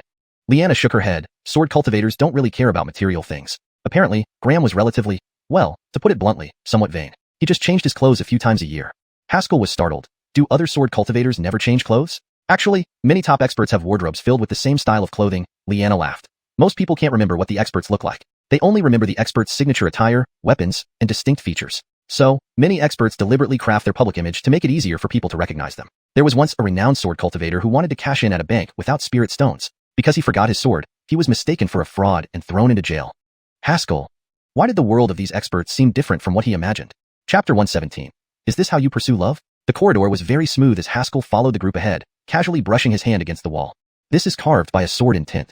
The Ander said with a tone of mockery towards someone's foolishness. This Fernando likes to show off so much, making such a grand fuss. It feels strangely familiar. Haskell sighed. Senior, you've been saying it feels familiar for quite some time, yet you still can't recall anything. The Ander seemed somewhat helpless. You understand I'm already very old, right? Old people tend to have unclear memories. Alright then, take your time, senior. As they explored along the way, no dangers appeared. Gradually, everyone relaxed and started chatting idly. I've heard that the Fernando collected a lot of treasures in his cave abode back then. We might find a few this time, a young man said with a smile. Otto was also in the group and sneered upon hearing this. Wallace, stop trying to get information out of us. Do you not know what's inside this cave? What are you talking about, your highness Shangguan? I merely want to share information with everyone, Wallace shrugged. Humph. If there's any danger, you'll be implicated. Leanna retorted coldly, seemingly hating Wallace too. The atmosphere in the corridor instantly became tense, as if everyone was targeting Wallace. Although Haskell had been in the capital for some time, he was still not familiar with the various factions. Understanding to their pointed remarks, he felt puzzled. That Wallace is a psychopath, Brody explained in a low voice. He used to be disowned by his family. He lived a miserable life within the family, and even a guard could scold him at will. Okay. Haskell nodded. And then? Brody shrugged. Then he killed everyone in the family. Haskell was stunned. What the hell did you leave out in the middle? Under Haskell's persistent questioning, Brody recounted the events, revealing about 70% of the whole story. Back then, Wallace was the illegitimate son of the head of the Fu family and a servant. Despite the head's reluctance, since he had no heirs, he reluctantly acknowledged Wallace. Even after becoming the legitimate heir, Wallace's treatment remained poor. He lived a humble life with his mother, while his father ignored them completely. When Wallace was 6, the wife of the head gave birth to a son, and the head named the newborn as the young lord. From then on, Wallace fell into disgrace and faced relentless bullying from relatives seeking favor with the lady. Normally, Wallace would die a tragic death with his mother in a corner of the Fu household. However, on the day of his 18th birthday, during the patriarch's celebration, Wallace revealed his floating realm cultivation and slaughtered all attending Fu family members, seizing control. It was only learned afterward that Wallace began cultivating at the age of 10. On that birthday, he poisoned the stronger members of the family before massacring everyone. Tsk, a true hero of the age, the Ander remarked. If this person continues to grow, no one in the world could restrain him. Haskell was struck with awe. In Brody's calm recounting, he could imagine the overwhelming sea of corpses and blood when Wallace killed everyone in the Fu family. Remember, Wallace attained the floating realm entirely through self-discovery without any guidance. Although Haskell progressed rapidly, he had multiple supports aiding him. If placed in Wallace's position, he doubted he could reach the floating realm by 18. Alphiet, why does this make him a lunatic? Haskell frowned. At most, it proves he's a genius. Let my sister explain this to you. Brody pulled over Leanna. Aileen, tell him. Leanna, still annoyed from clashing with Wallace, grumbled but complied. About 3 years ago, we were exploring a cave. For reasons unknown, he actually killed everyone else in the team. Crazy, Grimes K remarked. So what happened next? 4 of us died, and the rest managed to escape, Leanna said bitterly. Yet somehow, this guy escaped our encirclement. Haskell glanced at Wallace, impressed despite himself. Wallace's face looked harmless and innocent, unlike someone capable of such ruthless acts. Noticing Haskell's gaze, Wallace turned slightly, their eyes meeting. He stared for a moment, smiled faintly, approached Haskell, and extended his hand. Hello, Fu family's Wallace. May I inquire your name? Startled, Haskell returned the gesture. Haskell from Xiuxian Academy. Pleasure to meet you. Wallace smiled warmly. I've heard of you. Really? Haskell felt a chill down his spine under Wallace's stare. Well, thank you for the attention. Wallace kept staring for a while before suddenly saying, if you return alive, tell Carnell I'll visit him later. Hearing the familiar name, Haskell froze. What relationship do you have with Brother Haideru? Close friend, Wallace paused, smiling widely at Haskell. A very close friend. Looking at this perpetually smiling face and recalling Carnell's demeanor, Haskell inexplicably felt an odd harmony between the two. Don't look, kid. That guy placed a charm order on you. The Ander snapped irritably. Damn, there are still charm masters around? What? Haskell was shocked. Where's the charm order? What is a charm order? Look for yourself. Haskell, walking while focusing inward, entered the heavenly Dao Tower. The darkness in tower remained unchanged. The Ander sat cross-legged before the tower, holding a glowing ball of light with one hand. So, this is a charm order? Haskell examined the ball closely. The Ander nodded. This is a heart charm, generally with a single function but astonishingly effective. What does it do? The Ander gave him a strange look. This charm order will make you fall madly in love with him. Haskell gasped. Is pursuing love really this violent now? Chapter 118. Talisman Master. On Yin Yun continent, besides traditional martial artists like Arwen the monk and Jeremiah the Taoist priest, there were other less common practitioners from strange sections. The Talisman Master was one of them. The most distinctive feature of a Talisman Master is their ability to use talismans to enhance various aspects of their bodies, the Ander explained. Most Talisman Masters practice talismans that boost stamina, speed, and strength. It's like giving themselves a temporary buff when fighting. Huh, senior, what's a buff? Haskell asked curiously. Oh right, you wouldn't know. The Ander replied. It means beneficial effects. For example, if a normal punch has 300 pounds of force, if a Talisman Master uses a strength-enhancing talisman, it might increase to 600 pounds per punch. Haskell was startled. So that doubles the power. How can anyone fight against that? Don't worry, attributes like strength still depend on one's physique. The Ander said casually. If your body isn't strong enough, even with enhanced strength, while it can hurt others, it will also cause significant injury to yourself. This was easy to understand. Just as when Haskell used the King of Hell strike, though he could unleash power beyond his realm's limit, his body couldn't withstand the burst of sword chi, and he would be injured as well. Alphiet, senior, why do I feel your choice of words is so distinctive? Haskell puzzled. I've never heard anyone use these terms before. Heh, this supreme being has vast knowledge, understanding both ancient and modern things. Should I also tell you about mastering 5,000 years of knowledge? The Ander sneered. Worrying about this is a waste of time. You should focus on thinking about what Jim is up to. Haskell nodded seriously. Right. Why did he cast the Heartseed Talisman on me? Talismans can generally be categorized into 3 types. Encyclopedic talismans, donghua talismans, and Heartseed talismans. Encyclopedic talismans are functional ones, like invisibility, flying, or walking through space, all fall under this category. Donghua talismans are enhancing talismans which boost the user's abilities. The effect depends on the creator's skills and the user's physique. A weak physique won't withstand an amplified tenfold strength, leading to bodily collapse. Heartseed talismans are the most mysterious, acting directly on the mind and capable of controlling others. The Ander explained further, then mused, perhaps Jim fancies men and has taken a liking to you? Haskell. Instinctively, he moved away a bit. Jim saw this and felt confused. His Heartseed talisman should have worked by now, but why did this person seem to hate him even more? Alphiet, it seems like these talismans don't work on me? Haskell felt carefully. Is it because of my transparent sword heart? Of course not. Your transparent sword heart only breaks illusions. Nothing too advanced, the Ander said arrogantly. Obviously. It's because I'm in your body, seated at the heavenly Dao Tower. What talisman can compare to me with 2 great swords above my head? Haskell was astonished. Senior, do you mean those 2 swords are talismans? I thought you'd already figured that out. Teaching you is like hitting a brick wall. The Ander sighed exasperatedly. Talismans can appear in various forms. The Heavenly Dao Tower's 2 swords are unparalleled in the world, and any talisman is merely small fry compared to them. With the Ander's reassurance, Haskell felt relieved. Otherwise, suddenly developing feelings for a man without knowing why would be truly unjust. As they walked, Brody suddenly asked, "How long have we been walking?" Haskell estimated mentally, about half an hour. Seems a bit long. Brody? He turned around abruptly and found Brody had vanished. Brody? Haskell became alert, looking around. He realized many people had disappeared. What's happening? Where did everyone go? The candles flickered in the corridor, growing dimmer, shadows moving ominously nearby. Haskell clenched his fists tightly, breathing steadily, his mind clear. Just as darkness enveloped everything, a sudden presence rushed towards him. Ambush! Haskell threw a powerful punch at the approaching shadow. Ah! A familiar voice cried out, and Haskell quickly retracted his punch, lighting a candle from his storage ring. Liana squatted in front of him, hugging her knees, shivering. He hurriedly squatted down and asked anxiously, "What happened? Were you ambushed?" Liana lifted her head, eyes brimming with tears, cheeks flushed. "Ow, you hit so hard." "Sorry, I didn't realize it was you." Haskell helped her up awkwardly. "Where were you? Why did everyone disappear?" "This place is tricky. It looks like a corridor but has many side paths." Liana rubbed her nose gently, inhaling sharply at times. "The lamps induce hypnosis, and remnants of the creator's power remain. Those with lower cultivation will surely lose their way." "Our cultivation is low?" Haskell was surprised. "Well, compared to the heaven-derived sword master, our cultivation levels are quite low." Liana took a deep breath, feeling better. "I was misled for a while until I realized I had gone astray. Luckily, I marked my path, so I could find you." Haskell glanced at the corridor. "So, what should we do now?" "Keep going inward and find the others first." Liana led the way, hands behind her back. "I suspect Jim triggered some mechanism here on purpose. He kept chatting with us earlier, which felt off. Now I think he was trying to distract us." Haskell paused, then suddenly asked, "Do you know if Jim prefers men or women?" "Women, I guess. I haven't seen him particularly close with any Arya." Liana gave Haskell a strange look. "Wait, are you attracted to him?" Haskell. Chapter 119. Young and Reckless. Although Liana managed to find her way back successfully, it didn't mean that others could do the same. According to Liana, she was walking along when it felt as if she had inhaled some soul-losing smoke, suddenly losing all sense of direction.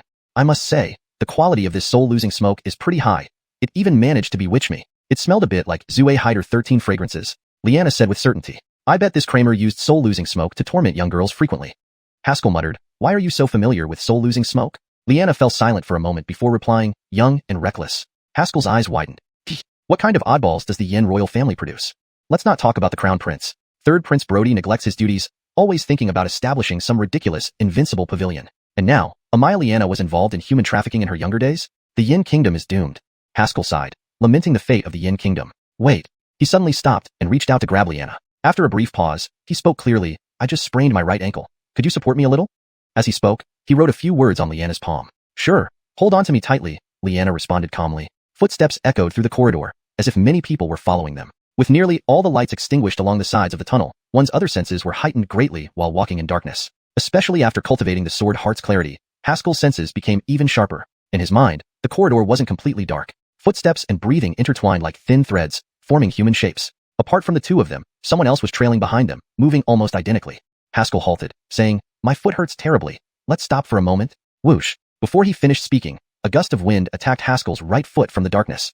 "I've been waiting for you," Haskell shouted, swiftly retracting his right leg. After a brief pause, he kicked backward fiercely. Bam! A powerful force erupted, slamming into the attacker with incredible force, sending him flying. At almost the same time, Liana rushed forward, listening for sounds in the darkness and attempting to seize the attacker. Haskell lit a fire stick to see the attacker's face more clearly. However, the attacker moved too quickly, retreating rapidly and disappearing into the darkness as soon as Liana made her move. "Did you see his face?" Haskell asked. Liana shook her head. "Too fast, but I think it's someone from Qin." "Why do you say that?" Haskell asked skeptically.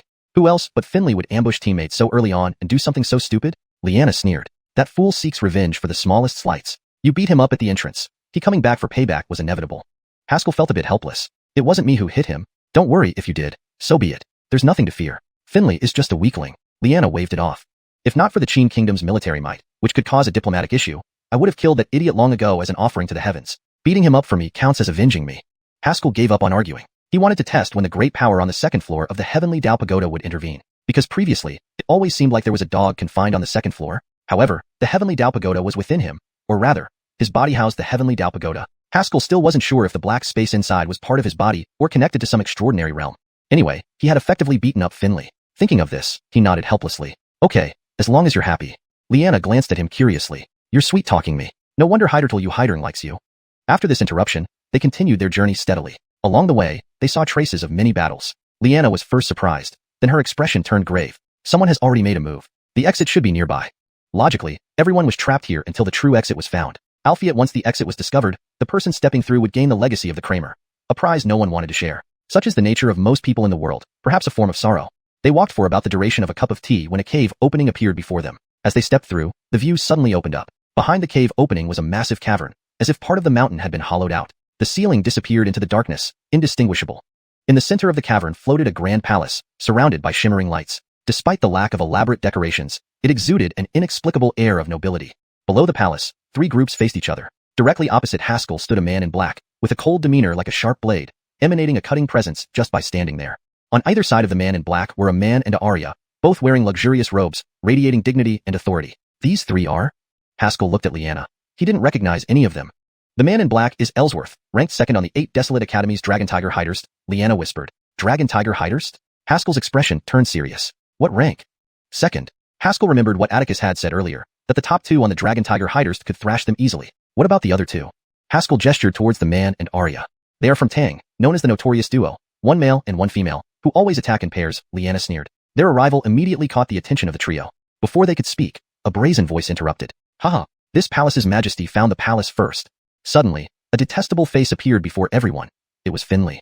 He looked around, only to realize people were already here. Surprised at first, he then leaped up and charged towards the floating palace. You keep fighting among yourselves. This palace's majesty is going to fetch the treasures. Laughing loudly, Finley dashed towards the palace. Moments later, under everyone's watchful eyes, he was blasted away by sword energy emitted from the palace, smashing forcefully into the cave wall. Everyone stared at him in stunned silence. How has this idiot survived till today? Chapter 120. The Fernando is still alive? Finley's arrival did not cause much of a stir among the group. After confirming that the palace didn't react in any other way, they refocused on their immediate concerns.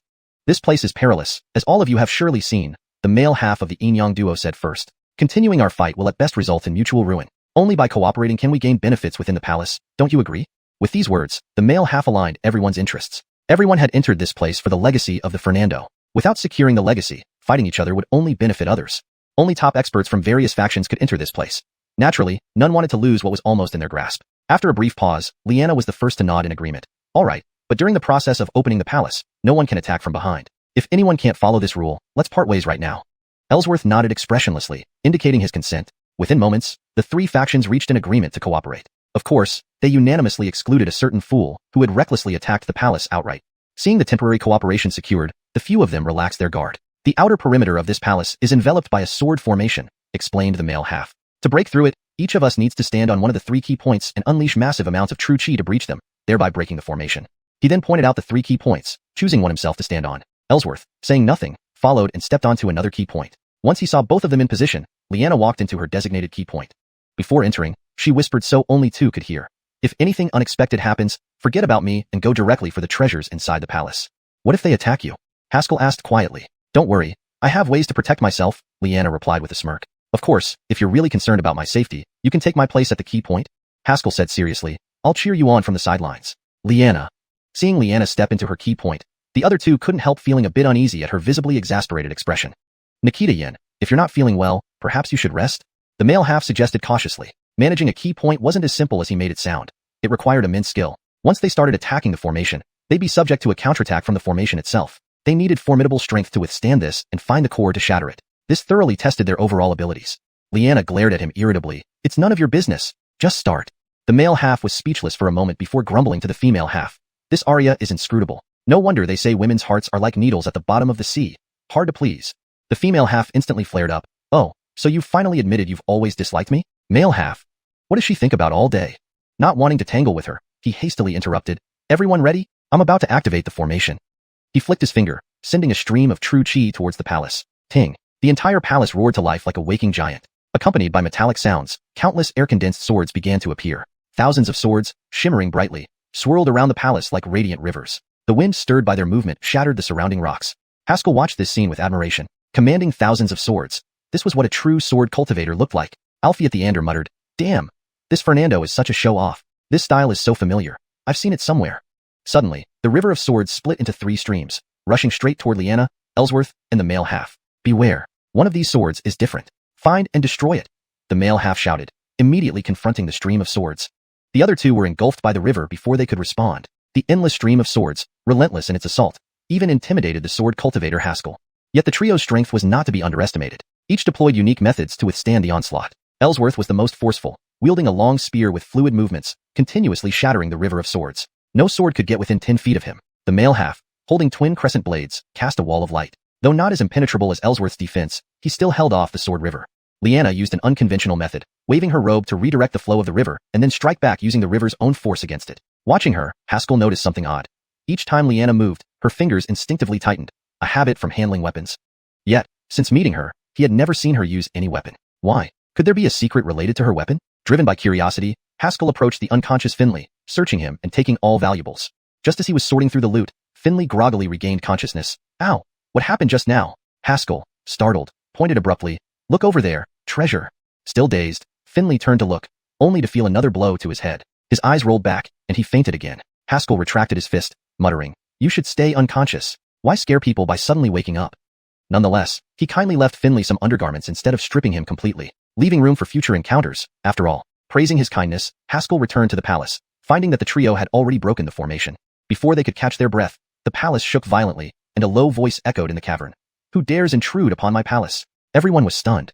Was the Fernando still alive? Chapter 121. Bragging invites punishment. The moment the array core was broken, the formation stopped functioning. The immensely powerful river of swords vanished from the cave, as if it had never appeared. Albeit what followed was a thunderous question that shook everyone to their core. Who has dared to intrude upon my abode? Including Haskell, everyone was utterly stunned. For a moment, they all stood frozen in place, too afraid to move. It wasn't because they were cowards. This scene was genuinely eerie. No, it can't be. Impossible. Liana frowned and whispered, "We've investigated many times. Leonard died long ago." The dual fiends nodded slightly. Indeed, Leonard was mortally wounded back then, and Micah witnessed his passing firsthand. There was no hope for him. Ellsworth remained silent, striking Finley with a burst of true chi. Finley let out an ouch, and sprang up from the ground, his face flushed with anger. Who dares hit me? Wait, why are you all standing still? I get it. You broke the formation but suffered heavy injuries. Ha ha ha, this is heaven's will. Haskell couldn't help but marvel at how Finley managed to concoct a plausible explanation so quickly for the current situation. It was indeed an impressive ability. Hemph, wait until I get the treasure, then we'll settle scores. Finley didn't forget how Haskell had beaten him earlier. He glared fiercely at him before leaping into the palace. The few of them looked up and waited in silence. Ouch, Senior, how could you still be alive? No, not that you should be dead. Stop hitting me. Senior, I'm sorry. Soon after, miserable cries emerged from the palace, followed by a loud bang. Finley was thrown out, landing on the ground like a dead fish. The palace fell silent once again, the overpowering sword intent gradually fading away. The palace contains the lingering soul of the Leonard, capable only of one strike, Ellsworth said calmly. We can enter now. Looking at his emotionless face, the others couldn't help but think of the saying, a barking dog doesn't bite. Ellsworth may be slightly less skilled than Stewart, but this guy excels in strategy, particularly in manipulating others, Liana whispered. Be careful later on, don't let him use you as a pawn. Haskell nodded. The previous incident had already raised his guard against Ellsworth. They floated forward and entered the palace. Just as they stepped inside, they paused. In the center of the palace, a man dressed in white sat with his eyes closed, his black hair moving without wind, radiating vitality as if he were alive. Is he dead or alive? Liana muttered. Ellsworth walked forward unperturbed and respectfully greeted, Junior Ellsworth, pays respects to Senior. The dual fiends leaned on each other, ready for any potential danger. However, the man showed no reaction, as if completely dead, oblivious to the outside world. Ellsworth hesitated, cautiously stepping closer. When the man remained motionless, he sighed in relief. The lingering soul has dissipated. It's just an illusion now. Everyone breathed a sigh of relief, knowing they wouldn't stand a chance even against the remnant soul of a swordmaster. Ely took out a portrait and compared it, nodding, it's Leonard. According to records, his palace should have a hidden chamber preserving his former spirit sword and martial techniques. They began searching the palace. The legacy of a swordmaster was enough to drive anyone mad. They soon found the entrance to the hidden chamber. It should be here. I sensed a strong force behind this wall, Ely said, patting the large wall. This is where we need to work together. The wall's thickness, combined with the protection of Leonard, was beyond any single person's capability to break through. Haskell was about to step forward when the mysterious voice in his head sounded. After listening to the mysterious voice, Haskell was surprised. Really? Just try it. My memory suggests it's like that, the Ander lazily replied. Besides, these fools will serve as minesweepers for you. Haskell thought it made sense, so he stepped back. Ellsworth noticed and a hint of disdain flashed in his eyes. At least he knows his limits. This guy has always thought you're overrated since you defeated the students of 8 Desolate Academy, Liana explained quietly. He looks down on everyone except Stewart and Anna. Naturally, he's unhappy that your reputation has surpassed his. Haskell raised an eyebrow, not expecting this seemingly indifferent man to be so envious. Then let's each send one person to blast open the door, Ely suggested. Ellsworth sneered, not necessary, I can handle it alone. Saying that, He approached the stone wall and pressed his hand against it, true chi surging around him. This guy wants to suppress you. Liana continued her psychological analysis. Psychological warfare, a method he often uses to win without fighting. Haskell stayed silent. If what the mysterious voice said was true, things were about to get interesting. Hey! Ellsworth inhaled deeply, shouted, and released a torrent of true chi like a surging river. Haskell's pupils constricted. This guy's strength was no joke. Even now, his power had reached the suspension realm. Moreover, he was likely holding back. Look! Female fiend exclaimed, pointing to the center of the hall. The previously unmoving Leonard suddenly stood up and slowly approached them. Everyone backed away, hearts racing, unsure why the residual image of the Swordmaster had moved. He stopped before Ellsworth, looking down at him. Even arrogant Ellsworth was shaken by facing such a formidable figure. He bowed respectfully, pays respects to Senior. Late Senior's greatness is admired greatly. If I could inherit your legacy, I vow to carry it forward. The Leonard gazed emotionlessly at Ellsworth and raised his right hand high. I've heard Leonard has a technique to pass on power instantly. Could he be about to do it now? Liana said, full of envy. This guy sure got lucky. Huh, is that so? Haskell grew more certain the mysterious voice was telling the truth. Then, under everyone's watchful eyes, the Leonard slapped Ellsworth across the face. Everyone was speechless. Chapter 122. Master? The slap sent Ellsworth flying through the air, spinning twice before he spewed blood and landed heavily on the ground. The entire grand hall fell silent, so quiet that a pin dropping could be heard. The scene was incredibly awkward.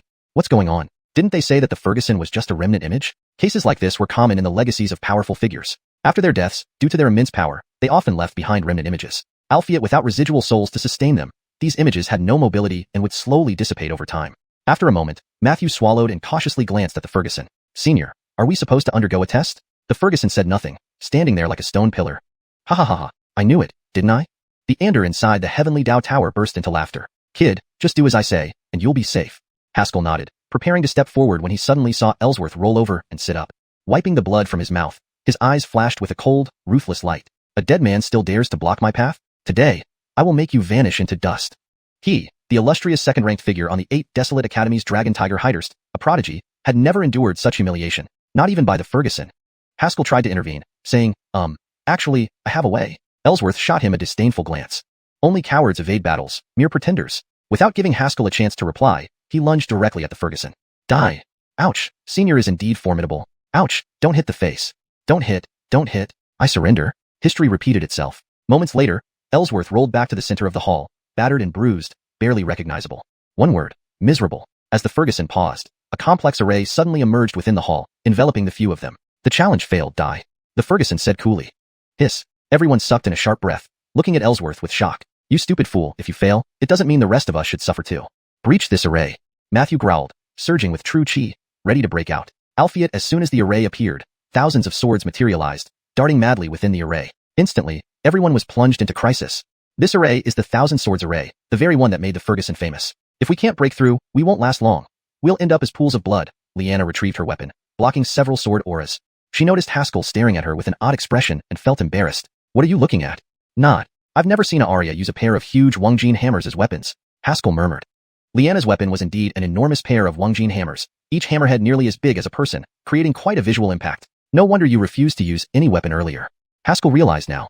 We can't afford not to use weapons anymore. The Thousand Swords Array is immensely powerful. This might be our toughest challenge yet. Liana's expression turned serious. Though the Ferguson was deceased, the power of the Thousand Swords Array he left behind was extraordinary. It was said that he once defeated 5 opponents with this array, showcasing its incredible strength. Trapped by the array, these less-than-great Grandmaster-level warriors faced near-certain death. Facing the overwhelming onslaught of sword auras, each displayed their skills, trying desperately to survive.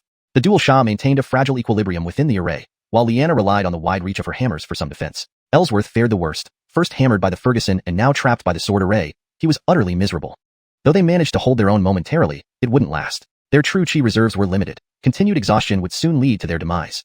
Blood-drinking demon blade. Matthew roared, releasing wild true chi as his crescent moon saber slashed out blood-red blade lights, only to be shattered by incoming sword auras. Liana swung her Wongjin hammers wildly, forming a golden halo that blocked a small vacuum area. I know you're a sword cultivator. Break the array quickly. Liana whispered. The array has weakened over the years. You should be able to split it. Sword cultivators were known for their fierce and lethal prowess. Among them, Haskell was undoubtedly the best bet. However, to everyone's surprise, Haskell ignored her advice and stared straight at the Ferguson, walking through the sword rain unharmed. Liana was stunned. What are you doing? This isn't how one goes to meet their death. The other 3 saw this, but didn't pay much attention to Haskell, thinking he was merely following along with no chance of survival. The next second, an astonishing scene unfolded. As Haskell approached, the sword auras withdrew, avoiding him like beasts encountering their natural predator. Liana even noticed a trace of fear and reverence in the sword auras. What's happening? Even the dual Sha noticed, dumbfounded, nearly impaled by the sword auras. This kid wasn't the weakest in cultivation, right? They thought Haskell only reached here by luck, piggybacking on Liana. Albeit now, it seemed he held the key to everything. Unseen by others, Haskell held a jade pendant tightly in his hand, tense. Senior, are you sure this won't cause problems? Of course not. I'm certain. Hurry up, this jade pendant can only be used a few times. Oh, okay. Under everyone's gaze, Haskell walked untouched to the Ferguson. Originally emotionless, the Ferguson trembled upon seeing the jade pendant, displaying emotions of excitement, surprise, reminiscence, and regret. Quite surprising for a remnant image. Perhaps this also indirectly proved the Ferguson's former prowess. Then, they saw tears stream down his cheeks as he knelt on one knee, clasping his hands together. Master! Liana?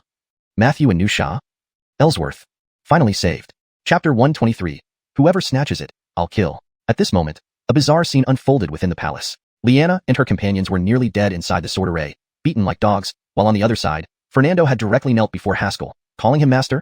The surreal nature of the scene left everyone momentarily unsure of how to react. Only Haskell and the Ander in the Heaven's Path Tower knew the reason behind this. Senior, so it was true what you said?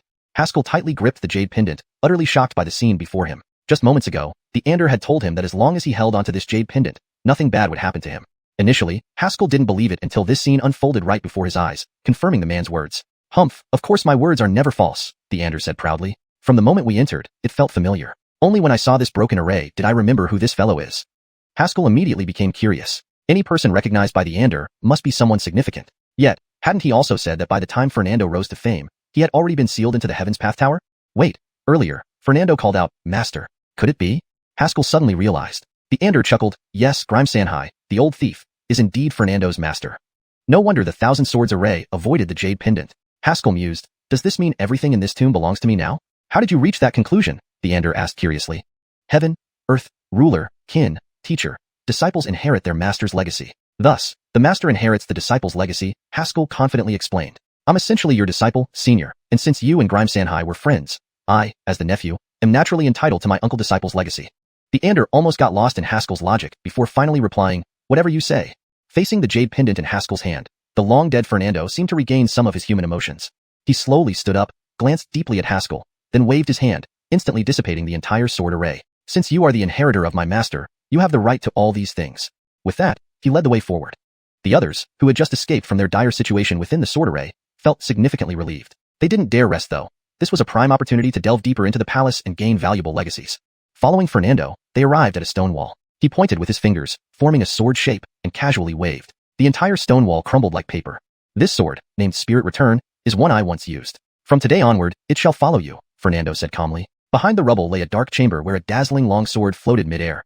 Upon seeing Spirit Return for the first time, Haskell felt as if the sword had a life of its own, its rhythm synchronizing with his breathing. With a gesture, Spirit Return turned into a stream of light and flew into his dantian.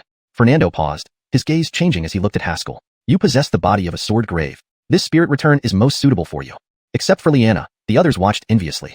That was the Sword Master once used. If this were outside, it would cause a bloodbath. And now this young man had obtained it so easily. Moreover, they deduced that Fernando wasn't recognizing Haskell as his master but sensed something precious on him, a relic of his former master. Although Fernando was powerful in life, his residual soul could only perceive the aura of his master and assumed Haskell was his heir, not specifically identifying his identity. The dual fiends exchanged glances, nodding slightly, as if making a decision. Liana, accidentally catching this, muttered, idiots, still daring to make plans? After completing his task, Fernando began to disintegrate, turning into a stream of light slowly dispersing in the air. Just as he was about to vanish completely, the dual fiends made their move. Boy, you can't keep this sword. Hand it over. Ely grinned maliciously, slashing with a crescent moon saber straight towards Haskell's dantian. His timing was perfect, striking just as Fernando was about to disappear. The only potential threat to everyone in the room vanished, and everyone's attention relaxed for a moment. At any other time, Haskell wouldn't be able to dodge this attack. Even if he survived, he would be gravely injured. Albeit unfortunately for them, Fernando had yet to fully dissipate. You scoundrel! With only half a head left, Fernando roared in anger, releasing a fierce sword intent that struck Ely like a tidal wave. Tui! Ely spewed a mouthful of blood and was hurled away like a rag doll, fate unknown. Exerting that last strike, Fernando completely dissipated. Haskell felt Spirit Return swirling within his dantian, feeling profoundly moved. He had done nothing and inexplicably obtained the greatest treasure in this cavern, truly unpredictable. You're quite capable, boy. Your luck isn't bad, Liana patted Haskell on the shoulder. This Spirit Return sword is probably the most valuable thing in this tomb. Never thought it'd fall into your hands. Thanks for bringing me in, Aileen Wuxia, Haskell bowed gratefully. You've got a bit of conscience. While they chatted, a thud came from a side chamber. Bang! Several figures burst through the wall, engaging in a brutal fight, seemingly over a martial technique scroll. Seeing this, Liana grew excited, ready to join in. Haskell quickly pulled her back. Aileen Wushuang, too many people are involved. Rushing in might be dangerous. Besides, he had already obtained spirit return. There was no need to risk more for a martial technique. That's the 8 Directions Cloud Gathering Sword Technique, a high-grade Earth-class martial skill, Liana exclaimed. It could fetch millions of gold in an auction. Haskell sucked in a breath, feeling his blood surge. 1,000,000 gold could buy a superior-grade spirit stone. Thus, this scroll was worth 1,000 superior-grade spirit stones? Before she could say more, Haskell charged into the crowd shouting, "Everyone, get out of the way! Today, whoever snatches this scroll, I'll kill them." Chapter 124, Tactical Master. Yan Yunzu once had a martial artist who specialized in human body studies and published an article stating that when a martial artist's life is threatened, they can unleash their hidden potential through overexertion for a short burst of power. During this period, it could be said that they could destroy anything standing in their way. Of course, this was a bit exaggerated, but there was no denying that everyone would unleash tremendous potential in the face of life and death crises. For Haskell, spirit stones were his lifeblood. With spirit stones, he could buy spirit swords to enhance his cultivation. Without spirit stones and spirit swords, he would be nothing more than a weakling for the rest of his life. So spirit stones equated to life. Now, with a high-level martial technique worth thousands of superior spirit stones before him, if someone tried to snatch it away, it would be like snatching away Haskell's life. This was a matter of life and death. So, Haskell immediately unleashed his powerful inch punch. In such close combat, the effectiveness of the inch punch was astonishing. Each punch could unleash all its power accompanied by Haskell's robust true chi, which could potentially kill lower realm cultivators. "Everyone, get out of my way!" Haskell roared, swinging his fist fiercely. The strong wind from his punch made everyone around him change their expressions. After the Iron Mountain training, Haskell naturally exuded a world-destroying aura when he struck, embodying his unique boxing intent. Seeing this, one martial artist growled, "I don't believe you're that powerful." He clenched his right fist and swung it recklessly, aiming to clash directly with Haskell. "Come on." Haskell laughed, striking straight forward without dodging. Bang! The two fists collided, generating an wuxing de qilong fanguan. That unnamed martial artist let out a tanjiao yisung, directly flew backward, his arm already twisted out of shape.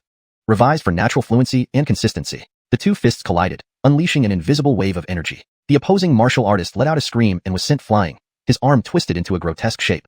Seeing this, the surrounding people looked at Haskell with a newfound respect. This guy's strength cannot be underestimated. With a single strike, Haskell repelled his opponent. Taking advantage of the momentary daze among the crowd, he leaped forward and seized the martial technique book. Seeing this, the surrounding martial artists rushed forward, attempting to surround and intercept Haskell. After landing, his true chi erupted, and an overwhelmingly powerful aura burst forth. "Who dares to fight me?" The translation accurately conveys the meaning of the original text, reads naturally in English, and maintains the confrontational and challenging tone of the character. His voice was like thunder, his momentum overwhelming, embodying the valor of a single man holding the pass, invincible against 10,000 foes. The crowd's expressions changed, instantly intimidated by the overwhelming aura that Haskell released. They hesitated on the spot, uncertain whether they should step forward or not. Beside him, Liana cooperated by taking out her heavy mallet and slamming it on the ground, creating a visually striking impact. "Humph, today I'll send all of you on your way with this hammer." This line can be revised to read more naturally in English while preserving the original meaning. "Humph, today I'll send all of you to your doom with this hammer." Or even more fluently, "Humph, today this hammer will be your ticket to the afterlife." Before she could finish her sentence, Haskell, without the slightest hesitation after his shout, turned around and ran. His movements were fluid and seamless, as if he had practiced them hundreds of times before. "Run! What are you all standing around for?" Startled back to her senses, Liana hurriedly followed suit. The group behind them exchanged bewildered looks. Events had unfolded too swiftly for them to react. "That kid is really strong. He actually broke that guy's arm with just one punch." "Indeed, he is very powerful. It seems that his punch already carries the intent of a master punch. He looks like he's not even 20 years old yet." Truly, the younger generation is pushing the older one aside. This line seems to be a standalone quote that doesn't fit into the flow of the narrative. To make it more natural and fluent in English, while still conveying the meaning, you could integrate it into the dialogue or narration more seamlessly. The younger generation really is taking over. Or, if you want to preserve the metaphorical nature of the original Chinese idiom, looks like the younger generation is truly surpassing the old. Choose the version that best fits the context and tone of the surrounding text. The crowd was left in awe of Haskell's power, which he had displayed in an instant, and they couldn't help but praise him. After a few moments, someone finally came to their senses. "Damn it, what are you all doing? The item has been stolen." Everyone suddenly snapped back to their senses. Hell, it's the martial technique. Given the context and tone of the narrative, this exclamation reflects surprise and urgency. The translation aims to convey the same emotion while ensuring it reads naturally in English. Alternatively, for a more colloquial and impactful version, "Damn, it's the martial technique." This preserves the raw emotion and urgency present in the original text. "Quickly chase him. That little brat actually dared to scare us. Go after him. Catch up and get that martial technique back." This revision ensures the translation is fluent and natural in English while accurately conveying the urgency and action described in the original text. A group of people roared and chased after the direction in which Haskell had fled. The two leaders moved with incredible speed and instantly caught up to Haskell and Liana. Note, the phrase "grab their tails" is not natural in English and may not make sense in the context. so it has been rephrased to convey the meaning of catching up to them quickly. Weren't you just saying that you would stand firm against all odds? Liana asked. Haskell chuckled. Do you really think you can take on dozens of people? You were all high and mighty just now. Liana rolled her eyes. Cough, cough, this is called tactics. Haskell said with a straight face. What do we do now? Liana was astonished. You didn't have a plan and just snatched the martial technique? To make it read more naturally in English, I've made some slight adjustments while keeping the original meaning intact. Liana was taken aback. You didn't even have a plan yet, and you still grabbed the martial technique? Nonsense, 1,000 high-grade spirit stones. Not taking it would be inviting a lightning strike from heaven. This translation conveys the meaning accurately while ensuring it reads naturally in English. The phrase inviting a lightning strike from heaven is used to express the idea of facing severe consequences for not taking the opportunity, which matches the tone and context of the original text. Liana almost spat out a mouthful of blood in exasperation. What the hell? Note. This is an edited translation to ensure it reads naturally and fluently in English while conveying the meaning accurately. The phrase Nidhogg is a colloquial expression of frustration or surprise, which can be translated to what the hell in English for better fluency. Are you this greedy for wealth? Improved version. Don't be so greedy. Note. The exclamation expresses strong disapproval or surprise at someone's greed. A more natural English expression would be don't be so greedy, which better captures the tone and meaning of the original Chinese exclamation. The two of them sprinted at full speed, fighting their way out, and in the blink of an eye, they had rushed out of the palace grounds. Just as they burst out, Haskell's expression suddenly changed. He shoved Liana aside and leaped to the side himself, shouting, "Get out of the way!" The sharp blade chi slashed through the air, narrowly passing by his shoulder, leaving a bloody gash on his shoulder. This was just the beginning. A flurry of sword beams followed in quick succession, resembling an endless downpour of rain, each strike coming right after the other, giving Haskell no chance to catch his breath. The sound of tearing cloth rang out repeatedly, interwoven with the sharp whistling of the blade slicing through the air, creating a unique symphony.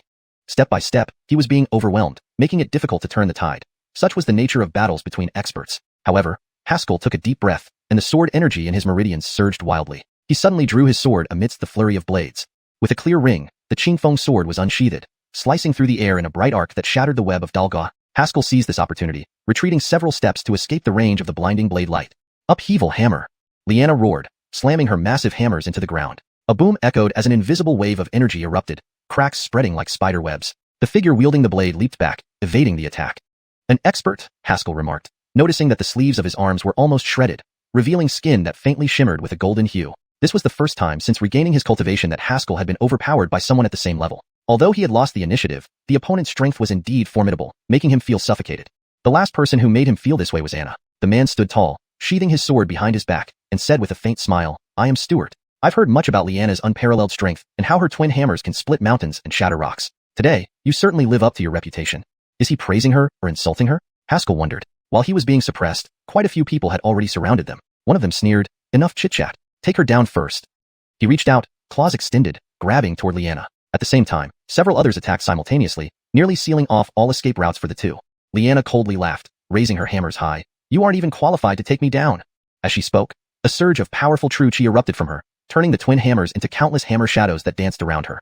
Several martial artists who charged forward were instantly battered into bloody, flying figures, clearly heavily injured. Haskell marveled. Impressive. Do that again and finish them off? Alfhiet turning his head, he saw Liana limply leaning over, weakly saying, "Forget it. Let's just execute the tactic." Tactic? What tactic? Run. The sound of tearing clothes rang out one after another, intertwining with the sharp and piercing sound of the blades cutting through the air, creating a unique symphony. Once at a disadvantage, it's incredibly difficult to turn the situation around. This is the nature of duels between experts. However, Haskell took a deep breath, and the sword chi in his meridians surged wildly.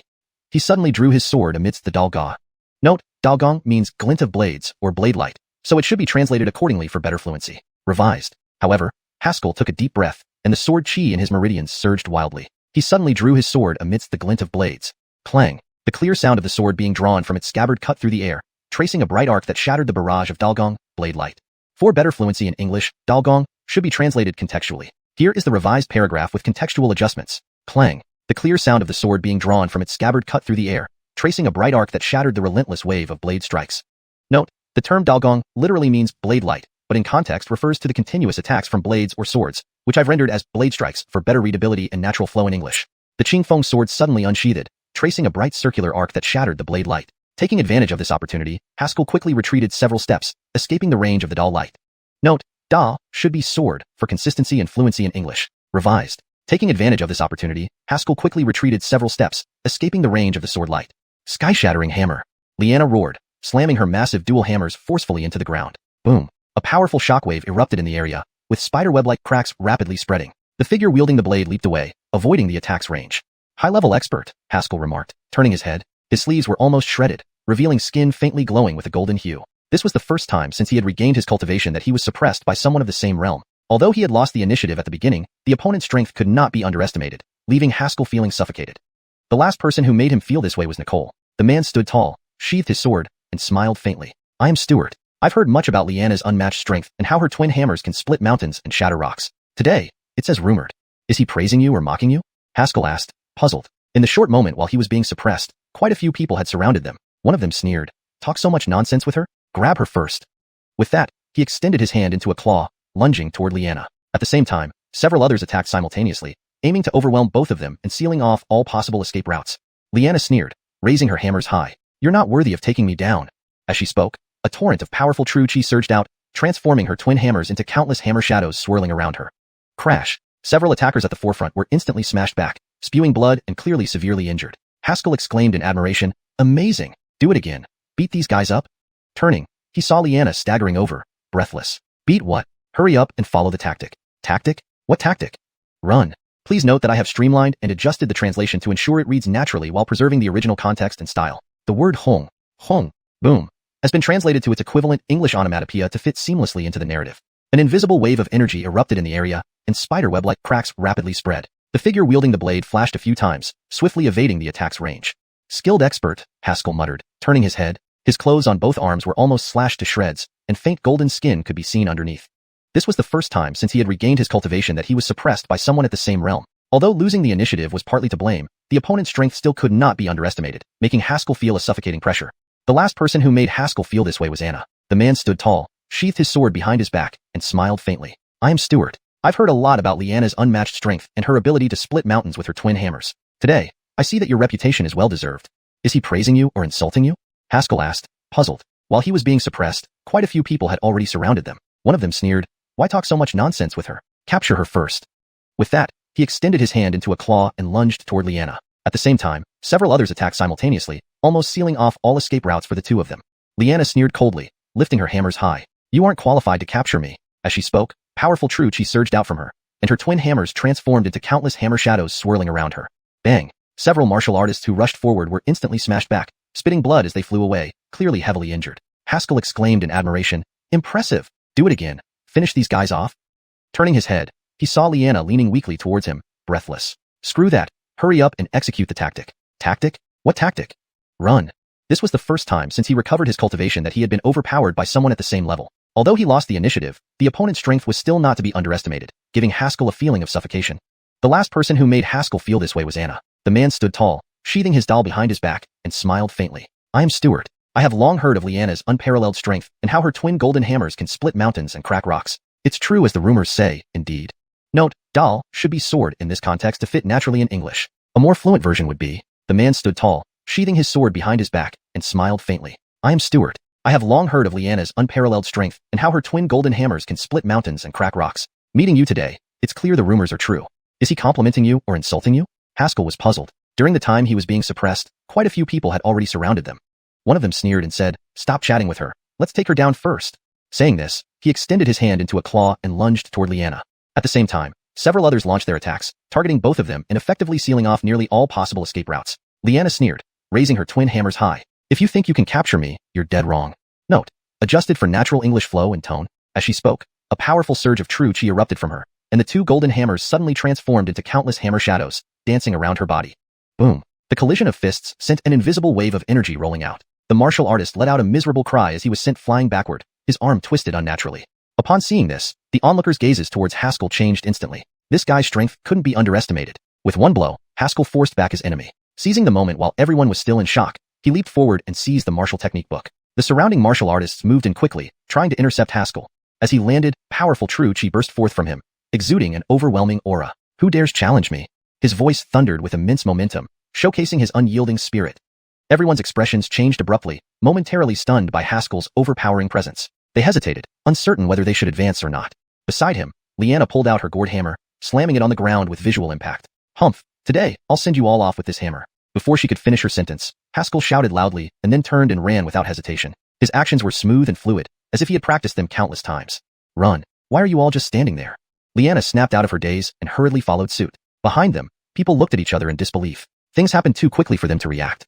That kid is really strong. He actually broke that man's arm with one punch. He is indeed powerful. It seems his fist already has intent behind it. Judging by his age, he can't be over 20.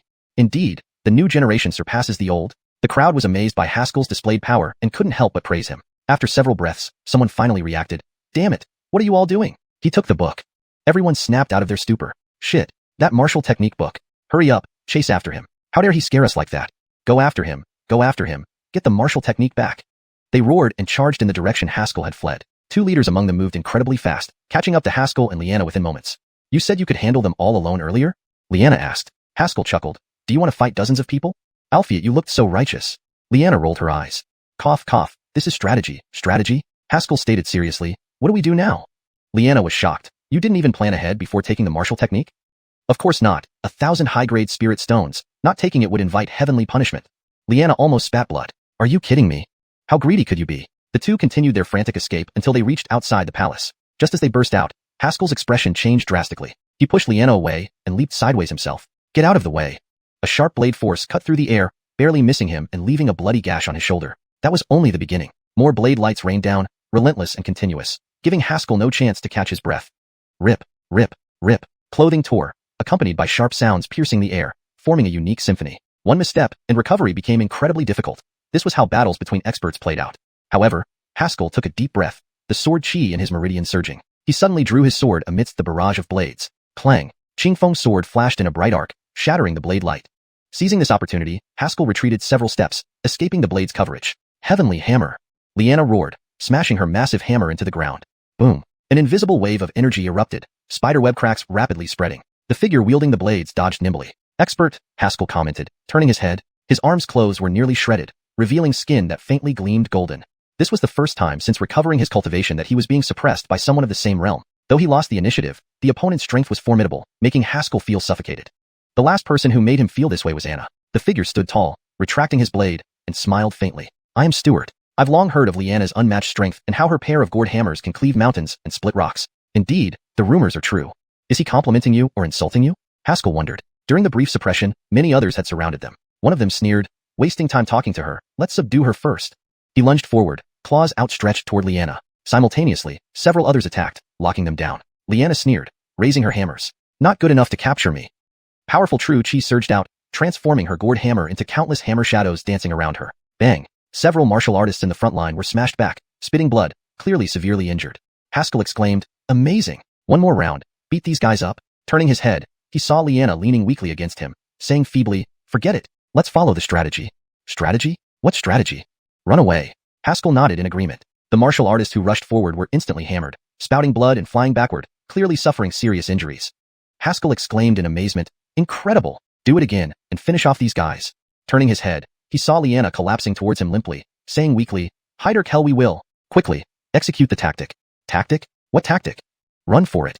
Turning his head, he saw Liana collapse against him, breathless and weak, muttering, forget fighting. Quickly execute the tactic. This revision maintains the natural flow and tone of the original text while ensuring it reads fluently in English. It also preserves the informal and urgent nature of Liana's dialogue. Tactics? What tactics? To ensure the translation accurately conveys the meaning, reads naturally, and maintains consistency. Haskell asked, confused, what tactics? This version provides context and reads more fluently in English. Let's run. To ensure the translation reads naturally and fluently in English while maintaining consistency in terminology and style, here is the edited version of the provided text. Chapter 124, Tactical Master. Yin Yunzhou once had a martial artist who specialized in human body research and published an article. It stated that when a martial artist's life is threatened, they can unleash their body's potential through short-term overexertion. During this period, it could be said that nothing can stop them. Of course, this is an exaggeration, but it is undeniable that everyone will tap into powerful potential when faced with life and death situations. For Haskell, spirit stones were his life. With spirit stones, he could buy spirit swords to enhance his cultivation. Without spirit stones or spirit swords, he would remain a failure all his life. So spirit stones equaled life. Now, a high-grade Earth-class martial technique worth over 1,000 high-grade spirit stones was right before him, and others were trying to snatch it away. This was akin to snatching his life. This was a life-or-death crisis. Thus, as soon as Haskell made his move, he unleashed the astonishingly powerful inch punch. In close combat, the effectiveness of the inch punch was incredibly surprising. Each punch delivered its full power, accompanied by Haskell's robust true chi. A single punch could potentially be lethal to someone of lower realms. Everyone, get out of my way. Haskell roared, fiercely swinging his fist. The formidable chin wind was like a blade, causing everyone around to change expressions. After undergoing Iron Mountain training, Haskell's punches carried an innate aura of destruction, unique to his boxing intent. A martial artist saw this, eyes flashing with determination, and yelled, "I don't believe you're so powerful." He then clenched his right fist and swung it fiercely, aiming to clash directly with Haskell. "Come on." Haskell laughed, charging straight ahead without dodging. Bang! The two fists collided, and invisible waves of air surged. The opposing martial artist screamed in pain, flying backward with a twisted arm. Seeing this, the surrounding people's gazes toward Haskell changed instantly. This guy's strength was not to be underestimated. With one strike, Haskell repelled his enemy. Taking advantage of everyone's momentary shock, he leaped up and seized the martial technique. As he landed, his true chi burst forth, emitting a formidable and invincible aura. "Who dares challenge me?" His voice was like thunder, and his aura was imposing, as if ready to stand firm against all comers. The crowd's faces changed, momentarily stunned by Haskell's overwhelming presence. They hesitated, unsure whether to step forward. Beside him, Liana cooperatively drew her golden mallet, slamming it to the ground for added visual impact. "Himph! Today, I'll send you all off with this hammer." Before she could finish, Haskell turned and ran without a moment's delay, as smoothly as if he had practiced it countless times. "Run! What are you waiting for?" Liana snapped back to reality and quickly followed. The group behind them exchanged glances, bewildered by how quickly things happened. "That kid is so strong. He broke that guy's arm with just one punch. He is indeed formidable. His punch seemed infused with boxing intent, and he doesn't look more than 20. Truly, the youth surpasses the old." The crowd was amazed by Haskell's strength and praised him endlessly. Several moments later, someone finally reacted. "What are you all doing? The item has been stolen." They suddenly came to their senses. "Damn, the martial technique. Hurry up, chase after him. That little bastard scared us. Go, go, go. Get the martial technique back." The crowd roared and rushed after Haskell's direction. Two of them were particularly fast, catching up to Haskell and Liana quickly. "You were boasting about being untouchable just now?" Liana asked. Haskell chuckled. "Dozens of people. You want to fight all of them? You acted so righteous." Liana rolled her eyes. "Cough, this is called tactics. Haskell said seriously. "What do we do now?" Liana was taken aback. "You didn't even plan anything before grabbing the martial technique?" "Fools rush in where angels fear to tread," Haskell replied sarcastically. Liana nearly choked. "How greedy can you be?" The two raced away, escaping rapidly until they reached outside the palace. Just as they emerged, Haskell's expression abruptly changed. He pushed Liana aside and jumped to the side himself. Dodge! Sharp knife-like chi sliced through the air, narrowly missing him and cutting a bloody wound on his shoulder. More attacks followed relentlessly, wave after wave, giving Haskell no chance to breathe. Swish, swish, swish. The tearing of clothes intermixed with sharp whistling sounds formed a unique symphony. Being pressured at the first step made it difficult to turn the tide. Such was the nature of battles between experts. However, Haskell took a deep breath, his meridians brimming with sword chi. He suddenly unsheathed his sword amidst the barrage of blade light. Clang! Qingfeng's sword flashed brightly, shattering the blade light. Seizing this opportunity, Haskell retreated several steps, escaping the range of the blade light. "Turn over hammer!" Liana roared, smashing her enormous hammers into the ground. Boom! An invisible wave of energy erupted, crackling like spider webs spreading across the ground. The figure wielding the blades leaped away to avoid the attack. "Expert," Haskell muttered, his sleeves nearly shredded. He could see the faint golden glow of his skin underneath. This was the first time since regaining his cultivation that he had been suppressed by someone of the same realm. Though partially due to being caught off guard, the opponent's strength was still formidable, making Haskell feel suffocated. The last person who made him feel this way was Nicole. The man stood tall, sheathing his sword calmly. "I am Stuart. I've long heard of Liana's unmatched strength with her golden mallets, able to split mountains and rocks. Today's meeting indeed lives up to the reputation."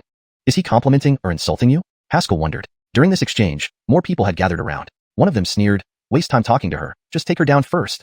With that, he lunged toward Liana, claws extended. Simultaneously, several others attacked from different angles, almost sealing off all escape routes. Liana coldly smiled, lifting her hammers. "Want to take me down?" "Not yet." Her powerful true chi surged, transforming her mallets into countless hammer shadows swirling around her. Bang! Several martial artists who rushed forward were immediately sent flying, spitting blood and clearly injured. Haskell admired. "Amazing! Do it again. Let's beat these guys up." Turning around, he saw Liana sagging, weakly saying, "Beat what? Execute the tactic." "Tactic? What tactic?" "Run." Please review this edited translation. ####Chapter 125, Jumping Off a Cliff. Lower rank Earth Tier Martial Technique, Dance of the Ages. Stuart praised. "Nikita Yin can actually execute a lower rank Earth Tier martial technique at the Suspended Realm. I am truly impressed."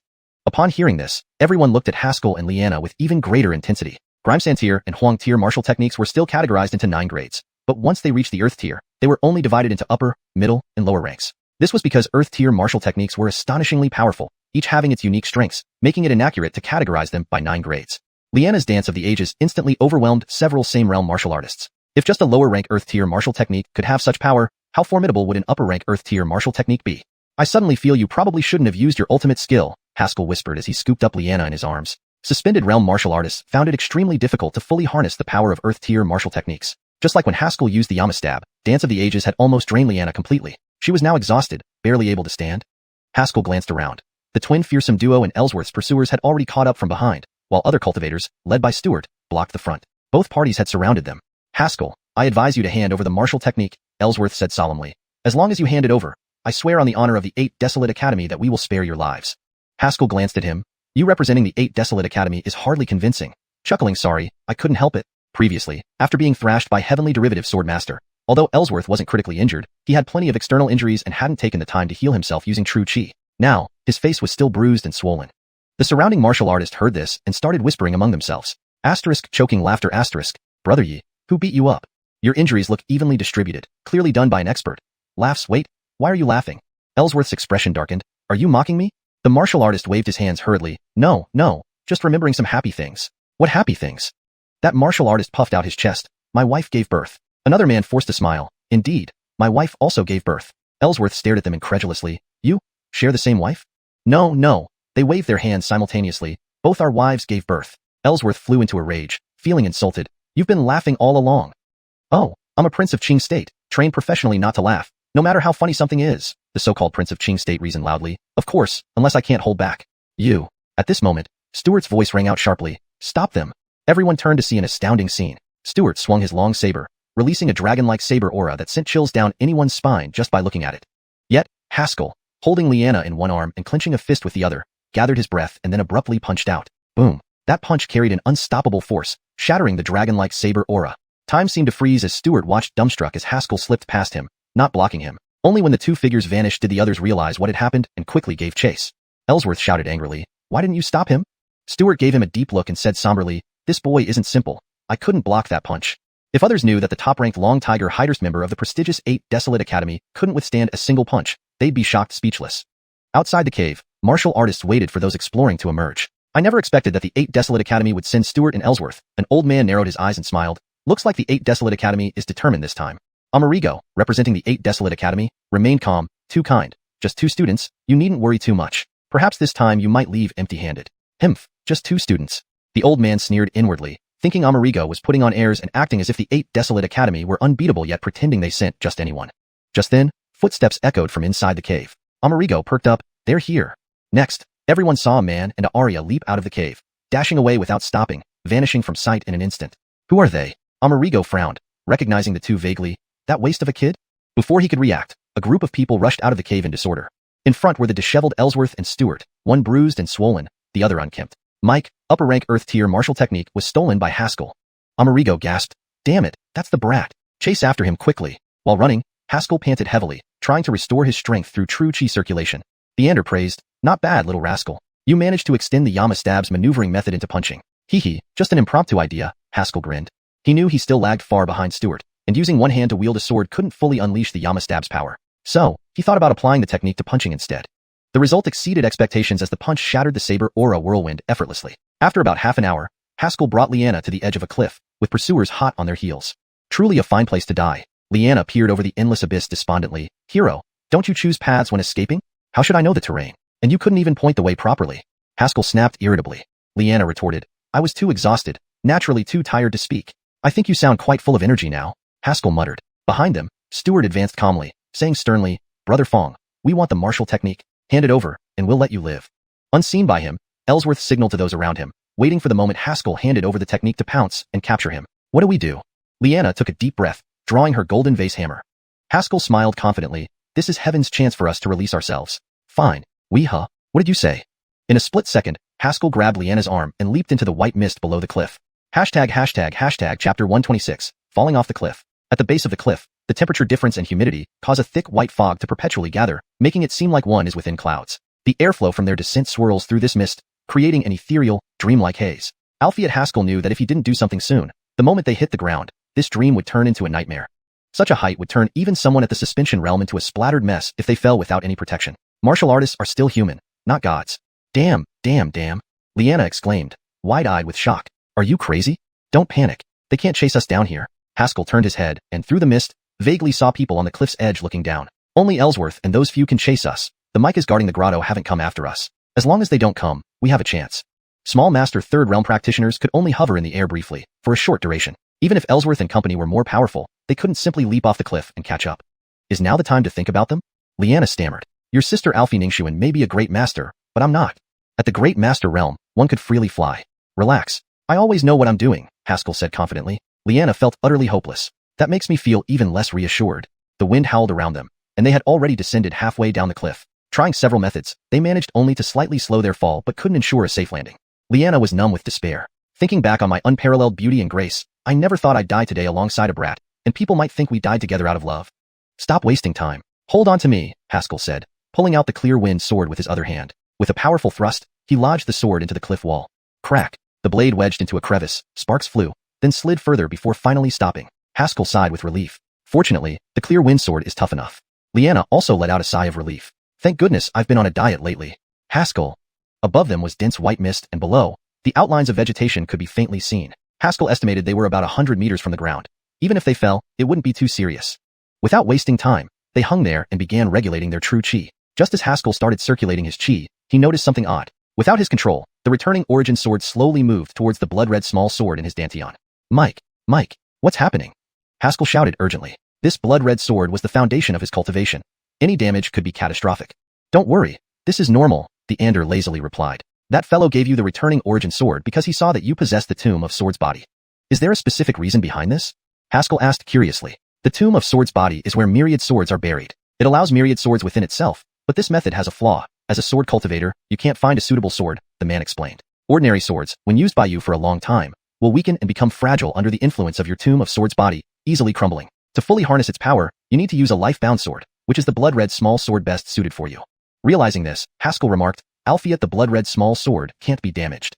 Yes, so it needs a carrier, a high-quality spirit sword. Once the blood-red small sword fuses with it, forming a single sword, that will be your true life-bound sword, the Ander smiled. The greatest advantage of the returning origin sword is that it lacks any inherent attribute, making it a very high-quality yet unremarkable spirit sword, perfect as a carrier for your life-bound sword. A surge of hope rose in Haskell. Does that mean I can boldly use the King of Hell's Thorn in the future? Just a few peanuts. Why get so worked up? The man scoffed. What limits you is your cultivation level. The life-bound sword is just part of it. Focus on absorbing spirit swords properly. So, if I use a sword for too long, it weakens? Can you give specifics? Haskell suddenly remembered. Well, it becomes prone to breaking, like this clear wind sword, the man replied. Haskell glanced at the sword, finding it quite sturdy. He even shook it vigorously. Crack! A sharp snapping sound echoed, and Haskell's eyes widened in shock. His hand went empty, and he plummeted toward the bottom of the cliff, dragging Liana with him. The Ander sneered. Didn't it break? The dense forest, shrouded in endless mist, welcomed two unexpected guests. Exhausted from using up almost all their true chi, they hit the ground with a deafening thud after brushing against branches and leaves. Ouch! My waist! Liana groaned as she struggled to stand. What's wrong with your lousy sword, breaking like that? Haskell couldn't explain it well and deflected the question. Where are we now? Liana examined the surroundings and pulled out a map from her storage ring, spreading it on the ground. We jumped from Red Cliffs Mountain outside Swordmaster Grotto.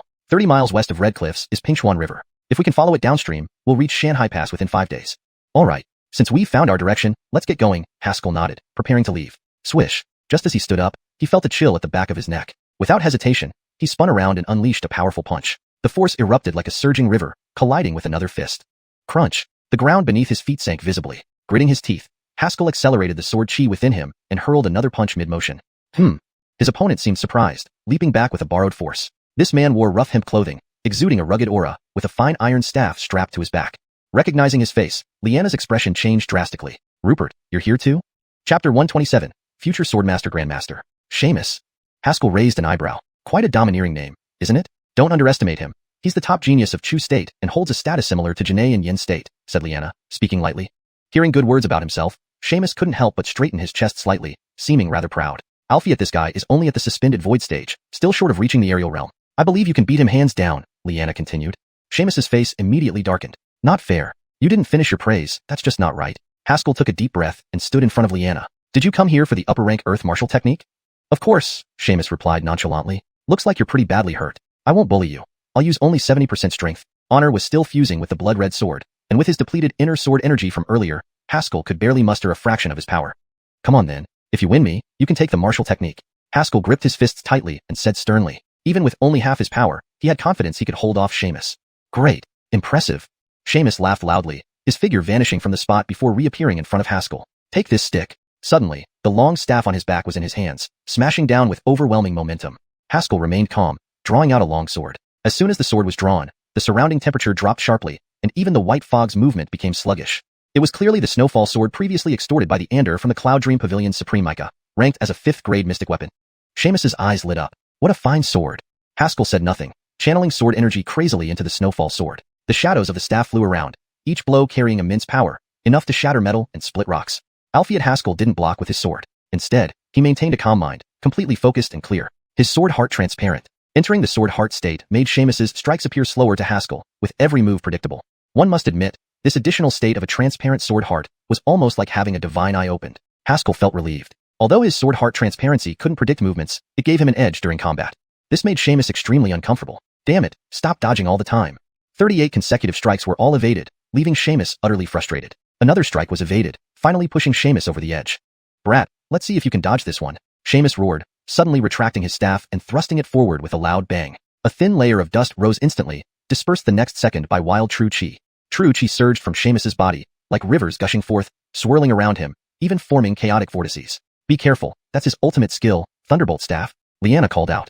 Haskell saw the formidable nature of this move, taking a deep breath and directing all his inner sword energy into the sword. He had been evading to force Xiamus into using his finishing move. With exhausted true chi and a tired body, Haskell chose to go all out in one decisive strike. Now was the moment for the final blow. Time seemed both eternal and fleeting. Clouds floated past, a green leaf drifting down. At the instant it touched the ground, both moved simultaneously. Thunderbolt Staff. Xiamus's eyes turned red, muscles bulging, veins swelling like snakes. The steel staff in his hand transformed into a bluish-green streak, pulverizing all falling leaves along its path. Just as the shadow of the staff neared, Haskell's sword arrived. Unmatched sharpness met fierce, brutal strength. Boom. With a deafening explosion, both retreated rapidly, Haskell to Liana's side, Xiamus several dozen feet away. Debris littered the ground between them. Great Sword Cultivator. Xiamus exclaimed in surprise. Nearly a Grandmaster? To ascend as a Great Sword Cultivator means this person is destined to become a Grandmaster. You're close too. Nearly grasping martial intent, Haskell wiped the blood from the corner of his mouth. That strike had pushed his sword energy beyond what his meridians could handle, causing internal damage. Do you have any strength left after that move? Xiamus chuckled. Haskell spat. I don't, and neither do you. They stared at each other for a while. Xiamus suddenly sat down, laughing bitterly. Damn it, you got me. I'm spent. Yama thrust's sword intent raced through his meridians, scattering whatever true chi he gathered instantly. He wouldn't be ready for another fight anytime soon. Haskell breathed a sigh of relief, helping Liana to sit down slowly. Today, I owe you a favor. Haskell regained his breath and spoke gravely. If you need help in the future, just say the word. Xiamus glanced at him. All right, give me a moment to rest, then I'll leave. Haskell grinned. Good, I like straightforward guys like you. Hee, who doesn't know I, Xiamus, am famous for being righteous.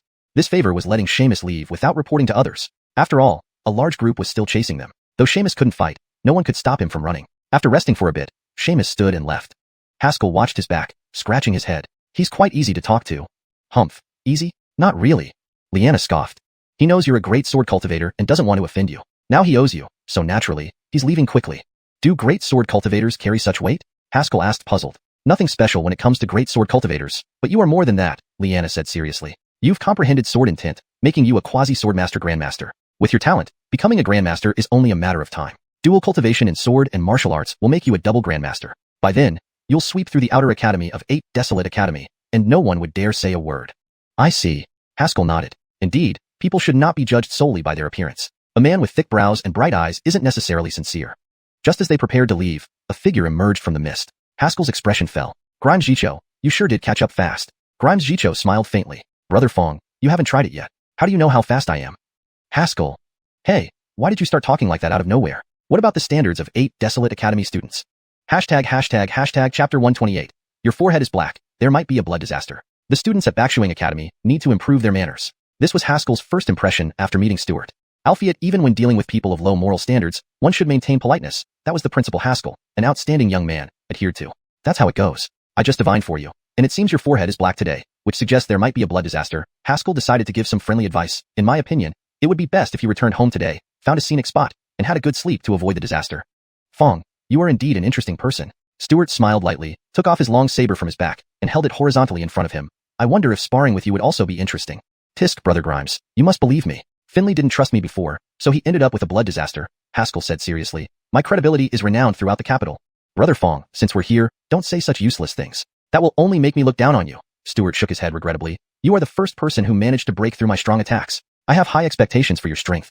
Seeing that Stuart was not persuaded, Haskell had to give up the idea of warning about the blood disaster. After all, thinking about it, fools like Finley were a minority. Otherwise, the world would have perished long ago. He moved his fingers slightly and exhaled softly. He had rested for a while, and under the influence of medicinal pills, he had recovered some sword chi. Though Stuart was strong, he wasn't invincible. If he could find an opportunity, he might break through the encirclement. With the strongest offensive strike, shock him, Stuart held the long saber in front of him, and the blade trembled, emitting a faint blue light. In the next second, his figure became ghostly, forming several shadows in midair as he approached Haskell at an almost invisible speed. Haskell was taken aback. He had never seen such bizarre movement before. He instinctively raised his sword and performed the Yama thrust. Bang! An explosion echoed, and Haskell staggered backwards several steps. Stuart stood where Haskell had been, a slight smile on his lips. Brother Fong, it seems your strength is lacking. Haskell tightened his grip on the snowfall sword, his expression serious. Not only was this person's movement bizarre, but the force on the saber carried a strange power. When he used the Yama thrust, his sword was instantly deflected upon contact with the saber. This was something he had never encountered before. Kid, stop thinking. You can't beat him, the Ander suddenly interjected. Haskell was taken aback. Why not? This was the first time the Ander made such a definite statement. The Ander slowly replied. This guy has been hiding his true strength, and you didn't notice it at all. It's like you wasted clear mind ability. Haskell was speechless. It was his first time mastering the clear mind ability. Everyone had a first time, right? The Ander said gravely, in battle, without delving into Tao essence, what you outwardly compete for is power and speed, comparing the sophistication of techniques. Alphiat fundamentally, it tests observational skills. Notice your opponent's weaknesses, exploit them. This is the insight of swordsmanship. Haskell was captivated. If he could master this, he wouldn't have to worry about unfamiliar moves during battles anymore. Of course, you can't master it now, the Ander said frankly. It might take decades of practice, or by comprehending various martial arts, you might achieve it. This is the significant role of data analysis in combat. Senior, what do you mean by data analysis? Don't ask if you don't understand. What you should do is figure out how to handle this guy quickly, the Ander leisurely added. I already sense killing intent from him. If you fail, he really will kill you. Having said that, the Ander fell silent and no longer appeared. Haskell licked his lips, took a fighting stance, and felt a surge of survival instinct. Huh? You're clearly not my match yet still have such strong morale? Stuart asked in surprise. You are different from the opponents I've faced before. Certainly. They don't know fortune-telling, but I've already divined that you are facing a blood disaster, Haskell chuckled coldly. Brother Fong, this joke isn't funny. Stuart shook his head and raised his saber again. If you have no other skills, this might be your burial ground. Suddenly, the Ander interrupted. Kid, forgot to tell you. He's actually a Arya. A Arya? Haskell was stunned, looking at the stern-faced youth in front of him. How does this not look like a Arya at all? He thought for a moment, then blurted out. Stuart, do you like women? What do you mean? Stuart was startled and looked at Haskell in shock. Or maybe you confessed to a man and got rejected, resulting in psychological issues, so you pretend to be a man. Stuart's aura fluctuated violently but gradually calmed down. He laughed coldly. Trying to anger me? Such vulgar words won't affect me. TSK, not falling for it. Haskell scratched his head and suddenly thought of his fourth senior brother Abraham, who topped the list of getting beaten up at the academy. Whenever he provoked the eldest sister, he would say, Stuart, seeing you reminded me of a proverb, level ground is most appropriate. As soon as he spoke, Stuart's eyes turned red, her face flushed with humiliation, and she shrieked, damn you, dog-like scum. At that moment, a dog paw burst out from the heavenly Dao Tower, breaking through the void and slapping Stuart hard across the face. Bang! With a loud sound, Stuart was stunned and flew like a meteor into the distance. Haskell shaded his eyes with his hand, gazing at the retreating figure, sighing, I told you about the blood disaster. Why didn't you believe me? Toria was equally astonished. She couldn't believe that Haskell had defeated the top genius of Bakshuing Academy in an instant. Unbelievable. After a while, noticing Haskell shaking his head sadly, she asked curiously, what are you sighing about? Haskell glanced at her and said quietly, I'm contemplating whether to suggest a new course at Bakshuing Academy. What course? The art of cursing. Hashtag chapter 129. Thunder out of nowhere. Haskell's terrifying luck. As the princess of Yin State, Liana considered herself to have extensive combat experience. Saying she had been through countless battles would not be an exaggeration. Alfie today's battle was one that would certainly rank among her top 10 most bizarre encounters.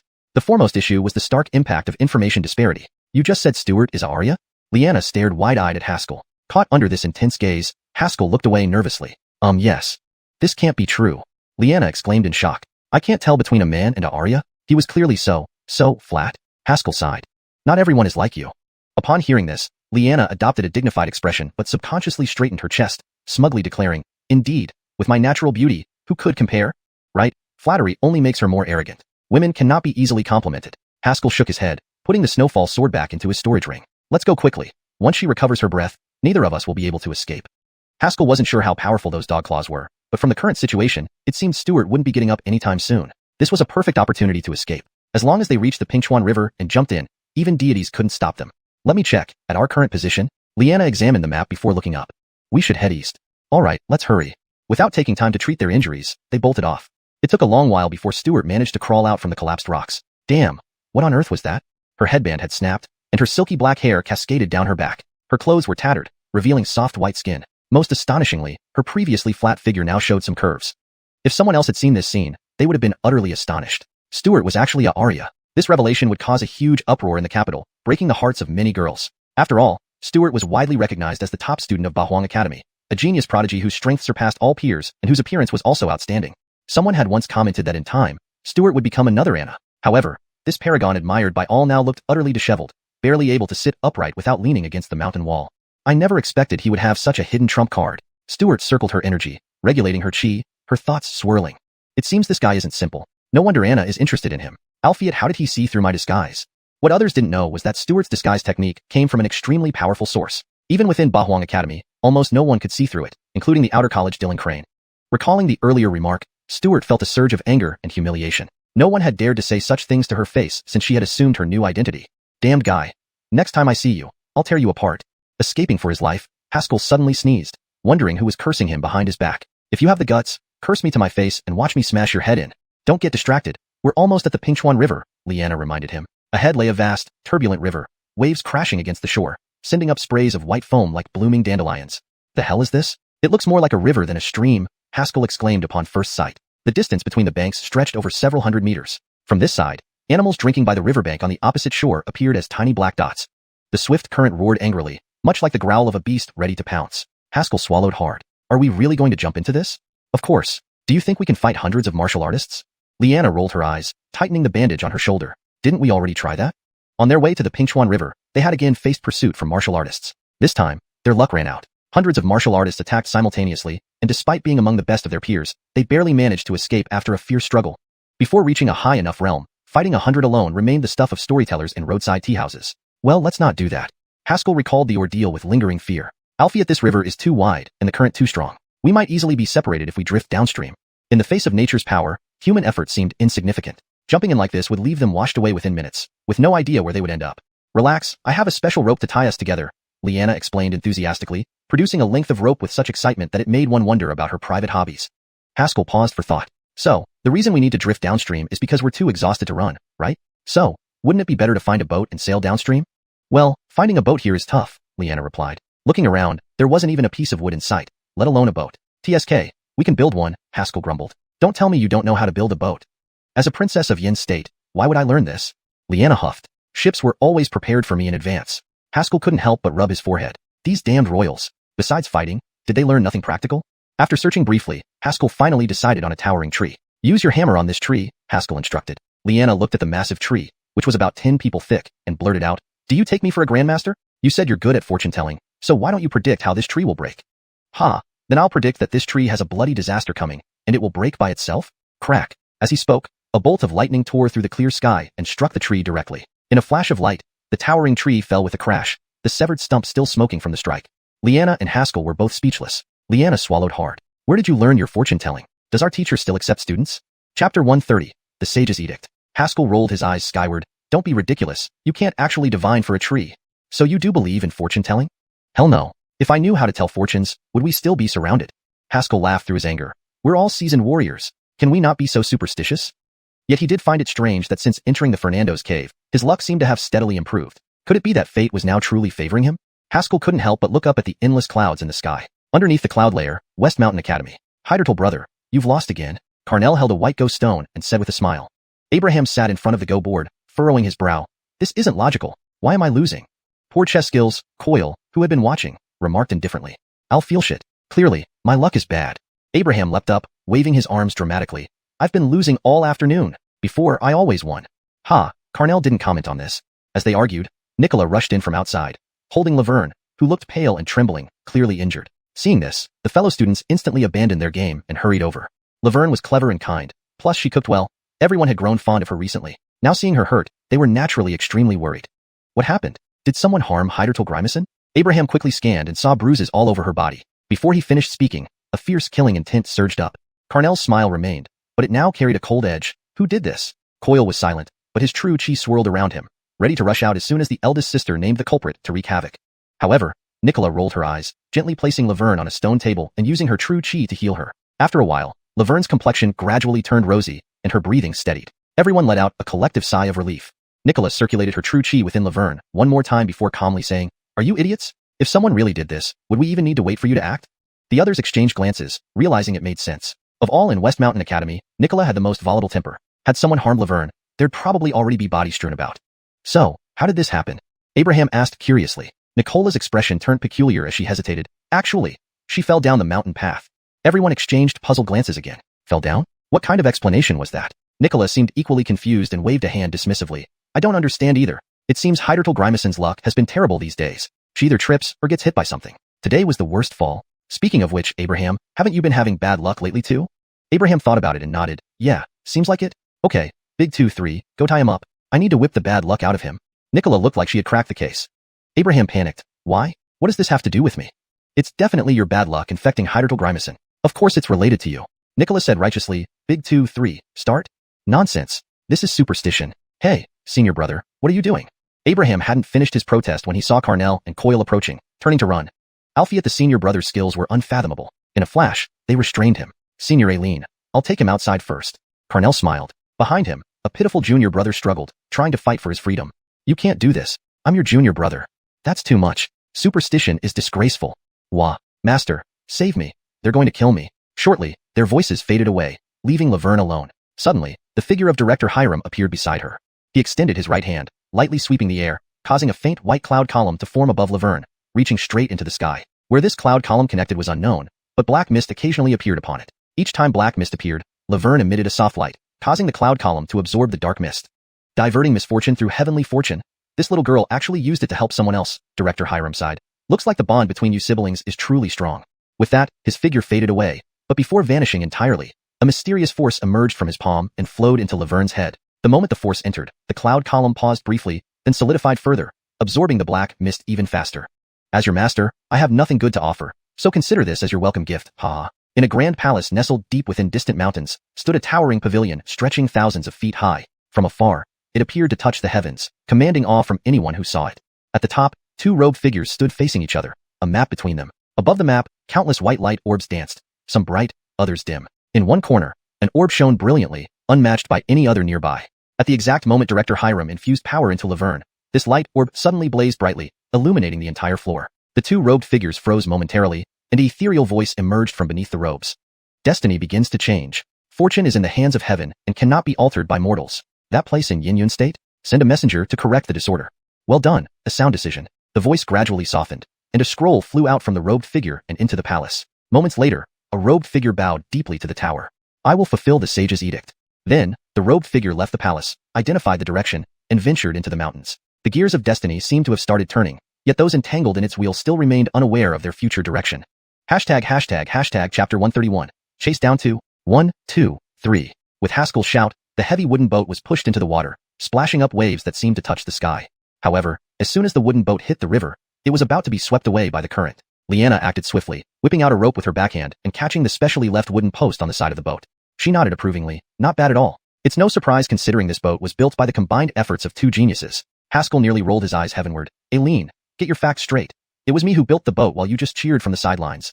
Heh, don't dismiss cheerleading, Leanna retorted with dissatisfaction. Every year during the martial competitions in Yin State, many talented youths wait for a single word of praise from me. Fine, then go encourage them and see if they can build you a boat. Haskell pretended to get into the boat and leave. Leanna chuckled sheepishly. Come now, they can't summon thunder out of clear skies either. Seriously, as long as you tell me who taught you fortune-telling, I'll immediately call you senior brother. Ever since Haskell summoned lightning out of nowhere, Leanna had been pestering him to find out who taught him fortune-telling. After all, the scene was too shocking. Imagine if during a fight, the opponent suddenly calls for a bolt of lightning which strikes directly, leaving the adversary unaware of how they even died. Regarding this, Haskell bluntly pointed out that, you're daydreaming, insisting that such things couldn't possibly exist. Alfie and Leanna remained convinced. Apart from summoning lightning, over the past 2 days, Haskell had attempted other feats. For instance, he could make fruits fall from trees just by thinking about picking them or have animals come to lie down as soon as he wanted to hunt. If not for the fact that Haskell still considered himself human, he might have thought he was the forest king of this land. Concerning this matter, he had also consulted the Ander. The Ander told him, why don't you go check the family records? Perhaps one of your ancestors was some sort of forest king? This response left Haskell speechless, vowing never to ask such foolish questions again. I've already told you, superstition is unreliable, Haskell sighed helplessly. A martial artist should focus on their own strength. Would an opponent really trip just because I say so? Just as he said this, a cry of pain came from the direction he had pointed. Immediately afterward, several martial artists rushed over to help the person who had fallen. The person muttered, what on earth happened? There's nothing on the ground. Why did I suddenly trip? Leanna and Haskell looked at each other, stunned. Haskell swallowed hard. Is this real? Can I really command events with my words? Snap out of it. You've been through countless battles. Stop being so superstitious. This time, it was Liana's turn to remind him. The pursuers are here. We need to run.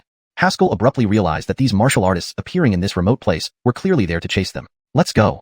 Haskell waved, preparing to jump onto the wooden boat. As he moved, a long spear pierced through the air at incredible speed, reaching Haskell in an instant. Haskell's pupils constricted. He sidestepped the spearhead, slapped the spear shaft with his palm, and simultaneously flew backward. Although he dodged the spear, he was now far from the boat. Landing on the ground, he looked in the direction the spear had come from and muttered, Ellsworth. Not far ahead, Ellsworth approached slowly, his face grim. Brother Fong, it's been a while. I've missed you terribly. In his voice, there was unbridled murderous intent.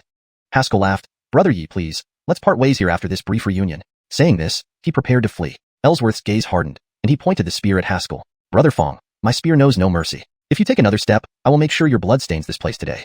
Haskell paused, turning to look at Ellsworth with calm eyes. Ellsworth, don't overstep your bounds. Are you better from your injuries? He referred to the injuries Ellsworth sustained from the sky-derived sword master. Hearing this, anger surged within Ellsworth, nearly making him burst out in curses. Damn it, are you serious? If it weren't for you, would I have been beaten by a dead man?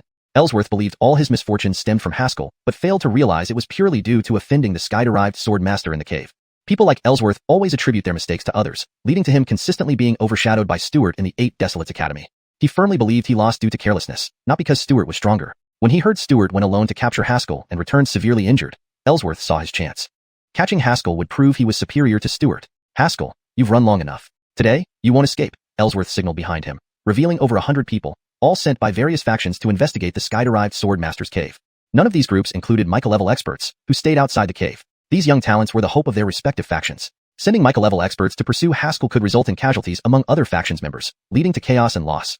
Thus, the Micahs mutually restrained each other, sending younger disciples to pursue Haskell as training. Haskell scanned the crowd and remarked sarcastically, This game is gay. So many people. You really know how to chase. He and Liana had been running for at least a day and a night, yet these people had caught up. What else could they accomplish with such persistence? Once I use my martial techniques to force them back, you take me onto the boat, Liana whispered, pulling out her gold mallet. Haskell shook his head slightly. Impossible. Ellsworth has his eyes on me. As soon as I move, he'll block me. Then, you'll be in more danger when you exhaust yourself. Do you really want to fight? Liana asked in surprise. I didn't expect you to be such a hero. Admirable. Cut the nonsense. Follow my lead. They whispered back and forth, with Liana strongly opposing Haskell's plan. Alfie Haskell insisted that without this method, neither of them would escape. Even if we barely manage to board, do you think they can't sink the boat? Haskell countered. Liana fell silent for a moment before looking up. Fine, if you die, I'll kill them all to avenge you. Haskell. Don't jinx me. Hashtag chapter 132, Diverting the Tiger. To ordinary people, the power of martial artists is something they can barely imagine. Splitting mountains and rocks, cleaving gold and jade. Even those who have just entered the martial artist realm as innate martial artists can handle 10 opponents of their own age with ease. Therefore, in their minds, the strength of martial artists is almost infinitely magnified, a blind reverence caused by ignorance. Alfie Haskell was different. He knew that the power of martial artists has its limits. Fighting 100 alone might be possible decades from now, but for him now, it was almost impossible. So, one of them had to be the decoy between him and Liana. Prepare. When I make my move, run toward the boat, Haskell said. His muscles bulging as powerful energy flowed through his body, ready for action. Liana nodded. This wasn't the time for fussing. The group in front of them would really kill to obtain the high-grade Earth-class martial technique. Her identity as a princess of the Yin Kingdom was useless here. Seeing that the two still hadn't moved, Ellsworth grew impatient. He thrust his spear forward abruptly. Stop wasting time, Dai. The silver spearhead resembled a roaring dragon, piercing the air straight toward them. Now, Haskell roared, raising his sword to meet Ellsworth. At the same moment, Liana pushed off with her legs and darted towards the wooden boat. The surrounding martial artists rushed toward Haskell, attempting to subdue him. Ellsworth lunged repeatedly with his spear, sneering, Boy, surrounded by us, you're dead today. Haskell's lips curled into a grin as he suddenly shouted back, Liana, keep that martial technique safe. In an instant, the crowd shifted their focus toward Liana, ignoring the ongoing battle. Some even shoved Haskell and Ellsworth aside. In a blink, everyone rushed past them, leaving Ellsworth to fend for himself against Haskell. Ellsworth was speechless. Haskell raised an eyebrow. Idiot, did you really think they were following your orders? Hearing this, Ellsworth finally realized that all these people were after the high-grade Earth-class martial technique. Now that they knew where it was, Haskell's life mattered little. It was Liana carrying the martial technique that became the target. Even so, do you think without allies, you can match me? Ellsworth gritted his teeth, his spear crackling with true chi, clearly angered. Haskell shook his head. Of course not. You're already an air-riding realm cultivator. Even at my peak, I'd only have a 50% chance, let alone now when I'm exhausted. Ellsworth almost laughed. A floating air realm martial artist claiming a 50% chance against him? Was he insane? Alfie, sometimes, winning a fight isn't about whether you can win or not, Haskell said with a mocking smile. Ellsworth hesitated, a sense of unease rising. What do you mean? Do you know what the essence of combat is? Haskell put away his snowfall sword, feeling the blood-red miniature sword within him that had just fused with the returning origin sword. Chi surged in his meridians. If you can make the opponent's goal fail, then the battle is already won. As he spoke, the speed of the sword chi increased drastically. Haskell's body seemed to unleash torrents of sword chi, forming invisible waves that rolled outward. Ellsworth was alarmed, flicking his spear which transformed into several silver snakes heading for Haskell. Clang, clang, clang. 3 clear metallic sounds echoed, and Ellsworth was shocked to find all his strikes blocked, without Haskell moving at all. Stepping back 2 paces, Ellsworth stared warily at Haskell. Based on his combat experience, a massive attack was coming next. Albeit instead, Haskell grinned and leaped while shouting over his shoulder, "Leanna, throw it to me!" Leanna's voice rang out from the crowd, "Catch well!" Boom. A thunderous sound resonated as the enormous hammer swung through the crowd, and the martial technique book flew out, drawing a perfect arc before landing steadily in Haskell's hand. Goodbye. Haskell caught the book and bolted without a word. Ellsworth tried to chase, but was met with several fierce sword chi blasts that forced him to struggle to block. The martial artists attacking Leanna turned around immediately when they saw the book leave her hands and rushed toward Haskell. However, as they approached, they saw a burst of strong sword chi emanating from Haskell. Hyderk an arrow released from a bow, he vanished from sight instantly. Everyone was stunned. Was this the speed of a floating air realm martial artist? Ellsworth realized Haskell's real intention, to prepare for an escape rather than a direct attack. On the other side, Leanna used her dance through the ages technique to create an opening and throw the book. Exhausted, she made her way to the wooden boat, loosened the ropes, and set sail down the river. Only then did she sigh in relief. Haskell's tactic of diverting the tiger was impressive. Even she admired it. He knew that whoever held the book would be the target. By making himself the bait initially and then using Ellsworth as a distraction, he managed to get her to throw the book back to him. With no one able to resist the dance through the ages technique, she secured enough time to toss the book. With the book back in hand, Haskell escaped, successfully freeing them both from danger. The operation went smoothly, like water flowing effortlessly. The only question now was whether Haskell could survive. Leanna glanced at the shore. She couldn't see Haskell anymore, only sighing and muttering, "Boy, stay alive. Otherwise, Janae will definitely hold it against me." On the shore, martial artists gathered around Ellsworth, blaming him. "Why didn't you stop him? 8 desolate academy student? I'll feel shit. Can't even hold a person." Ellsworth stood silently in the crowd, looking down at his shaking hand. After blocking the sword chi, his palm trembled. How strong was this guy's sword chi? He couldn't help but worry. Would 8 desolate academy win the academy competition in a year? ##### chapter 133. It ended before it even began. In the dense forest, Haskell's figure almost turned into a shadow as he frantically fled. Behind him, geniuses from various countries roared and gave chase with wild abandon. If one observed closely, they would notice that these geniuses were all in tattered clothes, disheveled and thoroughly miserable. "Damn it, how can this kid run so well?" One martial artist panted heavily. "We've been chasing for nearly half a day, and he looks like nothing's wrong with him?" "Yeah, I'm about to lose my breath. Exhausted me to death. Did we come here to snatch martial techniques, or to run drills?" They were also helpless. Along the way, no one knew how many ambushes had been set, but Haskell avoided them all with premonition-like skill. Not only did he evade traps, but he also set even more elaborate ones himself, which were nearly impossible to guard against. If it was just traps, that would be fine. But this kid's traps were especially vicious and malicious. Just an hour ago, an accidental misstep sent a prince from a certain country straight into a pit of wild animal feces. The prince broke down immediately upon being pulled out, sobbing as he left the chase party. Watching the prince depart, everyone felt a collective shudder. Too disgusting. This is absolutely too disgusting. We can't keep chasing aimlessly, a martial artist finally spoke up. That kid is clearly mocking us. He excels in this kind of pursuit in the forest. We need to choose a leader. Otherwise, we'll get picked off one by one. The rest thought about it, and agreed noddingly. Thus, a meeting aimed at streamlining their chase began right there. Ahead, Haskell was still fleeing when he suddenly noticed the commotion behind him had stopped. He slowed his pace. These guys stopped? He considered for a moment, then sword chi surged through his meridians, enveloping his feet. He carefully retraced his steps until he could see their figures from a distance. Then he climbed up a nearby tree, and, with his cultivation, effortlessly reached the thick canopy. Haskell took a deep breath, calmed his mind, and activated his sword heart enlightenment, trying to eavesdrop on what they were discussing. Although they had temporarily stopped pursuing, Haskell didn't let his guard down. After all, in terms of speed, he wasn't the fastest. These people had countless treasures, and even if he used this time to flee ahead, they could still catch up. Indeed, without the traps he had set along the way, he would have been caught long ago. With sword heart enlightenment active, he heard every fragment of their discussion clearly. They want to choose a leader and surround me in batches? Haskell's expression grew grim. These guys are pretty smart. After all, these people were the geniuses of their respective countries and naturally weren't fools. If this plan was executed properly, it would be easy to trap Grant. When surrounded, his chances of survival would be slim. He needed a breakthrough strategy. Thinking for a moment, he suddenly asked, "Senior, can the 10,000 swords array be split apart?" "What does that kid want?" Theander asked. "Since these people want to select a leader to chase me, I'll thoroughly scare them," Haskell said firmly. "If the 10,000 swords array can be separated, its power may decrease, but with me ambushing, it can definitely intercept them on the road." Theander paused, then replied meaningfully, "Kid, you're playing with fire, aren't you?" Haskell planned to set the 10,000 swords array on their path and strike immediately when triggered. Given its power combined with Haskell's strength, it was indeed possible. However, this would expose him, and any mistake would lead to him being surrounded. "Hey, just playing with fire," Haskell grinned. a fierce killing intent arising within him. I've been doing this for many years. In Yunyang sect, to complete sect missions, he often found himself in life and death situations. No matter how dangerous or badly injured, he always returned alive. Not just for himself but for Laverne. If he died, Laverne would have no hope of surviving. To protect his only remaining relative, he had to live. Feeling Haskell's determination, the Ander praised him. Good. Now you show a fraction of the flair I once had. Since you want to counterattack, I'll help you. Haskell rejoiced. Thank you, senior. 200 high-grade spirit stones as a fee, the Ander added. Haskell was shocked. Are you trying to rob me? 200 high-grade spirit stones. This martial technique was only worth around 2,000 high-grade spirit stones. You're asking for 10%. Bandit, the Ander retorted. What attitude is this? My help isn't cheap. If not for you being my disciple in name, I wouldn't do it for less than 20,000 spirit stones. Haskell felt a toothache. This senior's strength couldn't be underestimated. For a proper sword immortal, 200 high-grade spirit stones wasn't too much. How about you directly kill them for me? Haskell suggested. No can do, the Ander reasoned. This is your training. A fledgling must endure pain to soar. How will you improve if I kill them for you?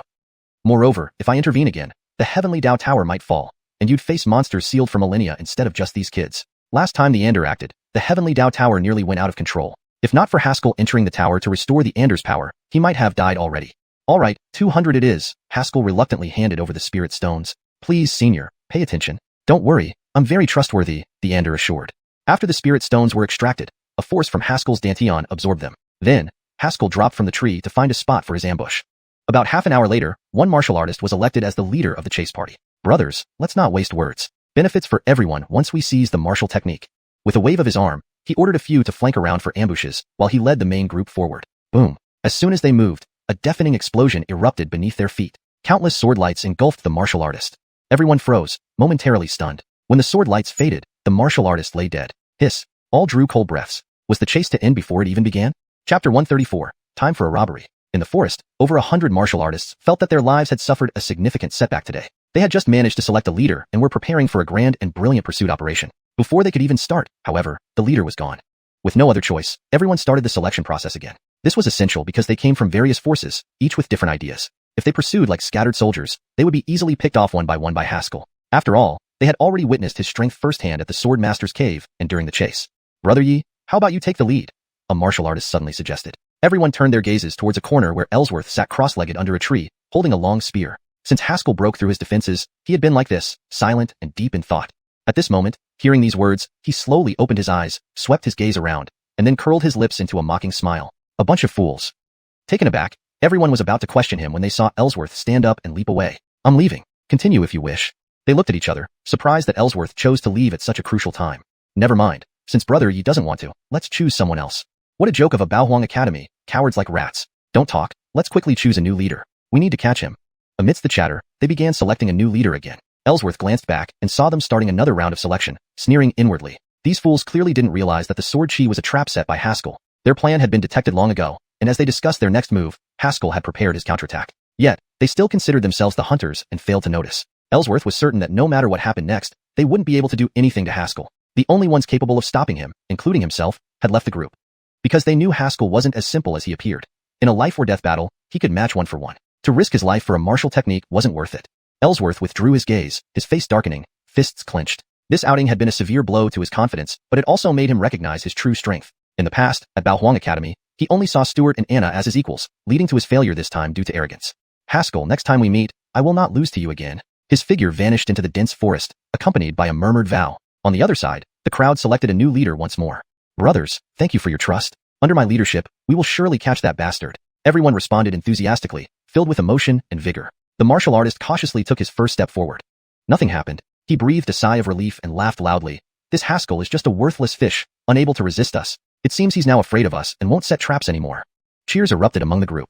Brother rocks. Charge, catch Haskell. We must slay this kid today. Then, the martial artist took a second step. Whoosh. Sword chi surged skyward, transforming into countless streaks of light in the air, submerging the martial artist once again. Everyone watched in shock, no one daring to approach. The power contained within the sword chi was palpable to anyone. After a moment, the sword chi dissipated, and the martial artist was nowhere to be seen, leaving only a pile of mush on the ground. They looked at each other. This again? Meanwhile, Haskell was negotiating with the Ander. Senior, this isn't right, Haskell lamented. Why charge twice?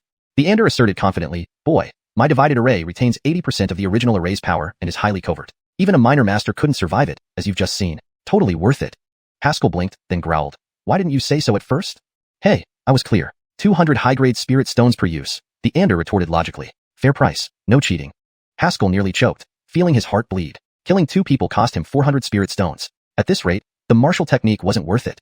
He glared at the group of martial artists, burning with rage. A bunch of idiots wasting his spirit stones while trying to kill him. No, he had to get those spirit stones back. Haskell faded into the forest. After discussion, they chose yet another new leader. Learning from previous mistakes, they avoided rushing forward and used various methods to probe ahead. The deaths of the last 2 leaders were swift and unexpected.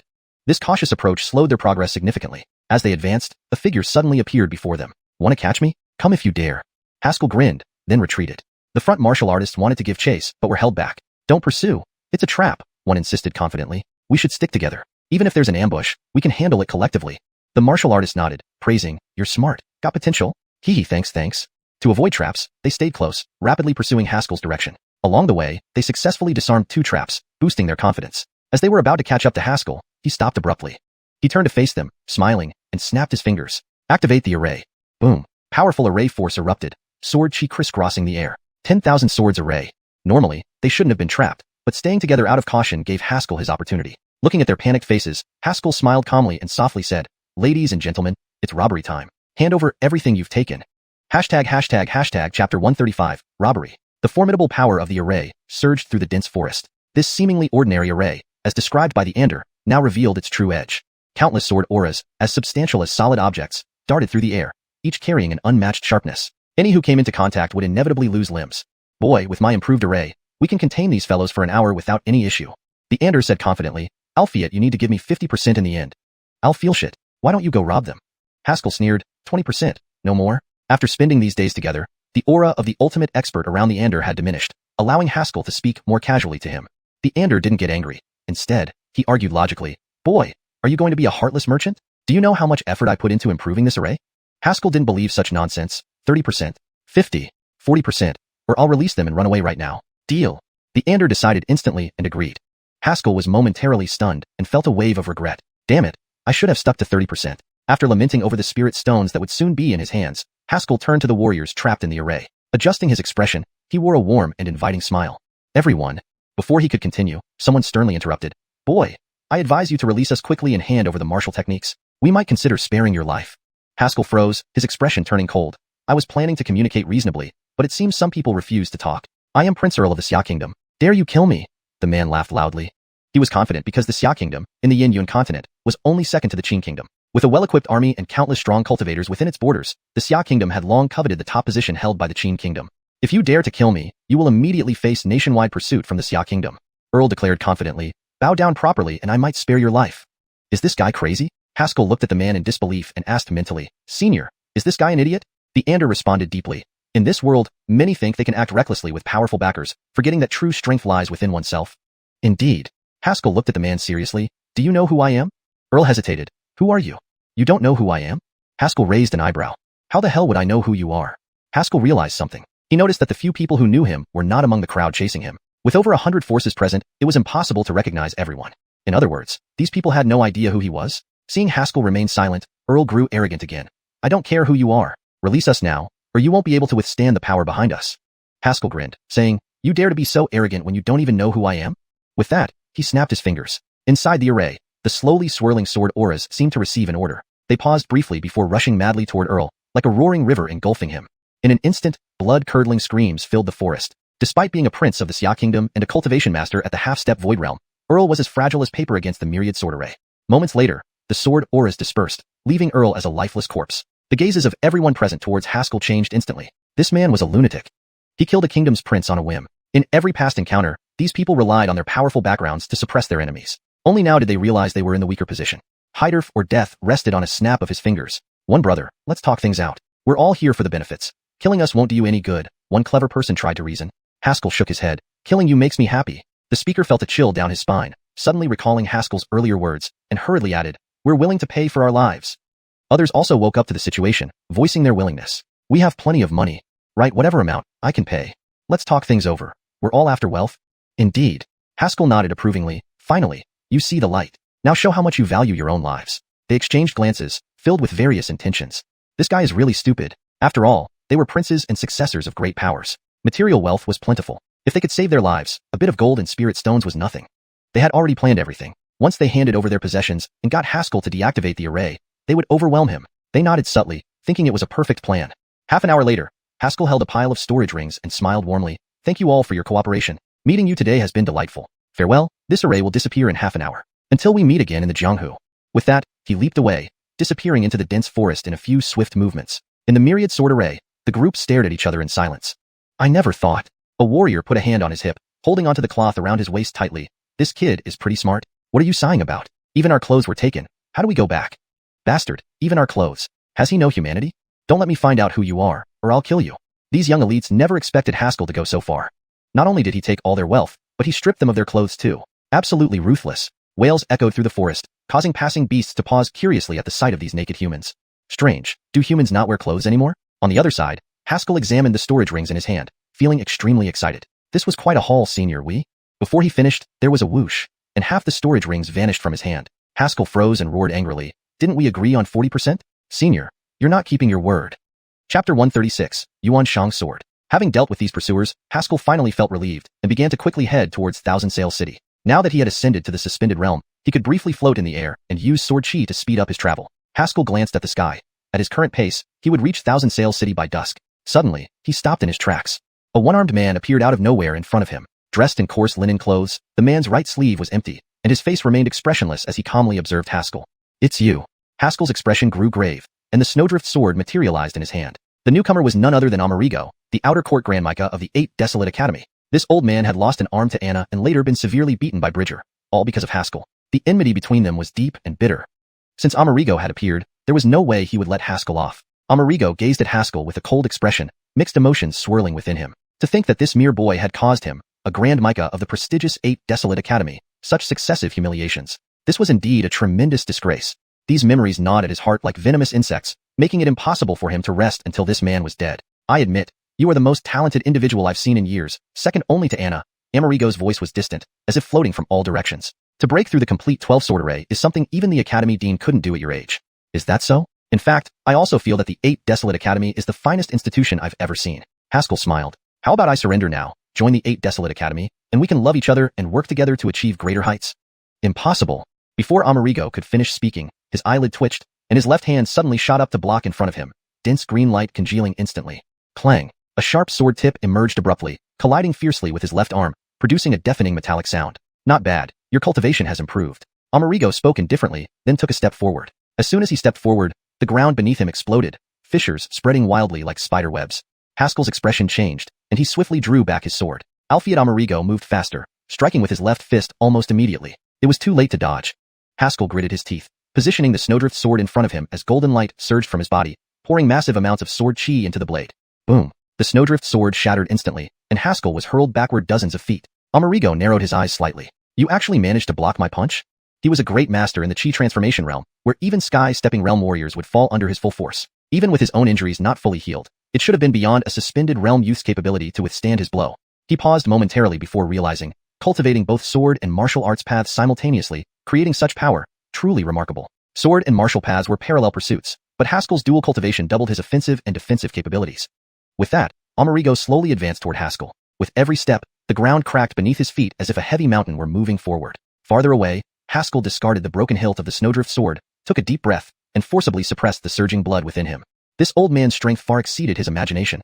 Or rather, this was the first time he had witnessed a great master unleashing their full power. It was practically a crushing advantage.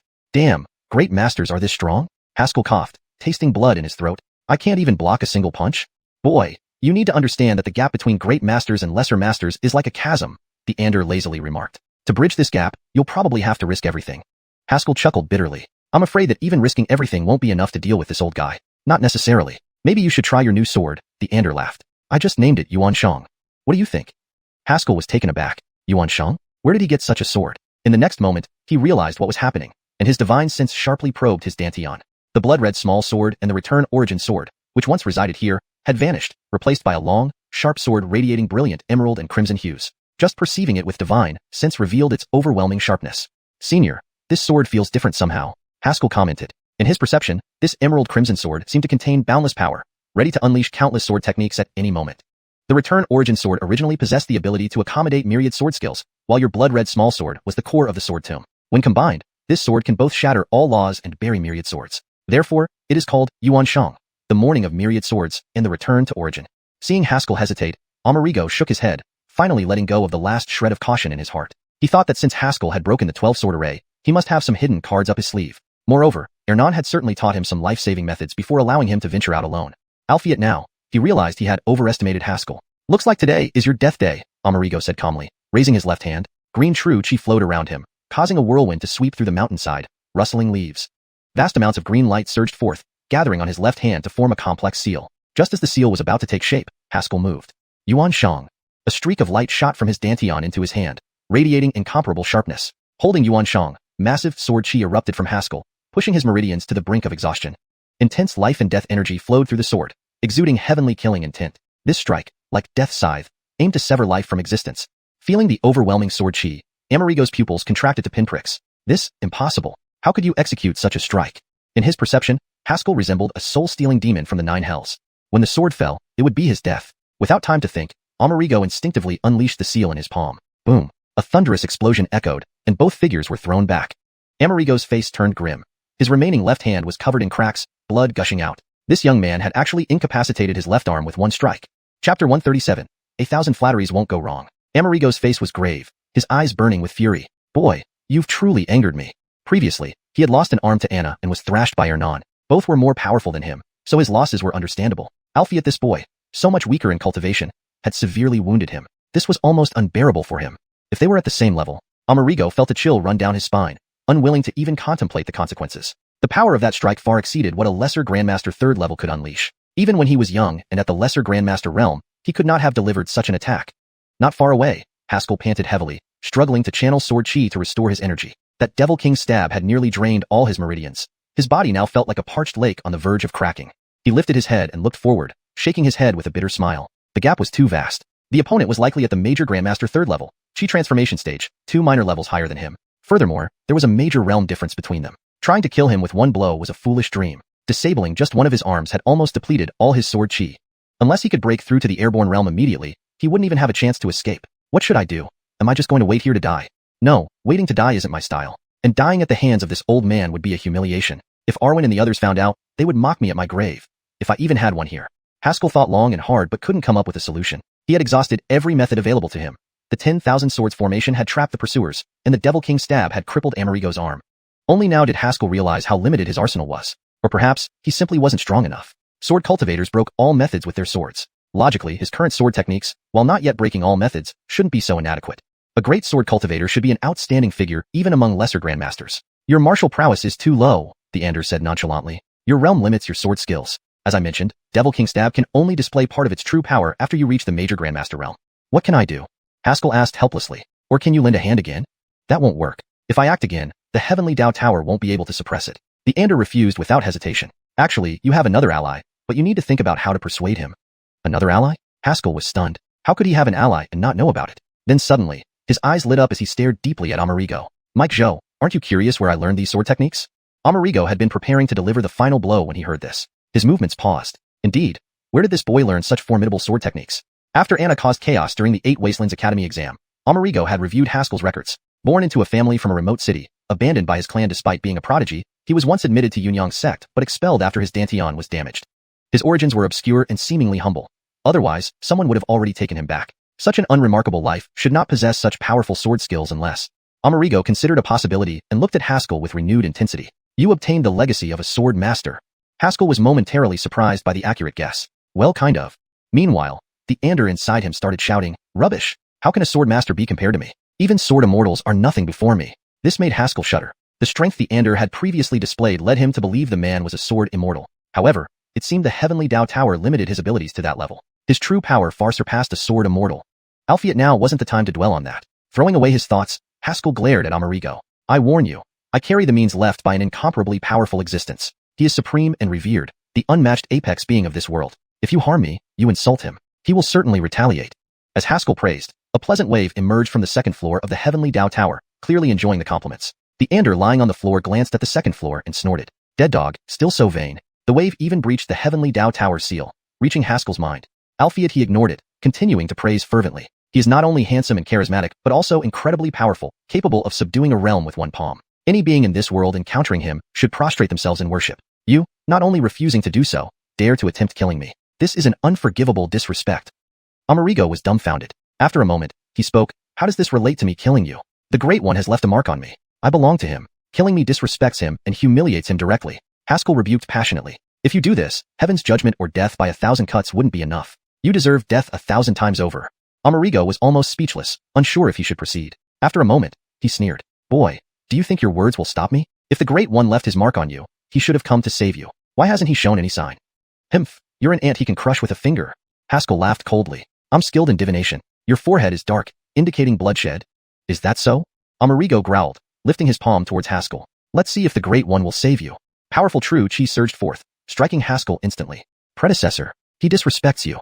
Haskell shouted. Just then, the second floor of the Heavenly Dao Tower trembled violently. An angry aura erupted, and a dog paw reached out, crossing through space into reality, slapping Amerigo fiercely across the face. Smack! With a crisp sound, Amerigo flew backward, disappearing into the distance as a streak of light. Haskell shook his head regrettably. Alas, I told you there would be bloodshed. Chapter 138, Escape to the Heavens. The powerful beings sealed within the Heavenly Dao Pagoda were even feared by the Heavenly Dao. From the very beginning, the Ander had warned Haskell about this. Powerful individuals often have peculiar habits, which is understandable. From every previous instance of the mysterious being on the second floor of the Heavenly Dao Pagoda taking action, Haskell had observed some patterns. This senior seemed to crave, not exactly vanity, but rather was very sensitive to opinions about himself. Therefore, Haskell thought of using the powerful being from the second floor to fend off Amerigo. Undeniably, this strategy worked well. Haskell watched as Amerigo almost vanished into the horizon. This time, that dog-like senior seemed to have acted much more fiercely than before. After all, Amerigo had challenged the powerful being's face openly. It was a miracle he didn't die. Only after confirming that the opponent wouldn't chase him again did Haskell finally breathe a sigh of relief. However, he didn't stop but continued to move forward. About an hour and a half later, when his internal sword chi was completely depleted, he found a cave to hide in. 1.5 hours was enough for him to shake off the pursuers completely. Entering the cave, Haskell collapsed on the ground, feeling utterly exhausted, not even wanting to move his fingers. Kid, your flattery is too disgusting. The Ander remarked sarcastically. Haskell twitched the corners of his mouth, preparing to say something, but suddenly sensed a faint and intermittent will from the second floor of the Heavenly Dao Pagoda watching over him. Immediately, he spoke with great conviction. Everything I said was from the bottom of my heart. Senior rescued me in peril, and in my heart, he is a towering hero. No one deserves my respect more than him. A sense of satisfaction came from the second floor's will, then it quietly faded away. The Ander gave a thumbs up and sincerely praised, Kid, in terms of shamelessness, you've surpassed your teacher. Haha, too kind, too kind. After exchanging a few jests with the Ander, Haskell immersed his mind into his meridians to check his current condition. The sight was truly pitiful. Not a trace of sword chi remained in his meridians. This time he was thoroughly drained. Though the Xiuxian sword in his dantian wasn't damaged, it had lost its luster and radiance from the fusion, clearly due to power depletion. If someone could find him now, they wouldn't need much effort, just one strike could end his life. This time I really nearly died. Haskell sighed after his examination. He had assumed that visiting the Sword Master's retreat might be dangerous, but not this severe. Unexpectedly, an Earth-class superior martial technique appeared, leading to his being hunted down by many. Yet luckily, he managed to escape, and he also obtained the Guishuang sword, fusing it with his body and gaining a new sword called Yushang. According to the Ander, because he practiced the sword tomb decision, transforming himself into a sword tomb, he became the burial place for 10,000 swords. Ordinary swords would inevitably suffer damage and fall into ruin over time. However, the Guishuang sword, formed from the integration of the blood-red small sword, did not have this issue. The blood-red small sword was originally condensed by the sword tomb decision, thus it wouldn't be affected by it. Though he faced numerous life and death crises, Haskell felt this journey to the Sword Master's retreat significantly enhanced him. At least next time if someone pursued him, he knew how to escape. Now I finally understand where senior brother Xia's elusive skills come from. Haskell couldn't help but laugh. In the 8 Wastes Academy, the most adept at concealing oneself wasn't the strongest eldest Aileen, nor the unpredictable third brother, or even the rule-abiding second brother. It was the fourth brother, Abraham, whom everyone regarded as a world-class genius, but never focused on anything serious. Once, Abraham hid in the council hall right in front of Haskell, Alpha, and the third person. Despite all their efforts, they couldn't find him. He seemed to have vanished into thin air until he revealed himself, ending the game of hide and seek. At the time, Haskell didn't understand why Abraham, unremarkable in other areas, was so skilled in hiding. Now he realized that Abraham was frequently chased by Leona. With his strength, he couldn't escape and had to devise another method. Over time, Abraham mastered bizarre and unpredictable concealment techniques, making it easy to hide during pursuits. Thinking of West Mountain Academy, Haskell's expression softened. In his limited life, he had rarely experienced the warmth of family or friendship. In the Fong family, everyone only cared about his cultivation progress. At Yunyang sect, it was even colder. They only evaluated disciples based on task completion, considering anyone who failed as worthless. Only at West Mountain Academy did Haskell truly feel warmth from those around him. Whether it was President Hiram, Leona, Coyle, or the other seniors, despite each having imperfections, they genuinely cared for him. Here, Haskell felt deeply relaxed, like all the pressure had lifted. Moreover, Isla's health was improving. Since joining West Mountain Academy, his cold syndrome hadn't reappeared. Everything was getting better. He closed his eyes, silently focusing on breathing. Wait for me. I'll return soon. As dawn rose and sunset followed, after resting overnight, Haskell's injuries improved slightly. He left the cave and began heading toward Xianxia. The morning sun warmed and comforted him as he walked for about an hour. The massive outline of Xianxia City appeared in front of him. Haskell smiled and quickened his pace, becoming increasingly eager to enter the city.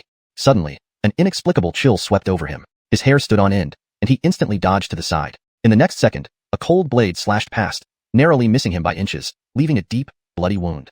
Without stopping, Haskell rolled to increase the distance and looked ahead. A man and Arya stood on either side, forming a pincer movement. It was the Twin Furies.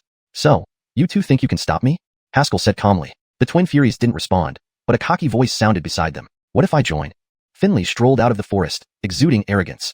Chapter 139. The pursuers have arrived. Haskell froze and looked at the twin demons. You two cooperated with him? The twin demons seemed to struggle to accept this reality, their faces grim. Finley, on the other hand, flew into a rage, shouting angrily, What do you mean? I'm a prince of the Qin state, noble and powerful. Is it shameful to cooperate with me? Haskell was momentarily speechless. Fine, noble maybe, but powerful? How are you related to powerful? The scene of Finley being brutally beaten was still vivid in Haskell's mind. He found it hard to associate that man, who couldn't recognize his own mother after a beating, with powerful. Did these two collaborate with such a person because they had lost their minds? Actually, we didn't want to. Hideo finally spoke after a long silence. This guy isn't very smart. Krista nodded in agreement, and Finley became even angrier, loudly threatening revenge. Alfie, your current situation seems different from what you've said? Haskell smiled, his smile tinged with wariness. While Finley was unpredictable, the twin demons were not stupid. Their ability to intercept him outside Xianxia suggested they had studied his route. Alfie, with just these three, could they really stop him? What other tricks did they have up their sleeves? Behind him was Xianxia. If he fled with all his might, it would take no more than 15 minutes. Wait, Xianxia? Haskell suddenly realized something. His face darkened as he lifted his head. So that's your plan. It looks like you figured it out. Hideo grinned. He may be dumb, but Qin's cavalry isn't. As he spoke, the ground trembled as if a giant beast were approaching. Alfie, how could there be a giant beast near human settlements? Haskell turned and looked toward Xianxia. A black line appeared by the city gates, slowly advancing toward them. The black line grew larger, revealing a massive cavalry force. Countless hooves striking the earth caused the ground to shake. Thousands of cavalrymen in black armor charged forward, leaving a trail of rolling dust behind them. The leader's black armor was even more elaborate, adorned with a golden dragon embroidered in gold thread. The most powerful black iron cavalry of Qin state, the Black Dragon Army. Renowned as invincible within Yin-Yun continent, the Qin cavalry had proven its prowess through countless battles. Haskell silently gazed at the imposing cavalry. His suspicions were confirmed, but his mood was far from cheerful. He had been negligent. From the moment Finley appeared, he should have anticipated this. The twin demons weren't top-tier experts, but were certainly not fools. Collaborating with Finley could only mean that Finley offered substantial support. Alfie, what support could an idiot who wasn't even in the void stage provide? This Black Dragon Army was their answer. A cursory glance revealed thousands of cavalrymen, their momentum terrifying enough to petrify anyone. Even Haskell, now at the void stage, could not stand against thousands of soldiers. Perhaps he could kill dozens in one charge, but what about the second or third? In the face of overwhelming numbers, even a lesser grandmaster was nothing more than an ant. Unless he surpassed human limits, fighting an army alone was a fool's errand. Haskell took a deep breath, a stream of light swirling around him before settling in his palm. The Yuan Shang's sword left his body, indicating he was ready for a desperate fight. Seeing this, Finley laughed. Is this guy crazy? Does he really think he can defeat our 3,000 Black Dragon cavalry single-handedly? Suddenly, he felt Haskell's cold gaze fix upon him, making his hair stand on end. Whoosh! An unstoppable sword chi surged forth. Finley stood frozen, seemingly paralyzed with fear. Get out of the way! At the last moment, Hideo rushed over, dragging Finley away from the sword chi. The sword chi tore through the forest, snapping several towering trees. Hideo watched this scene, impressed despite himself. The guy's strength hadn't been this formidable in the Sword Master's cave. How had he grown stronger after being hunted for a day and night? He truly is a monster. If you keep talking nonsense, I'll kill you first, Haskell coldly warned, then walked forward to meet the advancing troops without another word. Only then did Finley panic and shout, he actually dared to attack me. Kill him. I want him dead. Hideo glanced at him coldly. Our agreement was to cut off his retreat, not engage in combat. A lesser grandmaster's abilities were astonishing. Though unable to defeat thousands of soldiers directly, escaping would be feasible. Therefore, the twin demons' mission was to prevent Haskell from fleeing. If not necessary, Hideo did not wish to confront Haskell. After all, they were also only at the void stage, while Haskell was both void stage and a great sword cultivator. In a real fight, the odds were in Haskell's favor. Finley hesitated, then lowered his head and remained silent. No one noticed the eerie smile on his face, mocking the world. After the initial strike, Haskell focused entirely on the impending cavalry, dismissing the twin demons from his mind. The terrain here was flat, perfect for cavalry charges. With the Black Dragon Army's speed, Haskell doubted he could withstand the first wave. Albeit even if he couldn't win, he had to fight. As a sword cultivator, fearlessness in battle was paramount. With all retreats cut off, his only chance for survival lay in hacking a bloody path through the cavalry. Senior, do you think I can break through? Haskell held the Xiuxian sword before him and asked calmly. The Ander, uncharacteristically serious, replied, with a sword in hand, nothing can stand in your way. Nothing can stand in your way. This is the essence of a sword cultivator. Haskell smiled wildly. You're right, senior. With a sword in hand, who cares about 1,000 enemies? With those words, overwhelming sword chi erupted, like thousands of blades surrounding him. Haskell's eyes burned with murderous intent. Pausing for a moment, he then shot forward like an arrow, aiming straight ahead. So be it. Let's fight. End of chapter 139. Chapter 140. Sweeping 1,000 armies. The galloping cavalry surged forward like a black flood, and anyone who stood in its path would be crushed into powder. Haskell, however, charged headlong into the 3,000 cavalry without any hesitation. Facing the overwhelming black flood, his solitary figure seemed lonely but incredibly imposing. Not everyone had the courage to challenge an entire cavalry unit alone, let alone the most formidable black dragon army of the Qin state. At this moment, Finley straightened up, his smile vanishing as he roared excitedly. This guy is finished. My 3,000 cavalry will turn him into scraps. The twin scourges paid no attention to this fool in their eyes, instead keeping their gaze fixed on the direction Haskell had gone. Do you think he can survive? The diamond suddenly asked. The Aslan shook his head. I'm not sure. After hesitating for a moment, he murmured, if he weren't our enemy, I hope he could survive. Challenging 3,000 cavalry alone. What a mighty and domineering feat. It was the fantasy of every martial artist. Martial artists, after all, were those who pursued personal combat strength to the extreme. On this path, everyone hoped to become powerful, more powerful, powerful enough to disregard numerical disparities, weapon disparities, everything, until they could stand alone against thousands of troops. Even martial artists like the Twin Scourges, who specialized in the art of assassination, had once dreamed of standing alone against 1,000,000 soldiers, guarding the pass, impervious to 10,000 men. Today, they witnessed such a person with their own eyes. Though it might be difficult for Haskell to survive, his current figure left an indelible impression on the hearts of the Twin Scourges. Even 100 years later, they would remember a martial artist who faced 3,000 cavalry alone and never retreated. The ground trembled violently as Haskell began to accelerate, almost reaching the speed of a horse at full gallop, heading toward the Black Dragon army. His muscles were taut, sword chi flowed rapidly through his meridians, and his fists clenched tightly as he recalled the scenes of hammering iron mountains. Faced with the iron mountain, he had smashed it apart punch by punch. How similar was it to today's scene? I can smash open iron mountains, and I can smash you open too, Haskell muttered. As he approached the cavalry within dozens of steps, he suddenly leaped high into the air, like a meteor crashing into the cavalry formation. Bang! A deafening boom sounded as the cavalry's charge was actually halted by Haskell's assault. Without pausing upon landing, Haskell continued to strike with his fists. Powerful force erupted from each blow, and every cavalryman facing him was knocked off his horse without much resistance. He did not use a sword. Using the Xiuxian sword could indeed increase the killing speed, but would also exhaust his internal sword chi twice as fast. Haskell believed his body could be more efficient in defeating the cavalry than using a sword. Indeed, his punches shattered the cavalry's weapons and shields effortlessly, breaking them to pieces.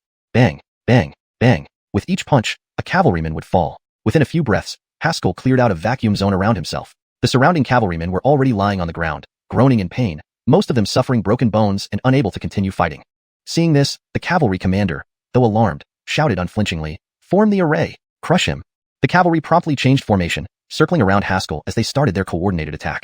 At every moment, dozens of cavalrymen slashed down simultaneously. This was the dragon coiling formation used by Qin cavalry to deal with martial artists, leveraging their high mobility to continuously drain the martial artist's strength until the opponent was completely worn down. However, this military formation didn't seem very effective against Grimes K, because Grimes K wielded the Xiuxian sword. The Xiuxian sword could be described as invincible against ordinary weapons. Those swords and knives shattered instantly upon contact, barely lasting a second. Using the sharpness of the Xiuxian sword, Haskell stabilized himself amidst the crushing blows, steadily wearing down the cavalry. The cavalry commander was dumbfounded for a moment, forgetting to issue timely orders. The grinding formation usually only consumed enemies, never imagining being used to wear down their own side by just one person. The Twin Scourges were equally stunned. A single individual had reached such a level. They thought Haskell would kill only a few dozen before being overwhelmed by the massive cavalry force. Albeit now, he seemed to grow stronger as the battle raged on, unaffected by the cavalry charge. This guy is a monster. The diamond murmured, "Can you do this?" The Aslan felt somewhat embarrassed. "We fought together for so many years. Can you be realistic? If I had this power, why would I need to practice assassination techniques?"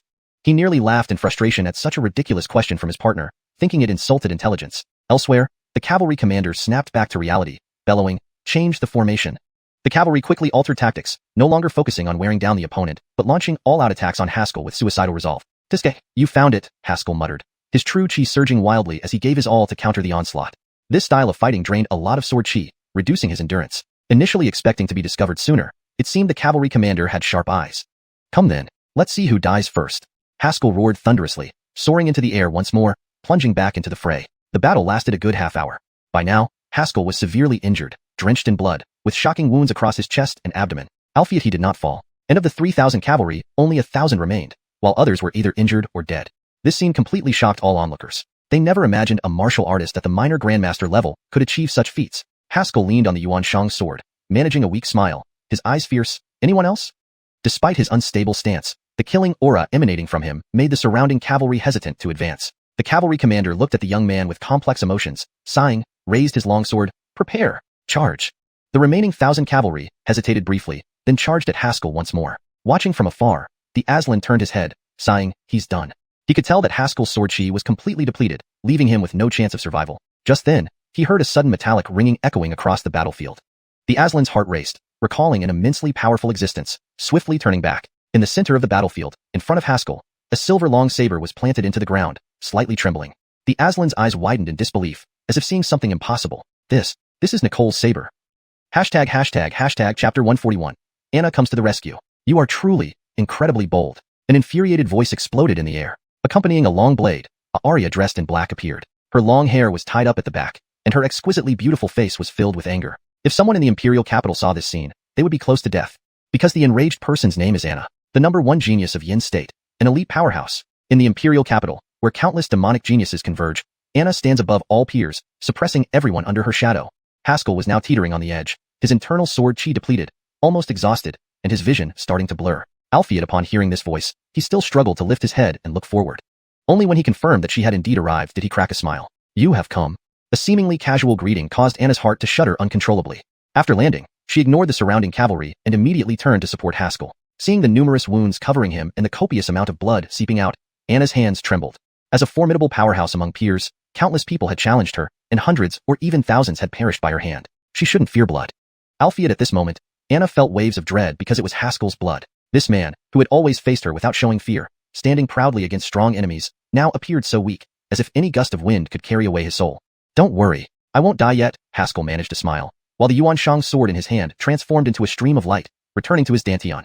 With his sword chi exhausted, he no longer had the strength to hold the sword. Anna took a deep breath. This wasn't the time for melancholy reflections. Can you stand? For a bit, Haskell said weakly, but with a hint of a smile. Finally, I can see your true strength. Anna was momentarily stunned before suddenly laughing. So you've been really curious about that? Of course. I need to know how far behind I am to catch up to you. Anna nodded seriously. Indeed, you should. Saying this, she released streams of true chi, infusing them into Haskell's body to repair his meridians and stop the bleeding areas. Having done all this, Anna stepped forward without looking back. Watch closely now. You'll need to step up after this. In the distance, Matthew gave a quick nod to Xianxia, grabbed Finley, and prepared to run. Finley was taken aback. Why run? We still have over 1,000 cavalrymen. So what if there's one more person? How scary could it be? We can just kill them together? Are you stupid? Matthew's eyes widened. That's Anna. Are you thinking of killing her with cavalry? Are you really brain dead? What if it's Anna? He didn't finish speaking because Matthew knocked him out with a chop to the neck and slung him over his shoulder, fleeing. Of course, they weren't doing this out of kindness, but because the fool still owed them payment. The two left without looking back, appearing quite flustered. After all, it was Anna. If they stayed, once she was free, none of them would escape. In the cavalry formation, Anna paused mid-step, her gaze sweeping toward the woods. She whispered, you ran fast. Next time, you won't be so lucky. She drew her long knife, 收回了目光，淡淡地说道，你们一起上吧. Corrected to English, she drew her long knife, 收回了目光, and said calmly, you all, come at me together. For fluent and natural English, she sheathed her long knife, then said calmly, all of you, attack together. Note, the phrase 收回了目光 means 收回了xiuxian, which is better translated as sheathed her long knife, in this context for a more natural and fluent reading experience. As she spoke, her true chi surged, and the Dao chi formed like a dragon. Gai Jinwei. As she spoke, her true chi surged, and the Dao chi unfolded like a dragon. Corrected to ensure it reads naturally in English. As she finished speaking, her true chi rumbled, and the Dao chi erupted like a dragon. For consistency and fluency in English. As she finished speaking, her true chi rumbled, and the blade energy erupted like a dragon. Note, Dao chi is translated as blade energy, to better convey the meaning in English. The once formidable and invincible cavalry, who had been exuding overwhelming momentum, now hesitated and dared not advance for a moment. Even several horses were intimidated by Anna's aura, stomping restlessly on the spot as if they wanted to flee from this place. The cavalry commander's expression was grave. He was also a martial artist, but he was still at the innate realm. The Arya before him gave off an aura as if she were a ferocious beast from ancient times. Even though she was merely standing there, it felt as though thousands of troops were roaring at him. This was an unprecedented feeling. If he were an ordinary warrior, he would likely have fled without looking back, just like the twinsa did. Note, the term xiuxian was incorrectly translated in the user's input. It should be consistently translated as twin killers or twinsa. For better context and fluency, I used twinsa here, but it can be adjusted based on previous translations of this term in the text. Improved translation. If he were an ordinary warrior, he would likely have turned and fled without a second thought, just like the twinsa did. Albeit he was a cavalryman, a commander. Given the context, it's important to emphasize his role and responsibility. A more nuanced translation that fits better into the narrative could be, albeit he was a cavalry commander, a leader of men. This version reads more naturally in English and maintains consistency with the tone and style of the text. In battle, no retreat. Black Dragon Army, listen up. The cavalry commander took a deep breath and drew his long da. Charge. Note, for better fluency, long da should be translated as sword or blade. Revised translation. Black Dragon Army, listen up. The cavalry commander took a deep breath and drew his sword. Charge. The remaining 1,000 cavalry hesitated for just a moment, then erupted into motion, charging towards Anna with all their might. In an instant, blood splattered across the sky. Half an hour later, the battlefield fell silent. To maintain consistency in terminology and style while ensuring it reads naturally in English, this would be a more accurate translation of the provided sentence. However, if you want to keep the time frame consistent with the original Bankerjong, which literally means a quarter of an hour, you might prefer.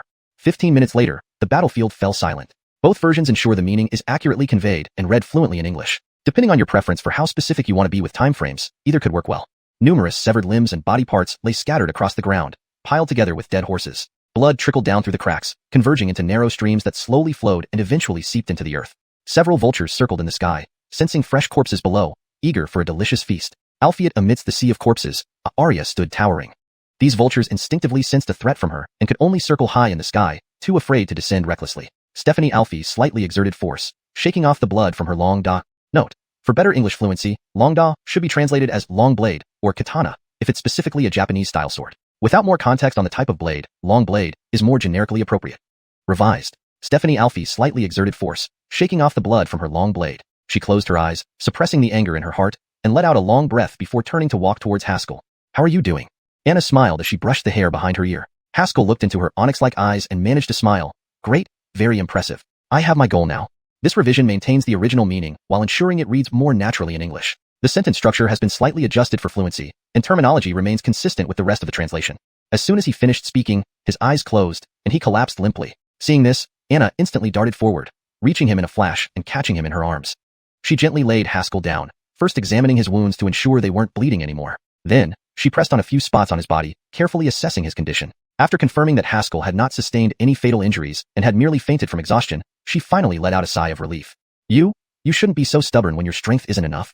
This translation maintains the gentle yet slightly chiding tone of the original line, keeping it natural and fluent in English while accurately conveying the meaning. It also preserves the consistency in terminology and style used throughout the passage. If anyone else had witnessed this scene, they would likely think the world was upside down. The decisive and ruthless Anna, who had swept through her peers and dominated all challengers, was actually speaking to a man in such a gentle tone? Or in such a bloody environment? To improve the flow and naturalness of the translation, I would suggest, or amidst such a bloody scene. This maintains the intensity and surprise expressed in the original text while sounding more natural in English. However, Nicole seemed completely unaware of her unusual behavior, her gaze lingering on Haskell's face for a long time, as if trying to engrave this image deeply into her memory. Subsequently, she gently lifted Haskell, allowing him to lean against her, and slowly made her way toward Xianxia. Not far away, a michael-y man concealed himself behind a tree, watching the scene unfold. He gritted his teeth and muttered under his breath, "Damned brat. How dare he take advantage of Yuling like this? He truly deserves to die 1,000 deaths." His demeanor was much like that of a father who sees his daughter bringing home a boyfriend for the first time. A moment later, the Micah sighed, shaking his head as he turned to leave. Kelsey is growing up, can't hold on to her anymore. His reaction was much like that of a father seeing his daughter bring home a boyfriend for the first time. A moment later, the michael-y man sighed again, shaking his head as he turned to leave. Note, I've made slight adjustments for natural flow in English while maintaining the original meaning. Sigh, Kelsey has grown up, she's beyond my control now. This translation maintains the meaning and tone of the original text while ensuring it reads naturally in English. The context suggests a mix of frustration and resignation, which this version conveys effectively. For consistency with the narrative style, we might also consider, well, Kelsey has grown up, can't hold her back anymore. Both options capture the sentiment and read fluently in English. Hashtag chapter 142, Awakening. As Haskell was fighting alone against 3,000 cavalry, new changes occurred in the Sword Master's cave. Though martial techniques and the Guiyuan sword had already been taken away, countless benefits still remained within the cave. Lesser forces were diligently searching for more treasures, hoping to snatch as many items as possible. In one of the rooms, a group was meticulously inspecting every corner, occasionally calling out to their companions in excitement as they collected newly discovered items. Suddenly, a martial artist burst into maniacal laughter, raising his long sword. Ha ha ha ha, a rank 5 profound blood demon blade. With this blade in hand, who can defeat me? Envious gazes were cast from surrounding onlookers, but none dared to entertain thoughts of snatching it away. After all, the most valuable items had already been taken, and what remained were mostly inferior in quality, making it unnecessary to risk life and limb over them. At that moment, a voice filled with mockery echoed through the room. Fools, always relying on external power without realizing true strength comes from within. The searching martial artists paused, looking toward the source of the voice. They saw a young man standing at the door, smiling warmly at them. The martial artist who had obtained the blood demon blade stepped forward confidently, waving his weapon. Kid, this room is ours now. Get lost if you know what's good for you. A nearby martial artist frowned, hesitatingly asking, Are you, Jim? The young man beamed brightly. Yes, it's me. Brother, it's quite an honor that you've heard of me. Everyone knows about the Fu family madman, the person said warily, glaring at Jim. We have no grudges, so stay out of our way. Of course, I'm always very polite, Jim replied with a smile. Just as he spoke, countless streaks of light shot from his body at blinding speed, entering the brows of the martial artists. Everything happened in an instant, leaving no time for reaction. Having completed his deed, Jim glanced at the group once more, then turned and left the cave, unnoticed by those outside. He stood at the edge of the forest, glancing back at the bustling cave entrance, a strange smile curving his lips. To not be controlled by the heart seed talisman, incomplete soul or not, Haskell, you should make for an interesting friend. Unaware of Jim's attention, Haskell was just waking up. Ugh, where am I? He struggled to sit up, finding himself wrapped in bandages. Observing his surroundings, he realized he was in a tent. Well, you're awake. Leanna pushed aside the curtain, grinning at him. You have quite the physique. Haskell rolled his eyes. Modesty is a virtue. Please mind your behavior. Hey, is this how you thank your savior? Leanna complained. Haskell paused. You saved me? Alphiet, didn't he last see Anna? Was he hallucinating? Of course it was me. Leanna recounted with exaggerated motions. When I saw you surrounded by 3,000 cavalry, I was furious. Armed with 2 gene hammers, I stormed in and fought fiercely to save you. Note, the term Wung gene hammers seems to be a mistranslation or confusion. Gene hammers, Gene Choi, refers to heavy metal hammers. Wung means a jar or vat and doesn't fit here. So, I corrected it to gene hammers. After a moment of silence, Haskell shook his head. Where is Anna? Leanna ignored the question. Why are you so sure it was Alicia who saved you? Because you lack the skill to face thousands alone, Haskell replied firmly. Leanna huffed. Stop daydreaming. Your Mike Ninger left early this morning. How long was I out? Haskell asked, surprised. 1 day and night. You were rescued yesterday, Leanna replied, tossing him a jade bottle. Here, these are the medicinal pills she left for you. They should speed up your recovery. Haskell examined the bottle carefully before setting it down beside him. All right, get dressed. I'll show you around the camp, Leanna said, stepping out of the tent. Haskell touched his chest, recalling the battle with lingering fear. Had Anna not appeared, he might truly have died there. Or maybe not, given the uncertainty of whether the senior in the Dow Tower would intervene during dire times. You've been lucky, Theander suddenly remarked. Haskell hesitated. Senior, if Anna hadn't come, would you have saved me? Alfie at Theander, as if not hearing, responded slowly. Since you survived, go out and stretch. Your body needs movement. Haskell paused, then silently dressed and stepped outside. The sunlight stung his eyes, accompanied by shouts of combat drills. Adapting to the light, he surveyed the wide open space filled with soldiers doing intense training. Leanna stood by a fence, waving at him. Together, they leisurely toured the camp. Everywhere they went, Leanna formally introduced Haskell to the soldiers, reciting his name repeatedly. First time in a military camp? How do you feel? Leanna asked, smiling. Haskell nodded, impressed. Most soldiers seemed to be at early stage martial cultivation, barely crossing the threshold, yet surprisingly, none showed signs of prior cultivation, meaning they had trained hard enough to surpass the limits purely through physical exercise. This level of training intensity was extraordinary. Leanna grinned mischievously. Want to try it? Try what? Haskell asked, puzzled. Before he could comprehend, a soldier approached. Sir. Standing taller than Haskell, the soldier looked down at him sternly. I wish to challenge you. May I? Challenge me? Haskell blinked. Why challenge me? The soldier seemed unconvinced. The camp has been talking about you defeating 3,000 Qin cavalry single-handedly. Everyone doubts it. Haskell gaped, turning to glare at smirking Leanna. So that's why she kept emphasizing his name. Thus, Haskell began to realize the full extent of what awaited him in this new environment. Chapter 143. Accidental Spiritual Deviation. This soldier's skill was considered fairly good within the unit. He had reached the 3rd level of the later heaven stage. Alphiet in Haskell's presence, it was still far from enough, even with his grievous injuries. Let's skip the challenge, Haskell waved his hand dismissively. I'm afraid I might kill you. The soldier's face darkened instantly. Haskell realized that his words sounded a bit off, and quickly corrected himself. No, what I mean is, you're too weak to withstand a single punch from me. The soldier was speechless. No, look, it's like this, Haskell hurriedly explained. You're only at the 3rd level of the later heaven stage. Challenging me would probably take a few more years, damn. Why can't I speak clearly today? Sabrina beside him was already laughing uncontrollably, without a care for appearances. The soldier didn't give Haskell another chance to explain, turning and walking over to the side of the parade ground where he pulled out a long saber. Seeing all the surrounding soldiers staring, Haskell knew that if he didn't accept the challenge, they might swarm over him. After some thought, he reluctantly stepped into the parade ground. The soldier gripped the long saber tightly and slammed it into the ground forcefully. Please enlighten me. Haskell stood lazily in place, not even needing to use true chi to deal with a 3rd level later heaven fighter. The surrounding soldiers gathered around, cheering loudly for their comrade. Old Albie, knock this pretty boy down. Yeah, don't let anyone look down on us. Go on, give him a beating. In the military camp, strength was revered. To win over these burly soldiers, it was best to fight them into submission. Though Haskell had never been in the military, he understood the principle of respect for strength. Please, Haskell extended his right hand, making a gesture of invitation. The soldier took a deep breath, shouted, and charged forward with large strides. A third-level later heaven fighter was certainly faster than an average person, but in Haskell's eyes, every movement was crystal clear. He could instantly calculate when the soldier would step in front of him and at which step he would attack. So, he needed to consider how to defeat him honorably without humiliating him. Just as Haskell pondered, the soldier was already before him, the long saber swinging towards his face. As he prepared to move, he saw the saber's speed suddenly increase. The soldier's aura surged dramatically, breaking through to the 5th level of the later heaven stage in an instant. Haskell's mind froze, sensing something was wrong. Breaking through in battle? No. This soldier used a secret technique to burn his essence blood. Instinctively, Haskell channeled sword chi, flicking his finger to send a wave directly at the saber. There was a sharp ding, and the long saber flew away. The soldier stumbled back several steps, his hands trembling, blood coursing through his chest and abdomen. His full-force strike hadn't even touched a single hair on Haskell's head. Again. The soldier roared angrily, preparing to charge again, but saw Haskell standing there with an extremely strange expression, spitting out a mouthful of blood and collapsing softly to the ground. The noise around him abruptly ceased, leaving the soldiers stunned, unsure of what to do. Haskell! Sabrina rushed over, finding his internal chi wildly chaotic, a clear sign of accidental spiritual deviation. Her face changed drastically. For a martial artist, accidental spiritual deviation was very serious. It could result in severe injury or even immediate death, especially since Haskell was already severely injured. Should he go into a deeper state of deviation, it wouldn't be long before he passed away. Quick, get him to my tent now. Sabrina ordered decisively while preparing inside her tent. Accidental spiritual deviation meant losing control of one's internal chi, causing it to run rampant. Typically, another martial artist would assist by helping regulate the chaotic chi. Right now, she was the only one capable of doing this. At that moment, a general who had been watching approached, saying gravely, "Wujuang, let me handle it. Men and women have different roles." Back off. Sabrina glared coldly at him. Why would an ordinary soldier know the essence blood burning technique? Ryder, I won't interfere with your past misdeeds, but if anything happens to Haskell, I won't forgive you. She brushed past him and quickly entered her tent. Ryder's face turned extremely ugly, clenching his fists where he stood. Commander Liu, the soldier who challenged Haskell hesitantly approached. I have no idea what happened.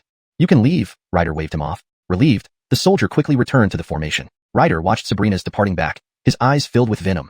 Meanwhile, Haskell felt the world blur as he found himself in the heavenly Dao Tower. What's going on? Haskell asked, confused. Senior, what happened to me? So that's why I said you were lucky. The Ander lounged in a rocking chair, swaying slowly. Earlier, the xiuxian sword wasn't fully integrated yet, but you used it. Normally, accidental spiritual deviation should have occurred later. So, this is just temporary chi chaos? Not exactly. It happened earlier than expected. How is this luck? This is indeed good luck. The Ander shifted to a more comfortable position, smiling. Since killing thousands of cavalrymen, the xiuxian sword has been infused with blood chi, accelerating the onset of deviation. However, the same process completed its integration, ensuring it won't collapse from now on. Haskell breathed a sigh of relief. Then he saw the Ander raise his hand, summoning the xiuxian sword from nowhere into Haskell's grasp. Give it a try, the Ander said. Haskell gripped the hilt and swung the sword. Instantly, faint blood chi erupted from around him, converging into the sword. A streak of sword chi containing bloodlight slashed out. That's killing intent. Attached to the sword chi, it can juncture hearts and minds. Even the most steadfast will slow down slightly. Edit. That's killing intent. When attached to the sword chi, it can intimidate the enemy. Even the most resolute person will momentarily hesitate. Haskell was delighted. In life and death battles, those moments could decide the outcome. All right, get out if you have nothing else to say and meditate on your own. The Ander waved his hand. Haskell felt a lightness, regaining consciousness instantly. He opened his eyes to find Sabrina leaning over him, stripping off his clothes. What are you doing? Haskell remained silent for a moment before asking. Sabrina paused, looking down at him. After a while, she murmured, would you believe me if I said I'm adjusting your chi? Chapter 144, Cooking the Rice Before It's Done. Haskell naturally did not overthink what she was doing. For a practitioner to lose control of their internal energy and need to adjust it, skin contact was indeed necessary. Otherwise, it could lead to worse disruption of the true chi flow. Get up. I'm awake now and can adjust myself, he said as he sat up. Leanna replied casually, as if nothing had happened, and got off him. All right, rest well. Once I'm done here, I'll take you into the city. There's a royal banquet hosted by the Yin Kingdom tonight. She then tossed a bottle of pills at him. This medicinal pill will help you recover quickly from your injuries. Take it soon to regain your strength, or else if someone comes looking for trouble, I won't be able to help you. Haskell watched Leanna leave the tent. Then he sat cross-legged and began to regulate his true chi. What he didn't see was that the moment Leanna left the tent, her face turned red like a steamed crab. Oh my, what am I doing? This was her first time in such close contact with a man, and all the calmness she had displayed earlier was an act. After finally calming down the agitation in her heart, Leanna took a deep breath and walked out of the camp as if nothing had happened. Not far away, Ryder saw this scene and his expression grew even darker. Filthy couple. I will ensure that you cannot leave the Yin Kingdom. Inside the tent, Haskell sat cross-legged and started organizing the true chi within his body. The disorder caused by losing control had made his internal state chaotic. Organizing it was quite troublesome, and several times, the sword chi almost broke through his body. Suddenly, he sensed something odd. Strange, Senior. Why does it feel like my internal sword chi has become more robust? Haskell asked, puzzled. The Ander nonchalantly replied, You hadn't fully digested the strength from the sword essence you absorbed earlier. That battle refined your sword chi, and now it's a perfect opportunity to break through. Hearing this, Haskell immediately focused, carefully searching through his meridians, and found several pockets of stray sword chi lurking around. He guided these with his mind, slowly expanding his meridians while also enhancing his dantian. Advancing from the lesser Grandmaster realm required continuously expanding one's meridians, allowing the true chi to circulate faster and making the process of releasing true chi more efficient. Additionally, it involved opening extremely hidden and remote meridians in the limbs, which allowed prolonged levitation. When true chi could surge within the body long enough for sustained flight, it signified a breakthrough to the levitation realm. Ouch! I didn't expect it to hurt this much, Haskell muttered, gasping as he expanded his meridians. Albeit compared to the pain of cultivating to the golden body realm before, this was just a fraction of it. While Haskell was immersed in breaking through, Alfredo had already returned to Xianxia City. With the slaughter of the 3,000 cavalry, the soldiers in Xianxia were visibly fewer, replaced by large numbers of Yin Kingdom troops taking control of the city. Straddling between the Yin and Qin kingdoms, this place was crucial territory for both nations. With the formidable Black Dragon army of the Qin kingdom being wiped out and the Qin royals unable to mobilize reinforcements in time, it became an excellent opportunity for the Yin kingdom to seize and control the city. On the streets, Yin kingdom cavalrymen saluted and greeted Alfredo politely. After all, he was the son of a high-ranking general, whom they rarely met. Alfredo remained cold-faced, ignoring their pleasantries as he arrived at a residence. Greetings, High Lieutenant Colonel Liu. The guards at the door saluted. In the Yin kingdom, it was customary for the children of nobles to be sent to serve in the military, often in the role of lieutenant colonels. Alfredo nodded and entered the courtyard. The garden was lush with plants, making anyone who saw it think that its owner must love life. In the center of the courtyard, a handsome young man sat leisurely, brewing tea. Seeing Alfredo arrive, he looked up and smiled. How did it go? How did it go? Alfredo's tone was unkind. It's about to fail. Despite sitting opposite someone of noble rank, he couldn't help but flare up thinking about Liana leaving Haskell's tent. Although he had an agreement with this revered existence, pursuing Liana had been his heartfelt desire. He genuinely admired and loved Liana, or rather, wanted to possess her. Watching the Arya he liked entangled with another man would upset any man. The young man raised an eyebrow. Did Wuxia get rough with you? Alfredo hesitated. No, Your Highness. Why do you say that? In fact, many people tried to court her before you, but they all ended up the same way. The young man shrugged. They were all beaten to near death. Alfredo suddenly realized that he had only recently arrived from the Yin capital and knew little of the past events. Hearing this now made him shiver involuntarily. After a moment, he hardened his resolve. So what if she beats me? Whatever I want will still be in my hands. Good attitude, the young man praised. Albeit since she didn't beat you, why are you so furious? Alfredo explained everything about Haskell and Liana in detail. Upon hearing the name Haskell, the young man's eyes narrowed. He's here too? Alfredo asked curiously. Your Highness, you know him? Yes, he stirred up a lot of trouble in the capital before. Didn't expect Wuxia to bring him back this time. The young man frowned. After a moment, he said, now you need to cook the rice before it's done. We can't delay any longer. Alfredo felt choked. What can I use to cook? She doesn't even pay attention to me. The young man chuckled and took out a bottle of pills from his robes, saying softly, this item is something I obtained from the academy. As long as she hasn't completely transcended the Grandmaster realm, she can't resist its effects. Alfredo froze, then looked at the pill incredulously. You want me to drug your sister? The young man remained calm. Only this way can I be assured of our alliance once she becomes your wife. Alfredo's eyes flickered, and after a pause, he gritted his teeth. Fine, I'll do it. I hope the first prince will keep your promise. After Alfredo left, Ridge picked up his teacup, his expression grim. Could it be? Wuxia has already discovered my plan? No, it shouldn't be. This was all an accident. Chapter 145. Breaking through the barrier. Advancing in rank. Inside the tent, Haskell closed his eyes and focused all his thoughts on the sword chi circulating within his body. He felt as if he were in complete darkness, guiding the sword chi with his mind to carve out a new path in this void. After an indeterminate amount of time, a sudden pop sounded by his ear, like something had just been pierced. In an instant, boundless light emerged, filling his vision. Unable to contain himself, Haskell let out a long, resounding howl. Streams of sword chi burst from his mouth, transforming into countless small swords that spun around inside the tent. Asterisk swoosh, swoosh, swoosh. Asterisk the air was sliced apart in rapid succession, reducing the entire tent to shreds within moments. There's an enemy attack. The surrounding soldiers were momentarily stunned but quickly raised alarms. In no time, the entire camp sprang into action, with many armored soldiers mounting horses and rushing towards this location. Within several breaths, numerous troops had gathered, encircling the area. The leading general's face turned bitter upon recognizing the tent. Jack, there should only be one enemy here. Why are you so worried? A deputy noticed the general's expression and asked quietly. The general shot him a look. What do you know? This is the tent the princess specifically ordered us to watch closely. If anything happens, our heads won't be safe. Inside the tent, Haskell slowly adjusted his breathing, having already withdrawn the sword chi back into his body. He twitched his nose twice and suddenly frowned. Mike, I feel there are many strange smells around me. Is there something wrong with my body? Anders' voice echoed in his heart. That's not because your nose is malfunctioning. It's just that you can now detect more scents. As it turns out, sword heart clarity enhances proportionally with a martial artist cultivation. Initially, it could barely dispel illusions, allowing Haskell to remain unaffected by them. As his strength grew, even without actively releasing sword heart clarity, he could still resist illusions.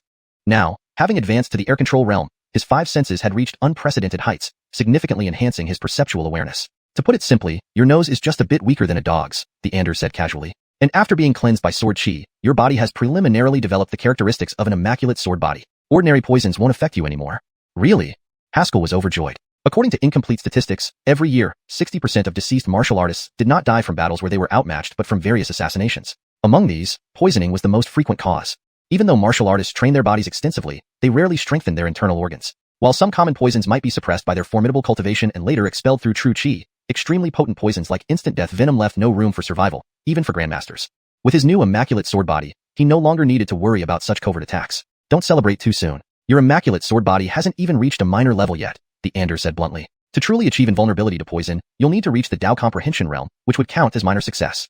Haskell didn't feel disheartened. Just as he was about to rise, he remembered something else. Mike, according to my cultivation technique, I shouldn't have obtained the immaculate sword body at all, right? He practiced the sword tomb technique, which transformed his body into a vessel for countless swords. Although both the sword tomb body and the immaculate sword body were powerful, they belonged to entirely different categories. No matter how much he practiced, he shouldn't have obtained the immaculate sword body. Are you stupid? Didn't you hear me say that you gained some characteristics? The Ander replied irritably. This is precisely where the true strength of the sword tomb body lies. Haskell was taken aback, but, being at this cultivation level, immediately grasped the point after this reminder. You mean? Yes, exactly what you're thinking, the Ander said. The sword tomb body is the burial ground for myriad swords, so naturally, it can gain the traits of those sword bodies. And this is the greatest strength of the sword tomb technique. By practicing it, you essentially practice all sword techniques under heaven. These words thundered in Haskell's mind, leaving him momentarily speechless. He had pondered this before. The sword tomb technique, despite its power, could only subdue thousands of swords. However, compared to ordinary martial artists, the number of sword practitioners was minuscule. Out of 100 people, finding one sword practitioner would be fortunate. Furthermore, considering the rarity of great sword practitioners or sword grandmasters, merely overpowering all sword practitioners wouldn't mean much. Being unmatched among a niche group held little significance. Until now, he finally realized the true strength of the sword tomb technique. By burying myriad swords, he absorbed their traits, continuously acquiring new attributes during cultivation. Eventually, he would possess all traits related to swords and master all relevant techniques. One person mastering all sword techniques, one body harboring all sword attributes. How many could possibly stand against him? Thinking of that future, Haskell felt an exhilarating surge. He could almost see himself standing alone, unbeaten under heaven. Don't dream too soon. You're still far off, the Ander sneered. For minor success in the sword tomb technique, you need to absorb 10,000 swords. Have you absorbed even 20? At this, Haskell deflated. If not for breaking the 12-sword formation, he wouldn't have absorbed even 5 swords by now. At this rate, when would he ever achieve minor success? Hurry up and earn money, poor dog, the Ander said mockingly. Being a sword practitioner is the most expensive profession. If you can't earn spirit stones, I suggest you abandon your cultivation and focus on martial arts. How could Haskell give up? He roared, No, I won't give up. I will earn enough spirit stones. The soldiers outside, hearing this, were taken aback. This assassin feels more like a workaholic? Translation ends here. Let me know if you need further assistance. Hashtag chapter 146. Rumors spread faster than tigers. The destruction of the tent naturally caused quite a commotion, and the entire camp sprang into action. Only when Liana arrived and the surrounding officers confirmed Haskell's identity did everyone gradually disperse. However, rumors about Haskell spread uncontrollably throughout the camp. The soldiers began discussing it openly and secretly. Did you hear? The princess brought back an assassin who was obsessed with money. What? An assassin was in the princess's tent, naked and trying to cheat for money? Guys, explosive news. The princess adopted an assassin who relies on others for a living and tried to seduce her by stripping. By the time Haskell changed his clothes and prepared to enter Shanghai Pass with Liana, the rumor had evolved into an assassin, exhausted from working too hard, decided to live off the princess and performed a striptease in the princess's tent to seduce her. The camp usually lacked good entertainment, so any gossip would spread wildly and become distorted beyond recognition. Every time the two passed a soldier, the soldier would first salute Liana and then give Haskell a strange look. These subtle actions were as obvious as if they were staring directly at him. After several occurrences, even someone as thick-skinned as Haskell couldn't help but feel irritated. Shouldn't you clear this up with them? Liana glanced at him and grinned slyly. Clear what up? Haskell's face darkened. What do you think? Liana pretended to be magnanimous, patting him on the shoulder and laughing loudly. Don't worry, even if you strip to seduce me, I won't look down on you. Liana. Leaving the camp, they passed through the city gate and entered Shanghai Pass. A wide street stretched out before them, disappearing into the distance. The ground was paved with yellow stones, which showed various mottled red stains. Upon closer inspection, dark red stains still clung between the stones. These were the bloodstains left from battles between Qin and Yin soldiers within the city. Despite being cleaned, some traces remained, accumulating over time to form the current appearance. Haskell walked along the road with his hands behind his back, looking at the shops on either side. Despite the region being plagued by war, these shops continued to operate, sustaining their livelihoods. People just wanted to survive, that was all. I suddenly remembered, the last time I came here, I saved a girl, Haskell reminisced, feeling sentimental. Liana looked at him. You mean Tamara, right? You know her?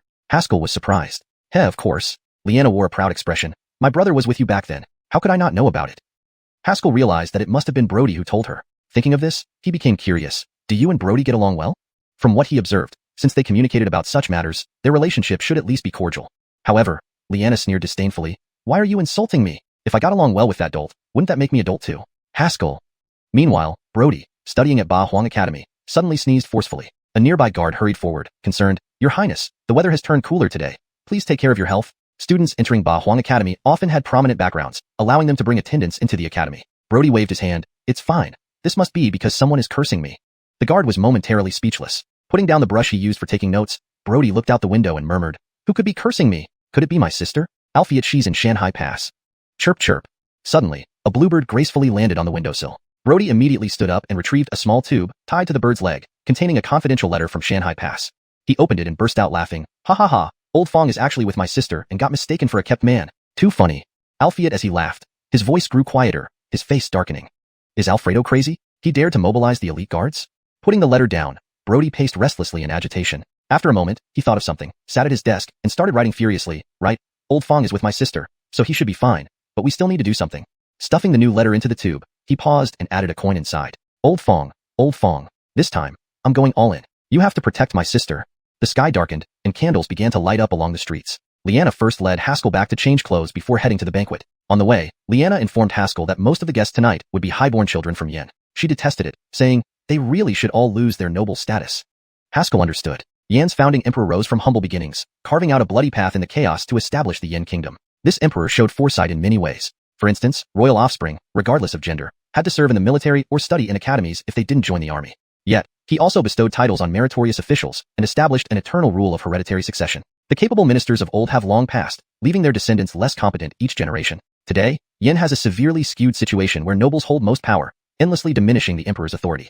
So, in fact, I'm here to seize a high-tier martial technique for father, Liana whispered, her mood low. Father has been dedicated to governance over the years, exhausting himself mentally, causing his martial cultivation to stagnate. If this continues, I fear the nobles might be tempted to move against him. Haskell blurted out, they dare to assassinate the Gordy? Liana sighed, you don't understand. The benefits a monarch receives aren't just limited to ruling a nation. She stopped there, and Haskell didn't press further. Everyone had their secrets, and the truth would come to light when the time was right. They arrived at a tavern in the city. The building was approximately dozens of meters tall, adorned with dragons and phoenixes, glittering with gold. This belongs to the Yiming Pavilion. It's called the First Tower of Shanghai Pass, Qingshenglu, Liana said, looking up at the sign. The banquet is here today. With that, she approached the entrance, showed her token, gestured for Haskell to follow, and walked into the tower. Haskell nodded and prepared to enter behind Liana. However, the servant at the door suddenly stopped him. Sorry, you can't enter this tower. Chapter 147, Killing on the Street. Liana frowned slightly. He is my friend. Sorry, that's the rule here. The servant glanced at Liana, his expression flickering but remained firm. The surrounding noble heirs snickered in low tones. Look, there's that pretty boy who wants to seduce Liana. Not bad looking, but he's still a man of lowly status. A scum like him has no right to be near us. Some even eyed Liana with disdain, disregarding her identity as the Amaya of Yen. Liana's frown deepened. This was within Yunming Pavilion's territory. Although Yen now controlled Shanhaiguan, it was still far from matching Yunming Pavilion's influence. Their power spread across Yen Yun continent, and even the imperial family traded with them. She suddenly swept her gaze over the observing nobles. A mere gatekeeper wouldn't dare challenge her face. It must be someone among these fellows, collaborating with certain people in Yunming Pavilion, trying to make Haskell uncomfortable. Within moments, Liana understood everything. Just as she was about to use her own method to resolve the issue, she saw Haskell speak up. So, according to you, if I can produce a token of appropriate status, I can enter? The servant paused for a moment and nodded silently. The loudest laughing noble heir mocked. A pretty boy who relies on good looks to win favor doesn't have the right to enter the same building as us. Haskell shook his head, walking up to the man with a faint smile. Excuse me, could you please not attend the banquet today and give me your invitation? Apart from specific aristocratic heirs and royal members who could enter by token, others required an invitation to prove their identity. The noble heir froze, then said mockingly, Want my invitation? Sure, just kneel here and kowtow 100 times. Then I'll consider giving it to you. Haskell sighed. Oh, why do you rich families always enjoy making people kowtow? The nobles erupted in laughter at this scene. A commoner wanting their invitation? Ridiculous. The noble heir motioned to the side. Go on, kneel right there where everyone can see. Haskell smiled gently. Okay. Suddenly, he reached out, grabbed the noble's neck, and slammed him into the ground. Bang! With a dull thud, the noble heir passed out instantly. Ignoring the stares around him, Haskell picked up the invitation and asked the servant at the door, Can I go in now? The surrounding nobles were dumbfounded. One of them suddenly reacted, roaring angrily, Rascal! How dare you hurt someone on the street? Arrest him! Instantly, several black-armored soldiers appeared, blades flashing toward Haskell. Clang! Metal clashed with metal. Haskell was unharmed, while the soldiers' blades shattered into pieces. How? How is this possible? The noble heir couldn't accept what he saw, gaping. Haskell shook his head, a faint golden glow rippling around his neck. He looked up at the noble heir and grinned. You want to kill me? A wave of intense fear surged through the noble heir, and he panicked backward. Help me. Whiz. A piercing cold light flashed, followed by a spray of blood. The noble heir's body stopped moving, slowly falling to the ground, his severed head rolling aside, eyes wide in terror. All the nobles were stunned. He dared to kill on the street. Grimes Gongzi is dead? Too terrifying. What kind of person is this? Murderer. Heinous murderer. The nobles whispered in fear, staring at Haskell. Even the servant at the door was dumbfounded, trembling in fright. He was just a servant. Even if he had connections with these nobles, he was still a subordinate. If they retaliated later, he would definitely suffer. He quickly walked into Yiming Pavilion to find help. Liana walked beside Haskell, murmuring, this guy was the son of the Yin Ministry of Personnel Secretary. Haskell raised an eyebrow. Can't kill? Not really. Liana's face was somber. It's just sad that the minister had his only child late in life and will have no descendants now. Haskell fell silent for a moment before asking, how do you know he won't have children? I have my people in the brothels he frequents, Liana explained with a gleam in her eyes. The top courtesan of Yin is one of mine. Haskell was taken aback. He'd heard of her, the top courtesan of Yin, Xiuxian, renowned for her unmatched beauty and attracting countless admirers. And now, she was working for Liana. Do you think being a princess and running a brothel doesn't affect the royal family's reputation? Haskell asked awkwardly. Nonsense. My girls sell artistry, not themselves, Liana declared proudly. Haskell gave her a thumbs up. Quite a stylish madam indeed. Looking around, the nobles who caught his eye quickly shrank back, afraid of becoming his next target. After surveying the area, he waved the invitation and smiled. Can I go in now? Dead silence. Haskell nodded and walked toward the building. Step after step, a harsh voice interrupted. Stop. Who dares commit violence here? Haskell's lips curled. Clearly, the mastermind couldn't hold back any longer. He had sensed these people targeting him intentionally. Killing Grimes Pingqiu was merely to lure out the real culprits. Before the killing, he had chosen the one who seemed highest in rank. Behind him, a young man in dark green robes hurried over. Handsome and tall, exuding a noble aura. It was none other than Alfredo. Surveying the scene, his gaze lingered on the corpse, his face turning grim. Alfredo glared at Haskell, saying darkly, committing murder in public, defying the law, and acting so recklessly. Soldiers of the Yin Feathered Wing, arrest him. Dozens of figures rushed forward, charging at Haskell. Unafraid, Haskell clenched his fists, battle aura surging. Your grandpa is invulnerable, come and fight. Chapter 148. The Amaya turns out to be a brothel keeper. Alfredo was not stupid. In fact, he was quite clever. Thus, he immediately placed a heavy accusation on Haskell, positioning himself as the one standing on the side of justice. The laws of a nation were its foundation. Disregarding the law was a serious crime, no matter where it happened. Liana saw this scene and felt an overwhelming surge of anger rise within her chest. Alfredo, you dared to secretly dispatch the Yin Feather elite assassins without authorization. Typically, most countries cultivate an elite assassination team to counterbalance martial experts, which is no secret in the martial world. Yin Feather was the elite assassination unit specially trained by the state of Yin. She had assumed that Alfredo would at most just make things difficult for Haskell, but she never expected him to actually try to kill Haskell directly. Alfredo remained silent. Since he had exposed this unit, he did not plan on letting Haskell live. As for Liana, she would be his after tonight. So even if she saw what happened, it didn't matter. On the other side, Haskell had already engaged in battle with the black armored soldiers. Upon initial contact, he sensed something was wrong. These black armored soldiers were far more skilled than those in the military camp. Half of them were at the innate realm, with the top one reaching the floating realm. In an ordinary sect, such individuals could serve as sect leaders. Moreover, these people's formation clearly indicated specialized training aimed at countering martial artists. A few black armored soldiers took the lead, wielding fine steel knives heading straight for vital points. Do you think this can deal with me? Haskell grinned, sword chi surging, and delivered several punches forcefully. Short punch, bang, bang, bang. 3 consecutive punches, each hitting the steel knives. The steel knives shattered instantly, but the momentum of the punches did not diminish, striking directly into the bodies of the black armored soldiers. Snap. Only the sound of bones breaking was heard, and the black armored soldiers were flung backward, landing on the ground with their chests caved in, clearly unable to continue fighting. The remaining black armored soldiers were stunned, clenched their teeth, and charged forward again. Good. Haskell laughed heartily, his figure turning into a blur as he moved swiftly among the black armored soldiers. Those weaker were knocked out instantly. Only the floating realm black armored soldier managed to hold on for a while. Albeit under Haskell's relentless attack, he was soon smashed to the ground, struggling twice before collapsing completely. Haskell stood amidst the group of soldiers, blood dripping from his hands, surrounded by a palpable aura of killing intent. Heiderk, a divine specter. Alfredo saw this scene and froze in shock. How could this guy be so powerful? Wasn't he just some pretty boy who lived off others? Haskell stood up, shaking off the blood from his hands, and coldly stared at Alfredo. Did you want to kill me? Cold sweat trickled down from his temple. Alfredo suddenly realized he had provoked someone formidable. He subconsciously took a step back, swallowing hard. What are you going to do? I am the son of Yan's great general. Everything I did was to uphold the law? Huh, law, Haskell sneered. Your very existence is the greatest contempt for the law. After saying that, he returned to Liana's side. Let's go. You're not killing him? Liana raised an eyebrow, somewhat surprised. Killing him might cause trouble for you. Haskell glanced back at Alfredo. He probably won't dare come again. Yeah. Liana nodded. suddenly pulling out a whistle from her pocket and placing it in her mouth. Wait a moment. The whistle sounded, echoing in the night sky. Soon, people emerged from the darkness, carrying away the corpses outside the building, then began cleaning the floor. Everything proceeded in an orderly manner, swift yet not chaotic. Shortly after, Micah came before Liana, smiling. 100 spirit stones, please. Liana tossed a bag casually. The Micah caught it, opened it, and smiled even wider, bowed deeply, then left. However, before he walked too far, he suddenly seemed to remember something and turned to appraise Haskell curiously. Haskell spoke up. Mike, is there something?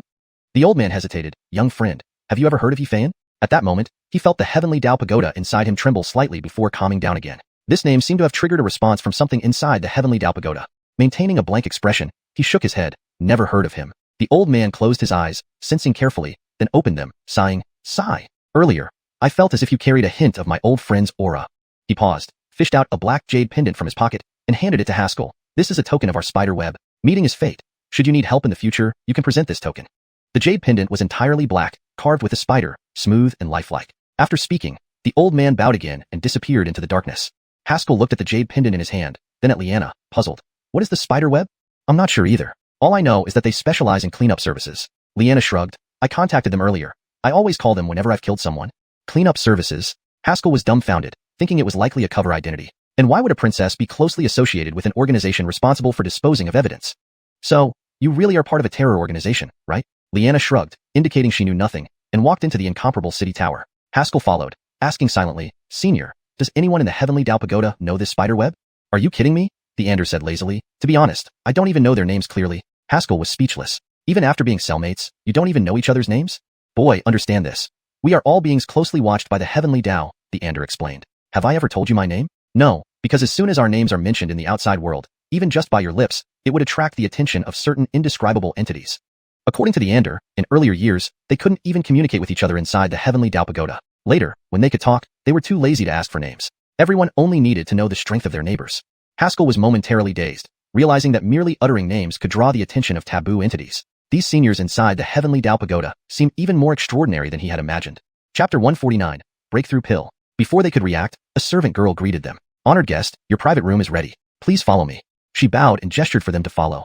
Liana and Haskell followed the servant girl into an opulent private chamber. The floor was carpeted with plush fabric, giving the sensation of walking on thick grass. The walls were adorned with exquisite paintings and decorated with valuable water mirrors. The wall facing the entrance was a transparent crystal panel, providing a direct view of the main hall below. At this moment, a grand banquet was underway in the main hall, bustling with men and women socializing. As soon as the servant left, Liana stretched lazily and plopped onto the sofa in front of the crystal panel. Come over and rest for a while, she said with a contented sigh. I wonder how much that martial skill will fetch tonight. Haskell was puzzled. Didn't you seize that martial skill for hunt? Now you're planning to sell it? Oh, that martial skill can be duplicated. What I'm selling is a copy. Liana sighed helplessly. What can I do? The kingdom of Yin is really poor. I have no choice but to work hard as a princess to earn some money to support my family. Poor. Haskell glanced around, his eyes landing on the coffee table. Leaving aside the fact that it was made from valuable rosewood, the fruits on display sold for 1 spirit stone each in the imperial city. Seeing this, Liana defensively remarked, Don't look at me like that. Everything here is bought with my own money. I wanted to reward you for all your efforts. Just then, another servant entered softly. Respected Diamond member, today is Human Pavilion's membership day. The 9 Jade Locust Blossom Dew you requested previously has just arrived. Would you like us to purchase it for you now? 9 Jade Locust Blossom Dew. Haskell stared blankly at Liana. 9 Jade Locust Blossom Dew was notoriously expensive, rumored to cost over 100 spirit stones per small vial. Its sole effect was to maintain beauty and youth in women. Cough, buy it, charge it to my account. Liana hurriedly dismissed the servant before turning awkwardly to Haskell. Actually, Yin is really poor, and so am I, but as a Arya, I need to take care of myself. You understand, right? Haskell sighed helplessly, sat down beside Liana, and took a bite out of a fruit on the table. He usually couldn't afford such luxuries, so this was a good chance to indulge. Liana told Haskell that many minor masters had died exploring the Sword Master's cave, not less than dozens from various factions. If they monopolized the martial skill, it would cause dissatisfaction among the factions. After a pause, she continued, There's a high-quality spirit stone vein beneath the cave. Yin has already secured a portion of it, so logically, we shouldn't seek more by taking the Earth-class martial skill. It's the most valuable item there after the vein. Haskell absent-mindedly touched his stomach, thinking that the most valuable treasure was actually within his dantian. However, the origin sword was being controlled by Tianyin's Sword Master's remnant soul. If he didn't want to part with it, no one could snatch it away. Without Haskell, the origin sword likely wouldn't have emerged either. So saying the Earth-class martial skill was the most valuable wasn't entirely incorrect. Yin is already weak. If I auction this now, even if the price is high, the other major forces might still accept it. Liana tossed the fruit core aside. Albeit if I don't sell it, it would offend them. Haskell pondered for a moment. Indeed, it's not the scarcity but the inequality that causes issues. Suddenly, a faint light appeared on the crystal panel, drawing their attention below. Arya in a fiery red dress stood centrally, her makeup striking, resembling a blooming red rose. Her long, snowy legs peeked from under her gown, causing visible excitement among the audience. Haskell was surprised to recognize her. It was Gianna from the Wand family auction house. Unaware of Haskell's thoughts, Liana commented admiringly, "This auctioneer is impressive. Since coming to Xiuxian Tower, trade volume at Shanghai Pass has increased by 40%, with over half the merchant caravans choosing to trade here." Haskell shook his head. Beauty can indeed bring trouble. You're too young to speak with such worldly wisdom. Liana chuckled. If I didn't know how you hooked up with Janae, I'd believe you. We fell in love. Mutual affection and admiration at first sight. Haskell replied coolly, recalling Janae's clear face. Where did she go after rescuing me? Liana initially wanted to tease him, but turned serious upon hearing his question. You don't know her status, but you must have an idea of her position. Haskell nodded. Someone like her needs to reach the pinnacle of martial arts, so she bears many responsibilities and her entire family's hopes. Liana probed. If you want to continue with her, it won't be easy. Haskell caressed the jade pendant Janae gave him. I know people can't gain anything without tremendous effort.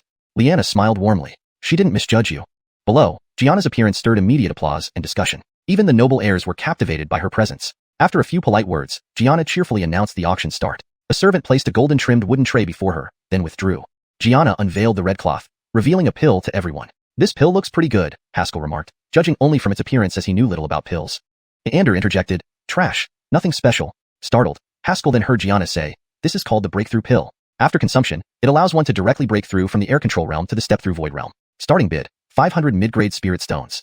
500 mid-grade spirit stones. In Dongshan City, that amount almost sustained a small family for a year. Is this trash?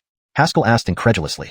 The Ander scoffed. It can only elevate one minor realm, and that at such a low level. How is that not trash? Haskell paused, then responded quietly, Sir, next time you find such trash, please let me know.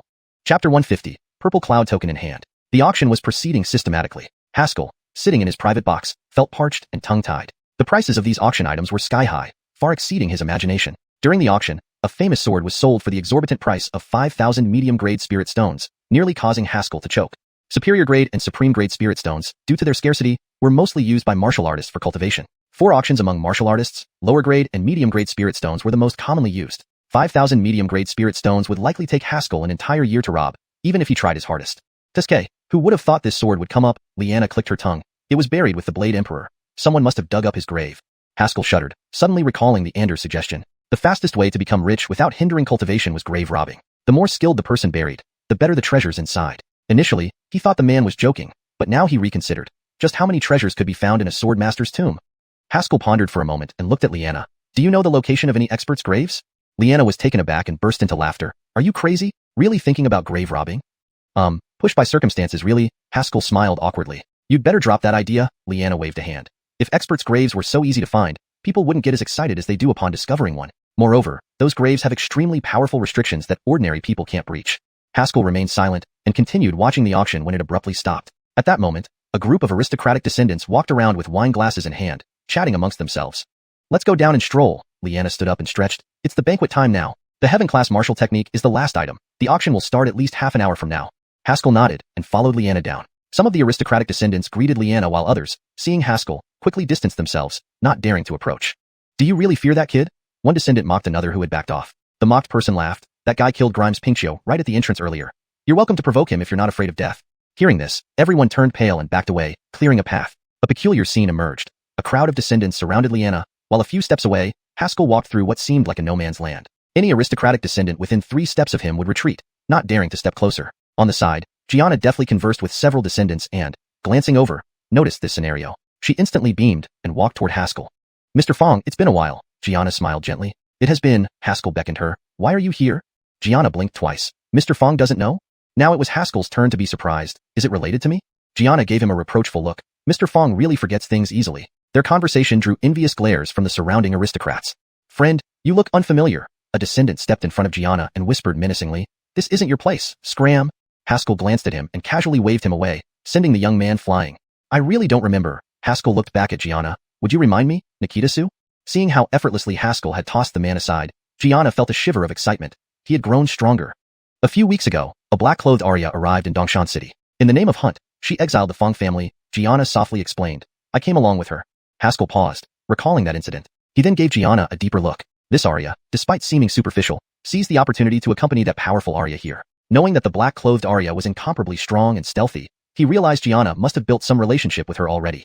You have good judgment, Haskell remarked faintly. He harbored no ill feelings towards Gianna. If she merely aimed to rise and bore him no grudge, he saw no reason to obstruct her.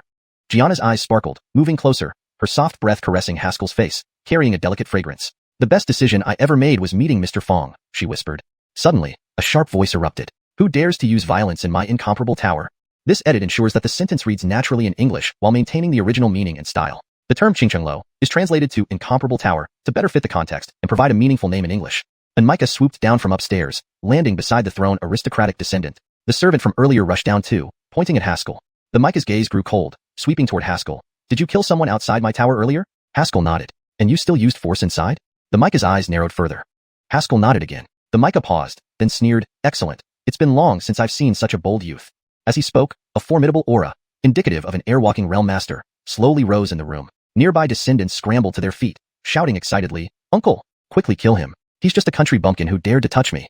Facing a master one realm above him, Haskell grinned and strolled up to the Micah. He produced a purple cloud token and flashed it before the Micah's eyes. Clear enough? Haskell asked coolly. The Micah's aura faltered, his lips trembling. Per purple cloud token, you are. Shoo, low profile, Haskell gestured for silence. The descendants continued yelling until the Micah silenced them with a slap. Uncle, why did you hit me? I'm your grandson, the descendant sputtered. Half-brother, the Micah retorted. Flesh and blood. Get lost. Hashtag chapter 151. Powerful foe attacks. Truly, I apologize for disturbing the distinguished guest. The Micah lifted the young noble and repeatedly apologized to Haskell. I will leave immediately. Haskell waved his hand, and the Micah, relieved as if pardoned from a heavy burden, quickly carried the young noble away. The atmosphere in the room returned to harmony, though no one dared to recklessly confront Haskell again. To kill outside the Qing Kolmang Tower and still act boldly inside without harm, even scaring off Micah of Qing Kolmang Tower, such a person was not to be provoked. At this moment, he saw Alfredo suddenly approach Liana. Initially showing disgust, Liana's expression turned serious after Alfredo whispered something into her ear. She then walked toward Haskell. What's wrong?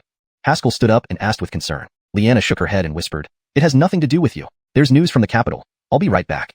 Alfredo stood aside, feeling somewhat uneasy under Haskell's gaze, but maintained a nonchalant expression, bracing himself for what he was about to do. Haskell sized up both of them for a moment, then retrieved a jade pendant and handed it to Liana. This pendant can still be used once, but only to trap one person. Receiving the pendant, Liana smiled reassuringly. Don't worry, I'll be fine. The two left, and after a while, the auction resumed. Haskell returned to the private room, glanced at the second floor, and felt an uneasy premonition. Alfredo had clearly intended to kill him earlier, yet now he had called away Liana. Was this somehow targeting him? Alfredo, that didn't make sense. Liana was the princess of the Yin Kingdom.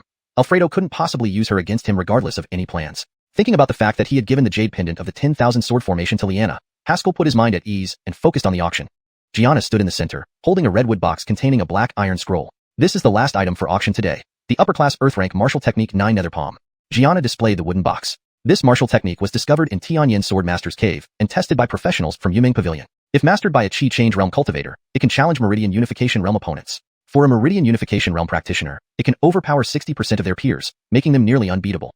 Everyone in the hall gasped in astonishment. Ordinary martial techniques could provide an edge within the same realm, enough to spark bidding wars. This technique, however, could bridge realms. If a genius were to master it, could they directly challenge the Law Mastery Realm from Qi Change Realm? What a terrifying prospect. Remember, the peak powerhouses of major factions were mostly Meridian Unification Realm, with few reaching Law Mastery Realm. Mastering this technique was like directly possessing a peak powerhouse. Once the excitement settled, Gianna announced, the starting bid for this martial technique is 3,000 medium-grade spirit stones, with each subsequent bid not less than 200. Immediately, a bid came from one of the private rooms, 4,000 medium-grade spirit stones. Haskell's heart tightened. Already 1,000 more? Before he could recover, bids began pouring in rapidly. 5,000. 5,005. Damn it, who dares to compete with me? 6,000. 6,005. Haskell felt numb hearing the escalating bids, feeling as if his heart was bleeding as he imagined spirit stones slipping through his fingers. He should have never given the martial technique to Liana. Aren't you regretting your cool moves now? The Ander teased. Don't mock me. I just want some peace, Haskell said expressionlessly, leaning on the sofa. Each new bid caused his heart to contract painfully. 2 clear tears trickled down his cheeks. This is a huge loss. Do you feel heartbroken? A voice whispered in his ear. Haskell nodded subconsciously, wiping his eyes. Yes, never have I felt so pained. It's okay, you'll get used to it, the voice continued. Some things are meant to be yours, others aren't worth forcing. Haskell smiled faintly. You're right. Wait, who's talking? He abruptly sprang from the sofa, the Yuanshang sword emerging from his dantian, landing in his palm. He became alert and ready for battle. In the corner stood a black-clothed Arya, watching the crystal wall below. Haskell inspected her closely, growing increasingly solemn. Had she not spoken, he wouldn't have sensed her presence. Greetings, esteemed Micah. May I ask what you seek? Haskell bowed, slowly moving toward the door. The black-clothed Arya placed a finger to her lips. Do you want to see fireworks? Haskell paused. Where would they go to see fireworks? She smiled slightly, her figure blurring. In an instant, she snapped her fingers. Boom. A thunderous explosion erupted, fire bursting within Qing Kolmang Tower like a grand display of fireworks. Haskell ran upstairs in alarm. Liana was still inside. Back to when Liana and Alfredo had first gone upstairs. Inside a room on the 3rd floor. Father is gravely ill. What exactly happened? Liana asked anxiously. Alfredo locked the door silently and turned to smile. Wuxia, don't panic. It's not severe. Don't be too anxious. Not severe? Liana's voice rose sharply. Father suffered an injury years ago and hasn't recovered. Now he's suddenly ill again. How can I not be worried? Have a drink of water. The news came from the capital. I'm not sure of the details, Alfredo laughed, discreetly adding powder to the tea before handing it over. Unaware, Liana took the cup, preparing to drink. Boom. An immense explosion shook the entire tower. Liana stood up abruptly and hurried out. Wuxia, where are you going? Alfredo's face changed, blocking her path. Don't you hear that? Move, I need to handle urgent matters, Liana frowned. The Yunming Pavilion will handle it since it's their property, Alfredo forced a laugh. This? Bang. Before he finished, there was a loud thud behind him. Turning around, he saw the door slam into his face. Just before losing consciousness, he glimpsed Haskell standing triumphantly in the doorway, cursing inwardly. Damn, why is it always you? Chapter 152 Everyone is a real man. Haskell stood at the doorway, retracting his raised right foot, and said gravely, someone must be trying to snatch the martial technique. I know. Liana stepped forward quickly, ready to follow Haskell out. After a moment's thought, she turned back into the room and set up the 10,000 sword array around Alfredo one last time. After doing this, she looked at Haskell and explained, this guy keeps coming to cause trouble. Let him be quiet for a while. At that moment, a huge hole had already been made on the roof of the Xianxia outfielding. Just as the two of them reached the lower floor, another powerful force erupted, directly lifting off the entire rooftop. Several dark figures flew out from the opening, rushing into Xianxia simultaneously. Kid, run now. You can't handle these guys. The Ander's voice was filled with urgency. Haskell smiled confidently. You're kidding, right? With my current peak state and the Yuanshang sword in hand, even if they're at the Qi transformation stage, I can still fight. At this moment, a masked black-robed figure darted out from the crowd, holding what appeared to be the high-grade earth-rank martial technique. Haskell was about to step forward when a formidable pressure descended from above, smashing fiercely onto the black-robed figure. The black-robed figure waved his hand, causing a surging sea of fire to appear suddenly. Boom. The sea of fire exploded, lighting up the entire Xianxia outfielding like a sunset cloud. Core Law Realm. Haskell's expression changed, and he hastily took Liana to safety. The Ander chuckled. Aren't you very tough? Why don't you fight? This is called a strategic retreat, Haskell retorted stubbornly. As the two avoided the battle, Micah appeared inside Xianxia outfielding, his face grim. Who are all of you? Why do you attack our Yiming Pavilion? Heh, we just came to take some things and we'll leave immediately, the masked black-robed figure laughed dryly. The Micah said sternly, destruction of our Xianxia outfielding and then thinking of leaving? Saying this, a formidable aura began to gather around him, becoming almost tangible. The masked black-robed figure was not intimidated and waved his hand. Boom. Another sea of fire condensed and rushed toward the Micah. The Micah's expression changed as he clasped his palms together, creating a ripple of energy around him. However, the moment the energy wave met the sea of fire, it was shattered, and the Micah was hit head-on, transforming into a black shadow smashing into the ground. Before hitting the ground, he pulled out a jade pendant from his chest and crushed it. Boom. Suddenly, several powerful auras rose around them, heading straight for Xianxia outfielding, obviously reinforcements summoned by the Micah. The masked black-robed figures gathered together, exchanged looks, and then abruptly soared into the sky. Soon after, sounds of combat erupted overhead, clearly indicating both sides had clashed. The powerful auras kept battering the Xianxia outfielding, making it shake violently. Broken wood and debris rained down, and it seemed on the verge of collapse. Haskell quickly led Liana outside. Being buried underneath would take half a day to dig out. As they were about to exit, a team of assassins silently entered the building. Boss, should we proceed? One of the assassins whispered. Luther might not be here anymore. Their leader pondered for a moment and said, no, Luther ordered us to meet him first. Whether or not he's here, we have to go. They headed straight for the 3rd floor location where Alfredo was found lying on the ground, trapped within an array. The power of the array was weakening, so the assassins quickly broke it and woke Alfredo. Alfredo slowly regained consciousness, recalling the situation before he fainted and became enraged. Haskell, I'll tear you apart into 1,000 pieces. Before he could rise, he felt the ground beneath him crumble. Xianxia outfielding collapsed. Outside, a group of young nobles emerged covered in dust, looking like beggars. Rumbles echoed from the sky, and bright flashes of light occasionally pierced through the black clouds. These were phenomena caused by the overflow of qi during a battle between strong practitioners. Not bad for a core law realm practitioner, Haskell commented. Even the aftermath is earth-shaking. They are indeed formidable. A practitioner at the 3rd major stage transcends the ordinary definition of martial arts, Liana said beside him, her eyes filled with admiration. I wonder when I can reach that level. At this moment, the Ander suddenly spoke. Kid, head northeast quickly. What happened? Haskell's expression shifted, sensing urgency in the Ander's tone. There are fluctuations of the Dao Law in that direction, the Ander said gravely. Dao Law. Previously, the shaking of the heavenly Dao Tower weakened the seal on it, nearly allowing the suppressed entity inside to escape. If it weren't for the Ander using his sword qi to reinforce the seal again, he wouldn't be himself now, possibly dead. Haskell bid farewell and leaped away. Liana stared in the direction Haskell left, remaining silent for a long time before suddenly speaking, Mike John. And Micah stepped out of the darkness and bowed. Your Highness, what do you need? Leanna bowed in return. Please follow him and ensure his safety. Make sure not to lose him. Mike John chuckled. My soul locking technique is unmatched. No one can escape detection. He then vanished into the night. A short while later, he returned. Leanna was surprised. Mike John, why did you come back? Mike John's face twitched for a moment before murmuring, I lost track of him. Lost track? Leanna was stunned. Isn't your soul locking technique impossible to evade? Mike John. Following a kid and losing him was humiliating for someone in his advanced age. After a moment, Leanna suddenly smiled. It's fine. If he doesn't want anyone following, let's go ahead. Mike John nodded and was about to disappear when he paused. Right? There's still Alfredo under the debris downstairs? Hearing this name, Leanna narrowed her beautiful eyes coldly. That guy dared to drug me and send assassins. Let him stay buried here. Under the rubble, Alfredo felt a significant setback in his life. Not only did his plan fail, but his assassins were almost all dead. Master, rescue might take some time. Please drink some water first. The lone surviving assassin handed a broken teacup over with great difficulty. Trapped in a narrow space, they could barely move. Alfredo took the teacup and gulped down the water, licking his lips. Where did you get this water? The assassin recalled. It seems to be the leftover tea in a cup on the table. Alfredo fell silent. That was probably the tea he drugged? Moments later, wails echoed from the rubble. Master, calm down. We're all real men. Put your pants on. Chapter 153. Didn't you say you could escape? Outside Shanghai Pass, Haskell sprinted at full speed. The mountains and forests on both sides flashed by rapidly. He had pushed himself to the limit, but the figure ahead always maintained a certain distance from him. The kid, we've lost the trackers behind us, Theander said. Quickly pick up the pace. Haskell sighed helplessly. Senior, this is my fastest speed. What? Theander clearly paused in surprise. What kind of joke is this? How can this be your top speed? Now it was Haskell's turn to be stunned. Could there be other methods to increase speed? Theander fell silent for a moment before suddenly realizing something. I forgot to teach you. Haskell. After a rustling sound, Theander spoke again. I've imparted the spell to you via mental transmission. It's simple. Give it a try. As he spoke, Haskell felt something new in his mind. A spell for sword manipulation named Instant Flash. Senior, do you mean I can manipulate a sword now? Haskell asked, surprised. According to his understanding, mastering sword manipulation required at least the level of a sword Dao master, far beyond what he currently possessed as just a great sword cultivator, not even a sword lord yet. Not now, look closer, came the reply. Hearing this, Haskell carefully re-examined the spell and noticed its secret. This spell actually treated the human body as a sword, using true chi to produce a sword aura, thus accelerating the practitioner's speed.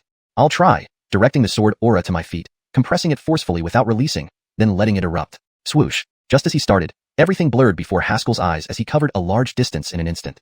Looking back, he realized this method cut almost half the time compared to normal running. How ingenious! Haskell rejoiced. Through countless battles, he instantly recognized the value of Instant Flash. Not only useful for travel, this spell could also be employed in combat.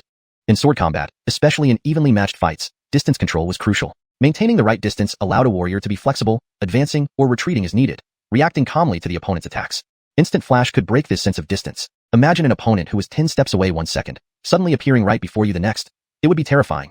In real combat, this technique could be used for unexpected assaults, or turning the tide in a disadvantageous situation. Thanks to this movement technique, Haskell's speed increased significantly, almost catching up with the black figure ahead. Halt! Theander's voice interrupted. Haskell stopped promptly. Senior, what's happening? Hee, that little girl is in trouble. Someone's ambushing her, Theander said, sounding gleeful. Just then, dark clouds dispersed, and moonlight bathed the forest like water, creating a dreamy scene. A short distance ahead, a black-clad Arya stood amidst open ground, her true chi swirling around her. Several Micahs surrounded her, preparing to capture her. You destroyed our Yiming Pavilion Tower and harmed our people. Do you know what fate awaits you? Thundered a gray-robed Micah, his voice shaking the entire forest. Tisk, nonsense about Yunming Pavilion, the black-clad Arya sneered. Think you can trap me with such skills? Another Micah in white spoke solemnly. Though your techniques are strange, you're merely at the profound law realm. You cannot fight 4 of us. Surrender and spare yourself the pain.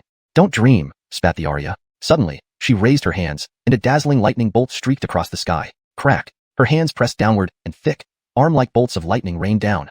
Countless lightning bolts surged across the ground, striking the Micahs off guard. Hidden in the shadows, Haskell was mesmerized. This power exceeded his imagination. What martial skill could generate such force? At this moment, the entire clearing seemed enveloped in a sea of lightning, small bolts crackling ominously. Idiot, still watching. Hurry, hide, Theander warned. Haskell quickly retreated until he couldn't see the clearing, stopping only when Theander called out. Even at this distance, he could still see the lightning strikes descending into the clearing. Before this, Haskell thought that splitting a mountain with a single sword stroke was extremely powerful. Summoning lightning? That sounded exaggerated. Until today, he finally understood that this world indeed held forces beyond human imagination. Senior, she's already so strong. Why does she need to steal martial skills? Haskell muttered. Theander snickered. She just harnessed natural energy to summon lightning. Try finding her a cloudless area and see if she can summon more lightning. Haskell remained silent, thinking that even if she harnessed nature's power, Its might was formidable. Let me explain. If that Arya mastered 9 nether palm, none of those old fools would have escaped. Her lightning display looks impressive, but is just a feint. She must have used the chaos to escape, Theander explained. As he spoke, angry shouts erupted from the mountain. Damn it! She escaped during the chaos.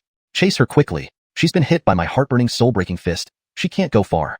Search quickly and report immediately once found. The air was soon filled with sounds of pursuit as the Micas gave chase. The lightning disappeared as quickly as it came, vanishing while the Micas were discussing their next move.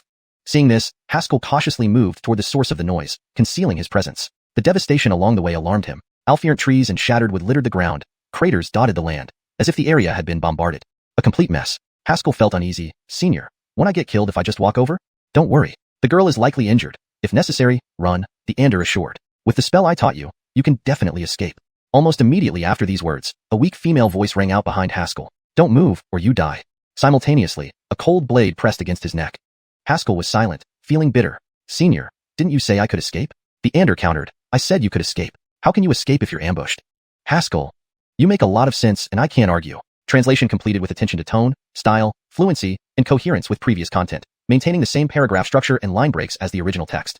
Chapter 154, Rushing to the Sway Kingdom. Feeling the faint but undeniable murderous aura behind him, Haskell swallowed hard. Senior. Theander did not respond. Senior? Snore. Snore. Haskell. At this moment, he profoundly realized what it meant for men to be unreliable. Haskell took a deep breath, forcing down his heart's flutter and said solemnly, This senior, I just came to take a look. I mean no harm. As soon as he finished speaking, he felt a few major acupoints in his body filled with true chi, making his body suddenly heavy. His opponent had sealed his meridians. Turn around slowly.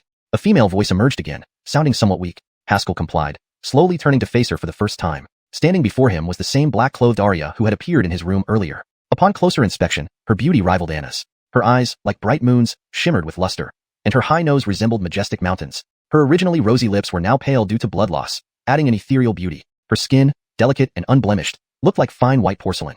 Most striking was her seemingly harmless appearance combined with the faint trace of killing intent in her eyes, creating an irresistible allure. Any man would subconsciously wonder about her past when seeing her. In relationships between men and women, whoever is curious first loses. Faced with such beauty, almost no man could resist her charm, let alone her well-proportioned figure, tightly wrapped in black clothing, which created an irresistible and repressive impact, making it impossible to maintain self-control. Alpheant Haskell had no such thoughts. He clearly knew that the person before him was a formidable Micah who could contend with several donghua realm warriors. Even at his peak, let alone being sealed, he couldn't withstand one punch from her. Do you find me beautiful? The Arya asked coldly, noticing Haskell staring at her. Haskell nodded honestly. A smile curled on her lips, brightening everything momentarily. She said mildly, You followed me here and have decent strength. Help me with something then. Haskell chuckled awkwardly. No thanks, senior. I only came here for a visit. If you don't mind, I'll go back to have dinner. What a joke. How easy could it be to help someone of her caliber? The Arya's eyes turned cold. She scanned him up and down and suddenly pressed her finger into his lower abdomen. A strange sensation swept over him, and before he could react, something was shoved into his mouth.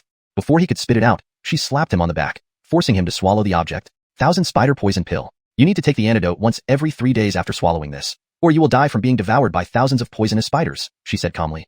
Haskell stared blankly, thinking she was bluffing. Ridiculous. Such poison cannot exist. Theander's sympathetic voice rang in his mind. Kid, she isn't lying. Haskell. After some thought, he looked at the Arya and spoke righteously. Honestly, my nickname is Righteous Hyderdal Gentleman. If senior needs any help, feel free to give it to me.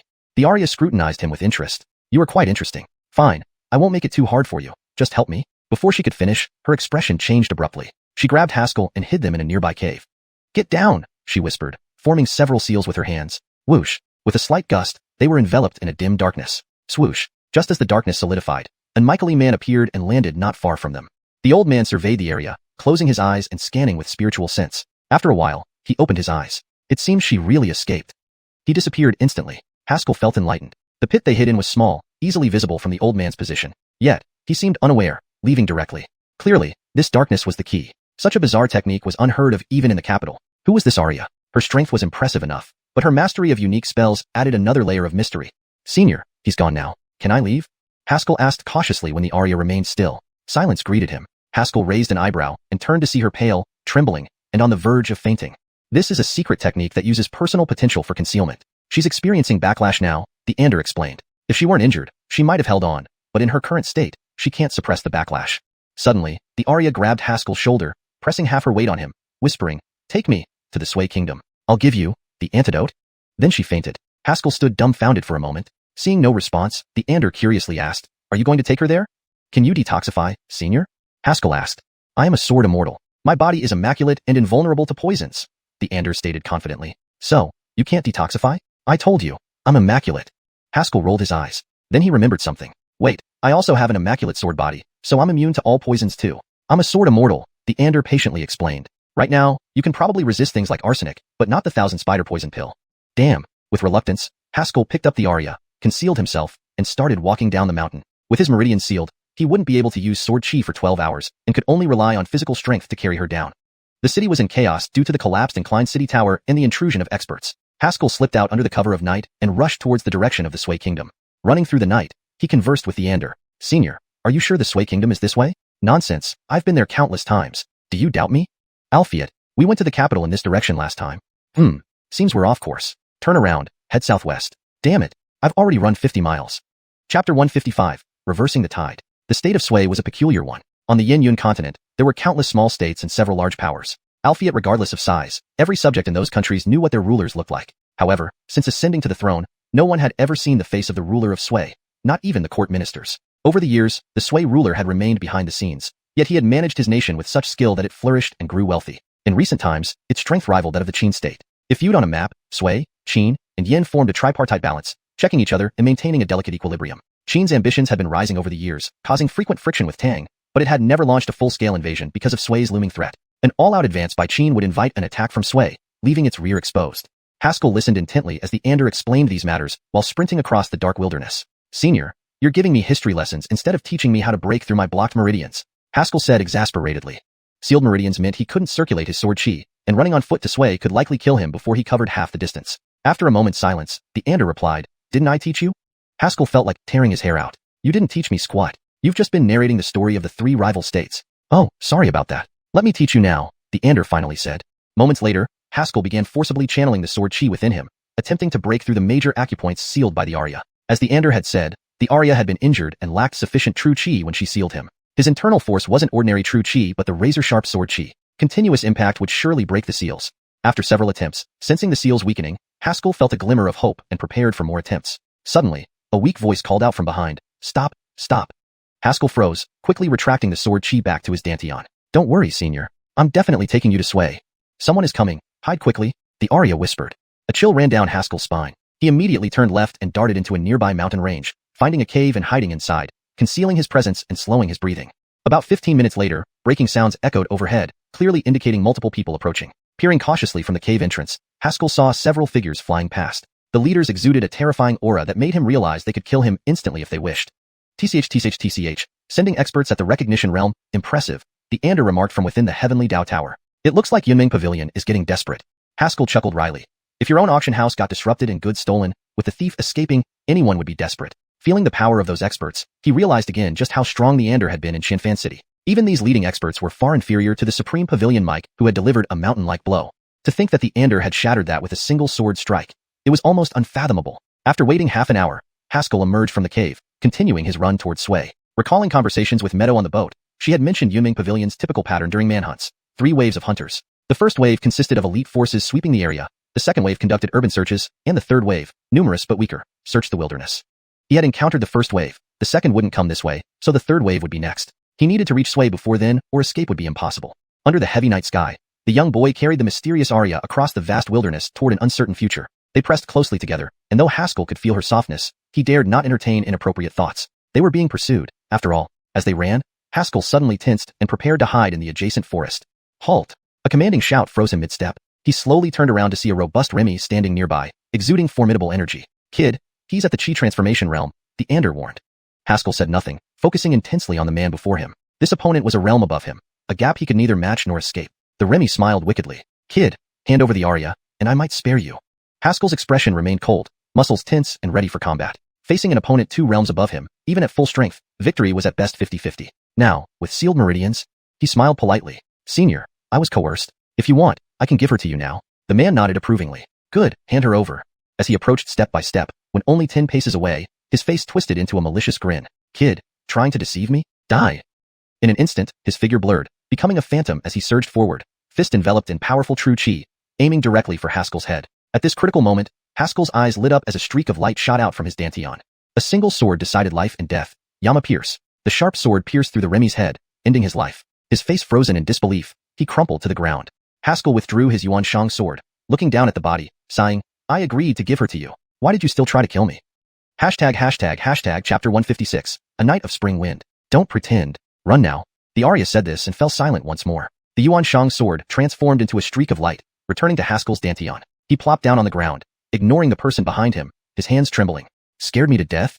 Haskell was still shaken, filled with lingering fear. At the critical moment, the Arya had suddenly regained consciousness for a brief moment, retracting the true chi that had sealed Haskell's meridians. Taking advantage of the enemy's complacency, Haskell exerted all his strength to use the Yama Thorn technique, killing the opponent by surprise. If it had been a straightforward duel, he likely would have ended up severely wounded at best. Using spirit stones from his storage ring to recover his internal sword chi, Haskell managed to recuperate slightly before carrying the Arya and continuing his escape towards the Sui Kingdom.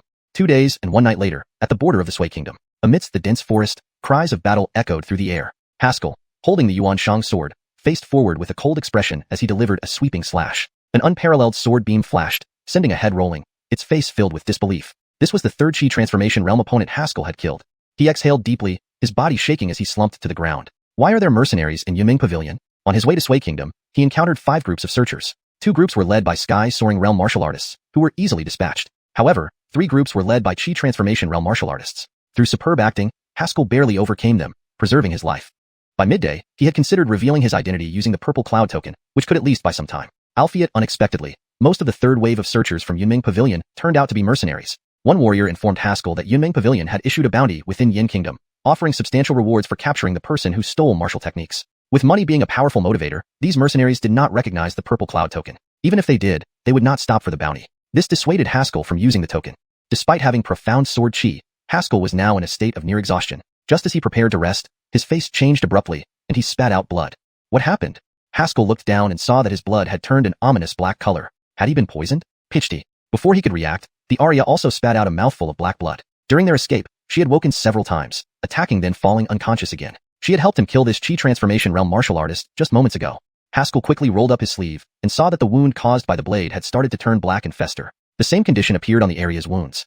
Damn it, this bastard actually smeared poison on his blade. Enraged, he kicked the corpse but then sat back down dejectedly. He had no idea how to neutralize poison. Could he just wait to die? Senior, can you detoxify? Haskell asked cautiously. The Ander scoffed. I have the immaculate sword body. All right, you keep quiet then. Haskell sighed, looking up at the sky, which had turned dark once more. Not far ahead was the border of the Sui Kingdom. Crossing the border, he had about 50 miles left until he reached the frontier city. Thinking, he felt the sword chi flowing within him. The graveyard decision endowed him with partial abilities of the immaculate sword body. With its characteristic resistance to toxins, he could temporarily suppress the poison. Once inside the city, finding antidote herbs would prevent immediate death. Before he could fully suppress the toxins, his face changed dramatically.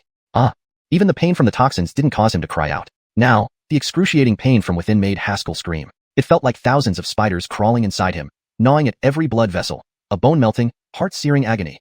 1,000 spider, 10,000 toxin pill. Damn it, today is the 3rd day. Haskell fell to the ground, struggling painfully to muster the sword chi to suppress the toxins. Each attempt worsened his suffering, causing his newly gathered sword chi to disintegrate again.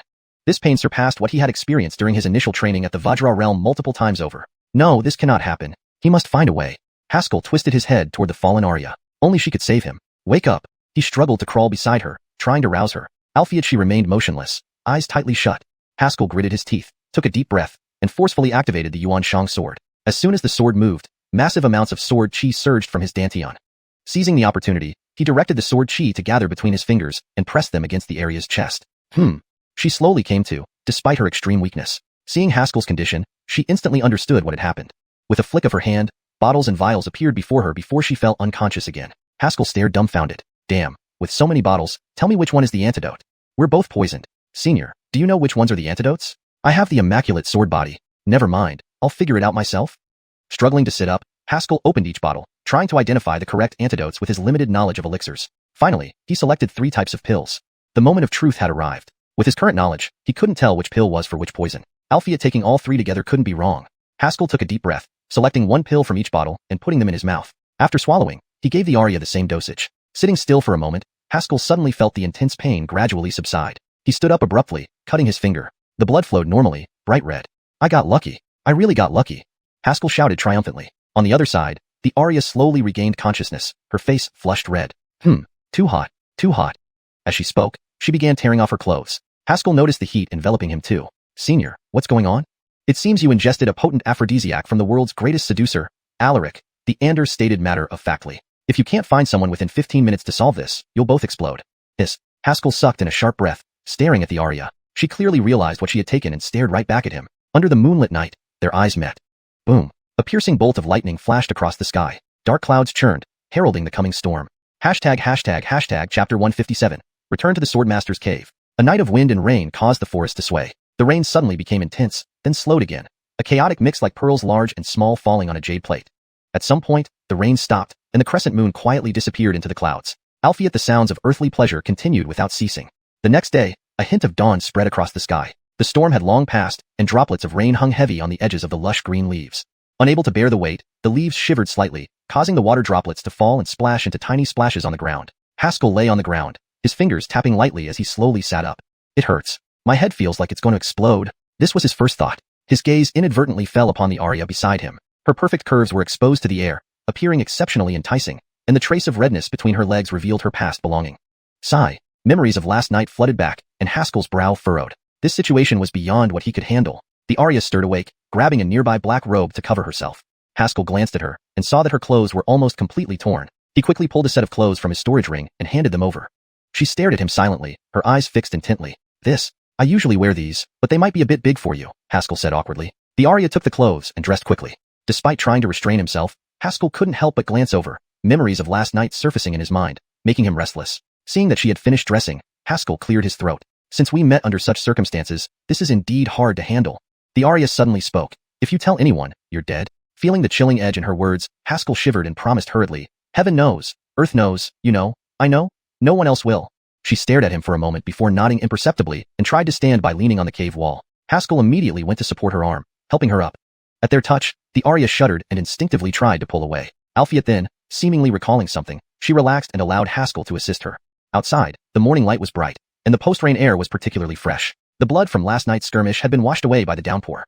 Nature's power erased any human traces left behind. Exiting the cave, they could see the faint outline of the border city. This place was close to Sway territory. Even without his help, she should be able to make it on her own. Haskell turned around, facing the Arya with a bow. Since we are nearly there, I will take my leave. Suddenly, Anders' voice interrupted. Are you stupid? What about the Dao Code? You forget after sleeping with her? Men really are controlled by their urges. Haskell, how do you say that while not considering yourself a man? Seemingly sensing Haskell's unfinished thoughts, the Arya spoke softly. Ask what you need to know. Pausing briefly, as if realizing her attitude was too gentle, she added, considering you saved me. Relieved, Haskell bowed deeply. Please tell me about the Dao Code.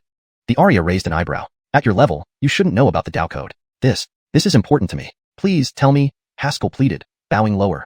Now, he had to take a chance. At least from the 3 days of escape, this Arya didn't seem heartless. After a moment, the Arya's voice came from above him. It's in a secret room, which neither of us can enter. Overjoyed, Haskell straightened up. That's fine. I only need information about the Dao Code. The Arya paused, then whispered. In Xiuxian Sword Master's cave, at the end is a stone wall. Behind it is a secret room. The Dao Code should be inside. Xiuxian Sword Master's cave? Haskell froze. So he still had to go back? Albeit that wasn't important now. Knowing the location, he could always find a way to get in. Thank you. Haskell bowed again deeply. Preparing to leave, he hesitated and looked back. Can you really manage? The Arya turned her head away, her cold voice coming through. Go. Haskell shuddered and leaped away. As if feeling he was gone, the Arya turned back, watching his departure. An indescribable look crossed her face. Damn kid, didn't even give his name? Whoosh. Suddenly, Haskell reappeared in the woods, waving vigorously. My name is Haskell. If you ever look for me, you can find me at West Mountain Academy in the capital. I'll take responsibility. With that, he ran off again. The Arya stood frozen for a moment, a faint smile curling her lips. Fool. She remained there until noon, then closed her eyes, vanishing into nothingness. Moments later, she appeared in the imperial palace of Sway. Guards instinctively drew their swords, but immediately knelt in terror upon seeing her face. We greet your highness. Ignoring them, she waved a hand and walked directly into the study. Seating herself at the desk, she ordered sternly, send out orders. Gather all information on Haskell from West Mountain Academy in 3 days. Yes. The guards chorused and dispersed. The vast intelligence network of Sway mobilized madly, due to her command. Anyone witnessing this would be speechless. The most mysterious emperor of Sway was actually a Arya. After giving the orders, she picked up a brush and meticulously painted on rice paper. Moments later, a lifelike portrait emerged. It was Haskell. She scrutinized the painting, a vague smile on her lips. Intriguing. My destined sovereign turns out to be such a little guy. Meanwhile, Haskell sprinted across the wilderness. Mike, don't you think this speed boost method is a bit unseemly? I'll feel shit. It's your filthy mind that's dirty. After nearly a day's run, Haskell once again stood at the familiar place. Xiuxian Sword Master's cave.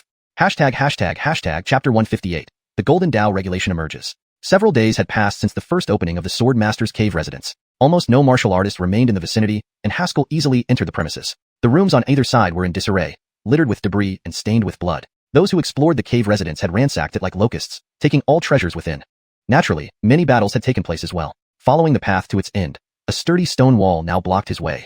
This should be the place, muttered Haskell. He took a deep breath, bent his legs slightly, drew his right fist to his waist, and gathered sword chi onto it before delivering a powerful punch. Bang! The entire stone wall trembled twice, shedding some lime, then fell silent. Haskell was puzzled. Is there a secret phrase, like, open sesame? The wall remained unmoved. Open sesame? Open up, open up. The Ander couldn't help himself anymore. Perhaps you should try that hole on the side? On the left side of the stone wall, there was a hole about the width of a finger, which Haskell had previously overlooked. He examined it closely, frowning. It seemed oddly familiar. Your sword, the Ander growled impatiently. How have you survived this long with such a brain? Realization dawned on Haskell, and he summoned the innocent from within his body. Despite its fusion with the blood-red sword, it retained the appearance of the xiuxian. The sword slid into the hole with a click, triggering a mechanism. Rumble. The stone wall began to rise slowly, revealing another solid stone wall behind it. Haskell froze in disbelief. Are you messing with me? At that moment, a shadow emerged from within him. It was the Ander. There is an array here. He stroked his chin, pressed his hand against the wall, and after a brief pause, shouted, break. The wall trembled violently, shattering into countless fragments that dissipated into the air, revealing a dark tunnel. Senior, you're amazing, praised Haskell. It seems even the Kramer didn't want this place to be discovered. This wasn't set up by heavenly derivation. The Ander shadow glanced deeply at the tunnel before returning to Haskell's body. Helping you break the array takes too much effort. Let me borrow some spirit stones to recover. Haskell waved his hand generously. Take what you need. How many spirit stones does it take to recover one's energy? His words trailed off as he suddenly remembered something and hurriedly checked his storage ring. The once full ring of spirit stones was now less than half full.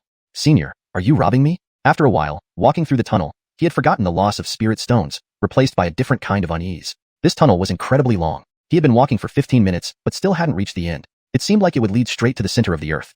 Half an hour, 1 hour, an hour and a half. Haskell stopped again, his face filled with shock. Senior, does this tunnel really lead to the center of the earth? Stop talking nonsense, hurry down. The Ander's voice grew unusually grave. I can sense the aura of the Dao regulation. Upon hearing this, Haskell took a deep breath and continued descending. The deeper he went, the hotter it became. He felt as if he were inside a steamer, drenched in sweat. Unable to bear it, he released sword chi to envelop himself, barely managing to continue. After an indeterminate amount of time, a faint red light appeared ahead. Delighted, Haskell quickened his pace. As the red light grew larger, he plunged forward. A wave of scorching heat assaulted him. Vast seas of molten rock nearly covered the entire underground cavern, and the intense heat almost blinded him. Even protected by sword chi, Haskell felt he was melting. Heavens! Is the Dao regulation actually placed here? Haskell scanned the surroundings with great difficulty, noticing a massive rock in the center of the lava pool. Above the rock was a golden glow pulsating slowly, as if alive. Fire gives birth to earth. Earth gives birth to metal. This is the Golden Dao regulation. The Ander's voice rose sharply. Wonderful. The Golden Dao regulation is the most suitable for sword cultivators, enhancing the power of your sword chi. He explained to Haskell that gold symbolizes sharpness. If a sword cultivator could subdue it, they would wield the power to destroy anything unbreakable when practicing sword techniques. Upon fully refining the Golden Dao regulation, one could control all iron objects with their divine consciousness. Haskell was instantly excited, intending to retrieve the Golden Dao regulation immediately. Are you insane? The Ander cried out in alarm. With your current strength, you can't cross this sea of lava.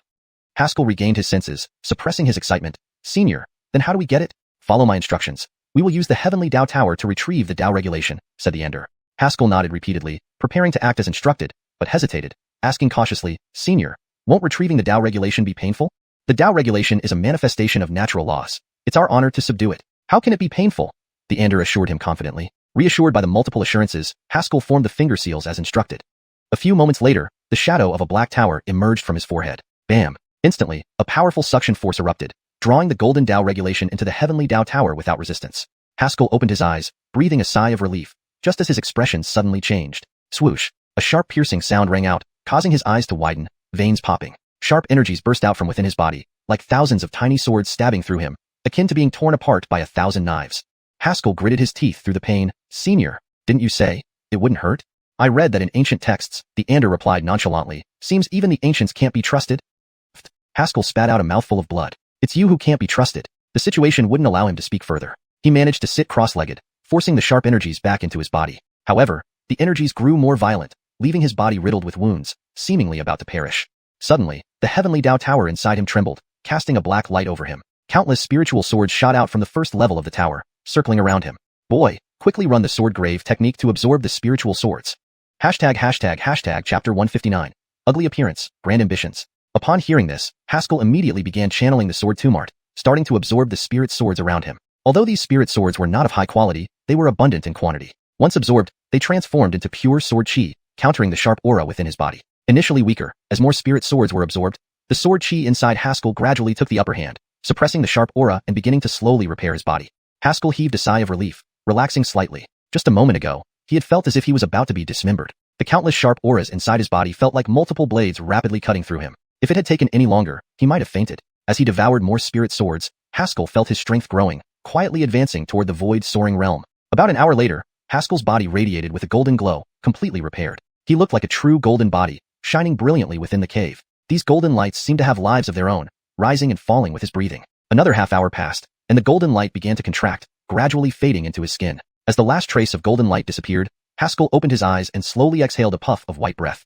Chi. The white breath instantly shot into the stone wall in front of him, creating a deep indentation. He paused, stood up, and subconsciously summoned the Yuanshang sword. The moment the sword appeared, an indescribable sensation filled his heart. In his perception, countless faint light points sparkled within the cave, some in the shallow darkness and others buried deeper within. He instinctively clenched his hand, and those light points flashed simultaneously. Sigh. Haskell drew in a cold breath, feeling as though he could control these light points. "Senior, what's happening?" he asked urgently. The principle of gold allows you to wield the power of gold, making your sword chi incomparably sharp, capable of destroying anything, and enabling you to control any metal-made objects, the Ander said gravely. "So, those light points are weapons, and I can sense and control them?" "In theory, yes," the Ander continued. "But since you're only borrowing the power of gold, controlling others' weapons will require effort, and you won't truly be invincible. Strictly speaking, the principle is a source of power. The greater your capability, the greater its manifestation." "That's enough for now." Haskell clenched his fist, thrilled. "I feel my strength has improved. With all my might, I should be able to directly slay void-soaring realm martial artists." The Ander sneered. "You dare be complacent without being able to cross a major realm? For shame, calling yourself a genius. Back in my day, I could kill enemies 2 major realms higher." Haskell fell silent for a moment before saying softly, "Senior, you really know how to talk big? Damn it, I'm a noble who values honesty. Are you saying you don't believe me? You've grown wings, haven't you? Daring to contradict your master." Ignoring the shouting from the Ander, Haskell focused on the flowing power within him, the power of the principle of gold. After a moment's silence, he tightened his fist, took a deep breath, and let all his strength erupt. Bam! The loud noise shook the heavens, the stone wall exploding as if hit by explosives, revealing a deep hollow. Around the pit, marks left by sword chi cut deep into the walls. This wall, which he had previously tested, contained iron ore and was only slightly less hard than the Iron Mountain at West Mountain Academy. One punch caused such destruction. If he used this force with the one sword, Sever-Heiderf technique, he clenched his fist again, feeling a surge of confidence. Forget void-soaring realm, even if a chi transformation realm came, it would be slain without hesitation. No need for meticulous planning or ambushes anymore. Leaving the Sword Master's cave, Haskell flew through the air, occasionally landing to adjust and familiarize himself with the new power within him. Soon, he returned to Shanghai Pass. Just as he reached the city gate, he saw martial artists streaming out, dispersing in various directions. Finding a soldier, he inquired about Liana's location and headed straight there. At that moment, Liana was in the military camp. Upon seeing Haskell arrive, her solemn expression softened slightly. "Well, did you catch anyone?" she asked with a forced smile. Haskell shook his head. "No, the person was too fast, and I lost them in the wilderness. Some secrets were best kept hidden." Liana nodded. "As long as everyone is safe." She turned back to her desk, brows furrowed over documents. Seeing her worried expression, Haskell asked concernedly, "What's wrong?" "Yumeng Pavilion sent many people, even mercenaries, but couldn't catch anyone. That martial technique is likely lost forever," Liana replied coolly. "Lost forever?" Haskell paused, thinking it would have been better if it were stolen. Albeit it being destroyed suggested that the thief didn't want others learning it. It made no sense though. High-grade Earth-class martial techniques were precious, but comparable ones existed, just more expensive. If one wanted to learn it badly enough, it could still be done with the right price. Unless, this martial technique held a secret unknown to others? At that moment, Micah entered the tent, looking around. "Which one is Her Highness Liana?" Liana faced him with a cold tone. "Who are you? What do you want?" His unannounced entry clearly showed he didn't respect her, so she wasn't in a good mood either. The Micah calmly spoke. "I am Mike Murphy of Yumeng Pavilion's headquarters. Our failure to protect the martial technique is our fault, so headquarters has sent me to handle this matter." "How do you plan to handle it?" Haskell asked preemptively. The Micah glanced at him disdainfully. "If we recover the technique, all is well. If not, Yumeng Pavilion is willing to compensate Yin Kingdom with 1,000 medium-grade spirit stones." Silence fell over the tent. Seeming uncomfortable with the silence, the Micah continued. "This is the greatest compensation Yumeng Pavilion can offer. We hear Her Highness Liana understands the bigger picture and hope you'll accept it." Despite his words, his tone lacked sincerity and hinted at arrogance. After a pause, Haskell suddenly sneered. "Old man, you may be ugly, but you sure think highly of yourself." Chapter 160. I am harder than you. During the auction, the price was as high as 6,500, and now you think you can settle with just 1,000 mid-grade spirit stones? Are you treating us like beggars? You know the value of that martial technique. A mere 1,000 spirit stones as compensation is simply unacceptable. He stepped forward, his face darkening, the yuanshang sword in his dantian stirring restlessly. The Micah felt an intense chill under Haskell's glare. What's going on? How can this young man exude such intense killing intent? As Murphy, a Micah and powerful figure in the Yumeng Pavilion, he had met many strong martial artists. Only those who had slaughtered countless enemies in bloodbaths possessed such tangible killing aura. This guy is under 20. How did he achieve this? Unknown to him, when Haskell was in Yunyang sect, most of his missions involved eliminating external threats for the sect, accumulating countless kills. His strength had grown exponentially during battles against thousands of enemies. Now, he could incapacitate lower realm cultivators merely with his killing intent. Mike Hydrang, even I believe your resolution is inappropriate, Liana's voice interjected, snapping Murphy back to reality. He felt embarrassed. He, a high-ranking Xiuxian realm master, was intimidated by a martial artist not even at the Yukong realm. Amaya Liana, this matter was discussed among our Micahs. I'm merely here to inform you. Murphy cast a cold glance at Haskell and then looked at Liana. Our Yumeng Pavilion has a cooperative relationship with the Yin Kingdom. Please do not let this momentary anger ruin it. His words clearly indicated that Yumeng Pavilion wasn't afraid of the Yin Kingdom. Accept it, or get nothing at all. Liana's face darkened as she suddenly stood up. Are you threatening me, Murphy? I dare not, but I hope Amaya will consider carefully. He replied casually and turned to leave. Amaya, I have said all I need to say. I take my leave now. Liana's expression fluctuated wildly. If it weren't for the weakened state of the Yin Kingdom and their need for commerce with Yunmeng Pavilion, she would have killed this bastard long ago. So what if he's at the Qibian realm? This is a military camp after all. Not everyone could match Haskell's prowess in facing down thousands. She couldn't act. Confronting Yunmeng Pavilion directly would only make them more vulnerable to Qin. Suddenly, Haskell stepped forward, blocking the Micah's path. Mike Hydrang, please stay. Murphy harbored no good feelings towards the young man who had frightened him earlier.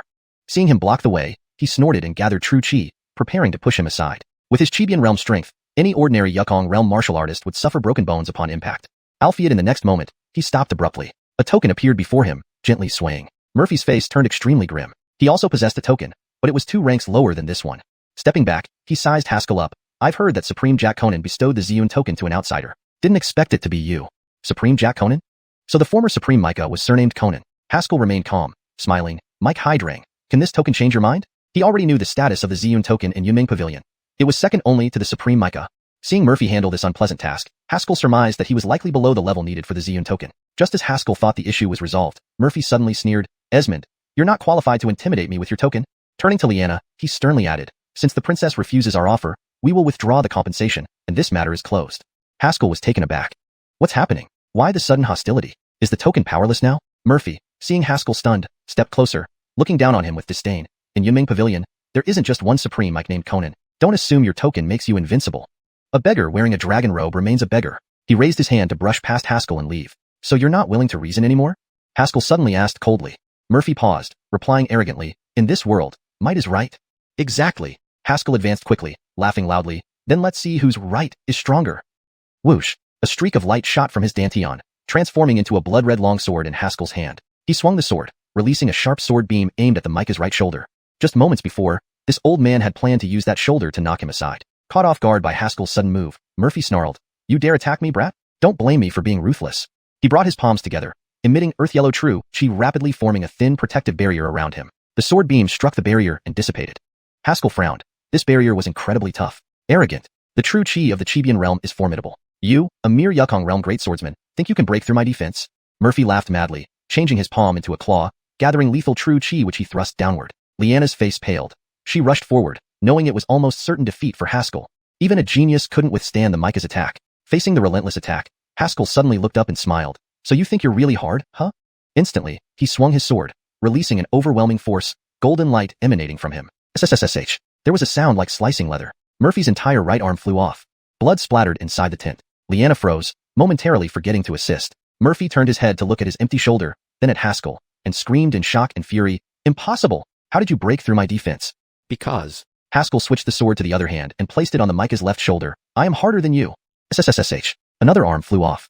Blood stained the tent red. Please note, in this translation, I maintain the dramatic and tense atmosphere of the original text while ensuring it reads naturally in English. Key names are transliterated using pinyin, and the story's logic and tone are consistent with previous content. Chapter 161. The disturbance at Yumeng Pavilion. Inside the tent, time seemed to have frozen. If someone passed by now, they would only hear the suppressed wails inside.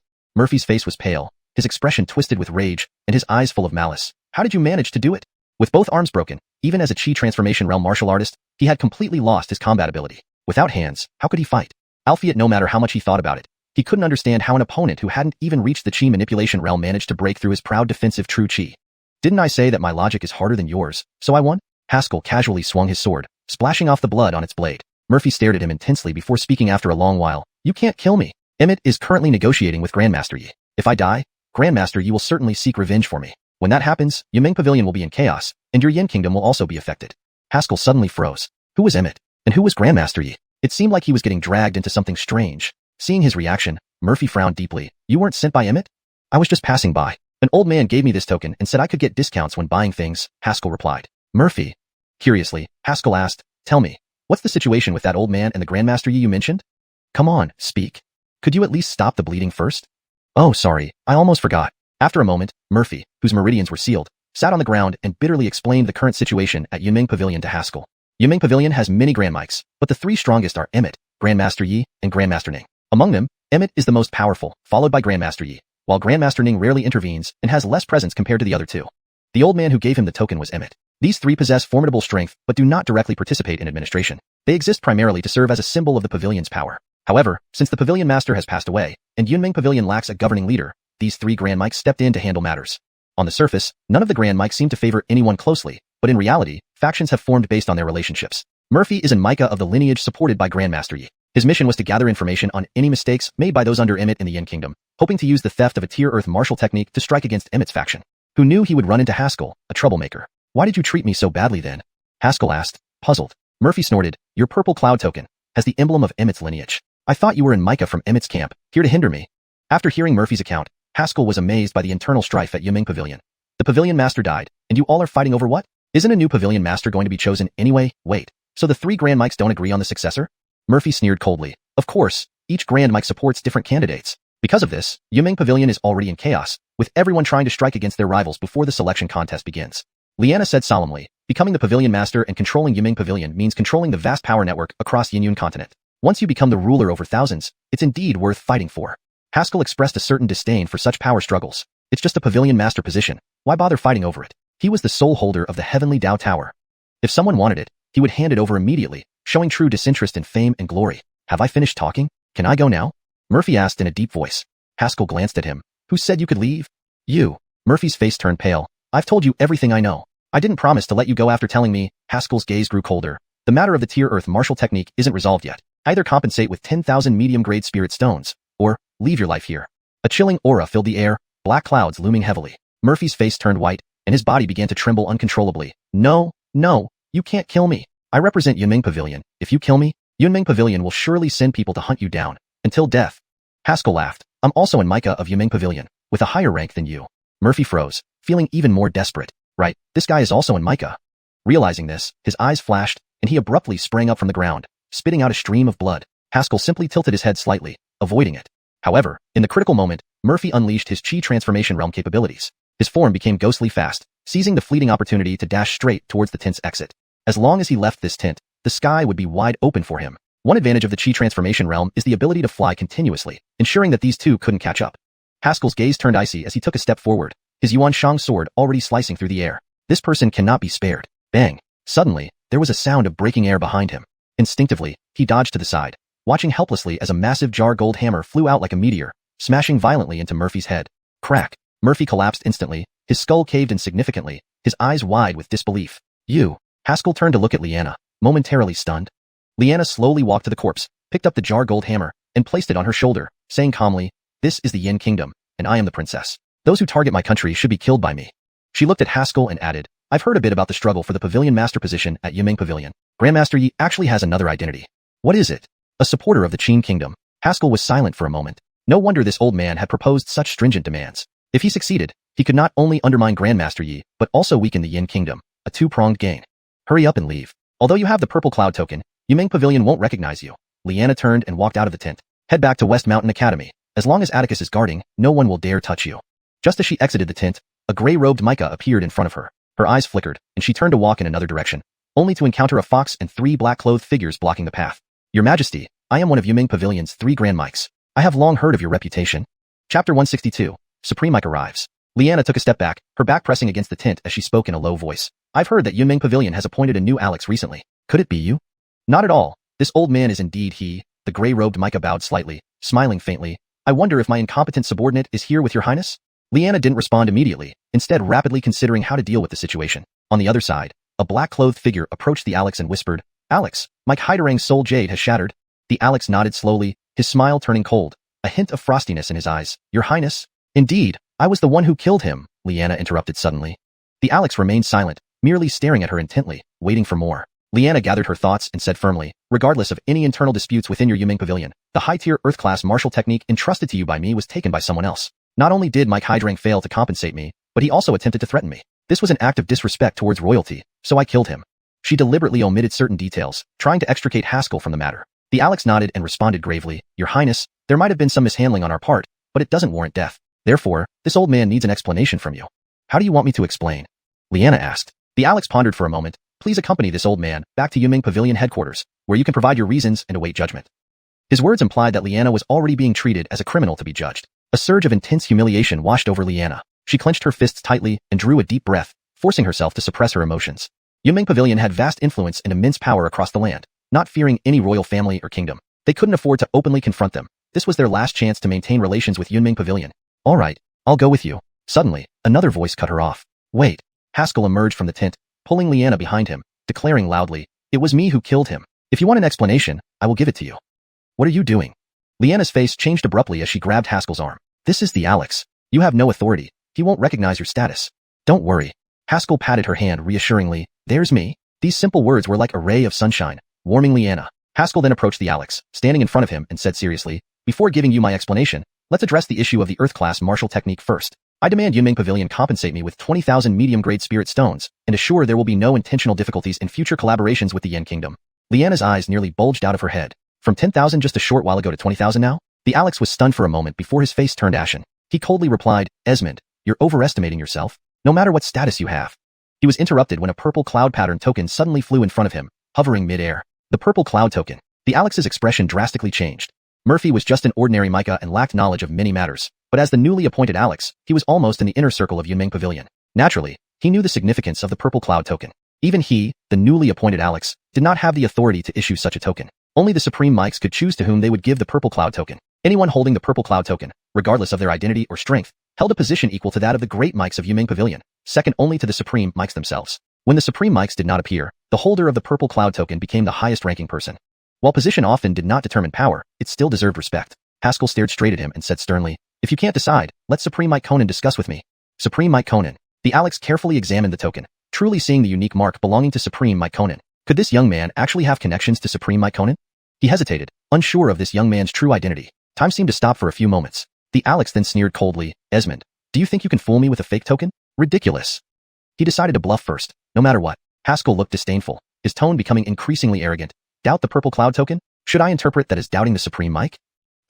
This young man isn't simple. The Alex grew even more wary. Initially, he only wanted to gauge this person's background, but found himself unexpectedly cornered with a heavy accusation.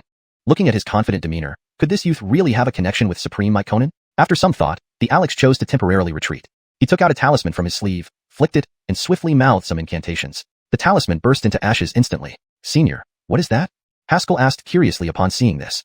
Leander explained, "This is a sound-transmitting talisman used for urgent communication. It's faster than sound-transmitting jade, and as soon as it burns out, the message is received immediately."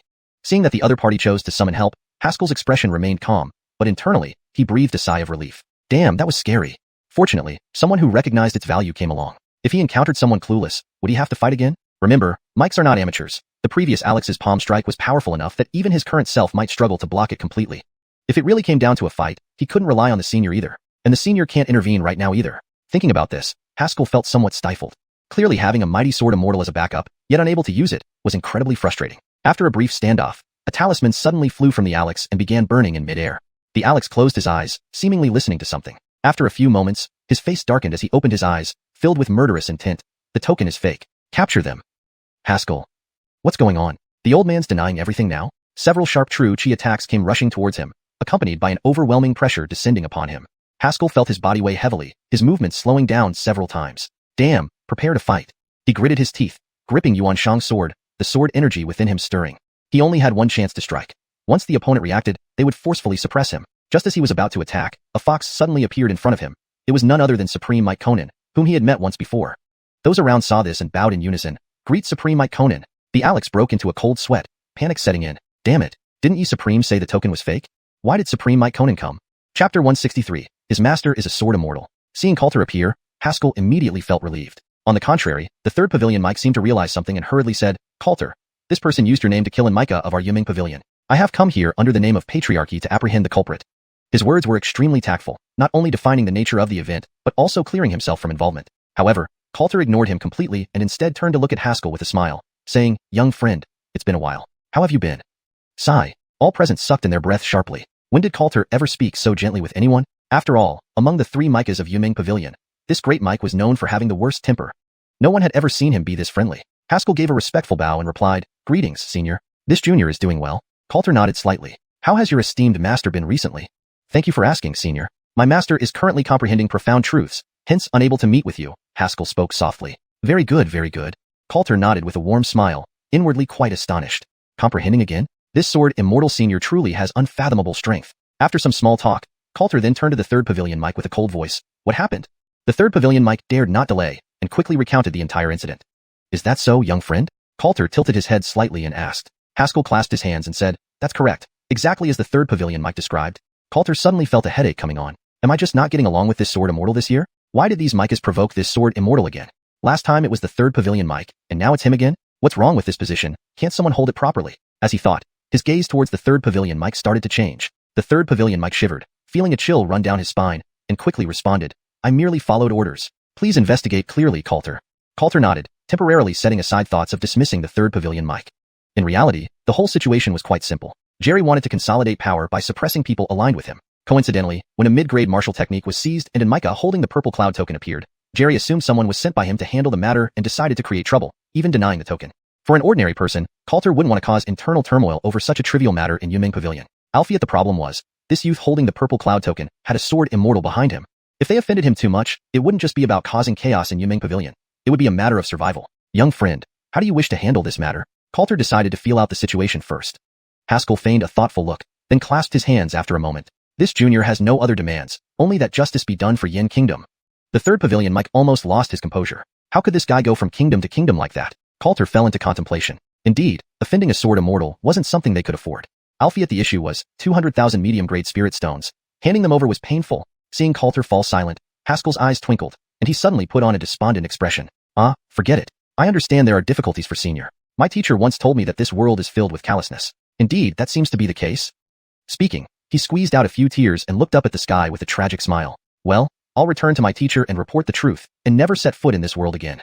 Just then, a gentle breeze blew, sweeping up fallen leaves into the sky in a spiraling motion. So desolate, even the most heartless would feel moved by such a scene, unable to resist sighing at the suffering of life. Looking at Haskell's back, Coulter felt a pang of sympathy. A young man facing such adversity, it's natural to lose hope in the world. Truly bitter. Wait a moment. This kid is going to find his master? And report everything? This isn't making it bitter for you. It's making it bitter for me. Wait, young friend, please stay. Coulter hurriedly called out. Haskell paused briefly, not turning around, and waved a hand. Forget it, senior.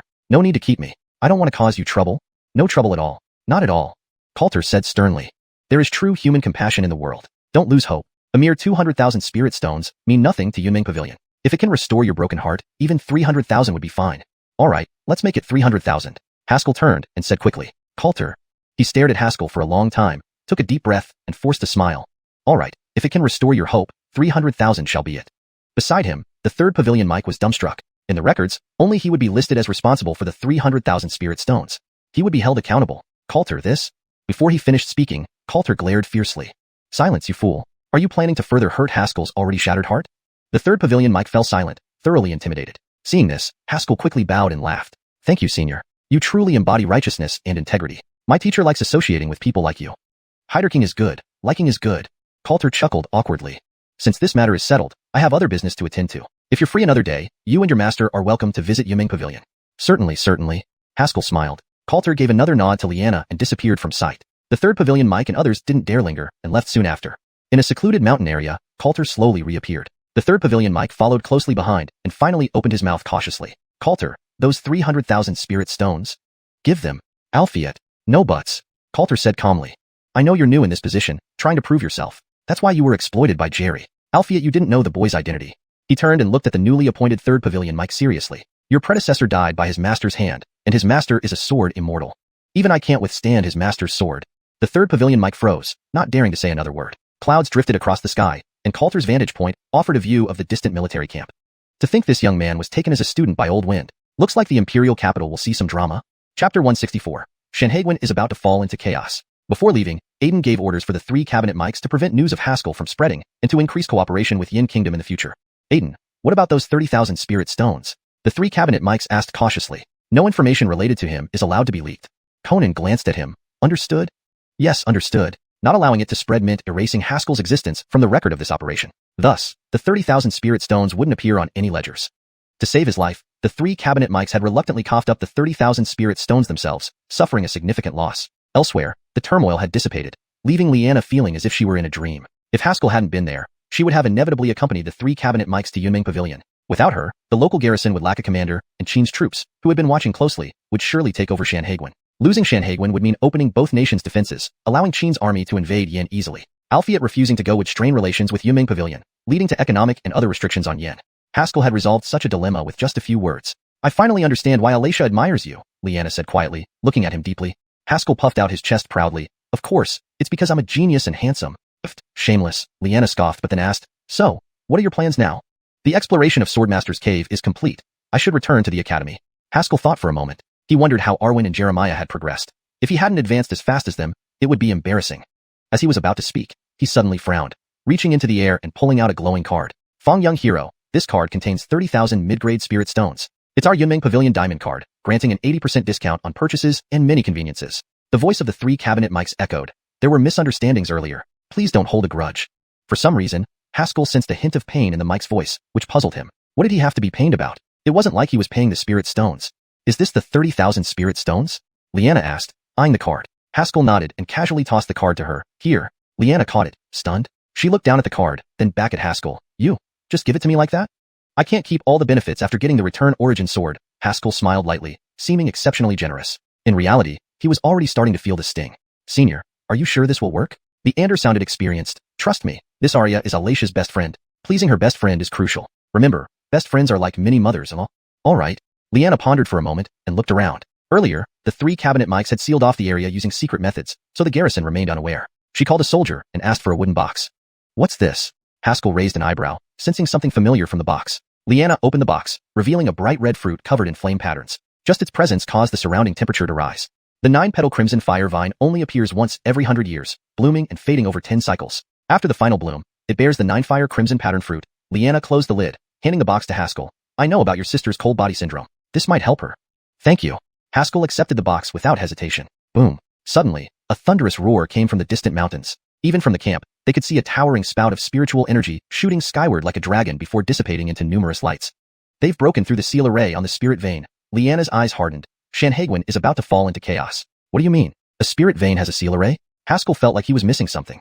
Skywill Sword Master concealed the cave with an unparalleled array, while also sealing the massive spirit stone vein, ensuring the spiritual energy circulated only within the cave, preserving everything inside for millennia, Liana explained gravely. Now the array is broken. The accumulated spiritual energy in the vein will gradually disperse here, turning Xianxia into a paradise sought by all major forces. Haskell understood. Many spirit veins lay hidden in this world. Where there are spirit veins, spiritual energy is abundant, ideal for cultivation. Major powers remain dominant because their bases often sit atop vast spirit veins. With this vein revealed, Xianxia, being closest to it, naturally became a strategic point. Go back quickly. I need to prepare for those who covet Xianxia, Liana reminded him. By the way, according to my knowledge, Bahuang Academy has been investigating your whereabouts. They likely know about your victories over Stewart and Ellsworth. I worry they might harm you. Haskell sneered. Not likely. If I died, even a toe would suspect it was them. They're good at making it look accidental, Liana said seriously. Do you think why, over the years, West Mountain Academy only has 5 students left? A chill ran down Haskell's spine. You mean, they were all killed? Not only that, but it's also due to an incident 10 years ago. I don't know exactly what happened, Liana added. They parted ways. Haskell headed to Xianxia's airport and boarded a skyboat back to the capital. As he stepped aboard, his spiritual sense abruptly warned him, feeling as though someone was watching him. He turned sharply, scanning the surroundings, but found nothing. Just a hallucination. Only after he boarded did a hidden black-clad figure breathe a sigh of relief, pulling out a jade slip. This guy is too powerful. Even a veil mist cover that can fool Meridian Integration Realm cultivators was detected by him. I must immediately report to Vice Dillon that he is boarded. Chapter 165. Vague Memories of Yunyang Sect. With the purple cloud token, Haskell's expenses on the sky sailing boat were all waived, including the ticket fare. However, he didn't rush into his room. Instead, he stood on the deck, gazing into the boundless sea of clouds below, reflecting on his experiences over these past days. Ever since an incident at Yunyang sect years ago, he had developed this habit, always reviewing and improving. The world of martial artists was exceptionally cruel, allowing no room for negligence. From the moment he arrived at the Sword Master's cave, every step had been fraught with danger. Whether it was being hunted by over 100 martial artists, facing an entire black dragon army, or tracking down the mysterious black-clothed Arya and confronting the Micah of the human pavilion, any ordinary martial artist would have crumbled under such circumstances. Perhaps they wouldn't have even managed to obtain the martial technique in the first place. So, was it all because he was too strong, having obtained the martial technique, thus setting off these events? Haskell paused, muttering to himself, I never expected that it would be because I'm too powerful. This is quite a troublesome matter. The Ander's voice sounded ominously. Boy, I can't judge other aspects, but your shamelessness ranks among the top 3 of all the people I've seen.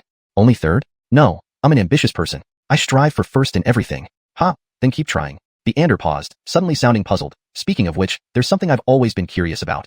What? Why have you killed so many people? Haskell froze, momentarily at a loss. Senior, are you talking about those black dragon soldiers? No, I mean before you met me. The Ander's tone was odd. Have you noticed how your killing intent has grown stronger? Stronger killing intent? Haskell frowned. Senior, isn't it a good thing for a martial artist to have strong killing intent? Nonsense. A truly powerful martial artist can control their killing intent. The Ander explained. Your current killing intent is already alarmingly intense. Just holding a sword makes it naturally emanate. What exactly happened at Yunyang sect that led you to kill so many people? At Yunyang sect. Haskell suddenly felt dazed, his expression changing abruptly. He realized he couldn't clearly remember what had happened at Yunyang sect. Why was this? Those vague memories were like looking at rain through a window. Everything far away seemed blurry, as if ink had bled across a painting, only giving a rough outline. What exactly did he experience at Yunyang sect? Noticing Haskell's odd behavior, the Ander asked him more questions, but Haskell couldn't answer any of them. No matter what weapon he used at Yunyang sect, what he learned, or what he did daily, Haskell could only give vague answers. Whenever specific details came up, he found himself speechless. I've been observing you for a long time. Every time you face an enemy, you use the harshest moves, sometimes even willing to die alongside them. The Ander sounded worried. That's why I find it strange. No one who hasn't undergone specific training in killing can do this. Haskell fell silent, feeling a shadow loom over his heart. He remembered clearly how destitute he had been when he left Yunyang sect, and why he had left. Everything that followed was etched in his mind. Albeit whenever he tried to recall further back, everything became blurred like a smeared ink painting, leaving only a rough idea. A few clear fragments here, and there were just pieces of everyday life. Thinking back, why did he enter Yunyang sect in the first place? Haskell suddenly realized this question. He joined Yunyang sect to obtain medicine for his sister. Alphiat Yunyang sect was merely a small sect outside Dongshan City, with limited spirit stones. The red refining flour was exorbitantly priced, and the sect couldn't possibly afford it. Furthermore, although he was once regarded as a promising genius within the sect, his memories contained no affection or care from the Micahs, only coldness, bloodshed, cruelty, and relentless training. Countless fragmented memories constructed a deceptive recollection of his time there. Upon closer reflection, everything seemed unreasonable. Haskell realized his time at Yunyang sect was probably not as simple as he thought. It looks like I'll have to make a trip back to Yunyang sect sometime. Numerous puzzles swirled in his mind, urging him to solve them. Alphiat now wasn't the time, because he vividly remembered how strong Yunyang sect's patriarch was. Even with his current strength, he knew he wouldn't stand a chance against the patriarch. This was another inconsistency. How did such a powerful expert emerge from a minor sect? After pondering for a while without reaching a conclusion, he returned to his room, sitting cross-legged to begin cultivating. Regardless, only by becoming stronger could he handle any situation. This time, he began consciously sensing his killing intent during cultivation. Though the Ander hadn't explicitly said it, Haskell understood that this condition wasn't good. Indeed, if he couldn't control his killing intent, how was he different from a murderer? The sky-sailing boat traveled through the clouds, soon arriving over a wilderness area where Yin Kingdom and the imperial capital borders intersected, a lawless zone. Whoosh! From afar, amidst piercing whistles, a black dot gradually grew larger. It was a completely black adamantine arrow. Breaking through the cloud layer, it soared past the blazing sun, flying toward the sky-sailing boat. With pinpoint accuracy, it shot into a room's window. About 50 miles away from the sky-sailing boat, aboard a smaller vessel, the black-clad man put down his bow, picked up a communication jade stone beside him, and spoke in a solemn voice. Target hit accurately. Please confirm target's death immediately. Finished speaking, he began packing away his longbow. He was confident that none of his targets ever survived. Alphiat just then, chaos erupted from the other end of the communication jade. Suddenly, a terrified voice shouted, "What? You didn't die?" The black-clad man looked incredulously at the communication jade. That boy actually didn't die? He escaped my Chanli Joiming Jan, 1,000-mile pursuit arrow? Inside the room, the martial artist who checked in was lying on the ground, his head smashed open, clearly dead. Haskell watched the floating adamantine arrow in front of him with interest. Senior, is this what you meant by the power of the Golden Way? The world of martial artists is especially ruthless, allowing no room for carelessness. From the moment he reached the Sword Master's cave residence, every step was fraught with danger. Whether it was being hunted by hundreds of martial artists, confronting a whole black dragon army unit, or investigating the mysterious black-clad Arya and facing the Micah of the Yunming Pavilion, any ordinary martial artist wouldn't have lasted. Perhaps they wouldn't even have managed to snatch the martial techniques. Ultimately, he thought to himself, am I simply too strong, and because of that, I got the martial technique and thus caused all these events? Haskell was stunned for a moment and sighed softly. I didn't expect that it would all be because I'm too strong. This really is a troublesome matter. The voice of the Ander echoed mysteriously. Kid, I can't comment on other things, but in terms of shamelessness, you rank in the top 3 among those I've seen. Only 3rd place? No, I'm someone with ambition. I must strive for 1st place in everything. Haha, then keep working hard. The Ander paused for a moment, suddenly sounding puzzled. Speaking of which, there's something I've always been curious about. What is it? Why did you kill so many people? Haskell froze, not reacting immediately. Senior, are you talking about the Black Dragon Army soldiers? No, it's before you met me. The Ander's voice sounded odd. Don't you realize your killing intent has grown increasingly heavy? Heavy killing intent? Haskell frowned. Senior, as a martial artist, isn't heavy killing intent a good thing? Nonsense. A truly powerful martial artist can control their killing intent, the Ander retorted. Your current level of killing intent is almost astonishing. As soon as you wield a sword, it naturally flows out. What happened back at Yunyang sect to make you kill so many? In Yunyang sect, Haskell was momentarily lost in thought, his expression suddenly changing. He realized he couldn't clearly remember what had happened in Yunyang sect. Why was this happening? Those vague memories were like watching rain through a window. Everything seemed blurred and indistinct, only allowing him to grasp the general idea. What exactly did I experience in Yunyang sect? Sensing Haskell's confusion, the Ander asked more questions, none of which Haskell could answer. Whether it was the weapons he used, the skills he learned, or his daily life in Yunyang sect, Haskell could only give a rough idea. Whenever he tried to recall specific details, he was speechless. I've observed you for a long time. Each time you engage an enemy, you use the cruelest moves. Sometimes you'd rather die together with your opponent. The Ander seemed worried. So it struck me as odd that someone without specialized killing training could do this. Haskell fell silent, the realization casting a shadow over his heart. He remembered clearly his wretched departure from Yunyang sect and why he left. Everything after that was etched in his mind. Albeit whenever he tried to think further back, everything became as indistinct as a blurred ink painting. A few clear fragments were mere snippets of daily life. Thinking back, why did he enter Yunyang sect in the first place? Haskell suddenly realized this question. Joining Yunyang sect was to obtain medicinal herbs for his sister. Yet, Yunyang sect was just a minor sect outside Dongshan City, with limited spirit stones. The crimson refinement flower was extremely expensive, far beyond the sect's budget. Furthermore, he was once considered a prized genius within the sect, yet his memories held no recollection of the Micah's care. All he could feel was coldness, bloodiness, cruelty, and endless training. These countless fragmented memories concealed the truth from him. Reflecting now, everything seemed illogical. Haskell realized his experiences at Yunyang sect were far from simple. It seems I'll need to find a time to return to Yunyang sect. Mystery surrounded him, urging him to uncover the answers. Albeit not yet. His faint impression told him that the head of Yunyang sect was extremely powerful. Even now, he would stand no chance against him. Another inconsistency struck him. A minor sect having such a powerful expert? After some contemplation, he couldn't figure it out and returned to his room, sitting cross-legged to meditate. Only by growing stronger could he face any situation.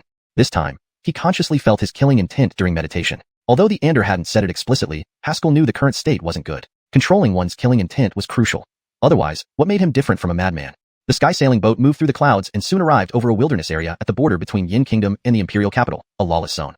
Whoosh! From the distant clouds came a black dot, rapidly enlarging with a sharp whistling sound. It was a completely black Grimesenti arrow. Note: Xianxia, Grimesenti arrow, is a specific term from the original text, which has been translated and kept consistent as Grimesenti arrow da. It sliced through the clouds, flying under the blazing sun toward the sky-sailing boat. At a precise angle, it shot through the window of a room. Several dozen miles away, on another smaller sky-sailing boat, the black-clad man put down his bow, picked up a communication jade stone, and said in a deep voice, "The target has been hit accurately. Please confirm if the target is dead." After speaking, he began packing up his bow, confident that no target of his survived. However, the communication stone on the other end suddenly crackled with noise. Then, a terrified voice screamed, "Ah, what? How are you not dead?" The black-clad man looked incredulously at the communication stone. That kid actually didn't die? He escaped my lethal arrow? Inside the room, the martial artist who had rushed and lay dead on the floor, his skull shattered. Haskell, however, stood calmly, examining the floating Grimesenti arrow in front of him with interest. "Senior, is this the power of the Golden Dao Law you mentioned?" Chapter 166, The Application of the Golden Way Rule. Just a moment ago, Haskell's spiritual sense suddenly became alert. Before he could comprehend what was happening, a black iron arrow pierced through the window, aimed straight for his brow. At the last possible second, the Ander forcefully used Haskell's body to tap into the power of the Golden Way Rule, and astonishingly took control of the black iron arrow. "The Golden Way Rule can control all metal objects and make them serve you," explained the Ander. "So does that mean I'm invincible from now on?" Haskell exclaimed with excitement. "My enemies will have to fight me unarmed." The Ander chuckled twice. "Sure, go ahead and try." As he spoke, a formidable force within him suddenly receded, causing the black iron arrow to nearly plummet to the floor. Haskell hastily tried to use the Golden Way Rule to control the arrow and make it fly again. However, no matter how hard he tried, the arrow wobbled uncontrollably as if it were about to fall any moment. In his perception, controlling the Golden Way Rule felt like an infant trying to wield a heavy sword. "Your strength isn't enough. At most, you can just prevent the arrow from falling," the Ander sneered. "Earlier, it was my power that helped you deflect that arrow." Haskell, filled with gratitude, replied, "Thank you, senior. Don't mention it. Payment is 100 spirit stones." "What do you mean by not speaking?" Is your life worth less than 100 spirit stones? Senior, I don't have many spirit stones left. Can I pay you once I earn more? Sure, consider it a debt with interest. This person is really obsessed with money. Haskell shook his head, stored the black iron arrow in his storage ring, and was about to say something when his face abruptly changed. He dashed out of the room, only to find the scene outside had completely transformed. The previously serene white clouds were now pitch black, swirling violently. Within a few breaths, these dark clouds converged into a massive palm, descending with overwhelming pressure towards the skyboat. Concealed lightning flashes ominously among the clouds. Haskell had no doubt that this skyboat would be utterly destroyed. Senior, can we stop it? Haskell yelled, resisting the immense pressure. I'll feel shit. Jump off the boat, the Ander shouted back in his mind. Holy shit, this is at least a kilometer high. Haskell exclaimed in shock. Screw it, jumping or staying will lead to death. The Ander swore, do you want to die now or later? Without hesitation, Haskell flew to the edge of the deck, pushed off with his legs, and leaped into the air like a bird. Meanwhile, unaware passengers still stared blankly at the giant hand in the sky. Boom. The next second, the giant hand closed, and the skyboat instantly exploded into a sea of flames. Haskell kept his eyes on the black cloud hand, hoping it would retreat after destroying the skyboat. Soon, disappointment spread across his face. The giant black hand paused for a brief moment, seemingly to identify its target, then rushed toward him. This isn't ordinary martial arts, the Ander noted. The opponent is at least at the law mastery realm. I'm not blind. Haskell rolled his eyes, adjusted his posture, and let out frantic sword chi. Bang! His speed suddenly increased by a third, rapidly descending towards the ground. Although the black cloud hand was also fast, seeing Haskell's suicidal maneuver, it paused slightly before dissipating. Relieved that the hand dispersed, Haskell turned his attention to the immediate danger. As he accelerated, he felt the wind cutting through his clothes like knives, shredding them into countless pieces. A faint golden glow flickered, protecting his body. Could he withstand it if he unleashed his full power? After a moment, he shook his head, abandoning this impractical idea. He was jumping from a kilometer up. At such a height, even short-term levitation wouldn't help much. Probably only cultivators above the Qi transformation realm had a chance of surviving. There was only one way. The Xiuxian sword flew out of his dantian and landed in his palm. Haskell inhaled deeply, infusing a mysterious aura into the sword. This was the power of the Golden Way rule. Move, damn it! Roaring furiously, Haskell fully channeled the Golden Way rule's power. The Xiuxian sword weakly shot upwards, then slumped as if exhausted. Haskell. No, can't give up, 2 more tries. He activated the Golden Way rule again. Move. The Xiuxian sword trembled feebly, emitting a weak moan. Alfiez? Come on, brother, move. Alfiez. Fed up, the Ander interrupted. Stop struggling. You can't control the sword with the Golden Way rule. Haskell persisted. Got to try. Or wait to die. Actually, you could try combining Qi manipulation with the Golden Way rule's power. The Ander hesitated. I've never tested this method. I don't know if it works. It must work. Haskell firmly said. Tell me, senior. Is now the time to think if it works? Not working means dying. In the blink of an eye, Haskell mastered the method. He inhaled deeply and reactivated the Golden Way rule, forcibly making the Xiuxian sword ascend. Next moment, a torrent of sword chi erupted, channeling into the Xiuxian sword. Whoosh! The Xiuxian sword transformed into a beam of light, shooting away. Success! Seeing this, Haskell exulted, gripping the Xiuxian sword tightly to ascend. He was now merely dozens of meters from the ground. Before he could relax, the Xiuxian sword suddenly trembled, losing energy and pulling him down. Bang! The earth shook, dust rose everywhere. Alfred Haskell sighed with relief. Thankfully, the crucial moment had allowed the Xiuxian sword to lift him up slightly, offsetting the downward force. Essentially, he fell from just a few dozen meters, which his physical body could endure. Though his internal energy churned, he remained unharmed. More importantly, this brush with death had inadvertently taught him a method of flying using a sword. Even if it's a short-lived skill, it's a sword-flying technique nonetheless. Normally, only a master of the sword Dao could learn such a technique. Having crossed this great boundary, Haskell could expect surprising performances in battles or escapes. Resting briefly, Haskell frowned, recalling something. He quickly leapt towards a nearby stream, diving right into it. Clearly, someone came to attack him. Who could it be? Chapter 167. A cultivator of the Dao realm takes action. The enemy had first attempted a sneak attack with black iron arrows, and after that failed, immediately followed up with the terrifying black cloud giant palm technique. It was clear that they were targeting him. Recalling what Liana had said before he left, Haskell immediately thought of Xiuxian Academy. They actually dared to carry out such an open and brazen assassination attempt? Haskell repressed his aura, forcefully suppressing his heartbeat, becoming as still as if he were dead, submerged at the bottom of the stream. With the water acting as a barrier, even if the enemy had secret methods for detecting Qi, they would not be able to find him. It wasn't long before an Michael man and another figure appeared by the stream. Haskell pressed himself against one side, perfectly hiding from their sight while still being able to observe them. Upon recognizing the face of the younger man, his expression turned grim. Ellsworth. As for the Micah beside him, although Haskell had never met him, he knew who this person was. Before the Ba Huang Academy ascended the mountain, there had been an exhibition board showcasing portraits of key members, highlighting the strength of the academy. This old man's portrait ranked just below the Dean Crane. He was none other than Alfred, Vice Dillon of the outer court of Ba Huang Academy. The old man scanned the surroundings, puzzled. Strange. I saw him fall from a kilometer in the sky with my own eyes. Why can't we find any remains? Ellsworth sneered disdainfully. Perhaps this villain has turned to ashes? In my opinion, there was no need to make this special trip. Stupid. Alfred rebuked in a low voice. You have already lost to him once. Haven't you recognized the facts yet? Ellsworth's face turned red, and he stiffened his neck, saying, last time was merely due to carelessness. Even if he survived today by some fluke, I wouldn't fear him the next time we meet. Alfred shook his head. I have specially investigated this person and found that his greatest strength isn't his current cultivation but his potential. Think back to when he first entered the capital. He couldn't possibly be your match. Yet, since joining Xiuxian Academy until now, how much time has passed? He could even engage Stuart head-on and defeat you. Don't you see that? He glanced at Ellsworth and then comforted. Your teacher doesn't doubt you, but this competition matters greatly. It's rumored that those on the mountain will also come. We cannot afford any mishaps for our Bahuang Academy. Any unforeseen factors must be eliminated in their infancy. Ellsworth remained silent. As a martial artist, his dignity made it difficult to accept such clandestine actions. Alfred looked at him and spoke gently. I do this just to be cautious. If we allow this boy to continue developing, he will surely become a future threat. Now, with Anna having left the capital, and this boy stranded in the wilderness, this is an unprecedented opportunity. Teacher, what if Finian finds out? Even if old man Hiram knows. So what? He's just an old ghost close to death, Alfred snorted coldly. After that incident years ago, only he remains alive from Xiuxian Academy. To barely keep the academy afloat now counts as his skill. Well, search the area thoroughly. If no body is found, let's leave quickly. He firmly believed Haskell could not have survived the 1,000-meter fall. For a mere subtranscendent void realm martial artist, surviving such a fall was unimaginable.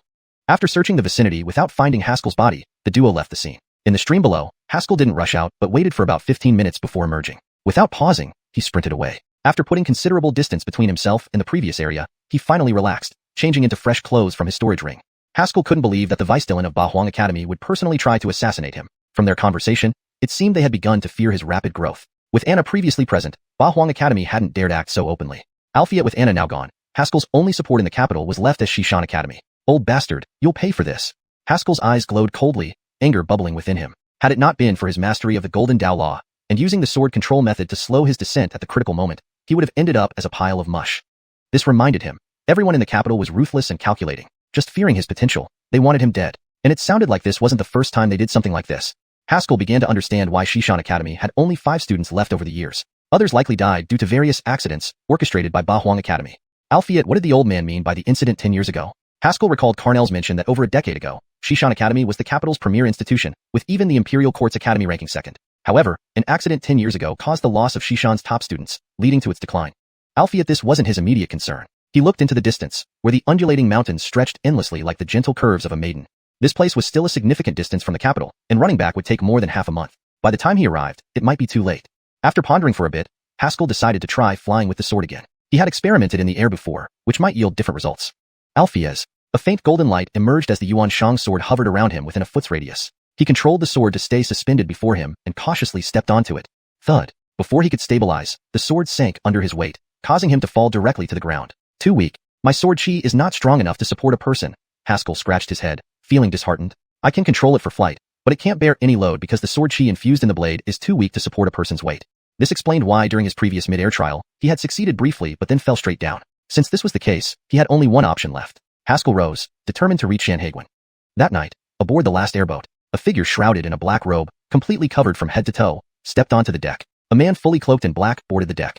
Chapter 168. Desire to kill Haskell's alien. Upon entering the room, Haskell finally took off his black robe. He dared not show his true appearance. After all, if someone had intercepted that flying boat earlier, it must mean there was surveillance near the airport.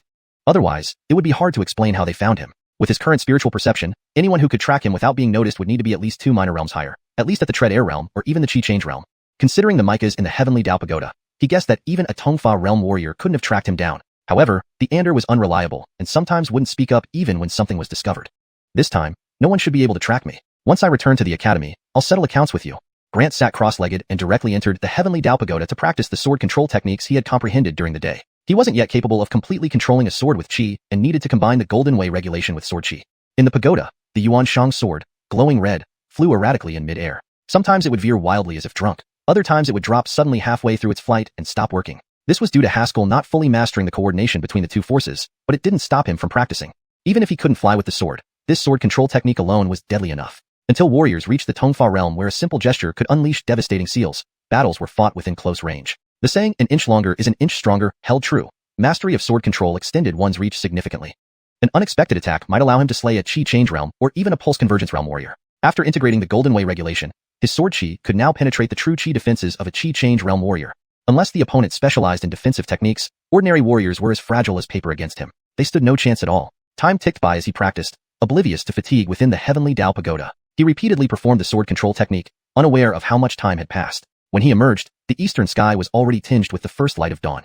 He stepped onto the deck as the morning sun shone warmly on him. Not far ahead, the majestic imperial capital loomed like a giant over the land. Returning to the capital after several days, Haskell felt a mix of urgency and anticipation.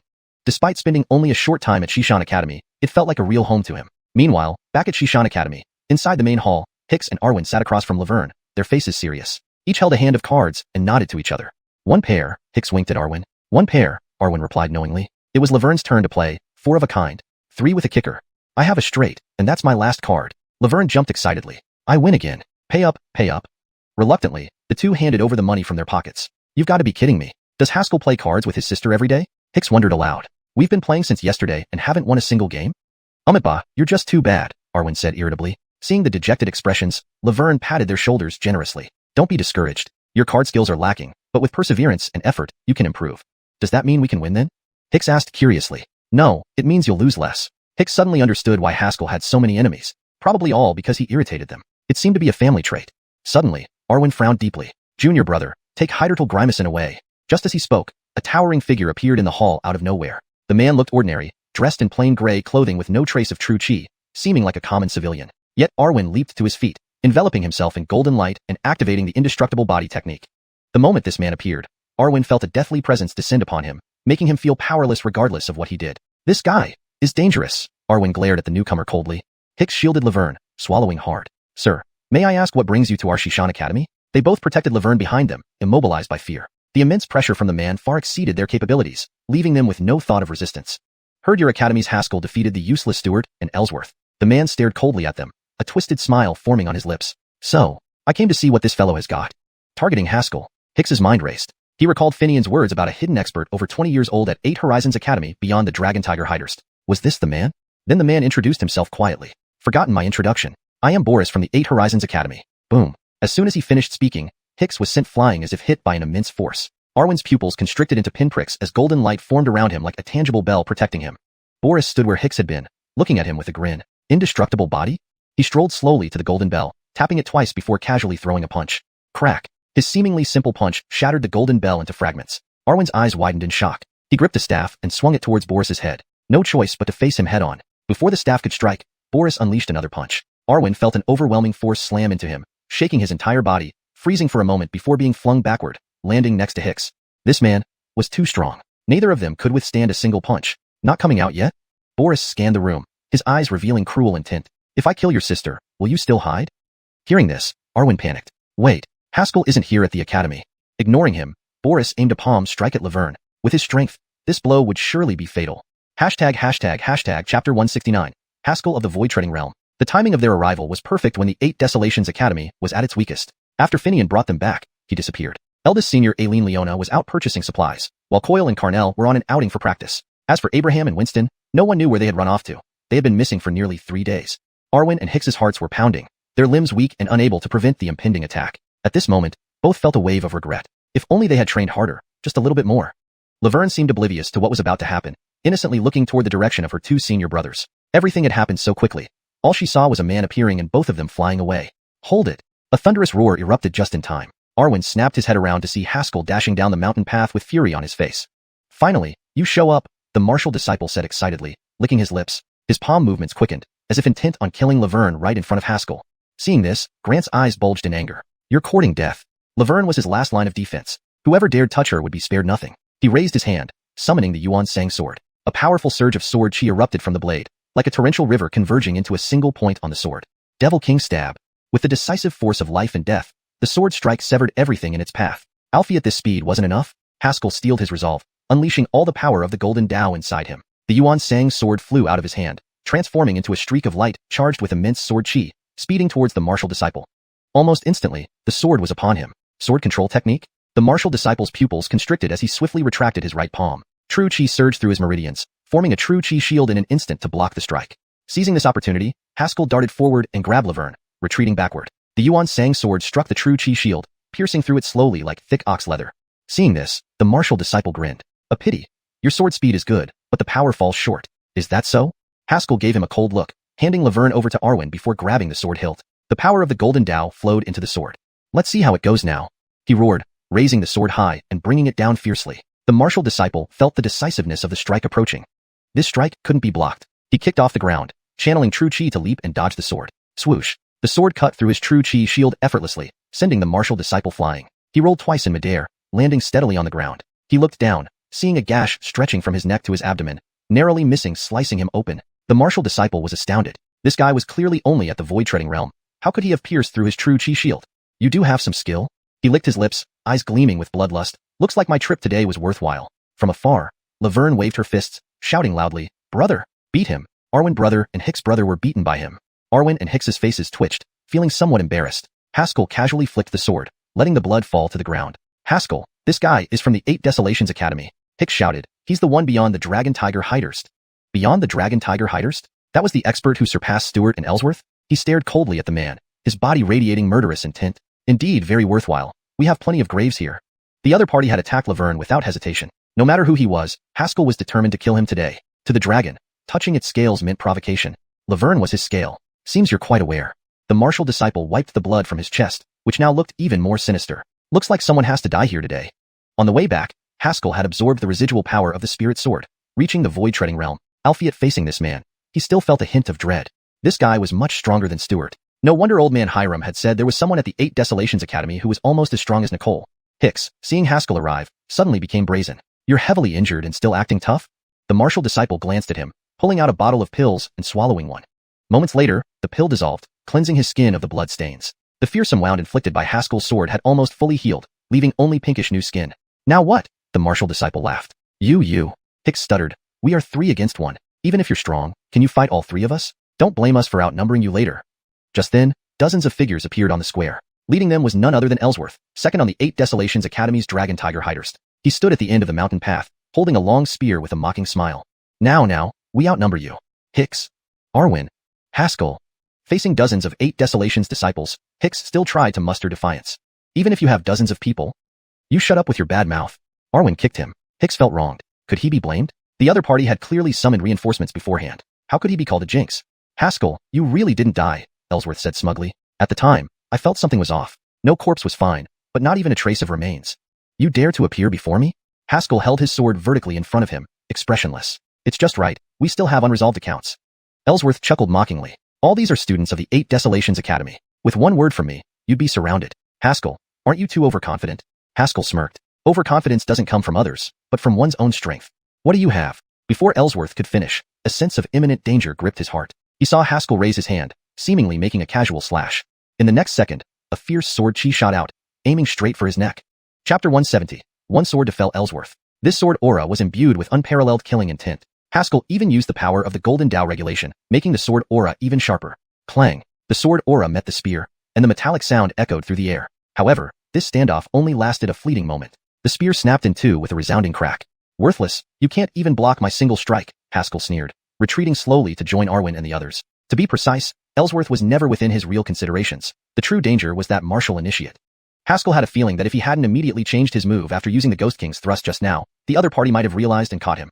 This person's strength was second only to Anna among the younger generation he had seen. If he made any slight mistake, today would have been his last day. Ellsworth's face flushed red with humiliation and anger. Bastard! Kill him! Bang! The students of the 8 Wastes Academy suddenly rushed at the trio, unsheathing their swords. Bile Fida, all this is because of your ominous mouth. Arwen roared, raising his staff. Is this my fault? Hicks pulled out a weapon resembling a brick, eagerly poised for action. Haskell stared blankly. What is that thing you're holding? Oh, this? It's a family heirloom compass, Hicks said enthusiastically. It's very useful. I used to use it to crack walnuts. Haskell. Arwen. What's wrong with you two? Hicks asked curiously upon seeing their silence. Haskell sighed. Nothing, just feels like the momentum broke. Give me a moment to rebuild it. As they spoke, the 8 Waste students were already charging towards them. Ellsworth's emotions eased slightly, then he sneered. Today, I've gathered all Dragon Tiger Hider students. Let's see how much you have, Haskell. One student charged forward, his long blade slicing through the air ferociously. With a grotesque smile, he shouted, Remember, your killer is Jaden from the 8 Wastes. Swoosh. A streak of sword light burst through the air. Jaden's face turned pale, his body freezing mid-action. Under everyone's gaze, his head slowly slid off his neck, rolling twice on the ground before landing in a puddle of mud. His fierce grin remained, as if he hadn't realized he was dead yet. Haskell's right hand hung down, still in the posture of swinging a sword, his eyes indifferent. Sorry, I never remember the names of the dead. Sigh. The students who were rushing stopped abruptly upon witnessing this scene. Is this guy too ruthless? One's already dead? This is a grand swordsman, one student yelled sharply. Surround him. Don't give him a chance for single combat. It was well known that sword cultivators had astounding solo combat prowess, especially grand swordsmen. Alphiate sword cultivators had their weaknesses. Before reaching the Dao Master level, it was hard for them to possess mass destruction capabilities. One streak of sword light could kill someone instantly. Alphiate with too many opponents, the damage of the sword light gets divided, easily allowing enemies to restrict him. The students swarmed around Haskell, trying to divide his attacks. Haskell frowned slightly. These guys were indeed worthy students of the 8 Waste Academy. Not considering intelligence, their perception and insight were commendable. With his current aerial control realm cultivation, releasing sword light wasn't hard, but to ensure effective kills, each streak had to remain condensed. If the sword aura was too scattered, the sword light wouldn't be effective. Previously, facing the Black Dragon cavalry, he could handle 1,000 at once only because those cavalrymen were too weak, unable to diminish the sword light. These guys were the new elite force of the 8 Waste Academy, the reserve for future top experts. Their combined attack meant his current sword light couldn't touch them. Maybe I should try this? Haskell's eyes flickered as he activated the Golden Dao regulation power again and swung his sword. In an instant, dozens of streaks of sword light surged out, shooting in all directions. Seeing this, Ellsworth laughed loudly. Are you crazy? Releasing sword light like this only reduces its power, unable to harm anyone. Do you really think you're a Dao Master? He's probably scared stiff. All present are the best on the Dragon Tiger Hiders. Such weak sword light is no threat. It seems Haskell is overrated. The encircling students smiled knowingly, their actions becoming quicker. Swish, swish, swish. Unexpectedly, several sword lights hit their bodies and directly penetrated their defenses. The first few were cleaved into 2 halves, their eyes filled with disbelief as they died. Why? How could this guy's sword light be so powerful? Seeing this, some students at the back stopped, not daring to advance. Though they were strong, this sudden bloody scene made them hesitate. Compared to the seasoned Black Dragon cavalry, most academy martial artists were too young and inexperienced in bloodshed. An incredible scene unfolded in the square. Haskell stood alone with a sword, surrounded by corpses, but no one dared to challenge him. Indeed, it works. Haskell looked around coldly, satisfied with his new technique. The power of the Golden Dao regulation made the sword light even sharper. Concentrated in one streak, it could pierce through the energy transformation realm and possibly even the confluence meridian realm's true chi defense. Scattered, it was enough to kill these average suspension realm martial artists. Pity, it consumes a bit of sword aura. Haskell silently gauged that this single attack had consumed about 1/3 of his internal sword aura. A bunch of useless trash. Ellsworth cursed under his breath, grabbing the spear and leaping down. Seeing Ellsworth act, the surrounding students hurriedly cleared a path. Haskell, we didn't have a proper battle before. Today, I will show you the true gap between us. Ellsworth swung his spear, full of fighting spirit. Haskell sneered. You sure know when to pick your moments, but it doesn't matter. You'll die by my hand anyway. Nonsense, pure arrogance. Ellsworth bent his knees slightly, leveling the spear before him, calmly saying, prepare to die. Boom. Before he finished speaking, a formidable killing intent erupted from Haskell. Seeing that dark mist-like aura, Ellsworth's heart shuddered, his expression suddenly dazed. At that moment, Haskell moved. He vanished like a ghost, appearing before Ellsworth in an instant. Xianxia's sword trailed a streak of red light, swiftly sweeping past Ellsworth's neck. Swish. Ellsworth's head separated from his body instantly. Chapter 171. Aura of Killing Intent. Whoosh. The entire square erupted in chaos, and the students of the 8 Extremes Academy were all stunned. To them, Haskell seemed like an unmatched swordsman who, with just a casual slash, had killed their skilled warrior. Suddenly, everyone looked at Haskell with eyes full of fear. What level is this guy? Even senior brother Yi is dead at his hands. We can't possibly fight him. Should we continue? What if we die by his hand? Ellsworth's corpse lay on the ground like a menacing weapon, and no one dared to cross that line. Haskell stood firm, holding Ellsworth's head in one hand and letting his long sword hang by his side in silence. The black mist swirling around him resembled the arms of death, watching over every life present. At this moment, a heavy cold sneer echoed, a bunch of trash. The martial disciple stood tall, eyes gleaming with bloodlust, licking his lips as he gazed at Haskell with excitement. You have some skill, managing to kill a useless fellow like Ellsworth. Next, I'll kill you, Haskell replied without hesitation, matching his tone. That depends on whether you're capable or not. With those words, the martial disciple flashed forward, suddenly appearing before Haskell and swinging his fist. He had taken the initiative to attack. Haskell's expression hardened, twisting his wrist to block the punch with his sword. Albeit as he raised his sword, a chill suddenly surged from behind him.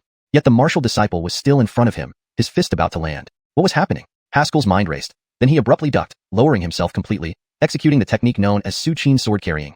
Bang! A massive force struck his back, and Haskell rolled forward to evade further attacks, turning to stare intently behind him. The figure of the martial disciple in front of him slowly dissipated, replaced by the same disciple who had appeared behind him at some point. He slowly withdrew his fist and tilted his head.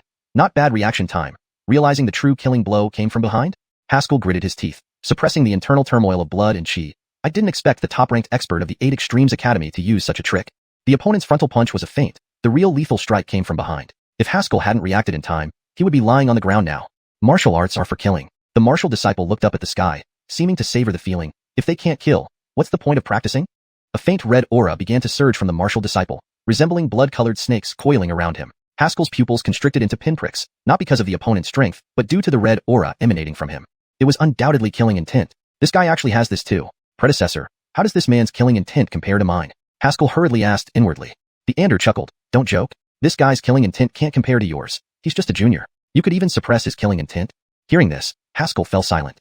He wasn't happy. Given the martial disciple's nature, he must have killed many people after becoming a warrior, yet he couldn't even compare to Haskell. How many people had Haskell killed? Boom. Suddenly, the martial disciple appeared beside Haskell, now equipped with a pair of black iron claws, lunging towards Haskell's chest. This is senior brother martial disciple's netherworld ghost claw, exclaimed an 8 Extremes Academy student. These claws are forged from meteoric iron, making ordinary chi defenses as fragile as paper. Haskell remained unmoved, smiling faintly. Your weapons are quite useful. Now, they're mine. Golden Dao Rule. Instantly, a mysterious force surged from Haskell, enveloping the iron claws. The Golden Dao Rule controlled all iron within 3 feet unless one's power overwhelmingly surpassed Haskell, affecting everything in its range. The martial disciple's distorted face twitched as he felt something grab his hands, diverting them to the side. Seizing the opportunity, Haskell slashed with his sword. The powerful sword chi combined with the Golden Dao Rule's strength bursting forth. Devil King Stab. The martial disciple's expression changed drastically. He sensed mortal danger from this sword strike. Daring not to hesitate, red killing intent swirled around him, surging like a fountain. Haskell's brows furrowed slightly as he unleashed his own killing intent, dark and night-like. The red killing intent's intimidating effect instantly dissipated. You also have it? The martial disciple's eyes widened in disbelief. In close combat, his killing intent used to be his trump card. Any warrior who was intimidated would inevitably lose focus, which could decide victory in a split second during a deadly battle. Whoosh! The sword beam sliced through the air, cutting straight through the martial disciple's torso. Splat! The upper half of the martial disciple's body flew high into the air, showering blood like rain. All the 8 Extremes Academy students were dumbfounded. The martial disciple was once an invincible warrior in their eyes. When Grimes Xiuxian and Ellsworth had teamed up to challenge him, they ended up severely injured. Albeit now, their formidable senior brother had been cut in two by Haskell. Great job. Hicks shouted excitedly. Alpha, however, frowned, saying suddenly, no, this guy isn't dead. As he spoke, the severed body faded into shadows, revealing the real martial disciple standing 3 yards away from Haskell. Though not unscathed, a horrifying wound ran across his abdomen, almost exposing his internal organs. Pressing several large pressure points on his waist, the martial disciple forcefully stopped the bleeding, glaring at Haskell with venomous eyes. Why do you possess a killing intent aura? None of your business, Haskell coldly replied, preparing to execute Devil King Stab again. He had exploited the martial disciple's overconfidence, using the sharpness of the Golden Dao Rule and the power of Devil King Stab to catch him off guard. If he let him live, there wouldn't be another chance next time. This martial disciple was fierce and had keen spiritual senses, evading even Haskell's powerful sword strike.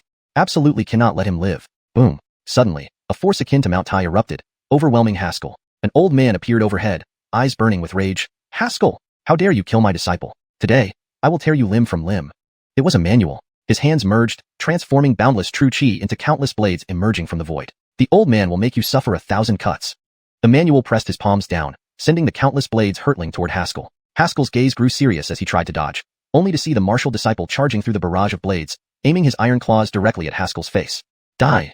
Chapter 172, Hernan's True Strength. Above him were thousands of blades, and before him were chilling iron claws. Haskell's mind flashed with an idiom, 9 deaths for 1 life. He suddenly sneered, his sword slightly lowered, the sword chi surging like waves. The black killing aura merged with the sharpness of the Dao Rule of metal, creating an intimidating momentum that made one's heart race. Old ghost, let's see today if it's your blade or my sword that is stronger. Haskell's eyes were filled with bloodshot veins as he looked up at the sky, his forehead veins bulging, completely ignoring the martial disciples in front of him. Boy, don't be impulsive, you'll die. The Ander urgently shouted. If you use all your strength to unleash the Yama thrust now, it will drain all your vitality. I won't even be able to revive you. Note, I've kept Yama thrust as a proper noun since it seems to be a specific technique's name. If Tsur has a more specific meaning or translation in this context, that could be used instead. Die, so what? A touch of madness flashed in Haskell's eyes. Even if he died, he would drag this old ghost down with him today. Arwen was the first to sense something was wrong, grabbing Laverne and retreating up the mountain path. Jeremiah was still confused. We're just leaving? Laverne struggled too, wanting to go to Haskell's side. Let me go. We can't leave brother here alone. Arwen's expression was grave. The golden light around him had reached its peak intensity. We can't help him. If we don't leave now, we'll die here too. The attack ranges of both sides almost covered the entire plaza. Even with his full strength, Arwen could not guarantee his survival, especially while carrying Laverne. Brother, now it's all up to you. Just before leaving, Arwen gritted his teeth, clapped his hands together, and a concentrated burst of golden light abruptly separated from his body, enveloping Haskell and forming a massive golden bell. Ding! The martial disciple's iron claw landed right on the bell, colliding with it, producing a deafening metallic clang. Albeit this bell could withstand the iron claw, not the millions of blades in the air. Haskell gritted his teeth, furiously channeling sword chi into the Yuan Sang sword. The red glow on the Yuan Sang sword became more brilliant, resembling a small blazing sun. Old bastard, taking advantage of my junior brother when I'm not around? At this moment, a brazen rebuke sounded like thunder, shaking the entire mountain region. Nicola suddenly appeared in front of Haskell, still reeking of alcohol, her left hand clutching a sieve cup. Aileen, you? Haskell was taken aback, then hurriedly said, Aileen, leave quickly, this old ghost is definitely at the donghua realm. You can't stop him? Although he knew his senior sister was strong, how strong could a Ian practitioner be? Amerigo was indeed a grandmaster, but he was only at the Chibian realm, and this deputy dean was not in the same league as him. Shut up, stay put. Nicola coldly snorted, lifting her head to look at Alfred. Her long neck raised gracefully like a swan, emitting a chilling aura. Alfred saw this and was somewhat surprised. His hands transformed again, doubling the number of knives and blades in the sky. He looked down coldly, like a god. Since you have such deep bonds with your sect, you'll all die here together. You, whose partner ran off with someone else, act all high and mighty. Nicola ruthlessly scolded. Haskell smirked. His senior sister's verbal attacks were far more formidable than her physical power. True, chi flowed abundantly around Nicola, swirling to form a barrier of white mist. Blades fell, clashing against the barrier with a ting-ting sound, unable to break through.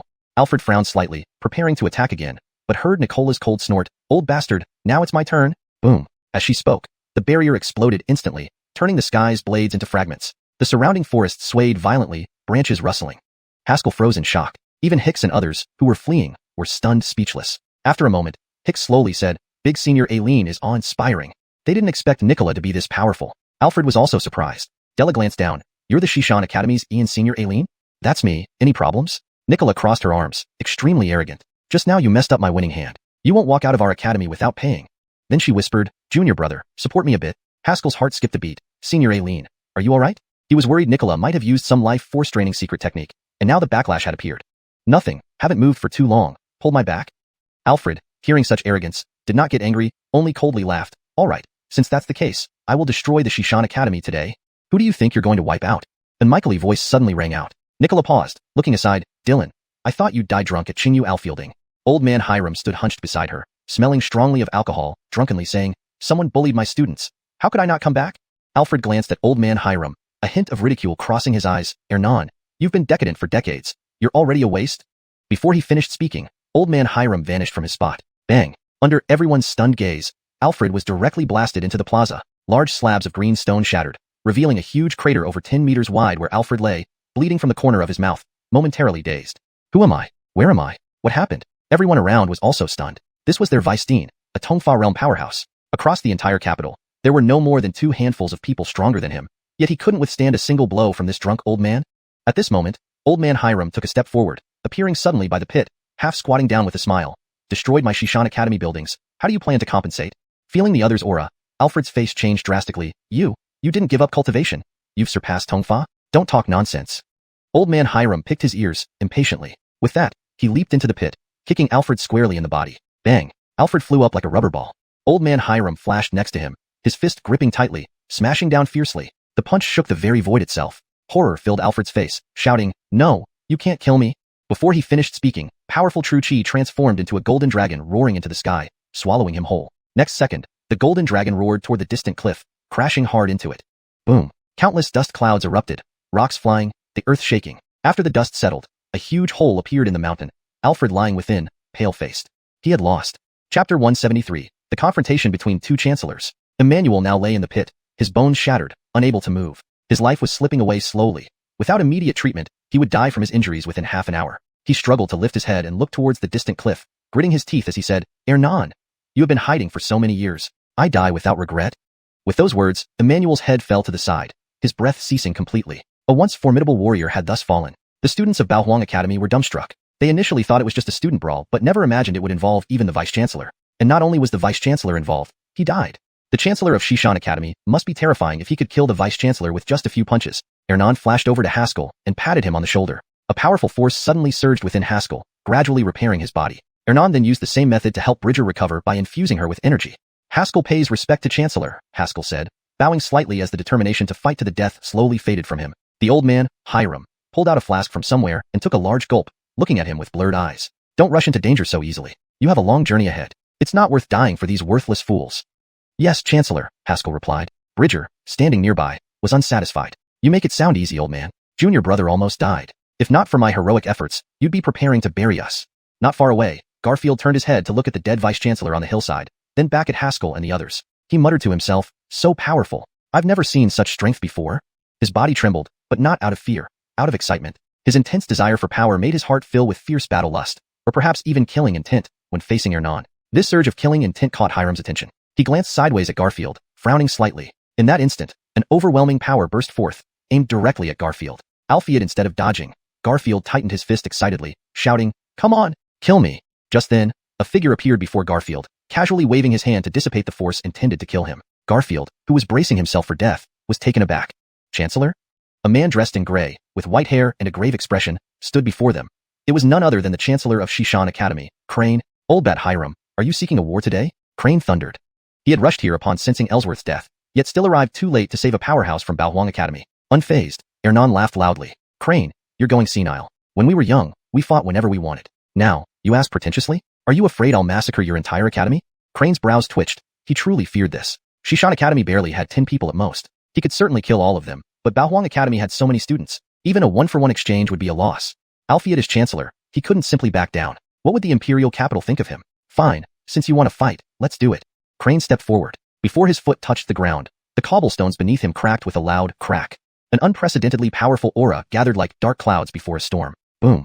Thunder rumbled, black clouds swirling in the sky, blotting out the sun. With the Grand Hall as a boundary, the sky was divided into two halves, one filled with gathering black clouds and rumbling thunder, the other clear and sunny.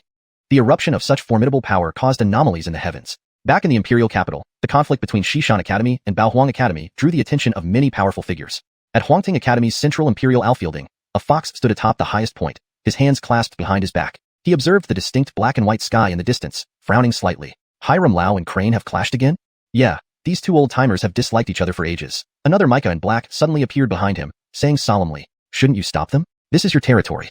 "Himph, if I were 30 years younger, I'd cheer for their fight." The fox chuckled sarcastically. "Do you really expect me to mediate?" The black-robed Micah sighed, picking up a bottle of wine from the table. "All right, looks like I'm the one who has to go and mediate. These two old men could destroy half the capital if they fight." With that, the black-robed Micah dissolved into darkness, fading away. The fox fell silent for a moment before cursing loudly, "Abelardo, you little rat, stealing my wine again." Back at Xiuxian Academy, the two world-class experts stood facing each other. Dark clouds churned, trying to invade the clear sky but making no progress. "Hiram Lau, I can compromise." Crane took a deep breath. "I only want Haskell dead, and I'll leave Xiuxian Academy today. To lose a vice-chancellor and a promising talent just to take down Haskell, who had unimaginable potential." Crane believed this was a fair deal. Any reasonable person would agree. "I'll feel shit. Do you treat this place like your own home where you can decide who lives or dies?" Bridger cursed aloud before Crane could respond. Ignoring her, Crane stared straight at Ernan. Ernan took another sip of wine, slurring his speech. "What my eldest disciple says, I say." Bang. Instantly, Crane's aura intensified even further. His face grew dark, surrounded by raging winds. "Since there's no discussion to be had." He waved his hand, and 5 figures appeared on the square, all in the Hamai stage. Baohuang Academy had 5 Micahs, originally 6, but 1 less because of Xiuxian Academy. Facing 5 Hamai warriors, Ernan smiled calmly. A torrent of formidable energy flowed around him, shattering the stone floor into dust. The force was nearly forming a tornado, sweeping everyone present. Bridger refused to be outdone and unleashed her full strength, though slightly weaker than Ernan. Crane's face was grim. This confrontation seemed set to destroy everything. If he were alone, he wouldn't care. Alphiet behind him was Baohuang Academy with countless students whose fates were intertwined with his. The Hamai warriors were pushed back several steps by the pressure, their faces filled with shock. This old man was actually at the peak of the donghua stage, just 1 step away from crossing that threshold. Battle loomed imminent. Chapter 174. The Academy contest is moved up. "Old Devil Hiram, I never beat you when we were young. It's time to settle our old grievances today." Crane moved swiftly, his peerless true chi enveloped in a sky of dark clouds, creating an astonishing momentum. Hernan's expression remained calm, but beneath that calm demeanor, he was like a volcano about to erupt, filled with ferocious power. Just as the battle seemed inevitable, a figure abruptly inserted itself between them. "Hold on." A gray-clothed Micah appeared seemingly out of nowhere, holding both of them back effortlessly. Boom. An intense aura exploded outward as their well-prepared moves were suddenly interrupted. The entire mountain forest swayed in the fierce wind. Even Haskell and Beverly felt unsteady on their feet at this moment. However, the gray-clothed Micah remained immovable, unaffected by any force, demonstrating his formidable strength. "Abelardo, why have you come here?" Crane looked at him, his brows furrowed, not understanding why he had shown up now. This person was a pillar of the Imperial capital, one of the few top experts who could be mentioned alongside these two, and one of the 5 major donghua realm masters in the capital. In Yin Yunzhou, the great powers all had donghua realm experts, though they varied in number. Besides military strength, the presence of donghua realm experts was another standard for determining whether a country was considered mainstream. Abelardo tossed the wine flask to Ernan and turned to look at Crane with an irritable manner. "Do you want my imperial capital to be destroyed if you fight?" He glanced around and waved his hand, sending out a gentle yet irresistible force that swept through the surroundings. The 8 desolate academy students' faces showed surprise as their bodies were uncontrollably pushed down the mountain. Seeing this, Haskell became wary of the michael-y man named Abelardo. Wasn't this kind of skill precisely what he had been practicing recently? Refinement?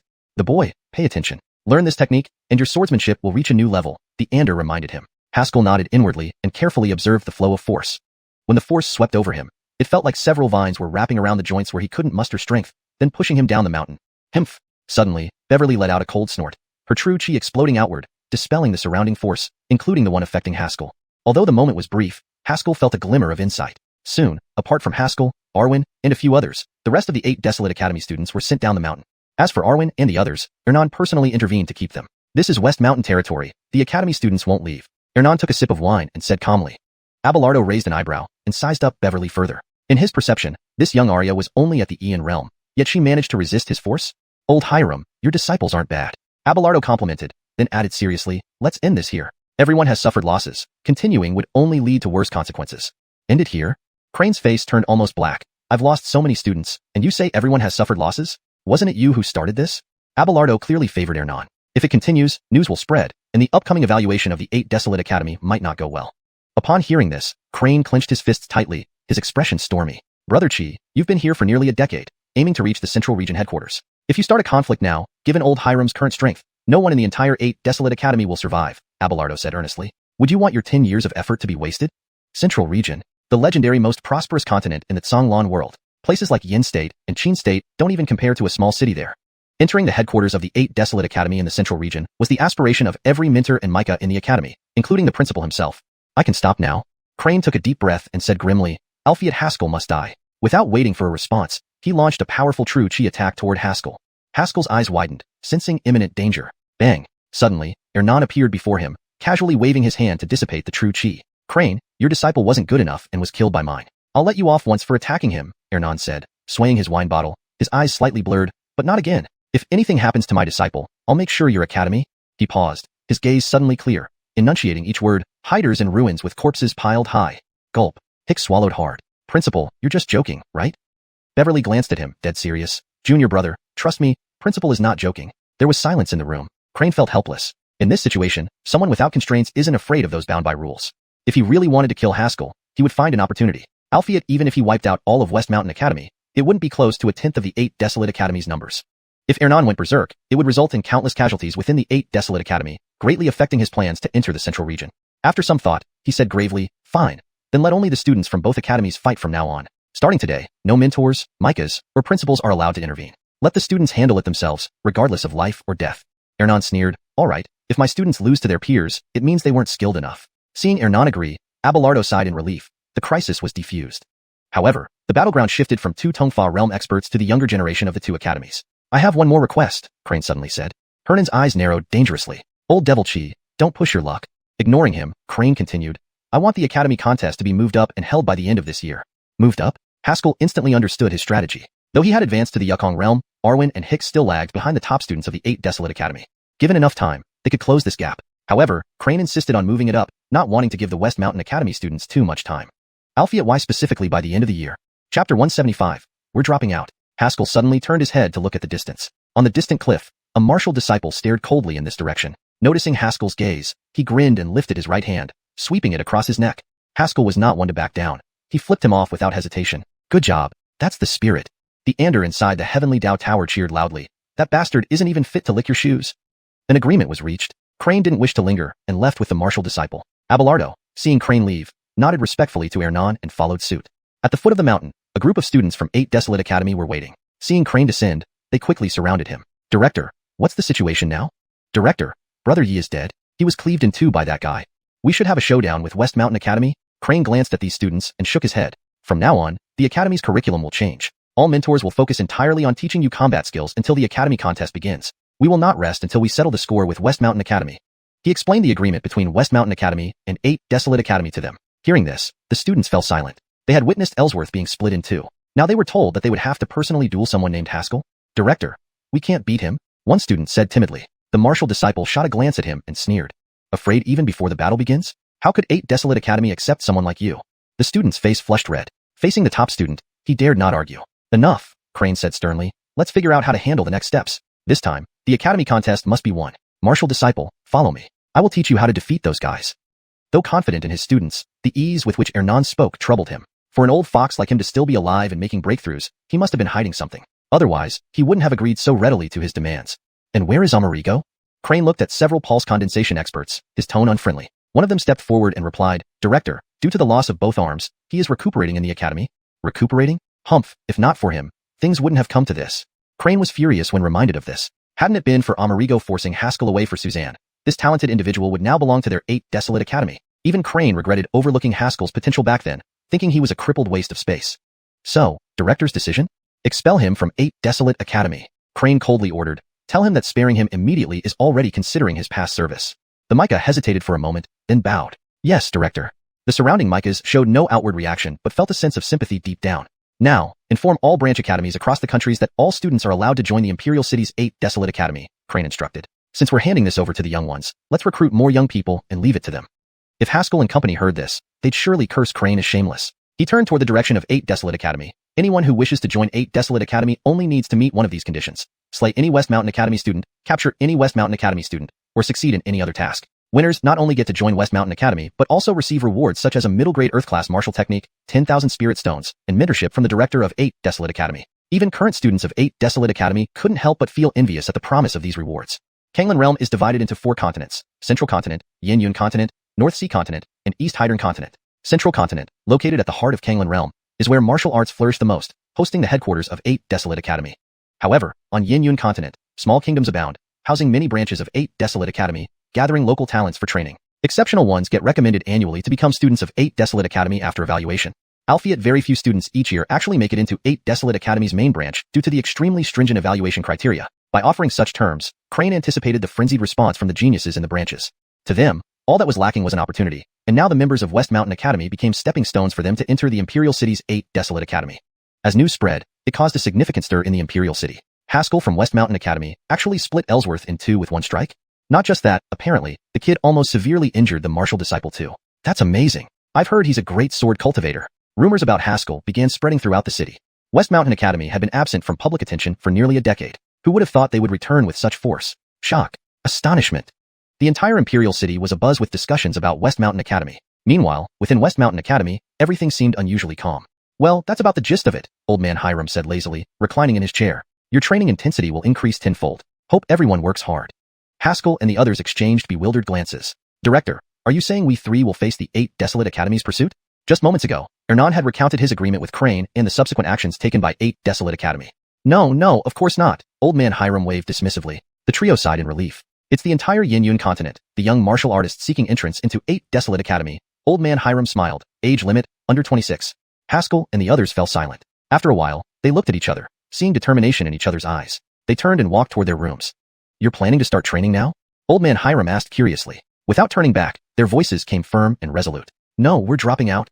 Hashtag chapter 176, Hernan's past. What, withdraw from school? The old man, Hernan, rubbed his eyes. Isn't it just about martial artists under 26 from Yinyunzhou, wanting to enter the 8 Desolations Academy? What's there to be afraid of?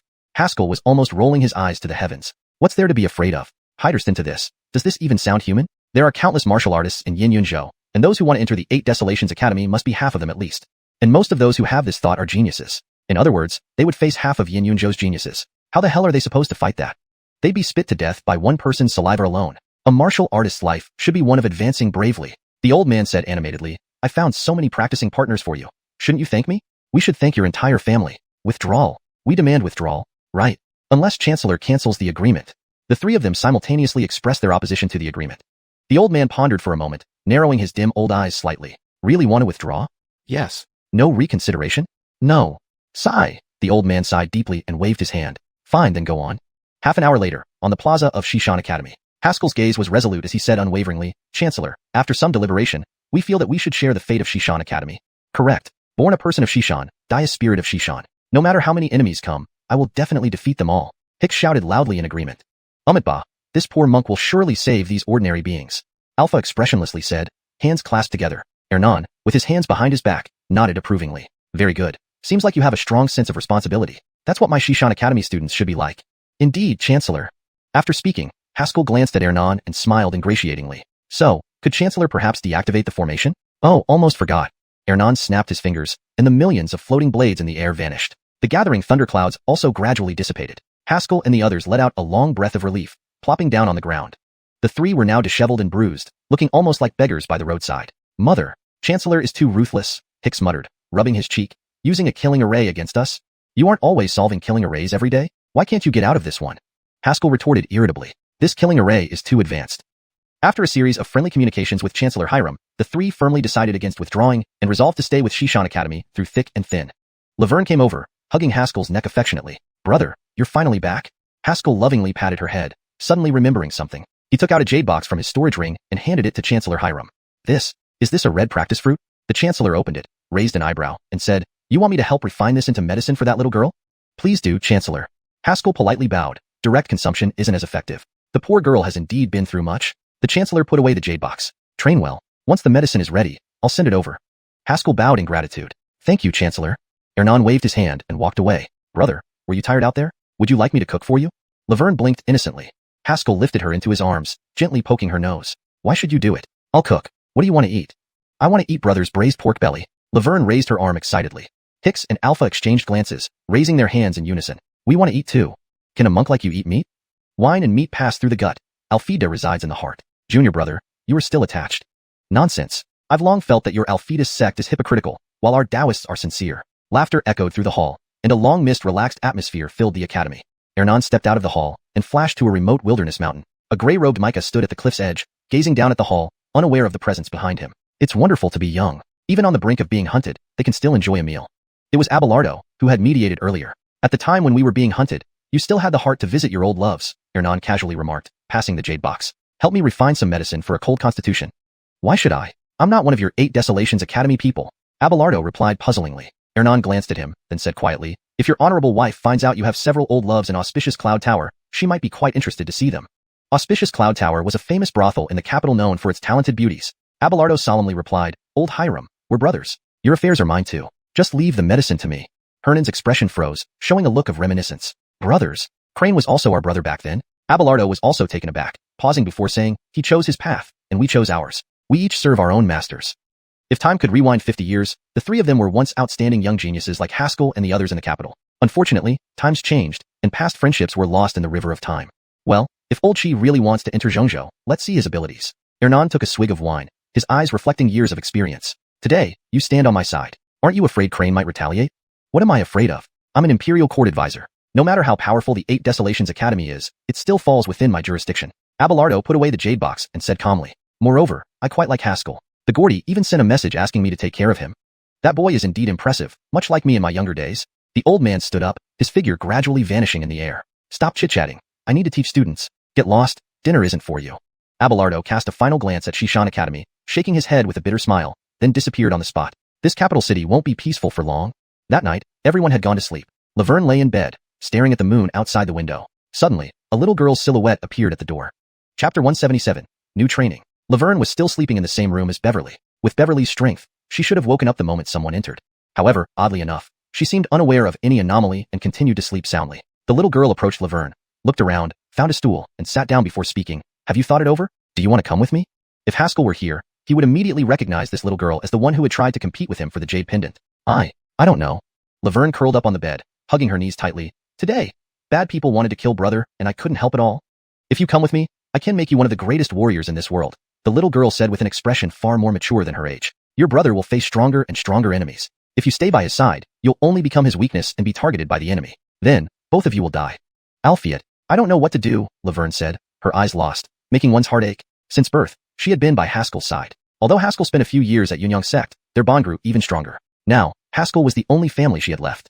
Though young, she was extraordinarily precocious. The warrior's actions earlier that day clearly aimed to use her against Haskell. She didn't want to become Haskell's weakness. I'll teach you what to do. Our Bing Hider sect will cultivate you with all our resources. You are born to be the perfect warrior for our sect. The little girl's deep pupils flickered with excitement. I'll make you the brightest warrior in this Zhonglan world, even stronger than Nicole. Laverne remained silent for a long time, then slowly replied, Wait a bit more. I want to stay with brother for some time. The little girl took out a jade pendant from her bosom and handed it to Laverne. When the time comes, crush this pendant, and I'll appear immediately. With that, she turned and vanished from the room. Beverly suddenly woke up, sitting up abruptly. She noticed Laverne sitting at the edge of the bed, gazing out the window at the moon. Grimaciner, why aren't you sleeping? She hugged Laverne and asked with concern. Laverne shook her head, turning to look at Beverly, and softly said, Big Aileen bye. Why did you choose to become a warrior? Beverly was taken aback, rubbing her little head. I thought you were thinking about something else. Of course, it's to protect the things I care about. To protect the things I care about, Laverne repeated, her eyes gleaming as if something began to grow within her. The next day, amidst a chorus of groans, Haskell and others gathered outside the hall. Old Hiram stood in front of them, hands behind his back, giving them a stern lecture. Soon, you'll be pursued by warriors across Yinyun Prefecture. Hicks raised his hand. Dylan, didn't you say yesterday it was only half? Shut up. No one treats a fool like you as mute unless they speak. Finian snapped. Eat quickly. This is your last good meal. The 8 Desolate Academy has 18 subordinate branches in Yinyun Prefecture. That's the situation. Let's start training now. With that, he turned and headed directly towards the back mountain. The 3 followed closely behind, with Hicks muttering, strange. Why doesn't West Mountain Academy have any subordinate branches? Use your brain. Our Imperial Capital Academy only has 5 students. Where would we get people to run branches? Alpha said expressionlessly. Upon reaching the back mountain, old Hiram addressed the trio. Based on your current situation, I've devised a tailored training plan for each of you. First, let's start with the first task. With a casual wave of his hand, 3 sets of iron armor appeared on the ground. Put on the armor, old Hiram said nonchalantly. They glanced at each other but didn't hesitate, each picking up and wearing a set of armor. The material of the armor was unknown, but it was far heavier than ordinary iron. The moment Haskell put it on, it felt like a mountain was pressing down on him, slowing his breathing. These are made from meteoric iron from beyond the heavens. Old Hiram scanned the trio. Are you ready? The 3 nodded. Suddenly, old Hiram unleashed 3 punches. Bang, bang, bang. The overwhelming force erupted, and the 3 were sent flying like ragdolls, thrown into the forest. Now, your task is to withstand 2 hours under my attacks, old Hiram's voice echoed. 2 hours. The 3 nearly screamed. Are you kidding me? You're a peak Donghua realm warrior. Alphiad old Hiram gave them no chance to argue. His form blurred, catching up to the trio midair, delivering heavy blows.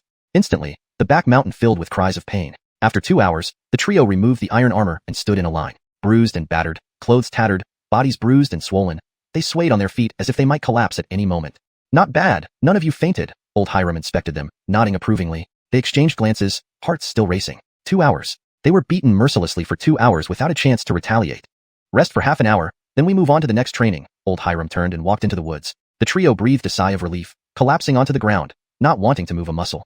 Hicks dramatically fell flat, wheezing. Is the dean crazy? How can we possibly escape when he's chasing us? I think Finian isn't just training us to flee. Haskell sat cross-legged, running sword chi through his body to heal. Next time, we can try counterattacking. We have 3 people and can coordinate to withstand Finian's attacks. Unmatched brother, I concur. Alpha clasped his hands together. If we can gain the upper hand against Finian, imagine what we could do against anyone in the future. They were all exceptional talents among their peers, and they quickly understood the deeper meaning of this training session after experiencing such brutality.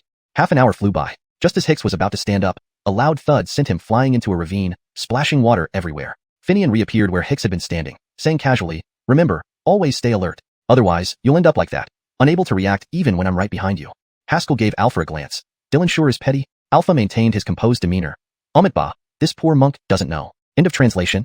Chapter 178. The pursuers arrive. In the following period, Haskell and his 2 companions' lives entered a hellish state. Initially, only old Hiram beat them relentlessly, but he insisted they always wear armor, even when sleeping. They were puzzled at first but soon understood why. On the square, Hicks was being kicked around by his senior classmates. Senior Aileen, I'm your junior brother. Ignatius, I bought you deluxe books from Xiangyun Tower just last week.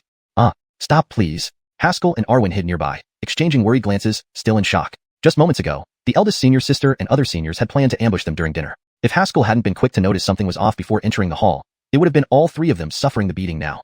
Georgina kicked while explaining, junior brother, you must understand that pursuit is a despicable act. They watch your every move, waiting for you to let your guard down to strike with a fatal blow. So you must be vigilant and cautious around anyone who approaches you. Arwen tried to wipe his sweat, but couldn't reach under the armor. After a moment of silence, he sighed, I've observed the students from the academy. They don't seem to use assassination tactics. They only know combat, not killing, Georgina responded dismissively. So we won't be pursued this way. What are you trying to say? Arwen pointed at Georgina. I think Senior Aileen might just want an excuse to beat us. Soon after, old Hiram no longer personally beat them but instead shifted to individual training sessions. Haskell walked into the woods and faced 4 senior siblings. He felt a bit lost. Senior Aileen, is the dean sending you here to take turns beating me? He asked with a bow. Georgina waved her hand. Impossible, that would be too inhumane. Haskell breathed a sigh of relief. Good to hear. He's sending us to gang up on you. According to Finian's explanation, this was the second part of the training plan, designed to teach them how to properly respond when attacked by multiple opponents simultaneously. Throughout my career as a martial artist, I have faced countless difficulties and life-threatening situations. This has made me realize that human strength has limits, said Finian. Therefore, I've decided not to train you like humans. After experiencing single-person beatings, group attacks, and mixed-gender assaults, Haskell crawled out of the forest. Hicks and Arwen also endured inhumane beatings. That night, the 3 could not sleep. It wasn't insomnia. It was sheer pain preventing them from turning over, leaving them gazing blankly at the stars. However, their improvement was significant. Now, regardless of how unusual the attacks were, they could dodge and counterattack instantly. If the situation became hopeless, they would join forces to flee. No one, except Georgina and Finian, could catch up to them. At the capital city gates, a group of 7 arrived. They were geniuses from Qin State, having rushed to the capital upon receiving news about Xiuxian Academy. "One moment, please present your credentials," a guard demanded, preparing to check their identities. The leader coldly glanced at him, then suddenly kicked him. Bang! The guard flew against the wall, and nearby guards quickly surrounded them. "Who dares to hit my men?" roared the guard captain, seeing the guard with a caved chest, blood seeping out. He wouldn't survive long. Xiuxian Academy's Qin branch Brenton, the attacker calmly stated. "This blind fool dared to block my path." The captain was stunned, not expecting someone from the Qin branch. Over recent years, Qin had grown powerful, hinting at military independence, and they saw the capital as already theirs. As a mere guard captain, he had to swallow his anger. "I ask you, where is Xiuxian Academy?" Brenton leaned forward arrogantly. The captain smiled servilely. "Sir, from Qin? Of course, I know where Xiuxian Academy is. Follow me." Brenton nodded approvingly, pulling on the reins. The captain called over a guard. "Send someone to alert Xiuxian Academy immediately. Someone is coming to challenge them. Also, spread the word that Qin branch people are causing trouble in the capital." The guard nodded eagerly and left. If Haskell were there, he'd recognize this captain, the same one who helped intercept Xiuxian Academy earlier. Having arranged everything, the captain approached Brenton with a smile. "Gentlemen, please follow me." Near Xiuxian Academy, Haskell and his group were evading Georgina's relentless pursuit, looking rather disheveled. Suddenly, a guard ran towards them. "Sir Fong, I'm Captain Albi's subordinate," the guard gasped. "Xiuxian Academy's Qin branch has sent people to challenge you. Please prepare." "Oh, I see." Haskell waved him off quietly. "Leave quickly, or you'll be discovered." The guard looked puzzled. Discovered by whom? Before he could react, a boastful voice echoed closer. "Xiuxian Academy's Haskell, come out and face your doom." Several horses galloped down the road, led by Brenton from the Qin branch. Haskell's expression changed dramatically, preparing to rise. Alfie had a stern aura behind him told him they were already found, likely because of the new arrivals. "Damn, we almost got her." Haskell cursed. They had been ambushing Georgina all day when these unexpected visitors appeared. Haskell sighed and rushed towards the horseman. Seeing him in a disheveled, beggar-like state, Brenton sneered. "The great student of Xiuxian Academy looks like a beggar. Truly disgraceful." Swish! Haskell raised his hand, unleashing an unstoppable sword beam. Brenton's face froze. A gust of wind blew past, and his head slowly fell. Hiss! Blood spurted from his neck, shocking everyone watching. Note: in this chapter, some names have been transliterated into Pinyin, such as Haskell, Hicks, and Arwen. ##### Chapter 179. Raiding the 8 Desolations Academy. The people following Brenton behind were stunned by the scene, completely dumbfounded. Haskell didn't stop his movements. With a light tap of his toes, his figure darted forward like a phantom. The Yuanshang sword swept across horizontally. Swoosh! Blood spurted into the sky as a student from the Qin State branch's head was severed and flew off. Whoosh! Whoosh! Whoosh! It seemed as if the light dimmed, leaving only blinding flashes of sword light. Haskell's arms moved swiftly, like an artist painting with ink. After the sword light passed, only one student remained from the Qin State branch. At this moment, merely 5 breaths had passed. That student stood in shock, fear evident in his eyes as he looked at Haskell, his lips trembling. "Devil, devil, you actually killed them all." Terror surged in his heart, and he dared not stay, frantically pulling the reins to turn his horse and flee. Haskell stood firm on the spot, exhaling gently. The Yuanshang sword, as if imbued with life, suddenly flew out of his hand, tracing a perfect arc through the air, slicing past the neck of that student. Swoosh! The fleeing student felt a chill at his neck and instinctively raised his hand to touch it, only to find he couldn't control his arm. He saw his own headless body still riding the horse, galloping towards the distance. Then, the world turned pitch black. The Yuanshang sword spun twice in the air, shaking off the blood before flying back into Haskell's hand. At this moment, Nicholas stood at the foot of the mountain, smiling warmly at Haskell. "Junior brother, your ambush today was well placed.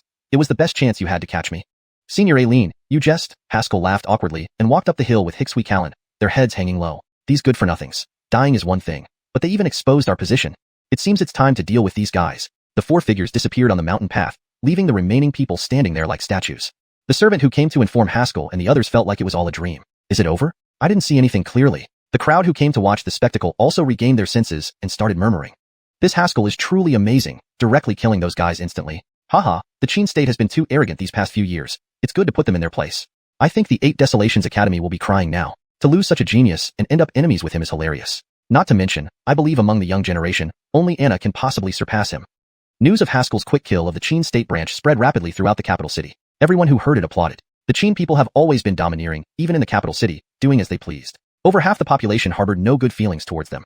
Upon hearing that the victims were from the Qin State branch, cheers echoed through the streets and alleys. Yin Kingdom residents even spontaneously organized gatherings to celebrate the news. Meanwhile, the martial arts world also harbored dissatisfaction with the 8 Desolations Academy's actions. Everyone initially agreed that this was a matter for the younger generation to resolve. By default, it was the struggle between the 8 Desolations Academy and the West Mountain Academy. Alphiet for the 8 Desolations Academy to involve their branch members was akin to calling for reinforcements mid-duel. However, this dissatisfaction was privately circulated, with almost no one openly criticizing the academy. After all, the 8 Desolations Academy was a formidable power, far beyond the reach of solitary martial artists. In the deliberation hall of the 8 Desolations Academy, Crane sat at the head of the table, flanked by 6 mica seats. Below were the elite instructors' positions. Except for the Haidaru Mike's seat, which was empty, formerly occupied by Amerigo, who had been expelled. Many elite instructors glanced at the vacant seat with fervent looks in their eyes. If they could achieve great success this time, they might ascend to an mica position. Even if it was the lowest-ranked mica, it would mean no longer being just an instructor. Crane lightly tapped the desk, speaking solemnly. 5 sky-stepping realm martial artists unable to block a single move. What do you all think should be done? Everyone fell silent, their expressions unreadable. Dylan, I know Brenton. He is the top student of the Qin State branch this year, a rare genius who has reached the sky-stepping realm at a young age, one mica said bowing. Yet he couldn't even block a single strike. This is? The mica stammered, temporarily at a loss for words. Crane closed his eyes and sighed deeply. This is simply absurd. Using sky-soaring realm prowess to instantly defeat higher realm martial artists and win 5 This was simply astounding. In the capital city, perhaps only Anna's feat of defeating 12 cities with a single blade could match this. After a moment of silence, Crane opened his eyes, his gaze cold. Since that's the case, increase the bounty again. Anyone who can kill someone from the West Mountain Academy will receive 2 Earth-rank martial techniques, 30 million spirit stones, and eligibility to be recommended to the Central Prefecture. Hiss. Everyone gasped collectively. Such stakes. If asked to kill a 3rd great master-level expert, there would still be many willing to rush in without hesitation. Dylan, won't this send them to their deaths? A Meridian Fusion Realm Micah asked reluctantly. Crane's gaze hardened. What does it matter if they die? By year-end, we'll have Disciple Wu advance to a higher realm. Let him personally slay them then. They exchanged glances and immediately understood the dean's intent. Letting other branches challenge Haskell would result in countless enemies for him, regardless of the outcome. In time, Haskell would face adversaries everywhere in the Yin-Yun kingdoms. Eventually, Haskell wouldn't be facing just the 8 Desolations Academy but dozens of branches and countless enemies. Crane knew that with Ellsworth dead, Grimes Zikiu wouldn't stand a chance against Haskell. All hope rested on Disciple Wu. If this campaign successfully eradicates the West Mountain Academy, only 2 academies would remain in the capital, the 8 Desolations and the Imperial Court. The Imperial Court Academy, established by the royal family, was weak compared to the 8 Desolations Academy. With this, most of the Yin-Yun Prefecture's geniuses would fall under the 8 Desolations Academy's influence. The Central 8 Desolations Academy in the Central Prefecture supported external academies like this one to continuously cultivate geniuses for recruitment. Monopolizing most of the Yin-Yun Prefecture's geniuses virtually assured his entry into the main academy. He paused, then spoke. Inform the 8 Desolations Academy in Yunhai Empire. Tell them that if they can eliminate Haskell and company, they will receive the same rewards. In the heart of the Yin-Yun Prefecture lies a vast canyon stretching north to south. From above, this canyon resembles a massive scar cutting across the land. Known as the Nether Abyss Canyon, it divides the Yin-Yun Prefecture into northern and southern regions. To the south are numerous large and small nations, forming a protective barrier around the capital. To the north is an incomparably vast nation. The Yunhai Empire, the strongest country in the Yin-Yun Prefecture, possesses the strength to counter the entire southern half of the continent alone. Indeed, the reason why smaller nations exist without causing major conflicts is because of the formidable Yunhai Empire. Their relationship is like a strong tiger in the grasslands, while the wolves try to elect a ruler, always wary of the tiger's potential attack. And in the Yunhai Empire, the Central Prefecture's main 8 Desolations Academy maintains a subsidiary. Compared to the capital's academy, the Yunhai Empire's branch is stronger, teeming with geniuses and powerful experts. Dylan, if they really manage to kill Haskell, these resources will be enough for them to cultivate a new expert. And Micah in the Meridian Fusion realm urged anxiously. Crane said calmly, Haskell won't die that easily. Without sacrificing their own geniuses, they can't touch a hair on his head. After all, if they do kill him, it's also a good thing for us, isn't it? The 2 academies both supplied talents to the Central 8 Desolations Academy in the Central Prefecture. In some sense, they were competitors. With Ellsworth dead and Wu Ti closed off in seclusion, the only one left in the entire academy who could be called upon was Grimes Zikiu. When it came time to recommend extraordinary geniuses to the Central Prefecture, they had nothing to show. Therefore, Crane devised this plan, using Haskell's hands to deplete the other academy's geniuses. After Haskell's death, he could then take in the outstanding geniuses of the Yin-Yun Prefecture, ensuring he would gain dominance over the rival. This was a 2-pronged strategy. Upon hearing Crane's words, several Micahs became thoughtful. They quickly understood the Dylan's intention and thus raised no objections. Just then, a student rushed into the deliberation hall, panting, Dylan, that guy is here? Why so alarmed? And Micah scolded. This is the deliberation hall. Students are not allowed to enter unless it's an emergency. Mike, it's Haskell. Everyone was startled by this news. Haskell came? He actually dared to come looking for trouble. Crane's eyes turned cold. He leaped out of the hall, with the others following closely behind. At the main gate of the 8 Desolations Academy, a ragged man held a long sword, blocking the entrance. It was clearly Haskell, who hadn't changed clothes since being thrashed by Nicola. Behind him, Hicks and Arwen looked bruised and swollen, their eyes burning with rage. They were having a terrible day. They had trained hard during this period, mastering Senior Eileen's pattern, and even devised a targeted combat plan, hoping to launch a counterattack. Albeit unexpectedly, the Qin State branch students ruined everything. Because most of the students were still studying inside the academy, few knew about Haskell single-handedly defeating 5 geniuses. Seeing the trio disheveled at the entrance, the crowd immediately broke into laughter. Isn't this the cheating Haskell who was expelled? How did they end up like this? They look like beggars.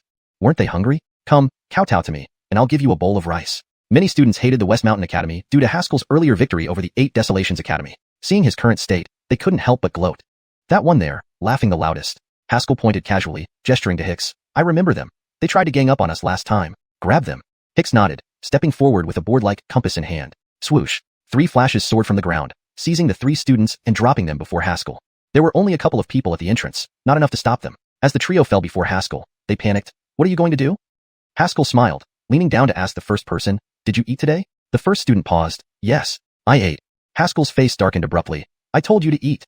Zing. The Yuan Shang sword flashed, sending the person's head flying into the air, blood splattering everywhere. Haskell stared coldly at the second person. Did you eat today? The second student was already scared stiff, finally stammering. I didn't eat. Don't kill me. Zing. Another head flew into the air as the sword slashed through. Don't skip meals. After killing 3 people, Haskell turned to the third person. Did you eat? Fong young hero, say what you want, I'll comply. Haskell thought for a moment, then beheaded him with a swift slash. Don't answer prematurely. After killing the 3, the 8 Desolations Academy disciples watched in shock and humiliation. This was outright disrespect. Several students were about to charge, but were stopped by the more rational instructors. At this moment, Crane appeared, glancing over the 3 corpses. Without another word, Haskell fled with Hicks and Arwen. Just before leaving, he tossed something onto the mountain path steps. This is a gift for all of you at the 8 Desolations Academy. Hope you like it. Everyone saw a large rat lying there, its insides removed, a gruesome sight. Realizing the insult, one student exclaimed, he's calling us cowards. Hearing this, the group erupted in fury, killing people right in front of them and insulting them. How dare he? Some students attempted to rush out, but were restrained by their instructors. The instructors lamented silently. Do you fools have any idea how strong he is? Crane let out a heavy sigh. Back to class, all of you. Students reluctantly returned to the academy. Reaching the hall, Crane found Grimes Zikyu waiting outside. He has gone too far. Please allow me to uphold the honor of our academy. Grimes Zikyu knelt and bowed. Crane sighed deeply, waving him off. You're not his match. With Alfie yuling away, only Wu Ti might be able to suppress him now. Translation complete, maintaining original tone, structure, and coherence with previous content. Hashtag chapter 180. Unscrupulous dog. Feeling a weight lifted off their chests, Haskell and his companions prepared to return to West Mountain Academy. With their current strength, even if all the students from 8 Wasteland Academy attacked them together, they wouldn't stand a chance. However, it was always better to be safe than sorry. If Crane were truly angered to the point of madness and decided to kill them at any cost, disregarding his own students, there would be no place for tears. On their way back, the 3 first stopped by a ready-made clothing store to change their clothes. After days of relentless beatings from their seniors, their current attire was almost indistinguishable from rags. When it came time to pay, the 3 exchanged glances with large eyes. Where's your money? Haskell asked. Arwen clasped his hands in prayer. Amitba, this poor monk is a man of religion. Money is a worldly matter. Hicks pretended to examine a compass. Boundless heavenly sovereign, this humble Taoist never spends money when traveling. So, 2 penniless guys. During training at the academy, to prevent their valuables from being damaged by their seniors, they had stored all expensive items within the academy. Haskell thought for a moment and called over the shop owner. Boss, I'm Haskell. Can we put this on credit? I'll bring the payment later. The boss's eyes flashed coldly as he slammed a cleaver onto the counter. Credit? Even if the Heavenly King himself came here today, you'd still have to pay now. Haskell fell silent for a moment. Didn't he already have a reputation in the capital? It seemed that his fame wasn't enough to even get him credit. Then he heard the boss continue. Your so-called Dylan has been in arrears with me for a year now and hasn't paid yet. The 3 realized the source of the problem. Just then, an arrogant voice suddenly echoed from outside the building. Haskell of West Mountain Academy. Come out here and die. Haskell's eyes lit up and he bowed to the boss. Boss, I'll go get the money right away. With that, he stepped out the door. Outside stood a man in black, shouting defiantly. Upon seeing Haskell, his eyes widened. You're Fong. Bang. Before he could finish speaking, Haskell unleashed a powerful punch. The intense force locked down every possible escape route for the black-clad man. The man's eyes narrowed, filled with shock. The power of that punch exceeded his expectations. True chi erupted around him, and he slashed downward with his long sword, unleashing a fierce blade aura. Boom. The ground exploded into dust, followed by a deafening roar. 2 figures burst through the smoke. Haskell and the black-clad man. The black-clad man struggled to control his stance, his face etched with shock. Damn, how could this guy be so strong? Before he could formulate a plan, Haskell abruptly halted, turning into a blur as he appeared right before him. The black-clad man's eyes widened as he frantically swung his sword in defense. Clang. The sound of metal rang out. Seizing the opportunity, the black-clad man retreated several dozen feet, drawing his sword back to his waist. Silence followed, then the blade light surged once more. Chaos blade. Hundreds of blade lights poured out, overwhelming Haskell. Unfazed, Haskell crouched slightly, assuming a horse stance. Sword chi gathered on his fists, and he unleashed his punches. Asterisk boom, boom, boom. Asterisk. Innumerable fist shadows struck against the blade lights like raindrops colliding with sharp edges. Though merely flesh and bone, each punch emitted a piercing sharpness. Every blade light shattered upon impact, scattering in fragments. To onlookers, it was a spectacle of divine prowess. Someone relying solely on physical strength to shatter blade lights. Unbelievable. The black-clad man gritted his teeth, true chi erupting again, doubling his speed. Instantly, the blade lights merged into a torrential waterfall, rushing toward Haskell. Normally, a martial artist would have been sliced into pieces by now. Yet Haskell remained composed, lips pursed. This guy isn't like ordinary students. He hadn't expected 8 Wasteland Academy to produce such a formidable opponent. This man had peak void-treading realm cultivation, just one step away from the chi transformation realm. Only such power could sustain such rapid sword swings. An ordinary martial artist might only manage a few seconds before tiring. Haskell took a deep breath, black chi rising like a menacing dragon. A chilling aura formed, imposing pressure descending instantly. Crack. The stone tiles underfoot cracked, spreading like spider webs. Haskell's movement slowed visibly as he gathered energy for his punch. Despite the dense blade lights, none broke through his defenses. At the peak of his momentum, he thrust his back foot and punched with force. Short punch. After a brief pause, a heart-stopping power erupted. Black murderous intent transformed into a raging dragon, wrapped in sword chi, tearing through the blade waterfall, roaring to engulf the man. The man instinctively tried to block, but the moment he attempted to channel his energy, he felt a wave of intimidation. That instant hesitation caused his true chi to falter, stopping the blade lights mid-air. Boom. The dragon's roar reverberated down the street, swallowing the man whole. Pedestrians scattered, and the black-clad man was thrown to the end of the street, crashing into a wall. Dust clouded their vision. Haskell retracted his fist, breathing deeply, then strolled over, waving away the dust. The wall had collapsed into rubble, revealing the black-clad man lying amidst broken bricks, ragged and unconscious. Haskell searched him, finding a money bag. As he prepared to leave, an idea struck him. He peeled back the man's outer clothes, revealing a protective vest underneath. Surprisingly, it wasn't destroyed, only showing a few splits. Interesting. This vest looks decent. Haskell considered for a moment and stripped the man entirely, planning to inspect it elsewhere. Back at the clothing store, they paid and left. Time passed, and the black-clad man woke, mortified by his state. Why would someone win a fight and strip their opponent? Even after stripping him, couldn't he have left at least one piece? Haskell, unscrupulous dog. I will kill you. Chapter 181. The 8 Desolations for Geniuses. At that moment, several students dressed in the uniform of the 8 Desolations Academy hurriedly arrived. Upon seeing the appearance of the black-clothed man, they were instantly shocked. Brother Coleman, what happened to you? The black-clothed man was almost entirely naked, only wearing a pair of underpants. One student clenched his fists tightly, furious beyond words. That damned Haskell. He's an animal. He doesn't even spare men. The others also felt righteous indignation upon hearing this. Senior brother, don't worry. We won't tell anyone. That's right. We'll make those shameless bastards pay. The black-clothed man looked bewildered, feeling his reputation plunging into the abyss. He hurriedly said, wait, listen to me. It's not like that. Then, the black-clothed man recounted his encounter in detail to his junior brothers. Everyone listened and then burst into discussion. A group of animals, they didn't even spare clothes. It seems we should give them a good lesson. That's right. Alfie, this person seems extremely powerful. It would be best to follow our usual methods from our training trips. We can definitely capture Haskell. As he spoke, one student patted the black-clothed man on the shoulder and said seriously, Alfie, senior brother, don't worry. Even if you were defiled by Haskell, you are still a good senior brother in our hearts. The black-clothed man. How come he couldn't explain clearly? In the center of the Imperial City, at an auction house of the Yumeng Pavilion. Unaware of this incident, Haskell was pondering a very serious question. His spirit stones apparently couldn't afford a spiritual sword. Sir, are spiritual swords really that expensive? Haskell asked the michael man overseeing the auction. The old man smiled bitterly. Heidertal friend Fong, I've already given you the lowest price. He had originally planned to buy 2 spiritual swords, but then found out that even the cheapest one required at least 300 high-quality spirit stones. Moreover, to break through to the skywalking realm, he needed more than just one spiritual sword. As his cultivation increased, the requirements for devouring spiritual swords grew higher, both in quality and quantity. To break through from the air-controlled realm to the skywalking realm, the spirit stones he had were insufficient. Junior brothers? Haskell turned around. Alpha clasped his hands together. I'm a monk. You know that, senior brother. Hicks mimicked him. I'm a cultivator. You know that, senior brother. Haskell. Even though he had the Purple Cloud Order, buying and selling were transactions. He couldn't just take things for free. Besides, the spiritual swords he needed were indeed worth that price. He asked the old man to reserve the 2 swords for him, and then Haskell left Yumeng Pavilion with Alpha and Hicks. He gazed forward mournfully, filled with emotion. Poor. Really damn poor. As he walked, Haskell suddenly remembered something and asked Hicks and Alpha to return to the academy while he went back to the auction house. Old sir, how many spirit stones can these items fetch? He took out the clothes he had stripped from the black-clothed man and piled them on the counter. The old man was stunned, looking at Haskell with an indescribable expression. Wasn't it said that this young man was a distinguished guest? Why is he so poor that he's pawning off his clothes? Suddenly, his eyes fell on the pile of clothes, and his look of disdain turned to surprise. Heidertal friend Fong, where did you get this vest? It was unmistakably the same vest that had only been slightly damaged by Haskell's full-strength attack. Haskell thought for a moment and replied seriously, this is my family heirloom. You must give a good price, sir. The old man stroked his beard and pondered for a bit before saying, this item is a soft gold body armor, a profound tier item. However, it's unfortunate that it's damaged. Otherwise, its value would be even higher. After a while, Haskell walked out of the auction house, rubbing the storage ring in his hand with satisfaction. Just as he stepped forward, his gaze suddenly became sharp, and he struck a punch toward the side. Bang! A figure flew out of the darkness, rolling on the ground before standing up clumsily. Haskell kicked the person away, noticing that he was surrounded by several students from the 8 Desolations Academy. Emph, Haskell, didn't expect to meet us, did you?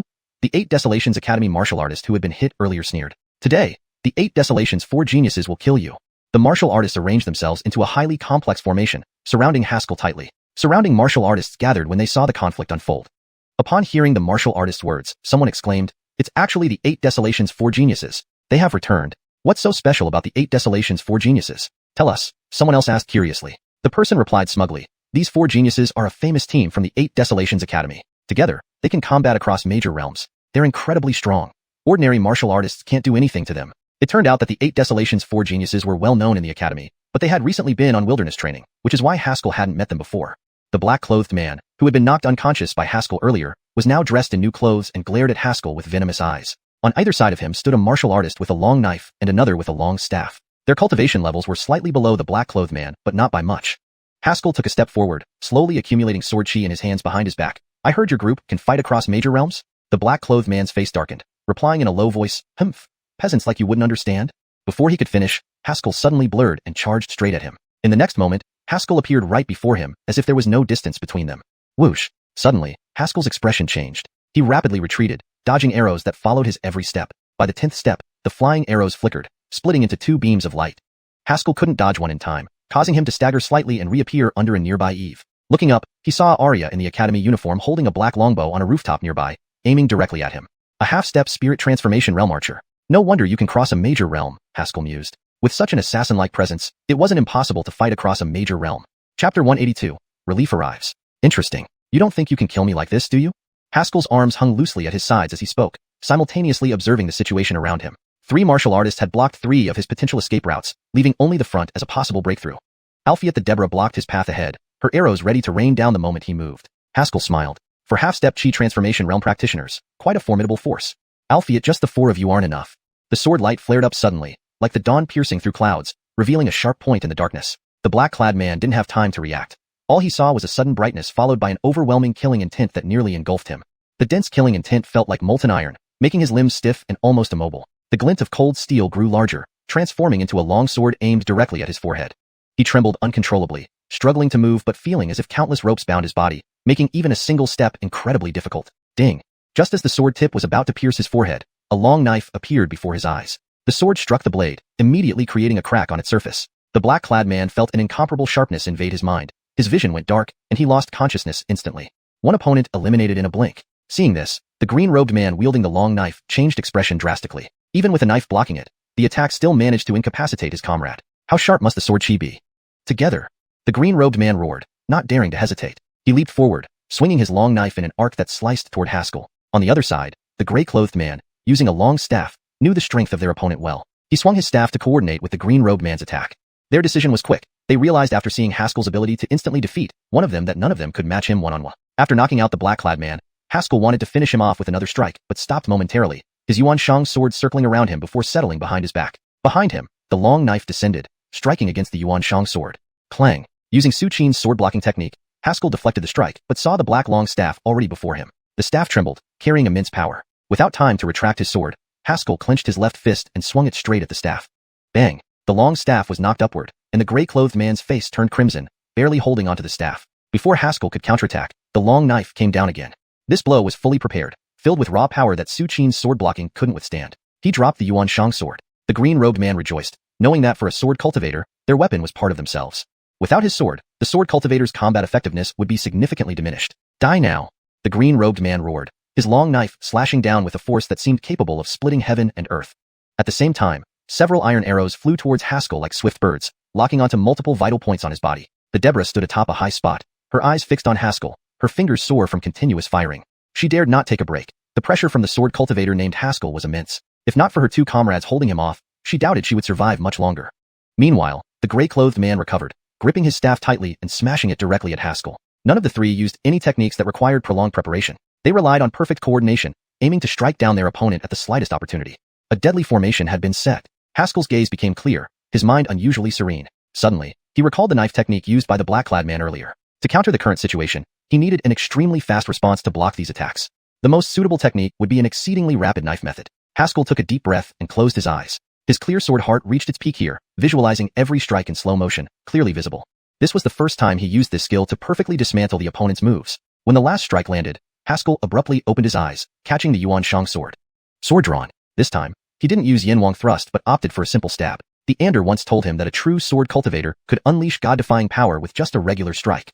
Instantly, unparalleled sword light bloomed like fireworks, enveloping both men so quickly they had no time to react. The lightning-fast strikes covered every possible space around them, leaving no room for evasion. Ding, ding, ding. Cloth shredded by sharp wind as the barrage of sword strikes poured down on them like rain. This storm of swords seemed to last forever, but only lasted a few moments. When Haskell stopped, even the distant archer stared dumbfounded along with the others. This is Brother Coleman's chaotic blades, the green-robed man muttered.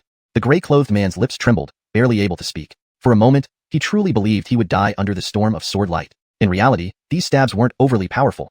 They were merely to defend against the combined assault. Haskell lowered his sword, feeling somewhat regretful. This wasn't the second strike he desired. Though fast, it lacked power, and his internal sword chi couldn't sustain such rapid consecutive strikes without exhausting him completely. After a brief pause, the three resumed their attack, this time more cautious. They didn't hold back, but each strike carried lethal intent. They had begun to fear Haskell. Ducking under a powerful knife strike, Haskell instinctively wanted to counter with his sword, but was hit on the waist by the staff. He spun around, deflecting the staff with his sword as an iron arrow pierced his shoulder. This interrupted his follow-up attacks, causing a brief lapse in his movements. The long knife and staff intersected, descending overhead with unmatched force. Suddenly, two figures raced towards Haskell, appearing beside him in an instant. Indestructible body. Boundless deity. Golden light and blue aura flared up, forming a solid true chi barrier that halted the weapons midair. Haskell looked up in surprise to find Arwen and Hicks standing on either side of him, smiling at him.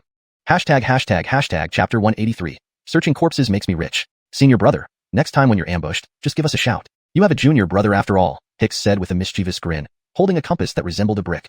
Alpha put his hands together in prayer and said solemnly, Umitba, anyone daring to attack my senior brother shall be given deliverance by this monk today. Haskell paused, feeling warmth in his heart as he climbed to his feet. He smiled and said, actually, I could have handled them even if you hadn't come. TC. Both of them couldn't help but express their doubts simultaneously. Hicks said confidently, senior brother, in this aspect, you still need to watch your junior brother. Watch how I take care of these guys next. Hold on, they are all. Before he could finish speaking, Hicks charged forward to confront the two men. Bang. After a few moments, he was sent flying back, rolling on the ground twice. At the chi change stage, finishing his sentence, Haskell smirked, junior brother. What did you say just now? Alpha sighed deeply, Umitba, junior brother chi, fighting is something you must leave to senior brother.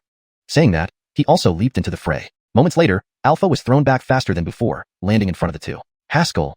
It's an accident, Alpha looked rather displeased. I simply underestimated them for a moment. You two should stay alert. Haskell shook his head. These guys can take me down when working together. So, we should go at it together? Let's go. As they spoke, each of them chose their opponents and moved forward. Having been beaten countless times by Georgina, they had developed perfect teamwork, especially in such chaotic battles. The Arlen and others hadn't expected them to start talking while attacking, so they were caught off guard. Alpha met the Bradford, his Zen staff clashing with the long polearm repeatedly, creating booming sounds. Hicks, wielding his brick-like compass, targeted the longbow-wielding Arya in the distance. They jumped and dodged on rooftops. She drew her bow and shot iron-tipped arrows at Hicks. However, Hicks just flicked his compass, from which streaks of light shot out and knocked the iron arrows away. Among the three, his combat style was the most peculiar. Haskell turned his gaze to the remaining Arlen and coldly said, it's now 3 against 3. Do you still want to continue? The Arlen glanced at Haskell, pondering for a moment before replying, we can leave now. Heh, unfortunately, it's too late. Haskell grinned, vanishing abruptly. The Arlen's expression changed drastically. He immediately tightened his grip and blocked the side strike with his long sword. A streak of sword light descended, pressing him down into the ground, causing cracks to appear. The force behind the strike was immense. He fiercely slashed his sword to push Haskell back, his eyes darkening as vast true chi flowed around him. His sword trembled, gathering a piercing light. After a brief pause, power reached its peak, and he slashed out with all his might. The blade's light erupted like a blazing sun. Die! Suddenly, a streak of sword light flashed by, turning the Arlen's face pale. Blood spurted from his throat, forming a vivid blood blossom in the air. Haskell stood behind the man, casually shaking the blood off his sword, his gaze calm as he surveyed the others. You're too slow, he remarked coolly. The Arlen's eyes filled with despair. His sword clattered to the ground as he collapsed heavily. Haskell turned to the right. Alpha was engaged in a brutal battle with the Bradford, the sound of their weapons clashing thunderously. Kid, you've got some strength, the Bradford shouted, tearing off his shirt to reveal a muscular upper body. Alpha wasn't about to back down either. True chi surged through him, tearing his clothes apart to reveal an even more muscular frame. Not bad yourself. Feel the power of my indestructible body. Then began a brutal fist-to-flesh battle, where weapon strikes on bodies produced metallic sounds. Haskell watched, dumbfounded. What martial path had his junior brother taken? It seemed to have gone off the rails. Seeing Alpha fighting more fiercely, almost recklessly, striking the Bradford regardless of the blows he received. Haskell was astonished. The Bradford, now covered in wounds, clearly couldn't withstand this brute force assault. Haskell was increasingly amazed. He always thought Clarence was the strongest in physical power among the 3 junior brothers, but now it seemed Alpha was even stronger. Or perhaps their focus was different. Clarence emphasized strength, while Alpha focused on the durability of his body. Alpha's strike opened up the Bradford's flesh. Conversely, when struck by the latter, Alpha remained unharmed, his golden aura intensifying. Even though Haskell's actual combat strength far exceeded Alpha's, he doubted he could withstand one punch from Alpha. Bang! Alpha slammed his Zen staff into the Bradford's head, splattering his brains. The Bradford slumped lifelessly to the ground. Alpha placed his Zen staff into the ground, hands clasped together. Umitba, this monk has committed another sin. Sinful indeed. Haskell. Meeting you, any future person will certainly have terrible luck. He glanced around and noticed Hicks had vanished, likely somewhere fighting the archer. Deciding to drag the corpses over first. Senior brother, what are you doing? Alpha asked curiously. Haskell squatted beside the bodies, searching them without looking up. Searching corpses, maximizing their usefulness. Alpha looked troubled. Senior brother, respect the dead? Is this really appropriate? Haha, found it. Haskell pulled a storage ring from the Bradford's body and found several hundred spirit stones inside. Alpha's eyes widened. Hey, there's even a mystic grade armor. The term Shenji is better translated as mystic grade to maintain consistency and ensure it reads naturally in English. Alpha. Haskell turned around. Junior brother, what did you say? Alpha's expression turned serious. Umitba, let me handle this dirty and exhausting work. Senior brother, please rest. Clearly, these people were elite disciples of the 8 Deserts Academy, with rich belongings. Several storage rings and protective items were found on them. After collecting everything, Haskell looked around. Where is Junior brother Chi? Bang. Just as he finished speaking, Hicks was flung back in front of them again. Haskell. Alpha. Haskell, are you sure you can do this? Chapter 184, Token. This was an accident, Hicks said indignantly as he picked himself up from the ground, his face flushed with embarrassment. I just scolded her a little bit, and suddenly she went mad. I got knocked down because I was trying to avoid getting hurt. Upon hearing this, Haskell became curious. What did you say to her? After all, although the Arya was a half-step Chi transformation realm archer, she was ultimately only an archer.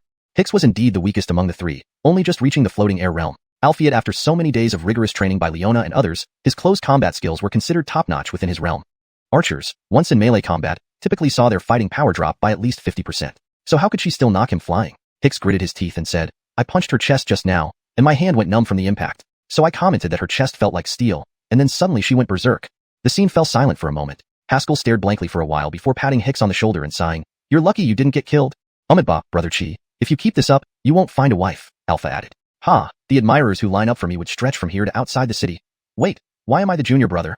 Umitba, don't pretend to be dead, Baldy. Explain why you are the senior brother now. Behind them, corpses lay strewn across the ground, blood pooling around them. Not long after they left, a figure suddenly dropped from the sky. He seemed quite interested in the corpses, pacing around them with his hands behind his back, muttering under his breath. Throat slit in one stroke. This person didn't even see how the sword came out. First struck by a hammer, then bludgeoned by a blunt object. Moments later, the figure seemed to have found what he was looking for and immediately leaped away. After some time, another figure clad entirely in white robes appeared silently in the corner. The air was thick with the scent of blood, but the white-robed figure seemed oblivious to it, waving his hand to send a breeze that instantly cleared the blood-stained smell.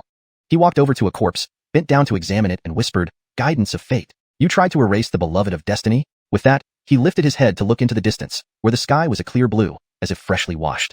Albeit in his eyes, there rose a column of clouds reaching to the heavens. Child of fate. His voice was barely a whisper, and without taking a step, his figure vanished on the spot.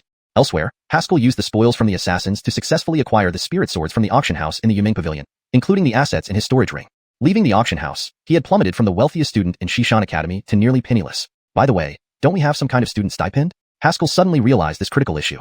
Hicks shrugged. I asked about it. The allowance for all of us until next year has been spent by the dean on alcohol. Haskell. To have such a dean was truly a disaster beyond misfortune. Haskell thought for a moment. There was no rush to return to the academy yet. He could attempt to break through externally first, buying anything he needed along the way to save the trouble of back-and-forth trips.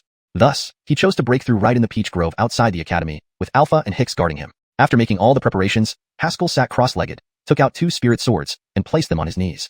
After days of training, his inner sword chi had reached a bottleneck. Swallowing these 2 spirit swords would allow him to break through to the Treading Void realm. The Treading Void realm was the final stage of a minor master. Breaking through to this realm meant he could walk on air. With everything set, Haskell channeled his mental energy to guide the 2 spirit swords into his body. Thanks to previous experience absorbing 12 swords, this process didn't take too much effort. The Yuan Shang sword easily subdued the 2 spirit swords, forcing them into his body. Bang! A powerful aura erupted as Haskell stood up, clenching his fists tightly. His internal strength surged like waves. He looked forward and swung a punch. Boom! A tree several yards away exploded at its waist, breaking into 2 pieces. My God! That much power from such a distance. Hicks marveled jealously, looking at Haskell. Senior brother Fong, why does your realm advancement feel like drinking water? All three had entered the academy at roughly the same time, with similar realms. Albeit after this period, both he and Alpha were still at the floating air realm, while Haskell had far surpassed them. At this rate, Hicks estimated that when Haskell broke through to the Convergence Pulse realm, he might not even have reached the Treading Void realm yet. Haskell gave him a deep look, folded his arms, and said coolly, "This is what being a genius means." Hicks was momentarily speechless. Just then, Alpha's voice sounded, "Senior brother, come look at this." Both turned to see Alpha walking towards them holding something. "Look, this token I found on the black-clothed guy earlier." Alpha handed it over to Haskell. "When I saw you had enough money, I didn't bring it out." It was a dark golden token with the character Qin on the front and a landscape of crisscrossing bamboo forests on the back. Haskell thought for a moment, then shook his head. "I'm not sure. I haven't seen this landscape before, but judging by the material and style, it seems to be a Qin Kingdom token." Previously, they had killed a squad of black dragon soldiers, and later Liana brought the spoils over. Among the mountain-like pile of loot, Haskell had seen similar tokens. "This is a secret realm token," the Ander interjected. Haskell quickly followed up, "Senior, you know about this thing?" "Of course," the man boasted. Possessing this token grants partial access to the secret realm, allowing free movement within. The secret realm was a closed-off area specifically created by major forces for the cultivation and trials of their talents. It contained countless treasures and occasionally offered inheritances from ancient powerhouses, essentially a gold mine. Hearing this, Haskell promptly put the token away. Even though he couldn't use it now, it might help him find the secret realm mentioned on the token and raid it later. After all, he was really poor now. As the three prepared to return, Hicks suddenly changed expression and shouted, pointing ahead, "Damn it, that crazy Arya is here again." Chapter 185, Yusef. The group looked up to see the bow-wielding Arya standing outside the forest, glaring fiercely at them. Swoosh! An iron arrow pierced through the air and landed in the soil before them. "This is a provocation," Hicks shouted, dashing forward without looking back. "Senior brother, wait for me. I'll bring this Arya back right now." Haskell didn't have time to stop him, only waving his hand. "Arwen, go with him. I'm worried he'll get beaten so badly he won't recognize his own mother." Arwen nodded and followed closely behind. With Arwen accompanying him, Haskell felt reassured. He carefully focused on the power flowing within his body. The greatest achievement of breaking through to the third realm of Hydratal Grandmaster was granting martial artists the ability to fly in mid-air. Of course, even at the sky-stepping stage, one could not maintain flight for too long. To truly soar like birds across the sky, one had to reach the Pulse Confluence stage, where all meridians were connected as one, allowing true chi to flow uninhibitedly. Until then, if he wanted to fly, he still had to rely on the power of the Xiuxian sword and the Golden Dao rules. Bang! At that moment, a dull thud echoed from within the forest. Haskell casually remarked, "Don't kill her. I want to ask her some questions." However, Hicks did not respond. Haskell felt something odd and looked up to see a figure hurtling past him, crashing heavily to the ground. It was Hicks. Soon after, another figure flew over and crashed to the ground. It was Arwen. Both had noticeable bruises on their faces, indicating they seemed to have been blasted out by a single punch. Haskell raised an eyebrow, with a peculiar expression. "What did you say to her this time?" Arwen, seemingly less injured, got up and said, "No, that Arya had help." "More help?" Haskell glanced toward the forest, spotting the bow-wielding Arya emerging from it with a young man standing beside her. The man wore a green robe, and a wide saber at his waist gleamed in the sunlight. His small eyes concealed a sharpness, and his gaze was piercing, staring at Haskell like an eagle eyeing its prey. He greeted from afar with a salute. "This student ranks 20th on the Yin Yunzhou Heavenly Pride Heidhurst and is an inner disciple of Baohuang Academy, Yusef." Heavenly Pride Heidhurst. Haskell had heard Liana mention this list before. Those listed were all prodigies from major families and genius talents of Yin Yunzhou. Anyone who made the list, regardless of their fame, was undoubtedly powerful. Yin had only one person on the list, Anna. Haskell stepped forward, his voice deepening. "Are you protecting the Arya beside you?" As he spoke, sword chi began to circulate within him, entering a battle-ready state. From the injuries on Arwen and Hicks, it was clear that the opponent had only used 2 moves to send them flying. Anyone capable of that must be as strong as he was. No, Fong brother, you misunderstand." Yusef waved his hands repeatedly, smiling. "I just heard about your recent astonishing feats, so I came to spar with you." As he spoke, he suddenly struck the bow-wielding Arya with a palm. Bang! The bow-wielding Arya's chest caved in deeply, blood spewing from her mouth, her eyes filled with disbelief, unable to comprehend his sudden attack. Yusef remained silent, delivering another palm strike. The Arya's head exploded with a bang, her body collapsing limply on the ground, dead beyond all doubt. "Since Fong brother doesn't wish to see her, killing her is simple enough," Yusef said casually. "I just want to experience Fong brother's skills." Seeing Yusef casually kill the bow-wielding Arya, Haskell grew more alert rather than relaxed.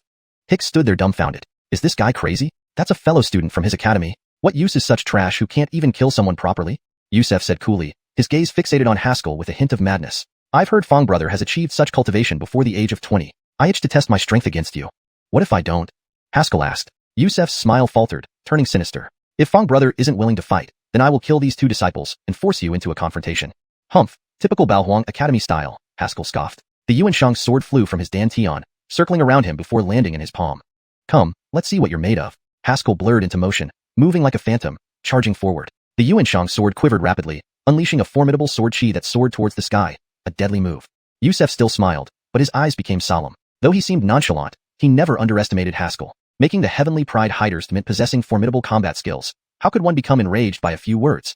After all, anyone hunted by Baohuang Academy who could remain unharmed wasn't a simple person. Suddenly, an imposing sword intent surged. Haskell's aura roared like an unsheathed blade, incredibly sharp. Yusef's expression instantly changed. Such sword intent in a sky-stepping martial artist? Albeit he remained calm, extending his right palm, gripping it tightly. True chi surged from the void, gathering in his palm, forming a white orb that spun rapidly. Haskell blurred again, brandishing the Xiuxian sword. Judge's spear.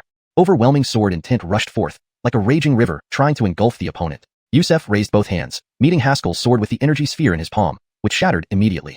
Bang! A massive shockwave erupted from them, creating cracks in the surrounding ground, spreading like broken glass. Deep trenches appeared in the earth. They paused momentarily, then leapt back as an explosion occurred between them. Moments later, they steadied themselves, finding a large, half-man-deep crater at the spot they had clashed. Surrounding trees lay toppled haphazardly, as if cut off at the waist. Haskell examined the Xiuxian sword in his hand thoughtfully, then nodded. You're actually at the pulse confluence stage?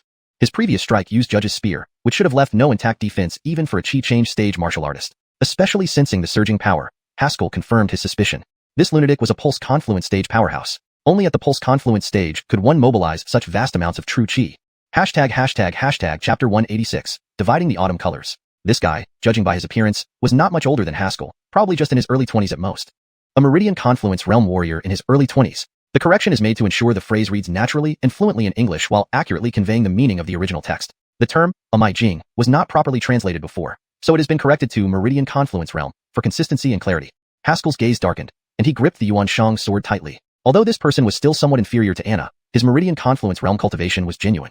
Not far away, Yusef lowered his head to glance at his arm. His arm looked like a porcelain that had been dropped and reassembled. It was riddled with cracks and the fissures were continuing to spread. This was the intent of a sword cultivator, something ordinary warriors found extremely difficult to resist. If his cultivation hadn't been deep enough and he hadn't been cautious enough against Haskell, putting all his effort into defending against that strike, he might already be choosing where to be buried right now. Even if he survived by luck, he would certainly have suffered severe injuries. Yusef raised his head, his gaze landing on Haskell, and he said in a sinister tone, "No wonder you could challenge our 8 Wastes Academy alone. I've encountered other sword cultivators before, but none of them were as powerful as you." Without another word, Haskell lightly tapped the ground and charged straight toward him. The one who talks more during a fight will end up dying more miserably. After all, talking too much is often the start of losing. Moreover, instead of wasting time taunting, it would be better to conserve energy and kill the opponent quickly. Victory was paramount. He approached Yusef like a ghost, took a deep breath, and began stabbing wildly with his long sword. Swish, swish, swish. Hundreds, even thousands, of sword shadows surged forward, blade light flew everywhere, and the atmosphere grew intensely sharp. Chaotic blades. This move came from the previous saber-wielding warrior, with attacks raining down continuously on the opponent. In the world of martial arts, speed is unbreakable. Before reaching the level where one can turn rivers upside down, battles between warriors were at their simplest. A straightforward clash, either you defeat me or I defeat you. Albeit as soon as the sword shadows filled the air, an even more shocking aura erupted, dispersing the sword shadows completely. A Meridian Confluence Realm warrior could actually rely solely on aura to deflect those sword lights. Next moment, the earth under Yusef trembled violently as he drew his broad saber backward and slammed it into the ground. Boom. The entire earth seemed to rise like fabric, enveloping Haskell, as if trying to crush him entirely within its folds.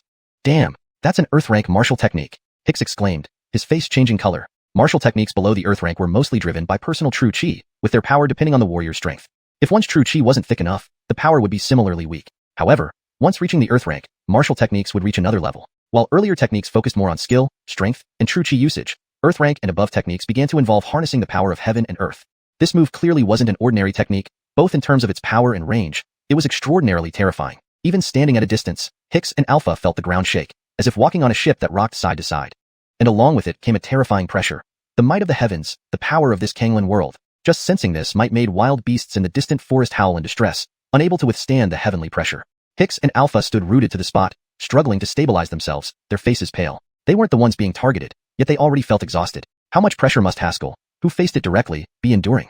Thinking of this, Hicks couldn't help but feel worried. Albeit the next second, a streak of silver light flashed past, blindingly bright, making the surrounding area seem dimmer. Time seemed to slow for a moment as the sword light danced, instantly shattering the fabric-like earth beneath it. Bang! The collision between the power of the heavens and the sword light produced a deafening sound.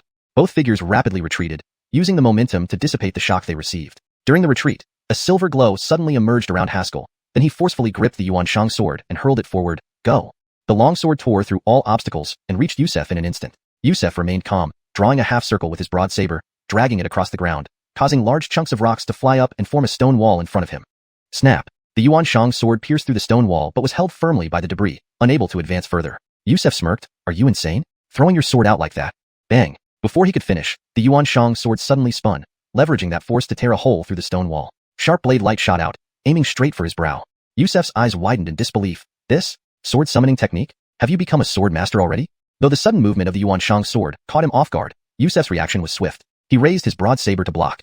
Boom. The powerful sword light hit the broad saber, sending him flying several yards backward. Yusef staggered back, barely managing to stop himself. As he lifted his head, Haskell was already upon him, gripping the Xiuxian sword without any preparatory movements, stabbing downward with a single thrust. Yama stab. With Haskell's current cultivation, he could perform the Yama stab consecutively within a controlled range. However, this approach significantly reduced the power of the Yama stab, and this particular strike didn't achieve the desired effect.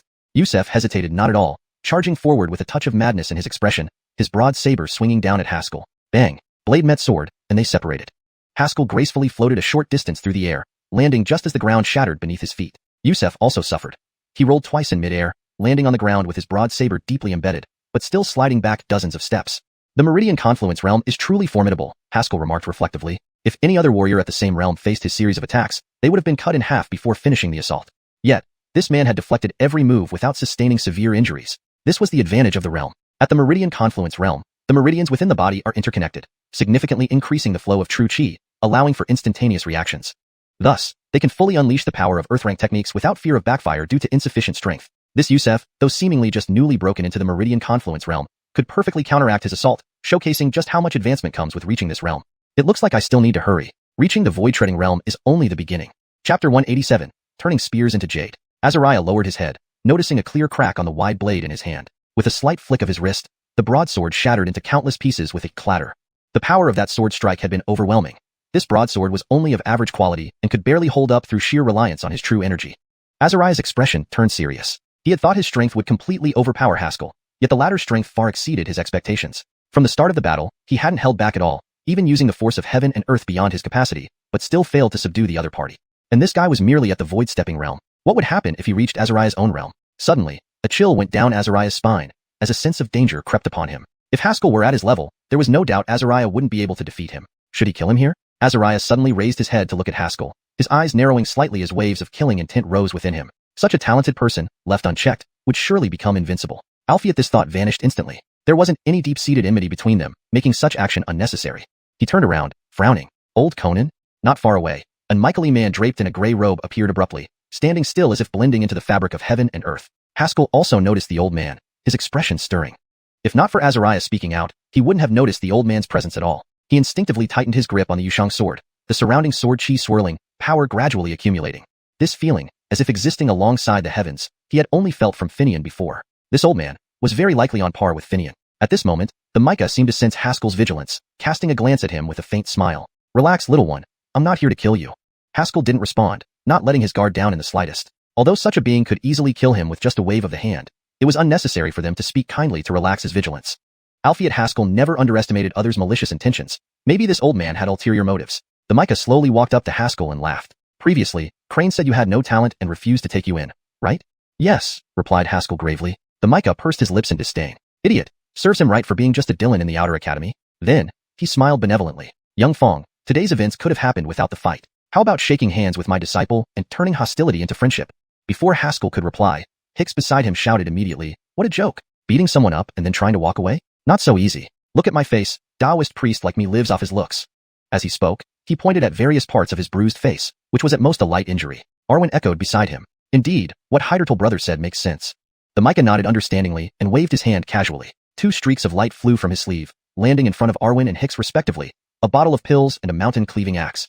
He smiled gently. Observing this monk friend earlier, I presume he practices the Vajra indestructible method. This bottle of pills is the Alfida sect's secret golden Alfida entwining pill. After consumption, it can elevate the practice to the wrathful Vajra state. And this mountain-cleaving axe is a 9th grade earth-tier spirit weapon. Though the Taoist youth has subtle skills, he lacks lethal force. This spirit weapon suits him perfectly. Both Hicks and Arwen's faces revealed shock, struggling to contain their excitement. Setting aside the pill that directly boosts cultivation realms, even the earth-tier 9th grade mountain-cleaving axe alone was unaffordable for the 3 of them combined. And as for the pill, its value was even higher than the axe. Cultivation realm elevation relies on the martial artist's own comprehension of the cultivation technique. The deeper the comprehension, the higher the realm. Such comprehension often comes with time and significant risk. A pill that could directly elevate one's realm, while exaggeration to say it guarantees immediate ascension, would certainly boost Arwen's strength to another level. Arwen grabbed the pill, cupped his hands together, and smiled warmly. Ba, it seems this was a misunderstanding. Mike brother should get acquainted with brother Azariah now. Hicks gripped the axe tightly and declared with righteousness. Mike brother, from the first look, I knew brother Moo is a good person. From today, he is my good friend. Haskell remained silent. After a moment, he bowed towards the Micah and chuckled wryly. Apologies for causing a scene in front of you. The Micah laughed heartily. No problem, no problem. Since your two juniors have accepted the gifts, can we consider this matter settled? Haskell fell silent. Seeing his demeanor, the Micah started to worry. That shouldn't be. My disciple hasn't formed any deadly grudge. Why can't they settle this? He hadn't heard that this kid was so petty. Hydertal friend, do you have anything else in mind? The Micah probed. Haskell glanced at Hicks and Arwen, then at the Micah, saying leisurely, well, I was the one fighting just now and used up quite a lot. The Micah's expression stiffened momentarily, realizing the young man was complaining about not getting anything in return. Soon, he laughed loudly, pointing his finger and sending a streak of light toward Haskell. Hydertal friend practices the way of the sword, and I am not proficient in it, nor do I dare give things rashly. Let this spirit sword be my gift to you. Amidst the glow, a long sword akin to a divine serpent undulated, exuding a lively aura, a Tier 1 mystic spirit sword. Haskell's eyes lit up, grabbing the spirit sword and bowing towards Azariah. Your brother Azariah and I became fast friends upon meeting. It was merely sparring. Senior, you are too courteous, which intimidates me somewhat. Azariah's face twitched, thinking silently how nicely he spoke, daring him to put down the spirit sword. Alphiet Master had spoken, so he couldn't show displeasure, only bowing in return. The atmosphere relaxed instantly. They chatted for a while before parting ways. As they left, Haskell and the others warmly invited Azariah and his master to visit the West Mountain Academy and assured them that gifts needn't be too expensive. Following today's standard was fine. Azariah followed behind the Micah, puzzled. Master, although Haskell is a genius, did we really need to treat them this well? The Micah's hands folded in his sleeves, walking forward by himself. Didn't you feel how special Haskell is? Azariah paused, then said softly, being exceptionally poor, counts? The Micah choked slightly, remaining silent for a moment. It seemed that was indeed the case. Chapter 188, completion of the Skywalking Realm. Inside the Peach Blossom Grove, Haskell and his companions were grinning from ear to ear. At Xiuxian Academy, with Ernan as the stingy overseer, they hardly saw any profound-level spiritual artifacts or precious elixirs. Even the most common healing medicines were practically non-existent. Today, after just one fight, they had acquired so many great items. It was like striking gold. Their joy was akin to that of street beggars suddenly inheriting a large fortune. They were almost beside themselves with happiness. After their excitement subsided, they began discussing the recent attack. Among the students from Bahuang Academy, there's only one warrior disciple worth paying attention to, Haskell said solemnly. The rest are no match for us. As someone who had fought against a warrior disciple before, he knew all too well about their talent and strength. Given the current progress, by the end of the year, Haskell wasn't confident he could decisively win against the opponent. Don't worry, Mike brother will definitely win, Hicks played with the mountain-cleaving axe. He was in a state of blind trust in Haskell, especially since he had never seen Haskell lose in any competition among peers. Haskell shook his head. Those people from the outer academy aren't worth mentioning, but what if those who come next are all like Yusef? Hicks and Alpha froze, and the atmosphere grew solemn. People like Yusef, geniuses listed on the Heavenly Pride rankings. Even just a single Yusef ranked 20th could stalemate Haskell, leaving Hicks and Alpha unable to put up a fight. What if someone ranked higher came? They might not be able to stand a chance together. Would they have to surrender? Moreover, today's group assault shows that Crane has already started resorting to any means necessary. Haskell said calmly. Neither Hicks nor Alpha were rookies. Haskell's words made them fully understand the implications. Although it was initially stated that all disputes should be settled among the younger generation, according to martial artist rules, such solutions usually meant fair duels, one-on-one with the same realm. After all, if a Tongfa realm youth were to defeat him, it wouldn't reflect well. Of course, such powerful young talents did not exist now. This was also why old Hiram demanded Crane and others not to act. He believed Haskell was the standout among peers. Perhaps he didn't foresee how despicable Bahuang Academy would be, opting directly for an ambush. Suddenly, Haskell wondered if old Hiram had foreseen this outcome. If one-on-one combat couldn't preserve Bahuang Academy's face, they would choose this method. After all, if he died, Bahuang Academy could claim that their student killed him without anyone delving deeper into the specifics. In this world, winners wrote history. So, was this something old Hiram intentionally let me experience? Haskell pondered. All he knew was that anyone trying to kill him would pay a heavy price. Do you mean Bahuang Academy might use even more underhanded tactics? Hicks frowned. Surely they have some dignity. Haskell shook his head. In the face of collective honor, personal reputation means nothing. Expect more underhanded tactics, so we must stay vigilant. Hicks and Alpha nodded thoughtfully, sensing the pressure Haskell was under. They got up, preparing to return to Xiuxian Academy. On the way back, Hicks suddenly realized something. Wait, Bahuang Academy is targeting Mike brother. Why involve us? With that, Haskell spat out a mouthful of blood, stumbled, and collapsed. Hicks and Alpha exchanged glances. Finally, Alpha sighed. What did you gain from attacking Mike brother? I'll feel shit. My loyalty to Xiuxian Academy can be attested to by the sun and moon, and my friendship with Mike brother is unbreakable. Hicks shouted defensively. Lying on the ground, Haskell gasped. You idiots! Help me up first. Realizing their mistake, they helped him sit against a tree. Sitting cross-legged, Haskell placed his hands on his knees and said gravely, my breakthrough isn't complete yet. Using full power against that guy caused internal energy backlash. I need time to adjust. Protect me while I meditate. Ignoring their reactions, Haskell immersed himself in his dantian. Inside, chaos reigned. The two spirit swords that should have fused with the xiuxian sword had separated and were flying around. Overflowing sword chi surged like a breached dam, washing over his dantian. His cultivation methods were unlike ordinary martial artists. Typically, martial artists rely on true chi to expand their dantian, increasing strength. However, after his dantian broke, he regained cultivation thanks to the crimson's small sword. Thus, the xiuxian sword became his dantian. A stronger xiuxian sword meant greater cultivation. If it broke, he would die instantly. The advantage of this method was that his strength depended solely on the xiuxian sword's strength, allowing limitless growth if enough spirit swords were consumed. However, if the xiuxian sword failed, he'd be incapacitated immediately, losing all fighting capacity. Without the xiuxian sword, his physical strength was little better than Alpha or Winston's. Boom. Sword chi roared like waves within him. The xiuxian sword trembled uncontrollably, threatening to escape. Haskell forced the two spirit swords down with his mental energy, driving them closer to the xiuxian sword, attempting a complete fusion. Boom. Suddenly, a towering sword light burst from his body. Simultaneously, the xiuxian sword shot out of his dantian, circling him before stopping in front. Opening his eyes, a glint of sword light flashed across his gaze. Pointing his finger, the xiuxian sword shot through the air. Bang. Nearby, a massive tree split in half. Skywalking realm finally achieved. Hashtag chapter 189. Call me Dougie. Earlier, Haskell had just broken through and hadn't fully absorbed the spirit sword when he immediately engaged with Yusef. During the battle, it didn't cause any issues, but once the fight ended, the instability within him erupted, nearly causing an accident. However, in every misfortune lies a blessing. With this opportunity, he successfully merged the two spirit swords into his body. This process also widened his meridians, allowing for even more powerful sword chi to burst forth, supporting his previous ambition of achieving flight before reaching the level of Sword Dao Master. Previously, he had attempted to fly using his sword, but the blade couldn't support his weight. Now, having fully ascended to the void-stepping realm, Haskell felt ready to try again. Beside him, Hicks and Arwen rushed over as they saw Haskell awaken. Haskell waved them off, signaling that he was fine, then focused his mind on the xiuxian sword. Though his earlier attempt had failed, he hadn't given up on the idea. Logically speaking, his sword could cleave through metal and stone with great force. There was no reason it shouldn't be able to lift him. Therefore, the only explanation was that the amount of sword chi he infused into it wasn't enough. Now that he was at the void-stepping realm, he could release enough true chi to support himself. With this thought, Haskell summoned the xiuxian sword into his hand. A surge of true chi flowed into the sword, causing it to emit a bright sword glow. When the glow reached its peak, he let go of the sword. At the same time, a faint light shone from his body. As soon as he released the sword, he activated the power of the Golden Dao Law, increasing the output of sword chi. The xiuxian sword hovered like a butterfly, slowly circling in the air. Senior brother, did you really become a Sword Dao Master? Hicks asked in disbelief. Haskell didn't answer, continuing to input sword chi and controlling the xiuxian sword to hover beneath his feet. After a moment of hesitation, he stepped onto it. Under the gaze of Hicks and Arwen, Haskell slowly began to float. Though the xiuxian sword wobbled, it still managed to carry him aloft. Haskell's joy grew boundless. Look, I'm flying. I really am flying. Hicks and Arwen were utterly speechless. What the hell was happening? Did their senior brother really manage to ride a sword in flight? Was he really a Sword Dao Master now? The two looked at each other, filled with disbelief. Suppressing his excitement, Haskell continued infusing sword chi into the xiuxian sword. Soon, the sword started trembling violently, seemingly struggling with the strain. Nevertheless, it kept carrying Haskell, who swayed unsteadily in the air. Feeling himself soar, Haskell's grin widened exaggeratedly. Senior brother is amazing. Hicks shouted in shock. You're really a Sword Dao Master now. Haskell coughed slightly, pressing his palms down, and said gravely, Don't panic. Now I'll show you the flying immortal. His eyes narrowed sharply, and the sword chi around him swirled into a cyclone as he shot upward. Rise. Then, he moved awkwardly in the air like a snake, advancing slowly, almost snail-like. Hicks was momentarily bewildered. After a pause, he murmured, Senior brother, what are you? Haskell cut him off firmly. No questions? You wouldn't understand. Hicks quickly closed his mouth, staring seriously at Haskell, waiting for something extraordinary. If anyone had seen this in the peach orchard, they would have witnessed a peculiar sight. A young man stood on a sword about 3 meters above the ground, floating unsteadily forward, with 2 others following closely behind, their eyes serious and focused as if watching something incredibly significant.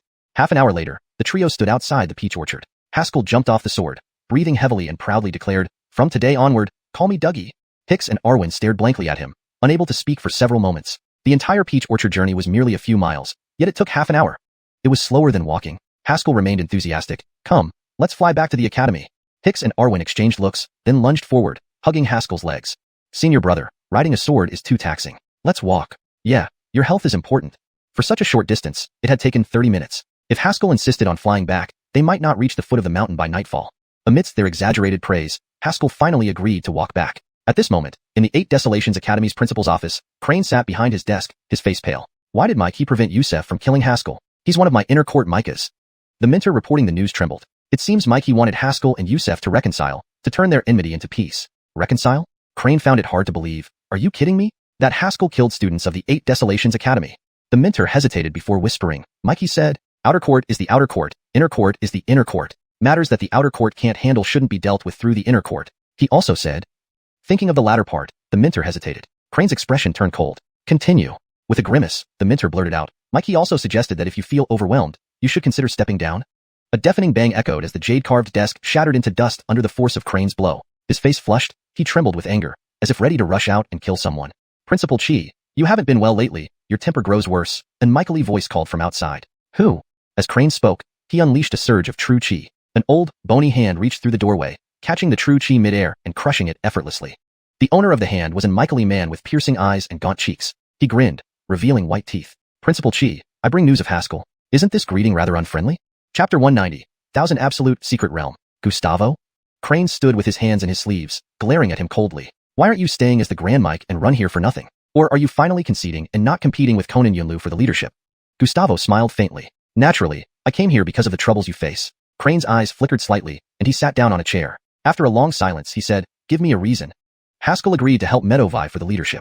He killed my successor, Gustavo stated matter-of-factly. This reason was solid enough, and Crane didn't doubt the Mike's intention. This old man had harbored ambitions to control the Yunming Pavilion for many years. However, as a Grand Mike, one couldn't directly participate in the specific affairs of the Yunming Pavilion, but could only assist in handling them. All powers were concentrated in the leader and the Mikas. Unless all Grand Mikes unanimously agreed, they had no power to oppose or impeach the leader's decisions. This method prevented the leader from wielding absolute power. In a sense, the Grand Mikes were the last line of defense for the Yunming Pavilion. Because of this, Gustavo had no way to compete for control over the Yunming Pavilion since he couldn't get all the Grand Mikes to support him. If everything went as usual, he would never achieve this goal until the day he died.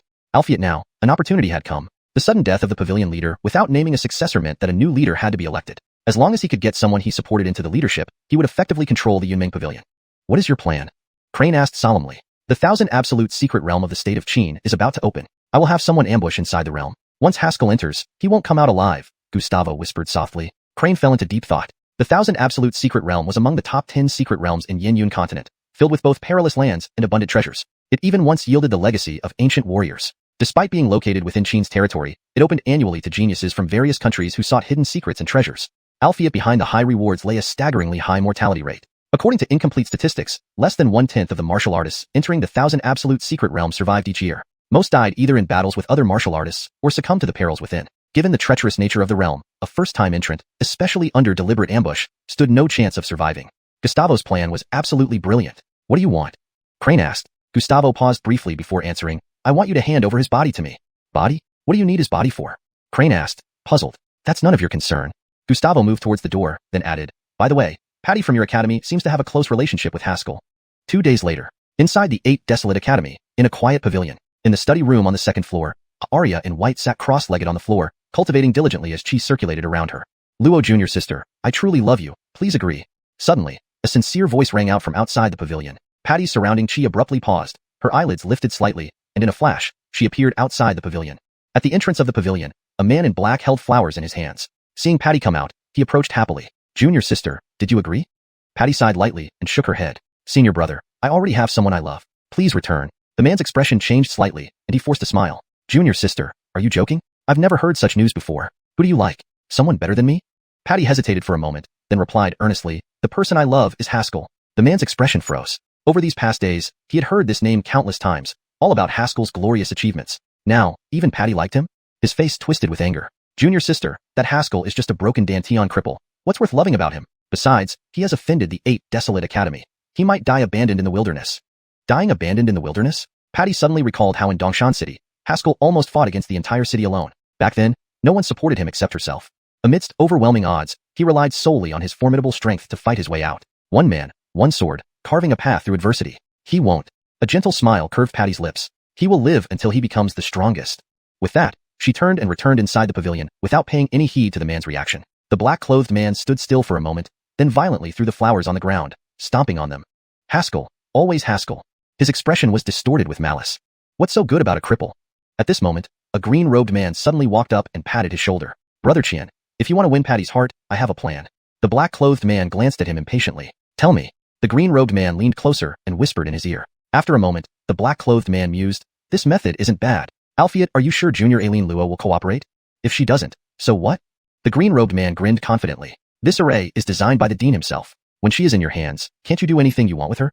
These words sparked a wild idea in the black-clothed man, imagining that cool and distant Arya lying helpless before him, pleading weakly, stirred an uncontrollable excitement within him. Heat surged in his abdomen, making it hard for him to calm down. Fine, I'll start right now, the black-clothed man declared. You guys prepare everything thoroughly. Relax. After dismissing the green-robed man, the black-clothed man looked back at the pavilion and called out sincerely again. After a long while, it seemed Patty couldn't bear it anymore and appeared outside the pavilion. Senior brother, I've made it clear. Junior sister, it's not as you think, the black-clothed man replied earnestly. Since you have someone you love, I won't force you. However, I prepared a gift for you earlier. I hope you'll accept it. Without waiting for Patty to refuse, the black-clothed man bowed. Junior sister, this is a token of my heart. Please accept it. Patty hesitated for a moment, then softly agreed, okay, fine. What she didn't see was the sinister smile that crept onto the black-clothed man's face. ##### Chapter 191. Patty attacked. These past couple of days had been pure torment for Hicks and Alpha. Since Haskell mastered sword control, he had been dragging them around almost every day to show off. Praising him went against their conscience, but not praising him meant dealing with the menacing sword aura. Despite being of lower cultivation, their senior brother's strength was top-notch. Even if they teamed up, they couldn't defeat him. So they had no choice but to call him Sword Immortal every day. Senior brother, I'm about to die. Please go and persuade senior brother Fong. Hicks's face was deathly pale as though he were exhausted. Who can endure calling someone Sword Immortal hundreds of times a day? Alpha, hands clasped together, equally pale, replied solemnly, Umitba, you are the senior brother, so this is something you should handle. I'll feel shit. You don't call me junior brother anymore now? Umitba, this little monk has never overstepped the rules. Damn it, you monks have no hair and no shame. You're utterly shameless. Oh, familiar or not, personal attacks on me still count as defamation. Not far away, Haskell was attempting to use his sword control for attack. He discovered that while the sword couldn't yet carry him through the air quickly, using the flying sword technique to attack was faster than holding the sword directly. In life and death battles, that extra speed could decide the outcome. Just as he was about to conduct further experiments, footsteps echoed from the mountain path. A servant girl, dressed in maid's attire, hurriedly ran up the mountain. Stepping into the courtyard, she shouted loudly, Luther Fong, please save Nikita Luo. Haskell's figure flickered, and he disappeared from the hall, reappearing before the maid. You are? He looked at her, seemingly unfamiliar. The maid grabbed his sleeve upon seeing Haskell, tears streaming down her face. Luther Fong, please save Nikita Luo. My mistress is named Patty. Patty. Haskell's eyes widened. Immediately, the image of the icy and aloof Arya like an iceberg appeared in his mind. Although they didn't interact much in Dongshan City, from a certain perspective, Patty was the second Arya he truly got to know in his life. Plus, they were both from Dongshan City, and hearing that she was in trouble naturally made him anxious. Don't panic. Take your time and tell me what happened, Haskell said, helping the maid sit down in the hall. Hicks and Alpha, noticing the situation, approached as well. The maid suppressed her sobs and recounted the events to the three of them. It turned out that today, a man who courted Patty had invited her to Huangyan Mountain, saying he had a gift for her. Despite Patty's refusal, she finally agreed due to relentless pressure. However, this turned out to be a trap set up by those people to force her to deceive Haskell into coming to her rescue, then ambush and kill him. Albeit since Patty refused to cooperate, they captured her to threaten Haskell. Nikita, she sent me away and told me to escape quickly, the maid choked out. Albeit I thought that Nikita would definitely get hurt this time, so I came here to seek help from Luther Fong. Hicks expressed disdain. These people from the 8 Desolate Academy are too despicable to use a Arya for blackmail. Alpha, with hands clasped, shook his head.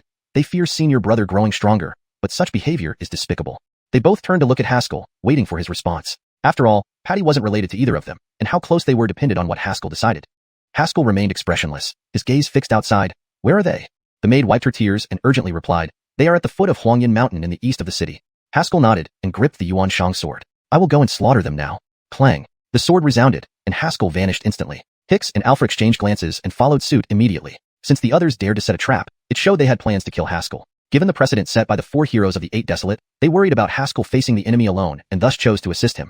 In the blink of an eye, only the maid remained in the hall. She sat there bewildered, unsure of what to do next. Suddenly, a Michaely man appeared before her. Hydertal girl, besides the ones holding your mistress captive, are there any others?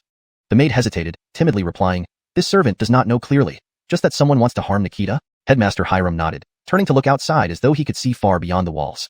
Leona arrived beside him and asked softly, Director, is there a problem? Old Hiram frowned slightly. I sense the aura of fellow cultivators at the same level. Something is amiss. Leona was taken aback. Should we go check it out? We should. Let's go. Old Hiram took a swig of wine and stepped forward, disappearing instantly from the hall. Leona did not rush to leave but instead squatted before the maid, smiling warmly. Rest here for a moment. Your mistress will be back soon. The maid felt her anxiety ease at the gentle smile and nodded obediently. Having reassured the maid, Leona stood tall, her expression turning serious. Coyle, Carnell, Abraham, someone is bullying our junior brother. As names were called out, Coyle and Carnell appeared outside the hall. If anyone bullies Hydertal junior brother, I won't stand for it, Carnell said with a smile. Abusing a Arya cannot be tolerated, Coyle said succinctly. After a pause, Leona frowned. Where is Abraham? He hasn't returned for days, Carnell replied with a hint of worry. Alfred, I feel he should be fine. Damn it, not showing up when it matters. We'll deal with him later. Leona cursed, raising her arm high and shouting, let's teach those bastards a lesson. With a powerful roar, the three soared into the sky towards Huangyan Mountain. At this moment, at the foot of Huangyan Mountain, Patty was trapped inside an array. She knelt half down on the ground, her hairpin askew, clothes disheveled, clearly struck by several martial techniques. Her lips stained red with blood, contrasted starkly against her pale skin. Patty, we don't want much from you. Just lure Haskell here, and we promise to let you go, a green-robed man said coldly, arms crossed. Patty's expression remained impassive. Slowly rising to her feet, she crossed her hands, emitting a chilling true chi. Suddenly, her face flushed red, and she spat out a mouthful of blood, collapsing weakly on the ground. Struggling under severe injuries, she had reached her limit. Chapter 192. I have arrived. Now you can die. The black-robed man stood outside the array, but maintained a certain distance from it. When he saw Patty suddenly stand up, he quickly leaped back, assuming a defensive posture. Seeing that Patty seemed too injured to muster any true chi, he finally relaxed. Damn, this Arya is relentless. Even beaten like this, she refuses to cooperate. Yeah, but I didn't expect her strength to be so formidable, said another man nearby. Just to contain her, quite a few classmates were hurt. Luo Jr. Aileen, look, where's the person you love now? The black-robed man's gaze wandered over her slender frame. He doesn't even dare to come and save you. Why should you love him? Patty sneered mockingly for the first time in her life. Fagan Yuan, you are far inferior to him, not even matching the dust beneath his feet. The black-robed man's expression turned vicious. He waved his hand. Shrink the array for me. Patty, since you refuse my offer, don't blame me. Those around started making lewd comments, forming strange hand seals. The surrounding array began contracting, gradually shrinking to fit Patty's size, compressing her space. Patty could almost feel the lecherous gazes of the black-robed man wandering over her body. Despite her usually calm nature, she couldn't help feeling anxious and struggled against the array's constraints. However, this array's power far exceeded her capabilities, and even at her prime, she would have found it difficult to break free. Injured as she was now, it was impossible. After several failed attempts to break free, Patty's true chi became even more chaotic. She lay on the ground, a fierce resolve flashing through her eyes. Slowly, she gathered her true chi towards her heart meridian. Once fully gathered, with a single push, she would end her own life. Footsteps approached her closely. Dazed, Patty couldn't accept her fate, her mind involuntarily recalling Haskell's image. Though they barely interacted, and she initially used him for mutual benefits under a misunderstanding, why couldn't she forget him? Even though this situation was partially his doing, she felt no resentment. Soon, all her true chi gathered at her heart meridian. Patty let out a light sigh and urged the true chi towards her heart. Haskell, we may never meet again. Whoosh. Suddenly, a burst of true chi struck her acupoint. The gathered true chi instantly dispersed into chaos and slowly dissipated. Patty opened her eyes wide. What happened? Why did all her true chi dissipate? She struggled to prop herself up, only to see the black-robed man standing before her, a smirk on his face. I guess you try to commit suicide. Now all your true chi is sealed, making you worse than trash. You. Patty panicked and tried to summon true chi but realized it was exactly as he said. Her true chi was frozen within her, impossible to mobilize. The black-robed man leaned slightly forward, eyes wild and grin sinister. Luo Jr. Aileen, every moment of pleasure is priceless. Let's not waste time. Forget that piece of trash. Desperation filled Patty's eyes. Would she really suffer such an unbearable death today? No, this cannot happen. She wouldn't allow such an end. Alfie, the black-robed man's movements didn't halt because of her thoughts. His large hands slowly reached toward her. As her heart sank deeper into despair, she clenched her teeth and bit down on her tongue. Rather die by her own hands than suffer such disgrace. Whoosh! A sound cut through the air, and the black-robed man's smile froze. Then, a cold voice came from behind them. You miss me this much? As he spoke, the black-robed man's head split from his neck, blood gushing skyward. Haskell stood amidst the bloodstain, like a grim reaper emerging from hell. Sunlight filtered through the crimson, casting his shadow bloody and ominous. Alfie to Patty, he appeared like a destined savior, descending from the heavens to rescue her life. Haskell, Patty murmured faintly. Haskell glanced at her. Wait while I kill them all. Those around saw Haskell sever the black-robed man with one strike and leapt back in alarm. Hearing Haskell's words, a man laughed loudly. Haskell, we know you're a great swordsman, and this array is designed to counter your sword beam. Let's see how you kill us today. Saying this, they rapidly formed hand seals, and a faint golden glow emerged from the ground, encircling Haskell and Patty. Haskell didn't let them proceed unchecked. He slashed immediately, sending a torrential sword beam crashing into the golden barrier. Boom. The golden light shook twice and then went still. Seeing this, the man laughed more wildly. How about it? Can't emit sword beams anymore, right? Today is your end. Beside him, a hydrant sneered and swung his long knife, unleashing powerful blade energy directly through the golden light. Haskell casually flicked his sword, shattering the incoming blade energy into fragments. Without pause, the hydrant unleashed more relentless blade energy. You can block one attack, but can you block all of them? In an instant, everyone outside the array attacked simultaneously. Various martial techniques bombarded Haskell, all long-range attacks that dazzled and confused the senses. Behind this chaos lay unimaginable destructive power. Yet Haskell raised his sword and swept a circular arc around himself, emitting a sword aura that spread outward. Boom. All martial techniques shattered instantly. The sword aura, undiminished, crashed into the golden light again.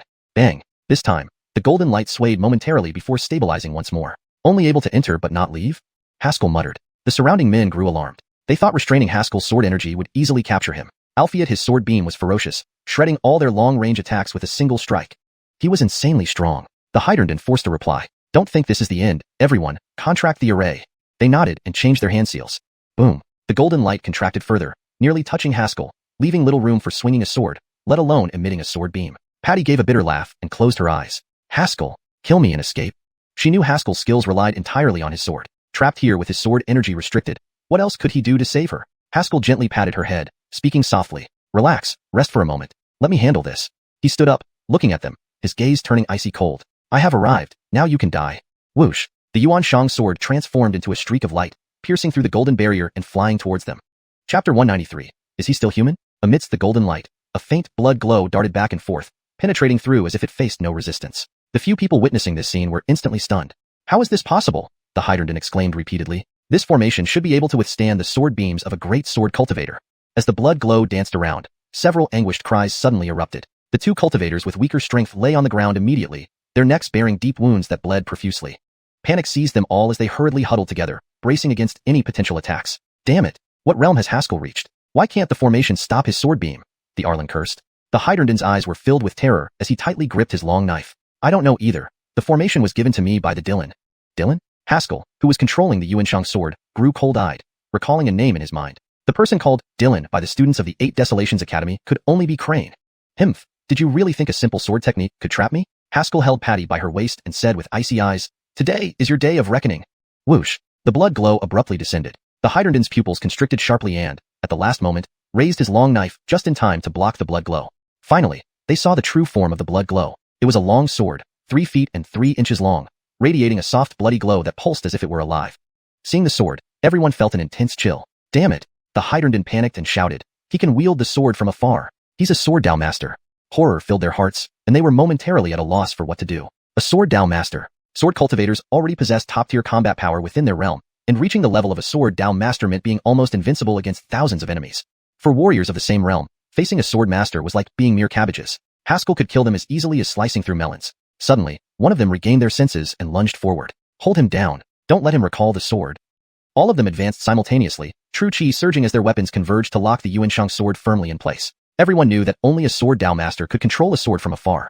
One strike could reach across 1,000 miles to take an enemy's head. Albeit this was also the greatest weakness of a sword cultivator, having all their power tied to their sword. If the sword was trapped or destroyed, it would severely weaken them. Even though Haskell was a sword Dao master, his realm wasn't far off from theirs. If they could suppress and control the sword with the formation, killing Haskell might not be impossible. True chi surged continuously, and it seemed they were using some secret technique, as the vibrations of the Yuan Shang sword gradually weakened and finally stilled.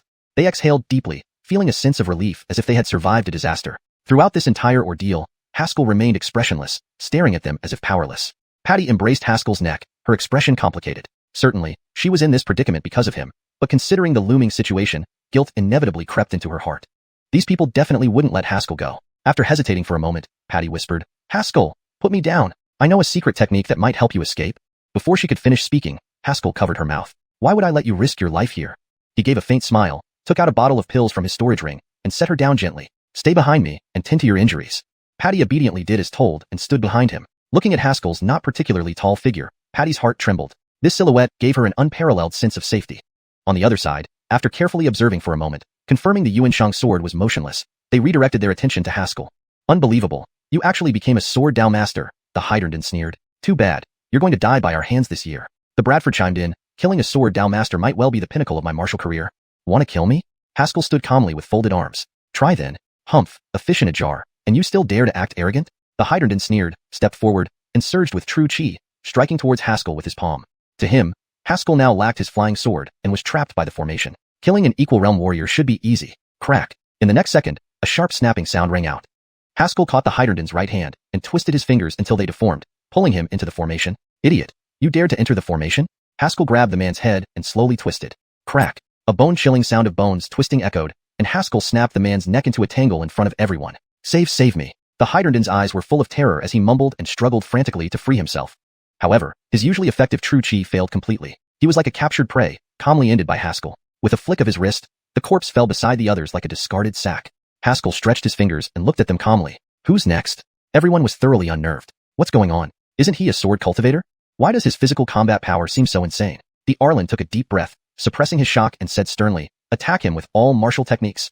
Since you can't get out, we will exhaust you. Immediately, everyone unleashed their respective martial skills, aiming collectively at Haskell within the formation. Facing these powerful martial techniques, Haskell remained unperturbed. His fists tightened at his waist as sword chi swirled around him. A faint golden glow spread over his body. Then he began to punch calmly. Boom, boom, boom. Deafening explosions echoed as each punch shattered the incoming true chi attacks. Everyone was dumbstruck. Is this guy a sword cultivator or a body cultivator? Yet, they couldn't stop attacking. The pressure from Haskell's actions was overwhelming, and stopping felt like inviting death. After 15 minutes, the booming sounds continued, but much less frequently. It wasn't that Haskell couldn't endure, but the students of the 8 Desolations Academy were exhausted. Exerting their best long-range martial skills had almost drained their true chi. Everyone looked at Haskell with despair, unable to comprehend. How can this guy be so strong? Is he even human? Chapter 194, Nicola's Eloquence. Damn it, this can't go on. The Hydranden gritted his teeth. If this continues, we'll be drained to death by him. Long-range martial techniques consumed an immense amount of energy. Even with their cultivation at the Skystride realm, they couldn't withstand the frequency of such continuous attacks. Why? The green-robed man looked despairingly ahead. Why does he not seem tired at all? Not far away, Haskell was shaking out his fists casually and deflected a martial technique with ease. Seeming to notice the gazes of the few, he looked over, a mocking smile playing on his lips. Why are you collapsing when I haven't even exerted myself? The crowd's faces turned ashen with incomprehension at this scene. Logically speaking, to block their long-range martial techniques, Haskell must have used equally exhausting moves. Faced with 4 opponents, he would have used more skills than any ordinary person could handle before reaching exhaustion. Albeit how could this man remain unaffected? The Hydranden suddenly stood up, a look of resolve in his eyes, used the combined attack skill. Hearing this, the people around him hesitated. The combined attack skill consumes too much power. If it doesn't work against him, we will all be thoroughly exhausted. Someone pointed out its disadvantages. The Hydranden shot him a glare. Or what? Let him drain us dry? The formation won't last forever. Sooner or later, he'll break free. If we don't kill him now, we're dead. He had no doubt that once Haskell broke free, he would have a way to eliminate them. The opponent's strength had already surpassed what should be expected at this level, the kind of prowess only a true genius could achieve. Thinking of how such a genius was actually rejected by the 8 Desolate Academy, a touch of absurdity and irony rose in the Hydranden's heart. Had this person been from the 8 Desolate Academy, they wouldn't need to face such life-and-death scenarios. After a brief hesitation, the group made their decision. The 4 quickly gathered together, 2 in front and 2 behind. Streams of visible true chi began flowing around them. Then their arms started weaving through the air like threading a needle, forming something formidable yet unseen. Haskell narrowed his eyes. Even before the skill was completed, he could feel its overwhelming presence. This is a combined attack skill, utilizing the strength of 4 to perform a martial technique that can slay a warrior 1 major realm higher. Patty said, her complexion deathly pale. She recognized this skill, stored on the 3rd floor of the 8 Desolate Academy's Martial Technique Pavilion. The number of skills there wasn't large, but each one had extremely high cultivation difficulty and lethal killing power. Once mastered, they could produce effects beyond their current realm. Overcoming ranks in combat was nothing for these techniques, let alone against a mere Skystride realm warrior like Haskell. At this moment, Hicks and Arwen rushed to the scene, their expressions turning dramatically upon seeing this. They didn't recognize the skill but felt the overwhelming force from this group, certainly beyond their capability to resist. Arwen wasted no time, drawing his monk staff and lunging forward with both feet, shouting, Alfida's wrath. A layer of golden light enveloped him, resembling the descent of Alfida. The monk's staff swung through the air, striking the group heavily. Clang. The sound reverberated, and Arwen was sent flying backward, flipping twice in midair and landing several steps back. How could this be? He stared, disbelief evident. His full-force attack had no effect. It hadn't even caused a retreat. Move aside, Hicks shouted, pulling out a compass-shaped object and waving it swiftly. Trigram power. Several streaks of light emerged from the compass, merging directly into the 8 Desolate Academy members. Hicks closed his eyes, holding the compass in his left hand and moving his right rapidly over it. Moments later, his face flushed red, and he spat out blood. No good. This skill is too strong. I can't interrupt it. Wiping the blood from the corner of his mouth, Hicks's expression was pale. Upon hearing this, Haskell raised an eyebrow in surprise. Was his junior brother trying to disrupt the martial technique? This method was quite unconventional. Most power-accumulating martial techniques had protective true chi barriers. Interrupting them required at least 1 major realm higher. Despite Hicks being of a slightly lower realm, he managed to attempt this interruption without much backlash, a feat worth noting. However, that was where it ended. Stand aside, Haskell said calmly. Hicks paused, wanting to say something but was pulled aside by Arwen. Trust him. Arwen's gaze was solemn. My brother never does things without certainty. Hicks pondered this. Since meeting Haskell, none of his actions had failed. Thus, he relaxed a bit. They waited anxiously to see how Haskell would handle the situation. Seeing this, the Hydranden sneered disdainfully. Do you think you 2 wastes can counter our skills? You're delusional. Looks like the West Mountain Academy has only taught you lot, the green-robed man added mockingly. Before he finished, a powerful surge of aura struck down. Who the hell did you call a waste? Nicola appeared in a white robe, descending like a celestial being, delivering a mighty punch toward the group. Pong. This formidable punch was blocked by an old, weathered palm. The palm flipped slightly, releasing a torrent of powerful airflow, like waves crashing towards Nicola. If it hit him fully, even he wouldn't escape unscathed. Suddenly, Finian appeared in front of Nicola, coldly sweeping his sleeve. Boom. An even stronger gust swept past, dissipating the incoming force entirely. Old Ghost Chi, what do you mean? Finian stared coldly at the mica below. Junior smiled faintly, hands hanging loosely at his sides. This is young people's business, leave it to them. By mentioning their agreement, he clearly indicated that Hernan shouldn't go against it. Before Finian could respond, Nicola exploded angrily. Solve what crap? You old dog, do you have a shred of shame in your words? 5 against 1, and you still claim to leave it to the youth? Is this what your academy teaches? Have you lost all decency? Oh, almost forgot. 5 against 1 and getting slaughtered. Don't be a warrior, just go home and farm. Note: the paragraph structure and line breaks have been maintained as requested, ensuring the translated text closely follows the original format. ##### Chapter 195, A Single Sword Strike. A series of curses rang out like fireworks during a holiday, exploding in rapid succession and buzzing in the ears. Crane's face turned almost black with anger. Since becoming the Dylan of 8 Desolations Academy, when had he ever been cursed at so mercilessly? Hiram Tion AI, is this how you educate your students? Crane suppressed his rage, speaking in a heavy tone. In response, Finian burst into a hearty laugh. He patted Beverly's shoulder openly, showing no restraint in his admiration. You cursed him well. This old fool has always deserved it. After all these years, he's still the same. Beverly nodded gracefully, all thanks to the Dylan's teachings. Suddenly, his expression turned wistful. It's better to be young, isn't it? Even cursing brings forth new vocabulary. I'm getting old. In the future, these matters should be left to you.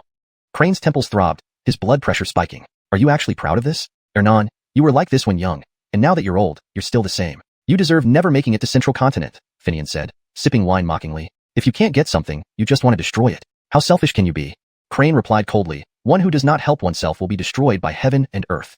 That's well said. Then for my student, wouldn't it be justified to wipe out everyone in your 8 Desolations Academy? Beneath Finian's calm exterior lay a spark of madness.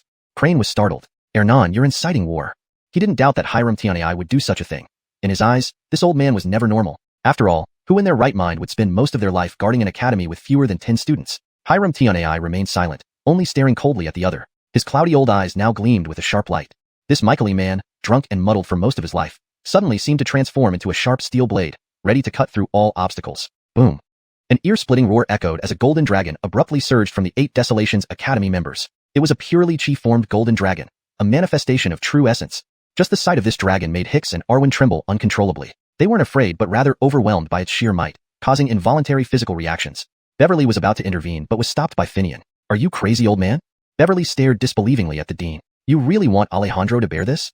Relax, he's stronger than you think. Finian took another sip of wine, his eyes brightening as if seeing hope. Crane had initially thought Hiram Tion intended to rescue Haskell, but seeing him motionless, he didn't dare move further. To him, Haskell, merely a void-treading realm martial artist, would surely die under the combined technique's power. The 8 Desolations Academy members could no longer care about those around them. They needed to unleash the combined technique immediately or suffer severe backlash. Even minor injuries could damage their cultivation, preventing any advancement. They couldn't accept such consequences. Boom. The golden dragon roared towards the sky before diving down. Although its form wasn't entirely clear, it was due to their insufficient realms. They knew even this level of power was enough to obliterate Haskell. Patty watched the incoming golden dragon, her eyes gradually calming. She turned to look at Haskell. If we could die together, it might not be so bad. Haskell, oblivious to Patty's gaze, quietly observed and muttered, Can I kill across realms too? Let me see. He raised his hands from his sides, a faint golden glow enveloping him, with sword chi swirling around. Nearby, the Yuan Shang sword, restrained by weapons, began trembling fiercely.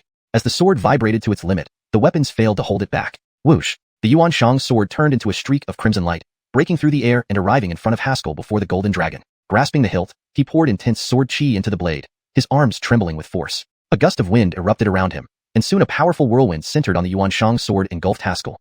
Devil King's Pierce. With a sudden kick, Haskell, as if carried by the sword, pierced through the golden light, bursting out of the trapping formation. Thousands of razor-sharp sword chi swirled around him, forming a whirlwind that collided head-on with the golden dragon. Boom. In an instant, invisible waves rolled outwards. The golden dragon held for a brief moment before being swallowed by the whirlwind. How is this possible? The white-clad man screamed in terror, unable to comprehend what he saw. How can he possess such immense power? They tried to scatter, but after unleashing the combined technique, their inner chi was drained. Before they could plead for mercy, the gale winds ruthlessly devoured them. Crane's face turned grim. He stepped forward, but Finian blocked him without a word. Get out of the way. Crane snarled. Finian didn't reply. Instead, he took another sip of wine, and an overpowering aura surged around him.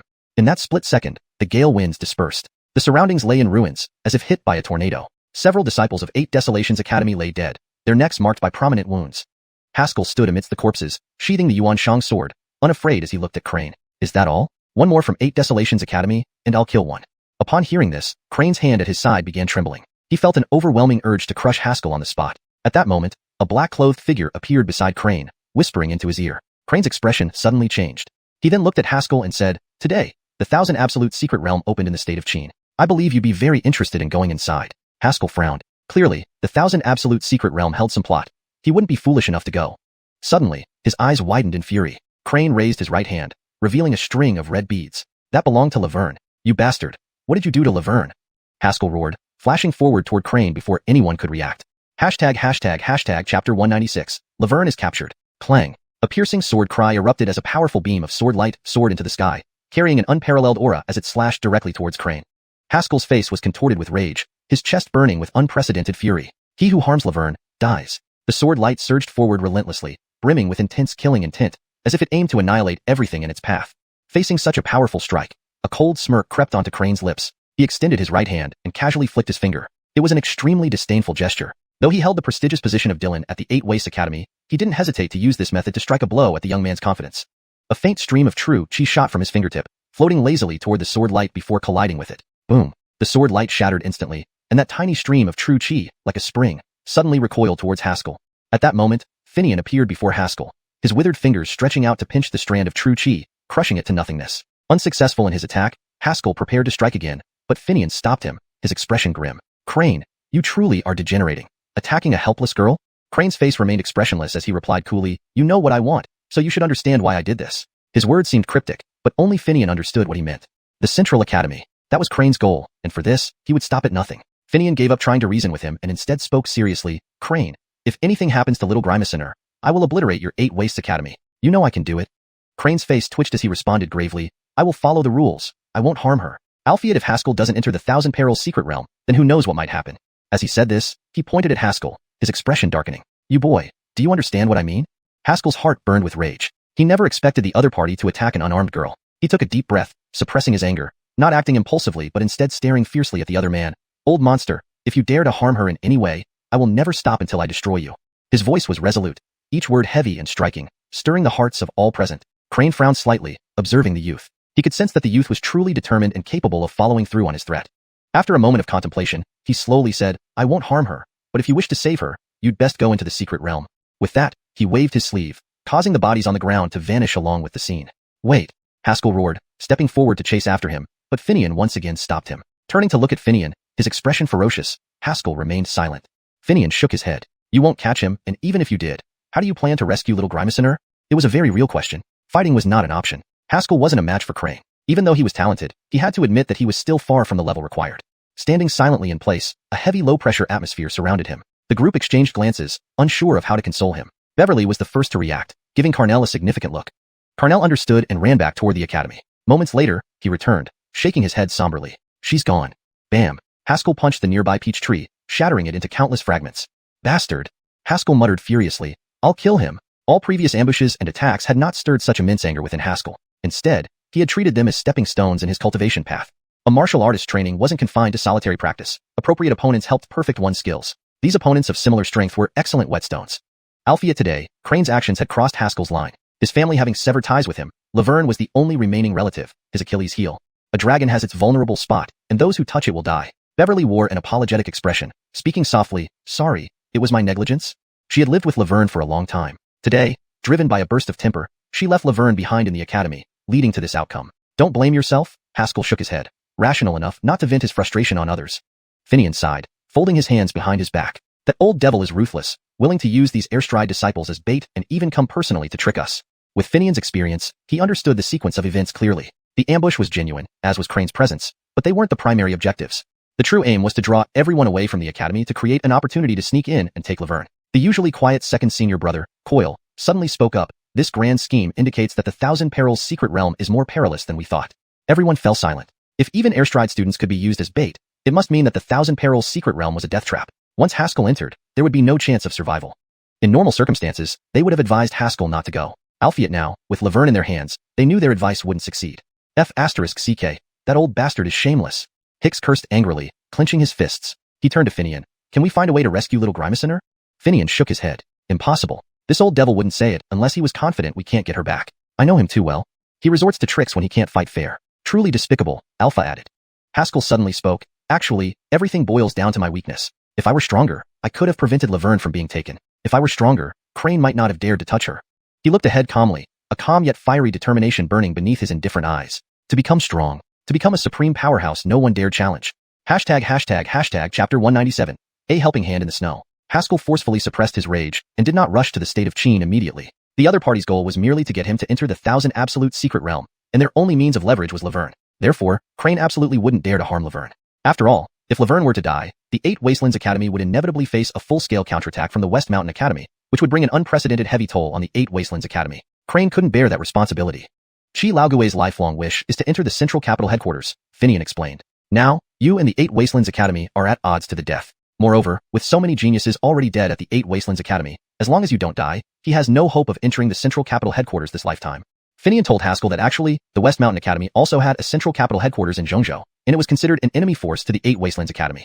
Given Haskell's talent, entering the central capital headquarters was just a matter of time. If Haskell could be killed in a way acknowledged by everyone, it would be a significant accomplishment for Crane, enough to propel him into the central capital headquarters. Upon hearing this, Hicks exclaimed oddly, "Really? Brother Fong is that important?" Finian nodded seriously. "His importance surpasses all of you." After saying this, he silently sighed inwardly. Not everyone could transcend realms to slay enemies or butcher those of the same realm like dogs. In Hernan's eyes, Haskell's talent was 1 in 10,000. He wasn't unfamiliar with geniuses. When he was young, there were countless individuals more talented than Haskell. Albeit what Hernan sensed from Haskell was a certain spirit, a refusal to submit, an absolute defiance against fate. In reality, based on Haskell's bone structure, although he possessed genius potential, he definitely wouldn't have achieved his current accomplishments. Initially, Hernan only admitted Haskell into the academy because, despite having no Dantian, Haskell still managed to cultivate to such heights. However, Haskell's performance far exceeded his expectations. In less than half a year, he directly advanced from the innate realm to the void-walking realm. This broke the capital's fastest cultivation speed record. Notably, even Anna, the acknowledged genius of the capital, spent a full 6 months to achieve the same feat. What was most precious about Haskell was his unwavering spirit, refusing to bow down to anyone. Such a person had the potential to become a paramount powerhouse on this continent someday. Hernan harbored no doubt. Yet, this process was filled with hardships, and at this moment, they needed to overcome this obstacle before continuing to grow. Since you're going to the 1,000 absolute secret realm, prepare well. Finian stopped his contemplation and spoke solemnly. Haskell took a deep breath and nodded. Understood. Rest assured, Dylan, I won't go to my death willingly. With that, he turned and headed toward the capital. Since he had to go, he must make preparations in advance. Leona followed closely behind, and Hicks and Arwen, after initially being stunned, quickly reacted and followed Haskell as well. Brother, I will accompany you to the secret realm. Hernan watched the group's backs and sighed softly. Carnell, with a smile still on his face, asked, Why do you sigh, Dylan? I'm sighing over your lot, who actually need a junior brother to take the lead. Aren't you ashamed? Finian cursed, then turned and walked toward the West Mountain Academy. Coyle and Carnell exchanged glances, feeling helpless. Even if they wanted to help their junior brother, they couldn't. It wasn't as though Senior Aileen didn't go with him. On the other side, Haskell and company were walking on a small path heading towards the capital. On the way, Leona carefully explained the dangers of the 1,000 absolute secret realm and the possible risks involved. The 1,000 absolute secret realm is an unknown secret realm of the state of Qin, open only to martial artists below the Pulse Uniting Realm. Therefore, only the 3 of you can enter it, Leona said as they walked. Inside, there are countless celestial treasures and resources of superior quality compared to other secret realms. However, the dangers within are also higher, with peak Pulse Uniting martial artists dying each year. Hearing this, Hicks and Arwen were startled. They hadn't even reached the void-walking realm. Wouldn't they just be sent to their deaths? Don't worry. Once the 1,000 absolute secret realm opens, people aren't allowed to enter immediately. There's about half a month for gathering, Leona comforted them. You still have time to increase your realm while en route. Haskell remained expressionless and said, That old dog is so confident, meaning he believes there's something inside the secret realm that can kill me? Leona hesitated for a moment before replying, It seems so. The attacks inside will be on a completely different level from what you've faced. According to what I know, the 8 Wastelands Academy from the Yunhai Empire will also send experts. Haskell looked at Leona confused. Yunhai Empire? Leona explained the strength of the Yunhai Empire in detail, noting that the martial artists there were much stronger in actual combat than those from the 8 Wastelands Academy in the capital. Furthermore, I believe the students of the 8 Wastelands Academy from the Yunhai Empire will be eager to complete Crane's bounty, Leona said anxiously. Haskell was silent for a moment before slowly saying, Those who wish to kill me should be prepared to accept death. Leona was momentarily taken aback, but then smiled in relief. This was her junior brother. Don't worry, even if you die, I, your senior sister, will certainly avenge you. Senior Aileen, can you think positively? Before long, they entered the capital, and after Leona finished explaining everything, she returned to the academy. Haskell led the group to the Yunming Pavilion shopping mall for supplies. The journey into the 1,000 absolute secret realm was perilous, so they couldn't treat it lightly. As they were selecting items, a Michael man rushed over and bowed deeply to them. Young heroes, all items purchased here today at the Yunming Pavilion are free. Haskell paused, then realized the situation and saluted the Micah. Please convey my thanks to Grandmaster Yi. I appreciate his kindness and won't decline. Only Grandmaster you would make such a decision. Hicks exclaimed, wow, I already picked out several items. Pack them all up for me. Arwen sighed helplessly, junior brother, don't be so embarrassing. We are people of stature. As he spoke, he grabbed some medicinal pills from nearby and stuffed them into his sleeve. At the top floor of the shopping mall, the Micah reported their reactions to Grandmaster Yi. After the report, the Micah hesitated slightly. Grandmaster, is it necessary to be so cordial with a young martial artist? From high above, Grandmaster Yi looked down at the enthusiastic youths and chuckled lightly. A helping hand in the snow is always better than adding flowers to brocade. Chapter 198, Journey to Qin State, the capital of Yin State. In the Imperial Study, a man in black was kneeling before Hunt, reporting the intelligence he had just gathered. Hunt frowned, listened intently to the report, and after a moment's contemplation, said calmly, do everything you can to help Haskell rescue his sister. Reveal your identity at the appropriate time. The black-clad figure nodded vigorously and swiftly left the Imperial Study. Liana emerged from an adjacent chamber, her gaze on her father filled with bewilderment. She had never seen her father support anyone so wholeheartedly. Are you puzzled by father's decision? Hunt suddenly asked. Liana performed a respectful bow, murmuring softly, daughter dares not question it. Hunt smiled at his seemingly well-behaved yet unconventional daughter and said gently, since even you are willing to help him, it's not bad for father to offer some assistance too. Liana looked utterly honored, hurriedly bowing her thanks. Hunt accepted his daughter's gratitude without reservation, but his eyes held a hidden intention. In truth, the reason he supported Haskell was rooted in a rather impractical notion. He believed that this young man might be the one to lead Yin State to greatness. Although the thought seemed far-fetched, Hunt had never doubted his own judgment and thus acted resolutely. Elsewhere, in a luxurious palace. What? My chosen person has been kidnapped? A figure that appeared like a little girl shouted angrily upon hearing the news from her subordinate. Did Crane lose his mind? How dare he kidnap my people? The subordinate trembled on his knees, thinking to himself that she had never mentioned Kelsey was under her protection. The little girl's face turned livid as she muttered, that damned 8 Extremes Academy. Continue investigating. If anything happens to the little girl, I will make sure the 8 Extremes Academy vanishes from this land. Unaware that his sister's disappearance had already caused a stir among multiple factions, Haskell had finished selecting the items he needed, left Yuming Pavilion, and was heading towards the harbor. Traveling by land to Qin State would be too difficult and time-consuming. Only an aerial boat could get him there in time. Upon reaching the harbor, Haskell suddenly stopped and turned to his 2 junior brothers. This matter concerns me alone. They came for me. Go back, Haskell said gravely. Hicks burst out. What do you mean, senior brother? Do you think I'm disloyal? Your sister is my sister. Arwen also nodded. Senior brother, I've made up my mind. Besides, Xiao Grimacin has always taken care of us. We must save her. It felt wrong not to help considering how Laverne had cared for them all at the academy. Before Haskell could respond further, Nicola waved her sleeve impatiently. Stop whining like girls. Fail to bring back Xiao Grimacin and you'll die out here. The 3 were involuntarily flung through the air and landed on the deck. Damn, what level is Senior Aileen? Hicks gaped in disbelief. They boarded the aerial boat, and an Michael man suddenly appeared before them, bowing deeply. Young heroes, I am the overseer of this boat. You may call me Manager Coleman. I shall be responsible for everything you need aboard. Arwen glanced around, puzzled. Why are there so few people on this boat? Manager Coleman gave a meaningful look at Haskell. This boat is exclusively arranged for young hero Fong, and there are only 3 passengers. Hicks and Arwen were astonished. What kind of status did he have? Wasn't he comparable to the young master of Yuming Pavilion? Only Haskell knew that the arrangements weren't solely to please him, but also to show respect to the sword immortal behind him, the Ander. The presence of the sword immortal put everyone at Yuming Pavilion on high alert, eager to treat them with the utmost respect. Understanding this, Haskell bowed gratefully to the old man. Thank you, Mike Gideon. Mike Gideon was the only one who could have arranged this. The old man's pupils contracted as he bowed in return before slowly walking away. Seeing the old man leave, Hicks rushed over and grabbed Haskell's neck, asking earnestly, Brother, tell me, are you the young master of Yuming Pavilion? Haskell couldn't help but laugh. If I were, I'd throw you off right now. He then ignored them, heading to his cabin. Knowing the journey ahead was perilous, he needed to enhance his martial cultivation. Recently, Haskell had been undefeated against peers, leading him to believe he was among the top martial artists in Yinyun region. Albeit when Crane secretly took Laverne, he realized he wasn't strong enough.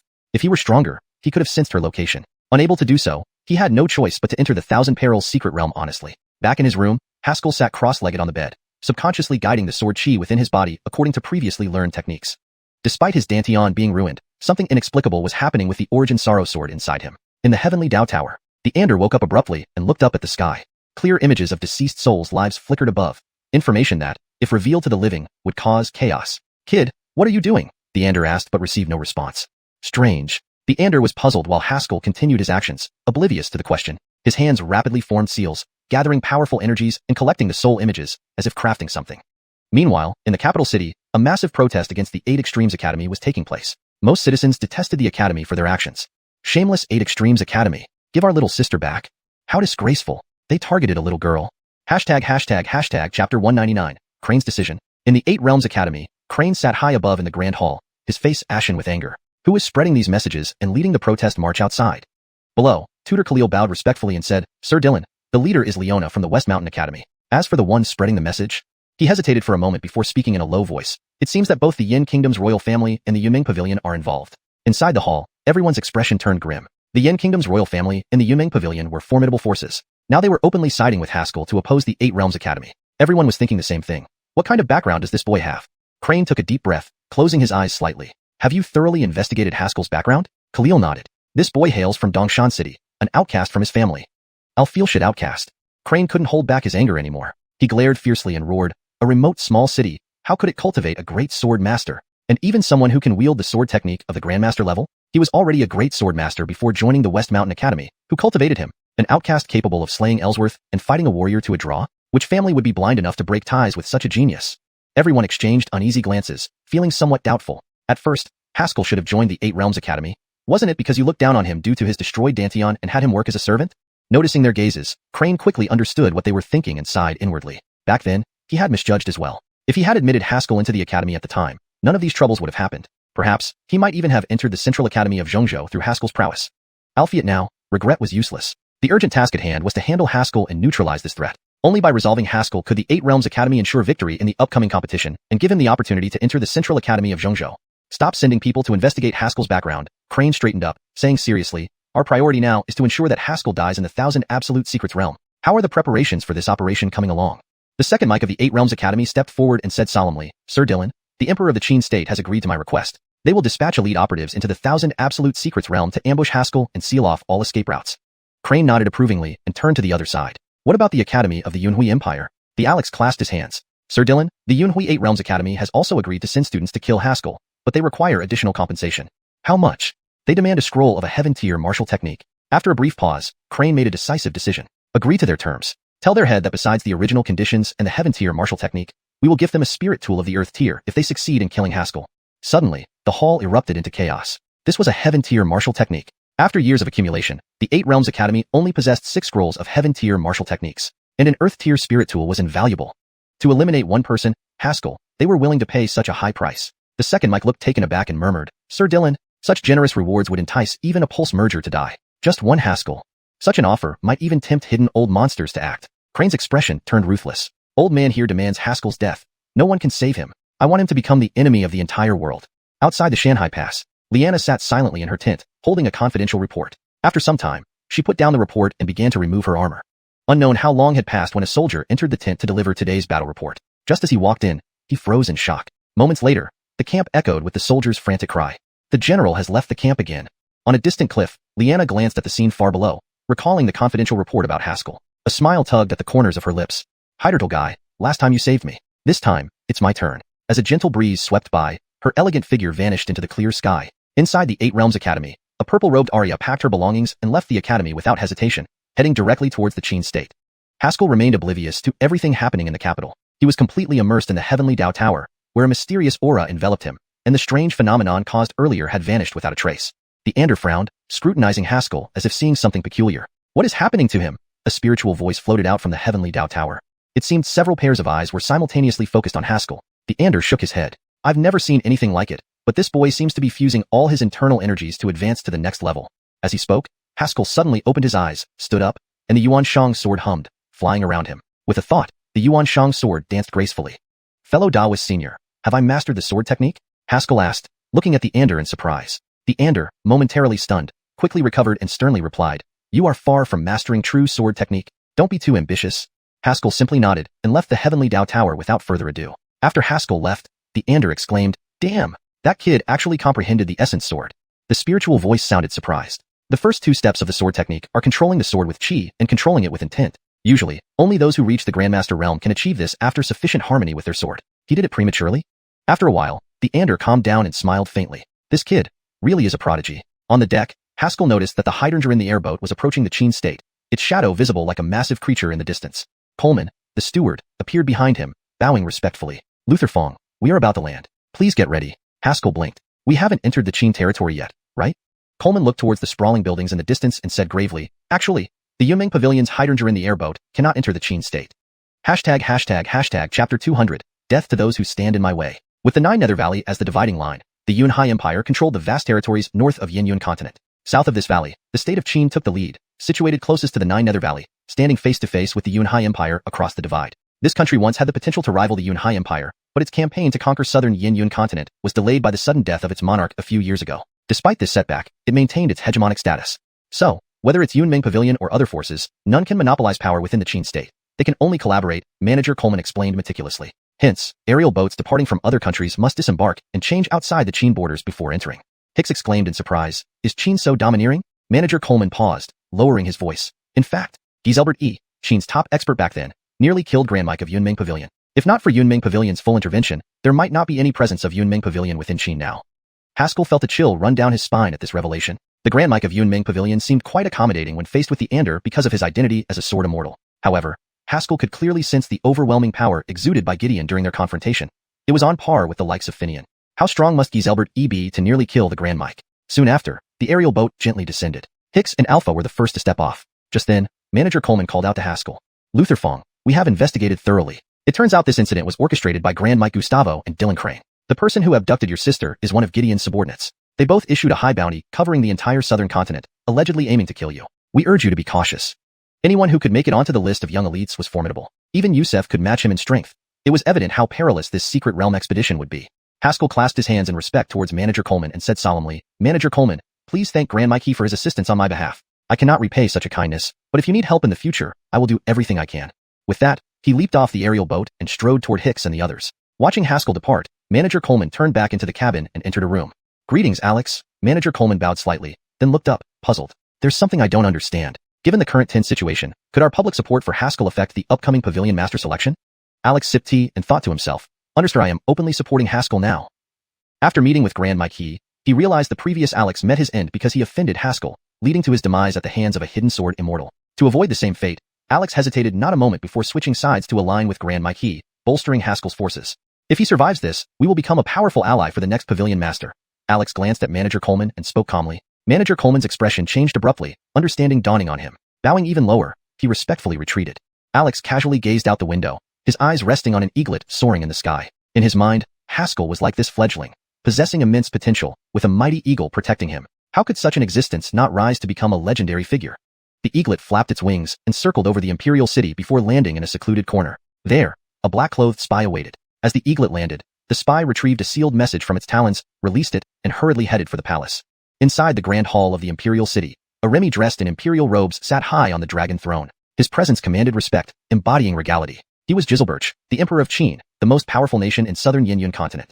A dispatch letter had traveled far and wide, finally reaching his desk. Picking it up, he pondered for a moment before addressing Micah kneeling in the hall. "What is your opinion on Haskell?" he asked sternly. "Your Majesty, this person has an obscure background, traceable only back to the Fong family. From my perspective, there must be a more significant force backing him. A minor family like Fong's cannot produce a great sword cultivator. Moreover, Yunming Pavilion's ambiguous stance toward Haskell suggests a formidable force behind him. It would be unwise to act against him now." The Micah detailed Haskell's journey from Dongshan City to Qin, analyzing the rapid growth of Haskell's power logically and convincingly. Adnan Wuxia merely responded, "So, can this make our Qin state kneel?" The Micah paused, suddenly recalling the Black Dragon cavalry that perished beyond Shanhai Pass, understanding the Emperor's intent. "Spread my imperial edict, surround and kill Haskell to assert our Qin might." As the decree was proclaimed, the entire state mobilized, gathering countless young experts to surround the Nine Nether Valley and prepare for the ambush. Conversely, in Sui territory, similar movements occurred. However, the edict issued by Sui's ruler contrasted sharply with Qin's. "Ensure Haskell's safety. No one must harm him." Sitting behind a curtain, the mysterious ruler of Sui murmured to himself, "Besides me, no one can kill you." Across southern Yin continent, two powerful nations began to move due to Haskell. Unaware of this, Haskell faced his first trouble upon entering Qin. On the street, several men in the uniform of 8 Desolations Academy stood in the road, smirking at Haskell. They had orders from Imperial Academy to intercept him here. One of the men spoke viciously, "Haskell, meeting us brothers today means your death?" Swoosh, a blood-red streak flashed past, and the man's head slid off his neck.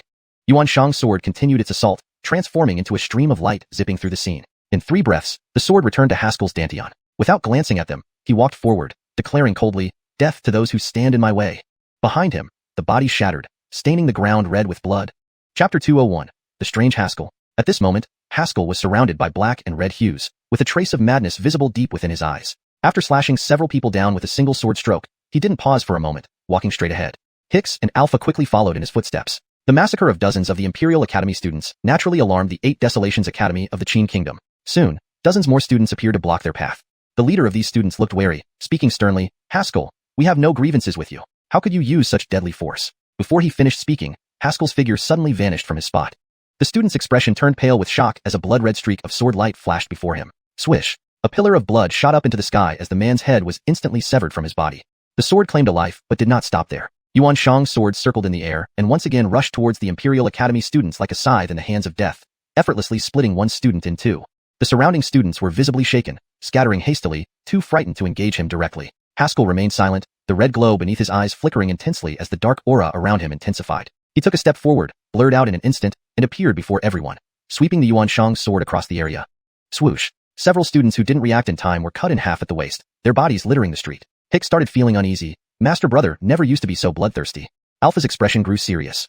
Unknown to Win, a string of prayer beads had appeared in his hands. Umatbile Fida, the dark aura around Master Brother makes me feel uneasy. Haskell, however, seemed oblivious. His mind was completely immersed in another state. The strange phenomenon he experienced while cultivating on the airborne boat earlier seemed closely related to what was happening now. Rubbish. Just then, a roar of fury erupted above them, accompanied by an overwhelming pressure descending upon them. A Chi transformation realm powerhouse. An old man appeared overhead, glancing at the scene below with murderous intent. Before the Micah could speak, Haskell, without any hesitation, stomped his right foot on the ground and leaped straight into the sky, pointing his sword toward the heavens. The old man hadn't expected Haskell to be so decisive. His face changed dramatically. Clasping his palms together, a thick true Chi barrier rapidly formed around him. Swish! The seemingly formidable true Chi shield crumbled like paper in front of Xiuxian's sword. Before the old man could react, a flash of sword light severed his head, which flew into the sky. Blood sprayed everywhere, turning the entire sky into a rain of crimson. Those below were completely stunned. This was an external senior of their academy, a Chi transformation realm powerhouse, and he was killed with just one sword stroke? Though they knew Haskell was strong, he had already been reported by the 8 Desolations Academy back in the capital. They couldn't believe it could come to this. Directly slaughtering and Micah? The remaining students exchanged looks and began slowly retreating. With even the Micah killed, these students wouldn't stand a chance. Haskell remained silent, stepping forward with the Xiuxian sword humming in his hand, seeming ready to exterminate everyone present. Seeing this, Alpha's eyes narrowed, clasped his hands, and began chanting a Buddhist sutra. A golden light emerged from him, striking Haskell's forehead. Haskell's expression wavered, the dark aura slowly dissipating, and clarity returned to his eyes. He looked around dazedly, confused. What happened? Why are so many people dead? Hicks and Alpha exchanged a glance, nodding in unison, and dragged Haskell away. They fled far from the city and reached the wilderness. Haskell shook off Alpha's grip, puzzled. Why did you drag me away? Alpha frowned. Brother, don't you remember what happened just now? Just now?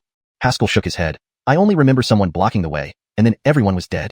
Hicks and Alpha stared at each other for a moment before Hicks cautiously asked, Brother, do you remember how those people died? I don't. They're dead. So what? Haskell's face twitched slightly, turning to look ahead. Let's go. Thousand Death's secret realm is nearby. Without another word, he walked forward. Behind him, Alpha watched Haskell's back and said gravely, It seems Brother has become demonized. Demonized? Hicks frowned. Stop joking. If that were true, Brother would have killed us too. Do you think he wouldn't? Alpha gave Hicks a meaningful look. Let's hope little Xiuxian is fine. If anything happens to him, I'm afraid Brother might lose his mind and truly become a menace. Passing through the wilderness, a canyon cutting across the entire Yin Yun continent came into view. From above, it looked like a scar on the earth. Legend had it that the canyon was caused by a battle between supreme powers, but no one believed that tale. After all, to create such a canyon would require power approaching that of nature itself, almost unimaginable. Standing on the edge, Haskell gazed into the deep darkness, remembering something he once heard. He who gazes long into the abyss shall himself become the abyss. The anomaly had raised his alertness, and he tried to seek confirmation from his predecessor, but received no reply. In fact, since practicing on the ship until now, Haskell always felt he was in a very peculiar state, as if his sanity was slipping further into darkness. The thirst for bloody slaughter was gradually taking over his heart. Alphiet, don't worry, little Xiuxian. I will save you no matter what. For Isla, even if it meant truly falling into the abyss, it would be worth it. The three descended into the canyon via a narrow path, looking up at the sky that seemed reduced to a line. This was the famous one-hydrant sky before entering the canyon. Ahead was a long, dark tunnel leading deeper into the canyon. Walking through it felt like passing through a gateway to another world. Soon, they encountered a vortex-like light curtain with no one else around. This is the entrance to Thousand Death's secret realm. Haskell glanced at the map, speaking solemnly. Our goal is simple. Enter, rescue Isla, and leave. Hicks and Alpha nodded, and the trio stepped through the light curtain. After a brief dizziness, they found themselves in a different world. Haskell looked around, frowning. Did we get separated? Indeed, Hicks and Alpha were nowhere to be seen. Chapter 202. Stirrings from all directions. Shortly after the few individuals entered the light barrier, numerous figures soared in from beyond the canyon. Their attire varied greatly, clearly indicating they belonged to various factions. Upon landing, they eyed each other warily, cautious but mostly united by one common goal, the earlier arrival of Haskell. They had all come to kill him. At a glance, most of them were at the Yueshing or Tajong realms, but there were also several extraordinarily formidable presences standing out among the crowd. As they sized each other up, their gazes eventually fell on two individuals, a bald, muscular man and a black-clad man. These two possessed the strongest auras in the vicinity. That guy sure moved fast, the bald man remarked, rubbing his head in awe. Beside him, the black-clad man remained expressionless, coldly stating, "Stop dilly-dallying. Let's get this over with quickly." The bald man grinned viciously. "Don't worry. I'm not like those useless fellows from the capital's 8 Wastes Academy who can't even handle a Tajong realm warrior." Ignoring the other warriors around them, the two men strode straight into the light barrier. Liana emerged from a corner, rushing in swiftly. On the other side, a black-clothed Arya lingered silently for a moment before entering slowly. The remaining warriors, maintaining their guard, filed in one by one. Soon enough, the canyon regained its tranquility as if no one had ever been there. In the wilderness, beneath a tree in the distance, Crane stood beside a gray-robed Micah, gazing quietly toward the canyon. "Old Chi, is that the young man you're willing to pay such a high price to eliminate?" the gray-robed Micah asked with interest. "It was worth my trip from Zhongzhou. If this young man isn't killed, he could indeed become a major threat. That's why I must ensure he has no grave left." Crane said coldly. "Remember your promise. At the Academy contest, when I destroy Xiuxian Academy, you'll recommend me to enter Zhongzhou Academy." "Don't worry, I keep my word," the gray-robed Micah nodded slightly, sighing. "If only this young man had entered the 8 Wastes Academy initially, perhaps you wouldn't have needed my recommendation." Crane's expression remained unchanged as he slowly closed his eyes. There are no ifs in this world. In another direction of the canyon stood a Remy and Micah, Jamie and Declan. "Even your daughter has gone in. Are you not afraid Sheen might think you're protecting Haskell and use it as an excuse to provoke us?" Declan asked with interest. Jamie, wearing a plain yellow robe instead of his imperial dragon robe, maintained his regal demeanor. Hands behind his back, he chuckled bitterly. "Declan, don't mock me. Even if I say it wasn't my decision, who would believe me?" He felt somewhat resentful. His daughter had truly gotten him into trouble. He had merely intended to support Haskell secretly, but without warning, Liana rushed over directly. Now, everyone would think he, as Yan's ruler, was fully committed to protecting Haskell. Given the situation, Jamie could only take a gamble, betting on Haskell having a powerful backing and the ability to escape this deadly trap. Why does Declan support Haskell so much? Jamie wondered aloud, curious. Declan glanced at him, smiling faintly. "To be honest, my granddaughter chose Haskell as her partner. The Pavilion Master contest is approaching, so for her sake, I have to take this step." He chuckled inwardly. Jamie was trying to get information out of him. Albeit how could he casually tell him about the sword immortal behind Haskell? Jamie smiled politely, nodding. "I see. Old fox, did you really think you could trick me? Have I not investigated Haskell already? If not for the huge losses your Yiming Pavilion suffered due to Haskell, would you help him so eagerly?" The two power players, harboring their own schemes, quickly engaged in a subtle exchange of words. "Crane's bounty has attracted some formidable old monsters," Declan remarked. "I'll block them. What do you think, your majesty?" "Certainly, let's go together," Jamie exuded confidence. "I was once a top talent in Yin. Most people knew only of Alphelan Hydern, unaware that the young Jamie was just as formidable. Although inheriting the throne delayed his cultivation, he still held the confidence to match seasoned masters. To think I get to fight alongside Jamie today. What luck." Declan looked afar, calmly adding, "As for the younger generation, let's leave them to their fate." Unbeknownst to the Micahs, a purple-robed Arya arrived just now at the light barrier, Helmet, whom Haskell had met briefly before. "Wow, so many want you dead." Helmet shivered at the formidable auras she sensed earlier. "Can I really help him?" Her current cultivation was barely at the grime-sanking realm, making her seem insignificant among geniuses. After a while of boosting her morale, she finally gathered her courage and stepped into the barrier. "You saved my clan back then. I'll repay you today." Haskell, unaware of the storm caused by his presence across Nanyin Cloud Continent, walked steadily in the secret realm. The terrain here was entirely different, featuring dense jungles and undulating mountains that stretched endlessly like a gentle curve. The uniqueness of the secret realm lay in its hidden nature. It existed yet was unreachable without the special entry point. Instead of seeking treasure spots, Haskell followed the path ahead, knowing trouble would find him once he entered. Taking a step, he felt an unusual sensation beneath his feet. Click. The sound of a mechanism activating echoed, and countless iron arrows shot from all directions, engulfing him instantly. Chapter 203, Otto's Plan. The iron arrows rained down like a torrential downpour, instantly engulfing Haskell. Boom. A muffled sound echoed as countless sharp spikes emerged from the ground on both sides, resembling the gaping maw of a giant beast, closing in on Haskell with a thunderous roar. The razor-sharp tips gleamed with a menacing green light, clearly coated with deadly poison. Haskell seemed to have no time to react, allowing these treacherous traps to swallow him whole. A sleazy-looking man leaped out from the side. While still airborne, he hurled several throwing knives into the pit. Thud, thud, thud. The sound of flesh being pierced resonated through the air. The sleazy man did not rush over to check after landing but observed from afar for a while. Confirming that there was no movement in the pit, he grinned smugly. "I thought the notorious Haskell would be more formidable. Turns out he's just as easy to defeat." "Don't be too confident. He might not be dead yet." A lean man stepped out from the shadows beneath a tree, his hawk-like eyes fixed intently on the pit.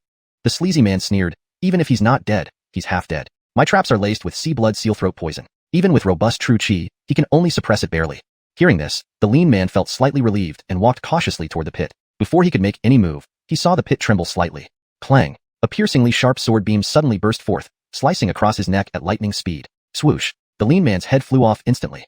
Haskell leapt out from the pit, his gaze indifferent. Sea blood sealthroat? Golden light faintly radiated from his body, and although his clothes were somewhat tattered, there were hardly any wounds. The sleazy man looked terrified and shouted in disbelief. This is impossible. My poison can even subdue Chi transformation realm martial artists? How can you, a step void realm practitioner, remain unscathed? Haskell remained silent, his face cold as he rushed forward with a swift, lethal sword beam. The sleazy man was quick to react. He flipped his palm, revealing a large ghost head saber which he positioned defensively in front of him, seemingly trying to block the sword beam. Clang! A sharp metallic clang echoed as the ghost head saber shattered into two pieces. The sleazy man's pupils contracted sharply, and he exclaimed frantically, "Wait, I will leave the secret realm now?" Swoosh! The sword beam continued its momentum, splitting him in two. Haskell stood aloof, coldly watching the bodies, murmuring, "Sorry, it's too late for that." He picked up an iron arrow, paused for a moment, and stabbed it into the corpse. Swoosh! The skin and flesh in contact with the iron arrow instantly started to rot, blackening and oozing pus as if scorched by fire. Within moments, the body was decomposed beyond recognition, looking as if it had been dead for days. The poison is so potent. Haskell sucked in a cold breath, feeling fortunate that he had previously cultivated in the Vajra realm, giving him tough, resilient flesh that common weapons couldn't penetrate. If he hadn't, even with his impurity-free sword body, getting contaminated would have caused significant trouble. If not for my Vajra realm protection, I'd likely be a decaying corpse right now. I still cannot be careless.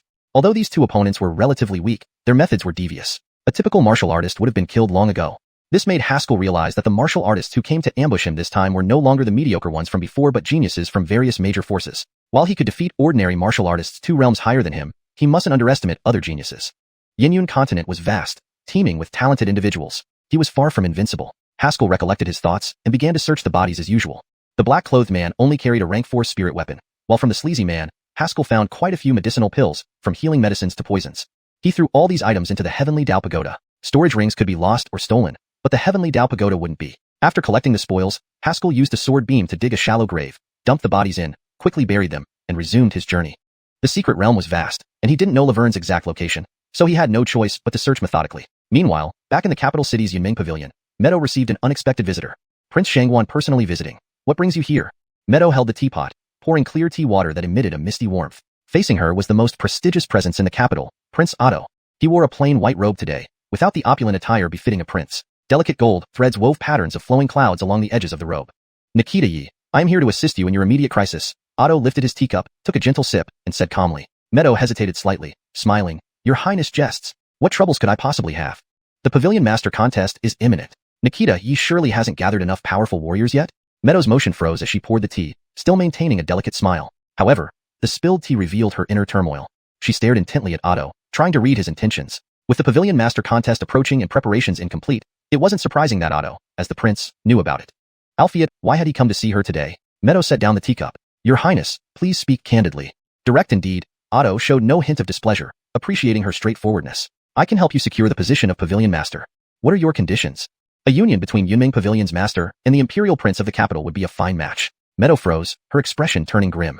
She hadn't expected such a plan. After a pause, she regained her composure and said expressionlessly, "Your Highness worries unnecessarily. I've already recruited all necessary personnel, and fear I may disappoint your good intentions."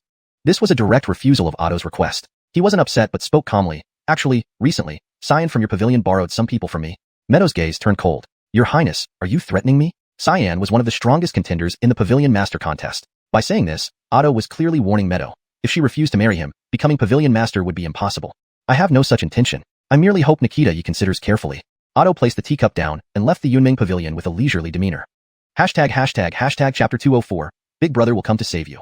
Deborah watched Otto walk out of the Yunming Pavilion, disappearing at the end of the street. Only then did she withdraw her gaze and sit back down at the table. "To actually want me to marry you?"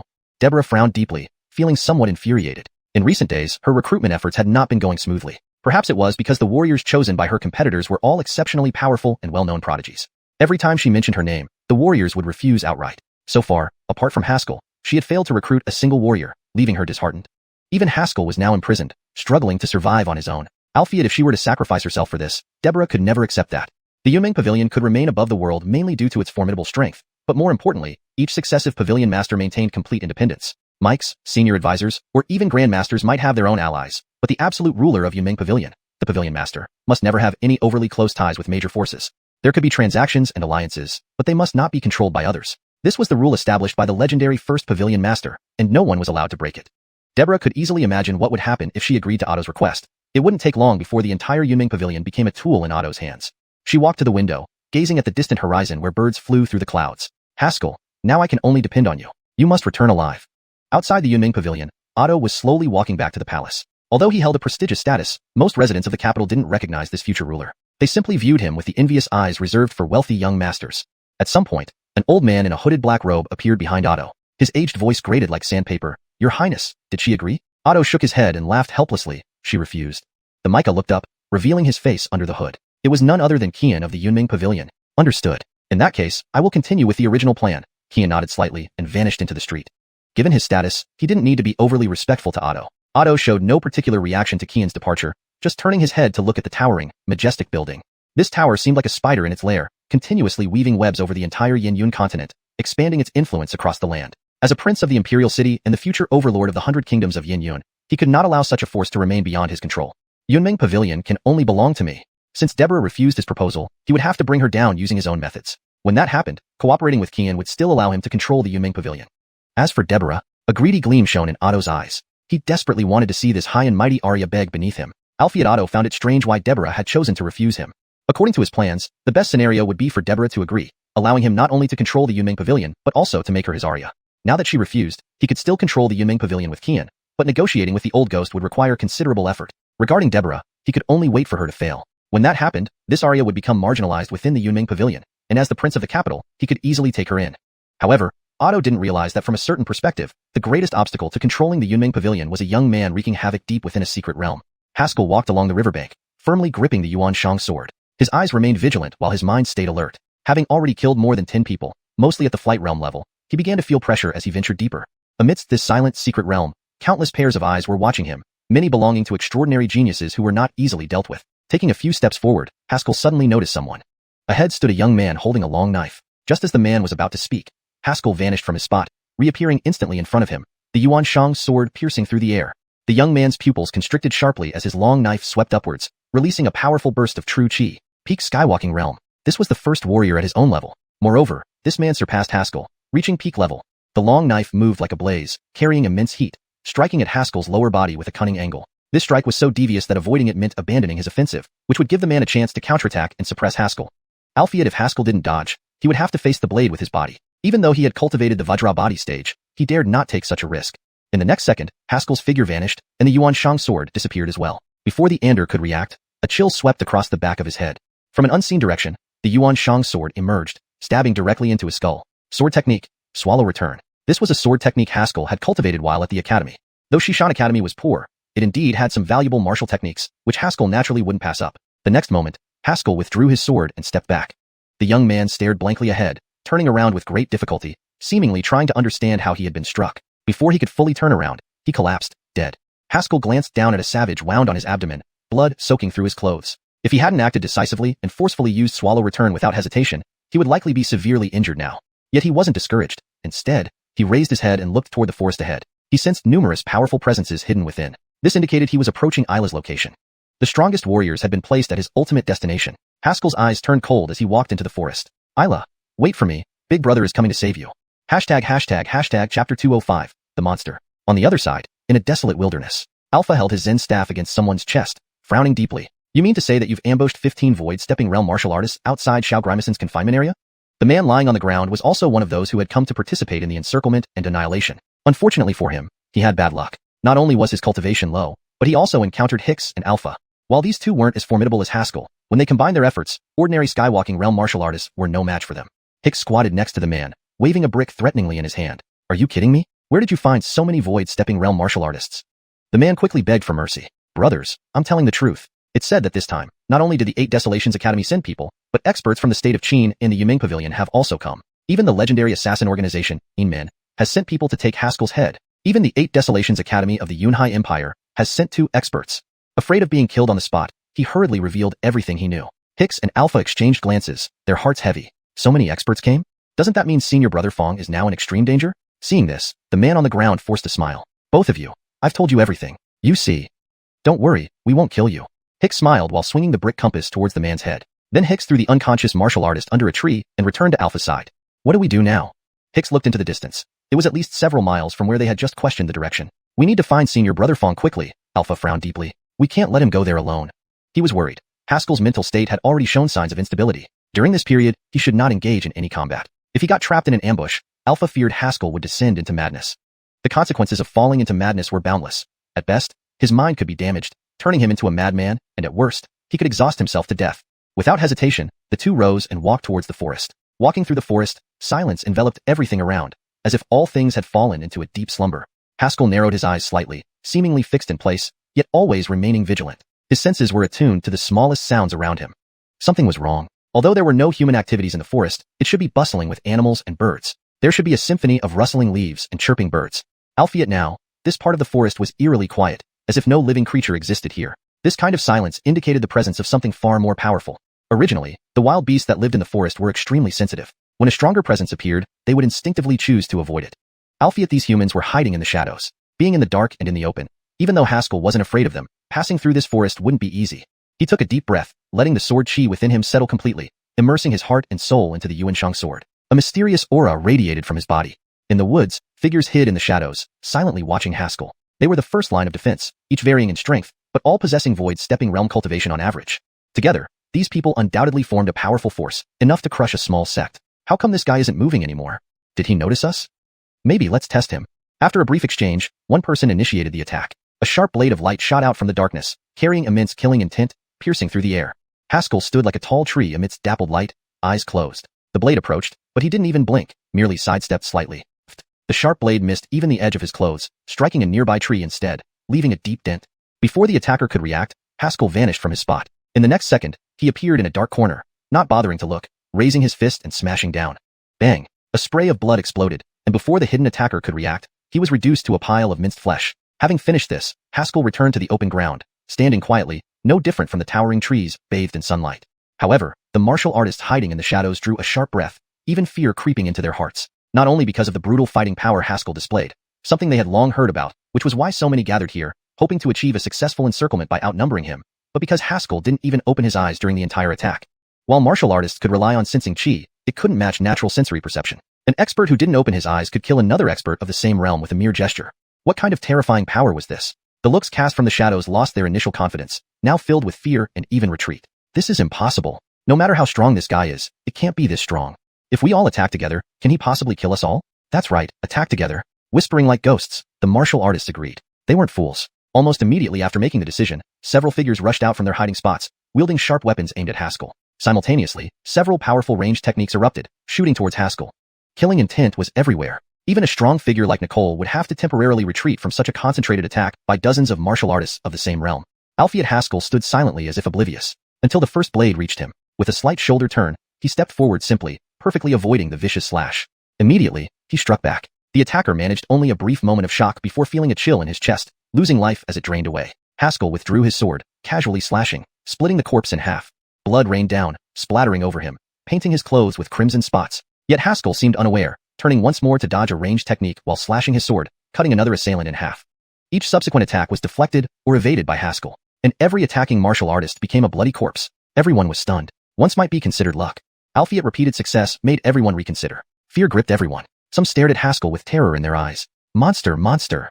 Chapter 206, Kill. Facing a martial artist who could dodge all attacks and strike to kill in one blow, everyone could only think of one thing. Monster. An absolute monster. This group of martial artists sent to ambush Haskell was not composed of those peerless demonic geniuses who overshadowed their contemporaries. They were merely the more formidable among equals within the same realm. They couldn't even be mentioned in the same breath as Haskell, let alone Hicks and Arwen. Albeit these people's combat strength wasn't weak. After all, there were many of them. More than 10 people rushing forward together. If not a peerless genius like Nicole, wouldn't dare say they could fight 10 enemies single-handedly. For martial artists, the higher the realm, the smaller the difference in individual combat power between each level. A martial artist at the late-stage mortal realm could take on dozens of ordinary people, but an air-treading realm martial artist definitely couldn't handle dozens of sky-soaring realm martial artists, let alone martial artists of the same realm. To put it crudely, if each person spat on you, it would still be enough to drown you. Yet Haskell's ability now sent chills down the spines of these confident martial artists. This young prodigy with a far-reaching reputation didn't even open his eyes, yet he seemed to already understand the attack methods and offensive characteristics of each attacker. He evaded their assaults with the most relaxed and effortless movements. Then, he proceeded with slaughter in the most direct way possible. These martial artists trying to encircle and kill him found almost no one could withstand the might of Haskell's sword. Alongside their fear, there was profound confusion. Why? Why could he dodge all our attacks? He didn't even open his eyes. Fear of the unknown gradually spread among the ambushers. Sword light rained down, sprinkling amidst the crowd. A martial artist, his eyes bloodshot, charged towards Haskell, his axe crashing down. Simultaneously, several martial techniques attempted to seal off Haskell's escape route, hoping to let this martial artist claim victory. Seeing Haskell neither dodging nor retreating, A glimmer of joy flashed across the martial artist's eyes, quickly turning into endless despair. Just like the dozens of previous attempts, Haskell found an extremely strange evasion method at the moment the axe fell, narrowly avoiding this lethal strike. Then, the xiuxian sword rang out sharply, piercing the throat of that martial artist. This became the last straw. It's impossible to kill him. This guy is a monster. A monster. Run quickly. We're no match for him. The fear spread among the surviving martial artists. When the first person started fleeing, it soon turned into a mass retreat. Martial artists scrambled to run, fearing they would be noticed by that godlike monster if they were too slow. Running, someone suddenly noticed the silence behind them. Looking back, they saw Haskell standing quietly where he was, without any movement. Wait, he didn't chase, someone asked doubtfully. A martial artist still shaken said, maybe he's exhausted? Hearing this, everyone fell into deep thought. Logically speaking, even a genius stronger than them, after killing so many people at once, would have used up nearly all their strength. So, isn't this guy now at his weakest point? Someone proposed this theory, stirring everyone's thoughts. Exchanging glances, they read the same idea in each other's eyes.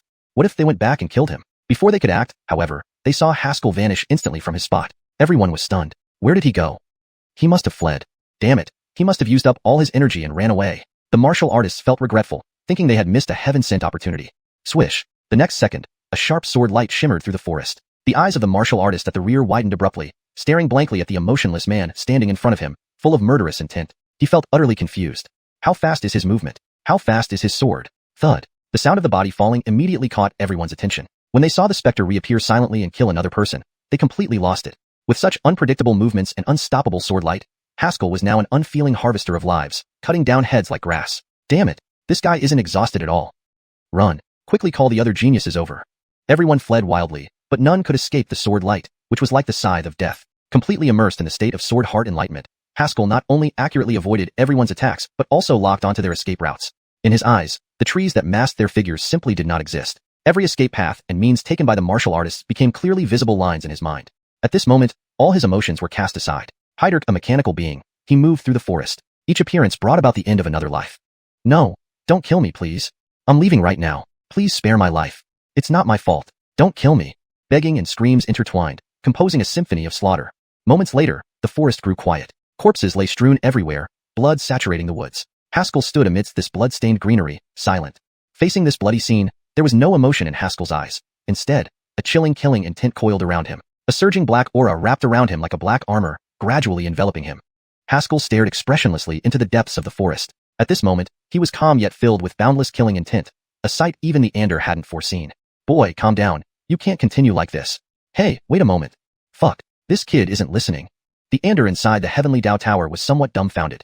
Haskell took a step, covering several dozen feet in an instant, walking out of the forest. As soon as he stepped out, a figure suddenly rushed from the distant foot of the mountain. The ground trembled slightly, and Haskell glanced indifferently at his feet before looking up, seeing a young man already standing in front of him. Boom. A powerful aura descended, instantly engulfing him. Martial intent. An absolute martial artist genius. You are Haskell? The newcomer wore a white robe, with snow-white wrapped silk gloves on his hands. Haskell gently touched the xiuxian sword. His eyes calm, but the surrounding killing intent becoming increasingly fierce. Kill. Note. The chapter has been translated maintaining the original tone and style while ensuring coherence and fluency in English. ####Chapter 207. Provoking the Dao Protector. The xiuxian sword quivered, emitting an overwhelming aura of battle intent. The transparent heart of the sword allowed for perfect resonance between the weapon and its Waimika. Sensing the endless killing intent radiating from Haskell, the xiuxian sword naturally responded with its own chilling menace. In the depths of Haskell's eyes, a chilling black mist rose, making him look sinister and terrifying. The young man watched Haskell silently, his hands slightly opening and closing as his fingers moved. Despite being a genius martial artist from the Qi Kingdom, he couldn't help but feel alarmed by the sheer amount of killing intent emanating from Haskell. What's wrong with this guy? Why does he have such dense killing aura? So much that it has almost become tangible. He had never seen anyone exude such overwhelming killing intent before. It seems you are also someone who is steeped in blood. Before he could finish speaking, Haskell suddenly attacked. Boom. Blood-red light cut across the sky, black mist rolled, and a powerful sword intent instantly enveloped the man. The glove-clad man's eyes widened in shock. Powerful. This sword intent was so strong that even he felt intimidated. He took a deep breath, clenched his fists, and drew intricate patterns in front of him, unleashing incomparable martial intent. Qi transformation stage martial intent. He raised his fists, and a formidable aura erupted explosively. Mount Tai falls. Boom. Cracks spread out from beneath his feet. Countless rocks flew up and coalesced into massive boulders, crushing down toward Haskell. Haskell remained expressionless, casually swinging the xiuxian sword. Countless currents of qi condensed into small swords, colliding instantly with the boulders. Bang! Two powerful realms collided, instantly causing an invisible wave of energy to ripple outward. Clank! In an instant, a sword whine sounded through the dust-filled air, splitting open a gash. The blood-red sword light sliced cleanly through the energy waves. Squish. From within the smoke and dust came the sound of flesh being cruelly torn apart. At the moment the sound rang out, the two intense realms crumbled, dispersing slowly like water without roots. Haskell now stood behind the man, a trace of blood remaining on the Yuanshang sword. The gloved man's white robes were riddled with wounds, and a clear blood stain marked his neck. He looked down, frowning slightly. Such intense sword intent. So this is what a sword cultivator is like.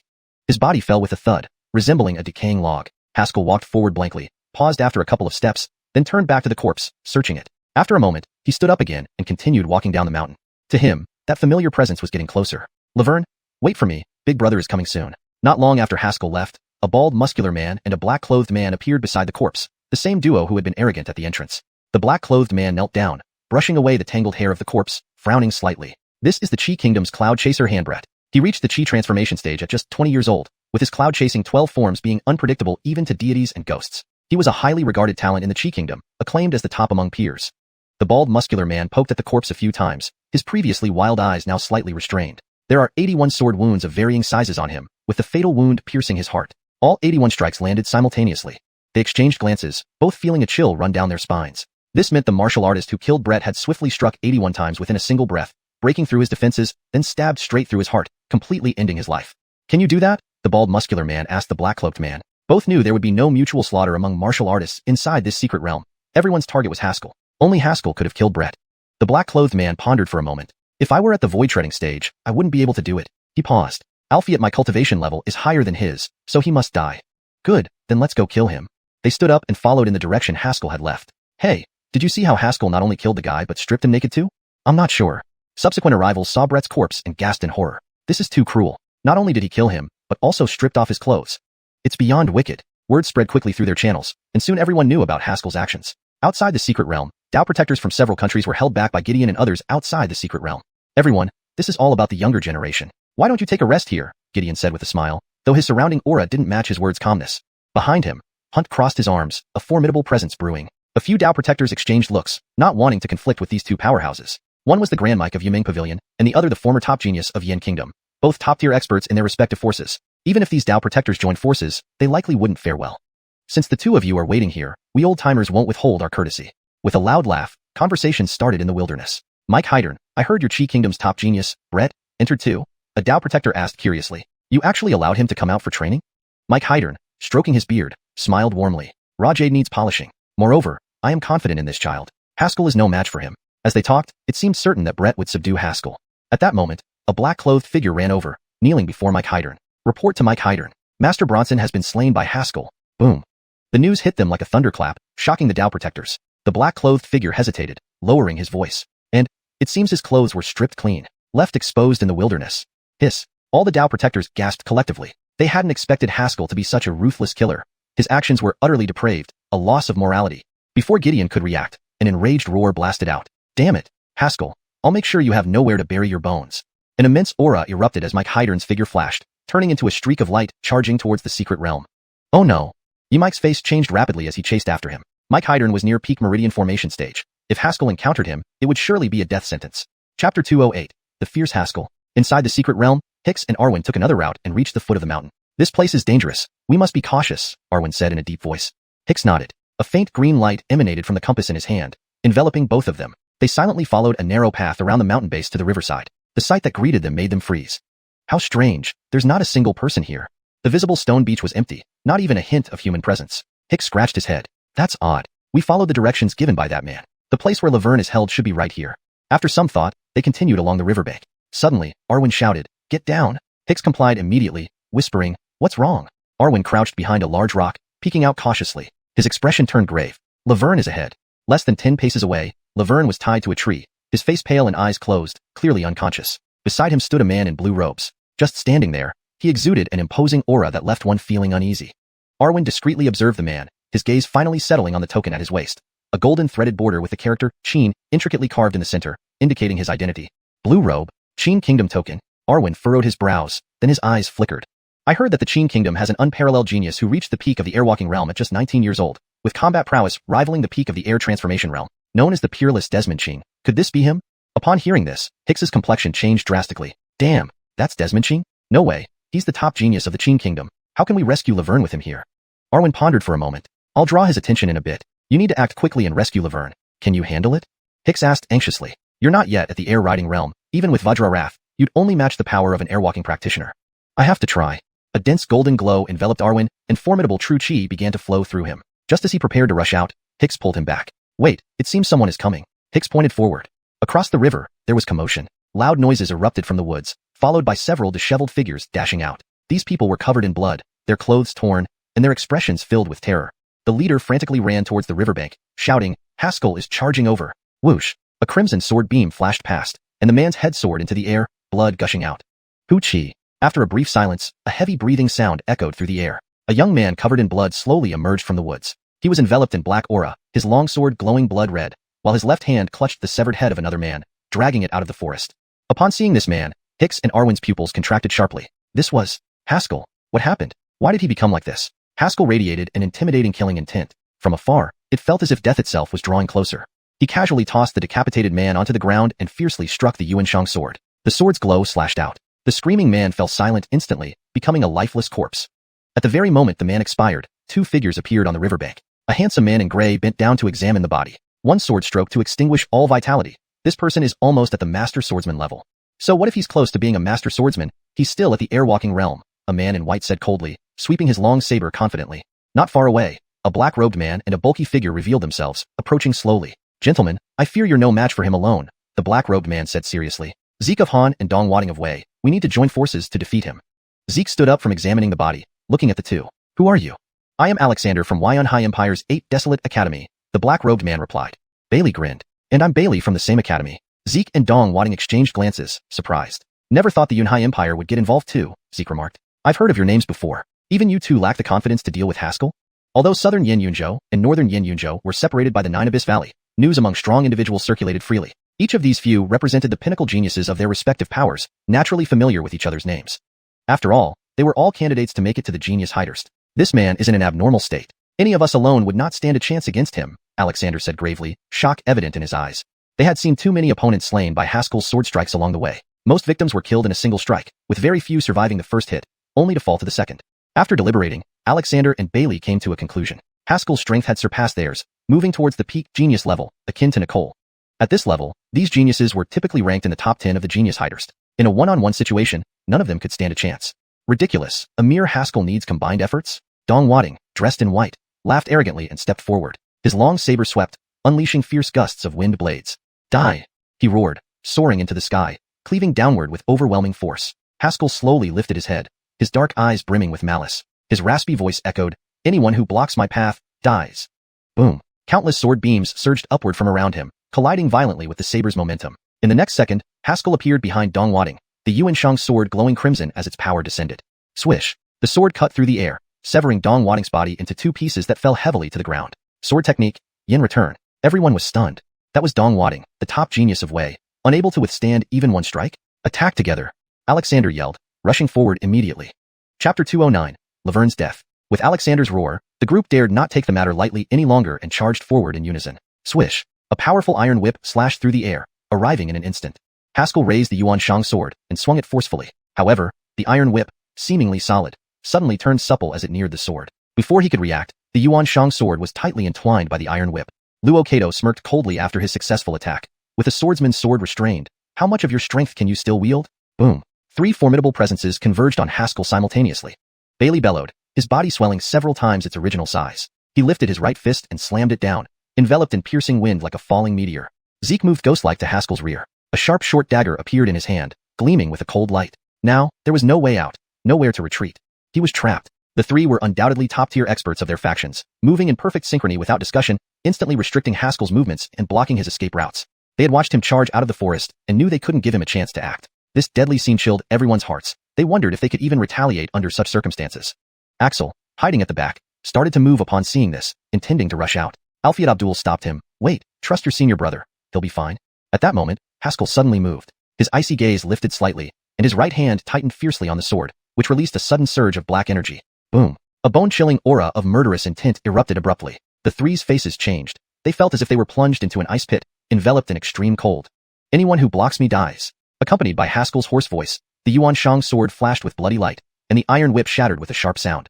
Iron fragments scattered wildly, slicing open multiple bloodstains on the trio's bodies. Puff. Alexander spat out a mouthful of blood, the destruction of the iron whip causing a backlash of true chi. His injuries were severe. He looked at Haskell in shock, unable to believe what just happened. His iron whip was made from mystic iron, designed to restrict divine weapons. Yet, Haskell's sword chi had shattered it effortlessly. What immense sword chi must it have been to achieve this? Back off. Something's wrong with him. Alexander shouted a warning immediately. Though unsure about the black aura surrounding Haskell, the freezing sensation was real. Bailey and Zeke exchanged glances, both displaying a look of determination. Die! Bailey roared, his fist wrapped in formidable energy striking downward. Zeke gritted his teeth, his short dagger emitting lethal energy as he lunged forward. Facing the erupting Haskell, the two geniuses made their decision almost simultaneously. Rather than retreating and giving Haskell breathing room, they decided to gamble everything. Boom. Squish. Two different sounds coincided as the punch and stab landed on Haskell almost simultaneously. Blood spurted from his shoulder where a gaping wound appeared. Despite his body of gold cultivation, facing a pure physical expert's full-strength strike proved too much for him.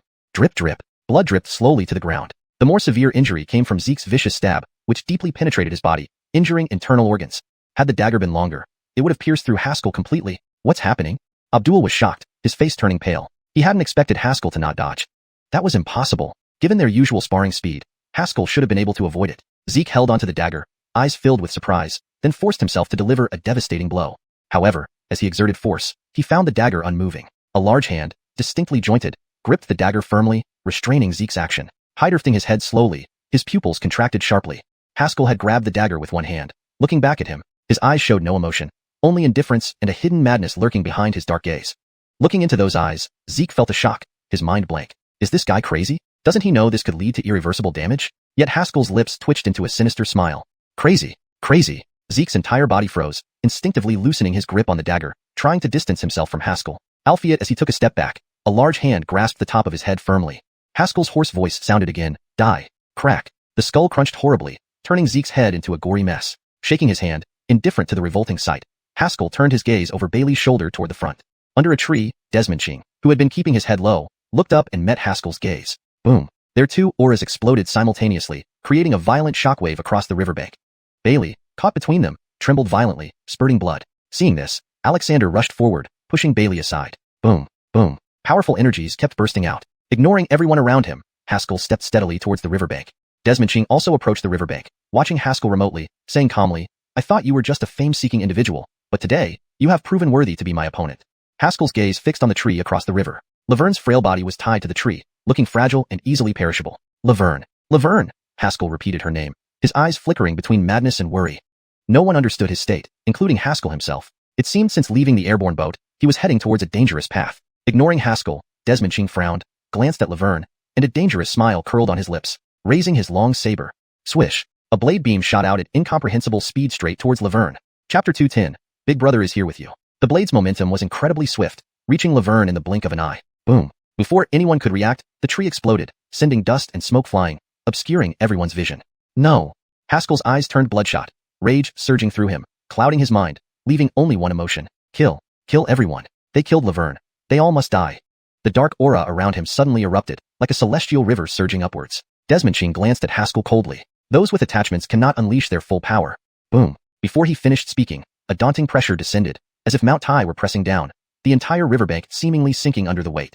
Alexander's face changed drastically. He felt his body instantly losing control, the killing intent seeping into his veins, freezing his true chi. He grabbed Bailey by the neck. Run.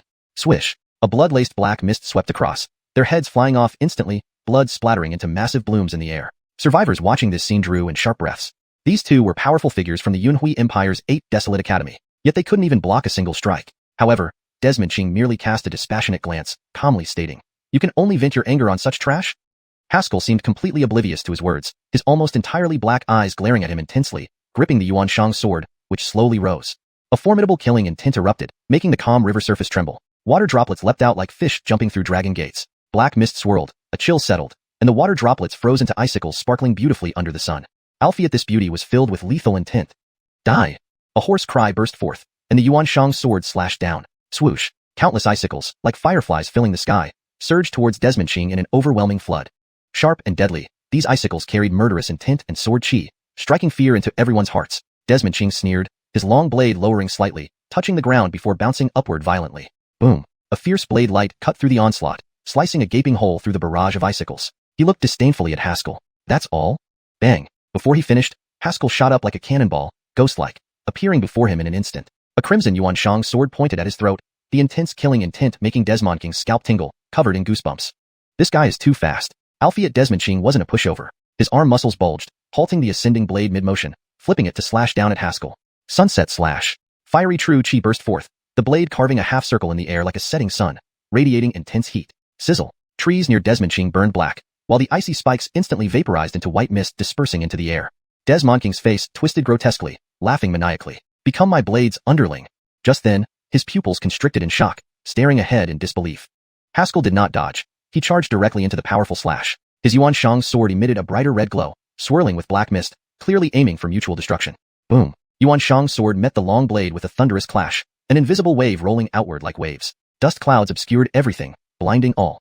Moments later, a figure staggered out, clothes tattered, pale-faced, apparently gravely injured. It's Desmond Ching. The surviving warriors cried out in shock upon seeing the figure's face.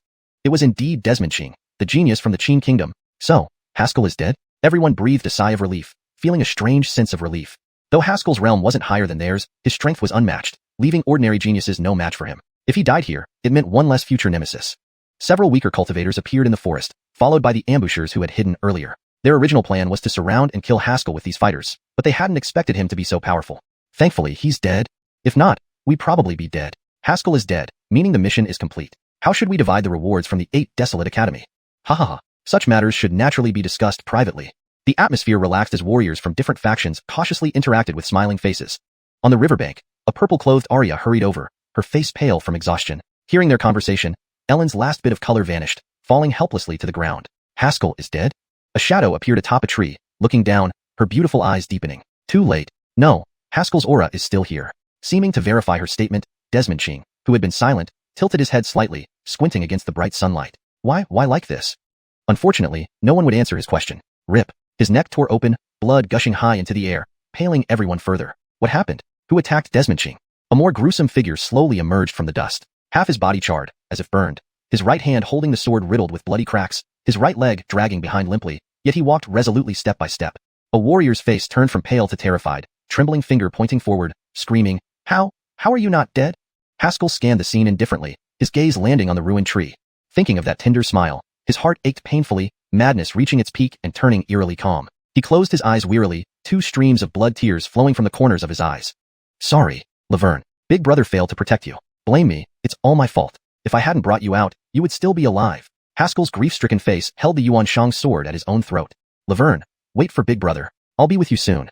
Hashtag Chapter 211, Imperial Robes at Night. The martial artist had originally believed that Haskell had died under Desmond King's blade, but never expected Desmond Ching to end up in such a miserable state. Seeing Haskell walk out, the surrounding martial artists collectively took a step back, their expressions filled with fear. Even if this guy was severely injured, killing them would only take one strike of his sword. Just as everyone prepared to flee, they saw Haskell stop by the riverbank, actually raising his sword to commit suicide. Hold your sword. Suddenly, a somewhat weak roar echoed through the air. From the smoke and dust, a bald monk and a young man in a Taoist robe struggled to crawl out. Junior brother? Haskell glanced at them indifferently. Tell the Dylan for me to thank him for his care. I hope in my next life, there will be another chance to enter West Mountain Academy. With Laverne's death, his heart died as well. Throughout his struggles for survival, he had always held on to one desire. To see Laverne happy, joyful, and healthy. To achieve this goal, he had constantly strived to become stronger, challenging his limits time and again. Albeit now, even this last goal was lost. He could find no reason to continue living. What else did he have left in this world? However, Arwen hurriedly said, Senior brother, calm down. Hydertal Grimacin isn't dead. Not dead. Hearing this, Haskell's eyes suddenly gleamed brightly, bursting with vigor. A powerful force surged from his heavily injured body, and in an instant, he appeared before Arwen. Where is Laverne?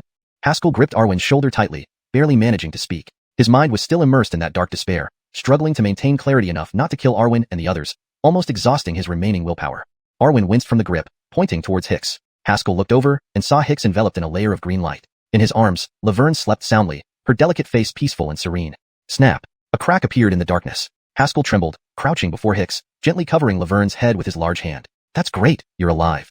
Tears streamed down his face uncontrollably. Haskell hugged Laverne tightly but then slowly loosened his arms, worried about waking her up accidentally. He gently patted her small head and softly whispered, Big brother will take you home. Let's go home. Hicks and Arwen exchanged a knowing glance, smiled, and helped Haskell stand up. As the three walked forward, the surrounding martial artists didn't dare to interfere. Suddenly, Haskell paused. The black aura around him, which had been slowly dissipating, rose again. Ahead, a handsome man in rough hemp clothing stood expressionless, blocking the path. Senior brother, Arwen whispered. Should we fight our way through? You two step back, Haskell murmured, handing Laverne to Hicks. His eyes were locked on the armored man. This guy is very strong. He could clearly feel that while all previous enemies were hungry wolves, this man was a fierce tiger among beasts. Just standing there, he commanded the submission of thousands. In the trees, Arya in black saw him and her eyes widened in shock. Damn it, Kip is actually here. Outside the secret realm, a group of guardians had already arrived at the entrance. On their way, they frequently heard news of their genius's deaths, fueling their anger, longing to kill Haskell with their own hands. Hunt and Emmett followed anxiously. Can they be stopped? A herd of angry bulls can't be stopped. Both shook their heads, sighing inwardly. They had initially thought it would be good enough if Haskell could rescue Laverne and escape. Who knew this kid would wreak havoc inside, killing dozens of geniuses like a butcher? No wonder these guardians were acting crazy, disregarding any objections to rush into the secret realm, willing to offend the Yin Kingdom and Yunmeng Pavilion. Upon arriving at the secret realm, they saw two figures guarding the entrance. Gustavo. Emmett's eyes turned cold upon recognizing one of them. Hunt focused on the other figure and slowly said, Crane, are you two here to break the rules? Everyone present knew the gentleman's agreement between 8 Desolations Academy and West Mountain Academy. While the guardians of various powers might ignore this agreement, Crane couldn't afford to. He needed prestige. If he sent in a guardian-level powerhouse, 8 Desolations Academy would be branded as untrustworthy, inviting Wind Heaven's fierce retaliation, something he couldn't bear. A guardian, brimming with anger, stepped forward. Crane, what do you mean? Are you trying to stop us? Crane stood with his hands behind his back, smiling faintly. I know why all of you are here, and I regret the fate of the geniuses you protect. Alphiet, don't worry. Our 8 Desolations Academy will soon help you avenge this. What do you mean? Emmett frowned, sensing an ominous premonition. Crane's lips curled into a cruel smile. Right now, Kip is inside the secret realm. Kip. Hunt and Emmett's faces changed. Kip was a peerless expert of 8 Desolations Academy from the Cloud Capricorn Empire, currently ranked 10th on the Genius Heidhurst. Across Yin Cloud continent, there were countless geniuses, but ranking in the top 10 attested to his formidable strength. It was rumored that during the Void Riding realm, he could match the Peak Air Transformation realm.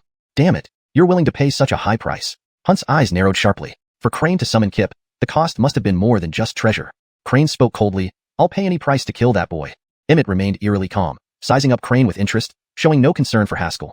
Crane glanced at him puzzled, unable to understand why this old man remained so composed. Could it be Haskell possessed some unknown ace powerful enough to defeat Kip? Was it possible? Martial technique? Or divine weapons? If Emmett knew what Crane was thinking, he might laugh aloud. Haskell's strength alone was barely enough to hold off Kip. Only he truly understood that the young man's greatest trump card wasn't any powerful martial technique or mysterious artifact. It was the sword immortal standing behind Haskell, capable of sweeping everything away. Sighing, Emmett felt a sudden sense of imperial robes at night. What's wrong? Nothing, just feeling. Being the only sober one among drunks really does leave one feeling lonely at the top.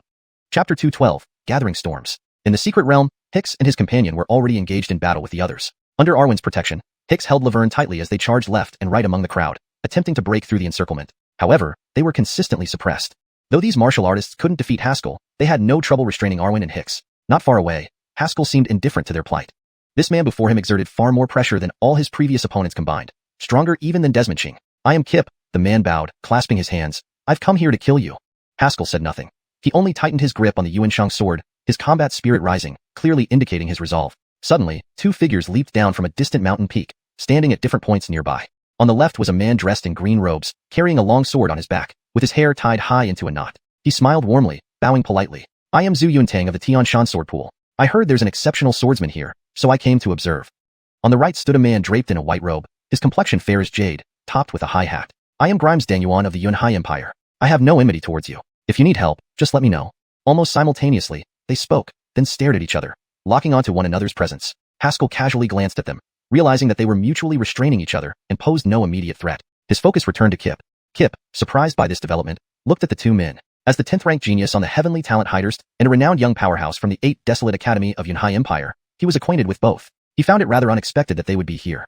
Alfiez. Suddenly, the sound of clashing swords echoed, and Haskell vanished from his spot. He made the first move. Red light flickered on the Xiuxian sword, which flashed before Kip in an instant, exuding incomparably sharp sword chi. Unfazed, Kip raised his hand and casually slapped the Xiuxian sword. Bang! Haskell felt an overwhelming force surge from the blade, knocking him off balance. Gritting his teeth, he stomped hard on the ground, disappearing again.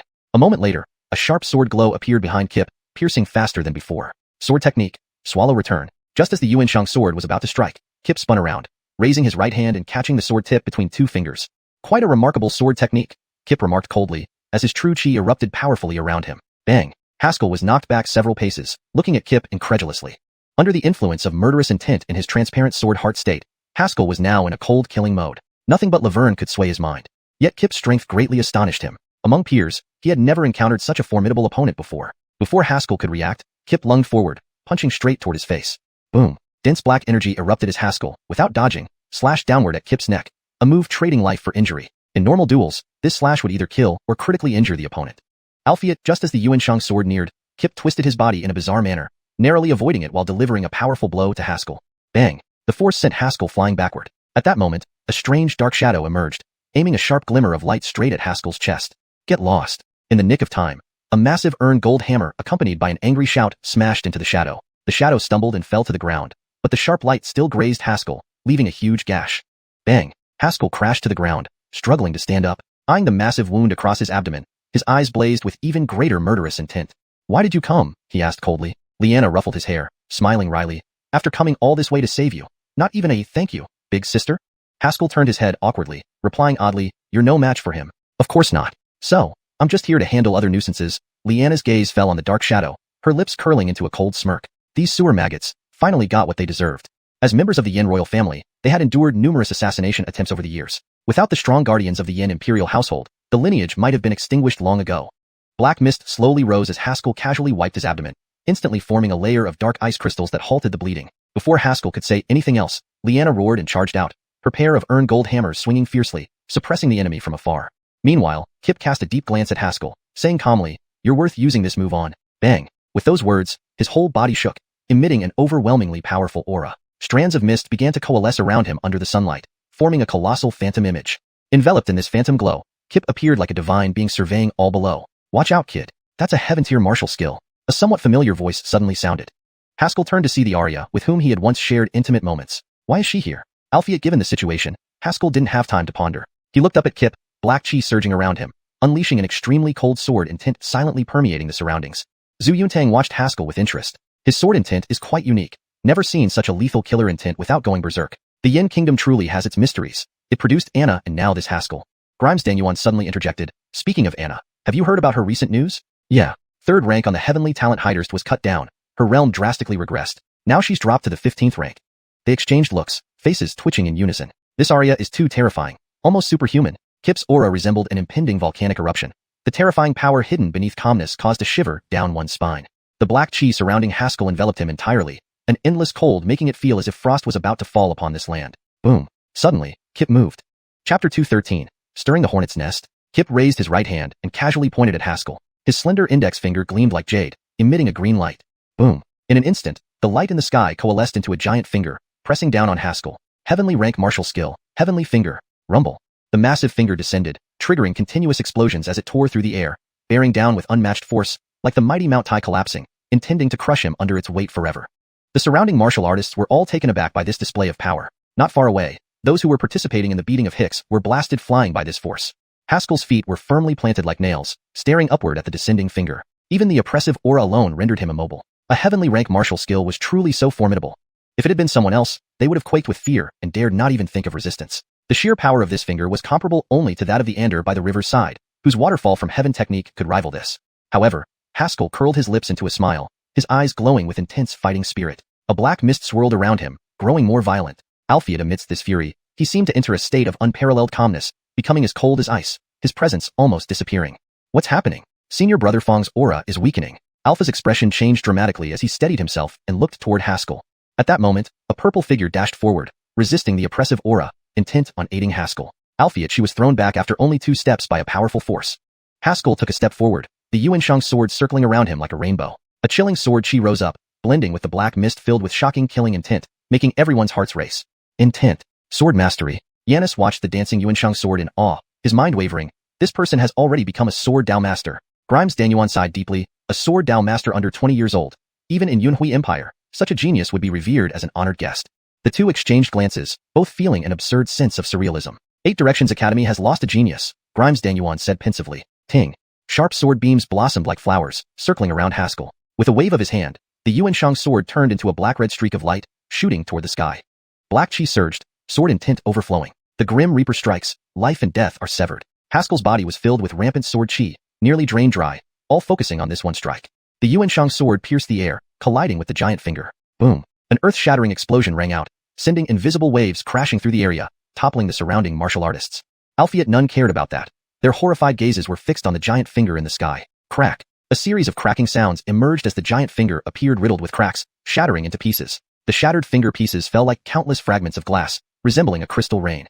Amidst this dazzling scene, the Xiuxian sword advanced unimpeded, pointing directly at Kip. Kip's pupils constricted. For the first time, he used both hands, clapping them together and capturing the Xiuxian sword. Boom! Black chi erupted instantly, powerful shockwaves surged forth continuously. The sword trembled, but could not break through Kip's chi defense. Powerful sword intent. Kip breathed a sigh of relief, speaking slowly, however, it's unfortunate that you can't get close to me.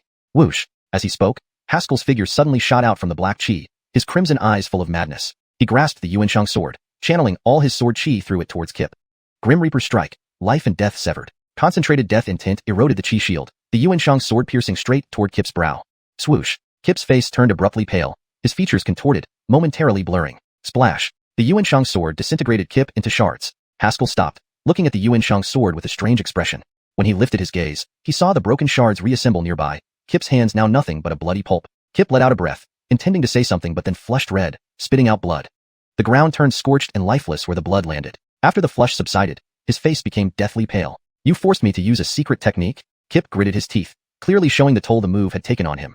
Haskell wasted no words, stepping forward with the Xiuxian sword raised high. Beating a fallen dog was always his forte. Insolent. Just then, a roar echoed. Micah appeared before Haskell, unleashing a powerful force with a wave of his sleeve. Bang! The force was immediately shattered by another, unseen force. Headmaster Hiram stood beside Haskell, coldly glaring at the Micah. Xianxia, protect your disciple, but don't touch my people if you want to live. Mike Xianxia's eyes narrowed, his expression changing suddenly. Hiram Tianai, you're not dead? Is this your student? Before Headmaster Hiram could respond, Haskell flashed past the Micah, rushing toward Kip and thrusting his sword. Bastard! Xianxia roared furiously, moving to intervene but was restrained by Headmaster Hiram. In that moment, Haskell had already delivered the strike. Kip gritted his teeth, his form once again blurring. Yet before he could act, Haskell vanished from his sight. Swoosh! A sharp sword tip pierced through his skull from behind, emerging from his mouth. Sword skill, Swallow's return. Haskell stood behind Kip, coldly pulling the Xiuxian sword out. Kip's face twitched twice before he fell weakly to the ground, still trembling. Seeing this, Xianxia went berserk. I'll kill you. He was Kip's protector. Witnessing Kip's death right before him was a tremendous disgrace. Hiram Tianai blocked Xianxia's path. Without turning, he shouted, Quick, go. He won't escape today. From the woods, numerous formidable presences erupted. Several stern-faced Micahs emerged, clearly the protectors of various geniuses from different forces. Chapter 214. From today, I withdraw from West Mountain Academy. Dozens of protectors filed out in succession, their eyes brimming with rage as they glared at Haskell. The intent to kill was almost palpable. Do you intend to make a move?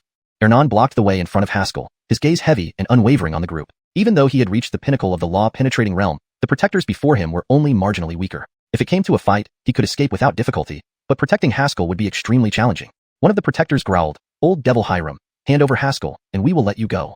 Backed by dozens of protectors from various factions, even facing Hernan at the pinnacle of the law-penetrating realm gave him the audacity to speak so boldly. After all, the genius they were guarding had been killed. West Mountain Academy would have to give an account for it. An account? They simply lack strength. Haskell replied coldly, those who kill others will also be killed. Even this simple truth you don't understand? Have you lived so many years just to fill dogs' bellies? Even knowing these protectors had come to kill him, Haskell showed no fear. Haskell understood these geniuses under protection too well. If these people wanted to kill him today, and he spared them, they wouldn't thank him one bit. Instead, they'd find even more despicable ways to attack him next time. Only by wiping them out, striking terror into their hearts, making them too afraid to come easily, was what Haskell intended to do. As for offending major factions in the process, he did not care. Hernan, this matter has nothing to do with you. We are after that scoundrel. He must die today. A protector glared venomously at Haskell, but still forced down his rage to speak to Hernan. The Hernan, glanced at the man, and true essence surged around him. A student of West Mountain Academy is not something for you to deal with. Upon hearing this, Crane's eyes flickered with delight. If Hernan admitted this, it meant West Mountain Academy would become the target of these factions' vengeance. No matter how formidable Hernan was, he couldn't face off against a dozen factions. In such a scenario, he wouldn't need to lift a finger. West Mountain Academy would be reduced to ashes by the wrath of those factions. Faced with Hernan's firm attitude, the expressions of the protectors turned ugly. The old man who had been stopped by Hernan earlier glared at them, as if ready to devour them alive. Kip was 10th on the Genius Heidhurst, a prodigy that the Yunhui Empire's 8 Desolations Academy held high hopes for. Having protected him for many years, he had long considered Kip as his own disciple. Now, seeing Kip killed right in front of him, his anger raged boundlessly, wishing he could tear Haskell limb from limb. Seeing Hernan remain so unbending, his remaining reservations burned away. Scoundrel, die! He bellowed, true essence erupting violently, white hair standing on end as he charged straight towards Haskell. Hernan met him head-on, raising a fist. Boom! Violent true essence erupted, sending the old man retreating several dozen feet. The old man's complexion turned pale, a trickle of blood escaping the corner of his mouth. His venomous eyes now mixed with disbelief. Although Hernan was at the peak of the law-penetrating realm, so was he. Yet, one punch had left him internally injured. If he fought seriously, he wouldn't stand a chance. The old man's eyes shifted, speaking gravely. Ladies and gentlemen, today West Mountain Academy condones its students' violent acts. This old man humbly requests your assistance to punish this murderer together. Hernan took a step forward, his gaze slowly sweeping over everyone present. Whoever wishes to harm Haskell must first get past me.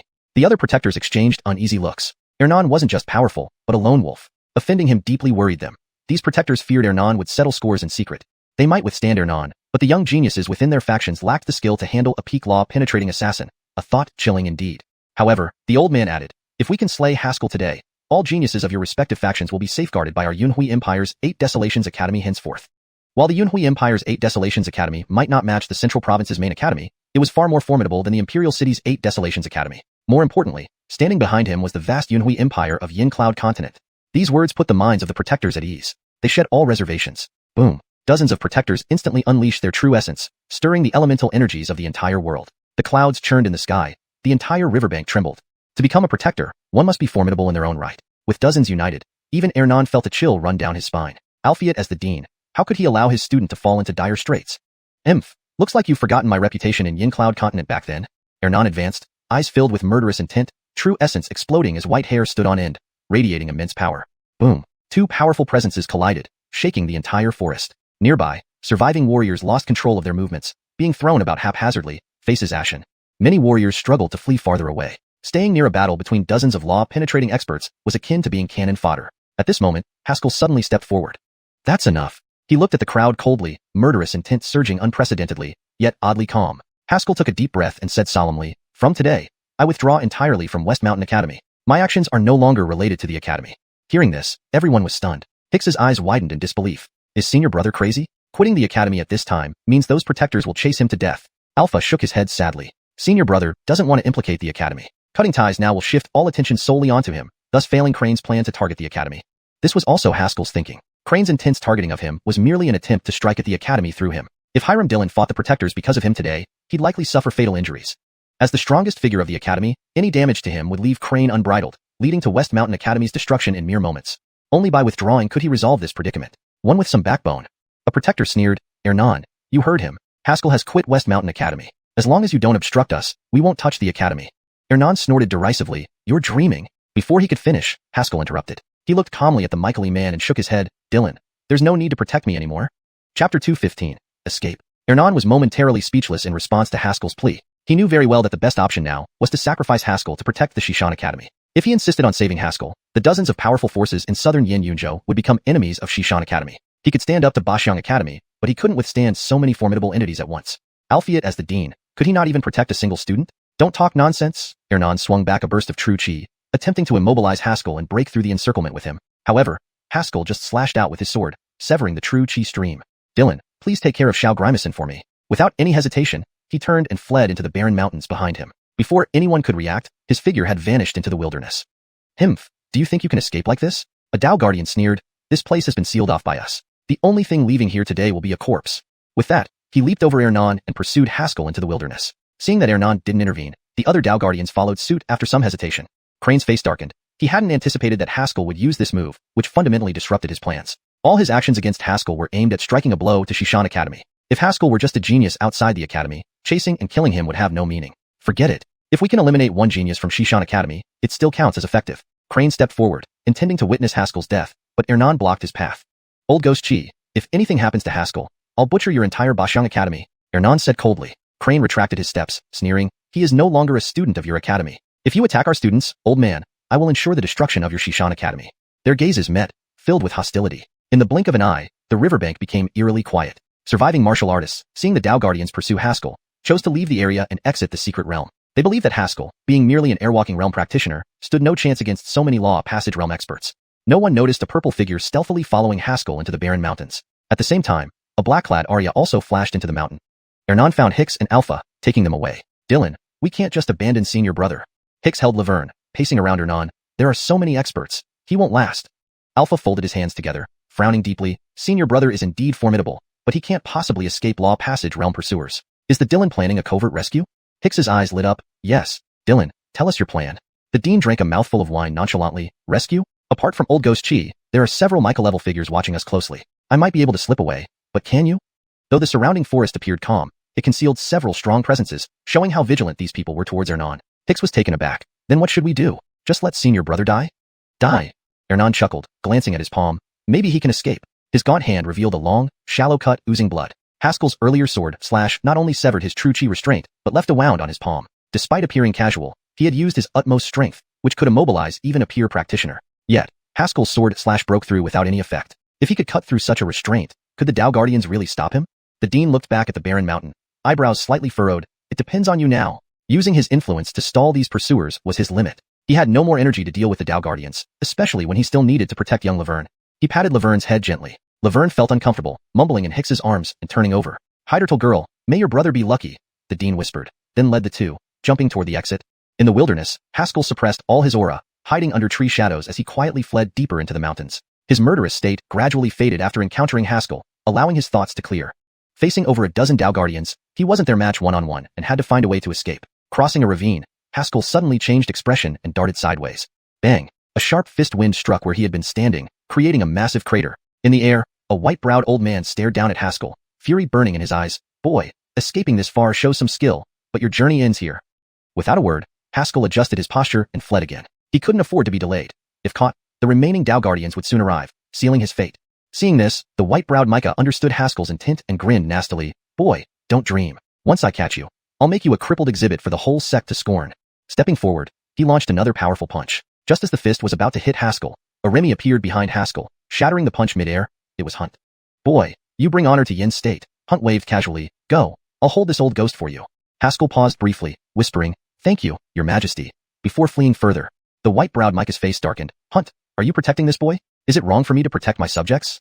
Hunt's presence exuded imperial power as he spoke sternly. Come, let's see what these Dao Guardians are made of. Haskell heard an explosive clash behind him, realizing the two had engaged in combat. Suddenly, he sensed impending danger. Before he could react, a shimmering barrier rose from the ground, trapping him inside. Hashtag chapter 216, dead end. Several guardians emerged from the shadows, slowly encircling him. Haskell's eyes turned cold as he raised his hand, summoning the Yuanshang sword, which appeared in a streak of light and landed in his palm. The lead guardian sneered. Heidertal brat, this is a restrictive formation we've set up together. Even a practitioner at the profound law realm would be trapped for some time.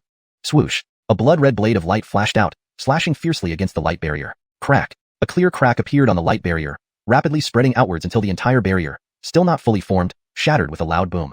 Haskell felt dizzy, an overwhelming sense of weakness rising within him. Using all his strength to deploy the Yama thrust had almost depleted the sword chi within his body. Taking advantage of the momentary confusion of the surrounding guardians, Haskell staggered forward, pushing ahead. With the light barrier shattered, the few guardians were momentarily stunned. Realizing what had happened, they rushed towards Haskell in a rage. Feeling the powerful aura approaching from behind, Haskell gritted his teeth, forcefully summoning the remaining sword chi within his body to prepare for a fight.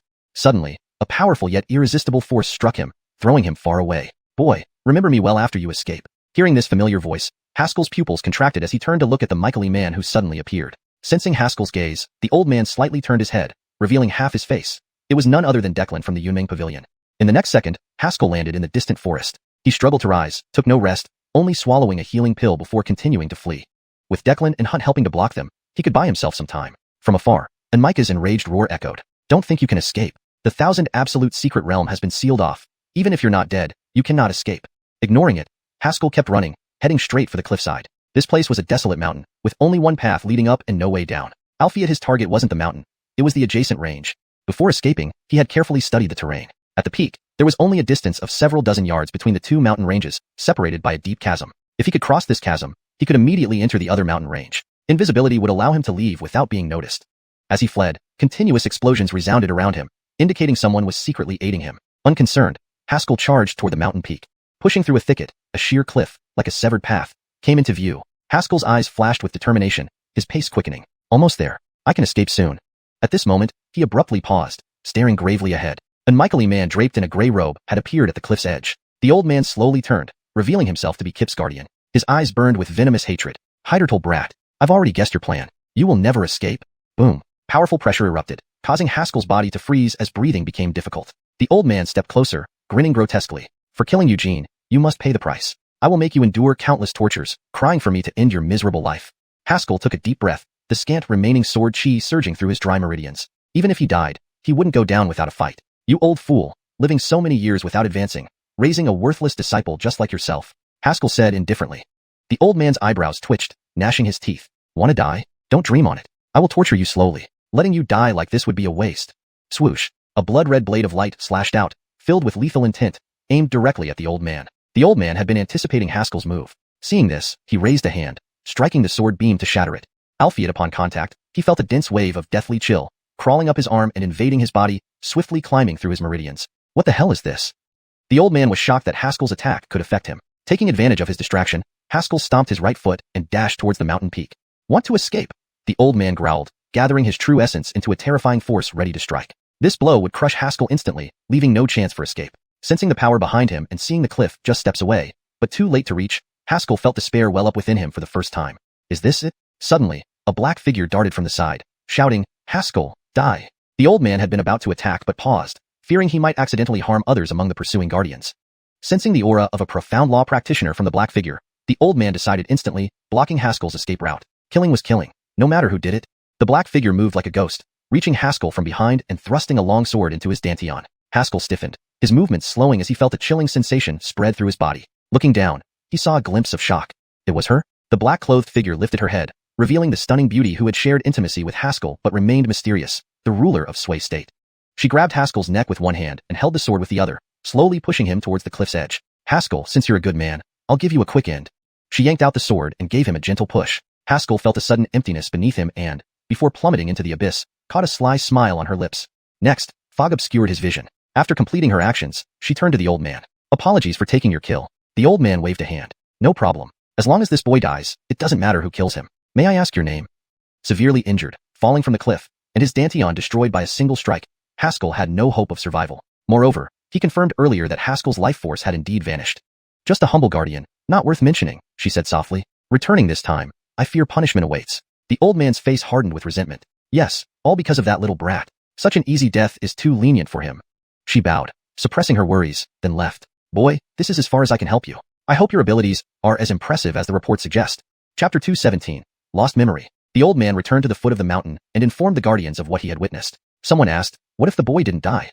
Everyone fell silent. Albeit considering Haskell's critical condition and the height from which he fell, with his dantian pierced by a sword, it seemed impossible for him to have survived.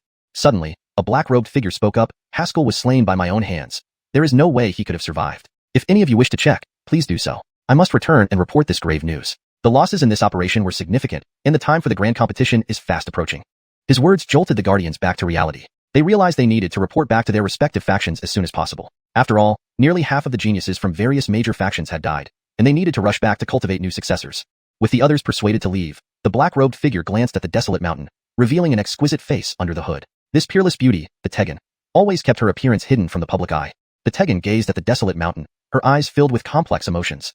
Hydertal one, don't die. You can only die by my hand. In the valley, sunlight filtered through dense foliage, casting golden spots on the ground. Helmet forced down her fear and walked through, her eyes scanning around as if searching for something. Where are you? Where are you? Beasts roared in the forest, causing Helmet to pause, swallow nervously, and pat her chest to encourage herself. It's okay. It's simple. I just need to find him and take him away. Yes, that's right. Hydertalz can do this. Come on, Hydertalz. As she ventured deeper into the thick forest, the light grew dimmer. She stopped abruptly, her beautiful eyes fixed on the ground ahead. Amidst the shadows of the trees lay a bloodied and mangled figure. Helmet gasped, then rushed forward. It was Haskell. He was covered in wounds, his right leg twisted unnaturally under his body, and dark energy pulsed across his face. Seeing his chest still rising and falling, Helmet let out a breath of relief. She pulled out healing medicines from her storage ring and carefully fed them to Haskell, then cleaned his wounds with water. These clothes can't be worn anymore. I need to change them, she murmured to herself, blushing suddenly as she realized what she was about to do. After a moment of hesitation, she bit her lip and stripped Haskell of his clothes. From her storage ring, she took out a new set of clothes to replace them, taking the time to stabilize his broken leg first. Having done everything she could, Helmet hoisted Haskell onto her shoulders and wobbled toward the valley's exit. Haskell remained oblivious to the outside world. At this moment, he found himself in a strange state. Everything around him was pitch black, yet he could somehow see clearly. Where am I? He pondered but couldn't make sense of his situation. His memories felt hazy. Without knowing how long he wandered, he moved forward, drawn by some unseen force. Through the darkness, faint shadows moved, appearing like indistinct blotches of color, too vague to discern. After walking for an indefinite period, a bright light appeared before him. Without hesitation, Haskell plunged into it. The next moment, he heard murmuring beside him. Why are you so heavy? Please don't die. After all the trouble I went through to save you, it would be a waste if you died. Sigh, how much longer is this cursed place? When will you wake up? I really can't carry you much longer. Haskell's dry lips moved slightly. Put me down. It's okay. I can still carry. Wait, you're awake. Helmet hurriedly placed Haskell on the ground, gripping his arms tightly, her gaze filled with concern. Are you okay? Do you feel anything wrong?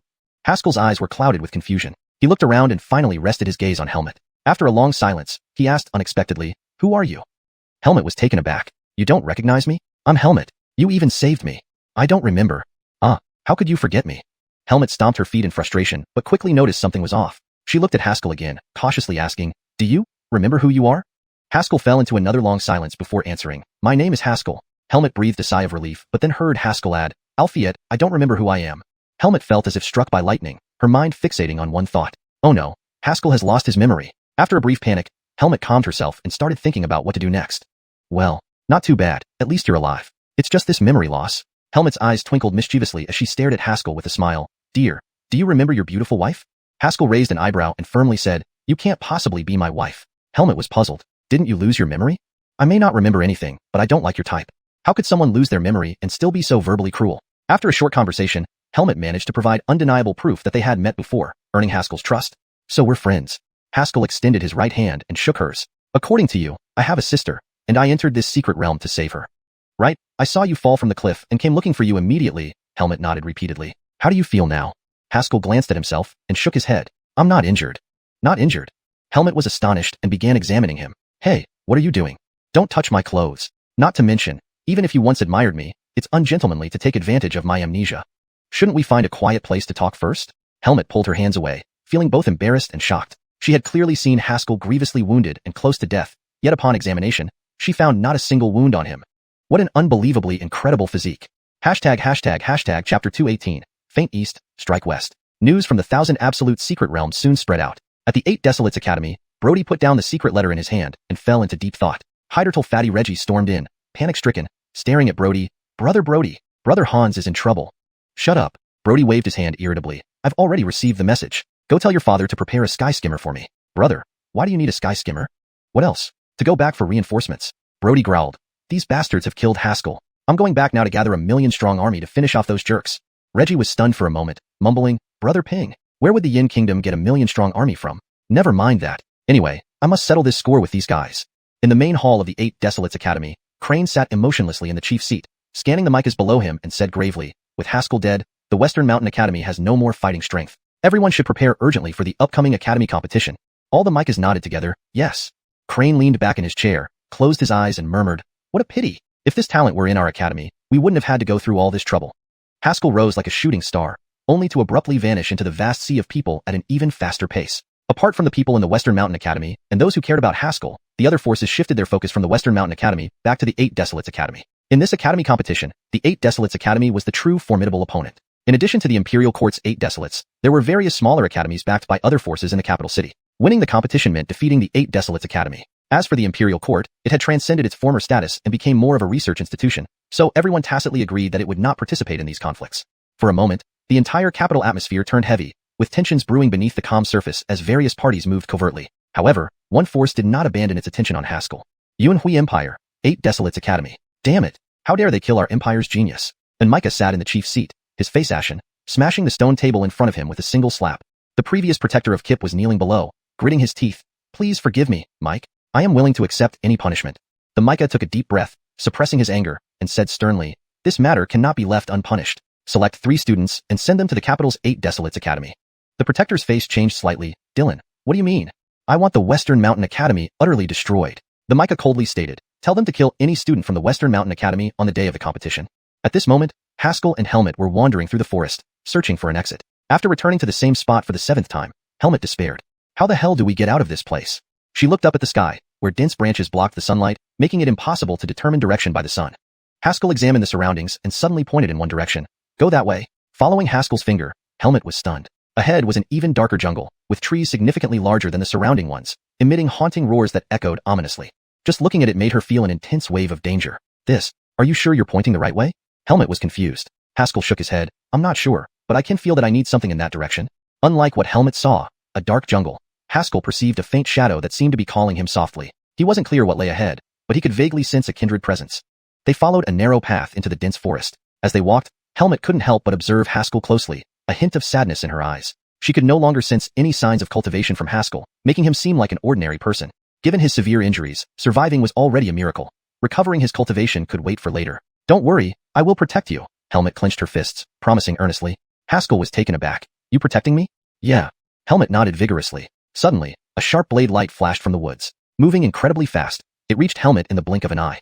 Helmet didn't react in time, watching helplessly as the sharp blade was about to strike her. At that moment, a hand grabbed her collar and yanked her backward sharply. Boom. The blade split the ground, creating a huge crevice. Quick reflexes, a voice came from the woods. Suppressing her shock, Helmet looked around, trying to locate the speaker. However, the voice sounded vague and seemed to come from all directions, making it impossible to pinpoint. Realizing this, Helmet's face paled. This type of voice transmission? An assassin sect killer? The assassin sect was the most powerful assassin organization in the Yin continent, boasting countless high-level killers, each mastering extremely advanced killing techniques. Rumors said a top-tier assassin once successfully assassinated a law enlightenment realm expert with only a breath transformation realm skill. That's right. The man didn't hide his identity, confirming directly, I didn't expect you, Haskell, to still be alive. The killer was genuinely surprised. Given how fiercely Haskell was hunted, even a vain confluence realm warrior would find it hard to escape death. Not to mention, he had witnessed Haskell's dantian being pierced and falling off a cliff. He originally checked just to be thorough since completing a mission required bringing back an item from the target. Imagine his surprise when he discovered Haskell was still alive. The killer stopped talking, and a rustling wind started in the woods, as if an invisible figure was circling them. A breath transformation realm killer. Sensing the presence, Helmet's face turned pale, pushing Haskell forcefully. Run! You lost your cultivation, you're no match for him. I'll hold him off. Just then, a bright blade light shot toward Haskell from the woods. Helmet's pupils contracted, stepping forward to shield Haskell. However, at that moment, the blade abruptly changed direction, cutting towards Helmet instead. Chapter 219. The Three Perils Land. The blade light surged forward with tremendous momentum, unleashing boundless true chi that was suffused with murderous intent. Assassins strive for a single fatal strike. Once they hit their target, they retreat immediately, never engaging in prolonged battles like ordinary martial artists. Thus, when they attack, it is always with their most formidable blow, an explosive force far surpassing their actual realm. Helmet did not anticipate that the attacker's feigned assault on Haskell was merely a ruse, and that her own person, being the only one with combat prowess, was the real target. Seeing the glaring blade light, she realized her predicament at once. She could not withstand this blow. However, she did not resign herself to death. Instead, she clasped her hands together, causing a surge of green true chi to abruptly rise and form a rotating shield around her. Yet this shield only delayed the blade light for a brief moment before shattering violently. Desperation flashed across Helmet's eyes as she closed them, waiting for death. Sorry, I can only help you up to this point. Albeit even after a long while, she felt no pain. Opening her eyes, she was astonished to find Haskell standing in front of her, the blade light striking his body but being blocked by a faint golden aura. The black-clothed figure, now revealed, was greatly shocked. He looked up at the expressionless face and frowned. Isn't your dantian already destroyed? Haskell said nothing, merely staring silently at him, sensing the flow of energy within his body. It felt very familiar, as if he had used it countless times, almost instinctively manifesting itself. Driven by instinct, Haskell extended his right hand and lunged towards the opponent. The black-clothed figure darted away, once again blending into the darkness like ink dissolving in water, instantly disappearing into the forest. Didn't expect you to be able to hide so deeply. My apologies for underestimating you. The voice of the black-clothed figure echoed from all directions. I respect the strong. If you can withstand my next move, I will leave immediately. Helmet tensed up immediately, knowing that the assassin had clearly held back earlier. Now, realizing that Haskell still retained his cultivation, he would undoubtedly unleash his full power. An assassin of the Hidden Gate who had reached the Chi transformation realm, even if not at the pinnacle, was enough to kill a Pulse Unification realm martial artist when using full strength. With his memory lost, Haskell had likely forgotten his martial techniques. How could he possibly block this move? Let's go, we must hurry. Helmet grabbed Haskell's arm and leaped to escape. At that moment, blade light exploded. A fierce blade light slashed out from the forest, splitting into two, then three, transforming into hundreds of beams of blade light that completely enveloped the two of them. Helmet's eyes widened in disbelief. 100 lethal strikes in an instant. She saw no way to escape. Any attempt would surely end in being cut down by the blade light.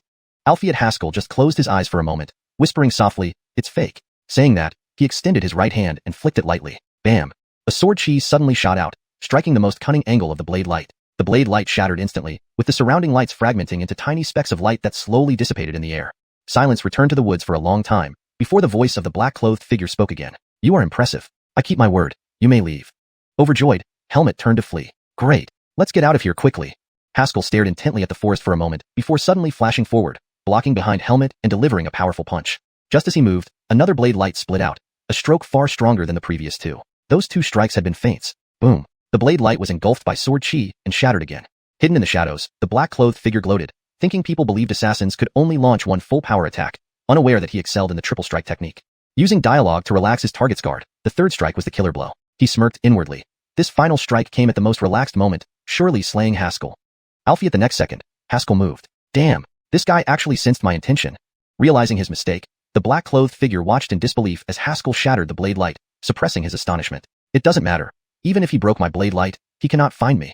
He was confident in his stealth techniques. No matter their strength, hidden gate assassins excelled in concealment. Across Yin State, few forces could compare. Before he could consider his next move, Haskell vanished from his spot. In the next second, a dangerous presence loomed. Boom. Powerful sword chi descended from the sky, pressing down on him with unparalleled force. The black-clothed figure tried to escape, but a colossal force seized his neck, lifting him up. Looking into Haskell's indifferent eyes, confusion filled his gaze. How did you find me? Haskell murmured quietly, you talk too much. He then exerted more force with his right hand, twisting the neck of the black-clothed figure, whose vitality instantly faded. Having finished this, Haskell tossed the corpse aside, looking down at his hands in a trance, as if recalling something. After a while, he stepped out of the woods and nodded to Helmet. He's dead. Let's continue. Startled, Helmet suddenly rejoiced. So you haven't lost all your cultivation. That's great. Once we're out, we'll wipe out all your enemies without leaving a trace. The two traveled on, soon arriving at an open space. Haskell stopped, signaling Helmet to find a place to hide. He then closed his eyes and began feeling the surroundings. Unsure of what was happening, Helmet hid behind a tree, observing. Suddenly, she seemed to recall something, swiftly pulling out a manual from her storage ring, flipping through it until she found the relevant page. Confirming what she read, her face changed dramatically. Trouble. The next second, thick black mist appeared, enveloping Haskell. The black mist contracted, and Haskell was no longer there. Helmet rushed out, panic-stricken, regret filling her eyes and fear lurking within.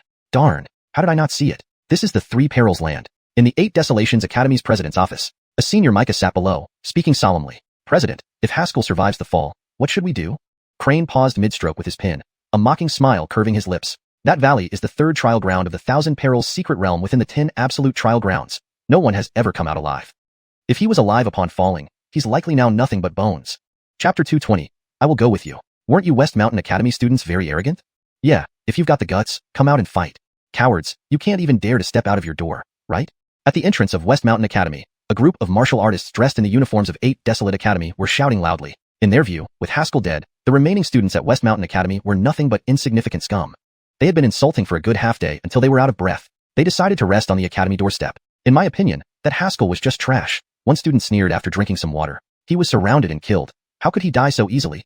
Exactly, he was so arrogant earlier, challenging our 8 Desolate Academy. He really overestimated himself.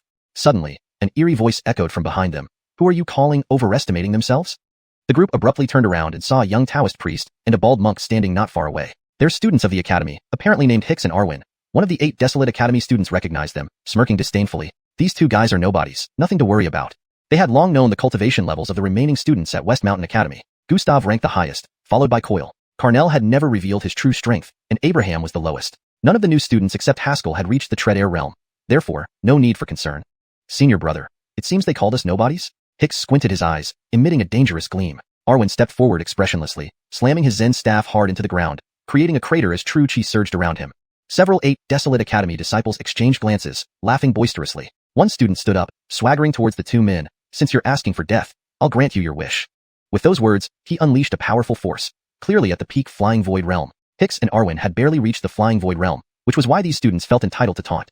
Hicks sneered, pulling out a brick and speaking heavily. Today, I stand here. If any of you can make me move a single step, I'll kneel and call you grandfathers.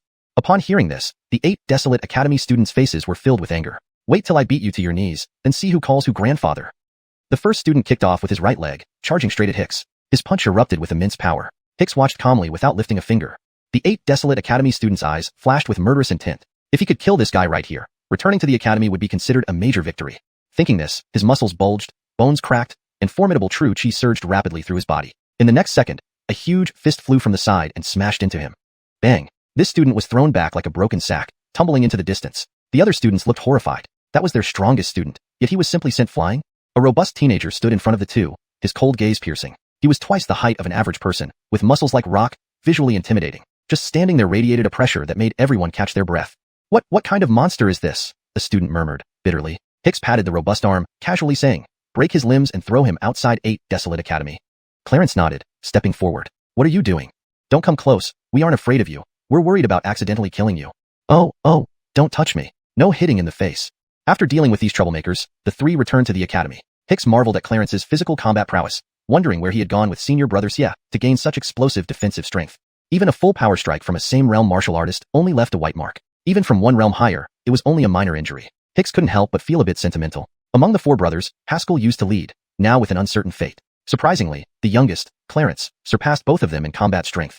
We can't keep wasting time like this, Hicks said excitedly. Senior brother, we must train immediately. Even if senior brother doesn't return, we have to beat that bunch from 8 Desolate Academy. Arwen glanced at him, stripping off his shirt to reveal toned muscle. Who needs training? Hicks swallowed, muttering, it's me. I need training. At this moment, inside the main hall of West Mountain Academy, Hiram Tianai sat across from a little girl. Hiram Tianai, you will agree today whether you want to or not, she declared firmly. Hiram Tianai, unusually sober, paused thoughtfully before replying, I cannot decide on this matter. We'll wait until Haskell returns and let him decide. Wait for him to return? The girl snorted. Let's set aside if he's alive or not. Even if he survives, after killing so many geniuses from various forces, do you think he can protect Laverne? Haskell would recognize this girl if present. She was the one who tried to snatch his jade pendant. Albeit judging from Hiram Tianai's attitude, her identity seemed extraordinary. At least 10 forces geniuses from South Yin continent, along with 3 geniuses from 8 Desolate Academy in Yunhai Empire, were killed. Kelsey crossed her arms, speaking sternly. There are countless experts from the Yunhai Empire ready to retaliate. Do you think you can protect her alone? Hiram Tianai remained silent for a moment before answering slowly. Just law mastery martial artists? Should an old man like me be afraid? Humph, you aren't afraid. But what about Laverne? What about all your students here? Kelsey stared coldly at Hiram Tianai. I bet none of you will survive. Hiram Tianai understood this logic well, but could not simply hand Laverne over. Although the force behind Kelsey was immensely powerful, far superior to West Mountain Academy, did it not equate to using Laverne as a bargaining chip? You may leave, I will not agree. Just then, a childlike voice rang out. Dylan, I'm willing to go with her. Hiram Tianai froze, looking up. At the entrance of the hall, Laverne's small figure cast a long shadow. Sunlight bathed her, creating an ethereal glow.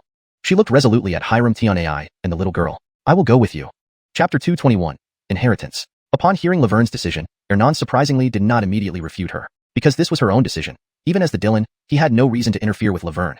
Suddenly, Leona rushed over. As soon as she entered the room, she looked at Laverne and anxiously said, Grimacener, have you really thought it through? Your brother might come back.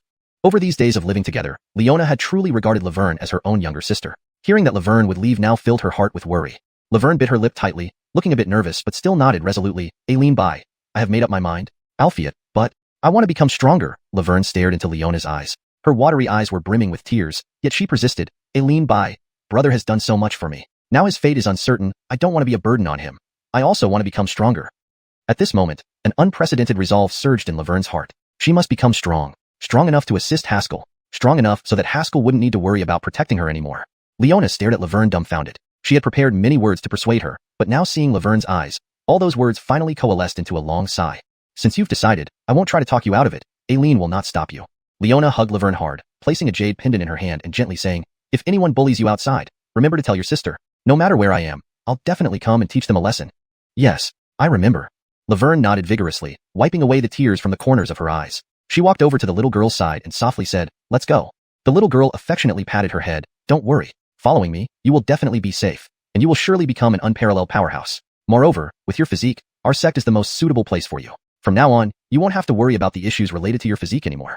Without too much delay, the little girl left with Laverne. Before leaving, she left one last message. If that boy can return alive and become a sword master in the future, let him come to Zhongzhou Grimson Hiding Sect. If he dies, forget I ever said this. Under everyone's gaze, Laverne left the West Mountain Academy with the little girl. Leaving this place that she considered home, they traveled through the streets, quickly reaching the capital city gate. Exiting the city gate, Laverne suddenly stopped. The little girl didn't urge her but watched quietly for a long while before finally saying, if you want to cry, just cry. Tears poured down Laverne's face instantly. I really don't want to leave. I don't want to leave here or my brother. The little girl sighed, came forward to pat her head, and tenderly hugged her. Cry, cry. Today will be the last day you cry. From now on, there will be no more crying in your life. In the dark confines of Qinjue's secret realm, Haskell suddenly turned around, eyebrows slightly furrowed. Someone is calling me? Esmond, it's me calling you, said Remy helplessly. I've been calling you for a long time, but you've been spacing out after entering. Haskell bowed respectfully. Greet you, senior. I wonder what teachings you wish to impart by calling me here. The Remy sized him up, nodding approvingly, master of sword Dao, accomplished martial Dao, and having grasped the rudiments of the killing intent domain. You barely qualify to receive my inheritance. Inheritance? Haskell paused momentarily. Although he had lost his memory, his understanding of martial arts hadn't vanished. Those who could leave inheritances were extremely powerful beings, figures he should revere. Getting this opportunity couldn't be passed up. Haskell bowed again. Then I thank you in advance, senior. Vaguely, he seemed to hear a faint voice. F*******. This damn kid is ungrateful, turning around and not recognizing people. Come on, he lost his memory, all right? Don't rush to defend him. I need to speak to him to prevent him from learning wrong lessons. He shook his head forcefully, and the voices vanished again. The Remy stared at him blankly for a moment, seeming to notice something, then chuckled bitterly after a moment. I didn't expect you to come from such origins. With this senior backing you, I don't have any concerns either. Alphiet for the sword path, I won't teach you that. I'm not as powerful as the senior inside you. The senior inside me? Haskell was bewildered, feeling as if he recalled something. Senior, what are you talking about? No rush, your current amnesia is temporary. The Remy waved his hand. Your internal energy is chaotic, impacting your brain, leading to this amnesia. Once I finish teaching you, you'll naturally recover. He changed the subject. First, unleash your killing intent and show me. Killing intent? After some contemplation, Haskell felt a tremor within him. Suddenly, a dense wave of black energy, infused with potent sword intent, erupted from his body. Instantly, the entire darkness turned cold, icy crystals forming in the air. Wait, what's going on with your killing intent domain? The Remy hastily interrupted. Why is it mixed with your sword intent? Is there a problem? Haskell asked, puzzled. The Remy said seriously, whether it's sword intent, martial intent, or domain, they should be pure, unable to be merged. Alphiet, I merged them, Haskell responded. Haskell's answer left the Remy silent for a moment. His eyes revealed a contemplative glow as he murmured, indeed. Why can't they be merged? If these three forces could perfectly fuse, wouldn't the power triple? Alphiet, considering your amnesia, I have an idea. He suddenly slapped his thigh and eagerly said, boy, separate your three energies first, then compress them in your dantian. Despite being puzzled, Haskell followed the instructions. However, he quickly realized something was off. No matter how he compressed the energies, he couldn't achieve balance. It seemed the three forces weren't equal. He shared his observations with the Remy. The man pondered for a moment and explained, you're already at the level of a sword master. Your killing intent domain is starting to form, but your martial intent isn't keeping up, causing imbalance. To fully balance it, you must elevate your martial intent to the same level as your sword path.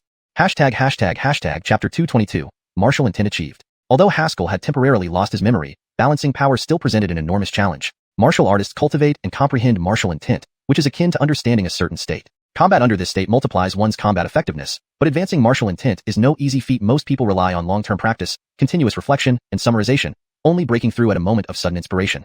There's another method, the Remy said with a smile. Between life and death lies great terror, and also great opportunities. With that, he waved his hand casually, causing the surrounding darkness to collapse.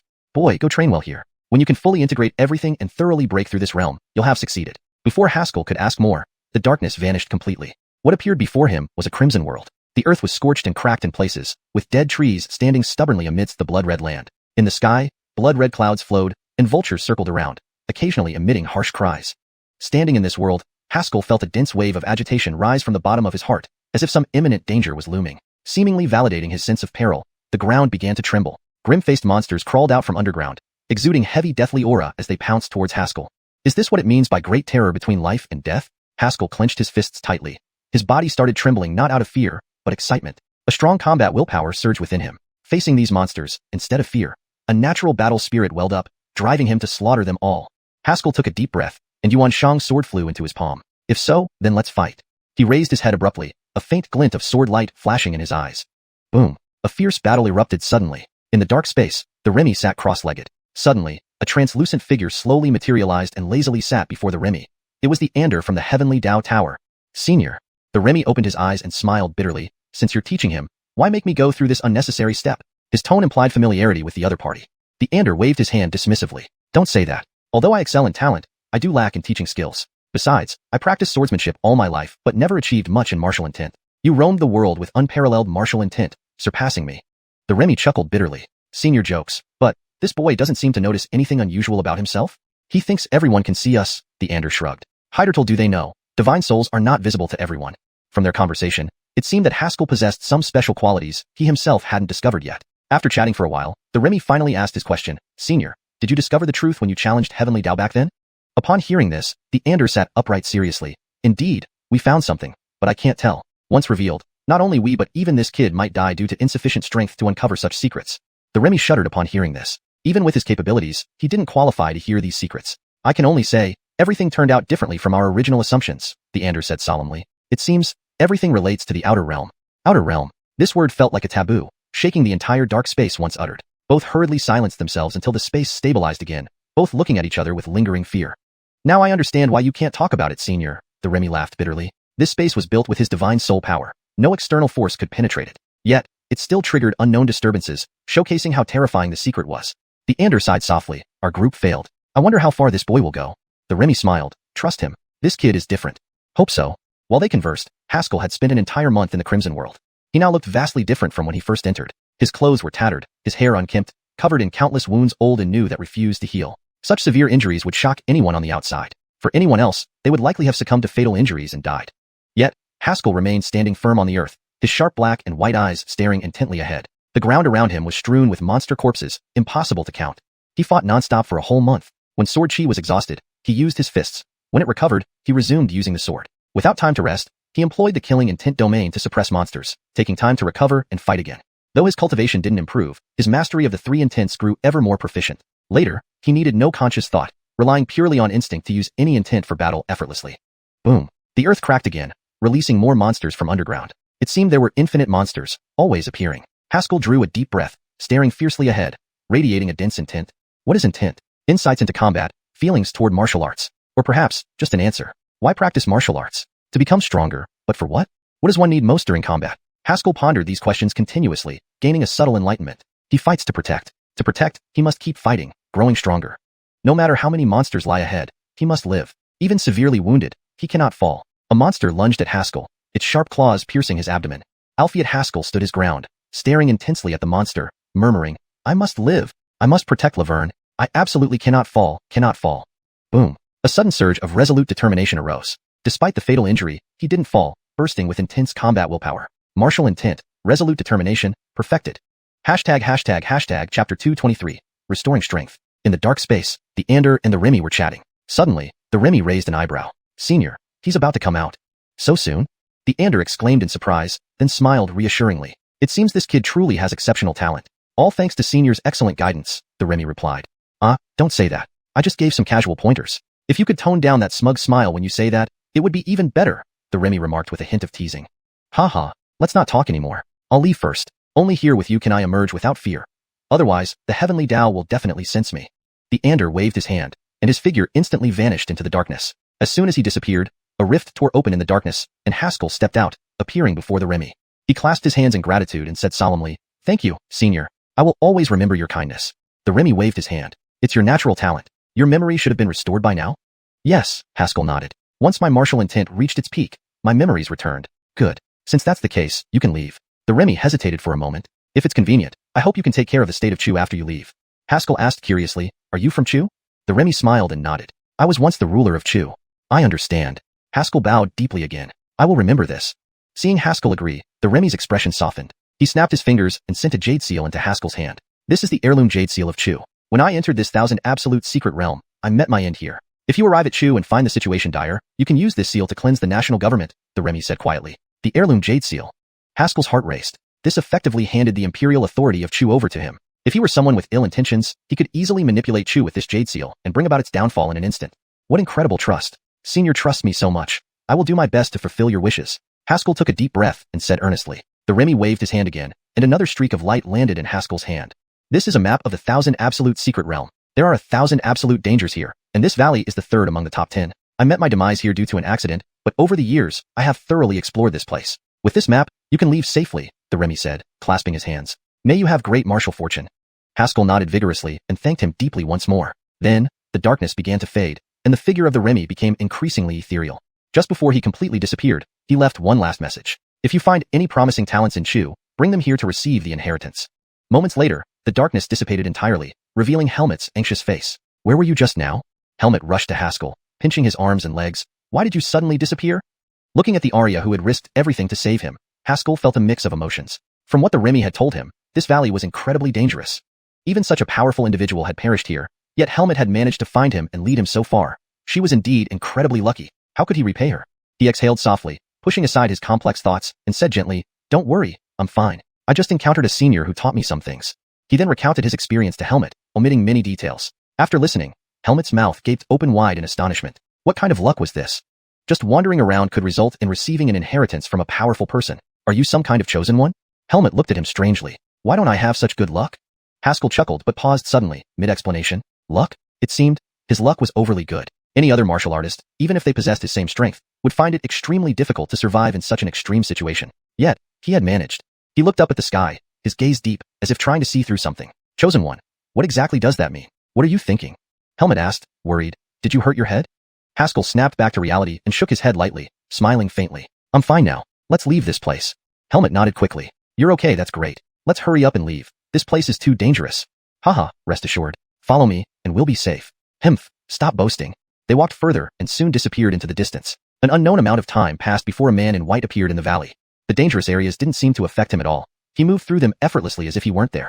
Walking along the path Haskell had taken, his brows furrowed slightly. Why does the world's fortune flow towards that life thief? I can't even erase his destiny. Could he be the true son of heaven? He muttered, his eyes darting towards some empty space. After a moment, he shook his head. I'll let you off today, but don't commit any evil, or you'll be erased from existence.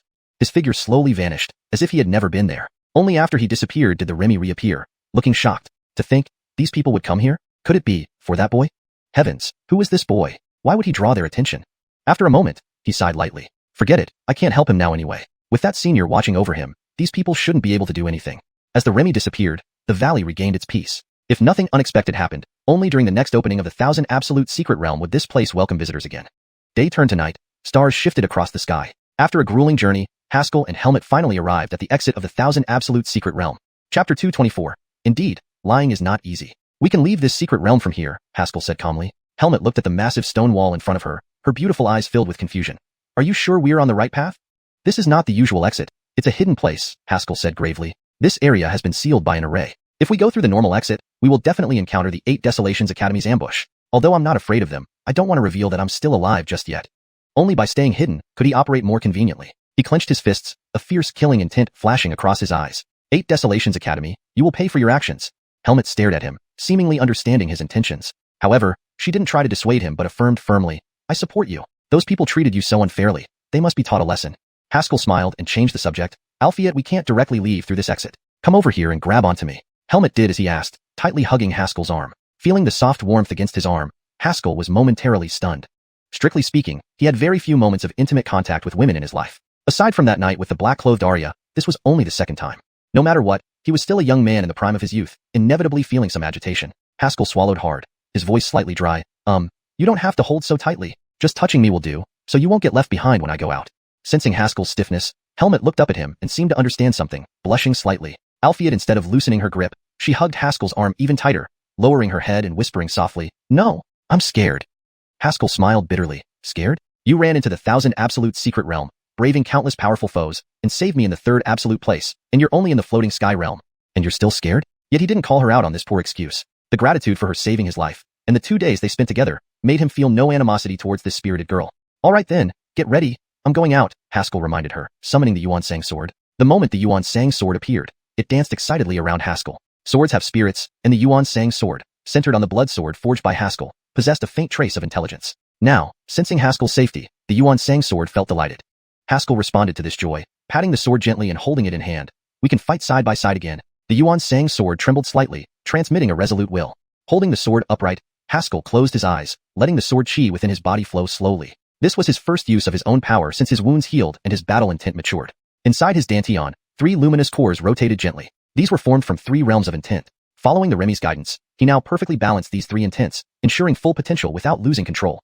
Previously, his wild bloodlust was due to unbalanced power and being controlled by the killing intent field. After a brief gathering of energy, Haskell opened his eyes suddenly and slashed outward with the Xiuxian sword. The sword, sharp and clear, broke through the formation. A bright beam of sword light shot straight at the mountain wall. Boom. The mountain wall shook but did not crack. Instead, cracks appeared in the surrounding space. Haskell took a deep breath and slashed again. Crack. The cracks widened, revealing a dark tunnel before them. Get ready. Let's go, Haskell whispered, stepping forward into the tunnel. Instantly, a dizzying sensation swept over them, and the world spun around. Time in the tunnel felt both long and short. In the next moment, they emerged outside the secret realm. Haskell immediately hid their presence with Helmet, cautiously observing their surroundings. Once confirming no ambush, he breathed a sigh of relief but didn't linger, carrying Helmet away. Traveling dozens of miles from the 1,000 Absolute Secret Realm, Haskell finally stopped, looking down at Helmet who kept her eyes tightly shut. You can open your eyes now, he said helplessly.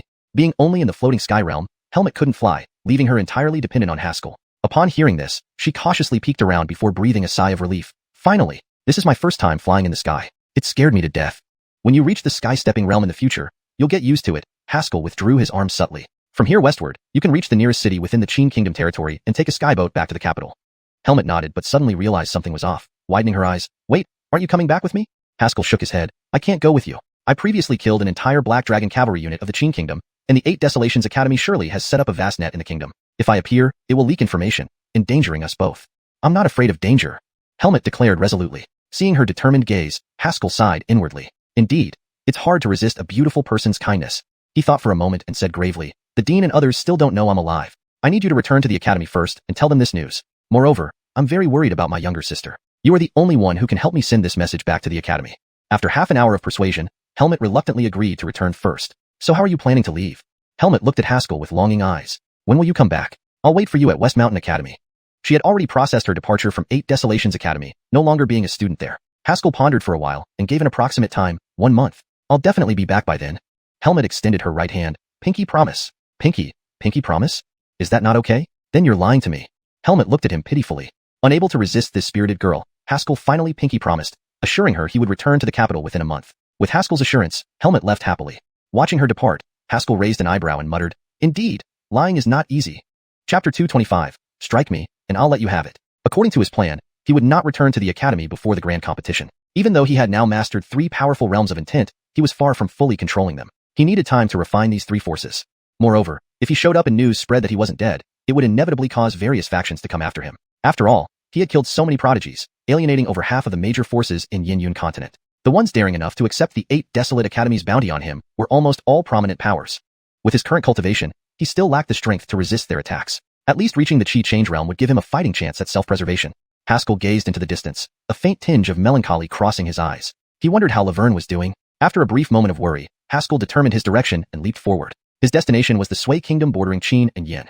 As the second strongest kingdom among the 3, the Sui Kingdom had always been wary of the Qin Kingdom, so there were few Qin forces present in the country. For some reason, the Sui Kingdom also harbored a subtle animosity towards the 8 Desolate Academy, rendering its branch in Sui relatively powerless and poorly organized. If he was cautious, he could easily avoid the Qin Kingdom and return to the capital via an airboat from Sui. After a day and night of travel, the outline of a city appeared ahead. With his 3 realms of intent balanced, Haskell had reached the peak of the airwalking realm but maintained his aura at the suspended air realm. Rapid promotions over the past period required careful refinement. Otherwise, his realm could become unstable, which he couldn't allow. As he drew closer, the city's details became clearer. Sui Kingdom? Haskell muttered, truly a place hard to forget. Although he had never visited the Sui Kingdom, he felt intimately connected to it. After all, his first experience was with the Arya from Sui, giving him a natural sense of closeness. It felt like visiting his wife's family. Albeit then, Haskell suddenly realized a critical issue. Does Nicole know about this? If she does, my fate will be dire. Amidst these thoughts, Haskell entered the city. First, he bought a set of clothes, hiding his face with a hat, and wandered around the city. Once confirmed there were no wanted posters for him, he relaxed. However, after asking around, he was shocked to learn there was no aerial port here. The young man, if you want to take an airboat, you have to go to our capital, said an Michaely man smilingly. You can rent a carriage at the East Station. It takes about 4 days to reach the capital. Haskell thanked the Micah and headed to the station, which was only a 3-story building with a large fenced area behind it containing a single carriage. He couldn't help but think how desolate the station looked as he walked in and greeted the innkeeper. I need to rent a carriage. The innkeeper rushed over happily. After some haggling, they agreed on the last remaining carriage. Suddenly, a haughty voice interrupted. Innkeeper, get me a carriage immediately. A young man dressed in finery strode in, exuding arrogance. Seeing Haskell, the innkeeper, seasoned at 40, quickly deflected the blame onto him. Sir, unfortunately, our last carriage has already been rented by this young knight. The young man approached Haskell, tossing a money pouch carelessly. Here's the payment. I want the carriage. Without waiting for Haskell's reply, he swiftly went to fetch the carriage. Just as he was about to leave, a sharp surge of true chi struck the ground, creating a shallow pit. Cross the line and die, Haskell said coldly. Understanding the intent of killing had shifted his mindset, making it hard to control his temper. Realizing his impulsiveness might draw attention, he regretted it but had no time to reconsider. The young man froze, anger rising in his eyes. You dared to stop me? Do you know who I am? I don't care who you are. I know the carriage was booked first by me, Haskell replied softly. Albeit I paid for it. And I didn't agree. Enraged, the young man drew his sword, a wave of power emanating from him. Get out of my way or die here without a proper burial. Seeing the sword, Haskell wasn't angry but rather intrigued. Are you a swordsman too? The young man was barely at the suspended air realm. To Haskell, he was no different from a child. His interest was purely in the identity of another swordsman. Before the young man could respond, the innkeeper tugged at Haskell's sleeve, whispering, Esmond, it's best to back down. He is the best swordsman in town, known as Brecken. One flash of dazzling sword. The young man's face lit up with pride. Did you hear that? Move or you'll regret it. One flash of dazzling sword? Haskell's expression under the hat was peculiar. Just then, Arya walked in, frowning. What's happening? Brecken, you want to fight again? Upon seeing her, Brecken seemed flustered. This kid doesn't know what's good for him. I just wanted to teach him a lesson. The Arya wore a red dress, was well-figured, and had a charming face. Haskell, experienced as he was, noticed Brecken's infatuation with her. Seemingly trying to show off, Brecken leaned close to Haskell. Boy, scram, don't force my hand. Haskell chuckled. You're big mouth for a minor figure. If you can strike me once, I'll let you have the carriage. It was the first time he encountered a swordsman other than himself, and he was curious. What strength did other swordsmen possess? Chapter 226, Contest for the Pavilion Master. Hearing these nearly insulting words, Brecken's heart flared with anger. Boy, don't be ungrateful. I said, if you can do it, I'll let you have the carriage. Haskell remained unmoved. No matter how strong this young man was, his realm was clearly defined. Even if he stood still and let him stab once, it wouldn't hurt him. He wasn't intentionally provoking. He genuinely wanted to gauge the skills of other sword cultivators. After all, he had always practiced in silence, except for encountering Yanis, who claimed to come from the heavenly sword pool on Tianshan. He hadn't met any other sword cultivators. The red-clad Arya also overheard their conversation and frowned slightly. Sir, your words are too arrogant. We only wish to rent a carriage, not to become enemies. Ha, speaking of arrogance, your friend is much more arrogant than I am. Haskell smiled faintly. I said, if you can do it, I'll give the carriage to you for free. Before the red-clad Arya could respond, Brecken immediately accepted. Fine, since you seek death, then I'll give you this chance. Half an hour later, Haskell and Brecken stood outside the station, facing each other. Brecken held his sword before him, exuding a formidable aura, his eyes full of killing intent. Boy, don't blame me for not giving you a chance. If you agree now, I will spare you. Haskell sighed. You know what, if this were a life or death duel, you'd already be dead. Feeling both ashamed and enraged, Brecken stabbed forward without another word. Indeed, the momentum of this strike was impressive, with true chi condensed and swift movements. An ordinary martial artist would surely not react in time. Albeit in Haskell's eyes, this sword speed was slower than a turtle's crawl. He easily dodged the strike by shifting his body slightly, adding casually, impressive momentum, but poor accuracy. Brecken's face flushed red as he growled, I just didn't put in effort. Again. He stomped his right foot, and his figure lunged forward rapidly, stabbing 3 times with devious precision. Surprise sword thrust. The red-clad Arya cried out in alarm. No. She was panicking. Surprise sword thrust was Brecken's famous skill, renowned for being as fast as surprise lightning and never leaving a trace. It was this move that won him the title of the first swordsman of Hydarusian City. In her view, while the young man in the hood managed to dodge the first strike, showing considerable strength, he was clearly at the suspension realm. No one within the same realm could evade the surprise sword thrust. Just as she was about to step forward to stop it, she saw Haskell twist his body in a peculiar way, gracefully evading the 3 strikes. The red-clad Arya froze in disbelief. Brecken also froze. In a fit of anger, he used the surprise sword thrust and immediately regretted it, fearing a fatal outcome due to the quarrel. Unexpectedly, his 3 strikes missed completely, not even touching a corner of the opponent's robe. Haskell commented calmly, those few strikes show some level, but need more practice. He realized this sword cultivator had real skill, but compared to when he cultivated swords, there was a vast difference. Even if they were at the same realm, these surprise sword thrusts couldn't hit him. The Ander's voice sounded, boy, do you think everyone has my guidance like you? Just the starting point alone puts you ahead of 9/10 of the sword cultivators in the world. For the first time, Haskell agreed with the Ander's boasting, yet wondered, what about the remaining 1/10? The heavenly sword pool you mentioned earlier counts for half of it, and Yunhai Sword Valley makes up the other half. The Ander spoke disdainfully. These 2 places can barely match your starting line, but with my guidance, surpassing them is effortless. Haskell shrugged, not taking the Ander's self-praise seriously. Yet, this reminded him of Yanis from the heavenly sword pool. Despite his madness that day, he could still feel the stern sword intent from Zhua.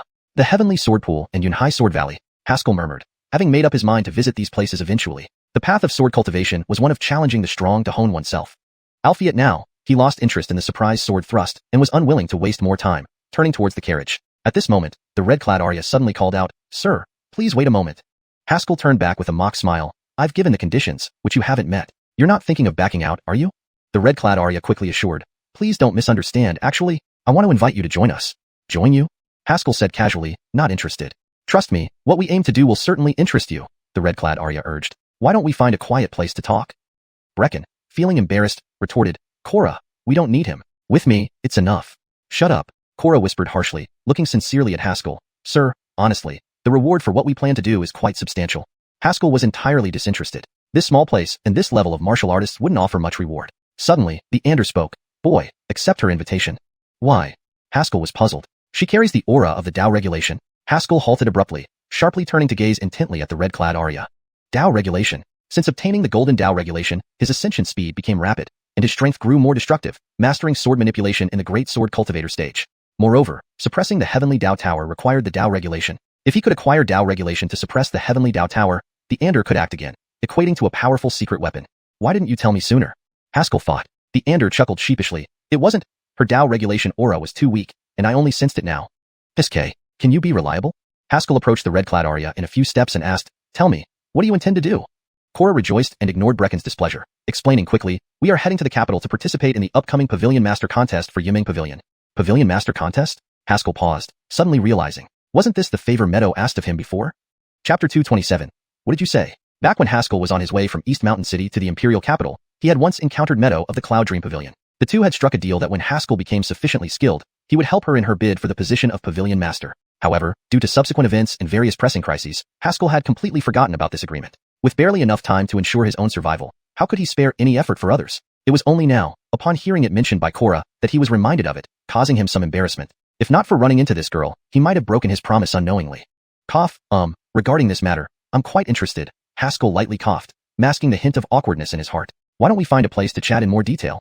Korra's eyes lit up with joy, and she warmly invited him. Actually, I know of a tavern with excellent food where we can discuss things in depth. Please lead the way.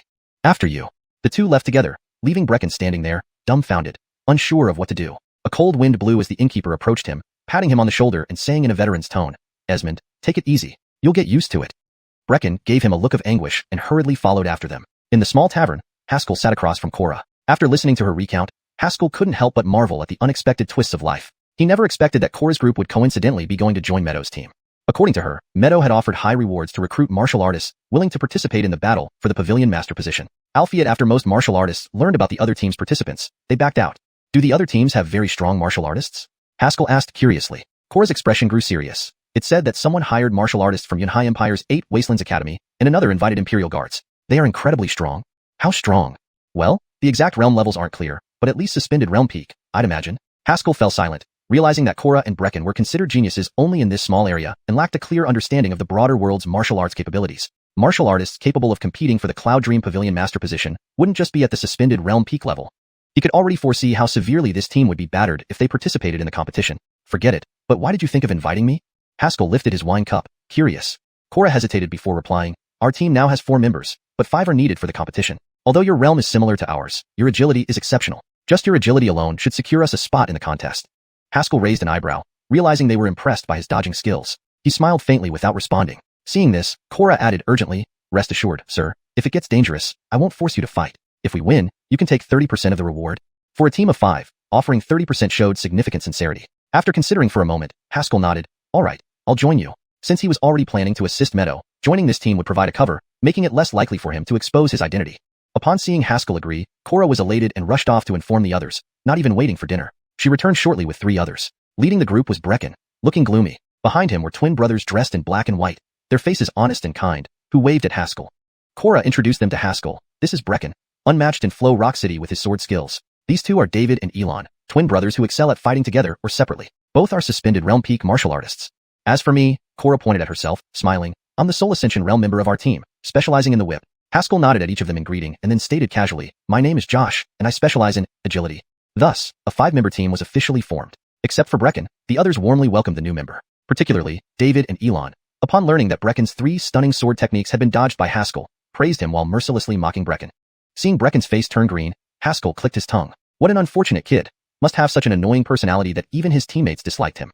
To show sincerity, Korra paid for the carriage rental. At the city gate, they paused, and Haskell didn't ask, assuming they had some final matters to handle.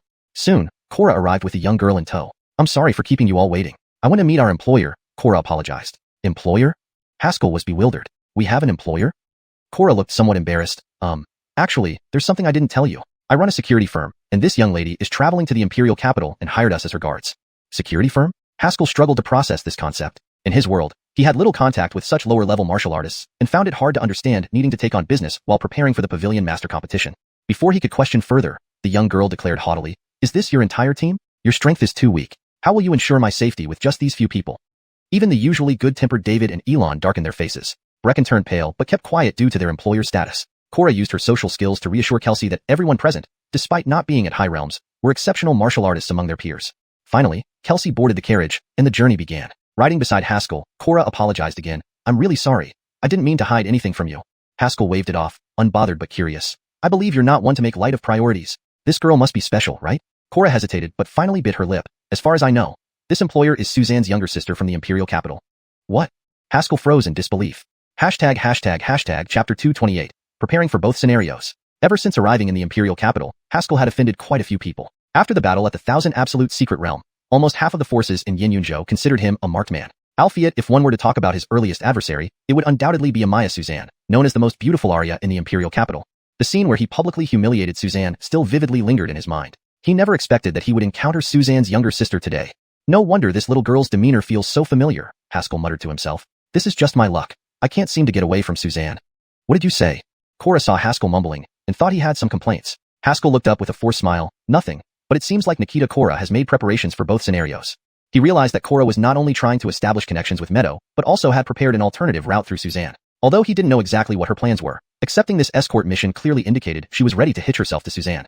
It seemed that even Korra understood that their group lacked the strength to stand out in the competition for Pavilion Master. Escorting the younger sister of the most beautiful Arya in the imperial capital back to the capital could be considered a significant achievement. With good luck, they might even cultivate a good relationship with Xiuxian. Of course, from Haskell's perspective, Xiuxian lacked any remarkable qualities other than her appearance. Albeit that was only from his point of view. To warriors like Korra, Xiuxian was an almost unreachable figure. Yan Yu and Zhou's various nations guarded the imperial capital, and Xiuxian had numerous admirers there. If she gave a command, many warriors would gladly risk life and limb for her. Establishing a connection with her could indeed be a bright future for these warriors. Moreover, their cultivation levels were indeed impressive. Reaching the third realm of minor grandmaster in such a remote town attested to their exceptional talent. If Xiuxian were to notice them and give a recommendation, their future prospects would undoubtedly improve significantly. Albeit all of this was irrelevant to Haskell. Amidst the young mistress's incessant complaints, everyone set off on the journey towards Sueguia's capital city. Before departure, the young mistress brought along several guards. One guard immediately announced in a domineering tone, "We will ensure Nikita's safety. You just do your jobs." His words dripped with disdain. Sensing the peak air ascension aura emanating from him, even Brecken couldn't deny that the guard had earned the right to be proud. Haskell rode on horseback, silently contemplating the 3 corps he had recently formed. These corps, located in his dantian, revolved around the Yuan Sang sword in a pattern similar to stars orbiting the moon, forming a triangular structure, balancing each other's power. He could clearly feel how solid this structure was. As long as no single force grew too dominant, this triangle would remain stable indefinitely. Before he could fully experience the use of this newfound power, the sounds of complaints erupted from the carriage. "The carriage is too hard. I'm uncomfortable sitting. Where's the water? I need to drink. My legs are sore." In just 2 hours, Korra ran back and forth to the carriage at least 7 or 8 times. Even Haskell felt exasperated. This young mistress was worse than Xiuxian. Soon, darkness fell, and they were still halfway to the nearest inn. They had no choice but to camp outdoors. The moment they stopped, the Jia family's young mistress began complaining again.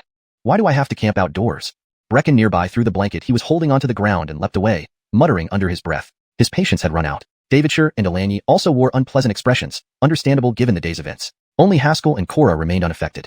Haskell had a carefree attitude. After all, he was merely hitching a ride to participate in the Pavilion Master competition. Besides, Korra handled all the sudden issues without requiring any intervention from him. After setting up the camp, they lit a fire and prepared dinner. People naturally divided into 2 groups, the guards around the young mistress and Korra's team. Davidshire sat down and whispered, "Korra, this Ariana is too difficult to serve." Only then did Haskell learn the troublesome young mistress's name. During the camping setup, Ariana complained nonstop dozens of times, which was grating even for him. Hearing Davidshire, Brecken scowled deeper, breaking a dry branch into 2 pieces and tossing it into the fire. Korra laughed bitterly, waving her hand to signal Davidshire to stop. The crackling fire created an eerie atmosphere in the night. As night deepened, people started resting in small groups. Haskell stood up to test the practical effects of his 3 realms. Just a few steps away, he saw Korra sitting beside a large rock, holding a wine pot, her gaze filled with sorrow as she looked at the moon. She took a swig of wine and sighed deeply, a tear rolling down her cheek. Haskell was about to leave when Korra seemed to sense someone nearby and quickly stood up. Seeing it was Haskell, she relaxed and wiped her face, forcing a smile. "Lord Ning, can't sleep either?" Haskell shrugged. "That young mistress makes it impossible to sleep. Just wanted to walk around." Behind them, faint complaints from Ariana could still be heard. Korra chuckled, tossing the wine pot to Haskell and sitting down again. "Lord Ning, you must be curious why I do these things?" "Indeed," Haskell nodded. Given her achievements at such a young age, if Korra were in the imperial capital, she would have been recruited by the academy long ago. In a way, her team was on par with Haskell's level of warriors, yet they engaged in mundane tasks. Korra hesitated. "If Lord Ning wants to know, I can tell you." Haskell demonstrated his willingness by sitting next to her and taking a swig of wine. "I'd love to hear your story." Note asterisk this translation maintains the original narrative flow and character dynamics while ensuring natural English phrasing and coherence with previous content. Chapter 229. That girl. Bring her over. The story was simple. Korra's father had left her this security firm. Albeit maintaining a security firm was incredibly difficult, and despite all of Korra's efforts, it was still squeezed out by the competition and struggled to survive. When she was at her wit's end, she received news about Meadow recruiting team members. The generous rewards and association with the Yunming Pavilion left her with little hesitation before choosing this path. Ariana's appearance also presented her with another means of survival. "Sometimes I wonder why it has to be me who bears all this." Korra gazed at the moon for a long time, speaking softly. "Albeit ultimately, this is what father left behind. I don't want to see it destroyed in my hands." Haskell stood up and waved his hand. "It's a good story, but it can stop here." Korra looked somewhat taken aback, then laughed self-deprecatingly. "Apologies, sir, for rambling on." Haskell shook his head. "That's not what I meant. Someone's coming." Just as he spoke, Brecken's roar erupted. "Bastards! You've gone too far." Boom. Then came an earth-shaking explosion. David ran over hurriedly. Aileen Korra, Guching is fighting with those guards. Korra sprang up and rushed toward the campsite. By now, Brecken was already engaged in battle with the guard leader. His sword struck continuously, and faint streaks of sword aura shimmered around him, indicating he was approaching the realm of a great sword cultivator. If it were other warriors of similar levels, they would have been suppressed by Brecken by now. However, the guard leader was slightly higher in rank and deflected each strike effortlessly. "Waste of space." The guard leader sneered, mocking Brecken. With your strength, you think you can ensure Nikita Tang's safety? Absolutely delusional. David informed them that Ariana had started acting up again, which infuriated Brecken into retorting. The guard leader insulted Brecken mercilessly, provoking the young warrior into combat. Worried, Cora stepped forward to intervene. Alphiet Brecken was already blinded by rage, darting past Cora to confront the guard leader. Swift starlight. A loud roar accompanied the bright sword light piercing through the night towards the guard leader. The guard leader sneered, clenched his right fist, and launched a ruthless punch. This strike was swift, even revealing a sharp sword aura. Haskell raised an eyebrow, inwardly surprised. Brecken did indeed have some skill, managing to force out a sword aura, a feat reserved for great sword cultivators, amidst extreme anger. Although it paled in comparison to Haskell's own sword aura, this demonstrated considerable talent in swordsmanship. Oh no, this could get messy if anyone gets hurt. Cora clenched her teeth, gathering true chi in her palms, ready to intervene. However, Haskell stopped her gently. Keep watching. As she hesitated, she saw the guard leader's punch smash directly into the sword aura. Bang! The sword aura shattered instantly, the fist's momentum undiminished. Brecken had expended his last bit of energy and could only watch helplessly as the punch drew closer. Haskell sighed, subtly moving his right hand. A stream of sword chi silently flew out and struck the punch. Given Haskell's current strength, even a casual burst of sword chi was enough to counter such an attack. The punch disintegrated immediately, and the guard leader's face changed abruptly. He stopped attacking and glanced around cautiously. Which senior interfered? Please show yourself. He knew well that with Brecken's peak floating sky realm and exhausted strength, it was impossible for him to withstand the punch without external assistance. What startled him most was not seeing the method used to destroy the punch. It was like being slapped by someone invisible. An opponent could kill you without any warning. Startled, Cora turned to look at Haskell. Only she noticed his subtle action, but couldn't believe it. Wasn't he just at the floating sky realm? Even if he released true chi, it wouldn't be enough to break through a peak air-riding realm expert's punch. After a moment's hesitation, Cora decided to focus on resolving the conflict between Brecken and the guard leader. They still had days of travel together, and such hostility would disrupt their journey. Suddenly, maniacal laughter echoed through the forest. Boy, you've got some sense. Hand over that girl in your group, and we might let you live. Scores of burly men emerged from the forest, surrounding them. Despite the previous fight, Brecken and the others quickly regrouped with the guards. All air-riding realm. The guard leader's face turned ashen. Except for the leading burly man, who was at peak air-riding realm, the rest were mostly mid to late-stage air-riding. On their side, only 3, including the guard leader, were at air-riding realm. The rest were at peak floating sky realm at best. They were overwhelmingly outnumbered and outclassed. Alphiet, how did so many air-riding experts appear here in this wilderness? Realization dawned on the guard leader, and his face turned pale. You're from the Imperial capital? The burly man grinned menacingly. Paleface, you're smart. Soon, I'll give you a quick death. Haskell frowned, puzzled by the guard leader's words. Reflecting, considering Leonardo and Ariana's mischievous natures, it was plausible they'd made enemies. Revenge seemed likely. Ariana, however, ignored the commotion, jumping off the carriage irritably. You're so noisy. Get rid of these people quickly. The burly man's eyes lit up, roaring, Brothers, that's Kelsey. Bring her over. Chapter 230, Breakthrough. Upon hearing the commotion, the surrounding burly men charged forward like ferocious tigers descending from the mountains. Nearly all of them were at the void-treading realm level, and their full-force assault surged toward the group like a tangible tidal wave. Form the array. The guard leader bellowed and rushed forward first. The guards behind him moved into action upon hearing his command, following closely behind their leader and forming a peculiar formation. Boom. As both sides clashed, the ground trembled violently, and a surge of energy rolled out, cutting the surrounding trees at waist height. Though the guards were collectively weaker than these burly men, they managed to hold back the first wave with sheer force due to their array formation. However, this was far from over. Despite the guards' best efforts, only a few could be held back, while several others broke through, aiming straight for Ariana. The young girl's face paled with fear as she screamed, Hurry! Stop them! Actually, no urging was necessary, as Cora had already clenched her teeth and charged forward. From the murderous intent radiating off these hulking men, they could sense the resolve. If they failed to capture Ariana here, they would kill her. And if Ariana were to die, they would likely face a terrible end even if they escaped. The first beauty of the Imperial capital wasn't just famous for her beauty, but also for the powerful Tang family that stood behind her. Cora swung her whip with a sharp crack, and it coiled around one of the burly men like a living snake. David and Elon supported each other, holding back 3 men through their combined efforts. However, 2 men slipped past and raced toward Ariana. Cora felled the man in front of her with her whip and turned around to find Brecken completely exhausted, barely holding onto his sword. Haskell had already vanished. She gritted her teeth and channeled her inner true chi. The true chi transformed into a torrential river, surging through her meridians and erupting violently. Snap! The living snake abruptly turned into a mad python, sweeping away the burly man. She then leaped forward with a powerful kick and positioned herself in front of Ariana. Hurry! Stop them! Ariana clung to Cora's robes, cowering behind her. Seeing this, the 2 burly men sneered, charging forward with fists raised. Nearby, the man who had been thrown aside earlier got up, disregarding his wounds, and charged toward Cora once more. 3 men attacked her from different angles. Cora tasted bitterness in her mouth. Without Ariana behind her, her whip techniques might have given her some edge against these 3. Alphiet with Ariana clinging tightly to her clothes, any movement on her part would expose the young girl to the trio. Taking a deep breath, she flicked her whip, and true chi burst forth around her body. Now or never. Brecken, seeing this, grew frantic. He wanted to rush forward, but after his all-out attack, his true chi was almost depleted. At his current speed, he wouldn't make it in time to save Korra. Suddenly, a broad hand pressed against his back. Startled, Brecken instinctively swung his sword backward, only to hit something incredibly hard, nearly dislodging his weapon. In the next moment, a powerful surge of true chi flooded his body. This true chi carried an indomitable sharpness, forcibly rushing into his meridians. Although his originally depleted channels were now damaged from the impact, Brecken felt a surge of strength in his body, and his sword felt eager to strike.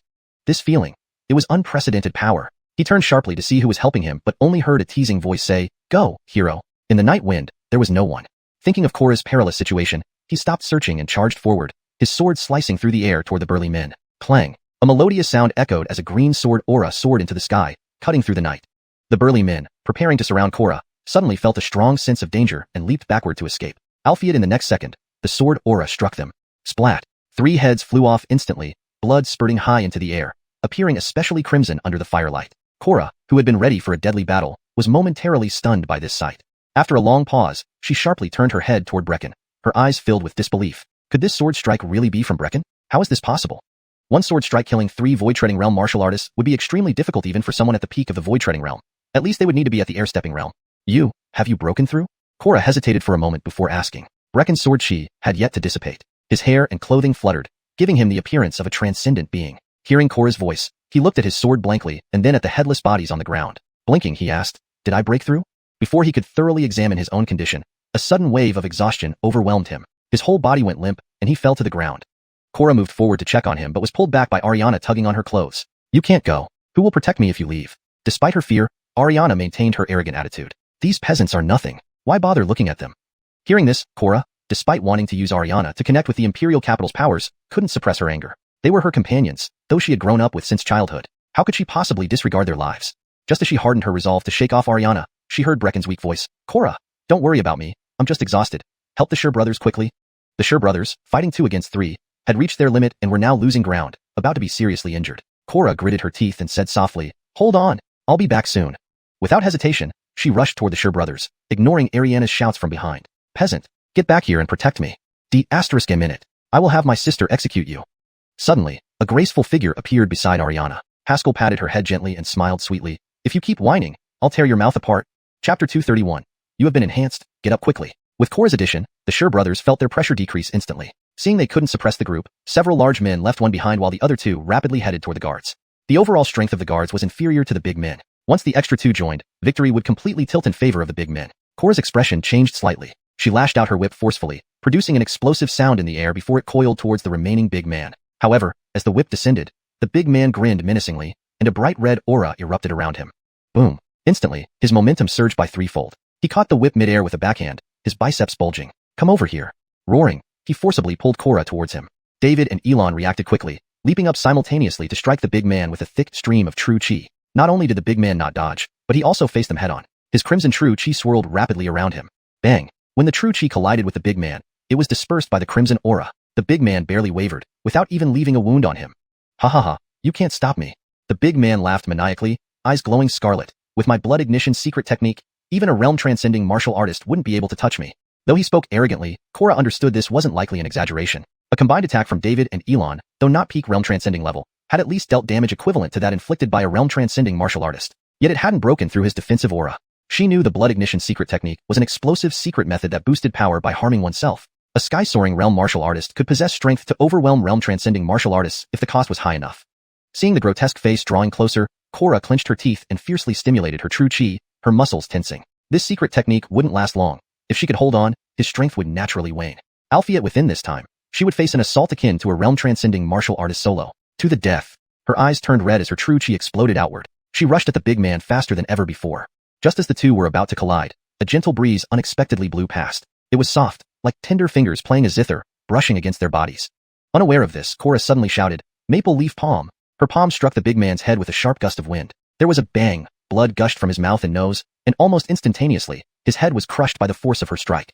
Stunned by this, Korra felt bewildered. Her blow had been powerful, but it should have been nearly impossible to kill him directly unless he had voluntarily dropped his defenses before her palm landed. That wind earlier.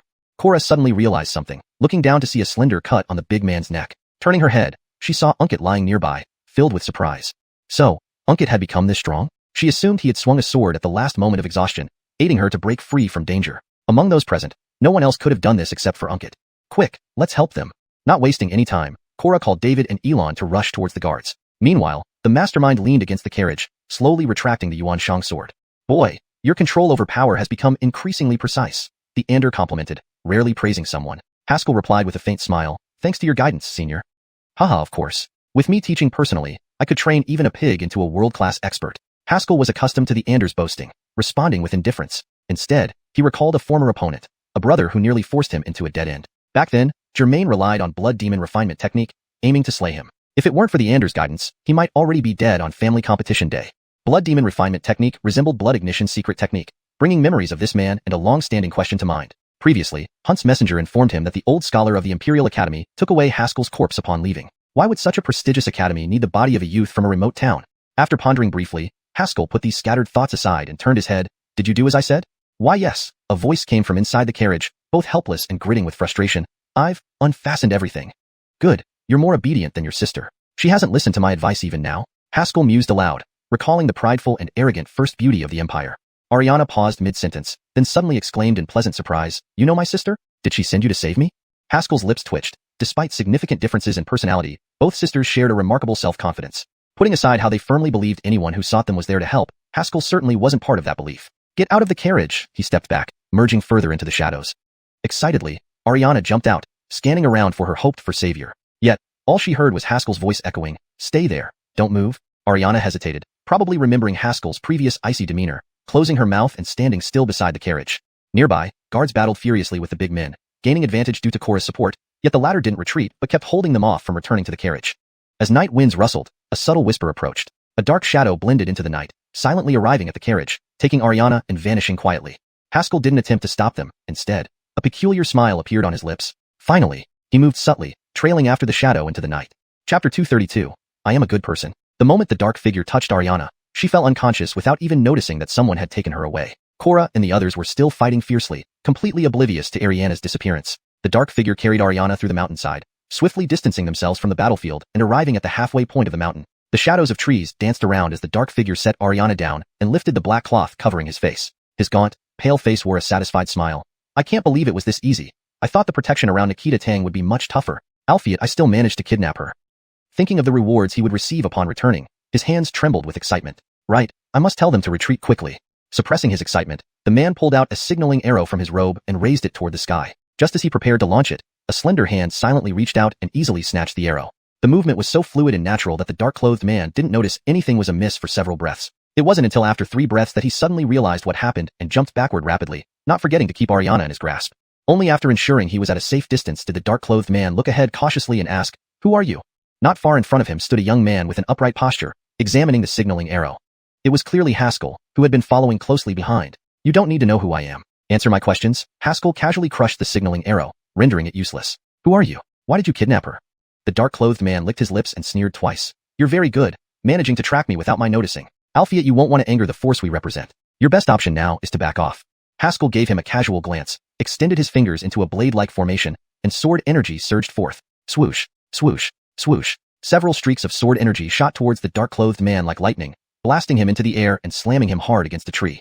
The dark-clothed man let out a mouthful of blood, eyes wide with terror as he stared at Haskell. With several crisp sounds of breaking armor, the protective gear he wore began to fall apart piece by piece. This layer upon layer of defensive equipment could resist the full strength of a void step realm martial artist, but was sliced to shreds by these few streams of sword energy. Who exactly are you? The dark-clothed man's face turned extremely grim. He knew that today he probably couldn't take Ariana away. According to our intel, there shouldn't be a high-level expert like you near Ariana. I'm just a helpful good person, Haskell smiled faintly as he drew the Yuan Sang sword. It seems pointless to waste time questioning you. The dark-clothed man paused for a moment. If I talk, will you let me live? That depends on whether your information is valuable enough. After a brief psychological struggle, the dark-clothed man revealed everything about their origins. Those who hired you are from Zhengzhou? Upon hearing this, Haskell was momentarily stunned. What relation does the Tang family have with Zhengzhou? Seeing Haskell lost in thought, the dark-clothed man carefully moved to leave. Taking 2 steps forward, he felt a gust of wind at the back of his head. In the next second, his vision went black, and life ceased. Sorry, I can't let you spread the news of my existence yet. Haskell turned around, picked up Ariana, and headed downhill. Upon reaching the bottom of the hill, he found the group of men had retreated, and the party was resting. The anxious guards rushed over when they saw Haskell carrying Ariana back. The guard leader watched Haskell warily, took Ariana from him, and asked suspiciously, Where are you taking Nikita Tang? Haskell shrugged. I was going to run since you weren't winning, but I found this girl passed out on the road. Figuring you might be done fighting, I brought her back. Though riddled with holes, the guards paid no attention to Haskell's lies, focusing instead on carefully checking Ariana's injuries. Relieved that she was unharmed, they exhaled deeply. The guard leader looked coldly at Haskell, contempt clear on his face. Desertion during battle is not something a martial artist should do. These words caused even the usually mild-mannered Giannis and Elon brothers to show signs of displeasure. That's a bit harsh, Giannis stepped forward. The guard leader sneered. While we fought for our lives, this coward decided to flee. Only your kind would accept such a weakling. Elon, face cold, retorted, don't forget, he brought back your young mistress. The responsibility to protect Nikita Tang was yours once you took the job, the guard leader countered. Your negligence caused her disappearance, and bringing her back is merely making up for it. You. Elon's veins bulged, and he subconsciously clenched his fists. Before things escalated further, Korra intervened, standing between them. That's enough. Retreat for now, she told Elon before turning to the guard leader. Apologies for our oversight, which led to this situation. Please don't question our professionalism. You failed to disclose important information. The guard leader hesitated, frowning slightly. What did we hide? Before departure, you never mentioned potential attacks, leading us to be unprepared. Korra defended her team. The guard leader wanted to protest further, but watched as Korra and her companions turned away. At this moment, Ariana stirred awake. After another checkup by Korra, she confirmed Ariana was unharmed. Given the earlier attack, everyone remained on high alert. Lone Colemang and Josh will stand watch in the early night. Giannis and I will take the late shift. As for Elon, due to severe injuries, Korra hadn't assigned him watch duty. That night, all creatures were silent as Haskell sat cross-legged by the fire, closing his eyes and focusing on both internal energy cultivation and organizing the collected information. According to the dark-clothed man, they were acting under orders from certain people in Zhengzhou to capture Ariana. Meanwhile, another group planned to seize Suzanne in the imperial capital. Why would these sisters warrant such extensive action by those orchestrating the events? At that moment, soft footsteps approached. Haskell opened his eyes and said calmly, "What is it?" Standing beside him was none other than Brecken, who detested him the most. Brecken paused for a moment, then suddenly drew his sword, lunging directly at Haskell. Chapter 233, Probing. Whoosh. The sword's momentum was swift, serene yet sharp. A faint gleam of sword energy appeared on the blade, indicating that Brecken had almost exerted all his strength. With the power of this strike from Brecken, even metal would be pierced straight through. However, Haskell did not dodge or move away. He only stared at the approaching sword tip with a faint smile, remaining silent. The sword tip stopped just an inch from his forehead. A few strands of black hair were severed by the sword wind and slowly fell to the ground. Even so, Haskell remained silent, his gaze calm as he looked at the other person. The two locked eyes for a long time, and just as Brecken was about to pull back, he suddenly stepped forward, and the sword light shot out sharply. Whoosh! As the sword's aura passed, Haskell had already vanished. In the next moment, a teasing voice rang out behind Brecken. Luther Yi, I merely ran first. Did it really warrant such a fierce response? Brecken turned around, meeting Haskell's candid eyes. After a brief hesitation, he said in a deep voice, that person wasn't you? Which person are you talking about, Luther Yi? Haskell raised an eyebrow. Brecken pondered for a moment, then shook his head and resumed his cold demeanor. If you dare to run away first again, I won't forgive you. With that, he turned and left. Haskell watched Brecken's retreating figure and thought to himself, this guy is very perceptive. I thought you'd fall for it, Theander remarked. Haskell shook his head bitterly. Senior, how unintelligent do you think I am? I wouldn't fall for such a simple probe. Well, low intelligence fits the bill. After dismissing Brecken, who had come to test him, Haskell lay back on the grass, closed his eyes, and focused on harnessing the power of the three cores within him. Sword mastery, martial mastery, and the domain of slaughter. Martial intent. Haskell felt the core connected to martial arts, feeling a bit puzzled. Though he had comprehended this martial intent in the illusion, its effect was too powerful, leaving him no opportunity to try it out until now. As for the domain of slaughter, although formidable, it was merely another offensive technique for Haskell. It was the path of the sword that he began to understand after experiencing the chaotic stage of power loss. He gradually grasped what his second sword should be like, but the sensation was elusive, and he couldn't quite pin it down. Just a little more. Haskell stretched out his hand, fingers spread wide, as if grasping the entire starry sky. Just give it some time, and I will certainly comprehend my second sword. These three cores were his source of power, but to unleash true combat prowess, he still needed to rely on his own techniques. So far, his sword techniques, aside from Yama's Pierce and Swallow Return, were basic moves. His martial arts skills were rudimentary, limited to close punch, with no other fist or leg techniques mastered. It seems I need to find opportunities to learn a few powerful martial arts, Haskell thought silently. Soon, the sun rose. Despite the intense battle last night, everyone present were hardened veterans, suffering no significant aftereffects. Instead, Ariana resembled a startled little white rabbit, hiding in the carriage and refusing to come out. Haskell wasn't worried about her exposing him. Previously, he had threatened her harshly, warning that if she dared speak, he would scar her face, which terrified her into compliance. The journey ahead was peaceful and tranquil. The group who intended harm towards Ariana had vanished without a trace, likely due to some unknown message or circumstances. 4 days passed swiftly, and they arrived at the capital city of the Sui Kingdom. Entering the Sui Kingdom, everyone breathed a sigh of relief. With strict security in the capital, those ruffians would not dare to act recklessly here. Sui Kingdom? Haskell gazed at the majestic capital with a tinge of melancholy, recalling the mysterious Arya in black. To this day, he still didn't know her identity but was deeply grateful for her assistance in the secret realm. At the time, Haskell thought it was pure luck, But later reflection revealed that during their escape in the mountains, only average tranquil method realm warriors pursued him, while the real strong ones had seemingly vanished. They were likely detained by Hunt and his companions, with the black-clothed Arya among them. Everyone rest here tonight, Korra instructed. Tomorrow morning, we will take an aerial boat to the imperial capital. Since the attack, the group had been under constant tension. Now that the journey had concluded for the moment, they could finally relax. I want to eat, Ariana shrieked, jumping off the carriage and dashing towards the bustling streets. The guards quickly followed, and Korra dutifully trailed behind. You two go place our luggage at the inn, she told David and Elon, then signaled to Haskell and Brecken, come with me. After being inexplicably saved, Korra privately asked Brecken if those 2 strikes were his doing. Brecken was speechless, unsure how to respond. His silence made Korra assume it was a default confirmation, elevating him to the position of the team's top fighter. With both the top fighter and escape artist in the team, Korra felt much safer. Following Ariana, the trio traversed through narrow alleys. Suddenly, a loud argument erupted ahead. Rubbish. This ornament caught my eye first. Foolish talk. In the capital of Sway Kingdom, no one dares to snatch anything from me. Korra frowned immediately, recognizing Ariana's voice. Unbelievable. How does this girl cause trouble wherever she goes? Haskell massaged his temples, gaining new respect for the Tang sisters' ability to create chaos. The group hurried forward, finding Ariana confronting a young man, hands on her hips. The shopkeeper, caught between them, looked terrified, too scared to move. As Korra prepared to intervene, Haskell held her back. What's wrong? Korra asked, puzzled. Haskell shook his head slightly, pointing to an Michaely man standing behind the young man. He whispered, that old man. He's an expert. Hashtag chapter 234, Ira. Korra followed Haskell's gaze and saw a gray-robed Micah standing behind the young man. His hands were tucked inside his sleeves, making him look like an ordinary old man. However, after Haskell's hint, Korra detected a faint but imposing aura around him. Thorough Law Realm. She stared at the old man in shock, unable to regain her composure for a moment. To Korra, air-stepping realm was already a remarkable level of mastery. In Rian City, there were hardly any young people like her who had reached the air-riding realm. Finding a genius like Brecken could only be attributed to sheer luck. Suddenly encountering a thorough law realm martial artist left her speechless with awe. No. Korra suddenly snapped out of it and instinctively wanted to bring Ariana back. We can't defeat this old man. We must take her back. However, Haskell did not seem as tense as she was. Instead, he waved at the Micah from a corner unseen by Korra with a smile. During that life and death chase, Haskell had seen this Micah assisting the black-clothed Arya in fending off the thorough law realm martial artists trying to kill them. If the black-clothed Arya was willing to help him, they were friends, and greeting each other was perfectly fine. Furthermore, Haskell believed there was no reason for them to betray him. Rescuing and then betraying someone would be as absurd as pulling down one's pants just to fart. Even Haskell didn't realize that his trust in the black-clothed Arya had been deepening unconsciously. This could be explained by the bond formed through shared peril, but perhaps it was also some inexplicable feeling men harbored towards women they once possessed.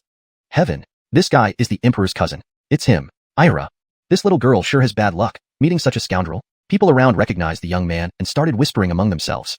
Guys like him rely on the Emperor and act so righteous outwardly, but behind the scenes, he bullies everyone. Didn't think he'd do it again today. Keep it down, or it'll be trouble if he hears us. Seeing how apprehensive everyone was, it was easy to deduce what kind of person this was in the eyes of the common folk. Ira was still seething. He had come out to pick birthday gifts for his cousin, the lofty ruler of the Sway Kingdom. Tomorrow was her birthday, and he finally found a satisfactory ornament. Albeit then this unexpected interruption happened. He glared at Ariana coldly and spat, "Did you hear that? I'm in a good mood today, so don't make me deal with you." Scram. Grabbing the ornament, he turned to leave. Albeit Ariana, as Blakely's sister, had never endured such humiliation before. Outraged, she leaped up and scratched Ira with both hands. Aya. Unprepared, Ira got a bloody scratch on his face. F***CK. Enraged, he swung his hand back to slap Ariana. Before the slap landed, it was stopped by a slender white hand. "My lord, my lady has a poor temper. Please forgive her," Korra said submissively, handing over a money bag. "This is our apology. Please accept it." Slap. Ira slapped the money bag away, his expression sour. "Nonsense. Would a nobleman like me care about petty cash? No one dares to touch me. Old Fong, take this brat back and teach her a lesson." Ariana shouted defiantly, "Try hitting me if you dare. My lady will have you pay." Old Fong. Ira angrily turned, only to see the usually dependable old man staring ahead with a strange expression. "What's wrong, Old Fong?" "Master Sway, I suggest you let this matter go," Old Fong said gravely. Ira was utterly baffled. "Why? They've humiliated me. Can I punish them?" Old Fong wore an indifferent expression, inwardly scoffing at Ira with disdainful eyes. "Who are you kidding? That person was someone the Emperor personally went to great lengths to rescue, and your name has long been on the Emperor's hit list. You just haven't made big enough mistakes yet." Shaking off these thoughts, the Micah named Fong, sharing a surname with Haskell, gave a slight nod to Haskell and turned away without looking back, signaling he would not intervene regardless of what happened next. Ira was dumbstruck. The old man was a key support he'd painstakingly cultivated. Why was he abandoning him now? What a joke. Without the old man's backing, Ira swallowed hard and spoke sternly, "I'll let you off today." With that, he slunk away, realizing he stood no chance against these people. Even if they wouldn't dare kill him, getting beaten publicly wouldn't look good. Seeing Ira flee, Ariana smirked triumphantly. "Waste of space. Trying to snatch things from me?" Lowering her head slightly, She seemed pleased with the ornament, but betrayed a flicker of disappointment. Back at the inn, Cora allocated rooms for everyone. Only Haskell and Ariana had separate rooms. Everyone rest for a while. Meals and water will be delivered to your rooms later, Cora said before returning to her own room. For days of continuous travel had exhausted even her, accustomed as she was to outdoor training. Haskell returned to his room but didn't rest. Instead, he climbed out the window and silently landed on the balcony outside Ariana's room. Hidely tapping his feet, he floated into the room like a wisp of cloud. Ariana sat at a table, doing something. Seeing Haskell enter, she paled in terror. What do you want? In the next second, Haskell flashed behind her and gently covered her mouth. Don't scream. It'd cause unnecessary misunderstandings, he whispered softly. Earlier, was it intentional? Ariana's eyes flickered. What do you mean? From what I know of Suzanne, you wouldn't covet that ornament as her sister. Haskell narrowed his eyes and reached into Ariana's blouse. Yet you quarreled over it with Ira. Actually, it was for this? A tattered piece of parchment appeared in Haskell's palm. Chapter 235, Attending the Feast. The parchment was old, its surface already yellowed, about the size of a palm. The edges were ragged, as if it had been forcibly torn apart. Haskell frowned, examining the parchment, puzzled. Earlier, when Ariana rushed towards Ira, others hadn't noticed, but only Haskell saw her stealthily take something from him. A piece of tattered sheepskin paper. What is this? Haskell waved the sheepskin paper and asked. Ariana bit her lip, her bright eyes staring at Haskell in silence, her face flushed with embarrassment. You don't intend to answer my question? Haskell raised an eyebrow. Ariana's face turned even redder as she said angrily, Don't you dare. I won't tell you. You actually dared to offend me just now. Haskell was taken aback. When did I offend you? Ariana's eyes brimmed with tears, almost crying. You touched me, and acted like nothing happened.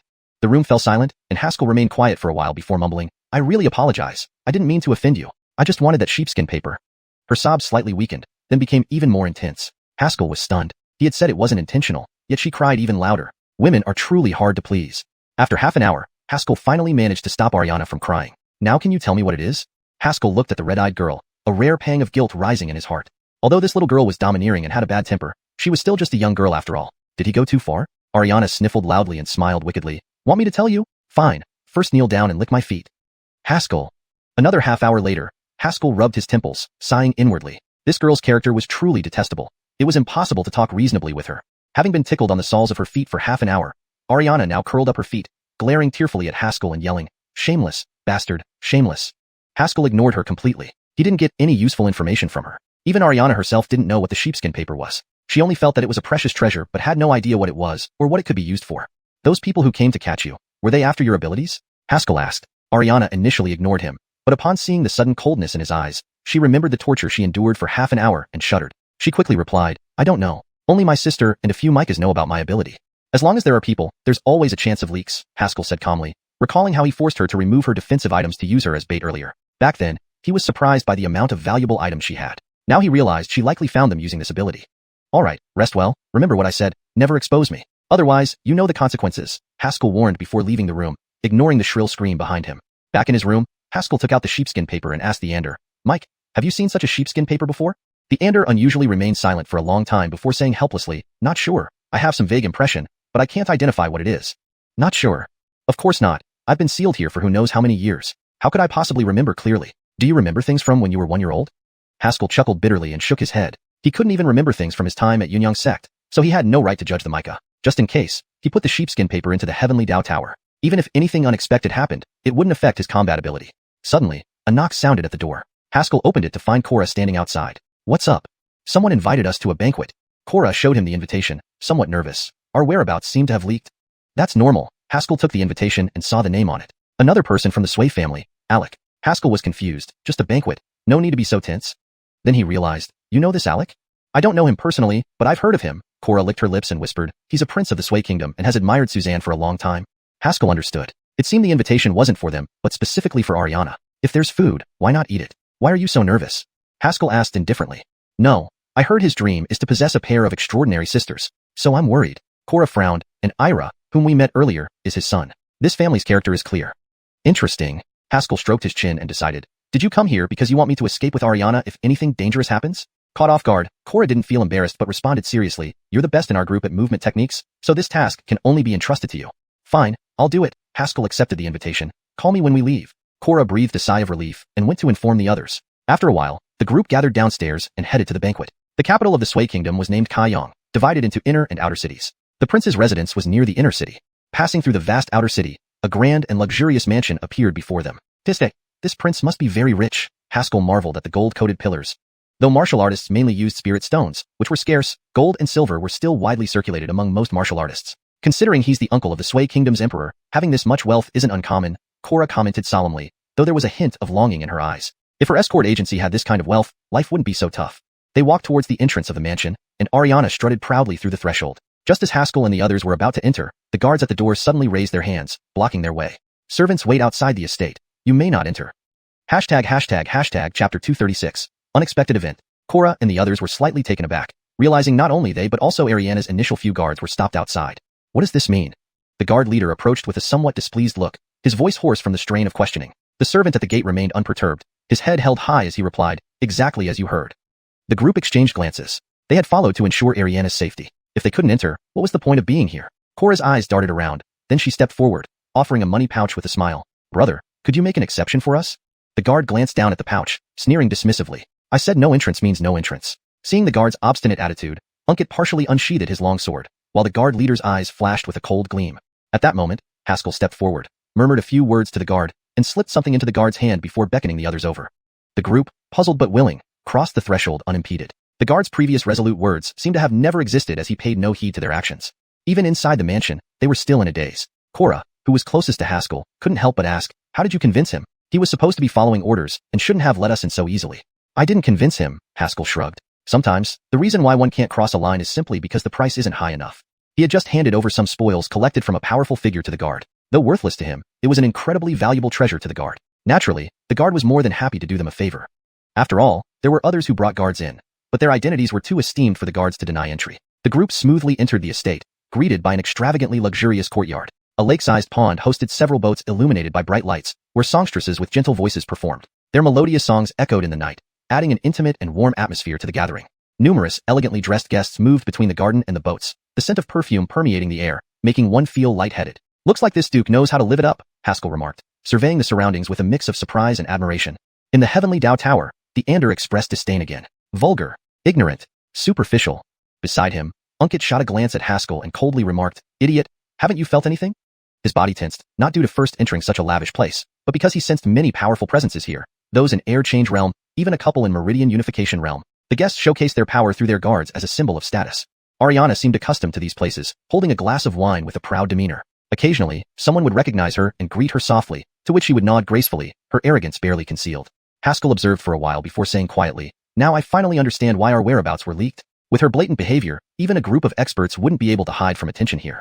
David openly mocked, This girl might as well write come worship me on her face. Even the guard leader, who usually defended Ariana fiercely, was speechless. Not far away, a young man conversing with others caught sight of Ariana and smirked, You truly appear when least expected. Didn't think you'd show up here. The beautiful Arya beside him asked curiously, Sway brother, what's wrong? Ira pointed at Ariana and whispered, I wanted to buy a piece of jewelry for you today, but this little brat snatched it, and she has the nerve to come here. Who's so bold as to compete with brother Fongtang? The Arya covered her mouth, her eyes turning slyly. Since she's just a girl, let me handle it for you. Knowing Ira valued his pride and wouldn't embarrass a girl publicly, the Arya volunteered. Ira thought for a moment, nodding slightly. Fine, later I'll have my servants send you the jewelry set you liked. Delighted, the Arya gave him a seductive look. Brother Fongtang, just watch. She then sauntered toward Ariana. Meanwhile, Haskell was wandering around with a wine glass. Most attendees were nobles from the Sui Kingdom, each accompanied by their own guards, including many young scions with notable cultivation. Observing them, Haskell was somewhat astonished. Most of these young nobles were only at the innate realm, with very few reaching air suspension realm. Senior, why are their cultivation levels so low? Haskell asked curiously. The Ander exaggeratedly cried out. Do you think everyone is a monster like you? Do you know that achieving the lesser Grandmaster realms before 20 already makes one a true genius?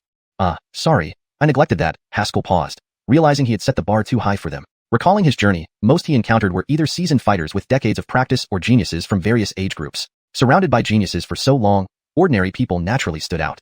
Suddenly, a shrill scream erupted. Haskell turned to see Ariana pouring a glass of wine over a beautiful Arya's head, her face flushed with anger. As she poured, she cursed loudly. Your face is caked with enough powder to smother flies, old hag. You dare bully me?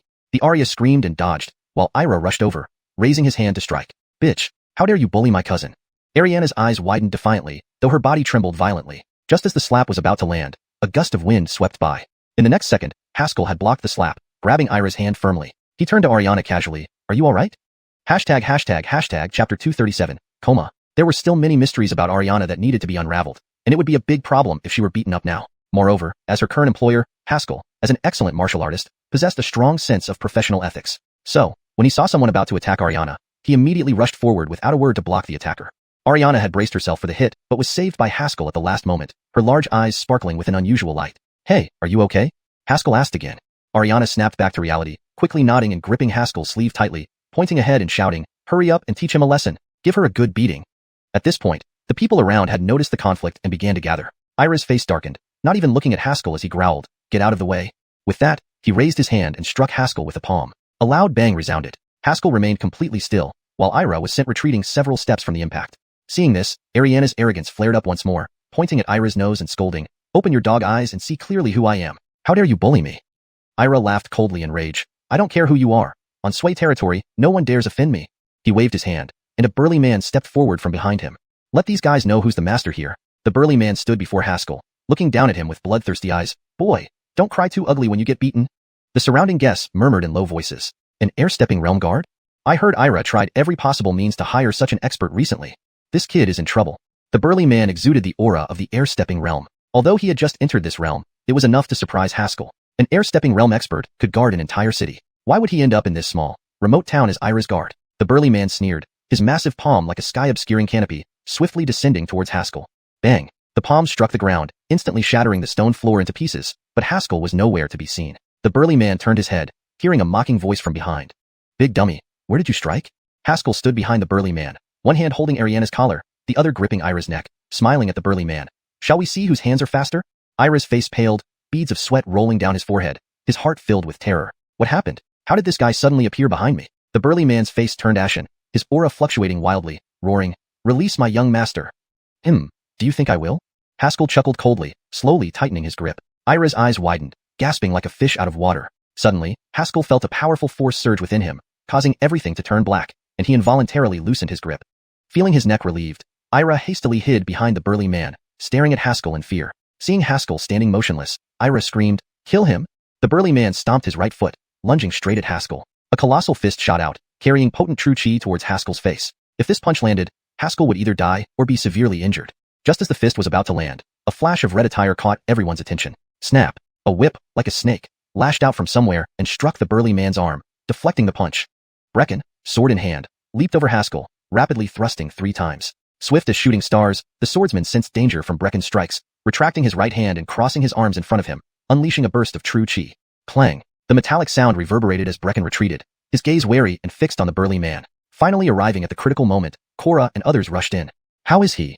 Cora asked, standing beside Brecken without turning her head. David and Elon were examining Haskell. Moments later, David looked up and said, "He's not injured, but his consciousness seems unclear. It might be a problem with his cultivation." Hearing this, Cora became even more anxious. Cultivation was always fraught with challenges and dangers. No one knew what might happen or what they might encounter on this path. Every year, many martial artists died from strange causes due to cultivation mishaps. If Haskell faced such a situation, the most urgent task was to help him regulate his true chi to prevent a fatal explosion. "Lady, better left unsaid than met. My young miss is still young, please forgive her." Cora didn't put away her whip but kept a cautious eye on the opponent while apologizing and moving closer to Haskell. Ira sized up Cora, a leer spreading across his lips. "Want me to forgive her? Sure, little beauty, come serve me for a night, and we'll talk." Cora, having seen such things frequently after years of wandering, remained unperturbed by Ira's filth. However, Brecken's eyes flashed with anger, his sword vibrating and stabbing forward. The burly man grinned, stepping forward to engage Brecken in battle. Boom, boom, boom. The garden erupted into chaos as their fight affected the surroundings, dust flying everywhere. Despite being of lower cultivation, Brecken's enraged attacks, empowered by the sword's lethality, matched the burly man blow for blow. Seeing this, Cora hurriedly returned to Haskell's side, handing Ariana over to the leader of the guards. What happened?" Haskell stirred awake, feeling a slight dizziness in his head. "You're finally awake," Cora said with relief. "What happened? Why did you suddenly faint?" Haskell paused, memories flooding back, and he quietly inquired inwardly, "Senior, what's happening to me?"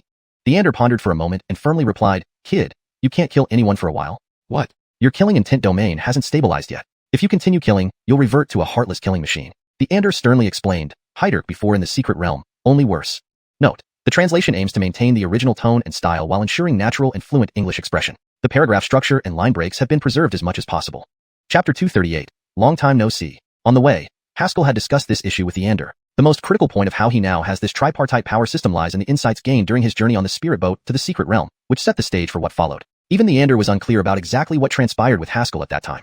However, based on Haskell's current condition, his martial intent and sword intent have stabilized, but the biggest problem lies within the domain of killing intent. Until the killing intent domain fully stabilizes, Haskell cannot kill anyone. If he kills, the killing aura will enter his body, causing an imbalance in the killing intent domain, leading to one inevitable outcome. He would transform into a mindless killer. So, from now until the academy competition, you must not kill anyone, the Anders sternly advised. Haskell was momentarily taken aback. After a while, he smiled bitterly and looked at Cora and the others. Sorry, there's been a small problem with my cultivation. For the next while, I might not be able to kill anyone. Cora sighed in relief, patting her chest. Don't worry, we aren't counting on you to kill. Just being fast enough is fine. Haskell felt even more depressed. What, do they look down on him? Meanwhile, Brecken, despite his overwhelming sword chi, was weaker than the large man and was already being suppressed. With one slash of his sword dodged, he took a heavy blow, flying backward to land beside Cora and the others. Ira laughed arrogantly. Overreaching yourself, Bennett. Go cut off their heads and throw them to the dogs. Cora gritted her teeth, gripping her whip tightly, and whispered, Haskell, I'll buy you some time. You take them and escape. Just then, a dignified voice abruptly echoed, making such a commotion in broad daylight. What decorum is this? The crowd parted, and a Remy in a dragon robe slowly emerged. His demeanor was authoritative, his eyes sharp like a tiger's, and his hands were clasped behind his back, exuding an imposing presence. Seeing him, everyone hurriedly bowed. Greetings, Duke of Commandery. Greetings, Duke of Commandery. Even Ira reluctantly bowed. Greetings, father. This man was the master of the Commandery residence, the Duke of Sway Commandery, Isidore. Behind him was an old man with white beard, eyes half closed as if nothing could catch his attention. Isidore glanced at the old man casually, relieved to see no reaction from him. This was someone even he couldn't afford to offend. As the most powerful Duke of Sway, he knew all his power came from his niece, who sat behind the curtain, and this old man was his niece's most trusted expert.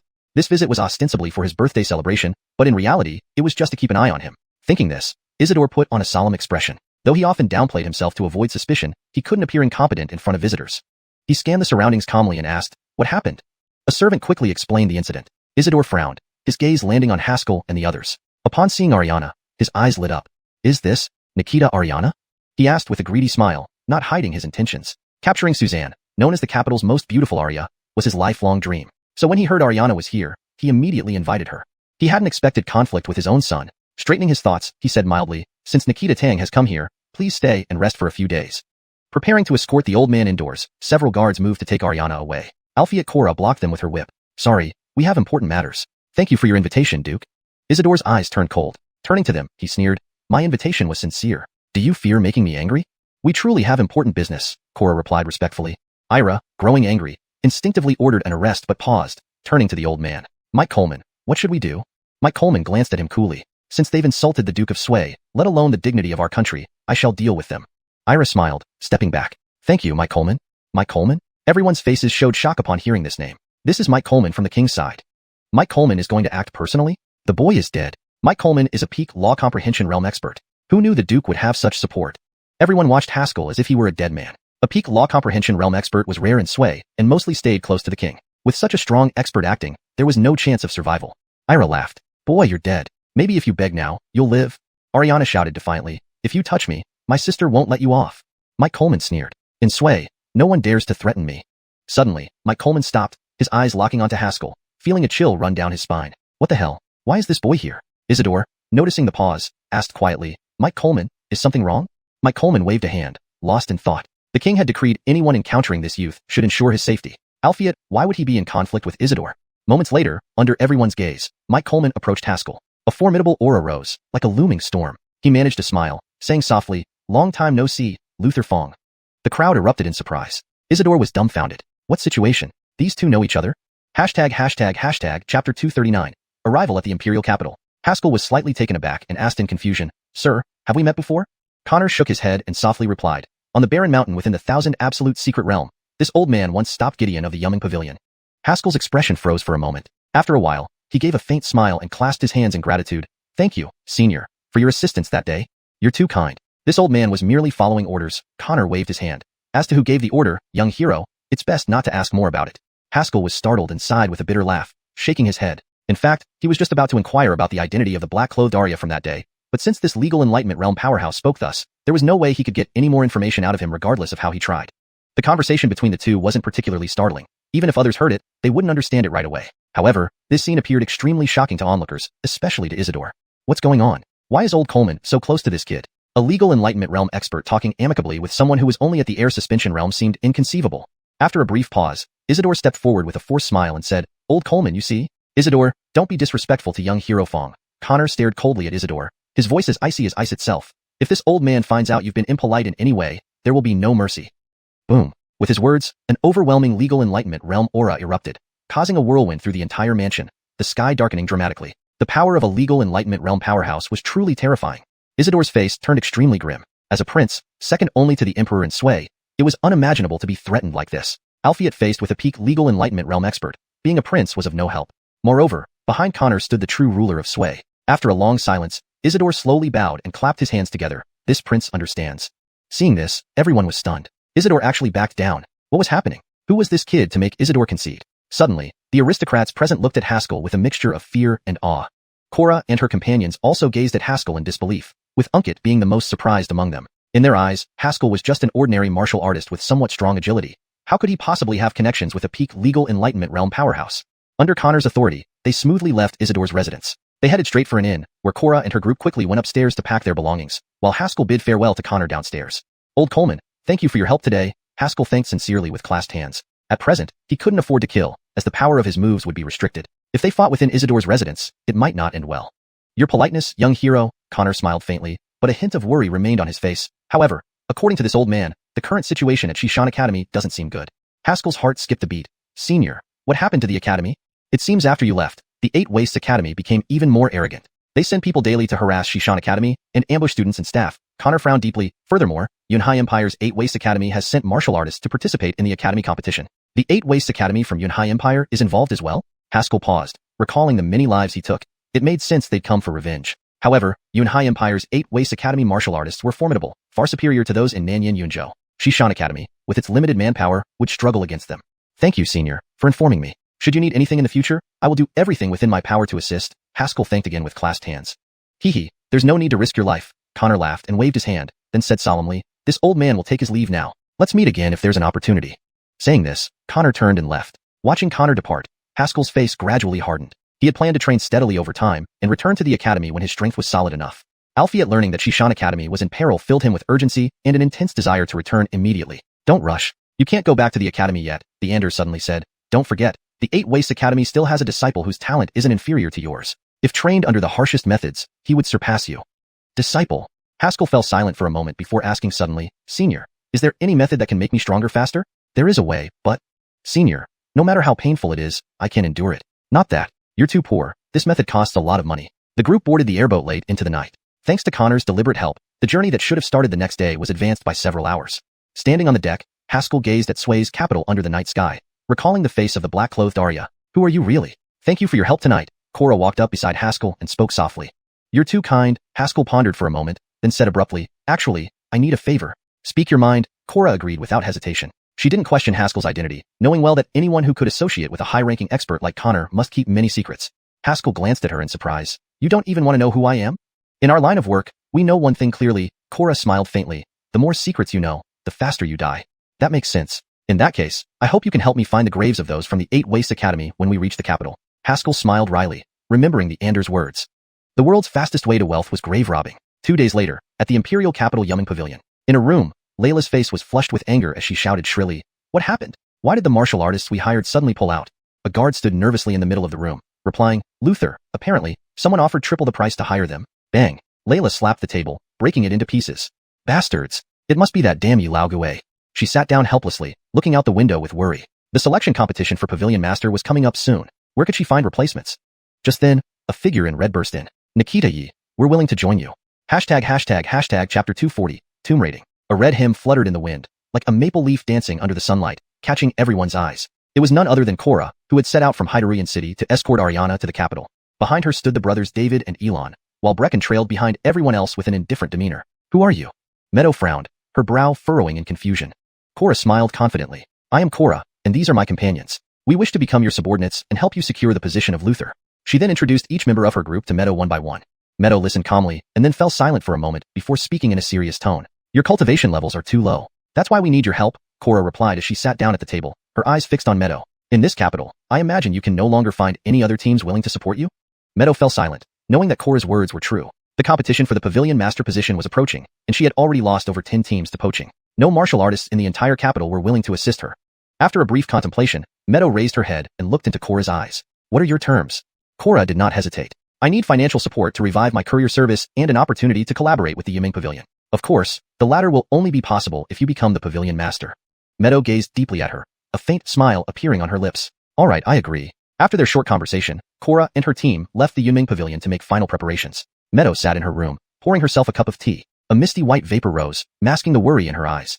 My lord, the highest cultivation level among these people is merely Void Stride Realm, a guard reported softly from the doorway. Furthermore, our investigation revealed they came from a third-rate courier team in Hydorian City and lack experience in group combat.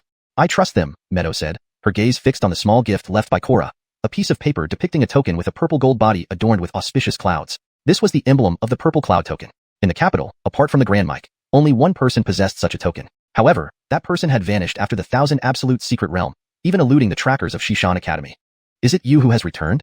#Xiuxian Academy, Peach Blossom Grove. A series of loud explosions echoed through the grove. Several dozen students from the Beiyang Academy surrounded Hicks and Arwen.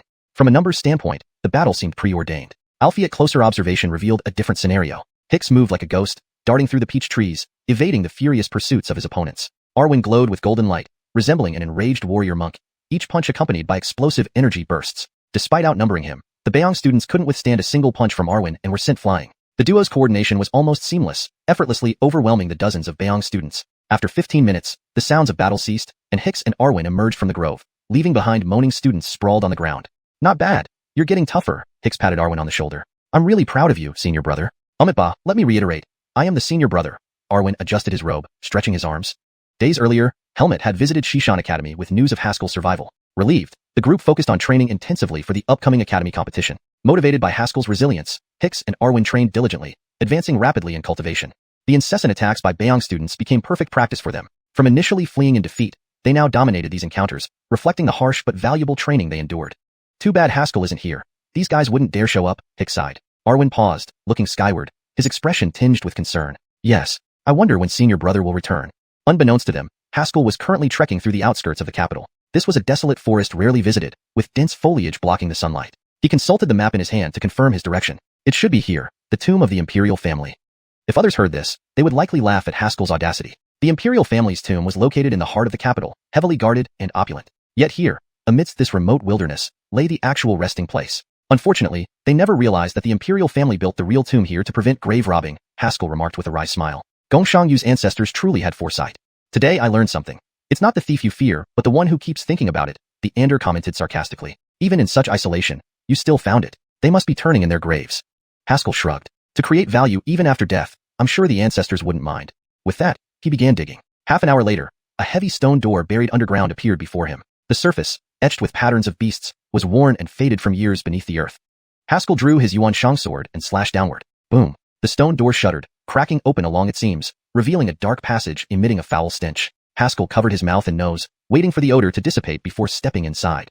Just a few steps in, he stopped abruptly, his expression odd. Thump, thump, thump. From deeper within, a series of strange noises echoed ominously. Translation complete. Chapter 241. Unearthing Ancestral Graves. Senior, how long do martial artists live? Haskell cautiously descended the passage, feeling an overwhelming sense of absurdity. The Ander in the Heavenly Dao Pagoda replied, as one's cultivation increases, so does one's lifespan. Alfiat, I can assure you that there's absolutely no living person in this tomb. Haskell swallowed hard and whispered, so, what's down there should be a ghost? Probably, the Ander answered. Probably. Haskell was immediately alarmed. Can't you be more certain? We're about to rob a grave. If something happens, we won't be able to come back up. I've been locked in the Heavenly Dao Pagoda for so many years, how would I know? The Ander retorted. After 2 rounds of heated argument via divine consciousness, they finally decided to continue downward. After all, with the Heavenly Dao Pagoda in hand, they had some backup if anything went wrong.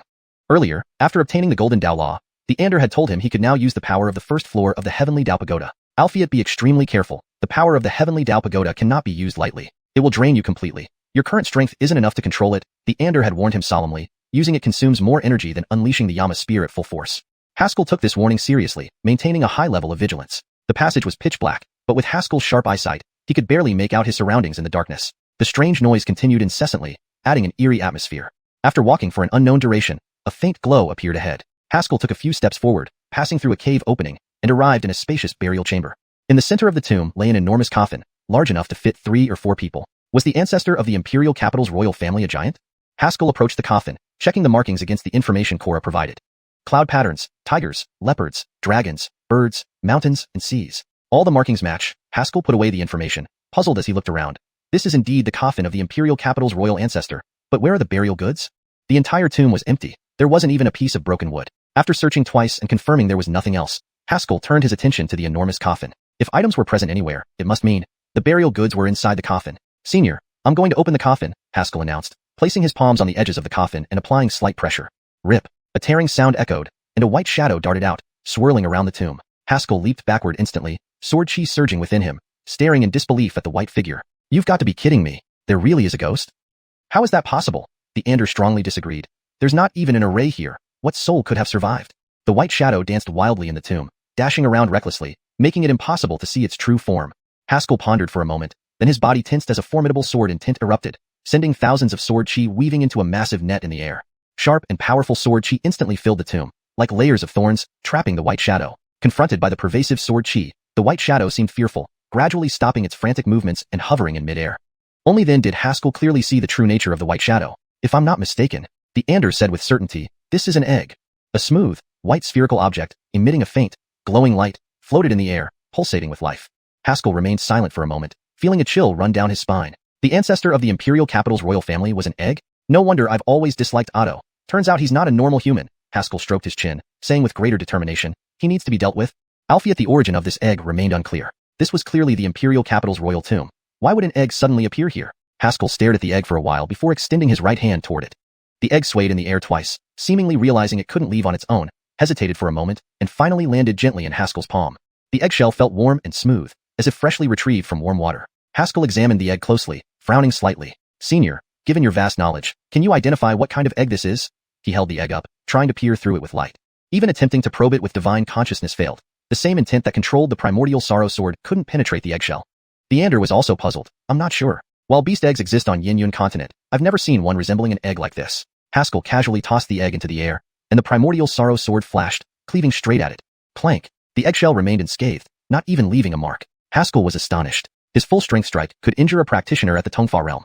Now it couldn't even break an egg? His eyes gleamed with excitement as he hurriedly grabbed the egg. This was definitely a valuable item. His strongest attack couldn't even scratch it, meaning it could protect against attacks from powerful opponents in the future. Even if he didn't obtain anything else, getting this egg was already a significant gain. At that moment, the Ander suddenly spoke. Boy, come here. Haskell quickly entered the heavenly Dao Pagoda with his divine consciousness and saw the Ander examining the collected information carefully. What is it? Haskell asked as he stood beside the Ander. The Ander stroked his chin thoughtfully. Actually, I just realized something. We might be in the wrong place. Haskell was speechless. He promptly returned to his body, re-examining the tomb, and confirmed they indeed found the wrong location. After another round of searching, the old man and the young man finally located the correct burial grounds of the imperial capital's royal family. This is quite a place, Haskell marveled, observing the sprawling tombs and sensing various powerful energies emanating from them, feeling refreshed and invigorated. The Ander also praised, indeed, this is a wonderful place. Let's not keep these treasures waiting. After plundering the tombs, Haskell left, thoroughly satisfied. 3 days later, Otto led a group of royal members to the outskirts for ancestral worship. That day, it was rumored that everyone in the capital heard a heart-wrenching scream. Which lousy bastard dug up my family's ancestral graves? Chapter 242. Preparations for selection. Of course, Haskell was completely unaware of these situations. After plundering all the treasures from the imperial ancestral tomb, Haskell quickly arrived at a cave near West Mountain Academy. This cave was a hidden place he had discovered by chance, rarely visited by people, situated halfway up the mountain, overlooking the ground below, making it convenient to observe the surroundings. After camouflaging the cave's entrance, Haskell sat cross-legged inside and began emptying out the various burial artifacts he had acquired, piling them up into a small mountain. These royal descendants are truly wealthy. Haskell marveled at the array of treasures before him, feeling like a country boy who had suddenly become immensely rich. Stop dawdling, hurry up, the Ander urged. Otherwise, you won't make it in time for the pavilion master selection. Oh, what should I do? Pick out all the natural treasures from the burial items, then crush them using your sword chi. The method suggested by the Ander was straightforward, relying on brute force to forcibly enhance his strength. A martial artist's combat ability is mainly divided into two aspects, physical body and true chi. Besides possessing powerful attack and defense capabilities, speed, and proficient techniques, mastering combat moves is also a crucial factor. However, Haskell did not have the time to slowly cultivate powerful moves. Thus, he could only focus on enhancing his own attributes. Therefore, the most critical point of this treasure cultivation method is having enough precious items, the Ander said confidently. The process was quite simple, using sword chi to crush the natural treasures and then absorbing the valuable liquid with a special cultivation technique. Soon, the natural treasures were reduced to a pile of powder under innocent. Haskell retrieved a large wooden basin and collected all the powder. Is the bathtub ready? Asked the Ander. Haskell nodded and took out a tall wooden tub from his storage ring, pouring all the powder into it as instructed. He then placed a stack of firewood beneath the tub, lit it, and poured mountain spring water into the tub. Subsequently, he removed his clothes and stepped into the tub. Now, you can begin circulating your true chi according to the technique I taught you, the Ander said. Haskell sat cross-legged in the tub, feeling as if he was about to be boiled alive. Senior, will I really be cooked? Don't worry, the technique I gave you is flawless. Reassured by this, Haskell followed the method taught by the Ander and started absorbing the medicinal liquid in the tub. As soon as he began, excruciating pain struck him abruptly. Hiss! Haskell gasped sharply, his eyes wide open in shock. Senior, what's happening? Why does it hurt so much? At the moment he initiated the technique, his pores opened up instantly, allowing the medicinal liquid to flood in, like millions of tiny knives piercing his skin and flowing into his meridians. These tiny knives wreaked havoc within his meridians, slicing through them and flooding his flesh, transforming his body. The Ander muttered, I said it would work, but I didn't say it wouldn't hurt. F***K. Haskell gritted his teeth and endured the pain, continuing to absorb the medicinal liquid. The intense agony nearly made him lose his mind, yet he remained silent, even biting his lips until they bled. He must get stronger, absolutely stronger. Thinking of the ambush he faced in the Thousand Absolute Secret Realm, a wave of fury surged within Haskell. He no longer wanted to be hunted and powerless to retaliate. Roars echoed through the cave. However, neither the Ander nor Haskell noticed that the egg in his pocket was emitting a faint white glow, creating a vortex of medicinal fluid around it. Days passed unnoticed. 5 days later, in the capital city, Yunming Pavilion. Today was the busiest day for Yunming Pavilion. It stood majestically in a spacious square, towering 9 stories high. Now, the square was crowded with many martial artists, bustling and lively. Today was the day for the Yunming Pavilion Chief Selection Competition. Martial artists present all qualified to join the young Pavilion Master teams. Of course, there were also those who came just to watch and perhaps gain some benefits. Gathering together, everyone exchanged cautious glances, and a tense atmosphere pervaded the square, dispersing even the clouds overhead. In a room on the 3rd floor, Meadow watched the crowd below with a worried expression. 6 teams are participating today, each backed by a mic of Yunming Pavilion. Are you confident? Behind her, Cora wore a red robe, her expression resolute. Please trust us, young Nikita. We will ensure victory for you. As she spoke, a formidable aura erupted from her, a sign of Sky Strider realm. Behind her, David, Elon, and Unkit emerged, their auras only slightly inferior to Cora's. I've done everything I can. The rest depends on you. Meadow whispered softly. Over the past few days, she had utilized her identity as young Pavilion Master to expend all the rare treasures she could mobilize on Cora and the others, forcing their realms to ascend. Although they lacked time to consolidate their realms, they had reached mid-level proficiency. Suddenly, a brilliant firework exploded in the sky. An unlikely figure appeared above the square, radiating a Passage Law realm aura. Ladies and gentlemen, today is the day of our Yunming Pavilion Chief Selection. Please step forward, participants. With that, several arenas rose from the square, and several figures descended onto them. Each person exuded extraordinary grace and nobility, dressed in fine silk and radiating an air of wealth. These were the 6 young Pavilion Masters of Yunming Pavilion. Actually, there was supposed to be one more, but unfortunately, that unfortunate individual was killed by Haskell on the aerial boat. Recalling this, Meadow lowered her head, a figure flickering in her mind. You little rascal, didn't you promise to help me? After a moment, she lifted her head, determination etched on her face. Let's go. It's our turn to enter. They walked toward the arena. By the way, didn't you say you had another team member? When is he coming back? He should be here soon. Forget it. We'll manage without a reserve. It doesn't affect the overall situation. Chapter 243. The competition begins. Yunming Pavilion, 9th floor. 9 Michael figures sat side by side on the terrace, gazing into the distance. Young people are truly enviable. If I were in my 20s again, I might have competed for this position of Luther too. One of the senior mics remarked wistfully. By the way, Jerry, I heard you gathered quite a few good hands to help your descendant this time? Gustavo sat calmly in his wooden chair, his expression indifferent. Old Albie, you're teasing me. That kid found them himself. I've never helped him. Haha, indeed. Even the Imperial Guard was summoned, Declan said with a smirk. Your descendant seems quite capable. Gideon lifted his teacup and sipped lightly. It's all due to his abilities. I heard your descendant didn't even gather a full team? Declan's eyelids twitched slightly as he coldly laughed. That doesn't concern you. Focus on your own people. Gideon snorted coldly and fell silent. The other senior mics exchanged glances, their expressions hinting at a certain schadenfreude. Among the 9 senior mics, 3 had no interest in the position of Pavilion Master, while the remaining 6 all had descendants competing for it. Among these, the most intense rivalry was undoubtedly between Gustavo and Caden. The others enjoyed the spectacle and did nothing to stop it, instead watching from the sidelines.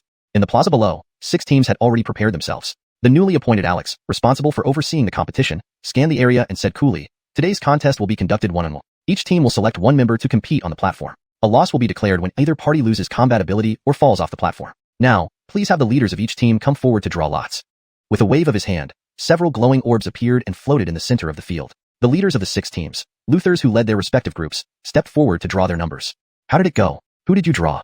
When Meadow finished drawing, a few people crowded around her. Meadow opened her palm, revealing a jade token marked with the number 1. The Alex's voice rang out again. Teams that drew the same numbers will begin the first round. Number 1? Who else drew number 1? I don't know. Luther, do you know who has number 1? At that moment, a mocking voice echoed, well, what a coincidence, Luther, we have the same number. Everyone looked up to see a gaunt-faced man staring at them with a sneer. "It's you?" Meadow's face darkened. The gaunt man chuckled dryly, then glanced back and remarked meaningfully. "Luther Yi, our teams are identical in composition. It looks like we'll have an interesting match today." With that, he turned and left. Cora noticed Meadow's troubled expression and asked quietly, "Luther, is this person's team hard to handle?"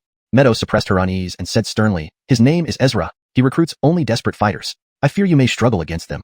David patted his chest confidently. "Don't worry, Luther. We've faced death many times before. Those guys aren't a match for us." "I hope so." 15 minutes later, the competition officially began. On the first platform, twin brothers stood ready. Seeing the twins, Meadow's face changed rapidly. She urgently warned, "These brothers are known as the bloodthirsty twins of the capital city, murderers countless in number. David and Elon, be extremely cautious." The brothers exchanged a glance and said together, "Rest assured, Luther, we can win together." Meadow hesitated but firmly said, "If things get too tough, it's better to concede. Your lives are more important." Although she had invested a lot into this team, she didn't want these warriors to lose their lives on the platform. Clang! With the sound of a gong, the competition officially started. In the cave, Haskell had reached the final stage. Compared to 4 days ago, he was unrecognizable. His flesh seemed to be torn apart by countless cuts, inch by inch, exposing pink skin that stretched and absorbed the medicinal liquid greedily. The medicinal liquid in the wooden tub had lost its depth, resembling clear water with only a faint yellow tint. Haskell had grown accustomed to the excruciating pain coursing through him. The medicinal power flowing in his meridians had been hammered into his body repeatedly with sword chi, making his physique stronger and tougher. Haskell took a deep breath, focusing his mind and gathering sword chi for the final step. "Senior, are you sure there won't be any problems with this?" The Ander replied indifferently, "Trust me, my technique is foolproof." "Let's hope so." Haskell sighed, feeling helpless. Every time Senior said there wouldn't be issues, unexpected things happened. After several days, Haskell understood the principle behind the technique, which was deeply shocking. By absorbing potent medicinal power externally and continuously refining it with internal sword chi, the body became tempered like a sword, enduring relentless refinement. The biggest drawback was the sheer pain. Well, can it be worse than being carved up every day for the past few days? Haskell dismissed his scattered thoughts and abruptly channeled sword chi. Boom! Powerful sword chi exploded, forcing concentrated medicinal power directly into his body. Crack! Almost instantly, his body emitted sounds of breaking bones. The medicinal power was overwhelming. Despite the continuous refinement over 4 days and having absorbed some power into his true chi, his physical form struggled to withstand it. His body felt as if hammered relentlessly, dull thuds echoing in his mind as excruciating pain spread wildly. Haskell gritted his teeth, holding the medicinal power within to prevent it from escaping. As he continued refining, the originally cracked skin began to heal miraculously, radiating a pure golden glow that surpassed the brilliance seen during his use of the Golden Dao technique. An aura of formidable power built up, akin to an ancient beast rising. Beasts within dozens of miles sensed this aura and instinctively kept away from the cave. Just as Haskell broke through the final barrier, the first match at Yunming Pavilion neared its end. Meadow watched the fighting platform with a grim expression, unable to suppress her anger. Even Cora's eyes turned red as she muttered under her breath, "Bastard." On the platform, David and Elon supported each other, barely standing. Their blood covered the entire platform, shocking all onlookers. This brutal outcome was far beyond anyone's expectations. Chapter 244, a brutal battle. In terms of joint combat, the brothers Kendrick and Tobias were no weaker than their opponents, the bloodthirsty twins. However, from the start of the battle, the bloodthirsty twins immediately abandoned any defense, opting for a desperate strategy of trading blows, catching Kendrick and Tobias completely off guard. Under duress, Kendrick and Tobias had no choice but to adopt this style of fighting. While they indeed suffered severe injuries, so did the twins. Strangely, instead of weakening, the bloodthirsty twins seemed more spirited and alert, their bloodshot eyes fixated on the two brothers. "Hihi, you are the first pair of warriors to last this long under our hands," the lean man of the bloodthirsty twins said with manic laughter, licking his crimson lips. "Are you still not ready to concede?" The bloodthirsty twins were named Grimselu and Mac, with Grimselk being the lean man who spoke and Mac the muscular bald man. Standing shoulder to shoulder, they were barely intact, yet their spirit and vigor far exceeded those of Kendrick and Tobias. Hearing the words, Kendrick clenched his teeth and growled, "Come on, let's see who dies today."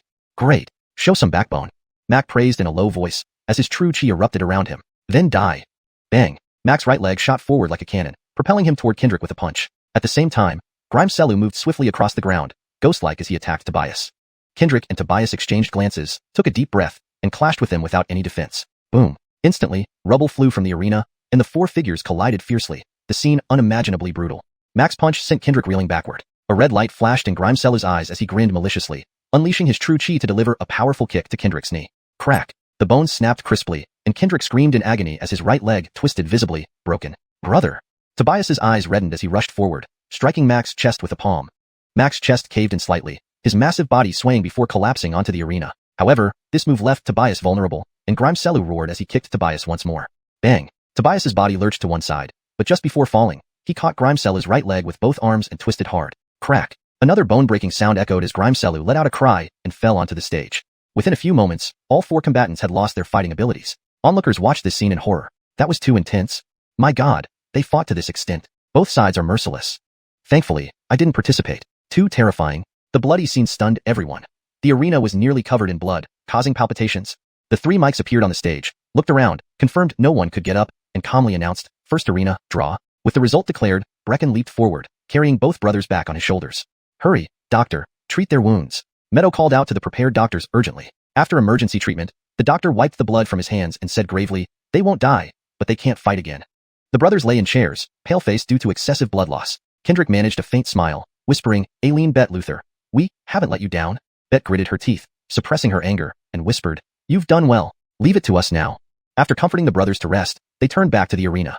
On the opposite side, Yates's sinister face loomed even darker, coldly eyeing Meadow and others. Luther Yi, ready for the next match? The competition was a continuous round-robin, continuing until one side had no one left to fight.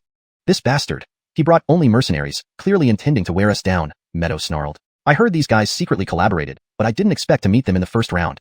Bet cracked her whip, looking serious. I'll take the second round. She took a couple of steps forward when a sword blocked her path. Turning her head, she saw Brecken stepping forward, saying coolly, I'll go. Beneath his calm demeanor lay restrained fury. Without waiting for Betty's response, Brecken leaped onto the stage. Ting. His long sword slid out smoothly, releasing a sharp blade aura. Brecken stood still, his gaze cold as he asked, who will come? A black-clad swordsman slowly walked up, drawing his saber in reverse. Instantly, metal clashed. They locked eyes and charged at each other fiercely. Boom. In the cave, a deafening explosion sounded. The wooden barrels, originally intact, exploded into countless shards embedded in the cave walls. Through the thin dust, Haskell's slender figure emerged. Appearing lean but harboring strong, taut muscles, he possessed immense strength beyond imagination. Haskell inhaled deeply, stretching leisurely, causing his entire body to crack loudly. He clenched his fists, feeling the formidable power flowing within him, marveling. To think the vacuum boundary could be this powerful, truly unbelievable. Haskell extended his fingers into a sword shape, casually slashing a sword aura through the air. Boom. The mountain wall instantly fractured deeply, almost splitting the entire mountain face. Incredible, truly incredible. Haskell couldn't help but exclaim. Though the total amount of inner sword chi hadn't increased, its purity was over 30% higher than before. Thus, what previously required 3/10 of inner sword chi for destructive force could now be achieved with just 1/10.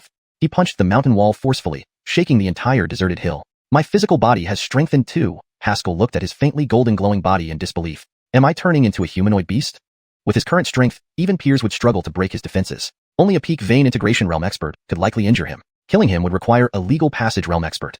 Savoring his newfound power, Haskell changed into clothes from his storage ring and casually asked, Senior, how long have we been training here?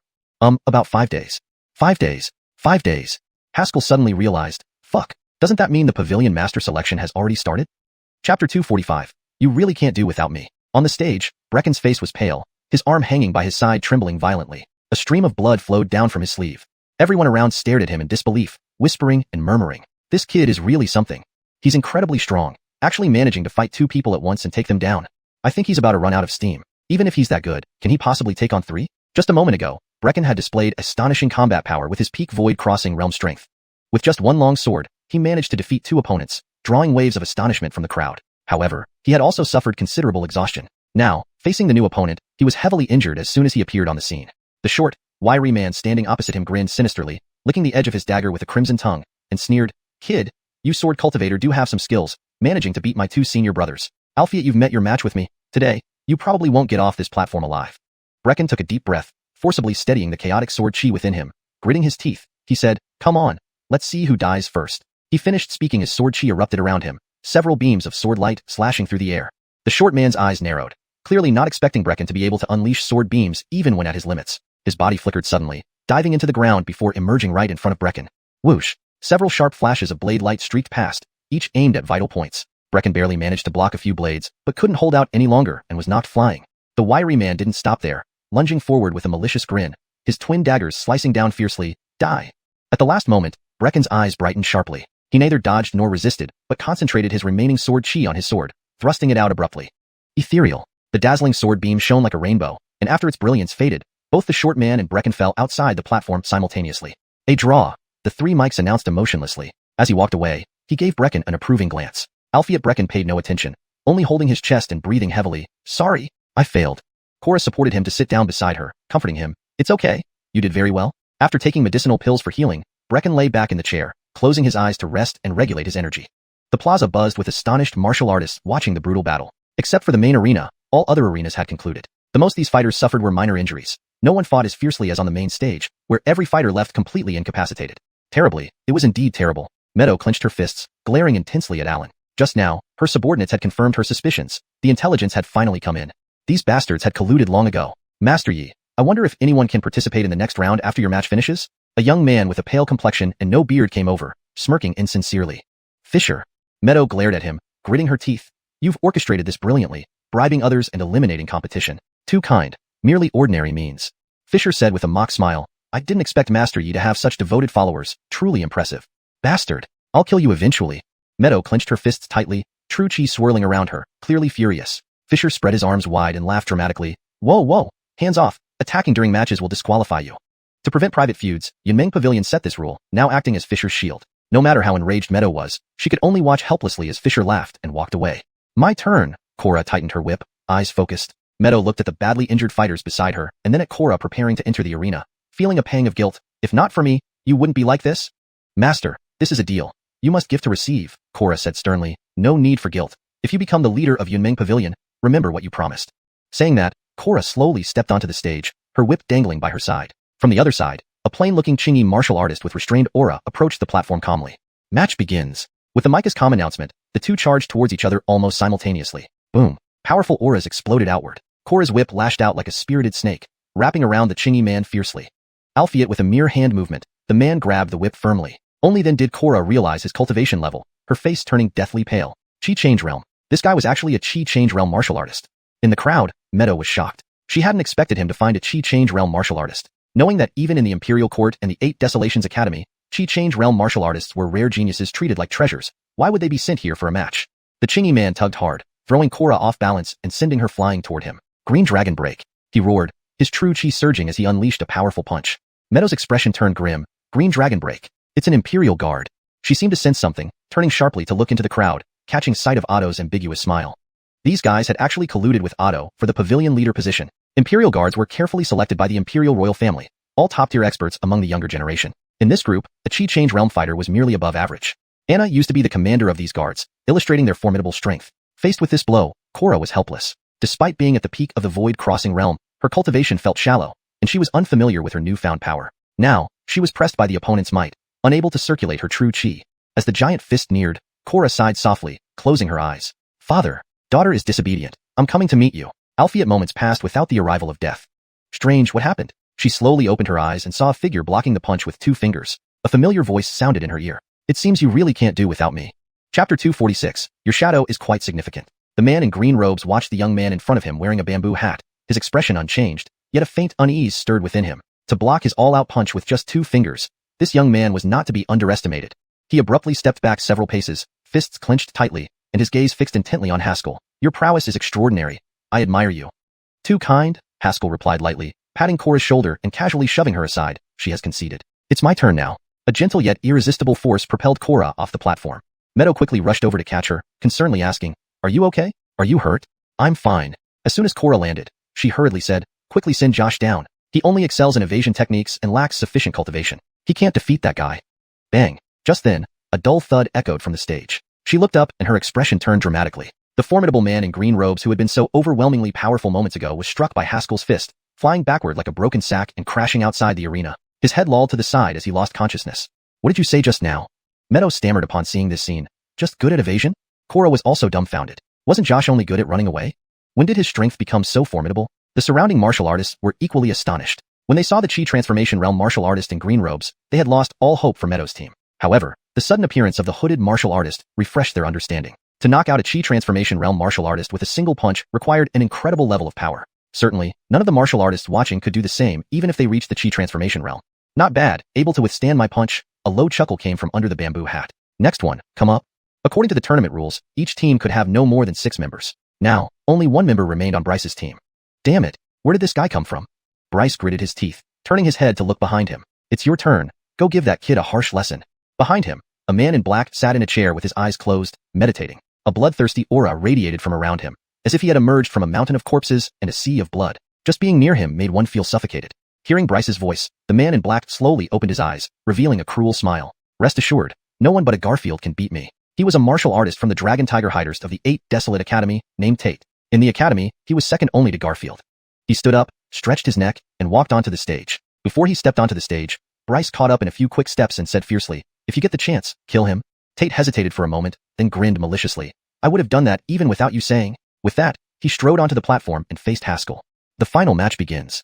As the three Micah's voices faded, both combatants remained motionless. Haskell sized up his opponent's face, feeling a vague sense of familiarity. He asked, "What's your name?" Tate twisted his neck, revealing a set of menacing white teeth. "My name is Tate, the strongest of the 8 Desolate Academy. Remember this name well because it will be the last thing you hear in this world." "The strongest?" "From what I heard, isn't the Garfield from the 8 Desolate Academy considered the strongest?" Haskell said with a hint of a smile. He suddenly recalled why his opponent looked familiar. The previous time the Garfield led people to challenge the West Mountain Academy, this guy had been there too. Since Garfield was present that day, this guy didn't have a chance to act, and later left with Crane, missing an opportunity to confront each other. Upon hearing Haskell's words, Tate's face twitched irritably. "Fuck, right now I am the strongest. Garfield, HMPF, this guy using such methods to cultivate might be dead already." Such cultivation methods? Haskell's heart skipped a beat. It seemed his guess was correct. While he was desperately enhancing his strength, the other party hadn't been idle either, pushing himself relentlessly. "Is that so? In that case, I'll try you out with just one hand."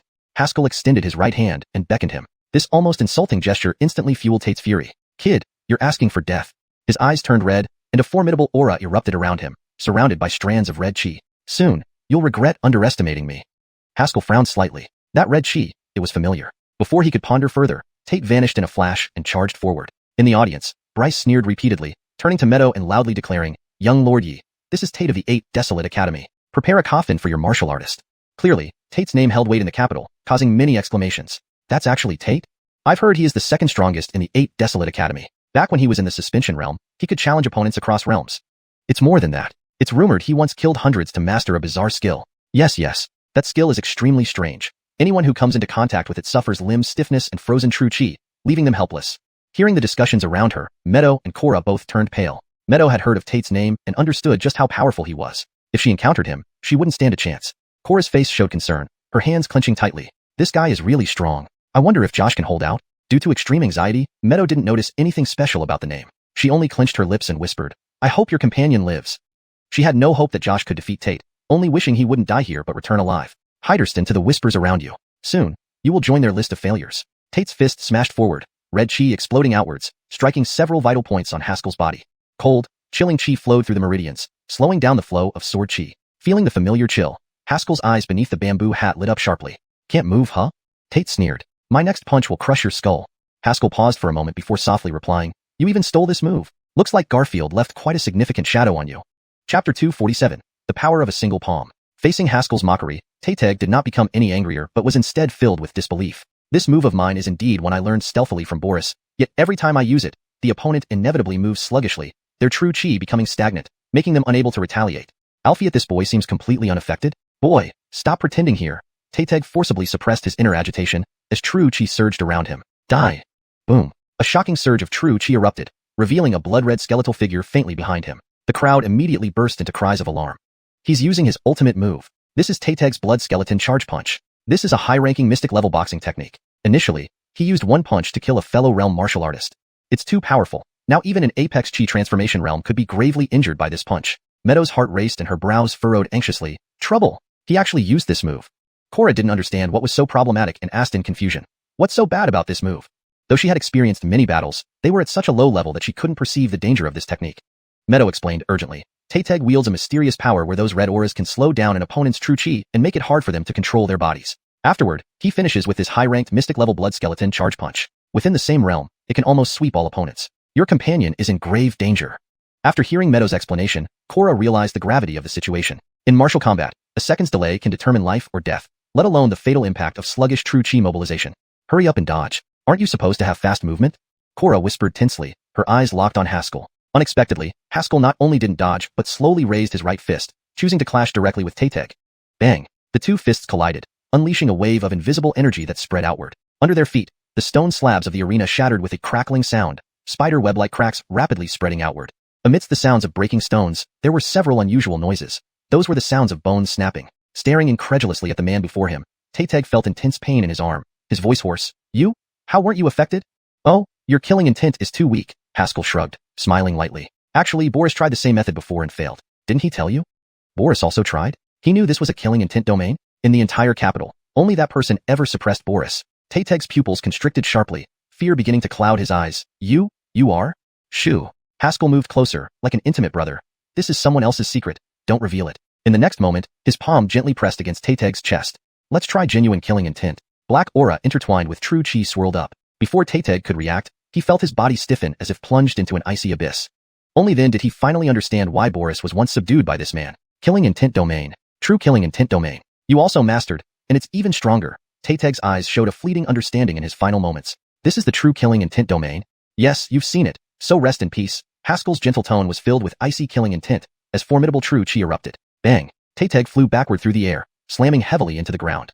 To everyone's shock, he rolled twice like a broken sack of cloth, trying to lift his head toward the stage as if wanting to say something. Alfie at the next second, blood gushed out, accompanied by a series of bone-cracking sounds like fireworks. Taeteg's eyes turned vacant, collapsing softly and losing all signs of life. The three Micahs calmly declared, in this match, Luther Yi wins, advancing to the next round. The surrounding martial artists were stunned, their eyes fixed on Haskell in astonishment. Who is this hooded figure? With just one palm, he killed the notorious Taeteg. Who in the capital has such power? Bryce's face darkened ominously. Staring at Meadow for a long while, he angrily swept away. Nearby, Fisher's face was grim as he called over a subordinate. Find out who this guy really is. When did we get such a powerhouse in the capital? That's Taeteg, second only to Boris. Looking at the top-tier geniuses in the entire capital, he's among the best. And he's dead like this? Facing everyone's gazes, Haskell remained unperturbed, calmly walking off the stage to Cora's side. Are you all right? Cora looked at him nervously, fearing any internal injuries. Haskell waved a hand, smiling lightly. Don't worry, he doesn't pose any real threat to me. Meadow bowed to Haskell earnestly. Thank you, young hero. If today's matter is resolved, I will surely reward you generously. There's no need for rewards. Isn't this what we agreed on beforehand? Haskell said softly. Hearing this, Meadow was taken aback, her beautiful eyes brightening. You are? Keep it down. I don't want to expose my identity. Haskell leaned closer, the wind lifting the black veil, revealing a clear smile. I promise to help you become the pavilion master. Seeing the long unseen face, Meadow's eyelids trembled slightly, lowering her gaze after a moment, whispering, You fool. I thought you died outside. These guys didn't die off entirely. How could I bear to die? Haskell spoke seriously, taking out several rare treasures from his robe. Give these to David and the others. They work great for healing. These were all treasures buried with the Imperial family, not fully utilized but perfect for now. Quick, give them to the injured. Meadow handed the items to her subordinates, instructing them urgently. With the help of a few guards, Brecken and others took the remedies and sat cross-legged, starting to meditate. The medicinal effects began to take hold, stabilizing their breaths swiftly. Brecken, who was least injured, finished meditating first. Opening his eyes, he stared complexly at the figure ahead, recalling their earlier conversation, feeling somewhat conflicted.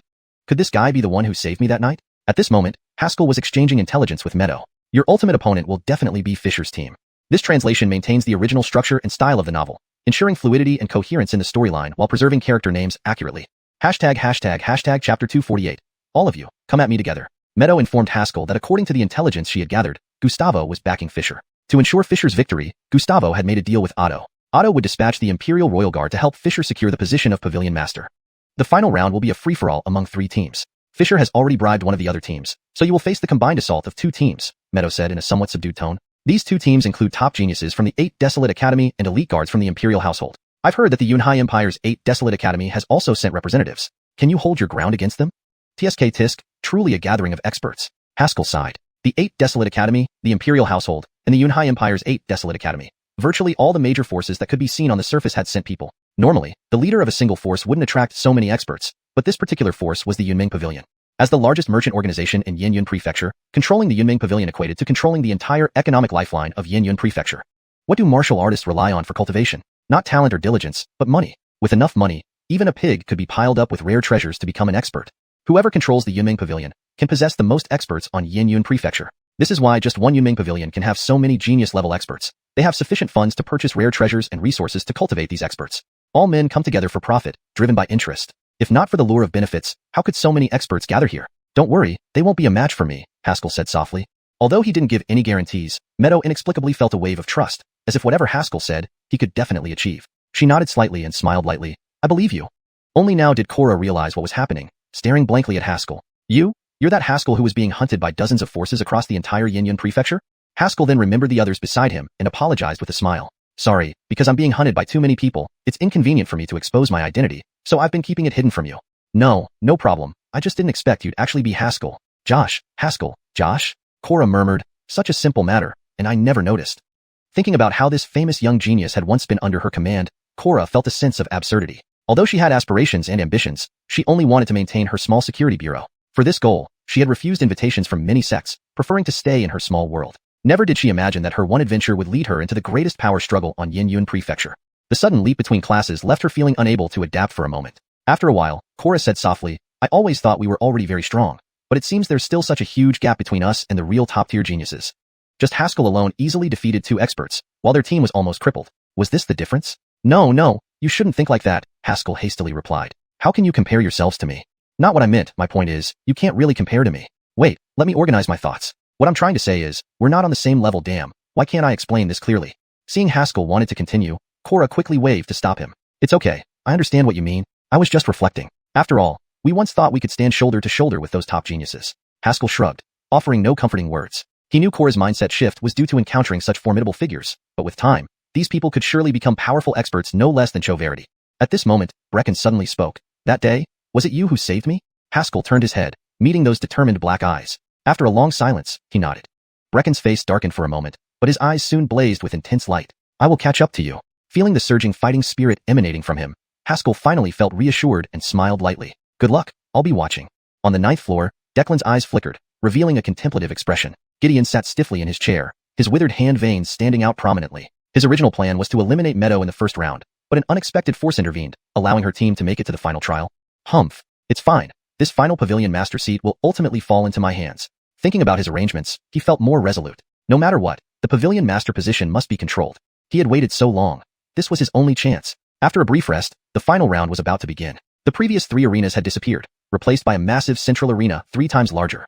Fisher, Meadow, and another junior master participating in the selection stood at the 3 corners of the arena. The 3 Micahs stood in the center and announced the final selection rules. The final selection will be a free-for-all. Each side sends 1 person to compete. The last one standing wins. Simple and brutal. Standing means winning, lying down means losing. Deciding the pavilion master position of a power spanning the entire Yinyun Prefecture through direct combat seemed unbelievable, but it made sense. If the future pavilion master lacked such formidable strength, they couldn't hold the position securely. As a leader, their own strength might not be the strongest, but they must have the ability to command loyalty. Having finished announcing the rules, the 3 Micahs left the arena. Meadow glared fiercely at Fisher before leaving the arena as well. Then, each side sent 1 person onto the platform. However, apart from Haskell, Meadow's side had no substitutes. Hyder told Lord Yi, with just 1 person, why don't you concede? Fisher sneered. Seeing the other 2 sides each had several people waiting to enter, Haskell smiled faintly, his calm voice echoing throughout the square. All of you, come at me together. Chapter 249. Arrogance. Whoosh. The moment these words were spoken, the entire venue fell into shock. This statement was outrageously domineering and overbearing to an extreme. One must understand that the 2 teams on stage represented the elite geniuses of 3 major forces. Even if someone were exceptionally talented, they would not dare to claim they could face all these martial artists single-handedly. Albeit this hooded mysterious martial artist had said it just like that, and from the look of things, he seemed very confident, completely disregarding the martial artists before him. Dominant, arrogant, confident. That was the only impression everyone had of this hooded martial artist. Interesting. This guy is really arrogant. This person will die by my hand today. Several experts in the audience expressed their amazement, indifference, or mockery. On stage, the other 2 martial artists exchanged a glance and sneered. Kid, don't be too arrogant. The ones you defeated earlier were just a bunch of useless scraps. One of them sneered, I'm a student of the Inner Academy of the 8 Horizons College, not some waste like Tate. Do you really think you're invincible? Another man showed a mocking expression. Defeat us first, then you have the right to talk like that. Is that so? Haskell nodded slightly, then go down. With his words, he vanished from the spot. A powerful wave of energy erupted as he appeared ghost-like in front of the martial artist who claimed to be an Inner Academy student, striking out with a fist. Martial chi exploded forth, leaving no time for the martial artist to react, meeting this punch head-on. Bang! The martial artist was instantly blasted away, spewing out large mouthfuls of blood, completely unable to withstand the blow. The martial artist beside him immediately raised his long saber, but before he could get into position, a massive aura descended upon him. Not bad, Haskell chuckled softly, pointing his fingers like a sword and casually releasing a streak of sword chi. Crack! The sword chi struck directly at the long saber, splitting it into 2 halves, then continued unabated, slicing the martial artist off the stage. In the blink of an eye, 2 martial artists were eliminated. All the martial artists around were stunned, hardly believing their eyes. These were 2 Chi Transformation Realm martial artists who didn't even have the strength to fight back? What kind of joke was this? Were Chi Transformation Realm martial artists this weak? On the 9th floor, Gustavo's old eyes twitched suddenly, feeling a bit confused. Where did she find such a formidable expert? All the young geniuses in the capital that could be bribed or threatened were taken care of. Nobody would help Rosa. Gustavo glanced at Caden beside him and laughed coldly. Old Conan, you've got some guts finding such a monstrous genius behind our backs. Declan's expression froze momentarily, then he grinned. It's all that girl's own doing. This old man hasn't lifted a finger.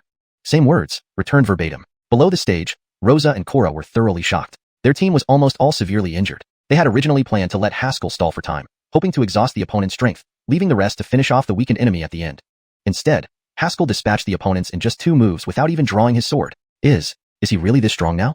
Rosa felt her perception of Haskell refreshed once more. She used to think Haskell was already very strong, but seeing him today exceeded her imagination.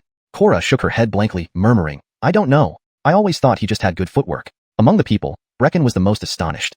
How could this guy be this strong? Lying on the chair, his gaze fixed on Haskell was filled with complex emotions. At first, he looked down on Haskell, seeing him as nothing but a coward who only knew how to run away.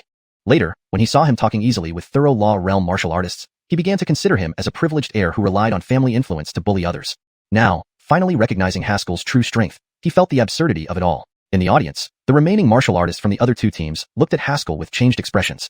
After the first round eliminations, except for group number 1, which was nearly wiped out, every other group suffered losses. Only 3 members remained per team. Now, with 2 members eliminated by Haskell at the outset, only 4 contestants were left in total. No matter what their previous attitudes towards Haskell were, they now stared at him intently, full of caution. Even if they personally took the stage, they found it difficult to achieve such brutal decisiveness and instant lethality as Haskell. I assume everyone has the same goal, a hydrant spoke solemnly. Since this person demands that we all attack together, why not fulfill his wish? After a brief deliberation, the others agreed without hesitation to the Hydranden's plan. Boom. 4 powerful auras burst forth as the 4 remaining martial artists leaped into the air, landing simultaneously on the arena. All Chi transformation realm. Feeling the aura emanating from the 4 martial artists, everyone marveled. When had there ever been such a spectacular scene? To deal with a mere void-stepping realm martial artist, 4 Chi transformation realm experts were mobilized, surrounding him with the intention to kill. What kind of person is he? When did the capital produce such a genius? The younger generation is terrifying indeed, having such strength. Truly, blue comes from indigo yet surpasses it. For a moment, everyone became curious about the identity of this hooded martial artist. Despite their speculations and guesses, they could not determine his true identity. Haskell stood proudly in the center of the arena, hands clasped behind his back, calmly watching the 4. If you're ready, come all at once. How arrogantly domineering and audacious. Among the 4, a red-robed man growled, Kid, don't be too arrogant. He clapped his palms together, forming intricate seals, as fiery auras surged upward. Inferno Heaven Seal. Innumerable streams of fiery martial chi accompanied the intense heat, quickly converging into a huge seal radiating mighty flames. The red-robed man flipped his hands and forcefully launched the seal. Bang! The fire seal pressed toward Haskell, its intense flames warping the air itself. So this is the power of Chi transformation realm, Haskell observed through his hood quietly. The red-robed man laughed loudly. That's right. A mere void-stepping realm martial artist can never grasp the might of Chi transformation realm. Prepare to die. Simultaneously, the other 3 also leaped up, forming seals in the air and launching their respective seals. In an instant, 4 seals came one after another. Chapter 250, Imperial Capital, I'm back. Facing the 4 surging seals, Haskell neither dodged nor retreated. An overwhelming fighting spirit suddenly erupted around him. Boom. A mighty force surged towards the heavens, his profound true chi spiraling upward like a pillar connecting the sky and earth, forcefully holding back these 4 seals. Grandmaster of Martial Arts. The first attacker, a red-robed man, eyes wide with shock, blood trickling from the corner of his mouth. Clearly he was severely injured. Only those with extraordinary insights into martial arts could reach the Grandmaster level. Even the 4 of them hadn't achieved this feat yet. Alfhiet, this hooded warrior, with just a casual move, had displayed formidable martial prowess, stunning everyone present. Give it your all, one warrior growled in warning, clapping his palms together, unleashing invisible power that condensed sharp spears in the air. The most significant distinction between the Chi transformation stage and lesser Grandmaster lies in the fact that Chi transformation stage warriors have condensed their true Chi into a liquid-like form, simplifying it and allowing it to take shape as needed. At this point, the warriors no longer had true Chi within them but nearly liquid-like true essence. The same technique performed using true essence was over 50% stronger than when using true Chi. Seeing this, the other warriors launched their respective ultimate skills, attacking Haskell. Swish! Dozens of Chi spears flew out, aiming for Haskell's vital points. Haskell casually raised his hand, a massive sword Chi forming a shield that deflected all the Chi spears. At this moment, a warrior suddenly vanished from his spot and reappeared behind Haskell, his longsword glowing with a green light, stabbing at an incredibly difficult angle. Without turning his head, Haskell extended his fingers into a blade and caught the sword behind him. Crack! The longsword was snapped into 2 pieces by his fingers and fell to the ground. Before the warrior could react, Haskell turned and kicked out fiercely, striking the opponent's shoulder. With a sharp crack of breaking bone, the warrior's face paled abruptly, and his body crumpled. This kick shattered the true Chi surrounding him, leaving him completely incapacitated in the short term. Retracting his leg, Haskell's figure flashed, his powerful physical strength erupting instantly to meet the incoming Chi spears. Bang! Bang! Bang! Almost instantaneously, the Chi spears bombarded Haskell's body, sending shockwaves rippling through the air. One of the warriors roared, "I hit him! Intensify the attack!" Haskell took only a moment to incapacitate one warrior, his formidable strength making them tense. Seeing Haskell hit, even before the leading warrior could finish speaking, they rushed into the dust cloud. Boom! Another series of explosions echoed in the air, powerful true Chi spreading wildly, cutting away parts of the arena like sharp blades. Bang! Moments later, a figure flew out from the dust cloud and crashed outside the arena. Everyone watched anxiously and saw it was one of the 4 warriors. Then another figure flew out and landed beside the previous one. It was another warrior. Both were covered in wounds, eyes rolled back, clearly unconscious. Phew. The wind howled as the dust settled, revealing a tall and slender figure. Haskell slowly emerged, not a speck of dust on him, even his hat remaining perfectly intact. Now, only you remain, said Haskell, his gaze hidden under the hood focusing on the last warrior, the red-robed man who spoke earlier. Seeming to sense Haskell's gaze, the red-robed man felt a shiver of fear. Who are you? With merely airwalking realm cultivation, how can you possess such formidable strength? Maybe you can guess? Haskell strolled forward, leisurely saying, exiting the arena now can save you from a public beating. Now only Haskell and the red-robed man remained on the stage. Deborah's tense mood relaxed. This meant she only needed one more step to become the leader of Yunming Pavilion. Facing imminent success, Cora felt like it was all a dream. Soon, she would save the escort agency, leading this team to a life-changing opportunity. The red-robed man stared intently at the hat, feeling intense frustration. As a servant of the imperial capital's royal family, his duty was to protect and honor the royal family. Confronting this unusual young man without winning, or even knowing his face was a tremendous disgrace. For the honor of the royal family, the red-robed man inhaled deeply, then true chi erupted fiercely around him. Invisible pressure blasted out, true chi shooting in every direction like random arrows. Haskell furrowed his brows, puzzled. Such an attack wouldn't affect him at all. Had this guy lost his mind? Boom. As he dispersed another burst of true chi, the red-robed man vanished, reappearing right in front of him, still amidst the dissipating chi waves. For the honor. The red-robed man's eyes were bloodshot as he roared, slashing upward with a terrifyingly powerful cut. For any warrior, avoiding this slash would be incredibly difficult. Alphiet Haskell simply slapped it, shattering the blade. Strange. He frowned deeper, muttering to himself. This attack shouldn't be at this level. Next second, coincidentally or deliberately, a jet of true chi shot from under the broken blade, hitting the hat on his head. Rustle. An ordinary bamboo hat couldn't withstand such force, disintegrating into countless fragments. Haskell's face was exposed to everyone. The entire plaza fell silent. Unfamiliar warriors didn't understand what this silence signified. What's going on? Why isn't anyone speaking? Who is that guy? A warrior turned and glanced at the questioner, hesitating before replying. That is Haskell, the most famous person in the imperial capital in the past half year. After an eternity of silence, Haskell finally broke it. He stepped forward and delivered a powerful punch, sending the red-robed man flying. Bang! The red-robed man froze, having almost no defense against the blow, flying off the stage. Even after being knocked down, he couldn't accept that the person he faced was the supposedly dead Haskell. Haskell stood calmly with his hands behind his back, accepting the shocked gazes of the crowd, his voice filled with emotion resonating across the plaza. The damn imperial capital, I, Haskell, am back. Chapter 251. Crane, come out and face your doom. At the 8 Desolates Academy, Hixui and Callan were playing cards with Helmet. The reason they played cards with Helmet was that they had hardly ever won when playing against Laverne. Fate seemed to stand behind Laverne, guiding her, so after playing twice with Helmet, they noticed they won far more often than when playing with Laverne. Thus, Helmet directly replaced Laverne and became Hix and Alpha's favorite card partner. I win. Pay up, pay up. Hix threw down his last 2 cards and eagerly stretched out his hand. Alpha and Helmet exchanged a glance and helplessly shook their heads. Just as the two were reaching for their money pouches, Carnell's urgent voice suddenly rang out in the hall. Haskell is back. Without a word, Alpha leaped away. I'll go check on my senior brother. Helmet also wore a look of joy, picking up Laverne and dashing towards the academy gates. Only Hix stood dumbfounded in the hall, unable to regain his composure. Pay up already. At the 9th floor of the Yunming Pavilion, seeing Haskell appear, Gustavo's face turned incredibly grim. Why? Why is this kid still alive? He couldn't understand it. When he left, he had sensed with his divine consciousness that there was no sign of life in that valley. How could this guy still be alive? On the other hand, Declan couldn't hide the satisfaction in his smile. Good boy, I didn't help you in vain back then.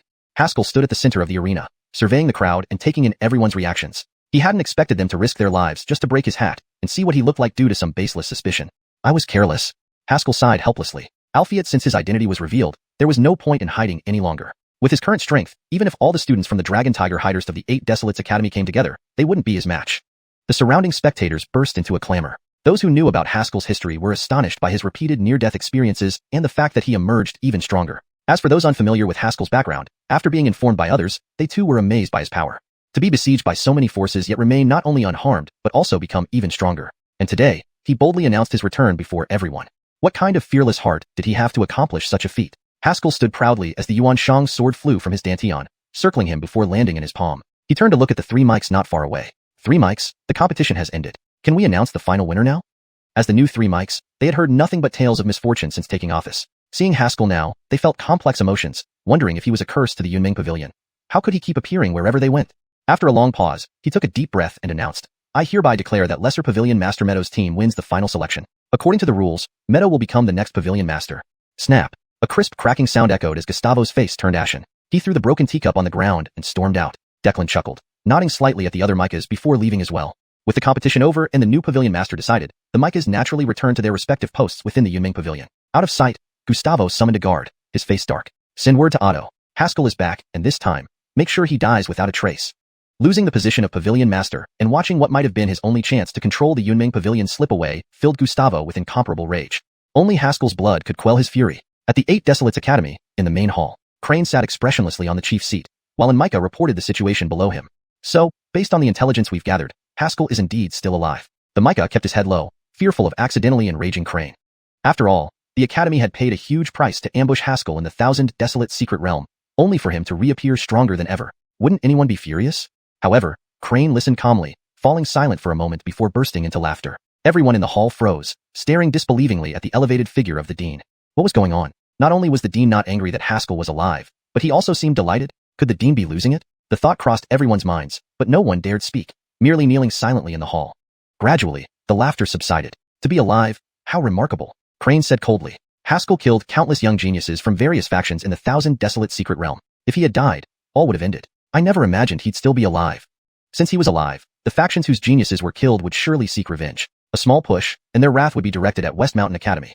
This time, it wouldn't be a battle bound by agreement among the younger generation. Instead, it would be a vendetta involving the major factions of Nanyan Yunzhou, and possibly even the 8 Desolates Academy and Cloud High Empire against both Haskell and West Mountain Academy. Even if Ernan was at the pinnacle of the Donghua realm, he wouldn't be able to protect Haskell. Moreover, even if Haskell chose to sever ties with West Mountain Academy, these factions wouldn't let West Mountain Academy off easily. Haskell alone couldn't extinguish their anger, so they would undoubtedly choose to destroy everything related to Haskell to quell their resentment.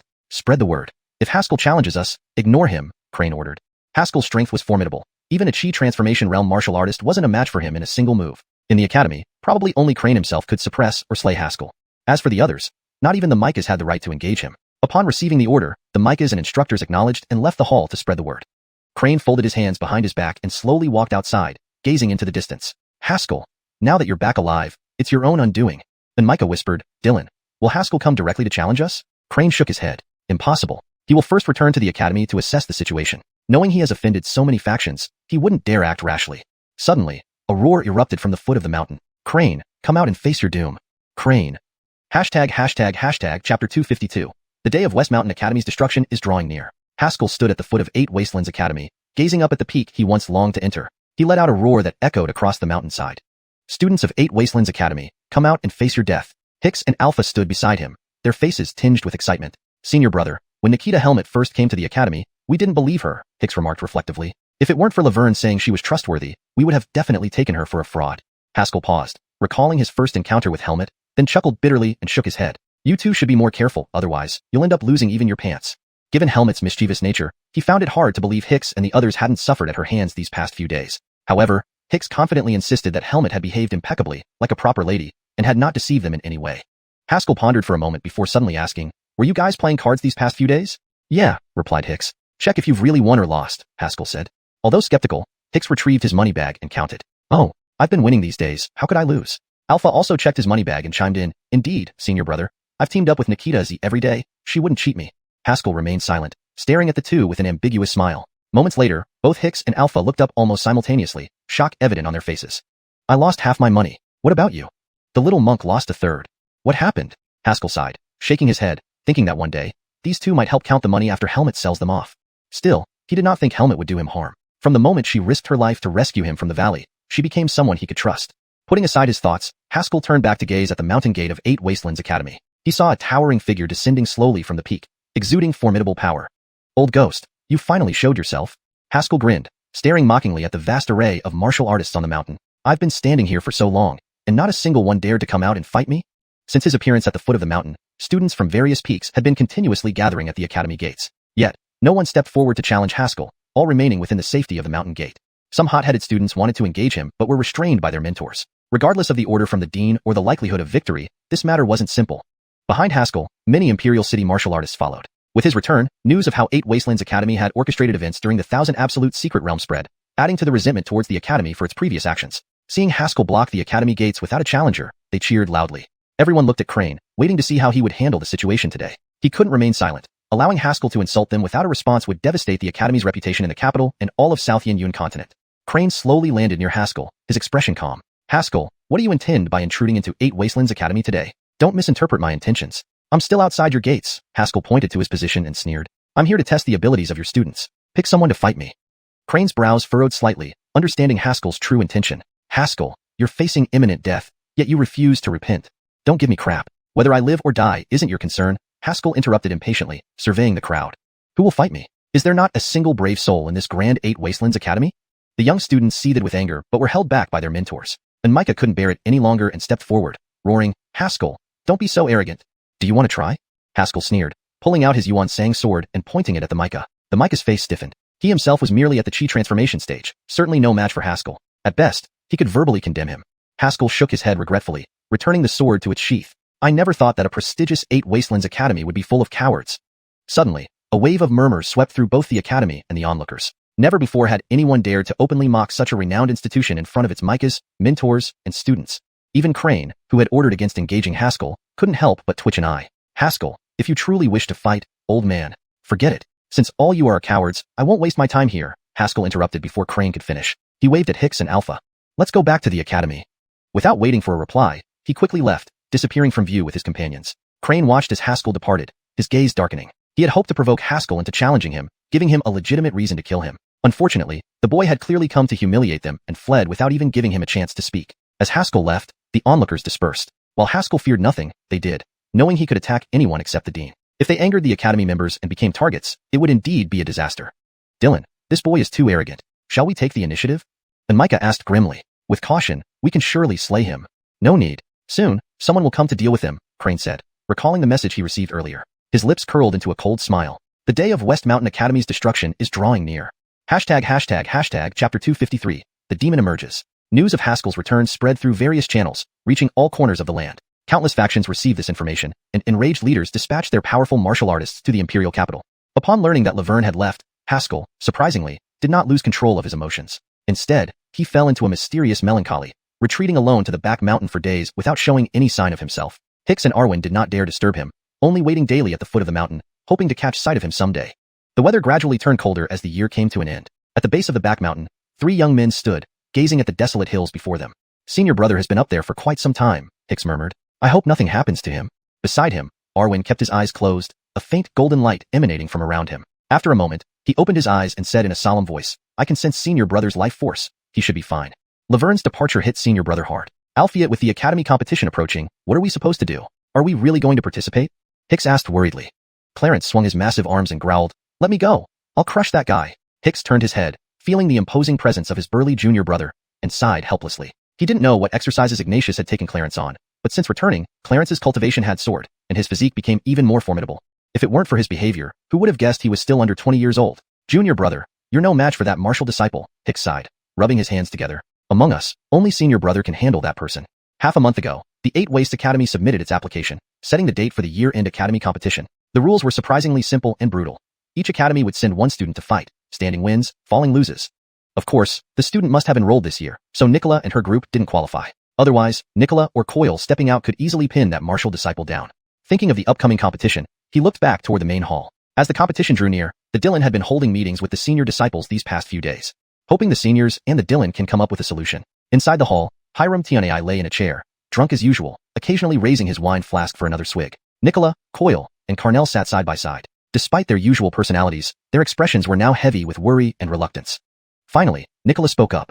No, I disagree. I will not leave the academy. Hiram Tianei's blurred old eyes scanned the two, asking, what about you two? Coyle sat up straight, calm and composed. A day as a teacher is a lifetime as a father. Carnell twirled the end of her hair with a finger, speaking slowly. Master, you know my situation. Where else can I go if I leave this academy?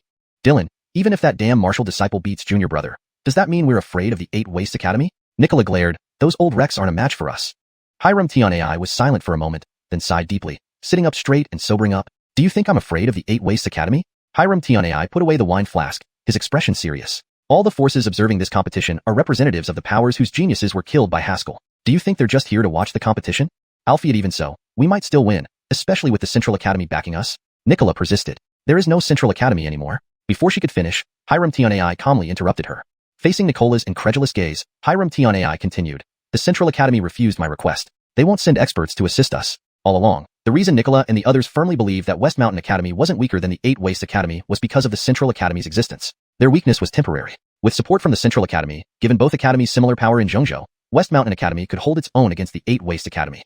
Alphiat Hiram Tianai's simple statement shattered their illusions. Seeing their darkening expressions, he took another drink of wine, remembering the ridicule he faced when contacting the Central Academy recently. When Tianai, it was your choice to leave the Central Academy, even tarnishing its name to create your so-called personal academy. Now you're in trouble and want help? Do you think that's possible? The Central Academy has never established a branch in Yinyun Prefecture. So, we won't send a single person. Each word stung, reminding Ernan of his glory days. He drank again, fiercely. You want to see me fail? I'll show you that without your damned Central Academy, I can still produce powerful students. Meanwhile, in the 8 Waste Academy, Crane walked slowly along the path in the back mountains. This area had been declared off-limits starting from a certain day. No students, mentors, or Micahs could enter without permission. Naturally, Crane wouldn't allow anyone else to approach this region. The path wasn't long, and soon he reached the middle of the mountain. A deep cave loomed before him, cold winds howling, carrying a chilling scent of blood. Dylan, a hoarse voice echoed from within the cave, like the whispers of demons from hell, sending shivers down one's spine. The cave contained no living creatures, only piles of white bones extending into the darkness. Among them, traces of human skeletons could be seen. Crane paused, then softly said, "Your training is complete. You may come out." Suddenly, a blast of bloody energy surged out, striking the mountain wall, melting it into charred blackness. A menacing figure slowly emerged from the cave, its formidable aura revealing itself to the world. Chapter 254. They've arrived. Amidst the countless people's eager anticipation, the end of the year had finally arrived. From half a month ago, large numbers of people began pouring into the imperial capital, converging on this most prosperous city of Yinyun continent. Even with the vast expanse of the imperial capital, the sudden influx of so many people made it feel overcrowded. Yet, people did not complain. Instead, they awaited with great enthusiasm. The academy competition was originally held every 3 years, but this year's event had been forcibly advanced. Most warriors already knew the reason behind this adjustment. Countless warriors were eagerly looking forward to seeing the legendary figure whose name everyone whispered about. Under the age of 20, yet he had already reached the Takong realm, becoming a dual grandmaster in martial arts and swordsmanship, his combat prowess overshadowing all others. Across all of southern Yinyun continent, only Fabio had achieved such a feat back then. Countless people speculated in private if Roman would become the next Fabio. In a quiet tea room within the imperial palace, Fife sat before a wooden table. Opposite him were Arlie and Duncan of the Yunming Pavilion. "Your visit truly brightens this humble place," Fife said with a faint smile as he prepared tea for them. Arlie, expressionless, replied, "We are here today to ask His Majesty for a small favor." Fife raised an eyebrow slightly and said in a deep voice, "Please speak freely.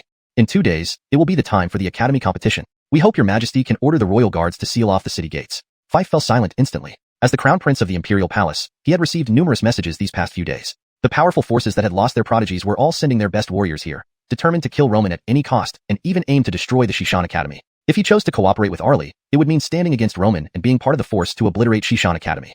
"What do I gain from this?" he asked bluntly. Arlie glanced at Marlowe and whispered, "His Majesty will earn the friendship of the Bahuang Academy and the Yunming Pavilion. In any future actions, we will follow Your Majesty's lead." Fife remained silent for a moment before a composed smile appeared on his face. "Then let us wish for a successful cooperation." Similar scenes were playing out across various taverns in the imperial capital. Representatives from major powers who came to the imperial capital gathered with the same objective, discussing specific plans of action to exterminate Roman and annihilate Xiuxian. Beneath the surface of the bustling capital, hidden currents of danger surged. Vast amounts of malice wove together like a huge net, slowly covering the entire capital, as if ready to enshroud everything within. On the outskirts of the imperial capital, at Xiuxian Academy, Axel and others did not wait around but instead devoted themselves to intense, almost frantic, cultivation. If Roman couldn't participate, one of them would have to step up. Facing warriors cultivated by Bahuang Academy, they lacked the confidence to win, as those opponents far surpassed their current strength. At the rear mountain, Fang Tianai suddenly appeared outside the cave without his usual flask. The entire academy had become nearly deserted. He had sent away by Yunji and others a month ago. As the principal, he had received more information than the students. Dozens of forces, including top sects from various countries, had arrived at the capital. Even Bahuang Academy from Yunhai Empire sent their experts. Even in his prime, Fang Tianai could hardly defeat these opponents. Sending away by Yunji was his way of leaving a glimmer of hope for Xiuxian Academy. In fact, Fang Tianai initially planned to send Axel and others away too, but they insisted on staying, forcing him to allow them to remain. "I've really accomplished little in my lifetime," he muttered after a long silence, gazing down at the nearly abandoned academy. Every blade of grass and tree had been planted by him, representing his life's work. If not for the incident 10 years ago, perhaps I'm just not cut out to be a principal. Everything should come to an end. His sigh dissipated into the air as he vanished. Inside the cave, Roman sat cross-legged, eyes closed. A faint white glow pulsated on his chest, breathing gently as if it had a life of its own. No one knew what had happened to him, assuming Roman was heartbroken over Fang Sun's departure. 2 days passed in a flash. At the center of the imperial capital stood a massive martial arts arena. During the year-end, the royal family hosted a grand banquet, inviting the most famous performers to entertain the crowd. Practically the entire city would gather around the arena to witness the breathtaking performances. Due to some well-known reasons, this spectacle was now happening earlier than expected. This day, the city was virtually empty, as not just warriors but even commoners gathered around the arena to witness the event. Numerous carriages lined up outside the arena, while inside, Fierce warriors filled the inner circle, discussing animatedly. I heard only 2 academies are competing this time? Yeah, and I heard the contestant from Xiuxian is named Roman. He hasn't shown up in days. Is that true? Then wouldn't that mean no one from Xiuxian is participating?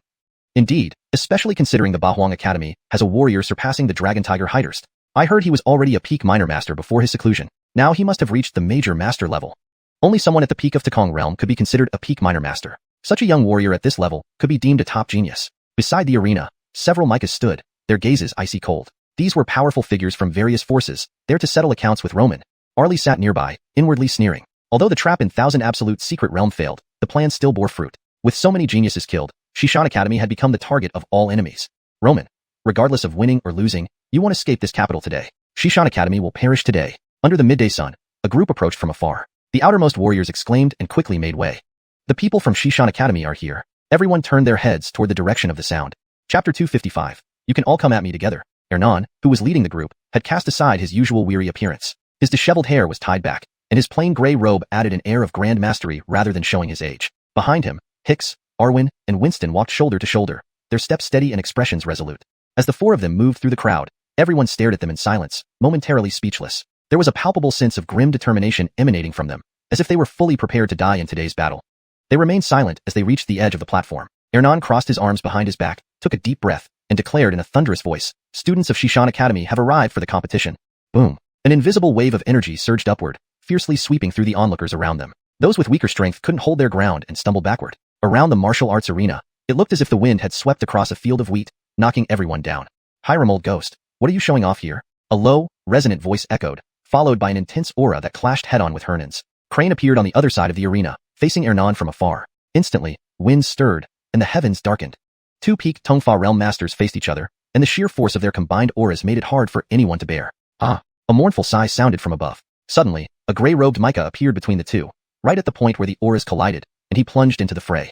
Bang! The powerful auras shattered instantly. Crane and Hernan both retreated half a step simultaneously, while the gray-robed Micah was pushed back several yards, blood trickling from the corner of his mouth. "Tell me, both of you are so old. Why are you still so hot-headed?" Abelardo wiped the blood from his lips, shaking his head bitterly. "Today is the young ones' competition. Let them handle it." The 3 Micahs, all over 50, stood face to face, their gazes locked onto one another. After a long silence, Hernan pulled out a jade pendant from his chest and threw it toward Crane. The pendant wasn't fancy or valuable. It looked like it was made from some scraps. Albeit when Crane saw it, his cloudy eyes lit up with a trembling brightness. "She wanted to give this to you back then, but she didn't get the chance," Hernan said calmly, turning away. His right hand hung by his side, and tiny fragments of powder fell from his fingertips. A once precious jade pendant he had worn for decades crumbled into dust at his touch. Abelardo, seeing this, felt a wave of sorrow sweep over him as he disappeared from sight. Regardless of the simple jade pendant, Hernan had crushed a valuable one. Both men had possessed similar pendants bought on the day they became famous. Back then, they believed they could reach the pinnacle of power together, commanding the elements at will. Albeit alas, their once close friendship had dissolved completely. After a brief moment of tension, Crane returned to the platform's edge, flanked by a disciple shrouded in a black robe. "Dylan?" the disciple asked, sensing Crane's tumultuous emotions. Crane waved a hand, his eyes shining with resolve. "Follow the plan. Today is the day Bahuang Academy becomes the best in Nanyan Yunzhou."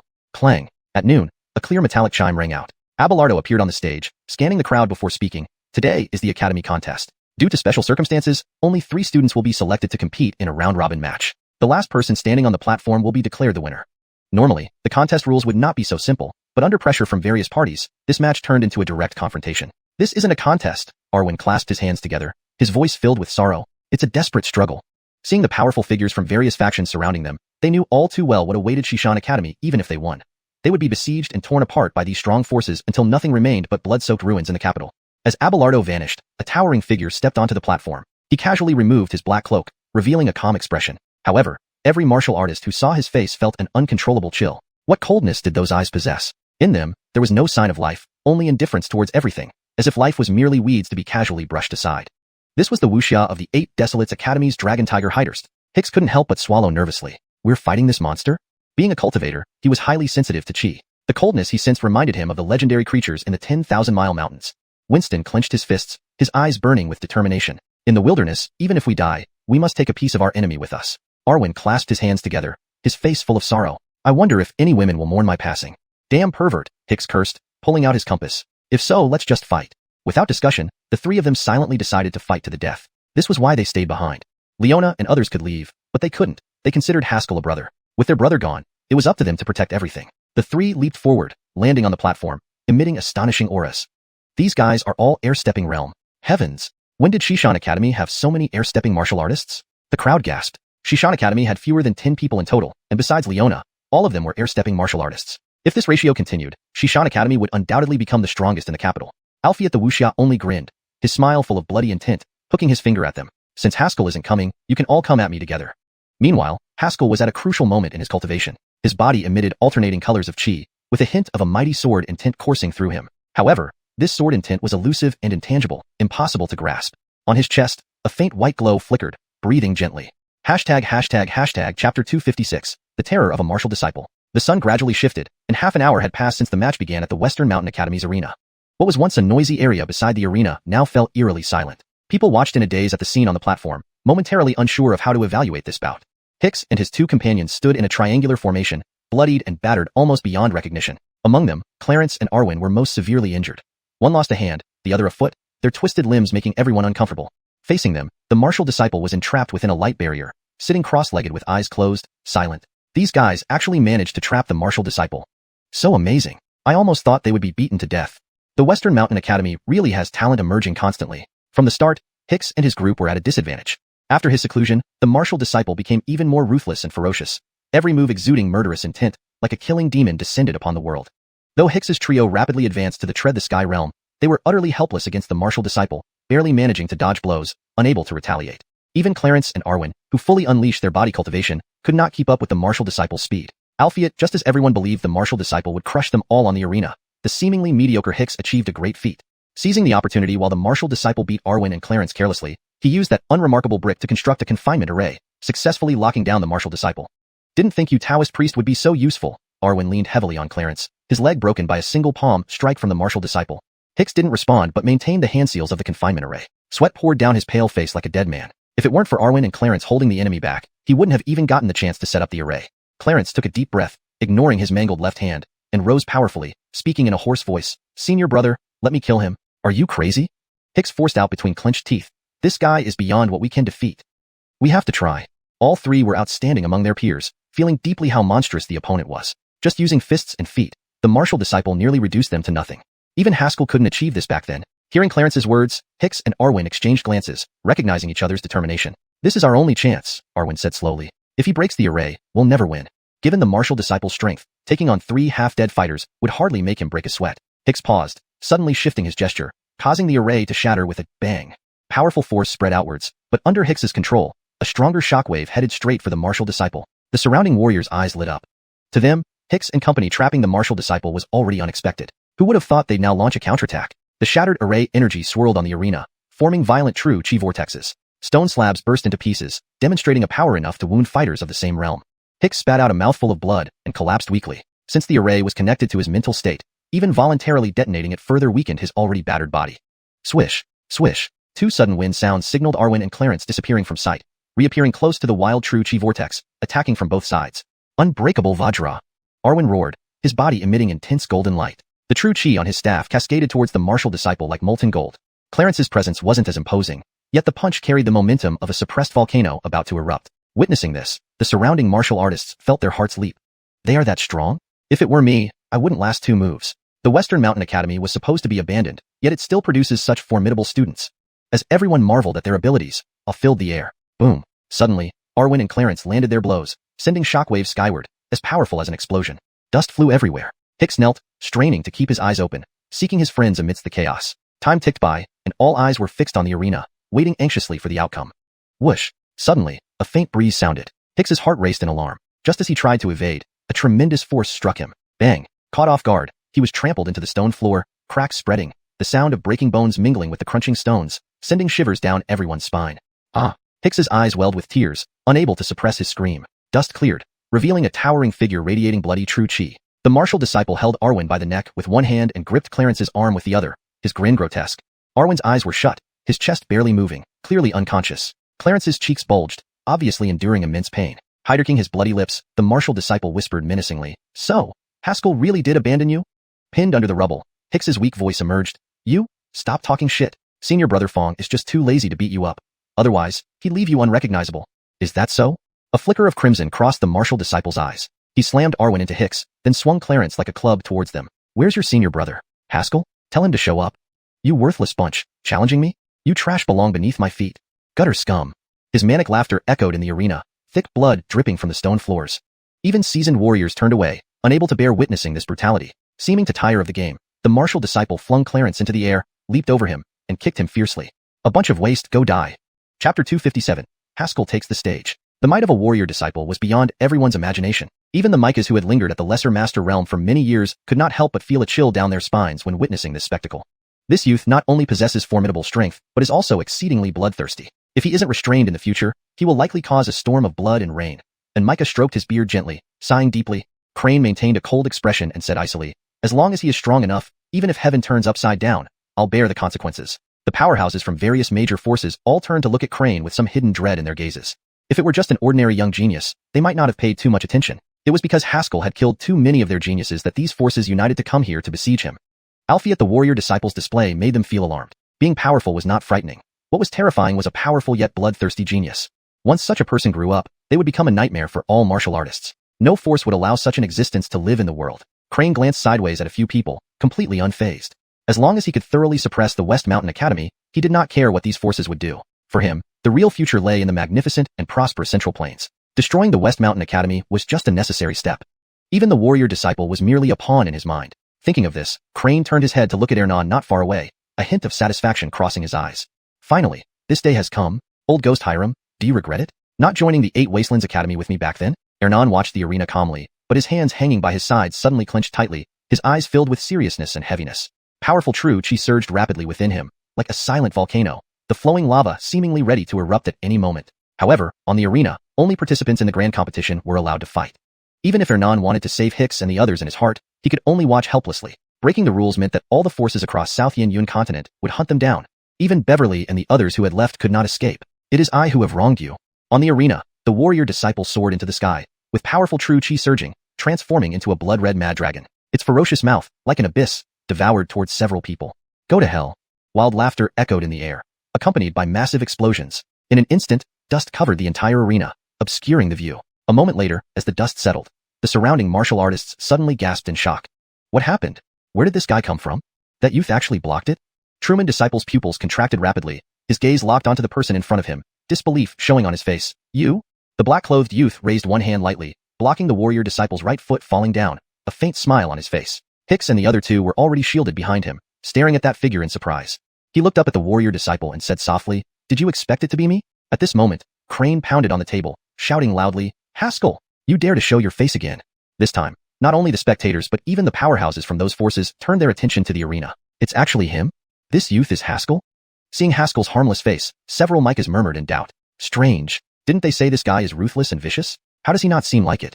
Crane felt a lump in his throat, thinking, are you old ghosts judging by looks? On the stage, the warrior disciple bounced back several steps and after a pause, sneered coldly, "You are quite bold. Since you've shown up, die together here." With that, he pulled back his right fist to his waist, true chi surging wildly. A blood-red aura resembling a river of blood enveloped him, carrying a destructive force sweeping over. PFT. Several strands of true chi escaped, landing on nearby martial artists, burning them instantly. Hell, what kind of power is this? The wounded martial artist quickly retreated. The wound rapidly spread, almost covering half his body. His complexion turned pale, and he stumbled before collapsing with a thud. All around, the martial artist hurriedly backed away, instantly distancing themselves from the fallen martial artist. Fear-filled glances crossed, mixed with shock. Killing aura transformed into a river. At such a young age, to possess such a dense killing aura, truly frightening. How did he train to achieve this? Several experts from major forces discussed in hushed tones. Killing aura transformed into a river was not a secret technique, but occurred due to extremely concentrated and condensed killing aura within the body. It typically appeared in people heavily involved in slaughter, highlighting the extent of the warrior disciple's bloodlust. This kid is finished, one Micah sternly remarked. An adjacent thorough law realm expert nodded. This killing aura is incredibly hard to deal with. Once it enters the body, it clings persistently and cannot be easily shaken off. Moreover, it affects physical responses, reducing strength by at least 30%.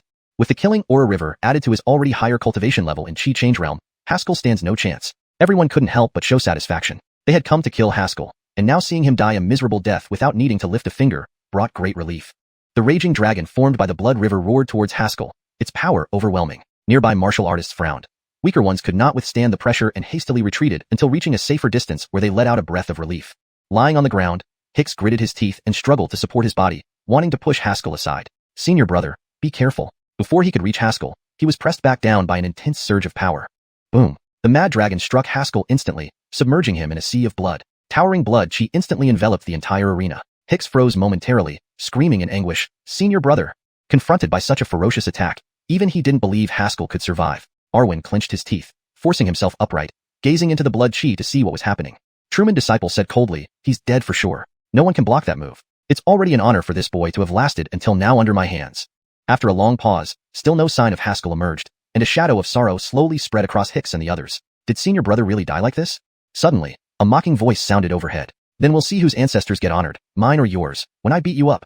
Chapter 258, Defeat the Warrior. The voice of senior brother. Hicks was the first to react, hurriedly turning his head and looking around, trying to locate Haskell's position. However, the martial stage was empty, and that voice seemed to have appeared out of thin air.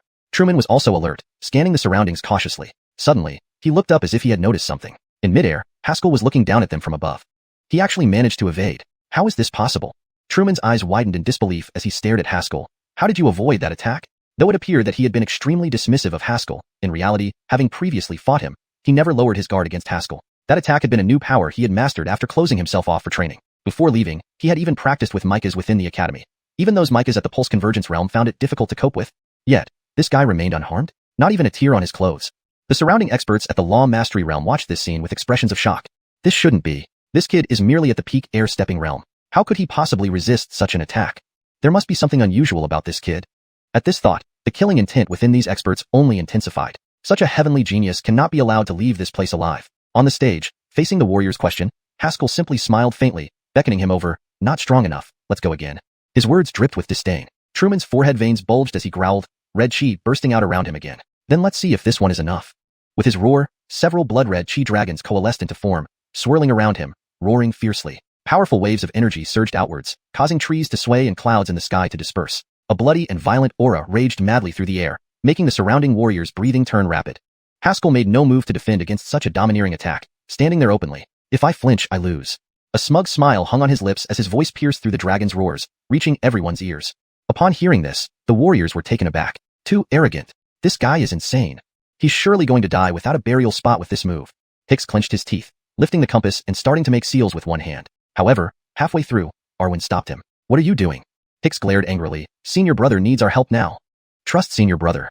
Arwen gasped, supporting his injured body while sitting cross-legged. "Your current injuries would be very dangerous if you forced your true chi to flow. Don't betray Clarence's efforts." Beside them, Clarence lay on the ground, eyes closed, long unconscious. His arms sprawled out, covered in blood and exposed bone. Seeing this, Hicks felt deep rage and sorrow. Earlier, during the warriors' brutal attacks, Clarence had used his sturdy arms to brace against the ground each time, creating a space for their survival despite being battered. If not for that, they might already be minced meat by now. Under everyone's watchful eyes, the dragons roared as they tore across the stage, crashing violently into Haskell. Boom! A thunderous boom rang out, scattering red chi explosively. Surrounding warriors scattered, afraid the destructive red chi would touch them. Moments later, a sturdy figure appeared before everyone's eyes. There stood Haskell, prideful and calm, as if unaffected by the attack. He brushed off non-existent dust from his clothes, his gaze turning cold. "Now, it's my turn." Bang! Instantly, like a heavy bomb, he shot forward straight towards the warrior. An overwhelming sword chi surged out as he delivered a punch. Boom! Truman was knocked to the ground instantly, filled with disbelief. Impossible. This absolutely cannot be. I'm already a chi transformation realm warrior, and have mastered the true domain of killing chi. Why isn't this guy affected at all? Why is his combat strength so formidable? You're wondering why I wasn't affected, right? Suddenly, Haskell's voice echoed from above. He said calmly, "Because I'm superior to you." "What do you mean?" Before the warrior could finish his sentence, another punch sent him sinking into the stone floor. "This was the punch you gave my junior brother Chi, now returned," Haskell said coldly.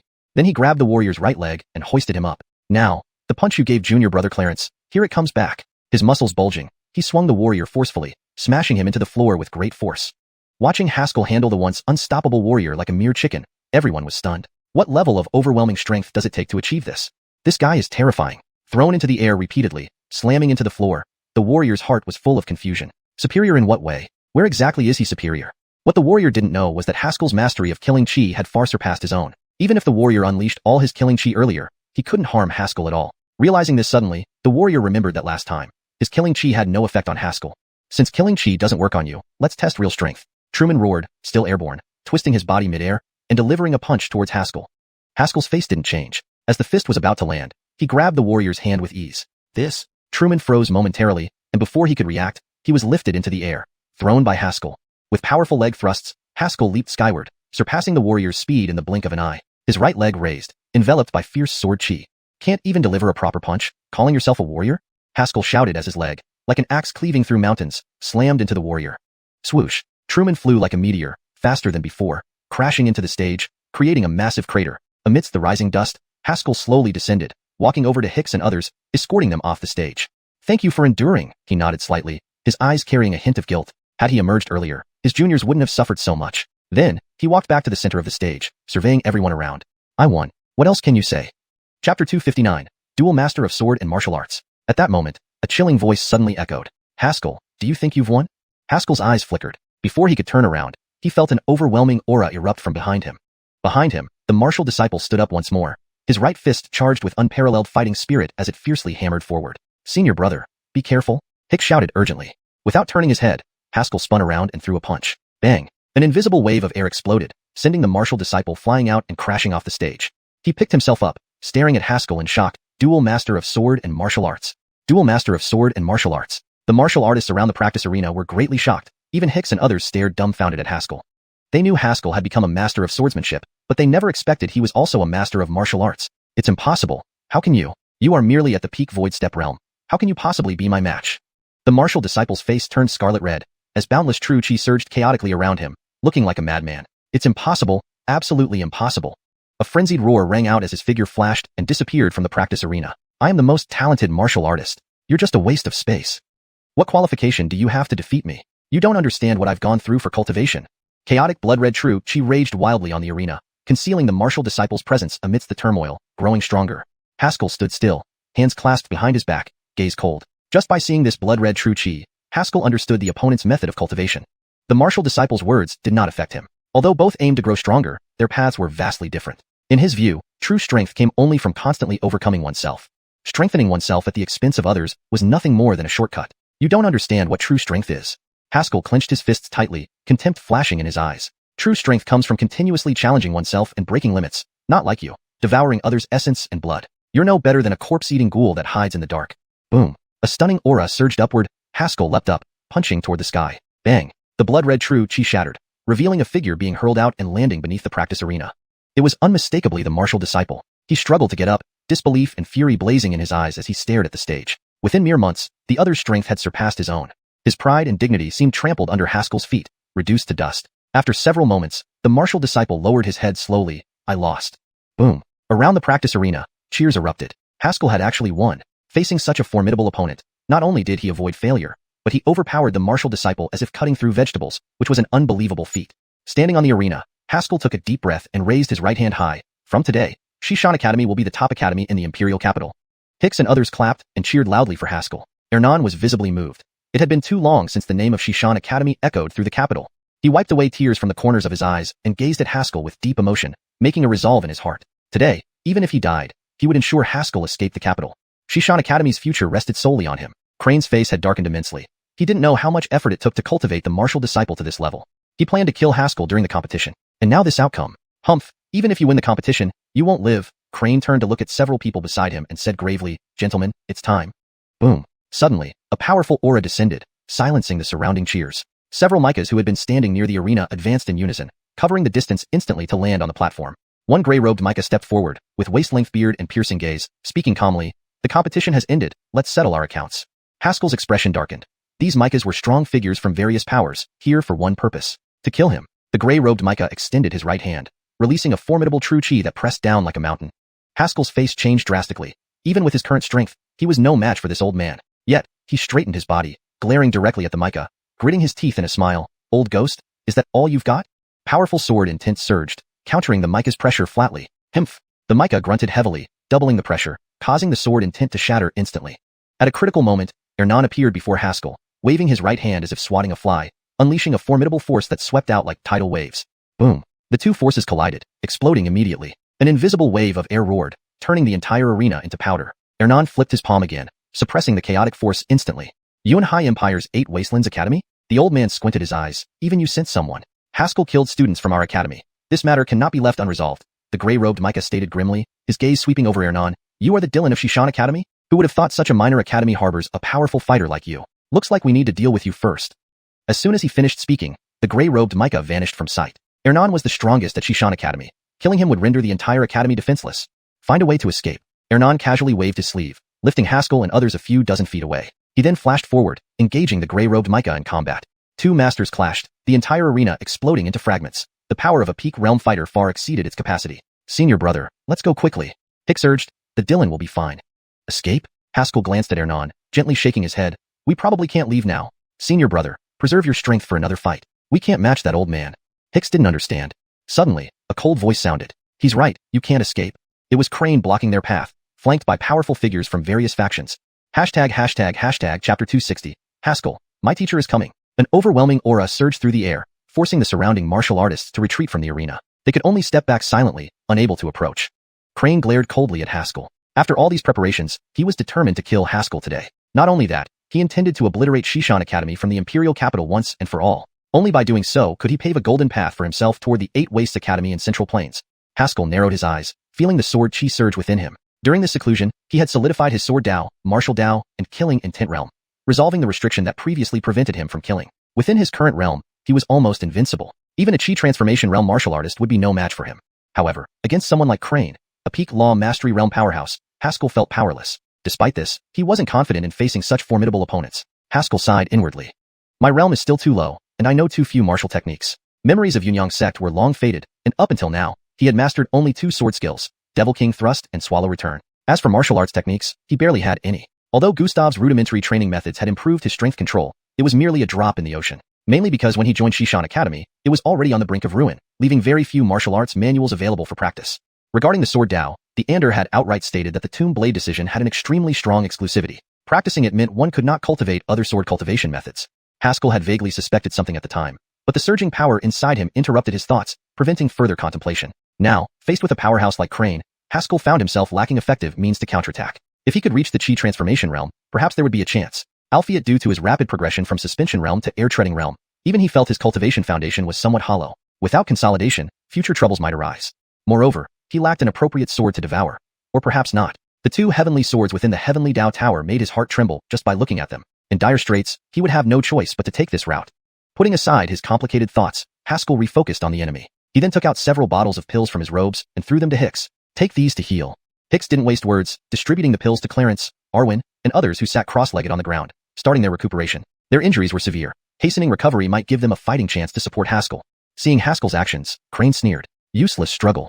Old man, be careful you don't capsize in the ditch. Haskell tightened the Yuan Sang sword, with sword chi swirling as he prepared for battle. Even if he died, he would bite off a piece of flesh from these men, make them feel pain. Humph, delusions. Crane did not underestimate him, unleashing a full-force palm strike that sent powerful gale winds enveloped in true chi surging forward like a tsunami. Suddenly, a figure appeared before Haskell. Bang! The palm wind was instantly shattered, and even Crane, caught off guard, retreated a step. Looking at the newcomer, his face showed a wary expression. You wish to protect this boy? It turned out to be Cloud Dream Pavilion's Caden and Gordy. Two powerful figures from different factions had unexpectedly come together for Haskell. Crane, mercy where it can be spared. Today's competition was your defeat at the hands of the Eight Wastes Academy. Won't your actions bring ridicule from all under heaven? Gordy looked at Crane and said solemnly. Crane sneered, Gordy, do you really think only I am making things difficult for this boy? Let him go and see if the ones behind me agree. Behind him, several experts from various major forces spoke up. This boy killed my sect disciple, an unforgivable crime. Such a ruthless person does not deserve to live. We must eliminate this boy today to prevent future trouble. Hearing their unanimous declarations, Gordy's expression darkened. These people were genuinely afraid that if Haskell grew into a genius, he would become a threat to major powers. If they couldn't obtain him, they would destroy him, a common practice among the major forces. Thank you both for coming to assist. Haskell bowed to them. If possible, could you also protect my junior brothers? He understood that they came primarily to save him, given his past good relations with Gordy and Coulter. Alfred Hicks and others were merely his juniors. To Coulter and Gordy, they were ordinary students of Xiuxian Academy. Caden's face showed difficulty. Haskell, we are only two, meaning it would be hard enough to protect just him. After all, Crane's side comprised powerful figures from various factions, with multiple law mastery realms alone, not to mention unknown watchers hidden in the shadows. Trying to save everyone from Xiuxian Academy would be tantamount to openly confronting all the major powers. An impossible feat with just two of them. Alfred protecting Haskell alone, while difficult, was not impossible. Suddenly, Crane cast a cold glance at the two. Stop dreaming. You won't protect anyone here today. These people had come to annihilate Xiuxian Academy. No one would leave alive. Coulter's brows furrowed angrily. Crane and you old fossils, are you truly courting enmity with the Cloud Dream Pavilion? The Michaely figures weren't easily intimidated either. While the Cloud Dream Pavilion was vast and influential, business was mutual. A united front from multiple factions could indeed make the Cloud Dream Pavilion wary. After some discussion, one Micah stepped forward and declared gravely, Caden, we will give you face. If Haskell disables his cultivation and apologizes to our sect, undergoing penance for 30 days, we will spare his life. This was considered a significant concession on their part. Gordy and Coulter exchanged looks, seeing each other's inclination. Disabling cultivation could potentially be recovered, and apologies mattered little if one's life was on the line. Coulter coughed. Haskell, in this old man's opinion, Senior, my teacher knows of this matter and is rushing here immediately, Haskell suddenly interjected. Teacher? Which teacher? While Gordy remained bewildered, Coulter's face suddenly became stern. Such excessive demands cannot be accepted. This old man will clear away this perversion and restore righteousness today. Villains die. With that, his true chi erupted, and he charged at the group. Chapter 261. Surrounded. Seeing Declan charge forward without a word, Crane was dumbfounded. Is this guy nuts? Surely your Yunming Pavilion hasn't exactly been a beacon of virtue these past years. Why are you suddenly playing the righteous messenger? Suddenly, he recalled Haskell's mention of a teacher earlier. Could it be that it wasn't Ernan? Is there someone else involved? Before he could dwell on it further, Declan had already struck out with a palm, a gust of force hurtling straight toward his face. As fellow peak Donghua realm powerhouses, Crane did not dare to take this lightly. True chi swirled around him, and the two instantly clashed. Damn it, Caden. Are you crazy? The conditions were set by them. Why are you xiuxian me for? Edited. Damn it, Caden. Are you crazy? The conditions were set by them. Why are you targeting me? Note. The phrase xiuxian Wuxia is better translated as targeting me, to make the sentence flow more naturally in English. Shut up. This old man is doing it for justice. Boom, boom, boom. Unending explosions echoed into the sky, echoing in unison with the sounds from Hernan's side. The entire martial stage area was in chaos, with spectators long having fled to a safe distance, afraid of getting inadvertently dragged into the fray. Elsewhere, leaders from major forces looked grim. Hunt, do you have to protect this boy? A robed Micah asked sternly. Hunt smiled faintly, looking at them all before saying gravely, this boy is a citizen of our Yin kingdom. I will definitely protect him. He raised his hand, signaling behind him, and several formidable black figures emerged. Each radiated an apex-hepping realm aura, their bodies robust and exuding explosive strength. The black figures formed an array almost immediately after appearing. Boom. A formation glowing with golden light descended, enclosing all of them within. Heavenly Yuan imprisoning dragon array. The robed Micah's expression changed slightly upon seeing this. I heard you've been experimenting with it. Never thought you'd actually succeed. Several black-clothed figures positioned themselves in 5 directions, with Hunt at the center. His hands formed intricate seals, channeling energy back into the formation, making it more stable. Yes, I developed this array specifically to counteract your kind, Hunt said coldly as he maintained the formation. Since you rely on your strength to wreak havoc on my kingdom, naturally I must have precautions. Humph, we have 3 Donghua realm experts here. Do you really think your Heavenly Yuan imprisoning dragon array can stop us? The robed Micah scoffed, coordinating with the other 2 Micahs. Boom. An ear-splitting explosion resounded, but the golden barrier remained intact. With me at its core, the Heavenly Yuan imprisoning dragon array can only be broken if you defeat me. Hunt's expression didn't change, though inwardly he was bitter. Damn it, I'm going to fail this time. 3 Donghua realms, even stopping them would likely result in serious injuries for him. Shouldn't have tried to be cool. While speaking, he glanced towards Haskell. Brat, I've given you a great opportunity here. If you still can't escape, then it's because you're not trying hard enough. Haskell understood his meaning, helped Hicks and others up, and attempted to leave. Senior brother, are we just going to leave like this? Hicks's tone was somewhat dejected. They were the elite of their age group, yet they had no way to deal with this situation. Hearing this, Haskell's eyes darkened slightly, but soon became firm again. Leaving today ensures that our future selves won't endure such hardships. He felt helpless too. Even though he had defeated the martial disciples, he was still being forced to flee.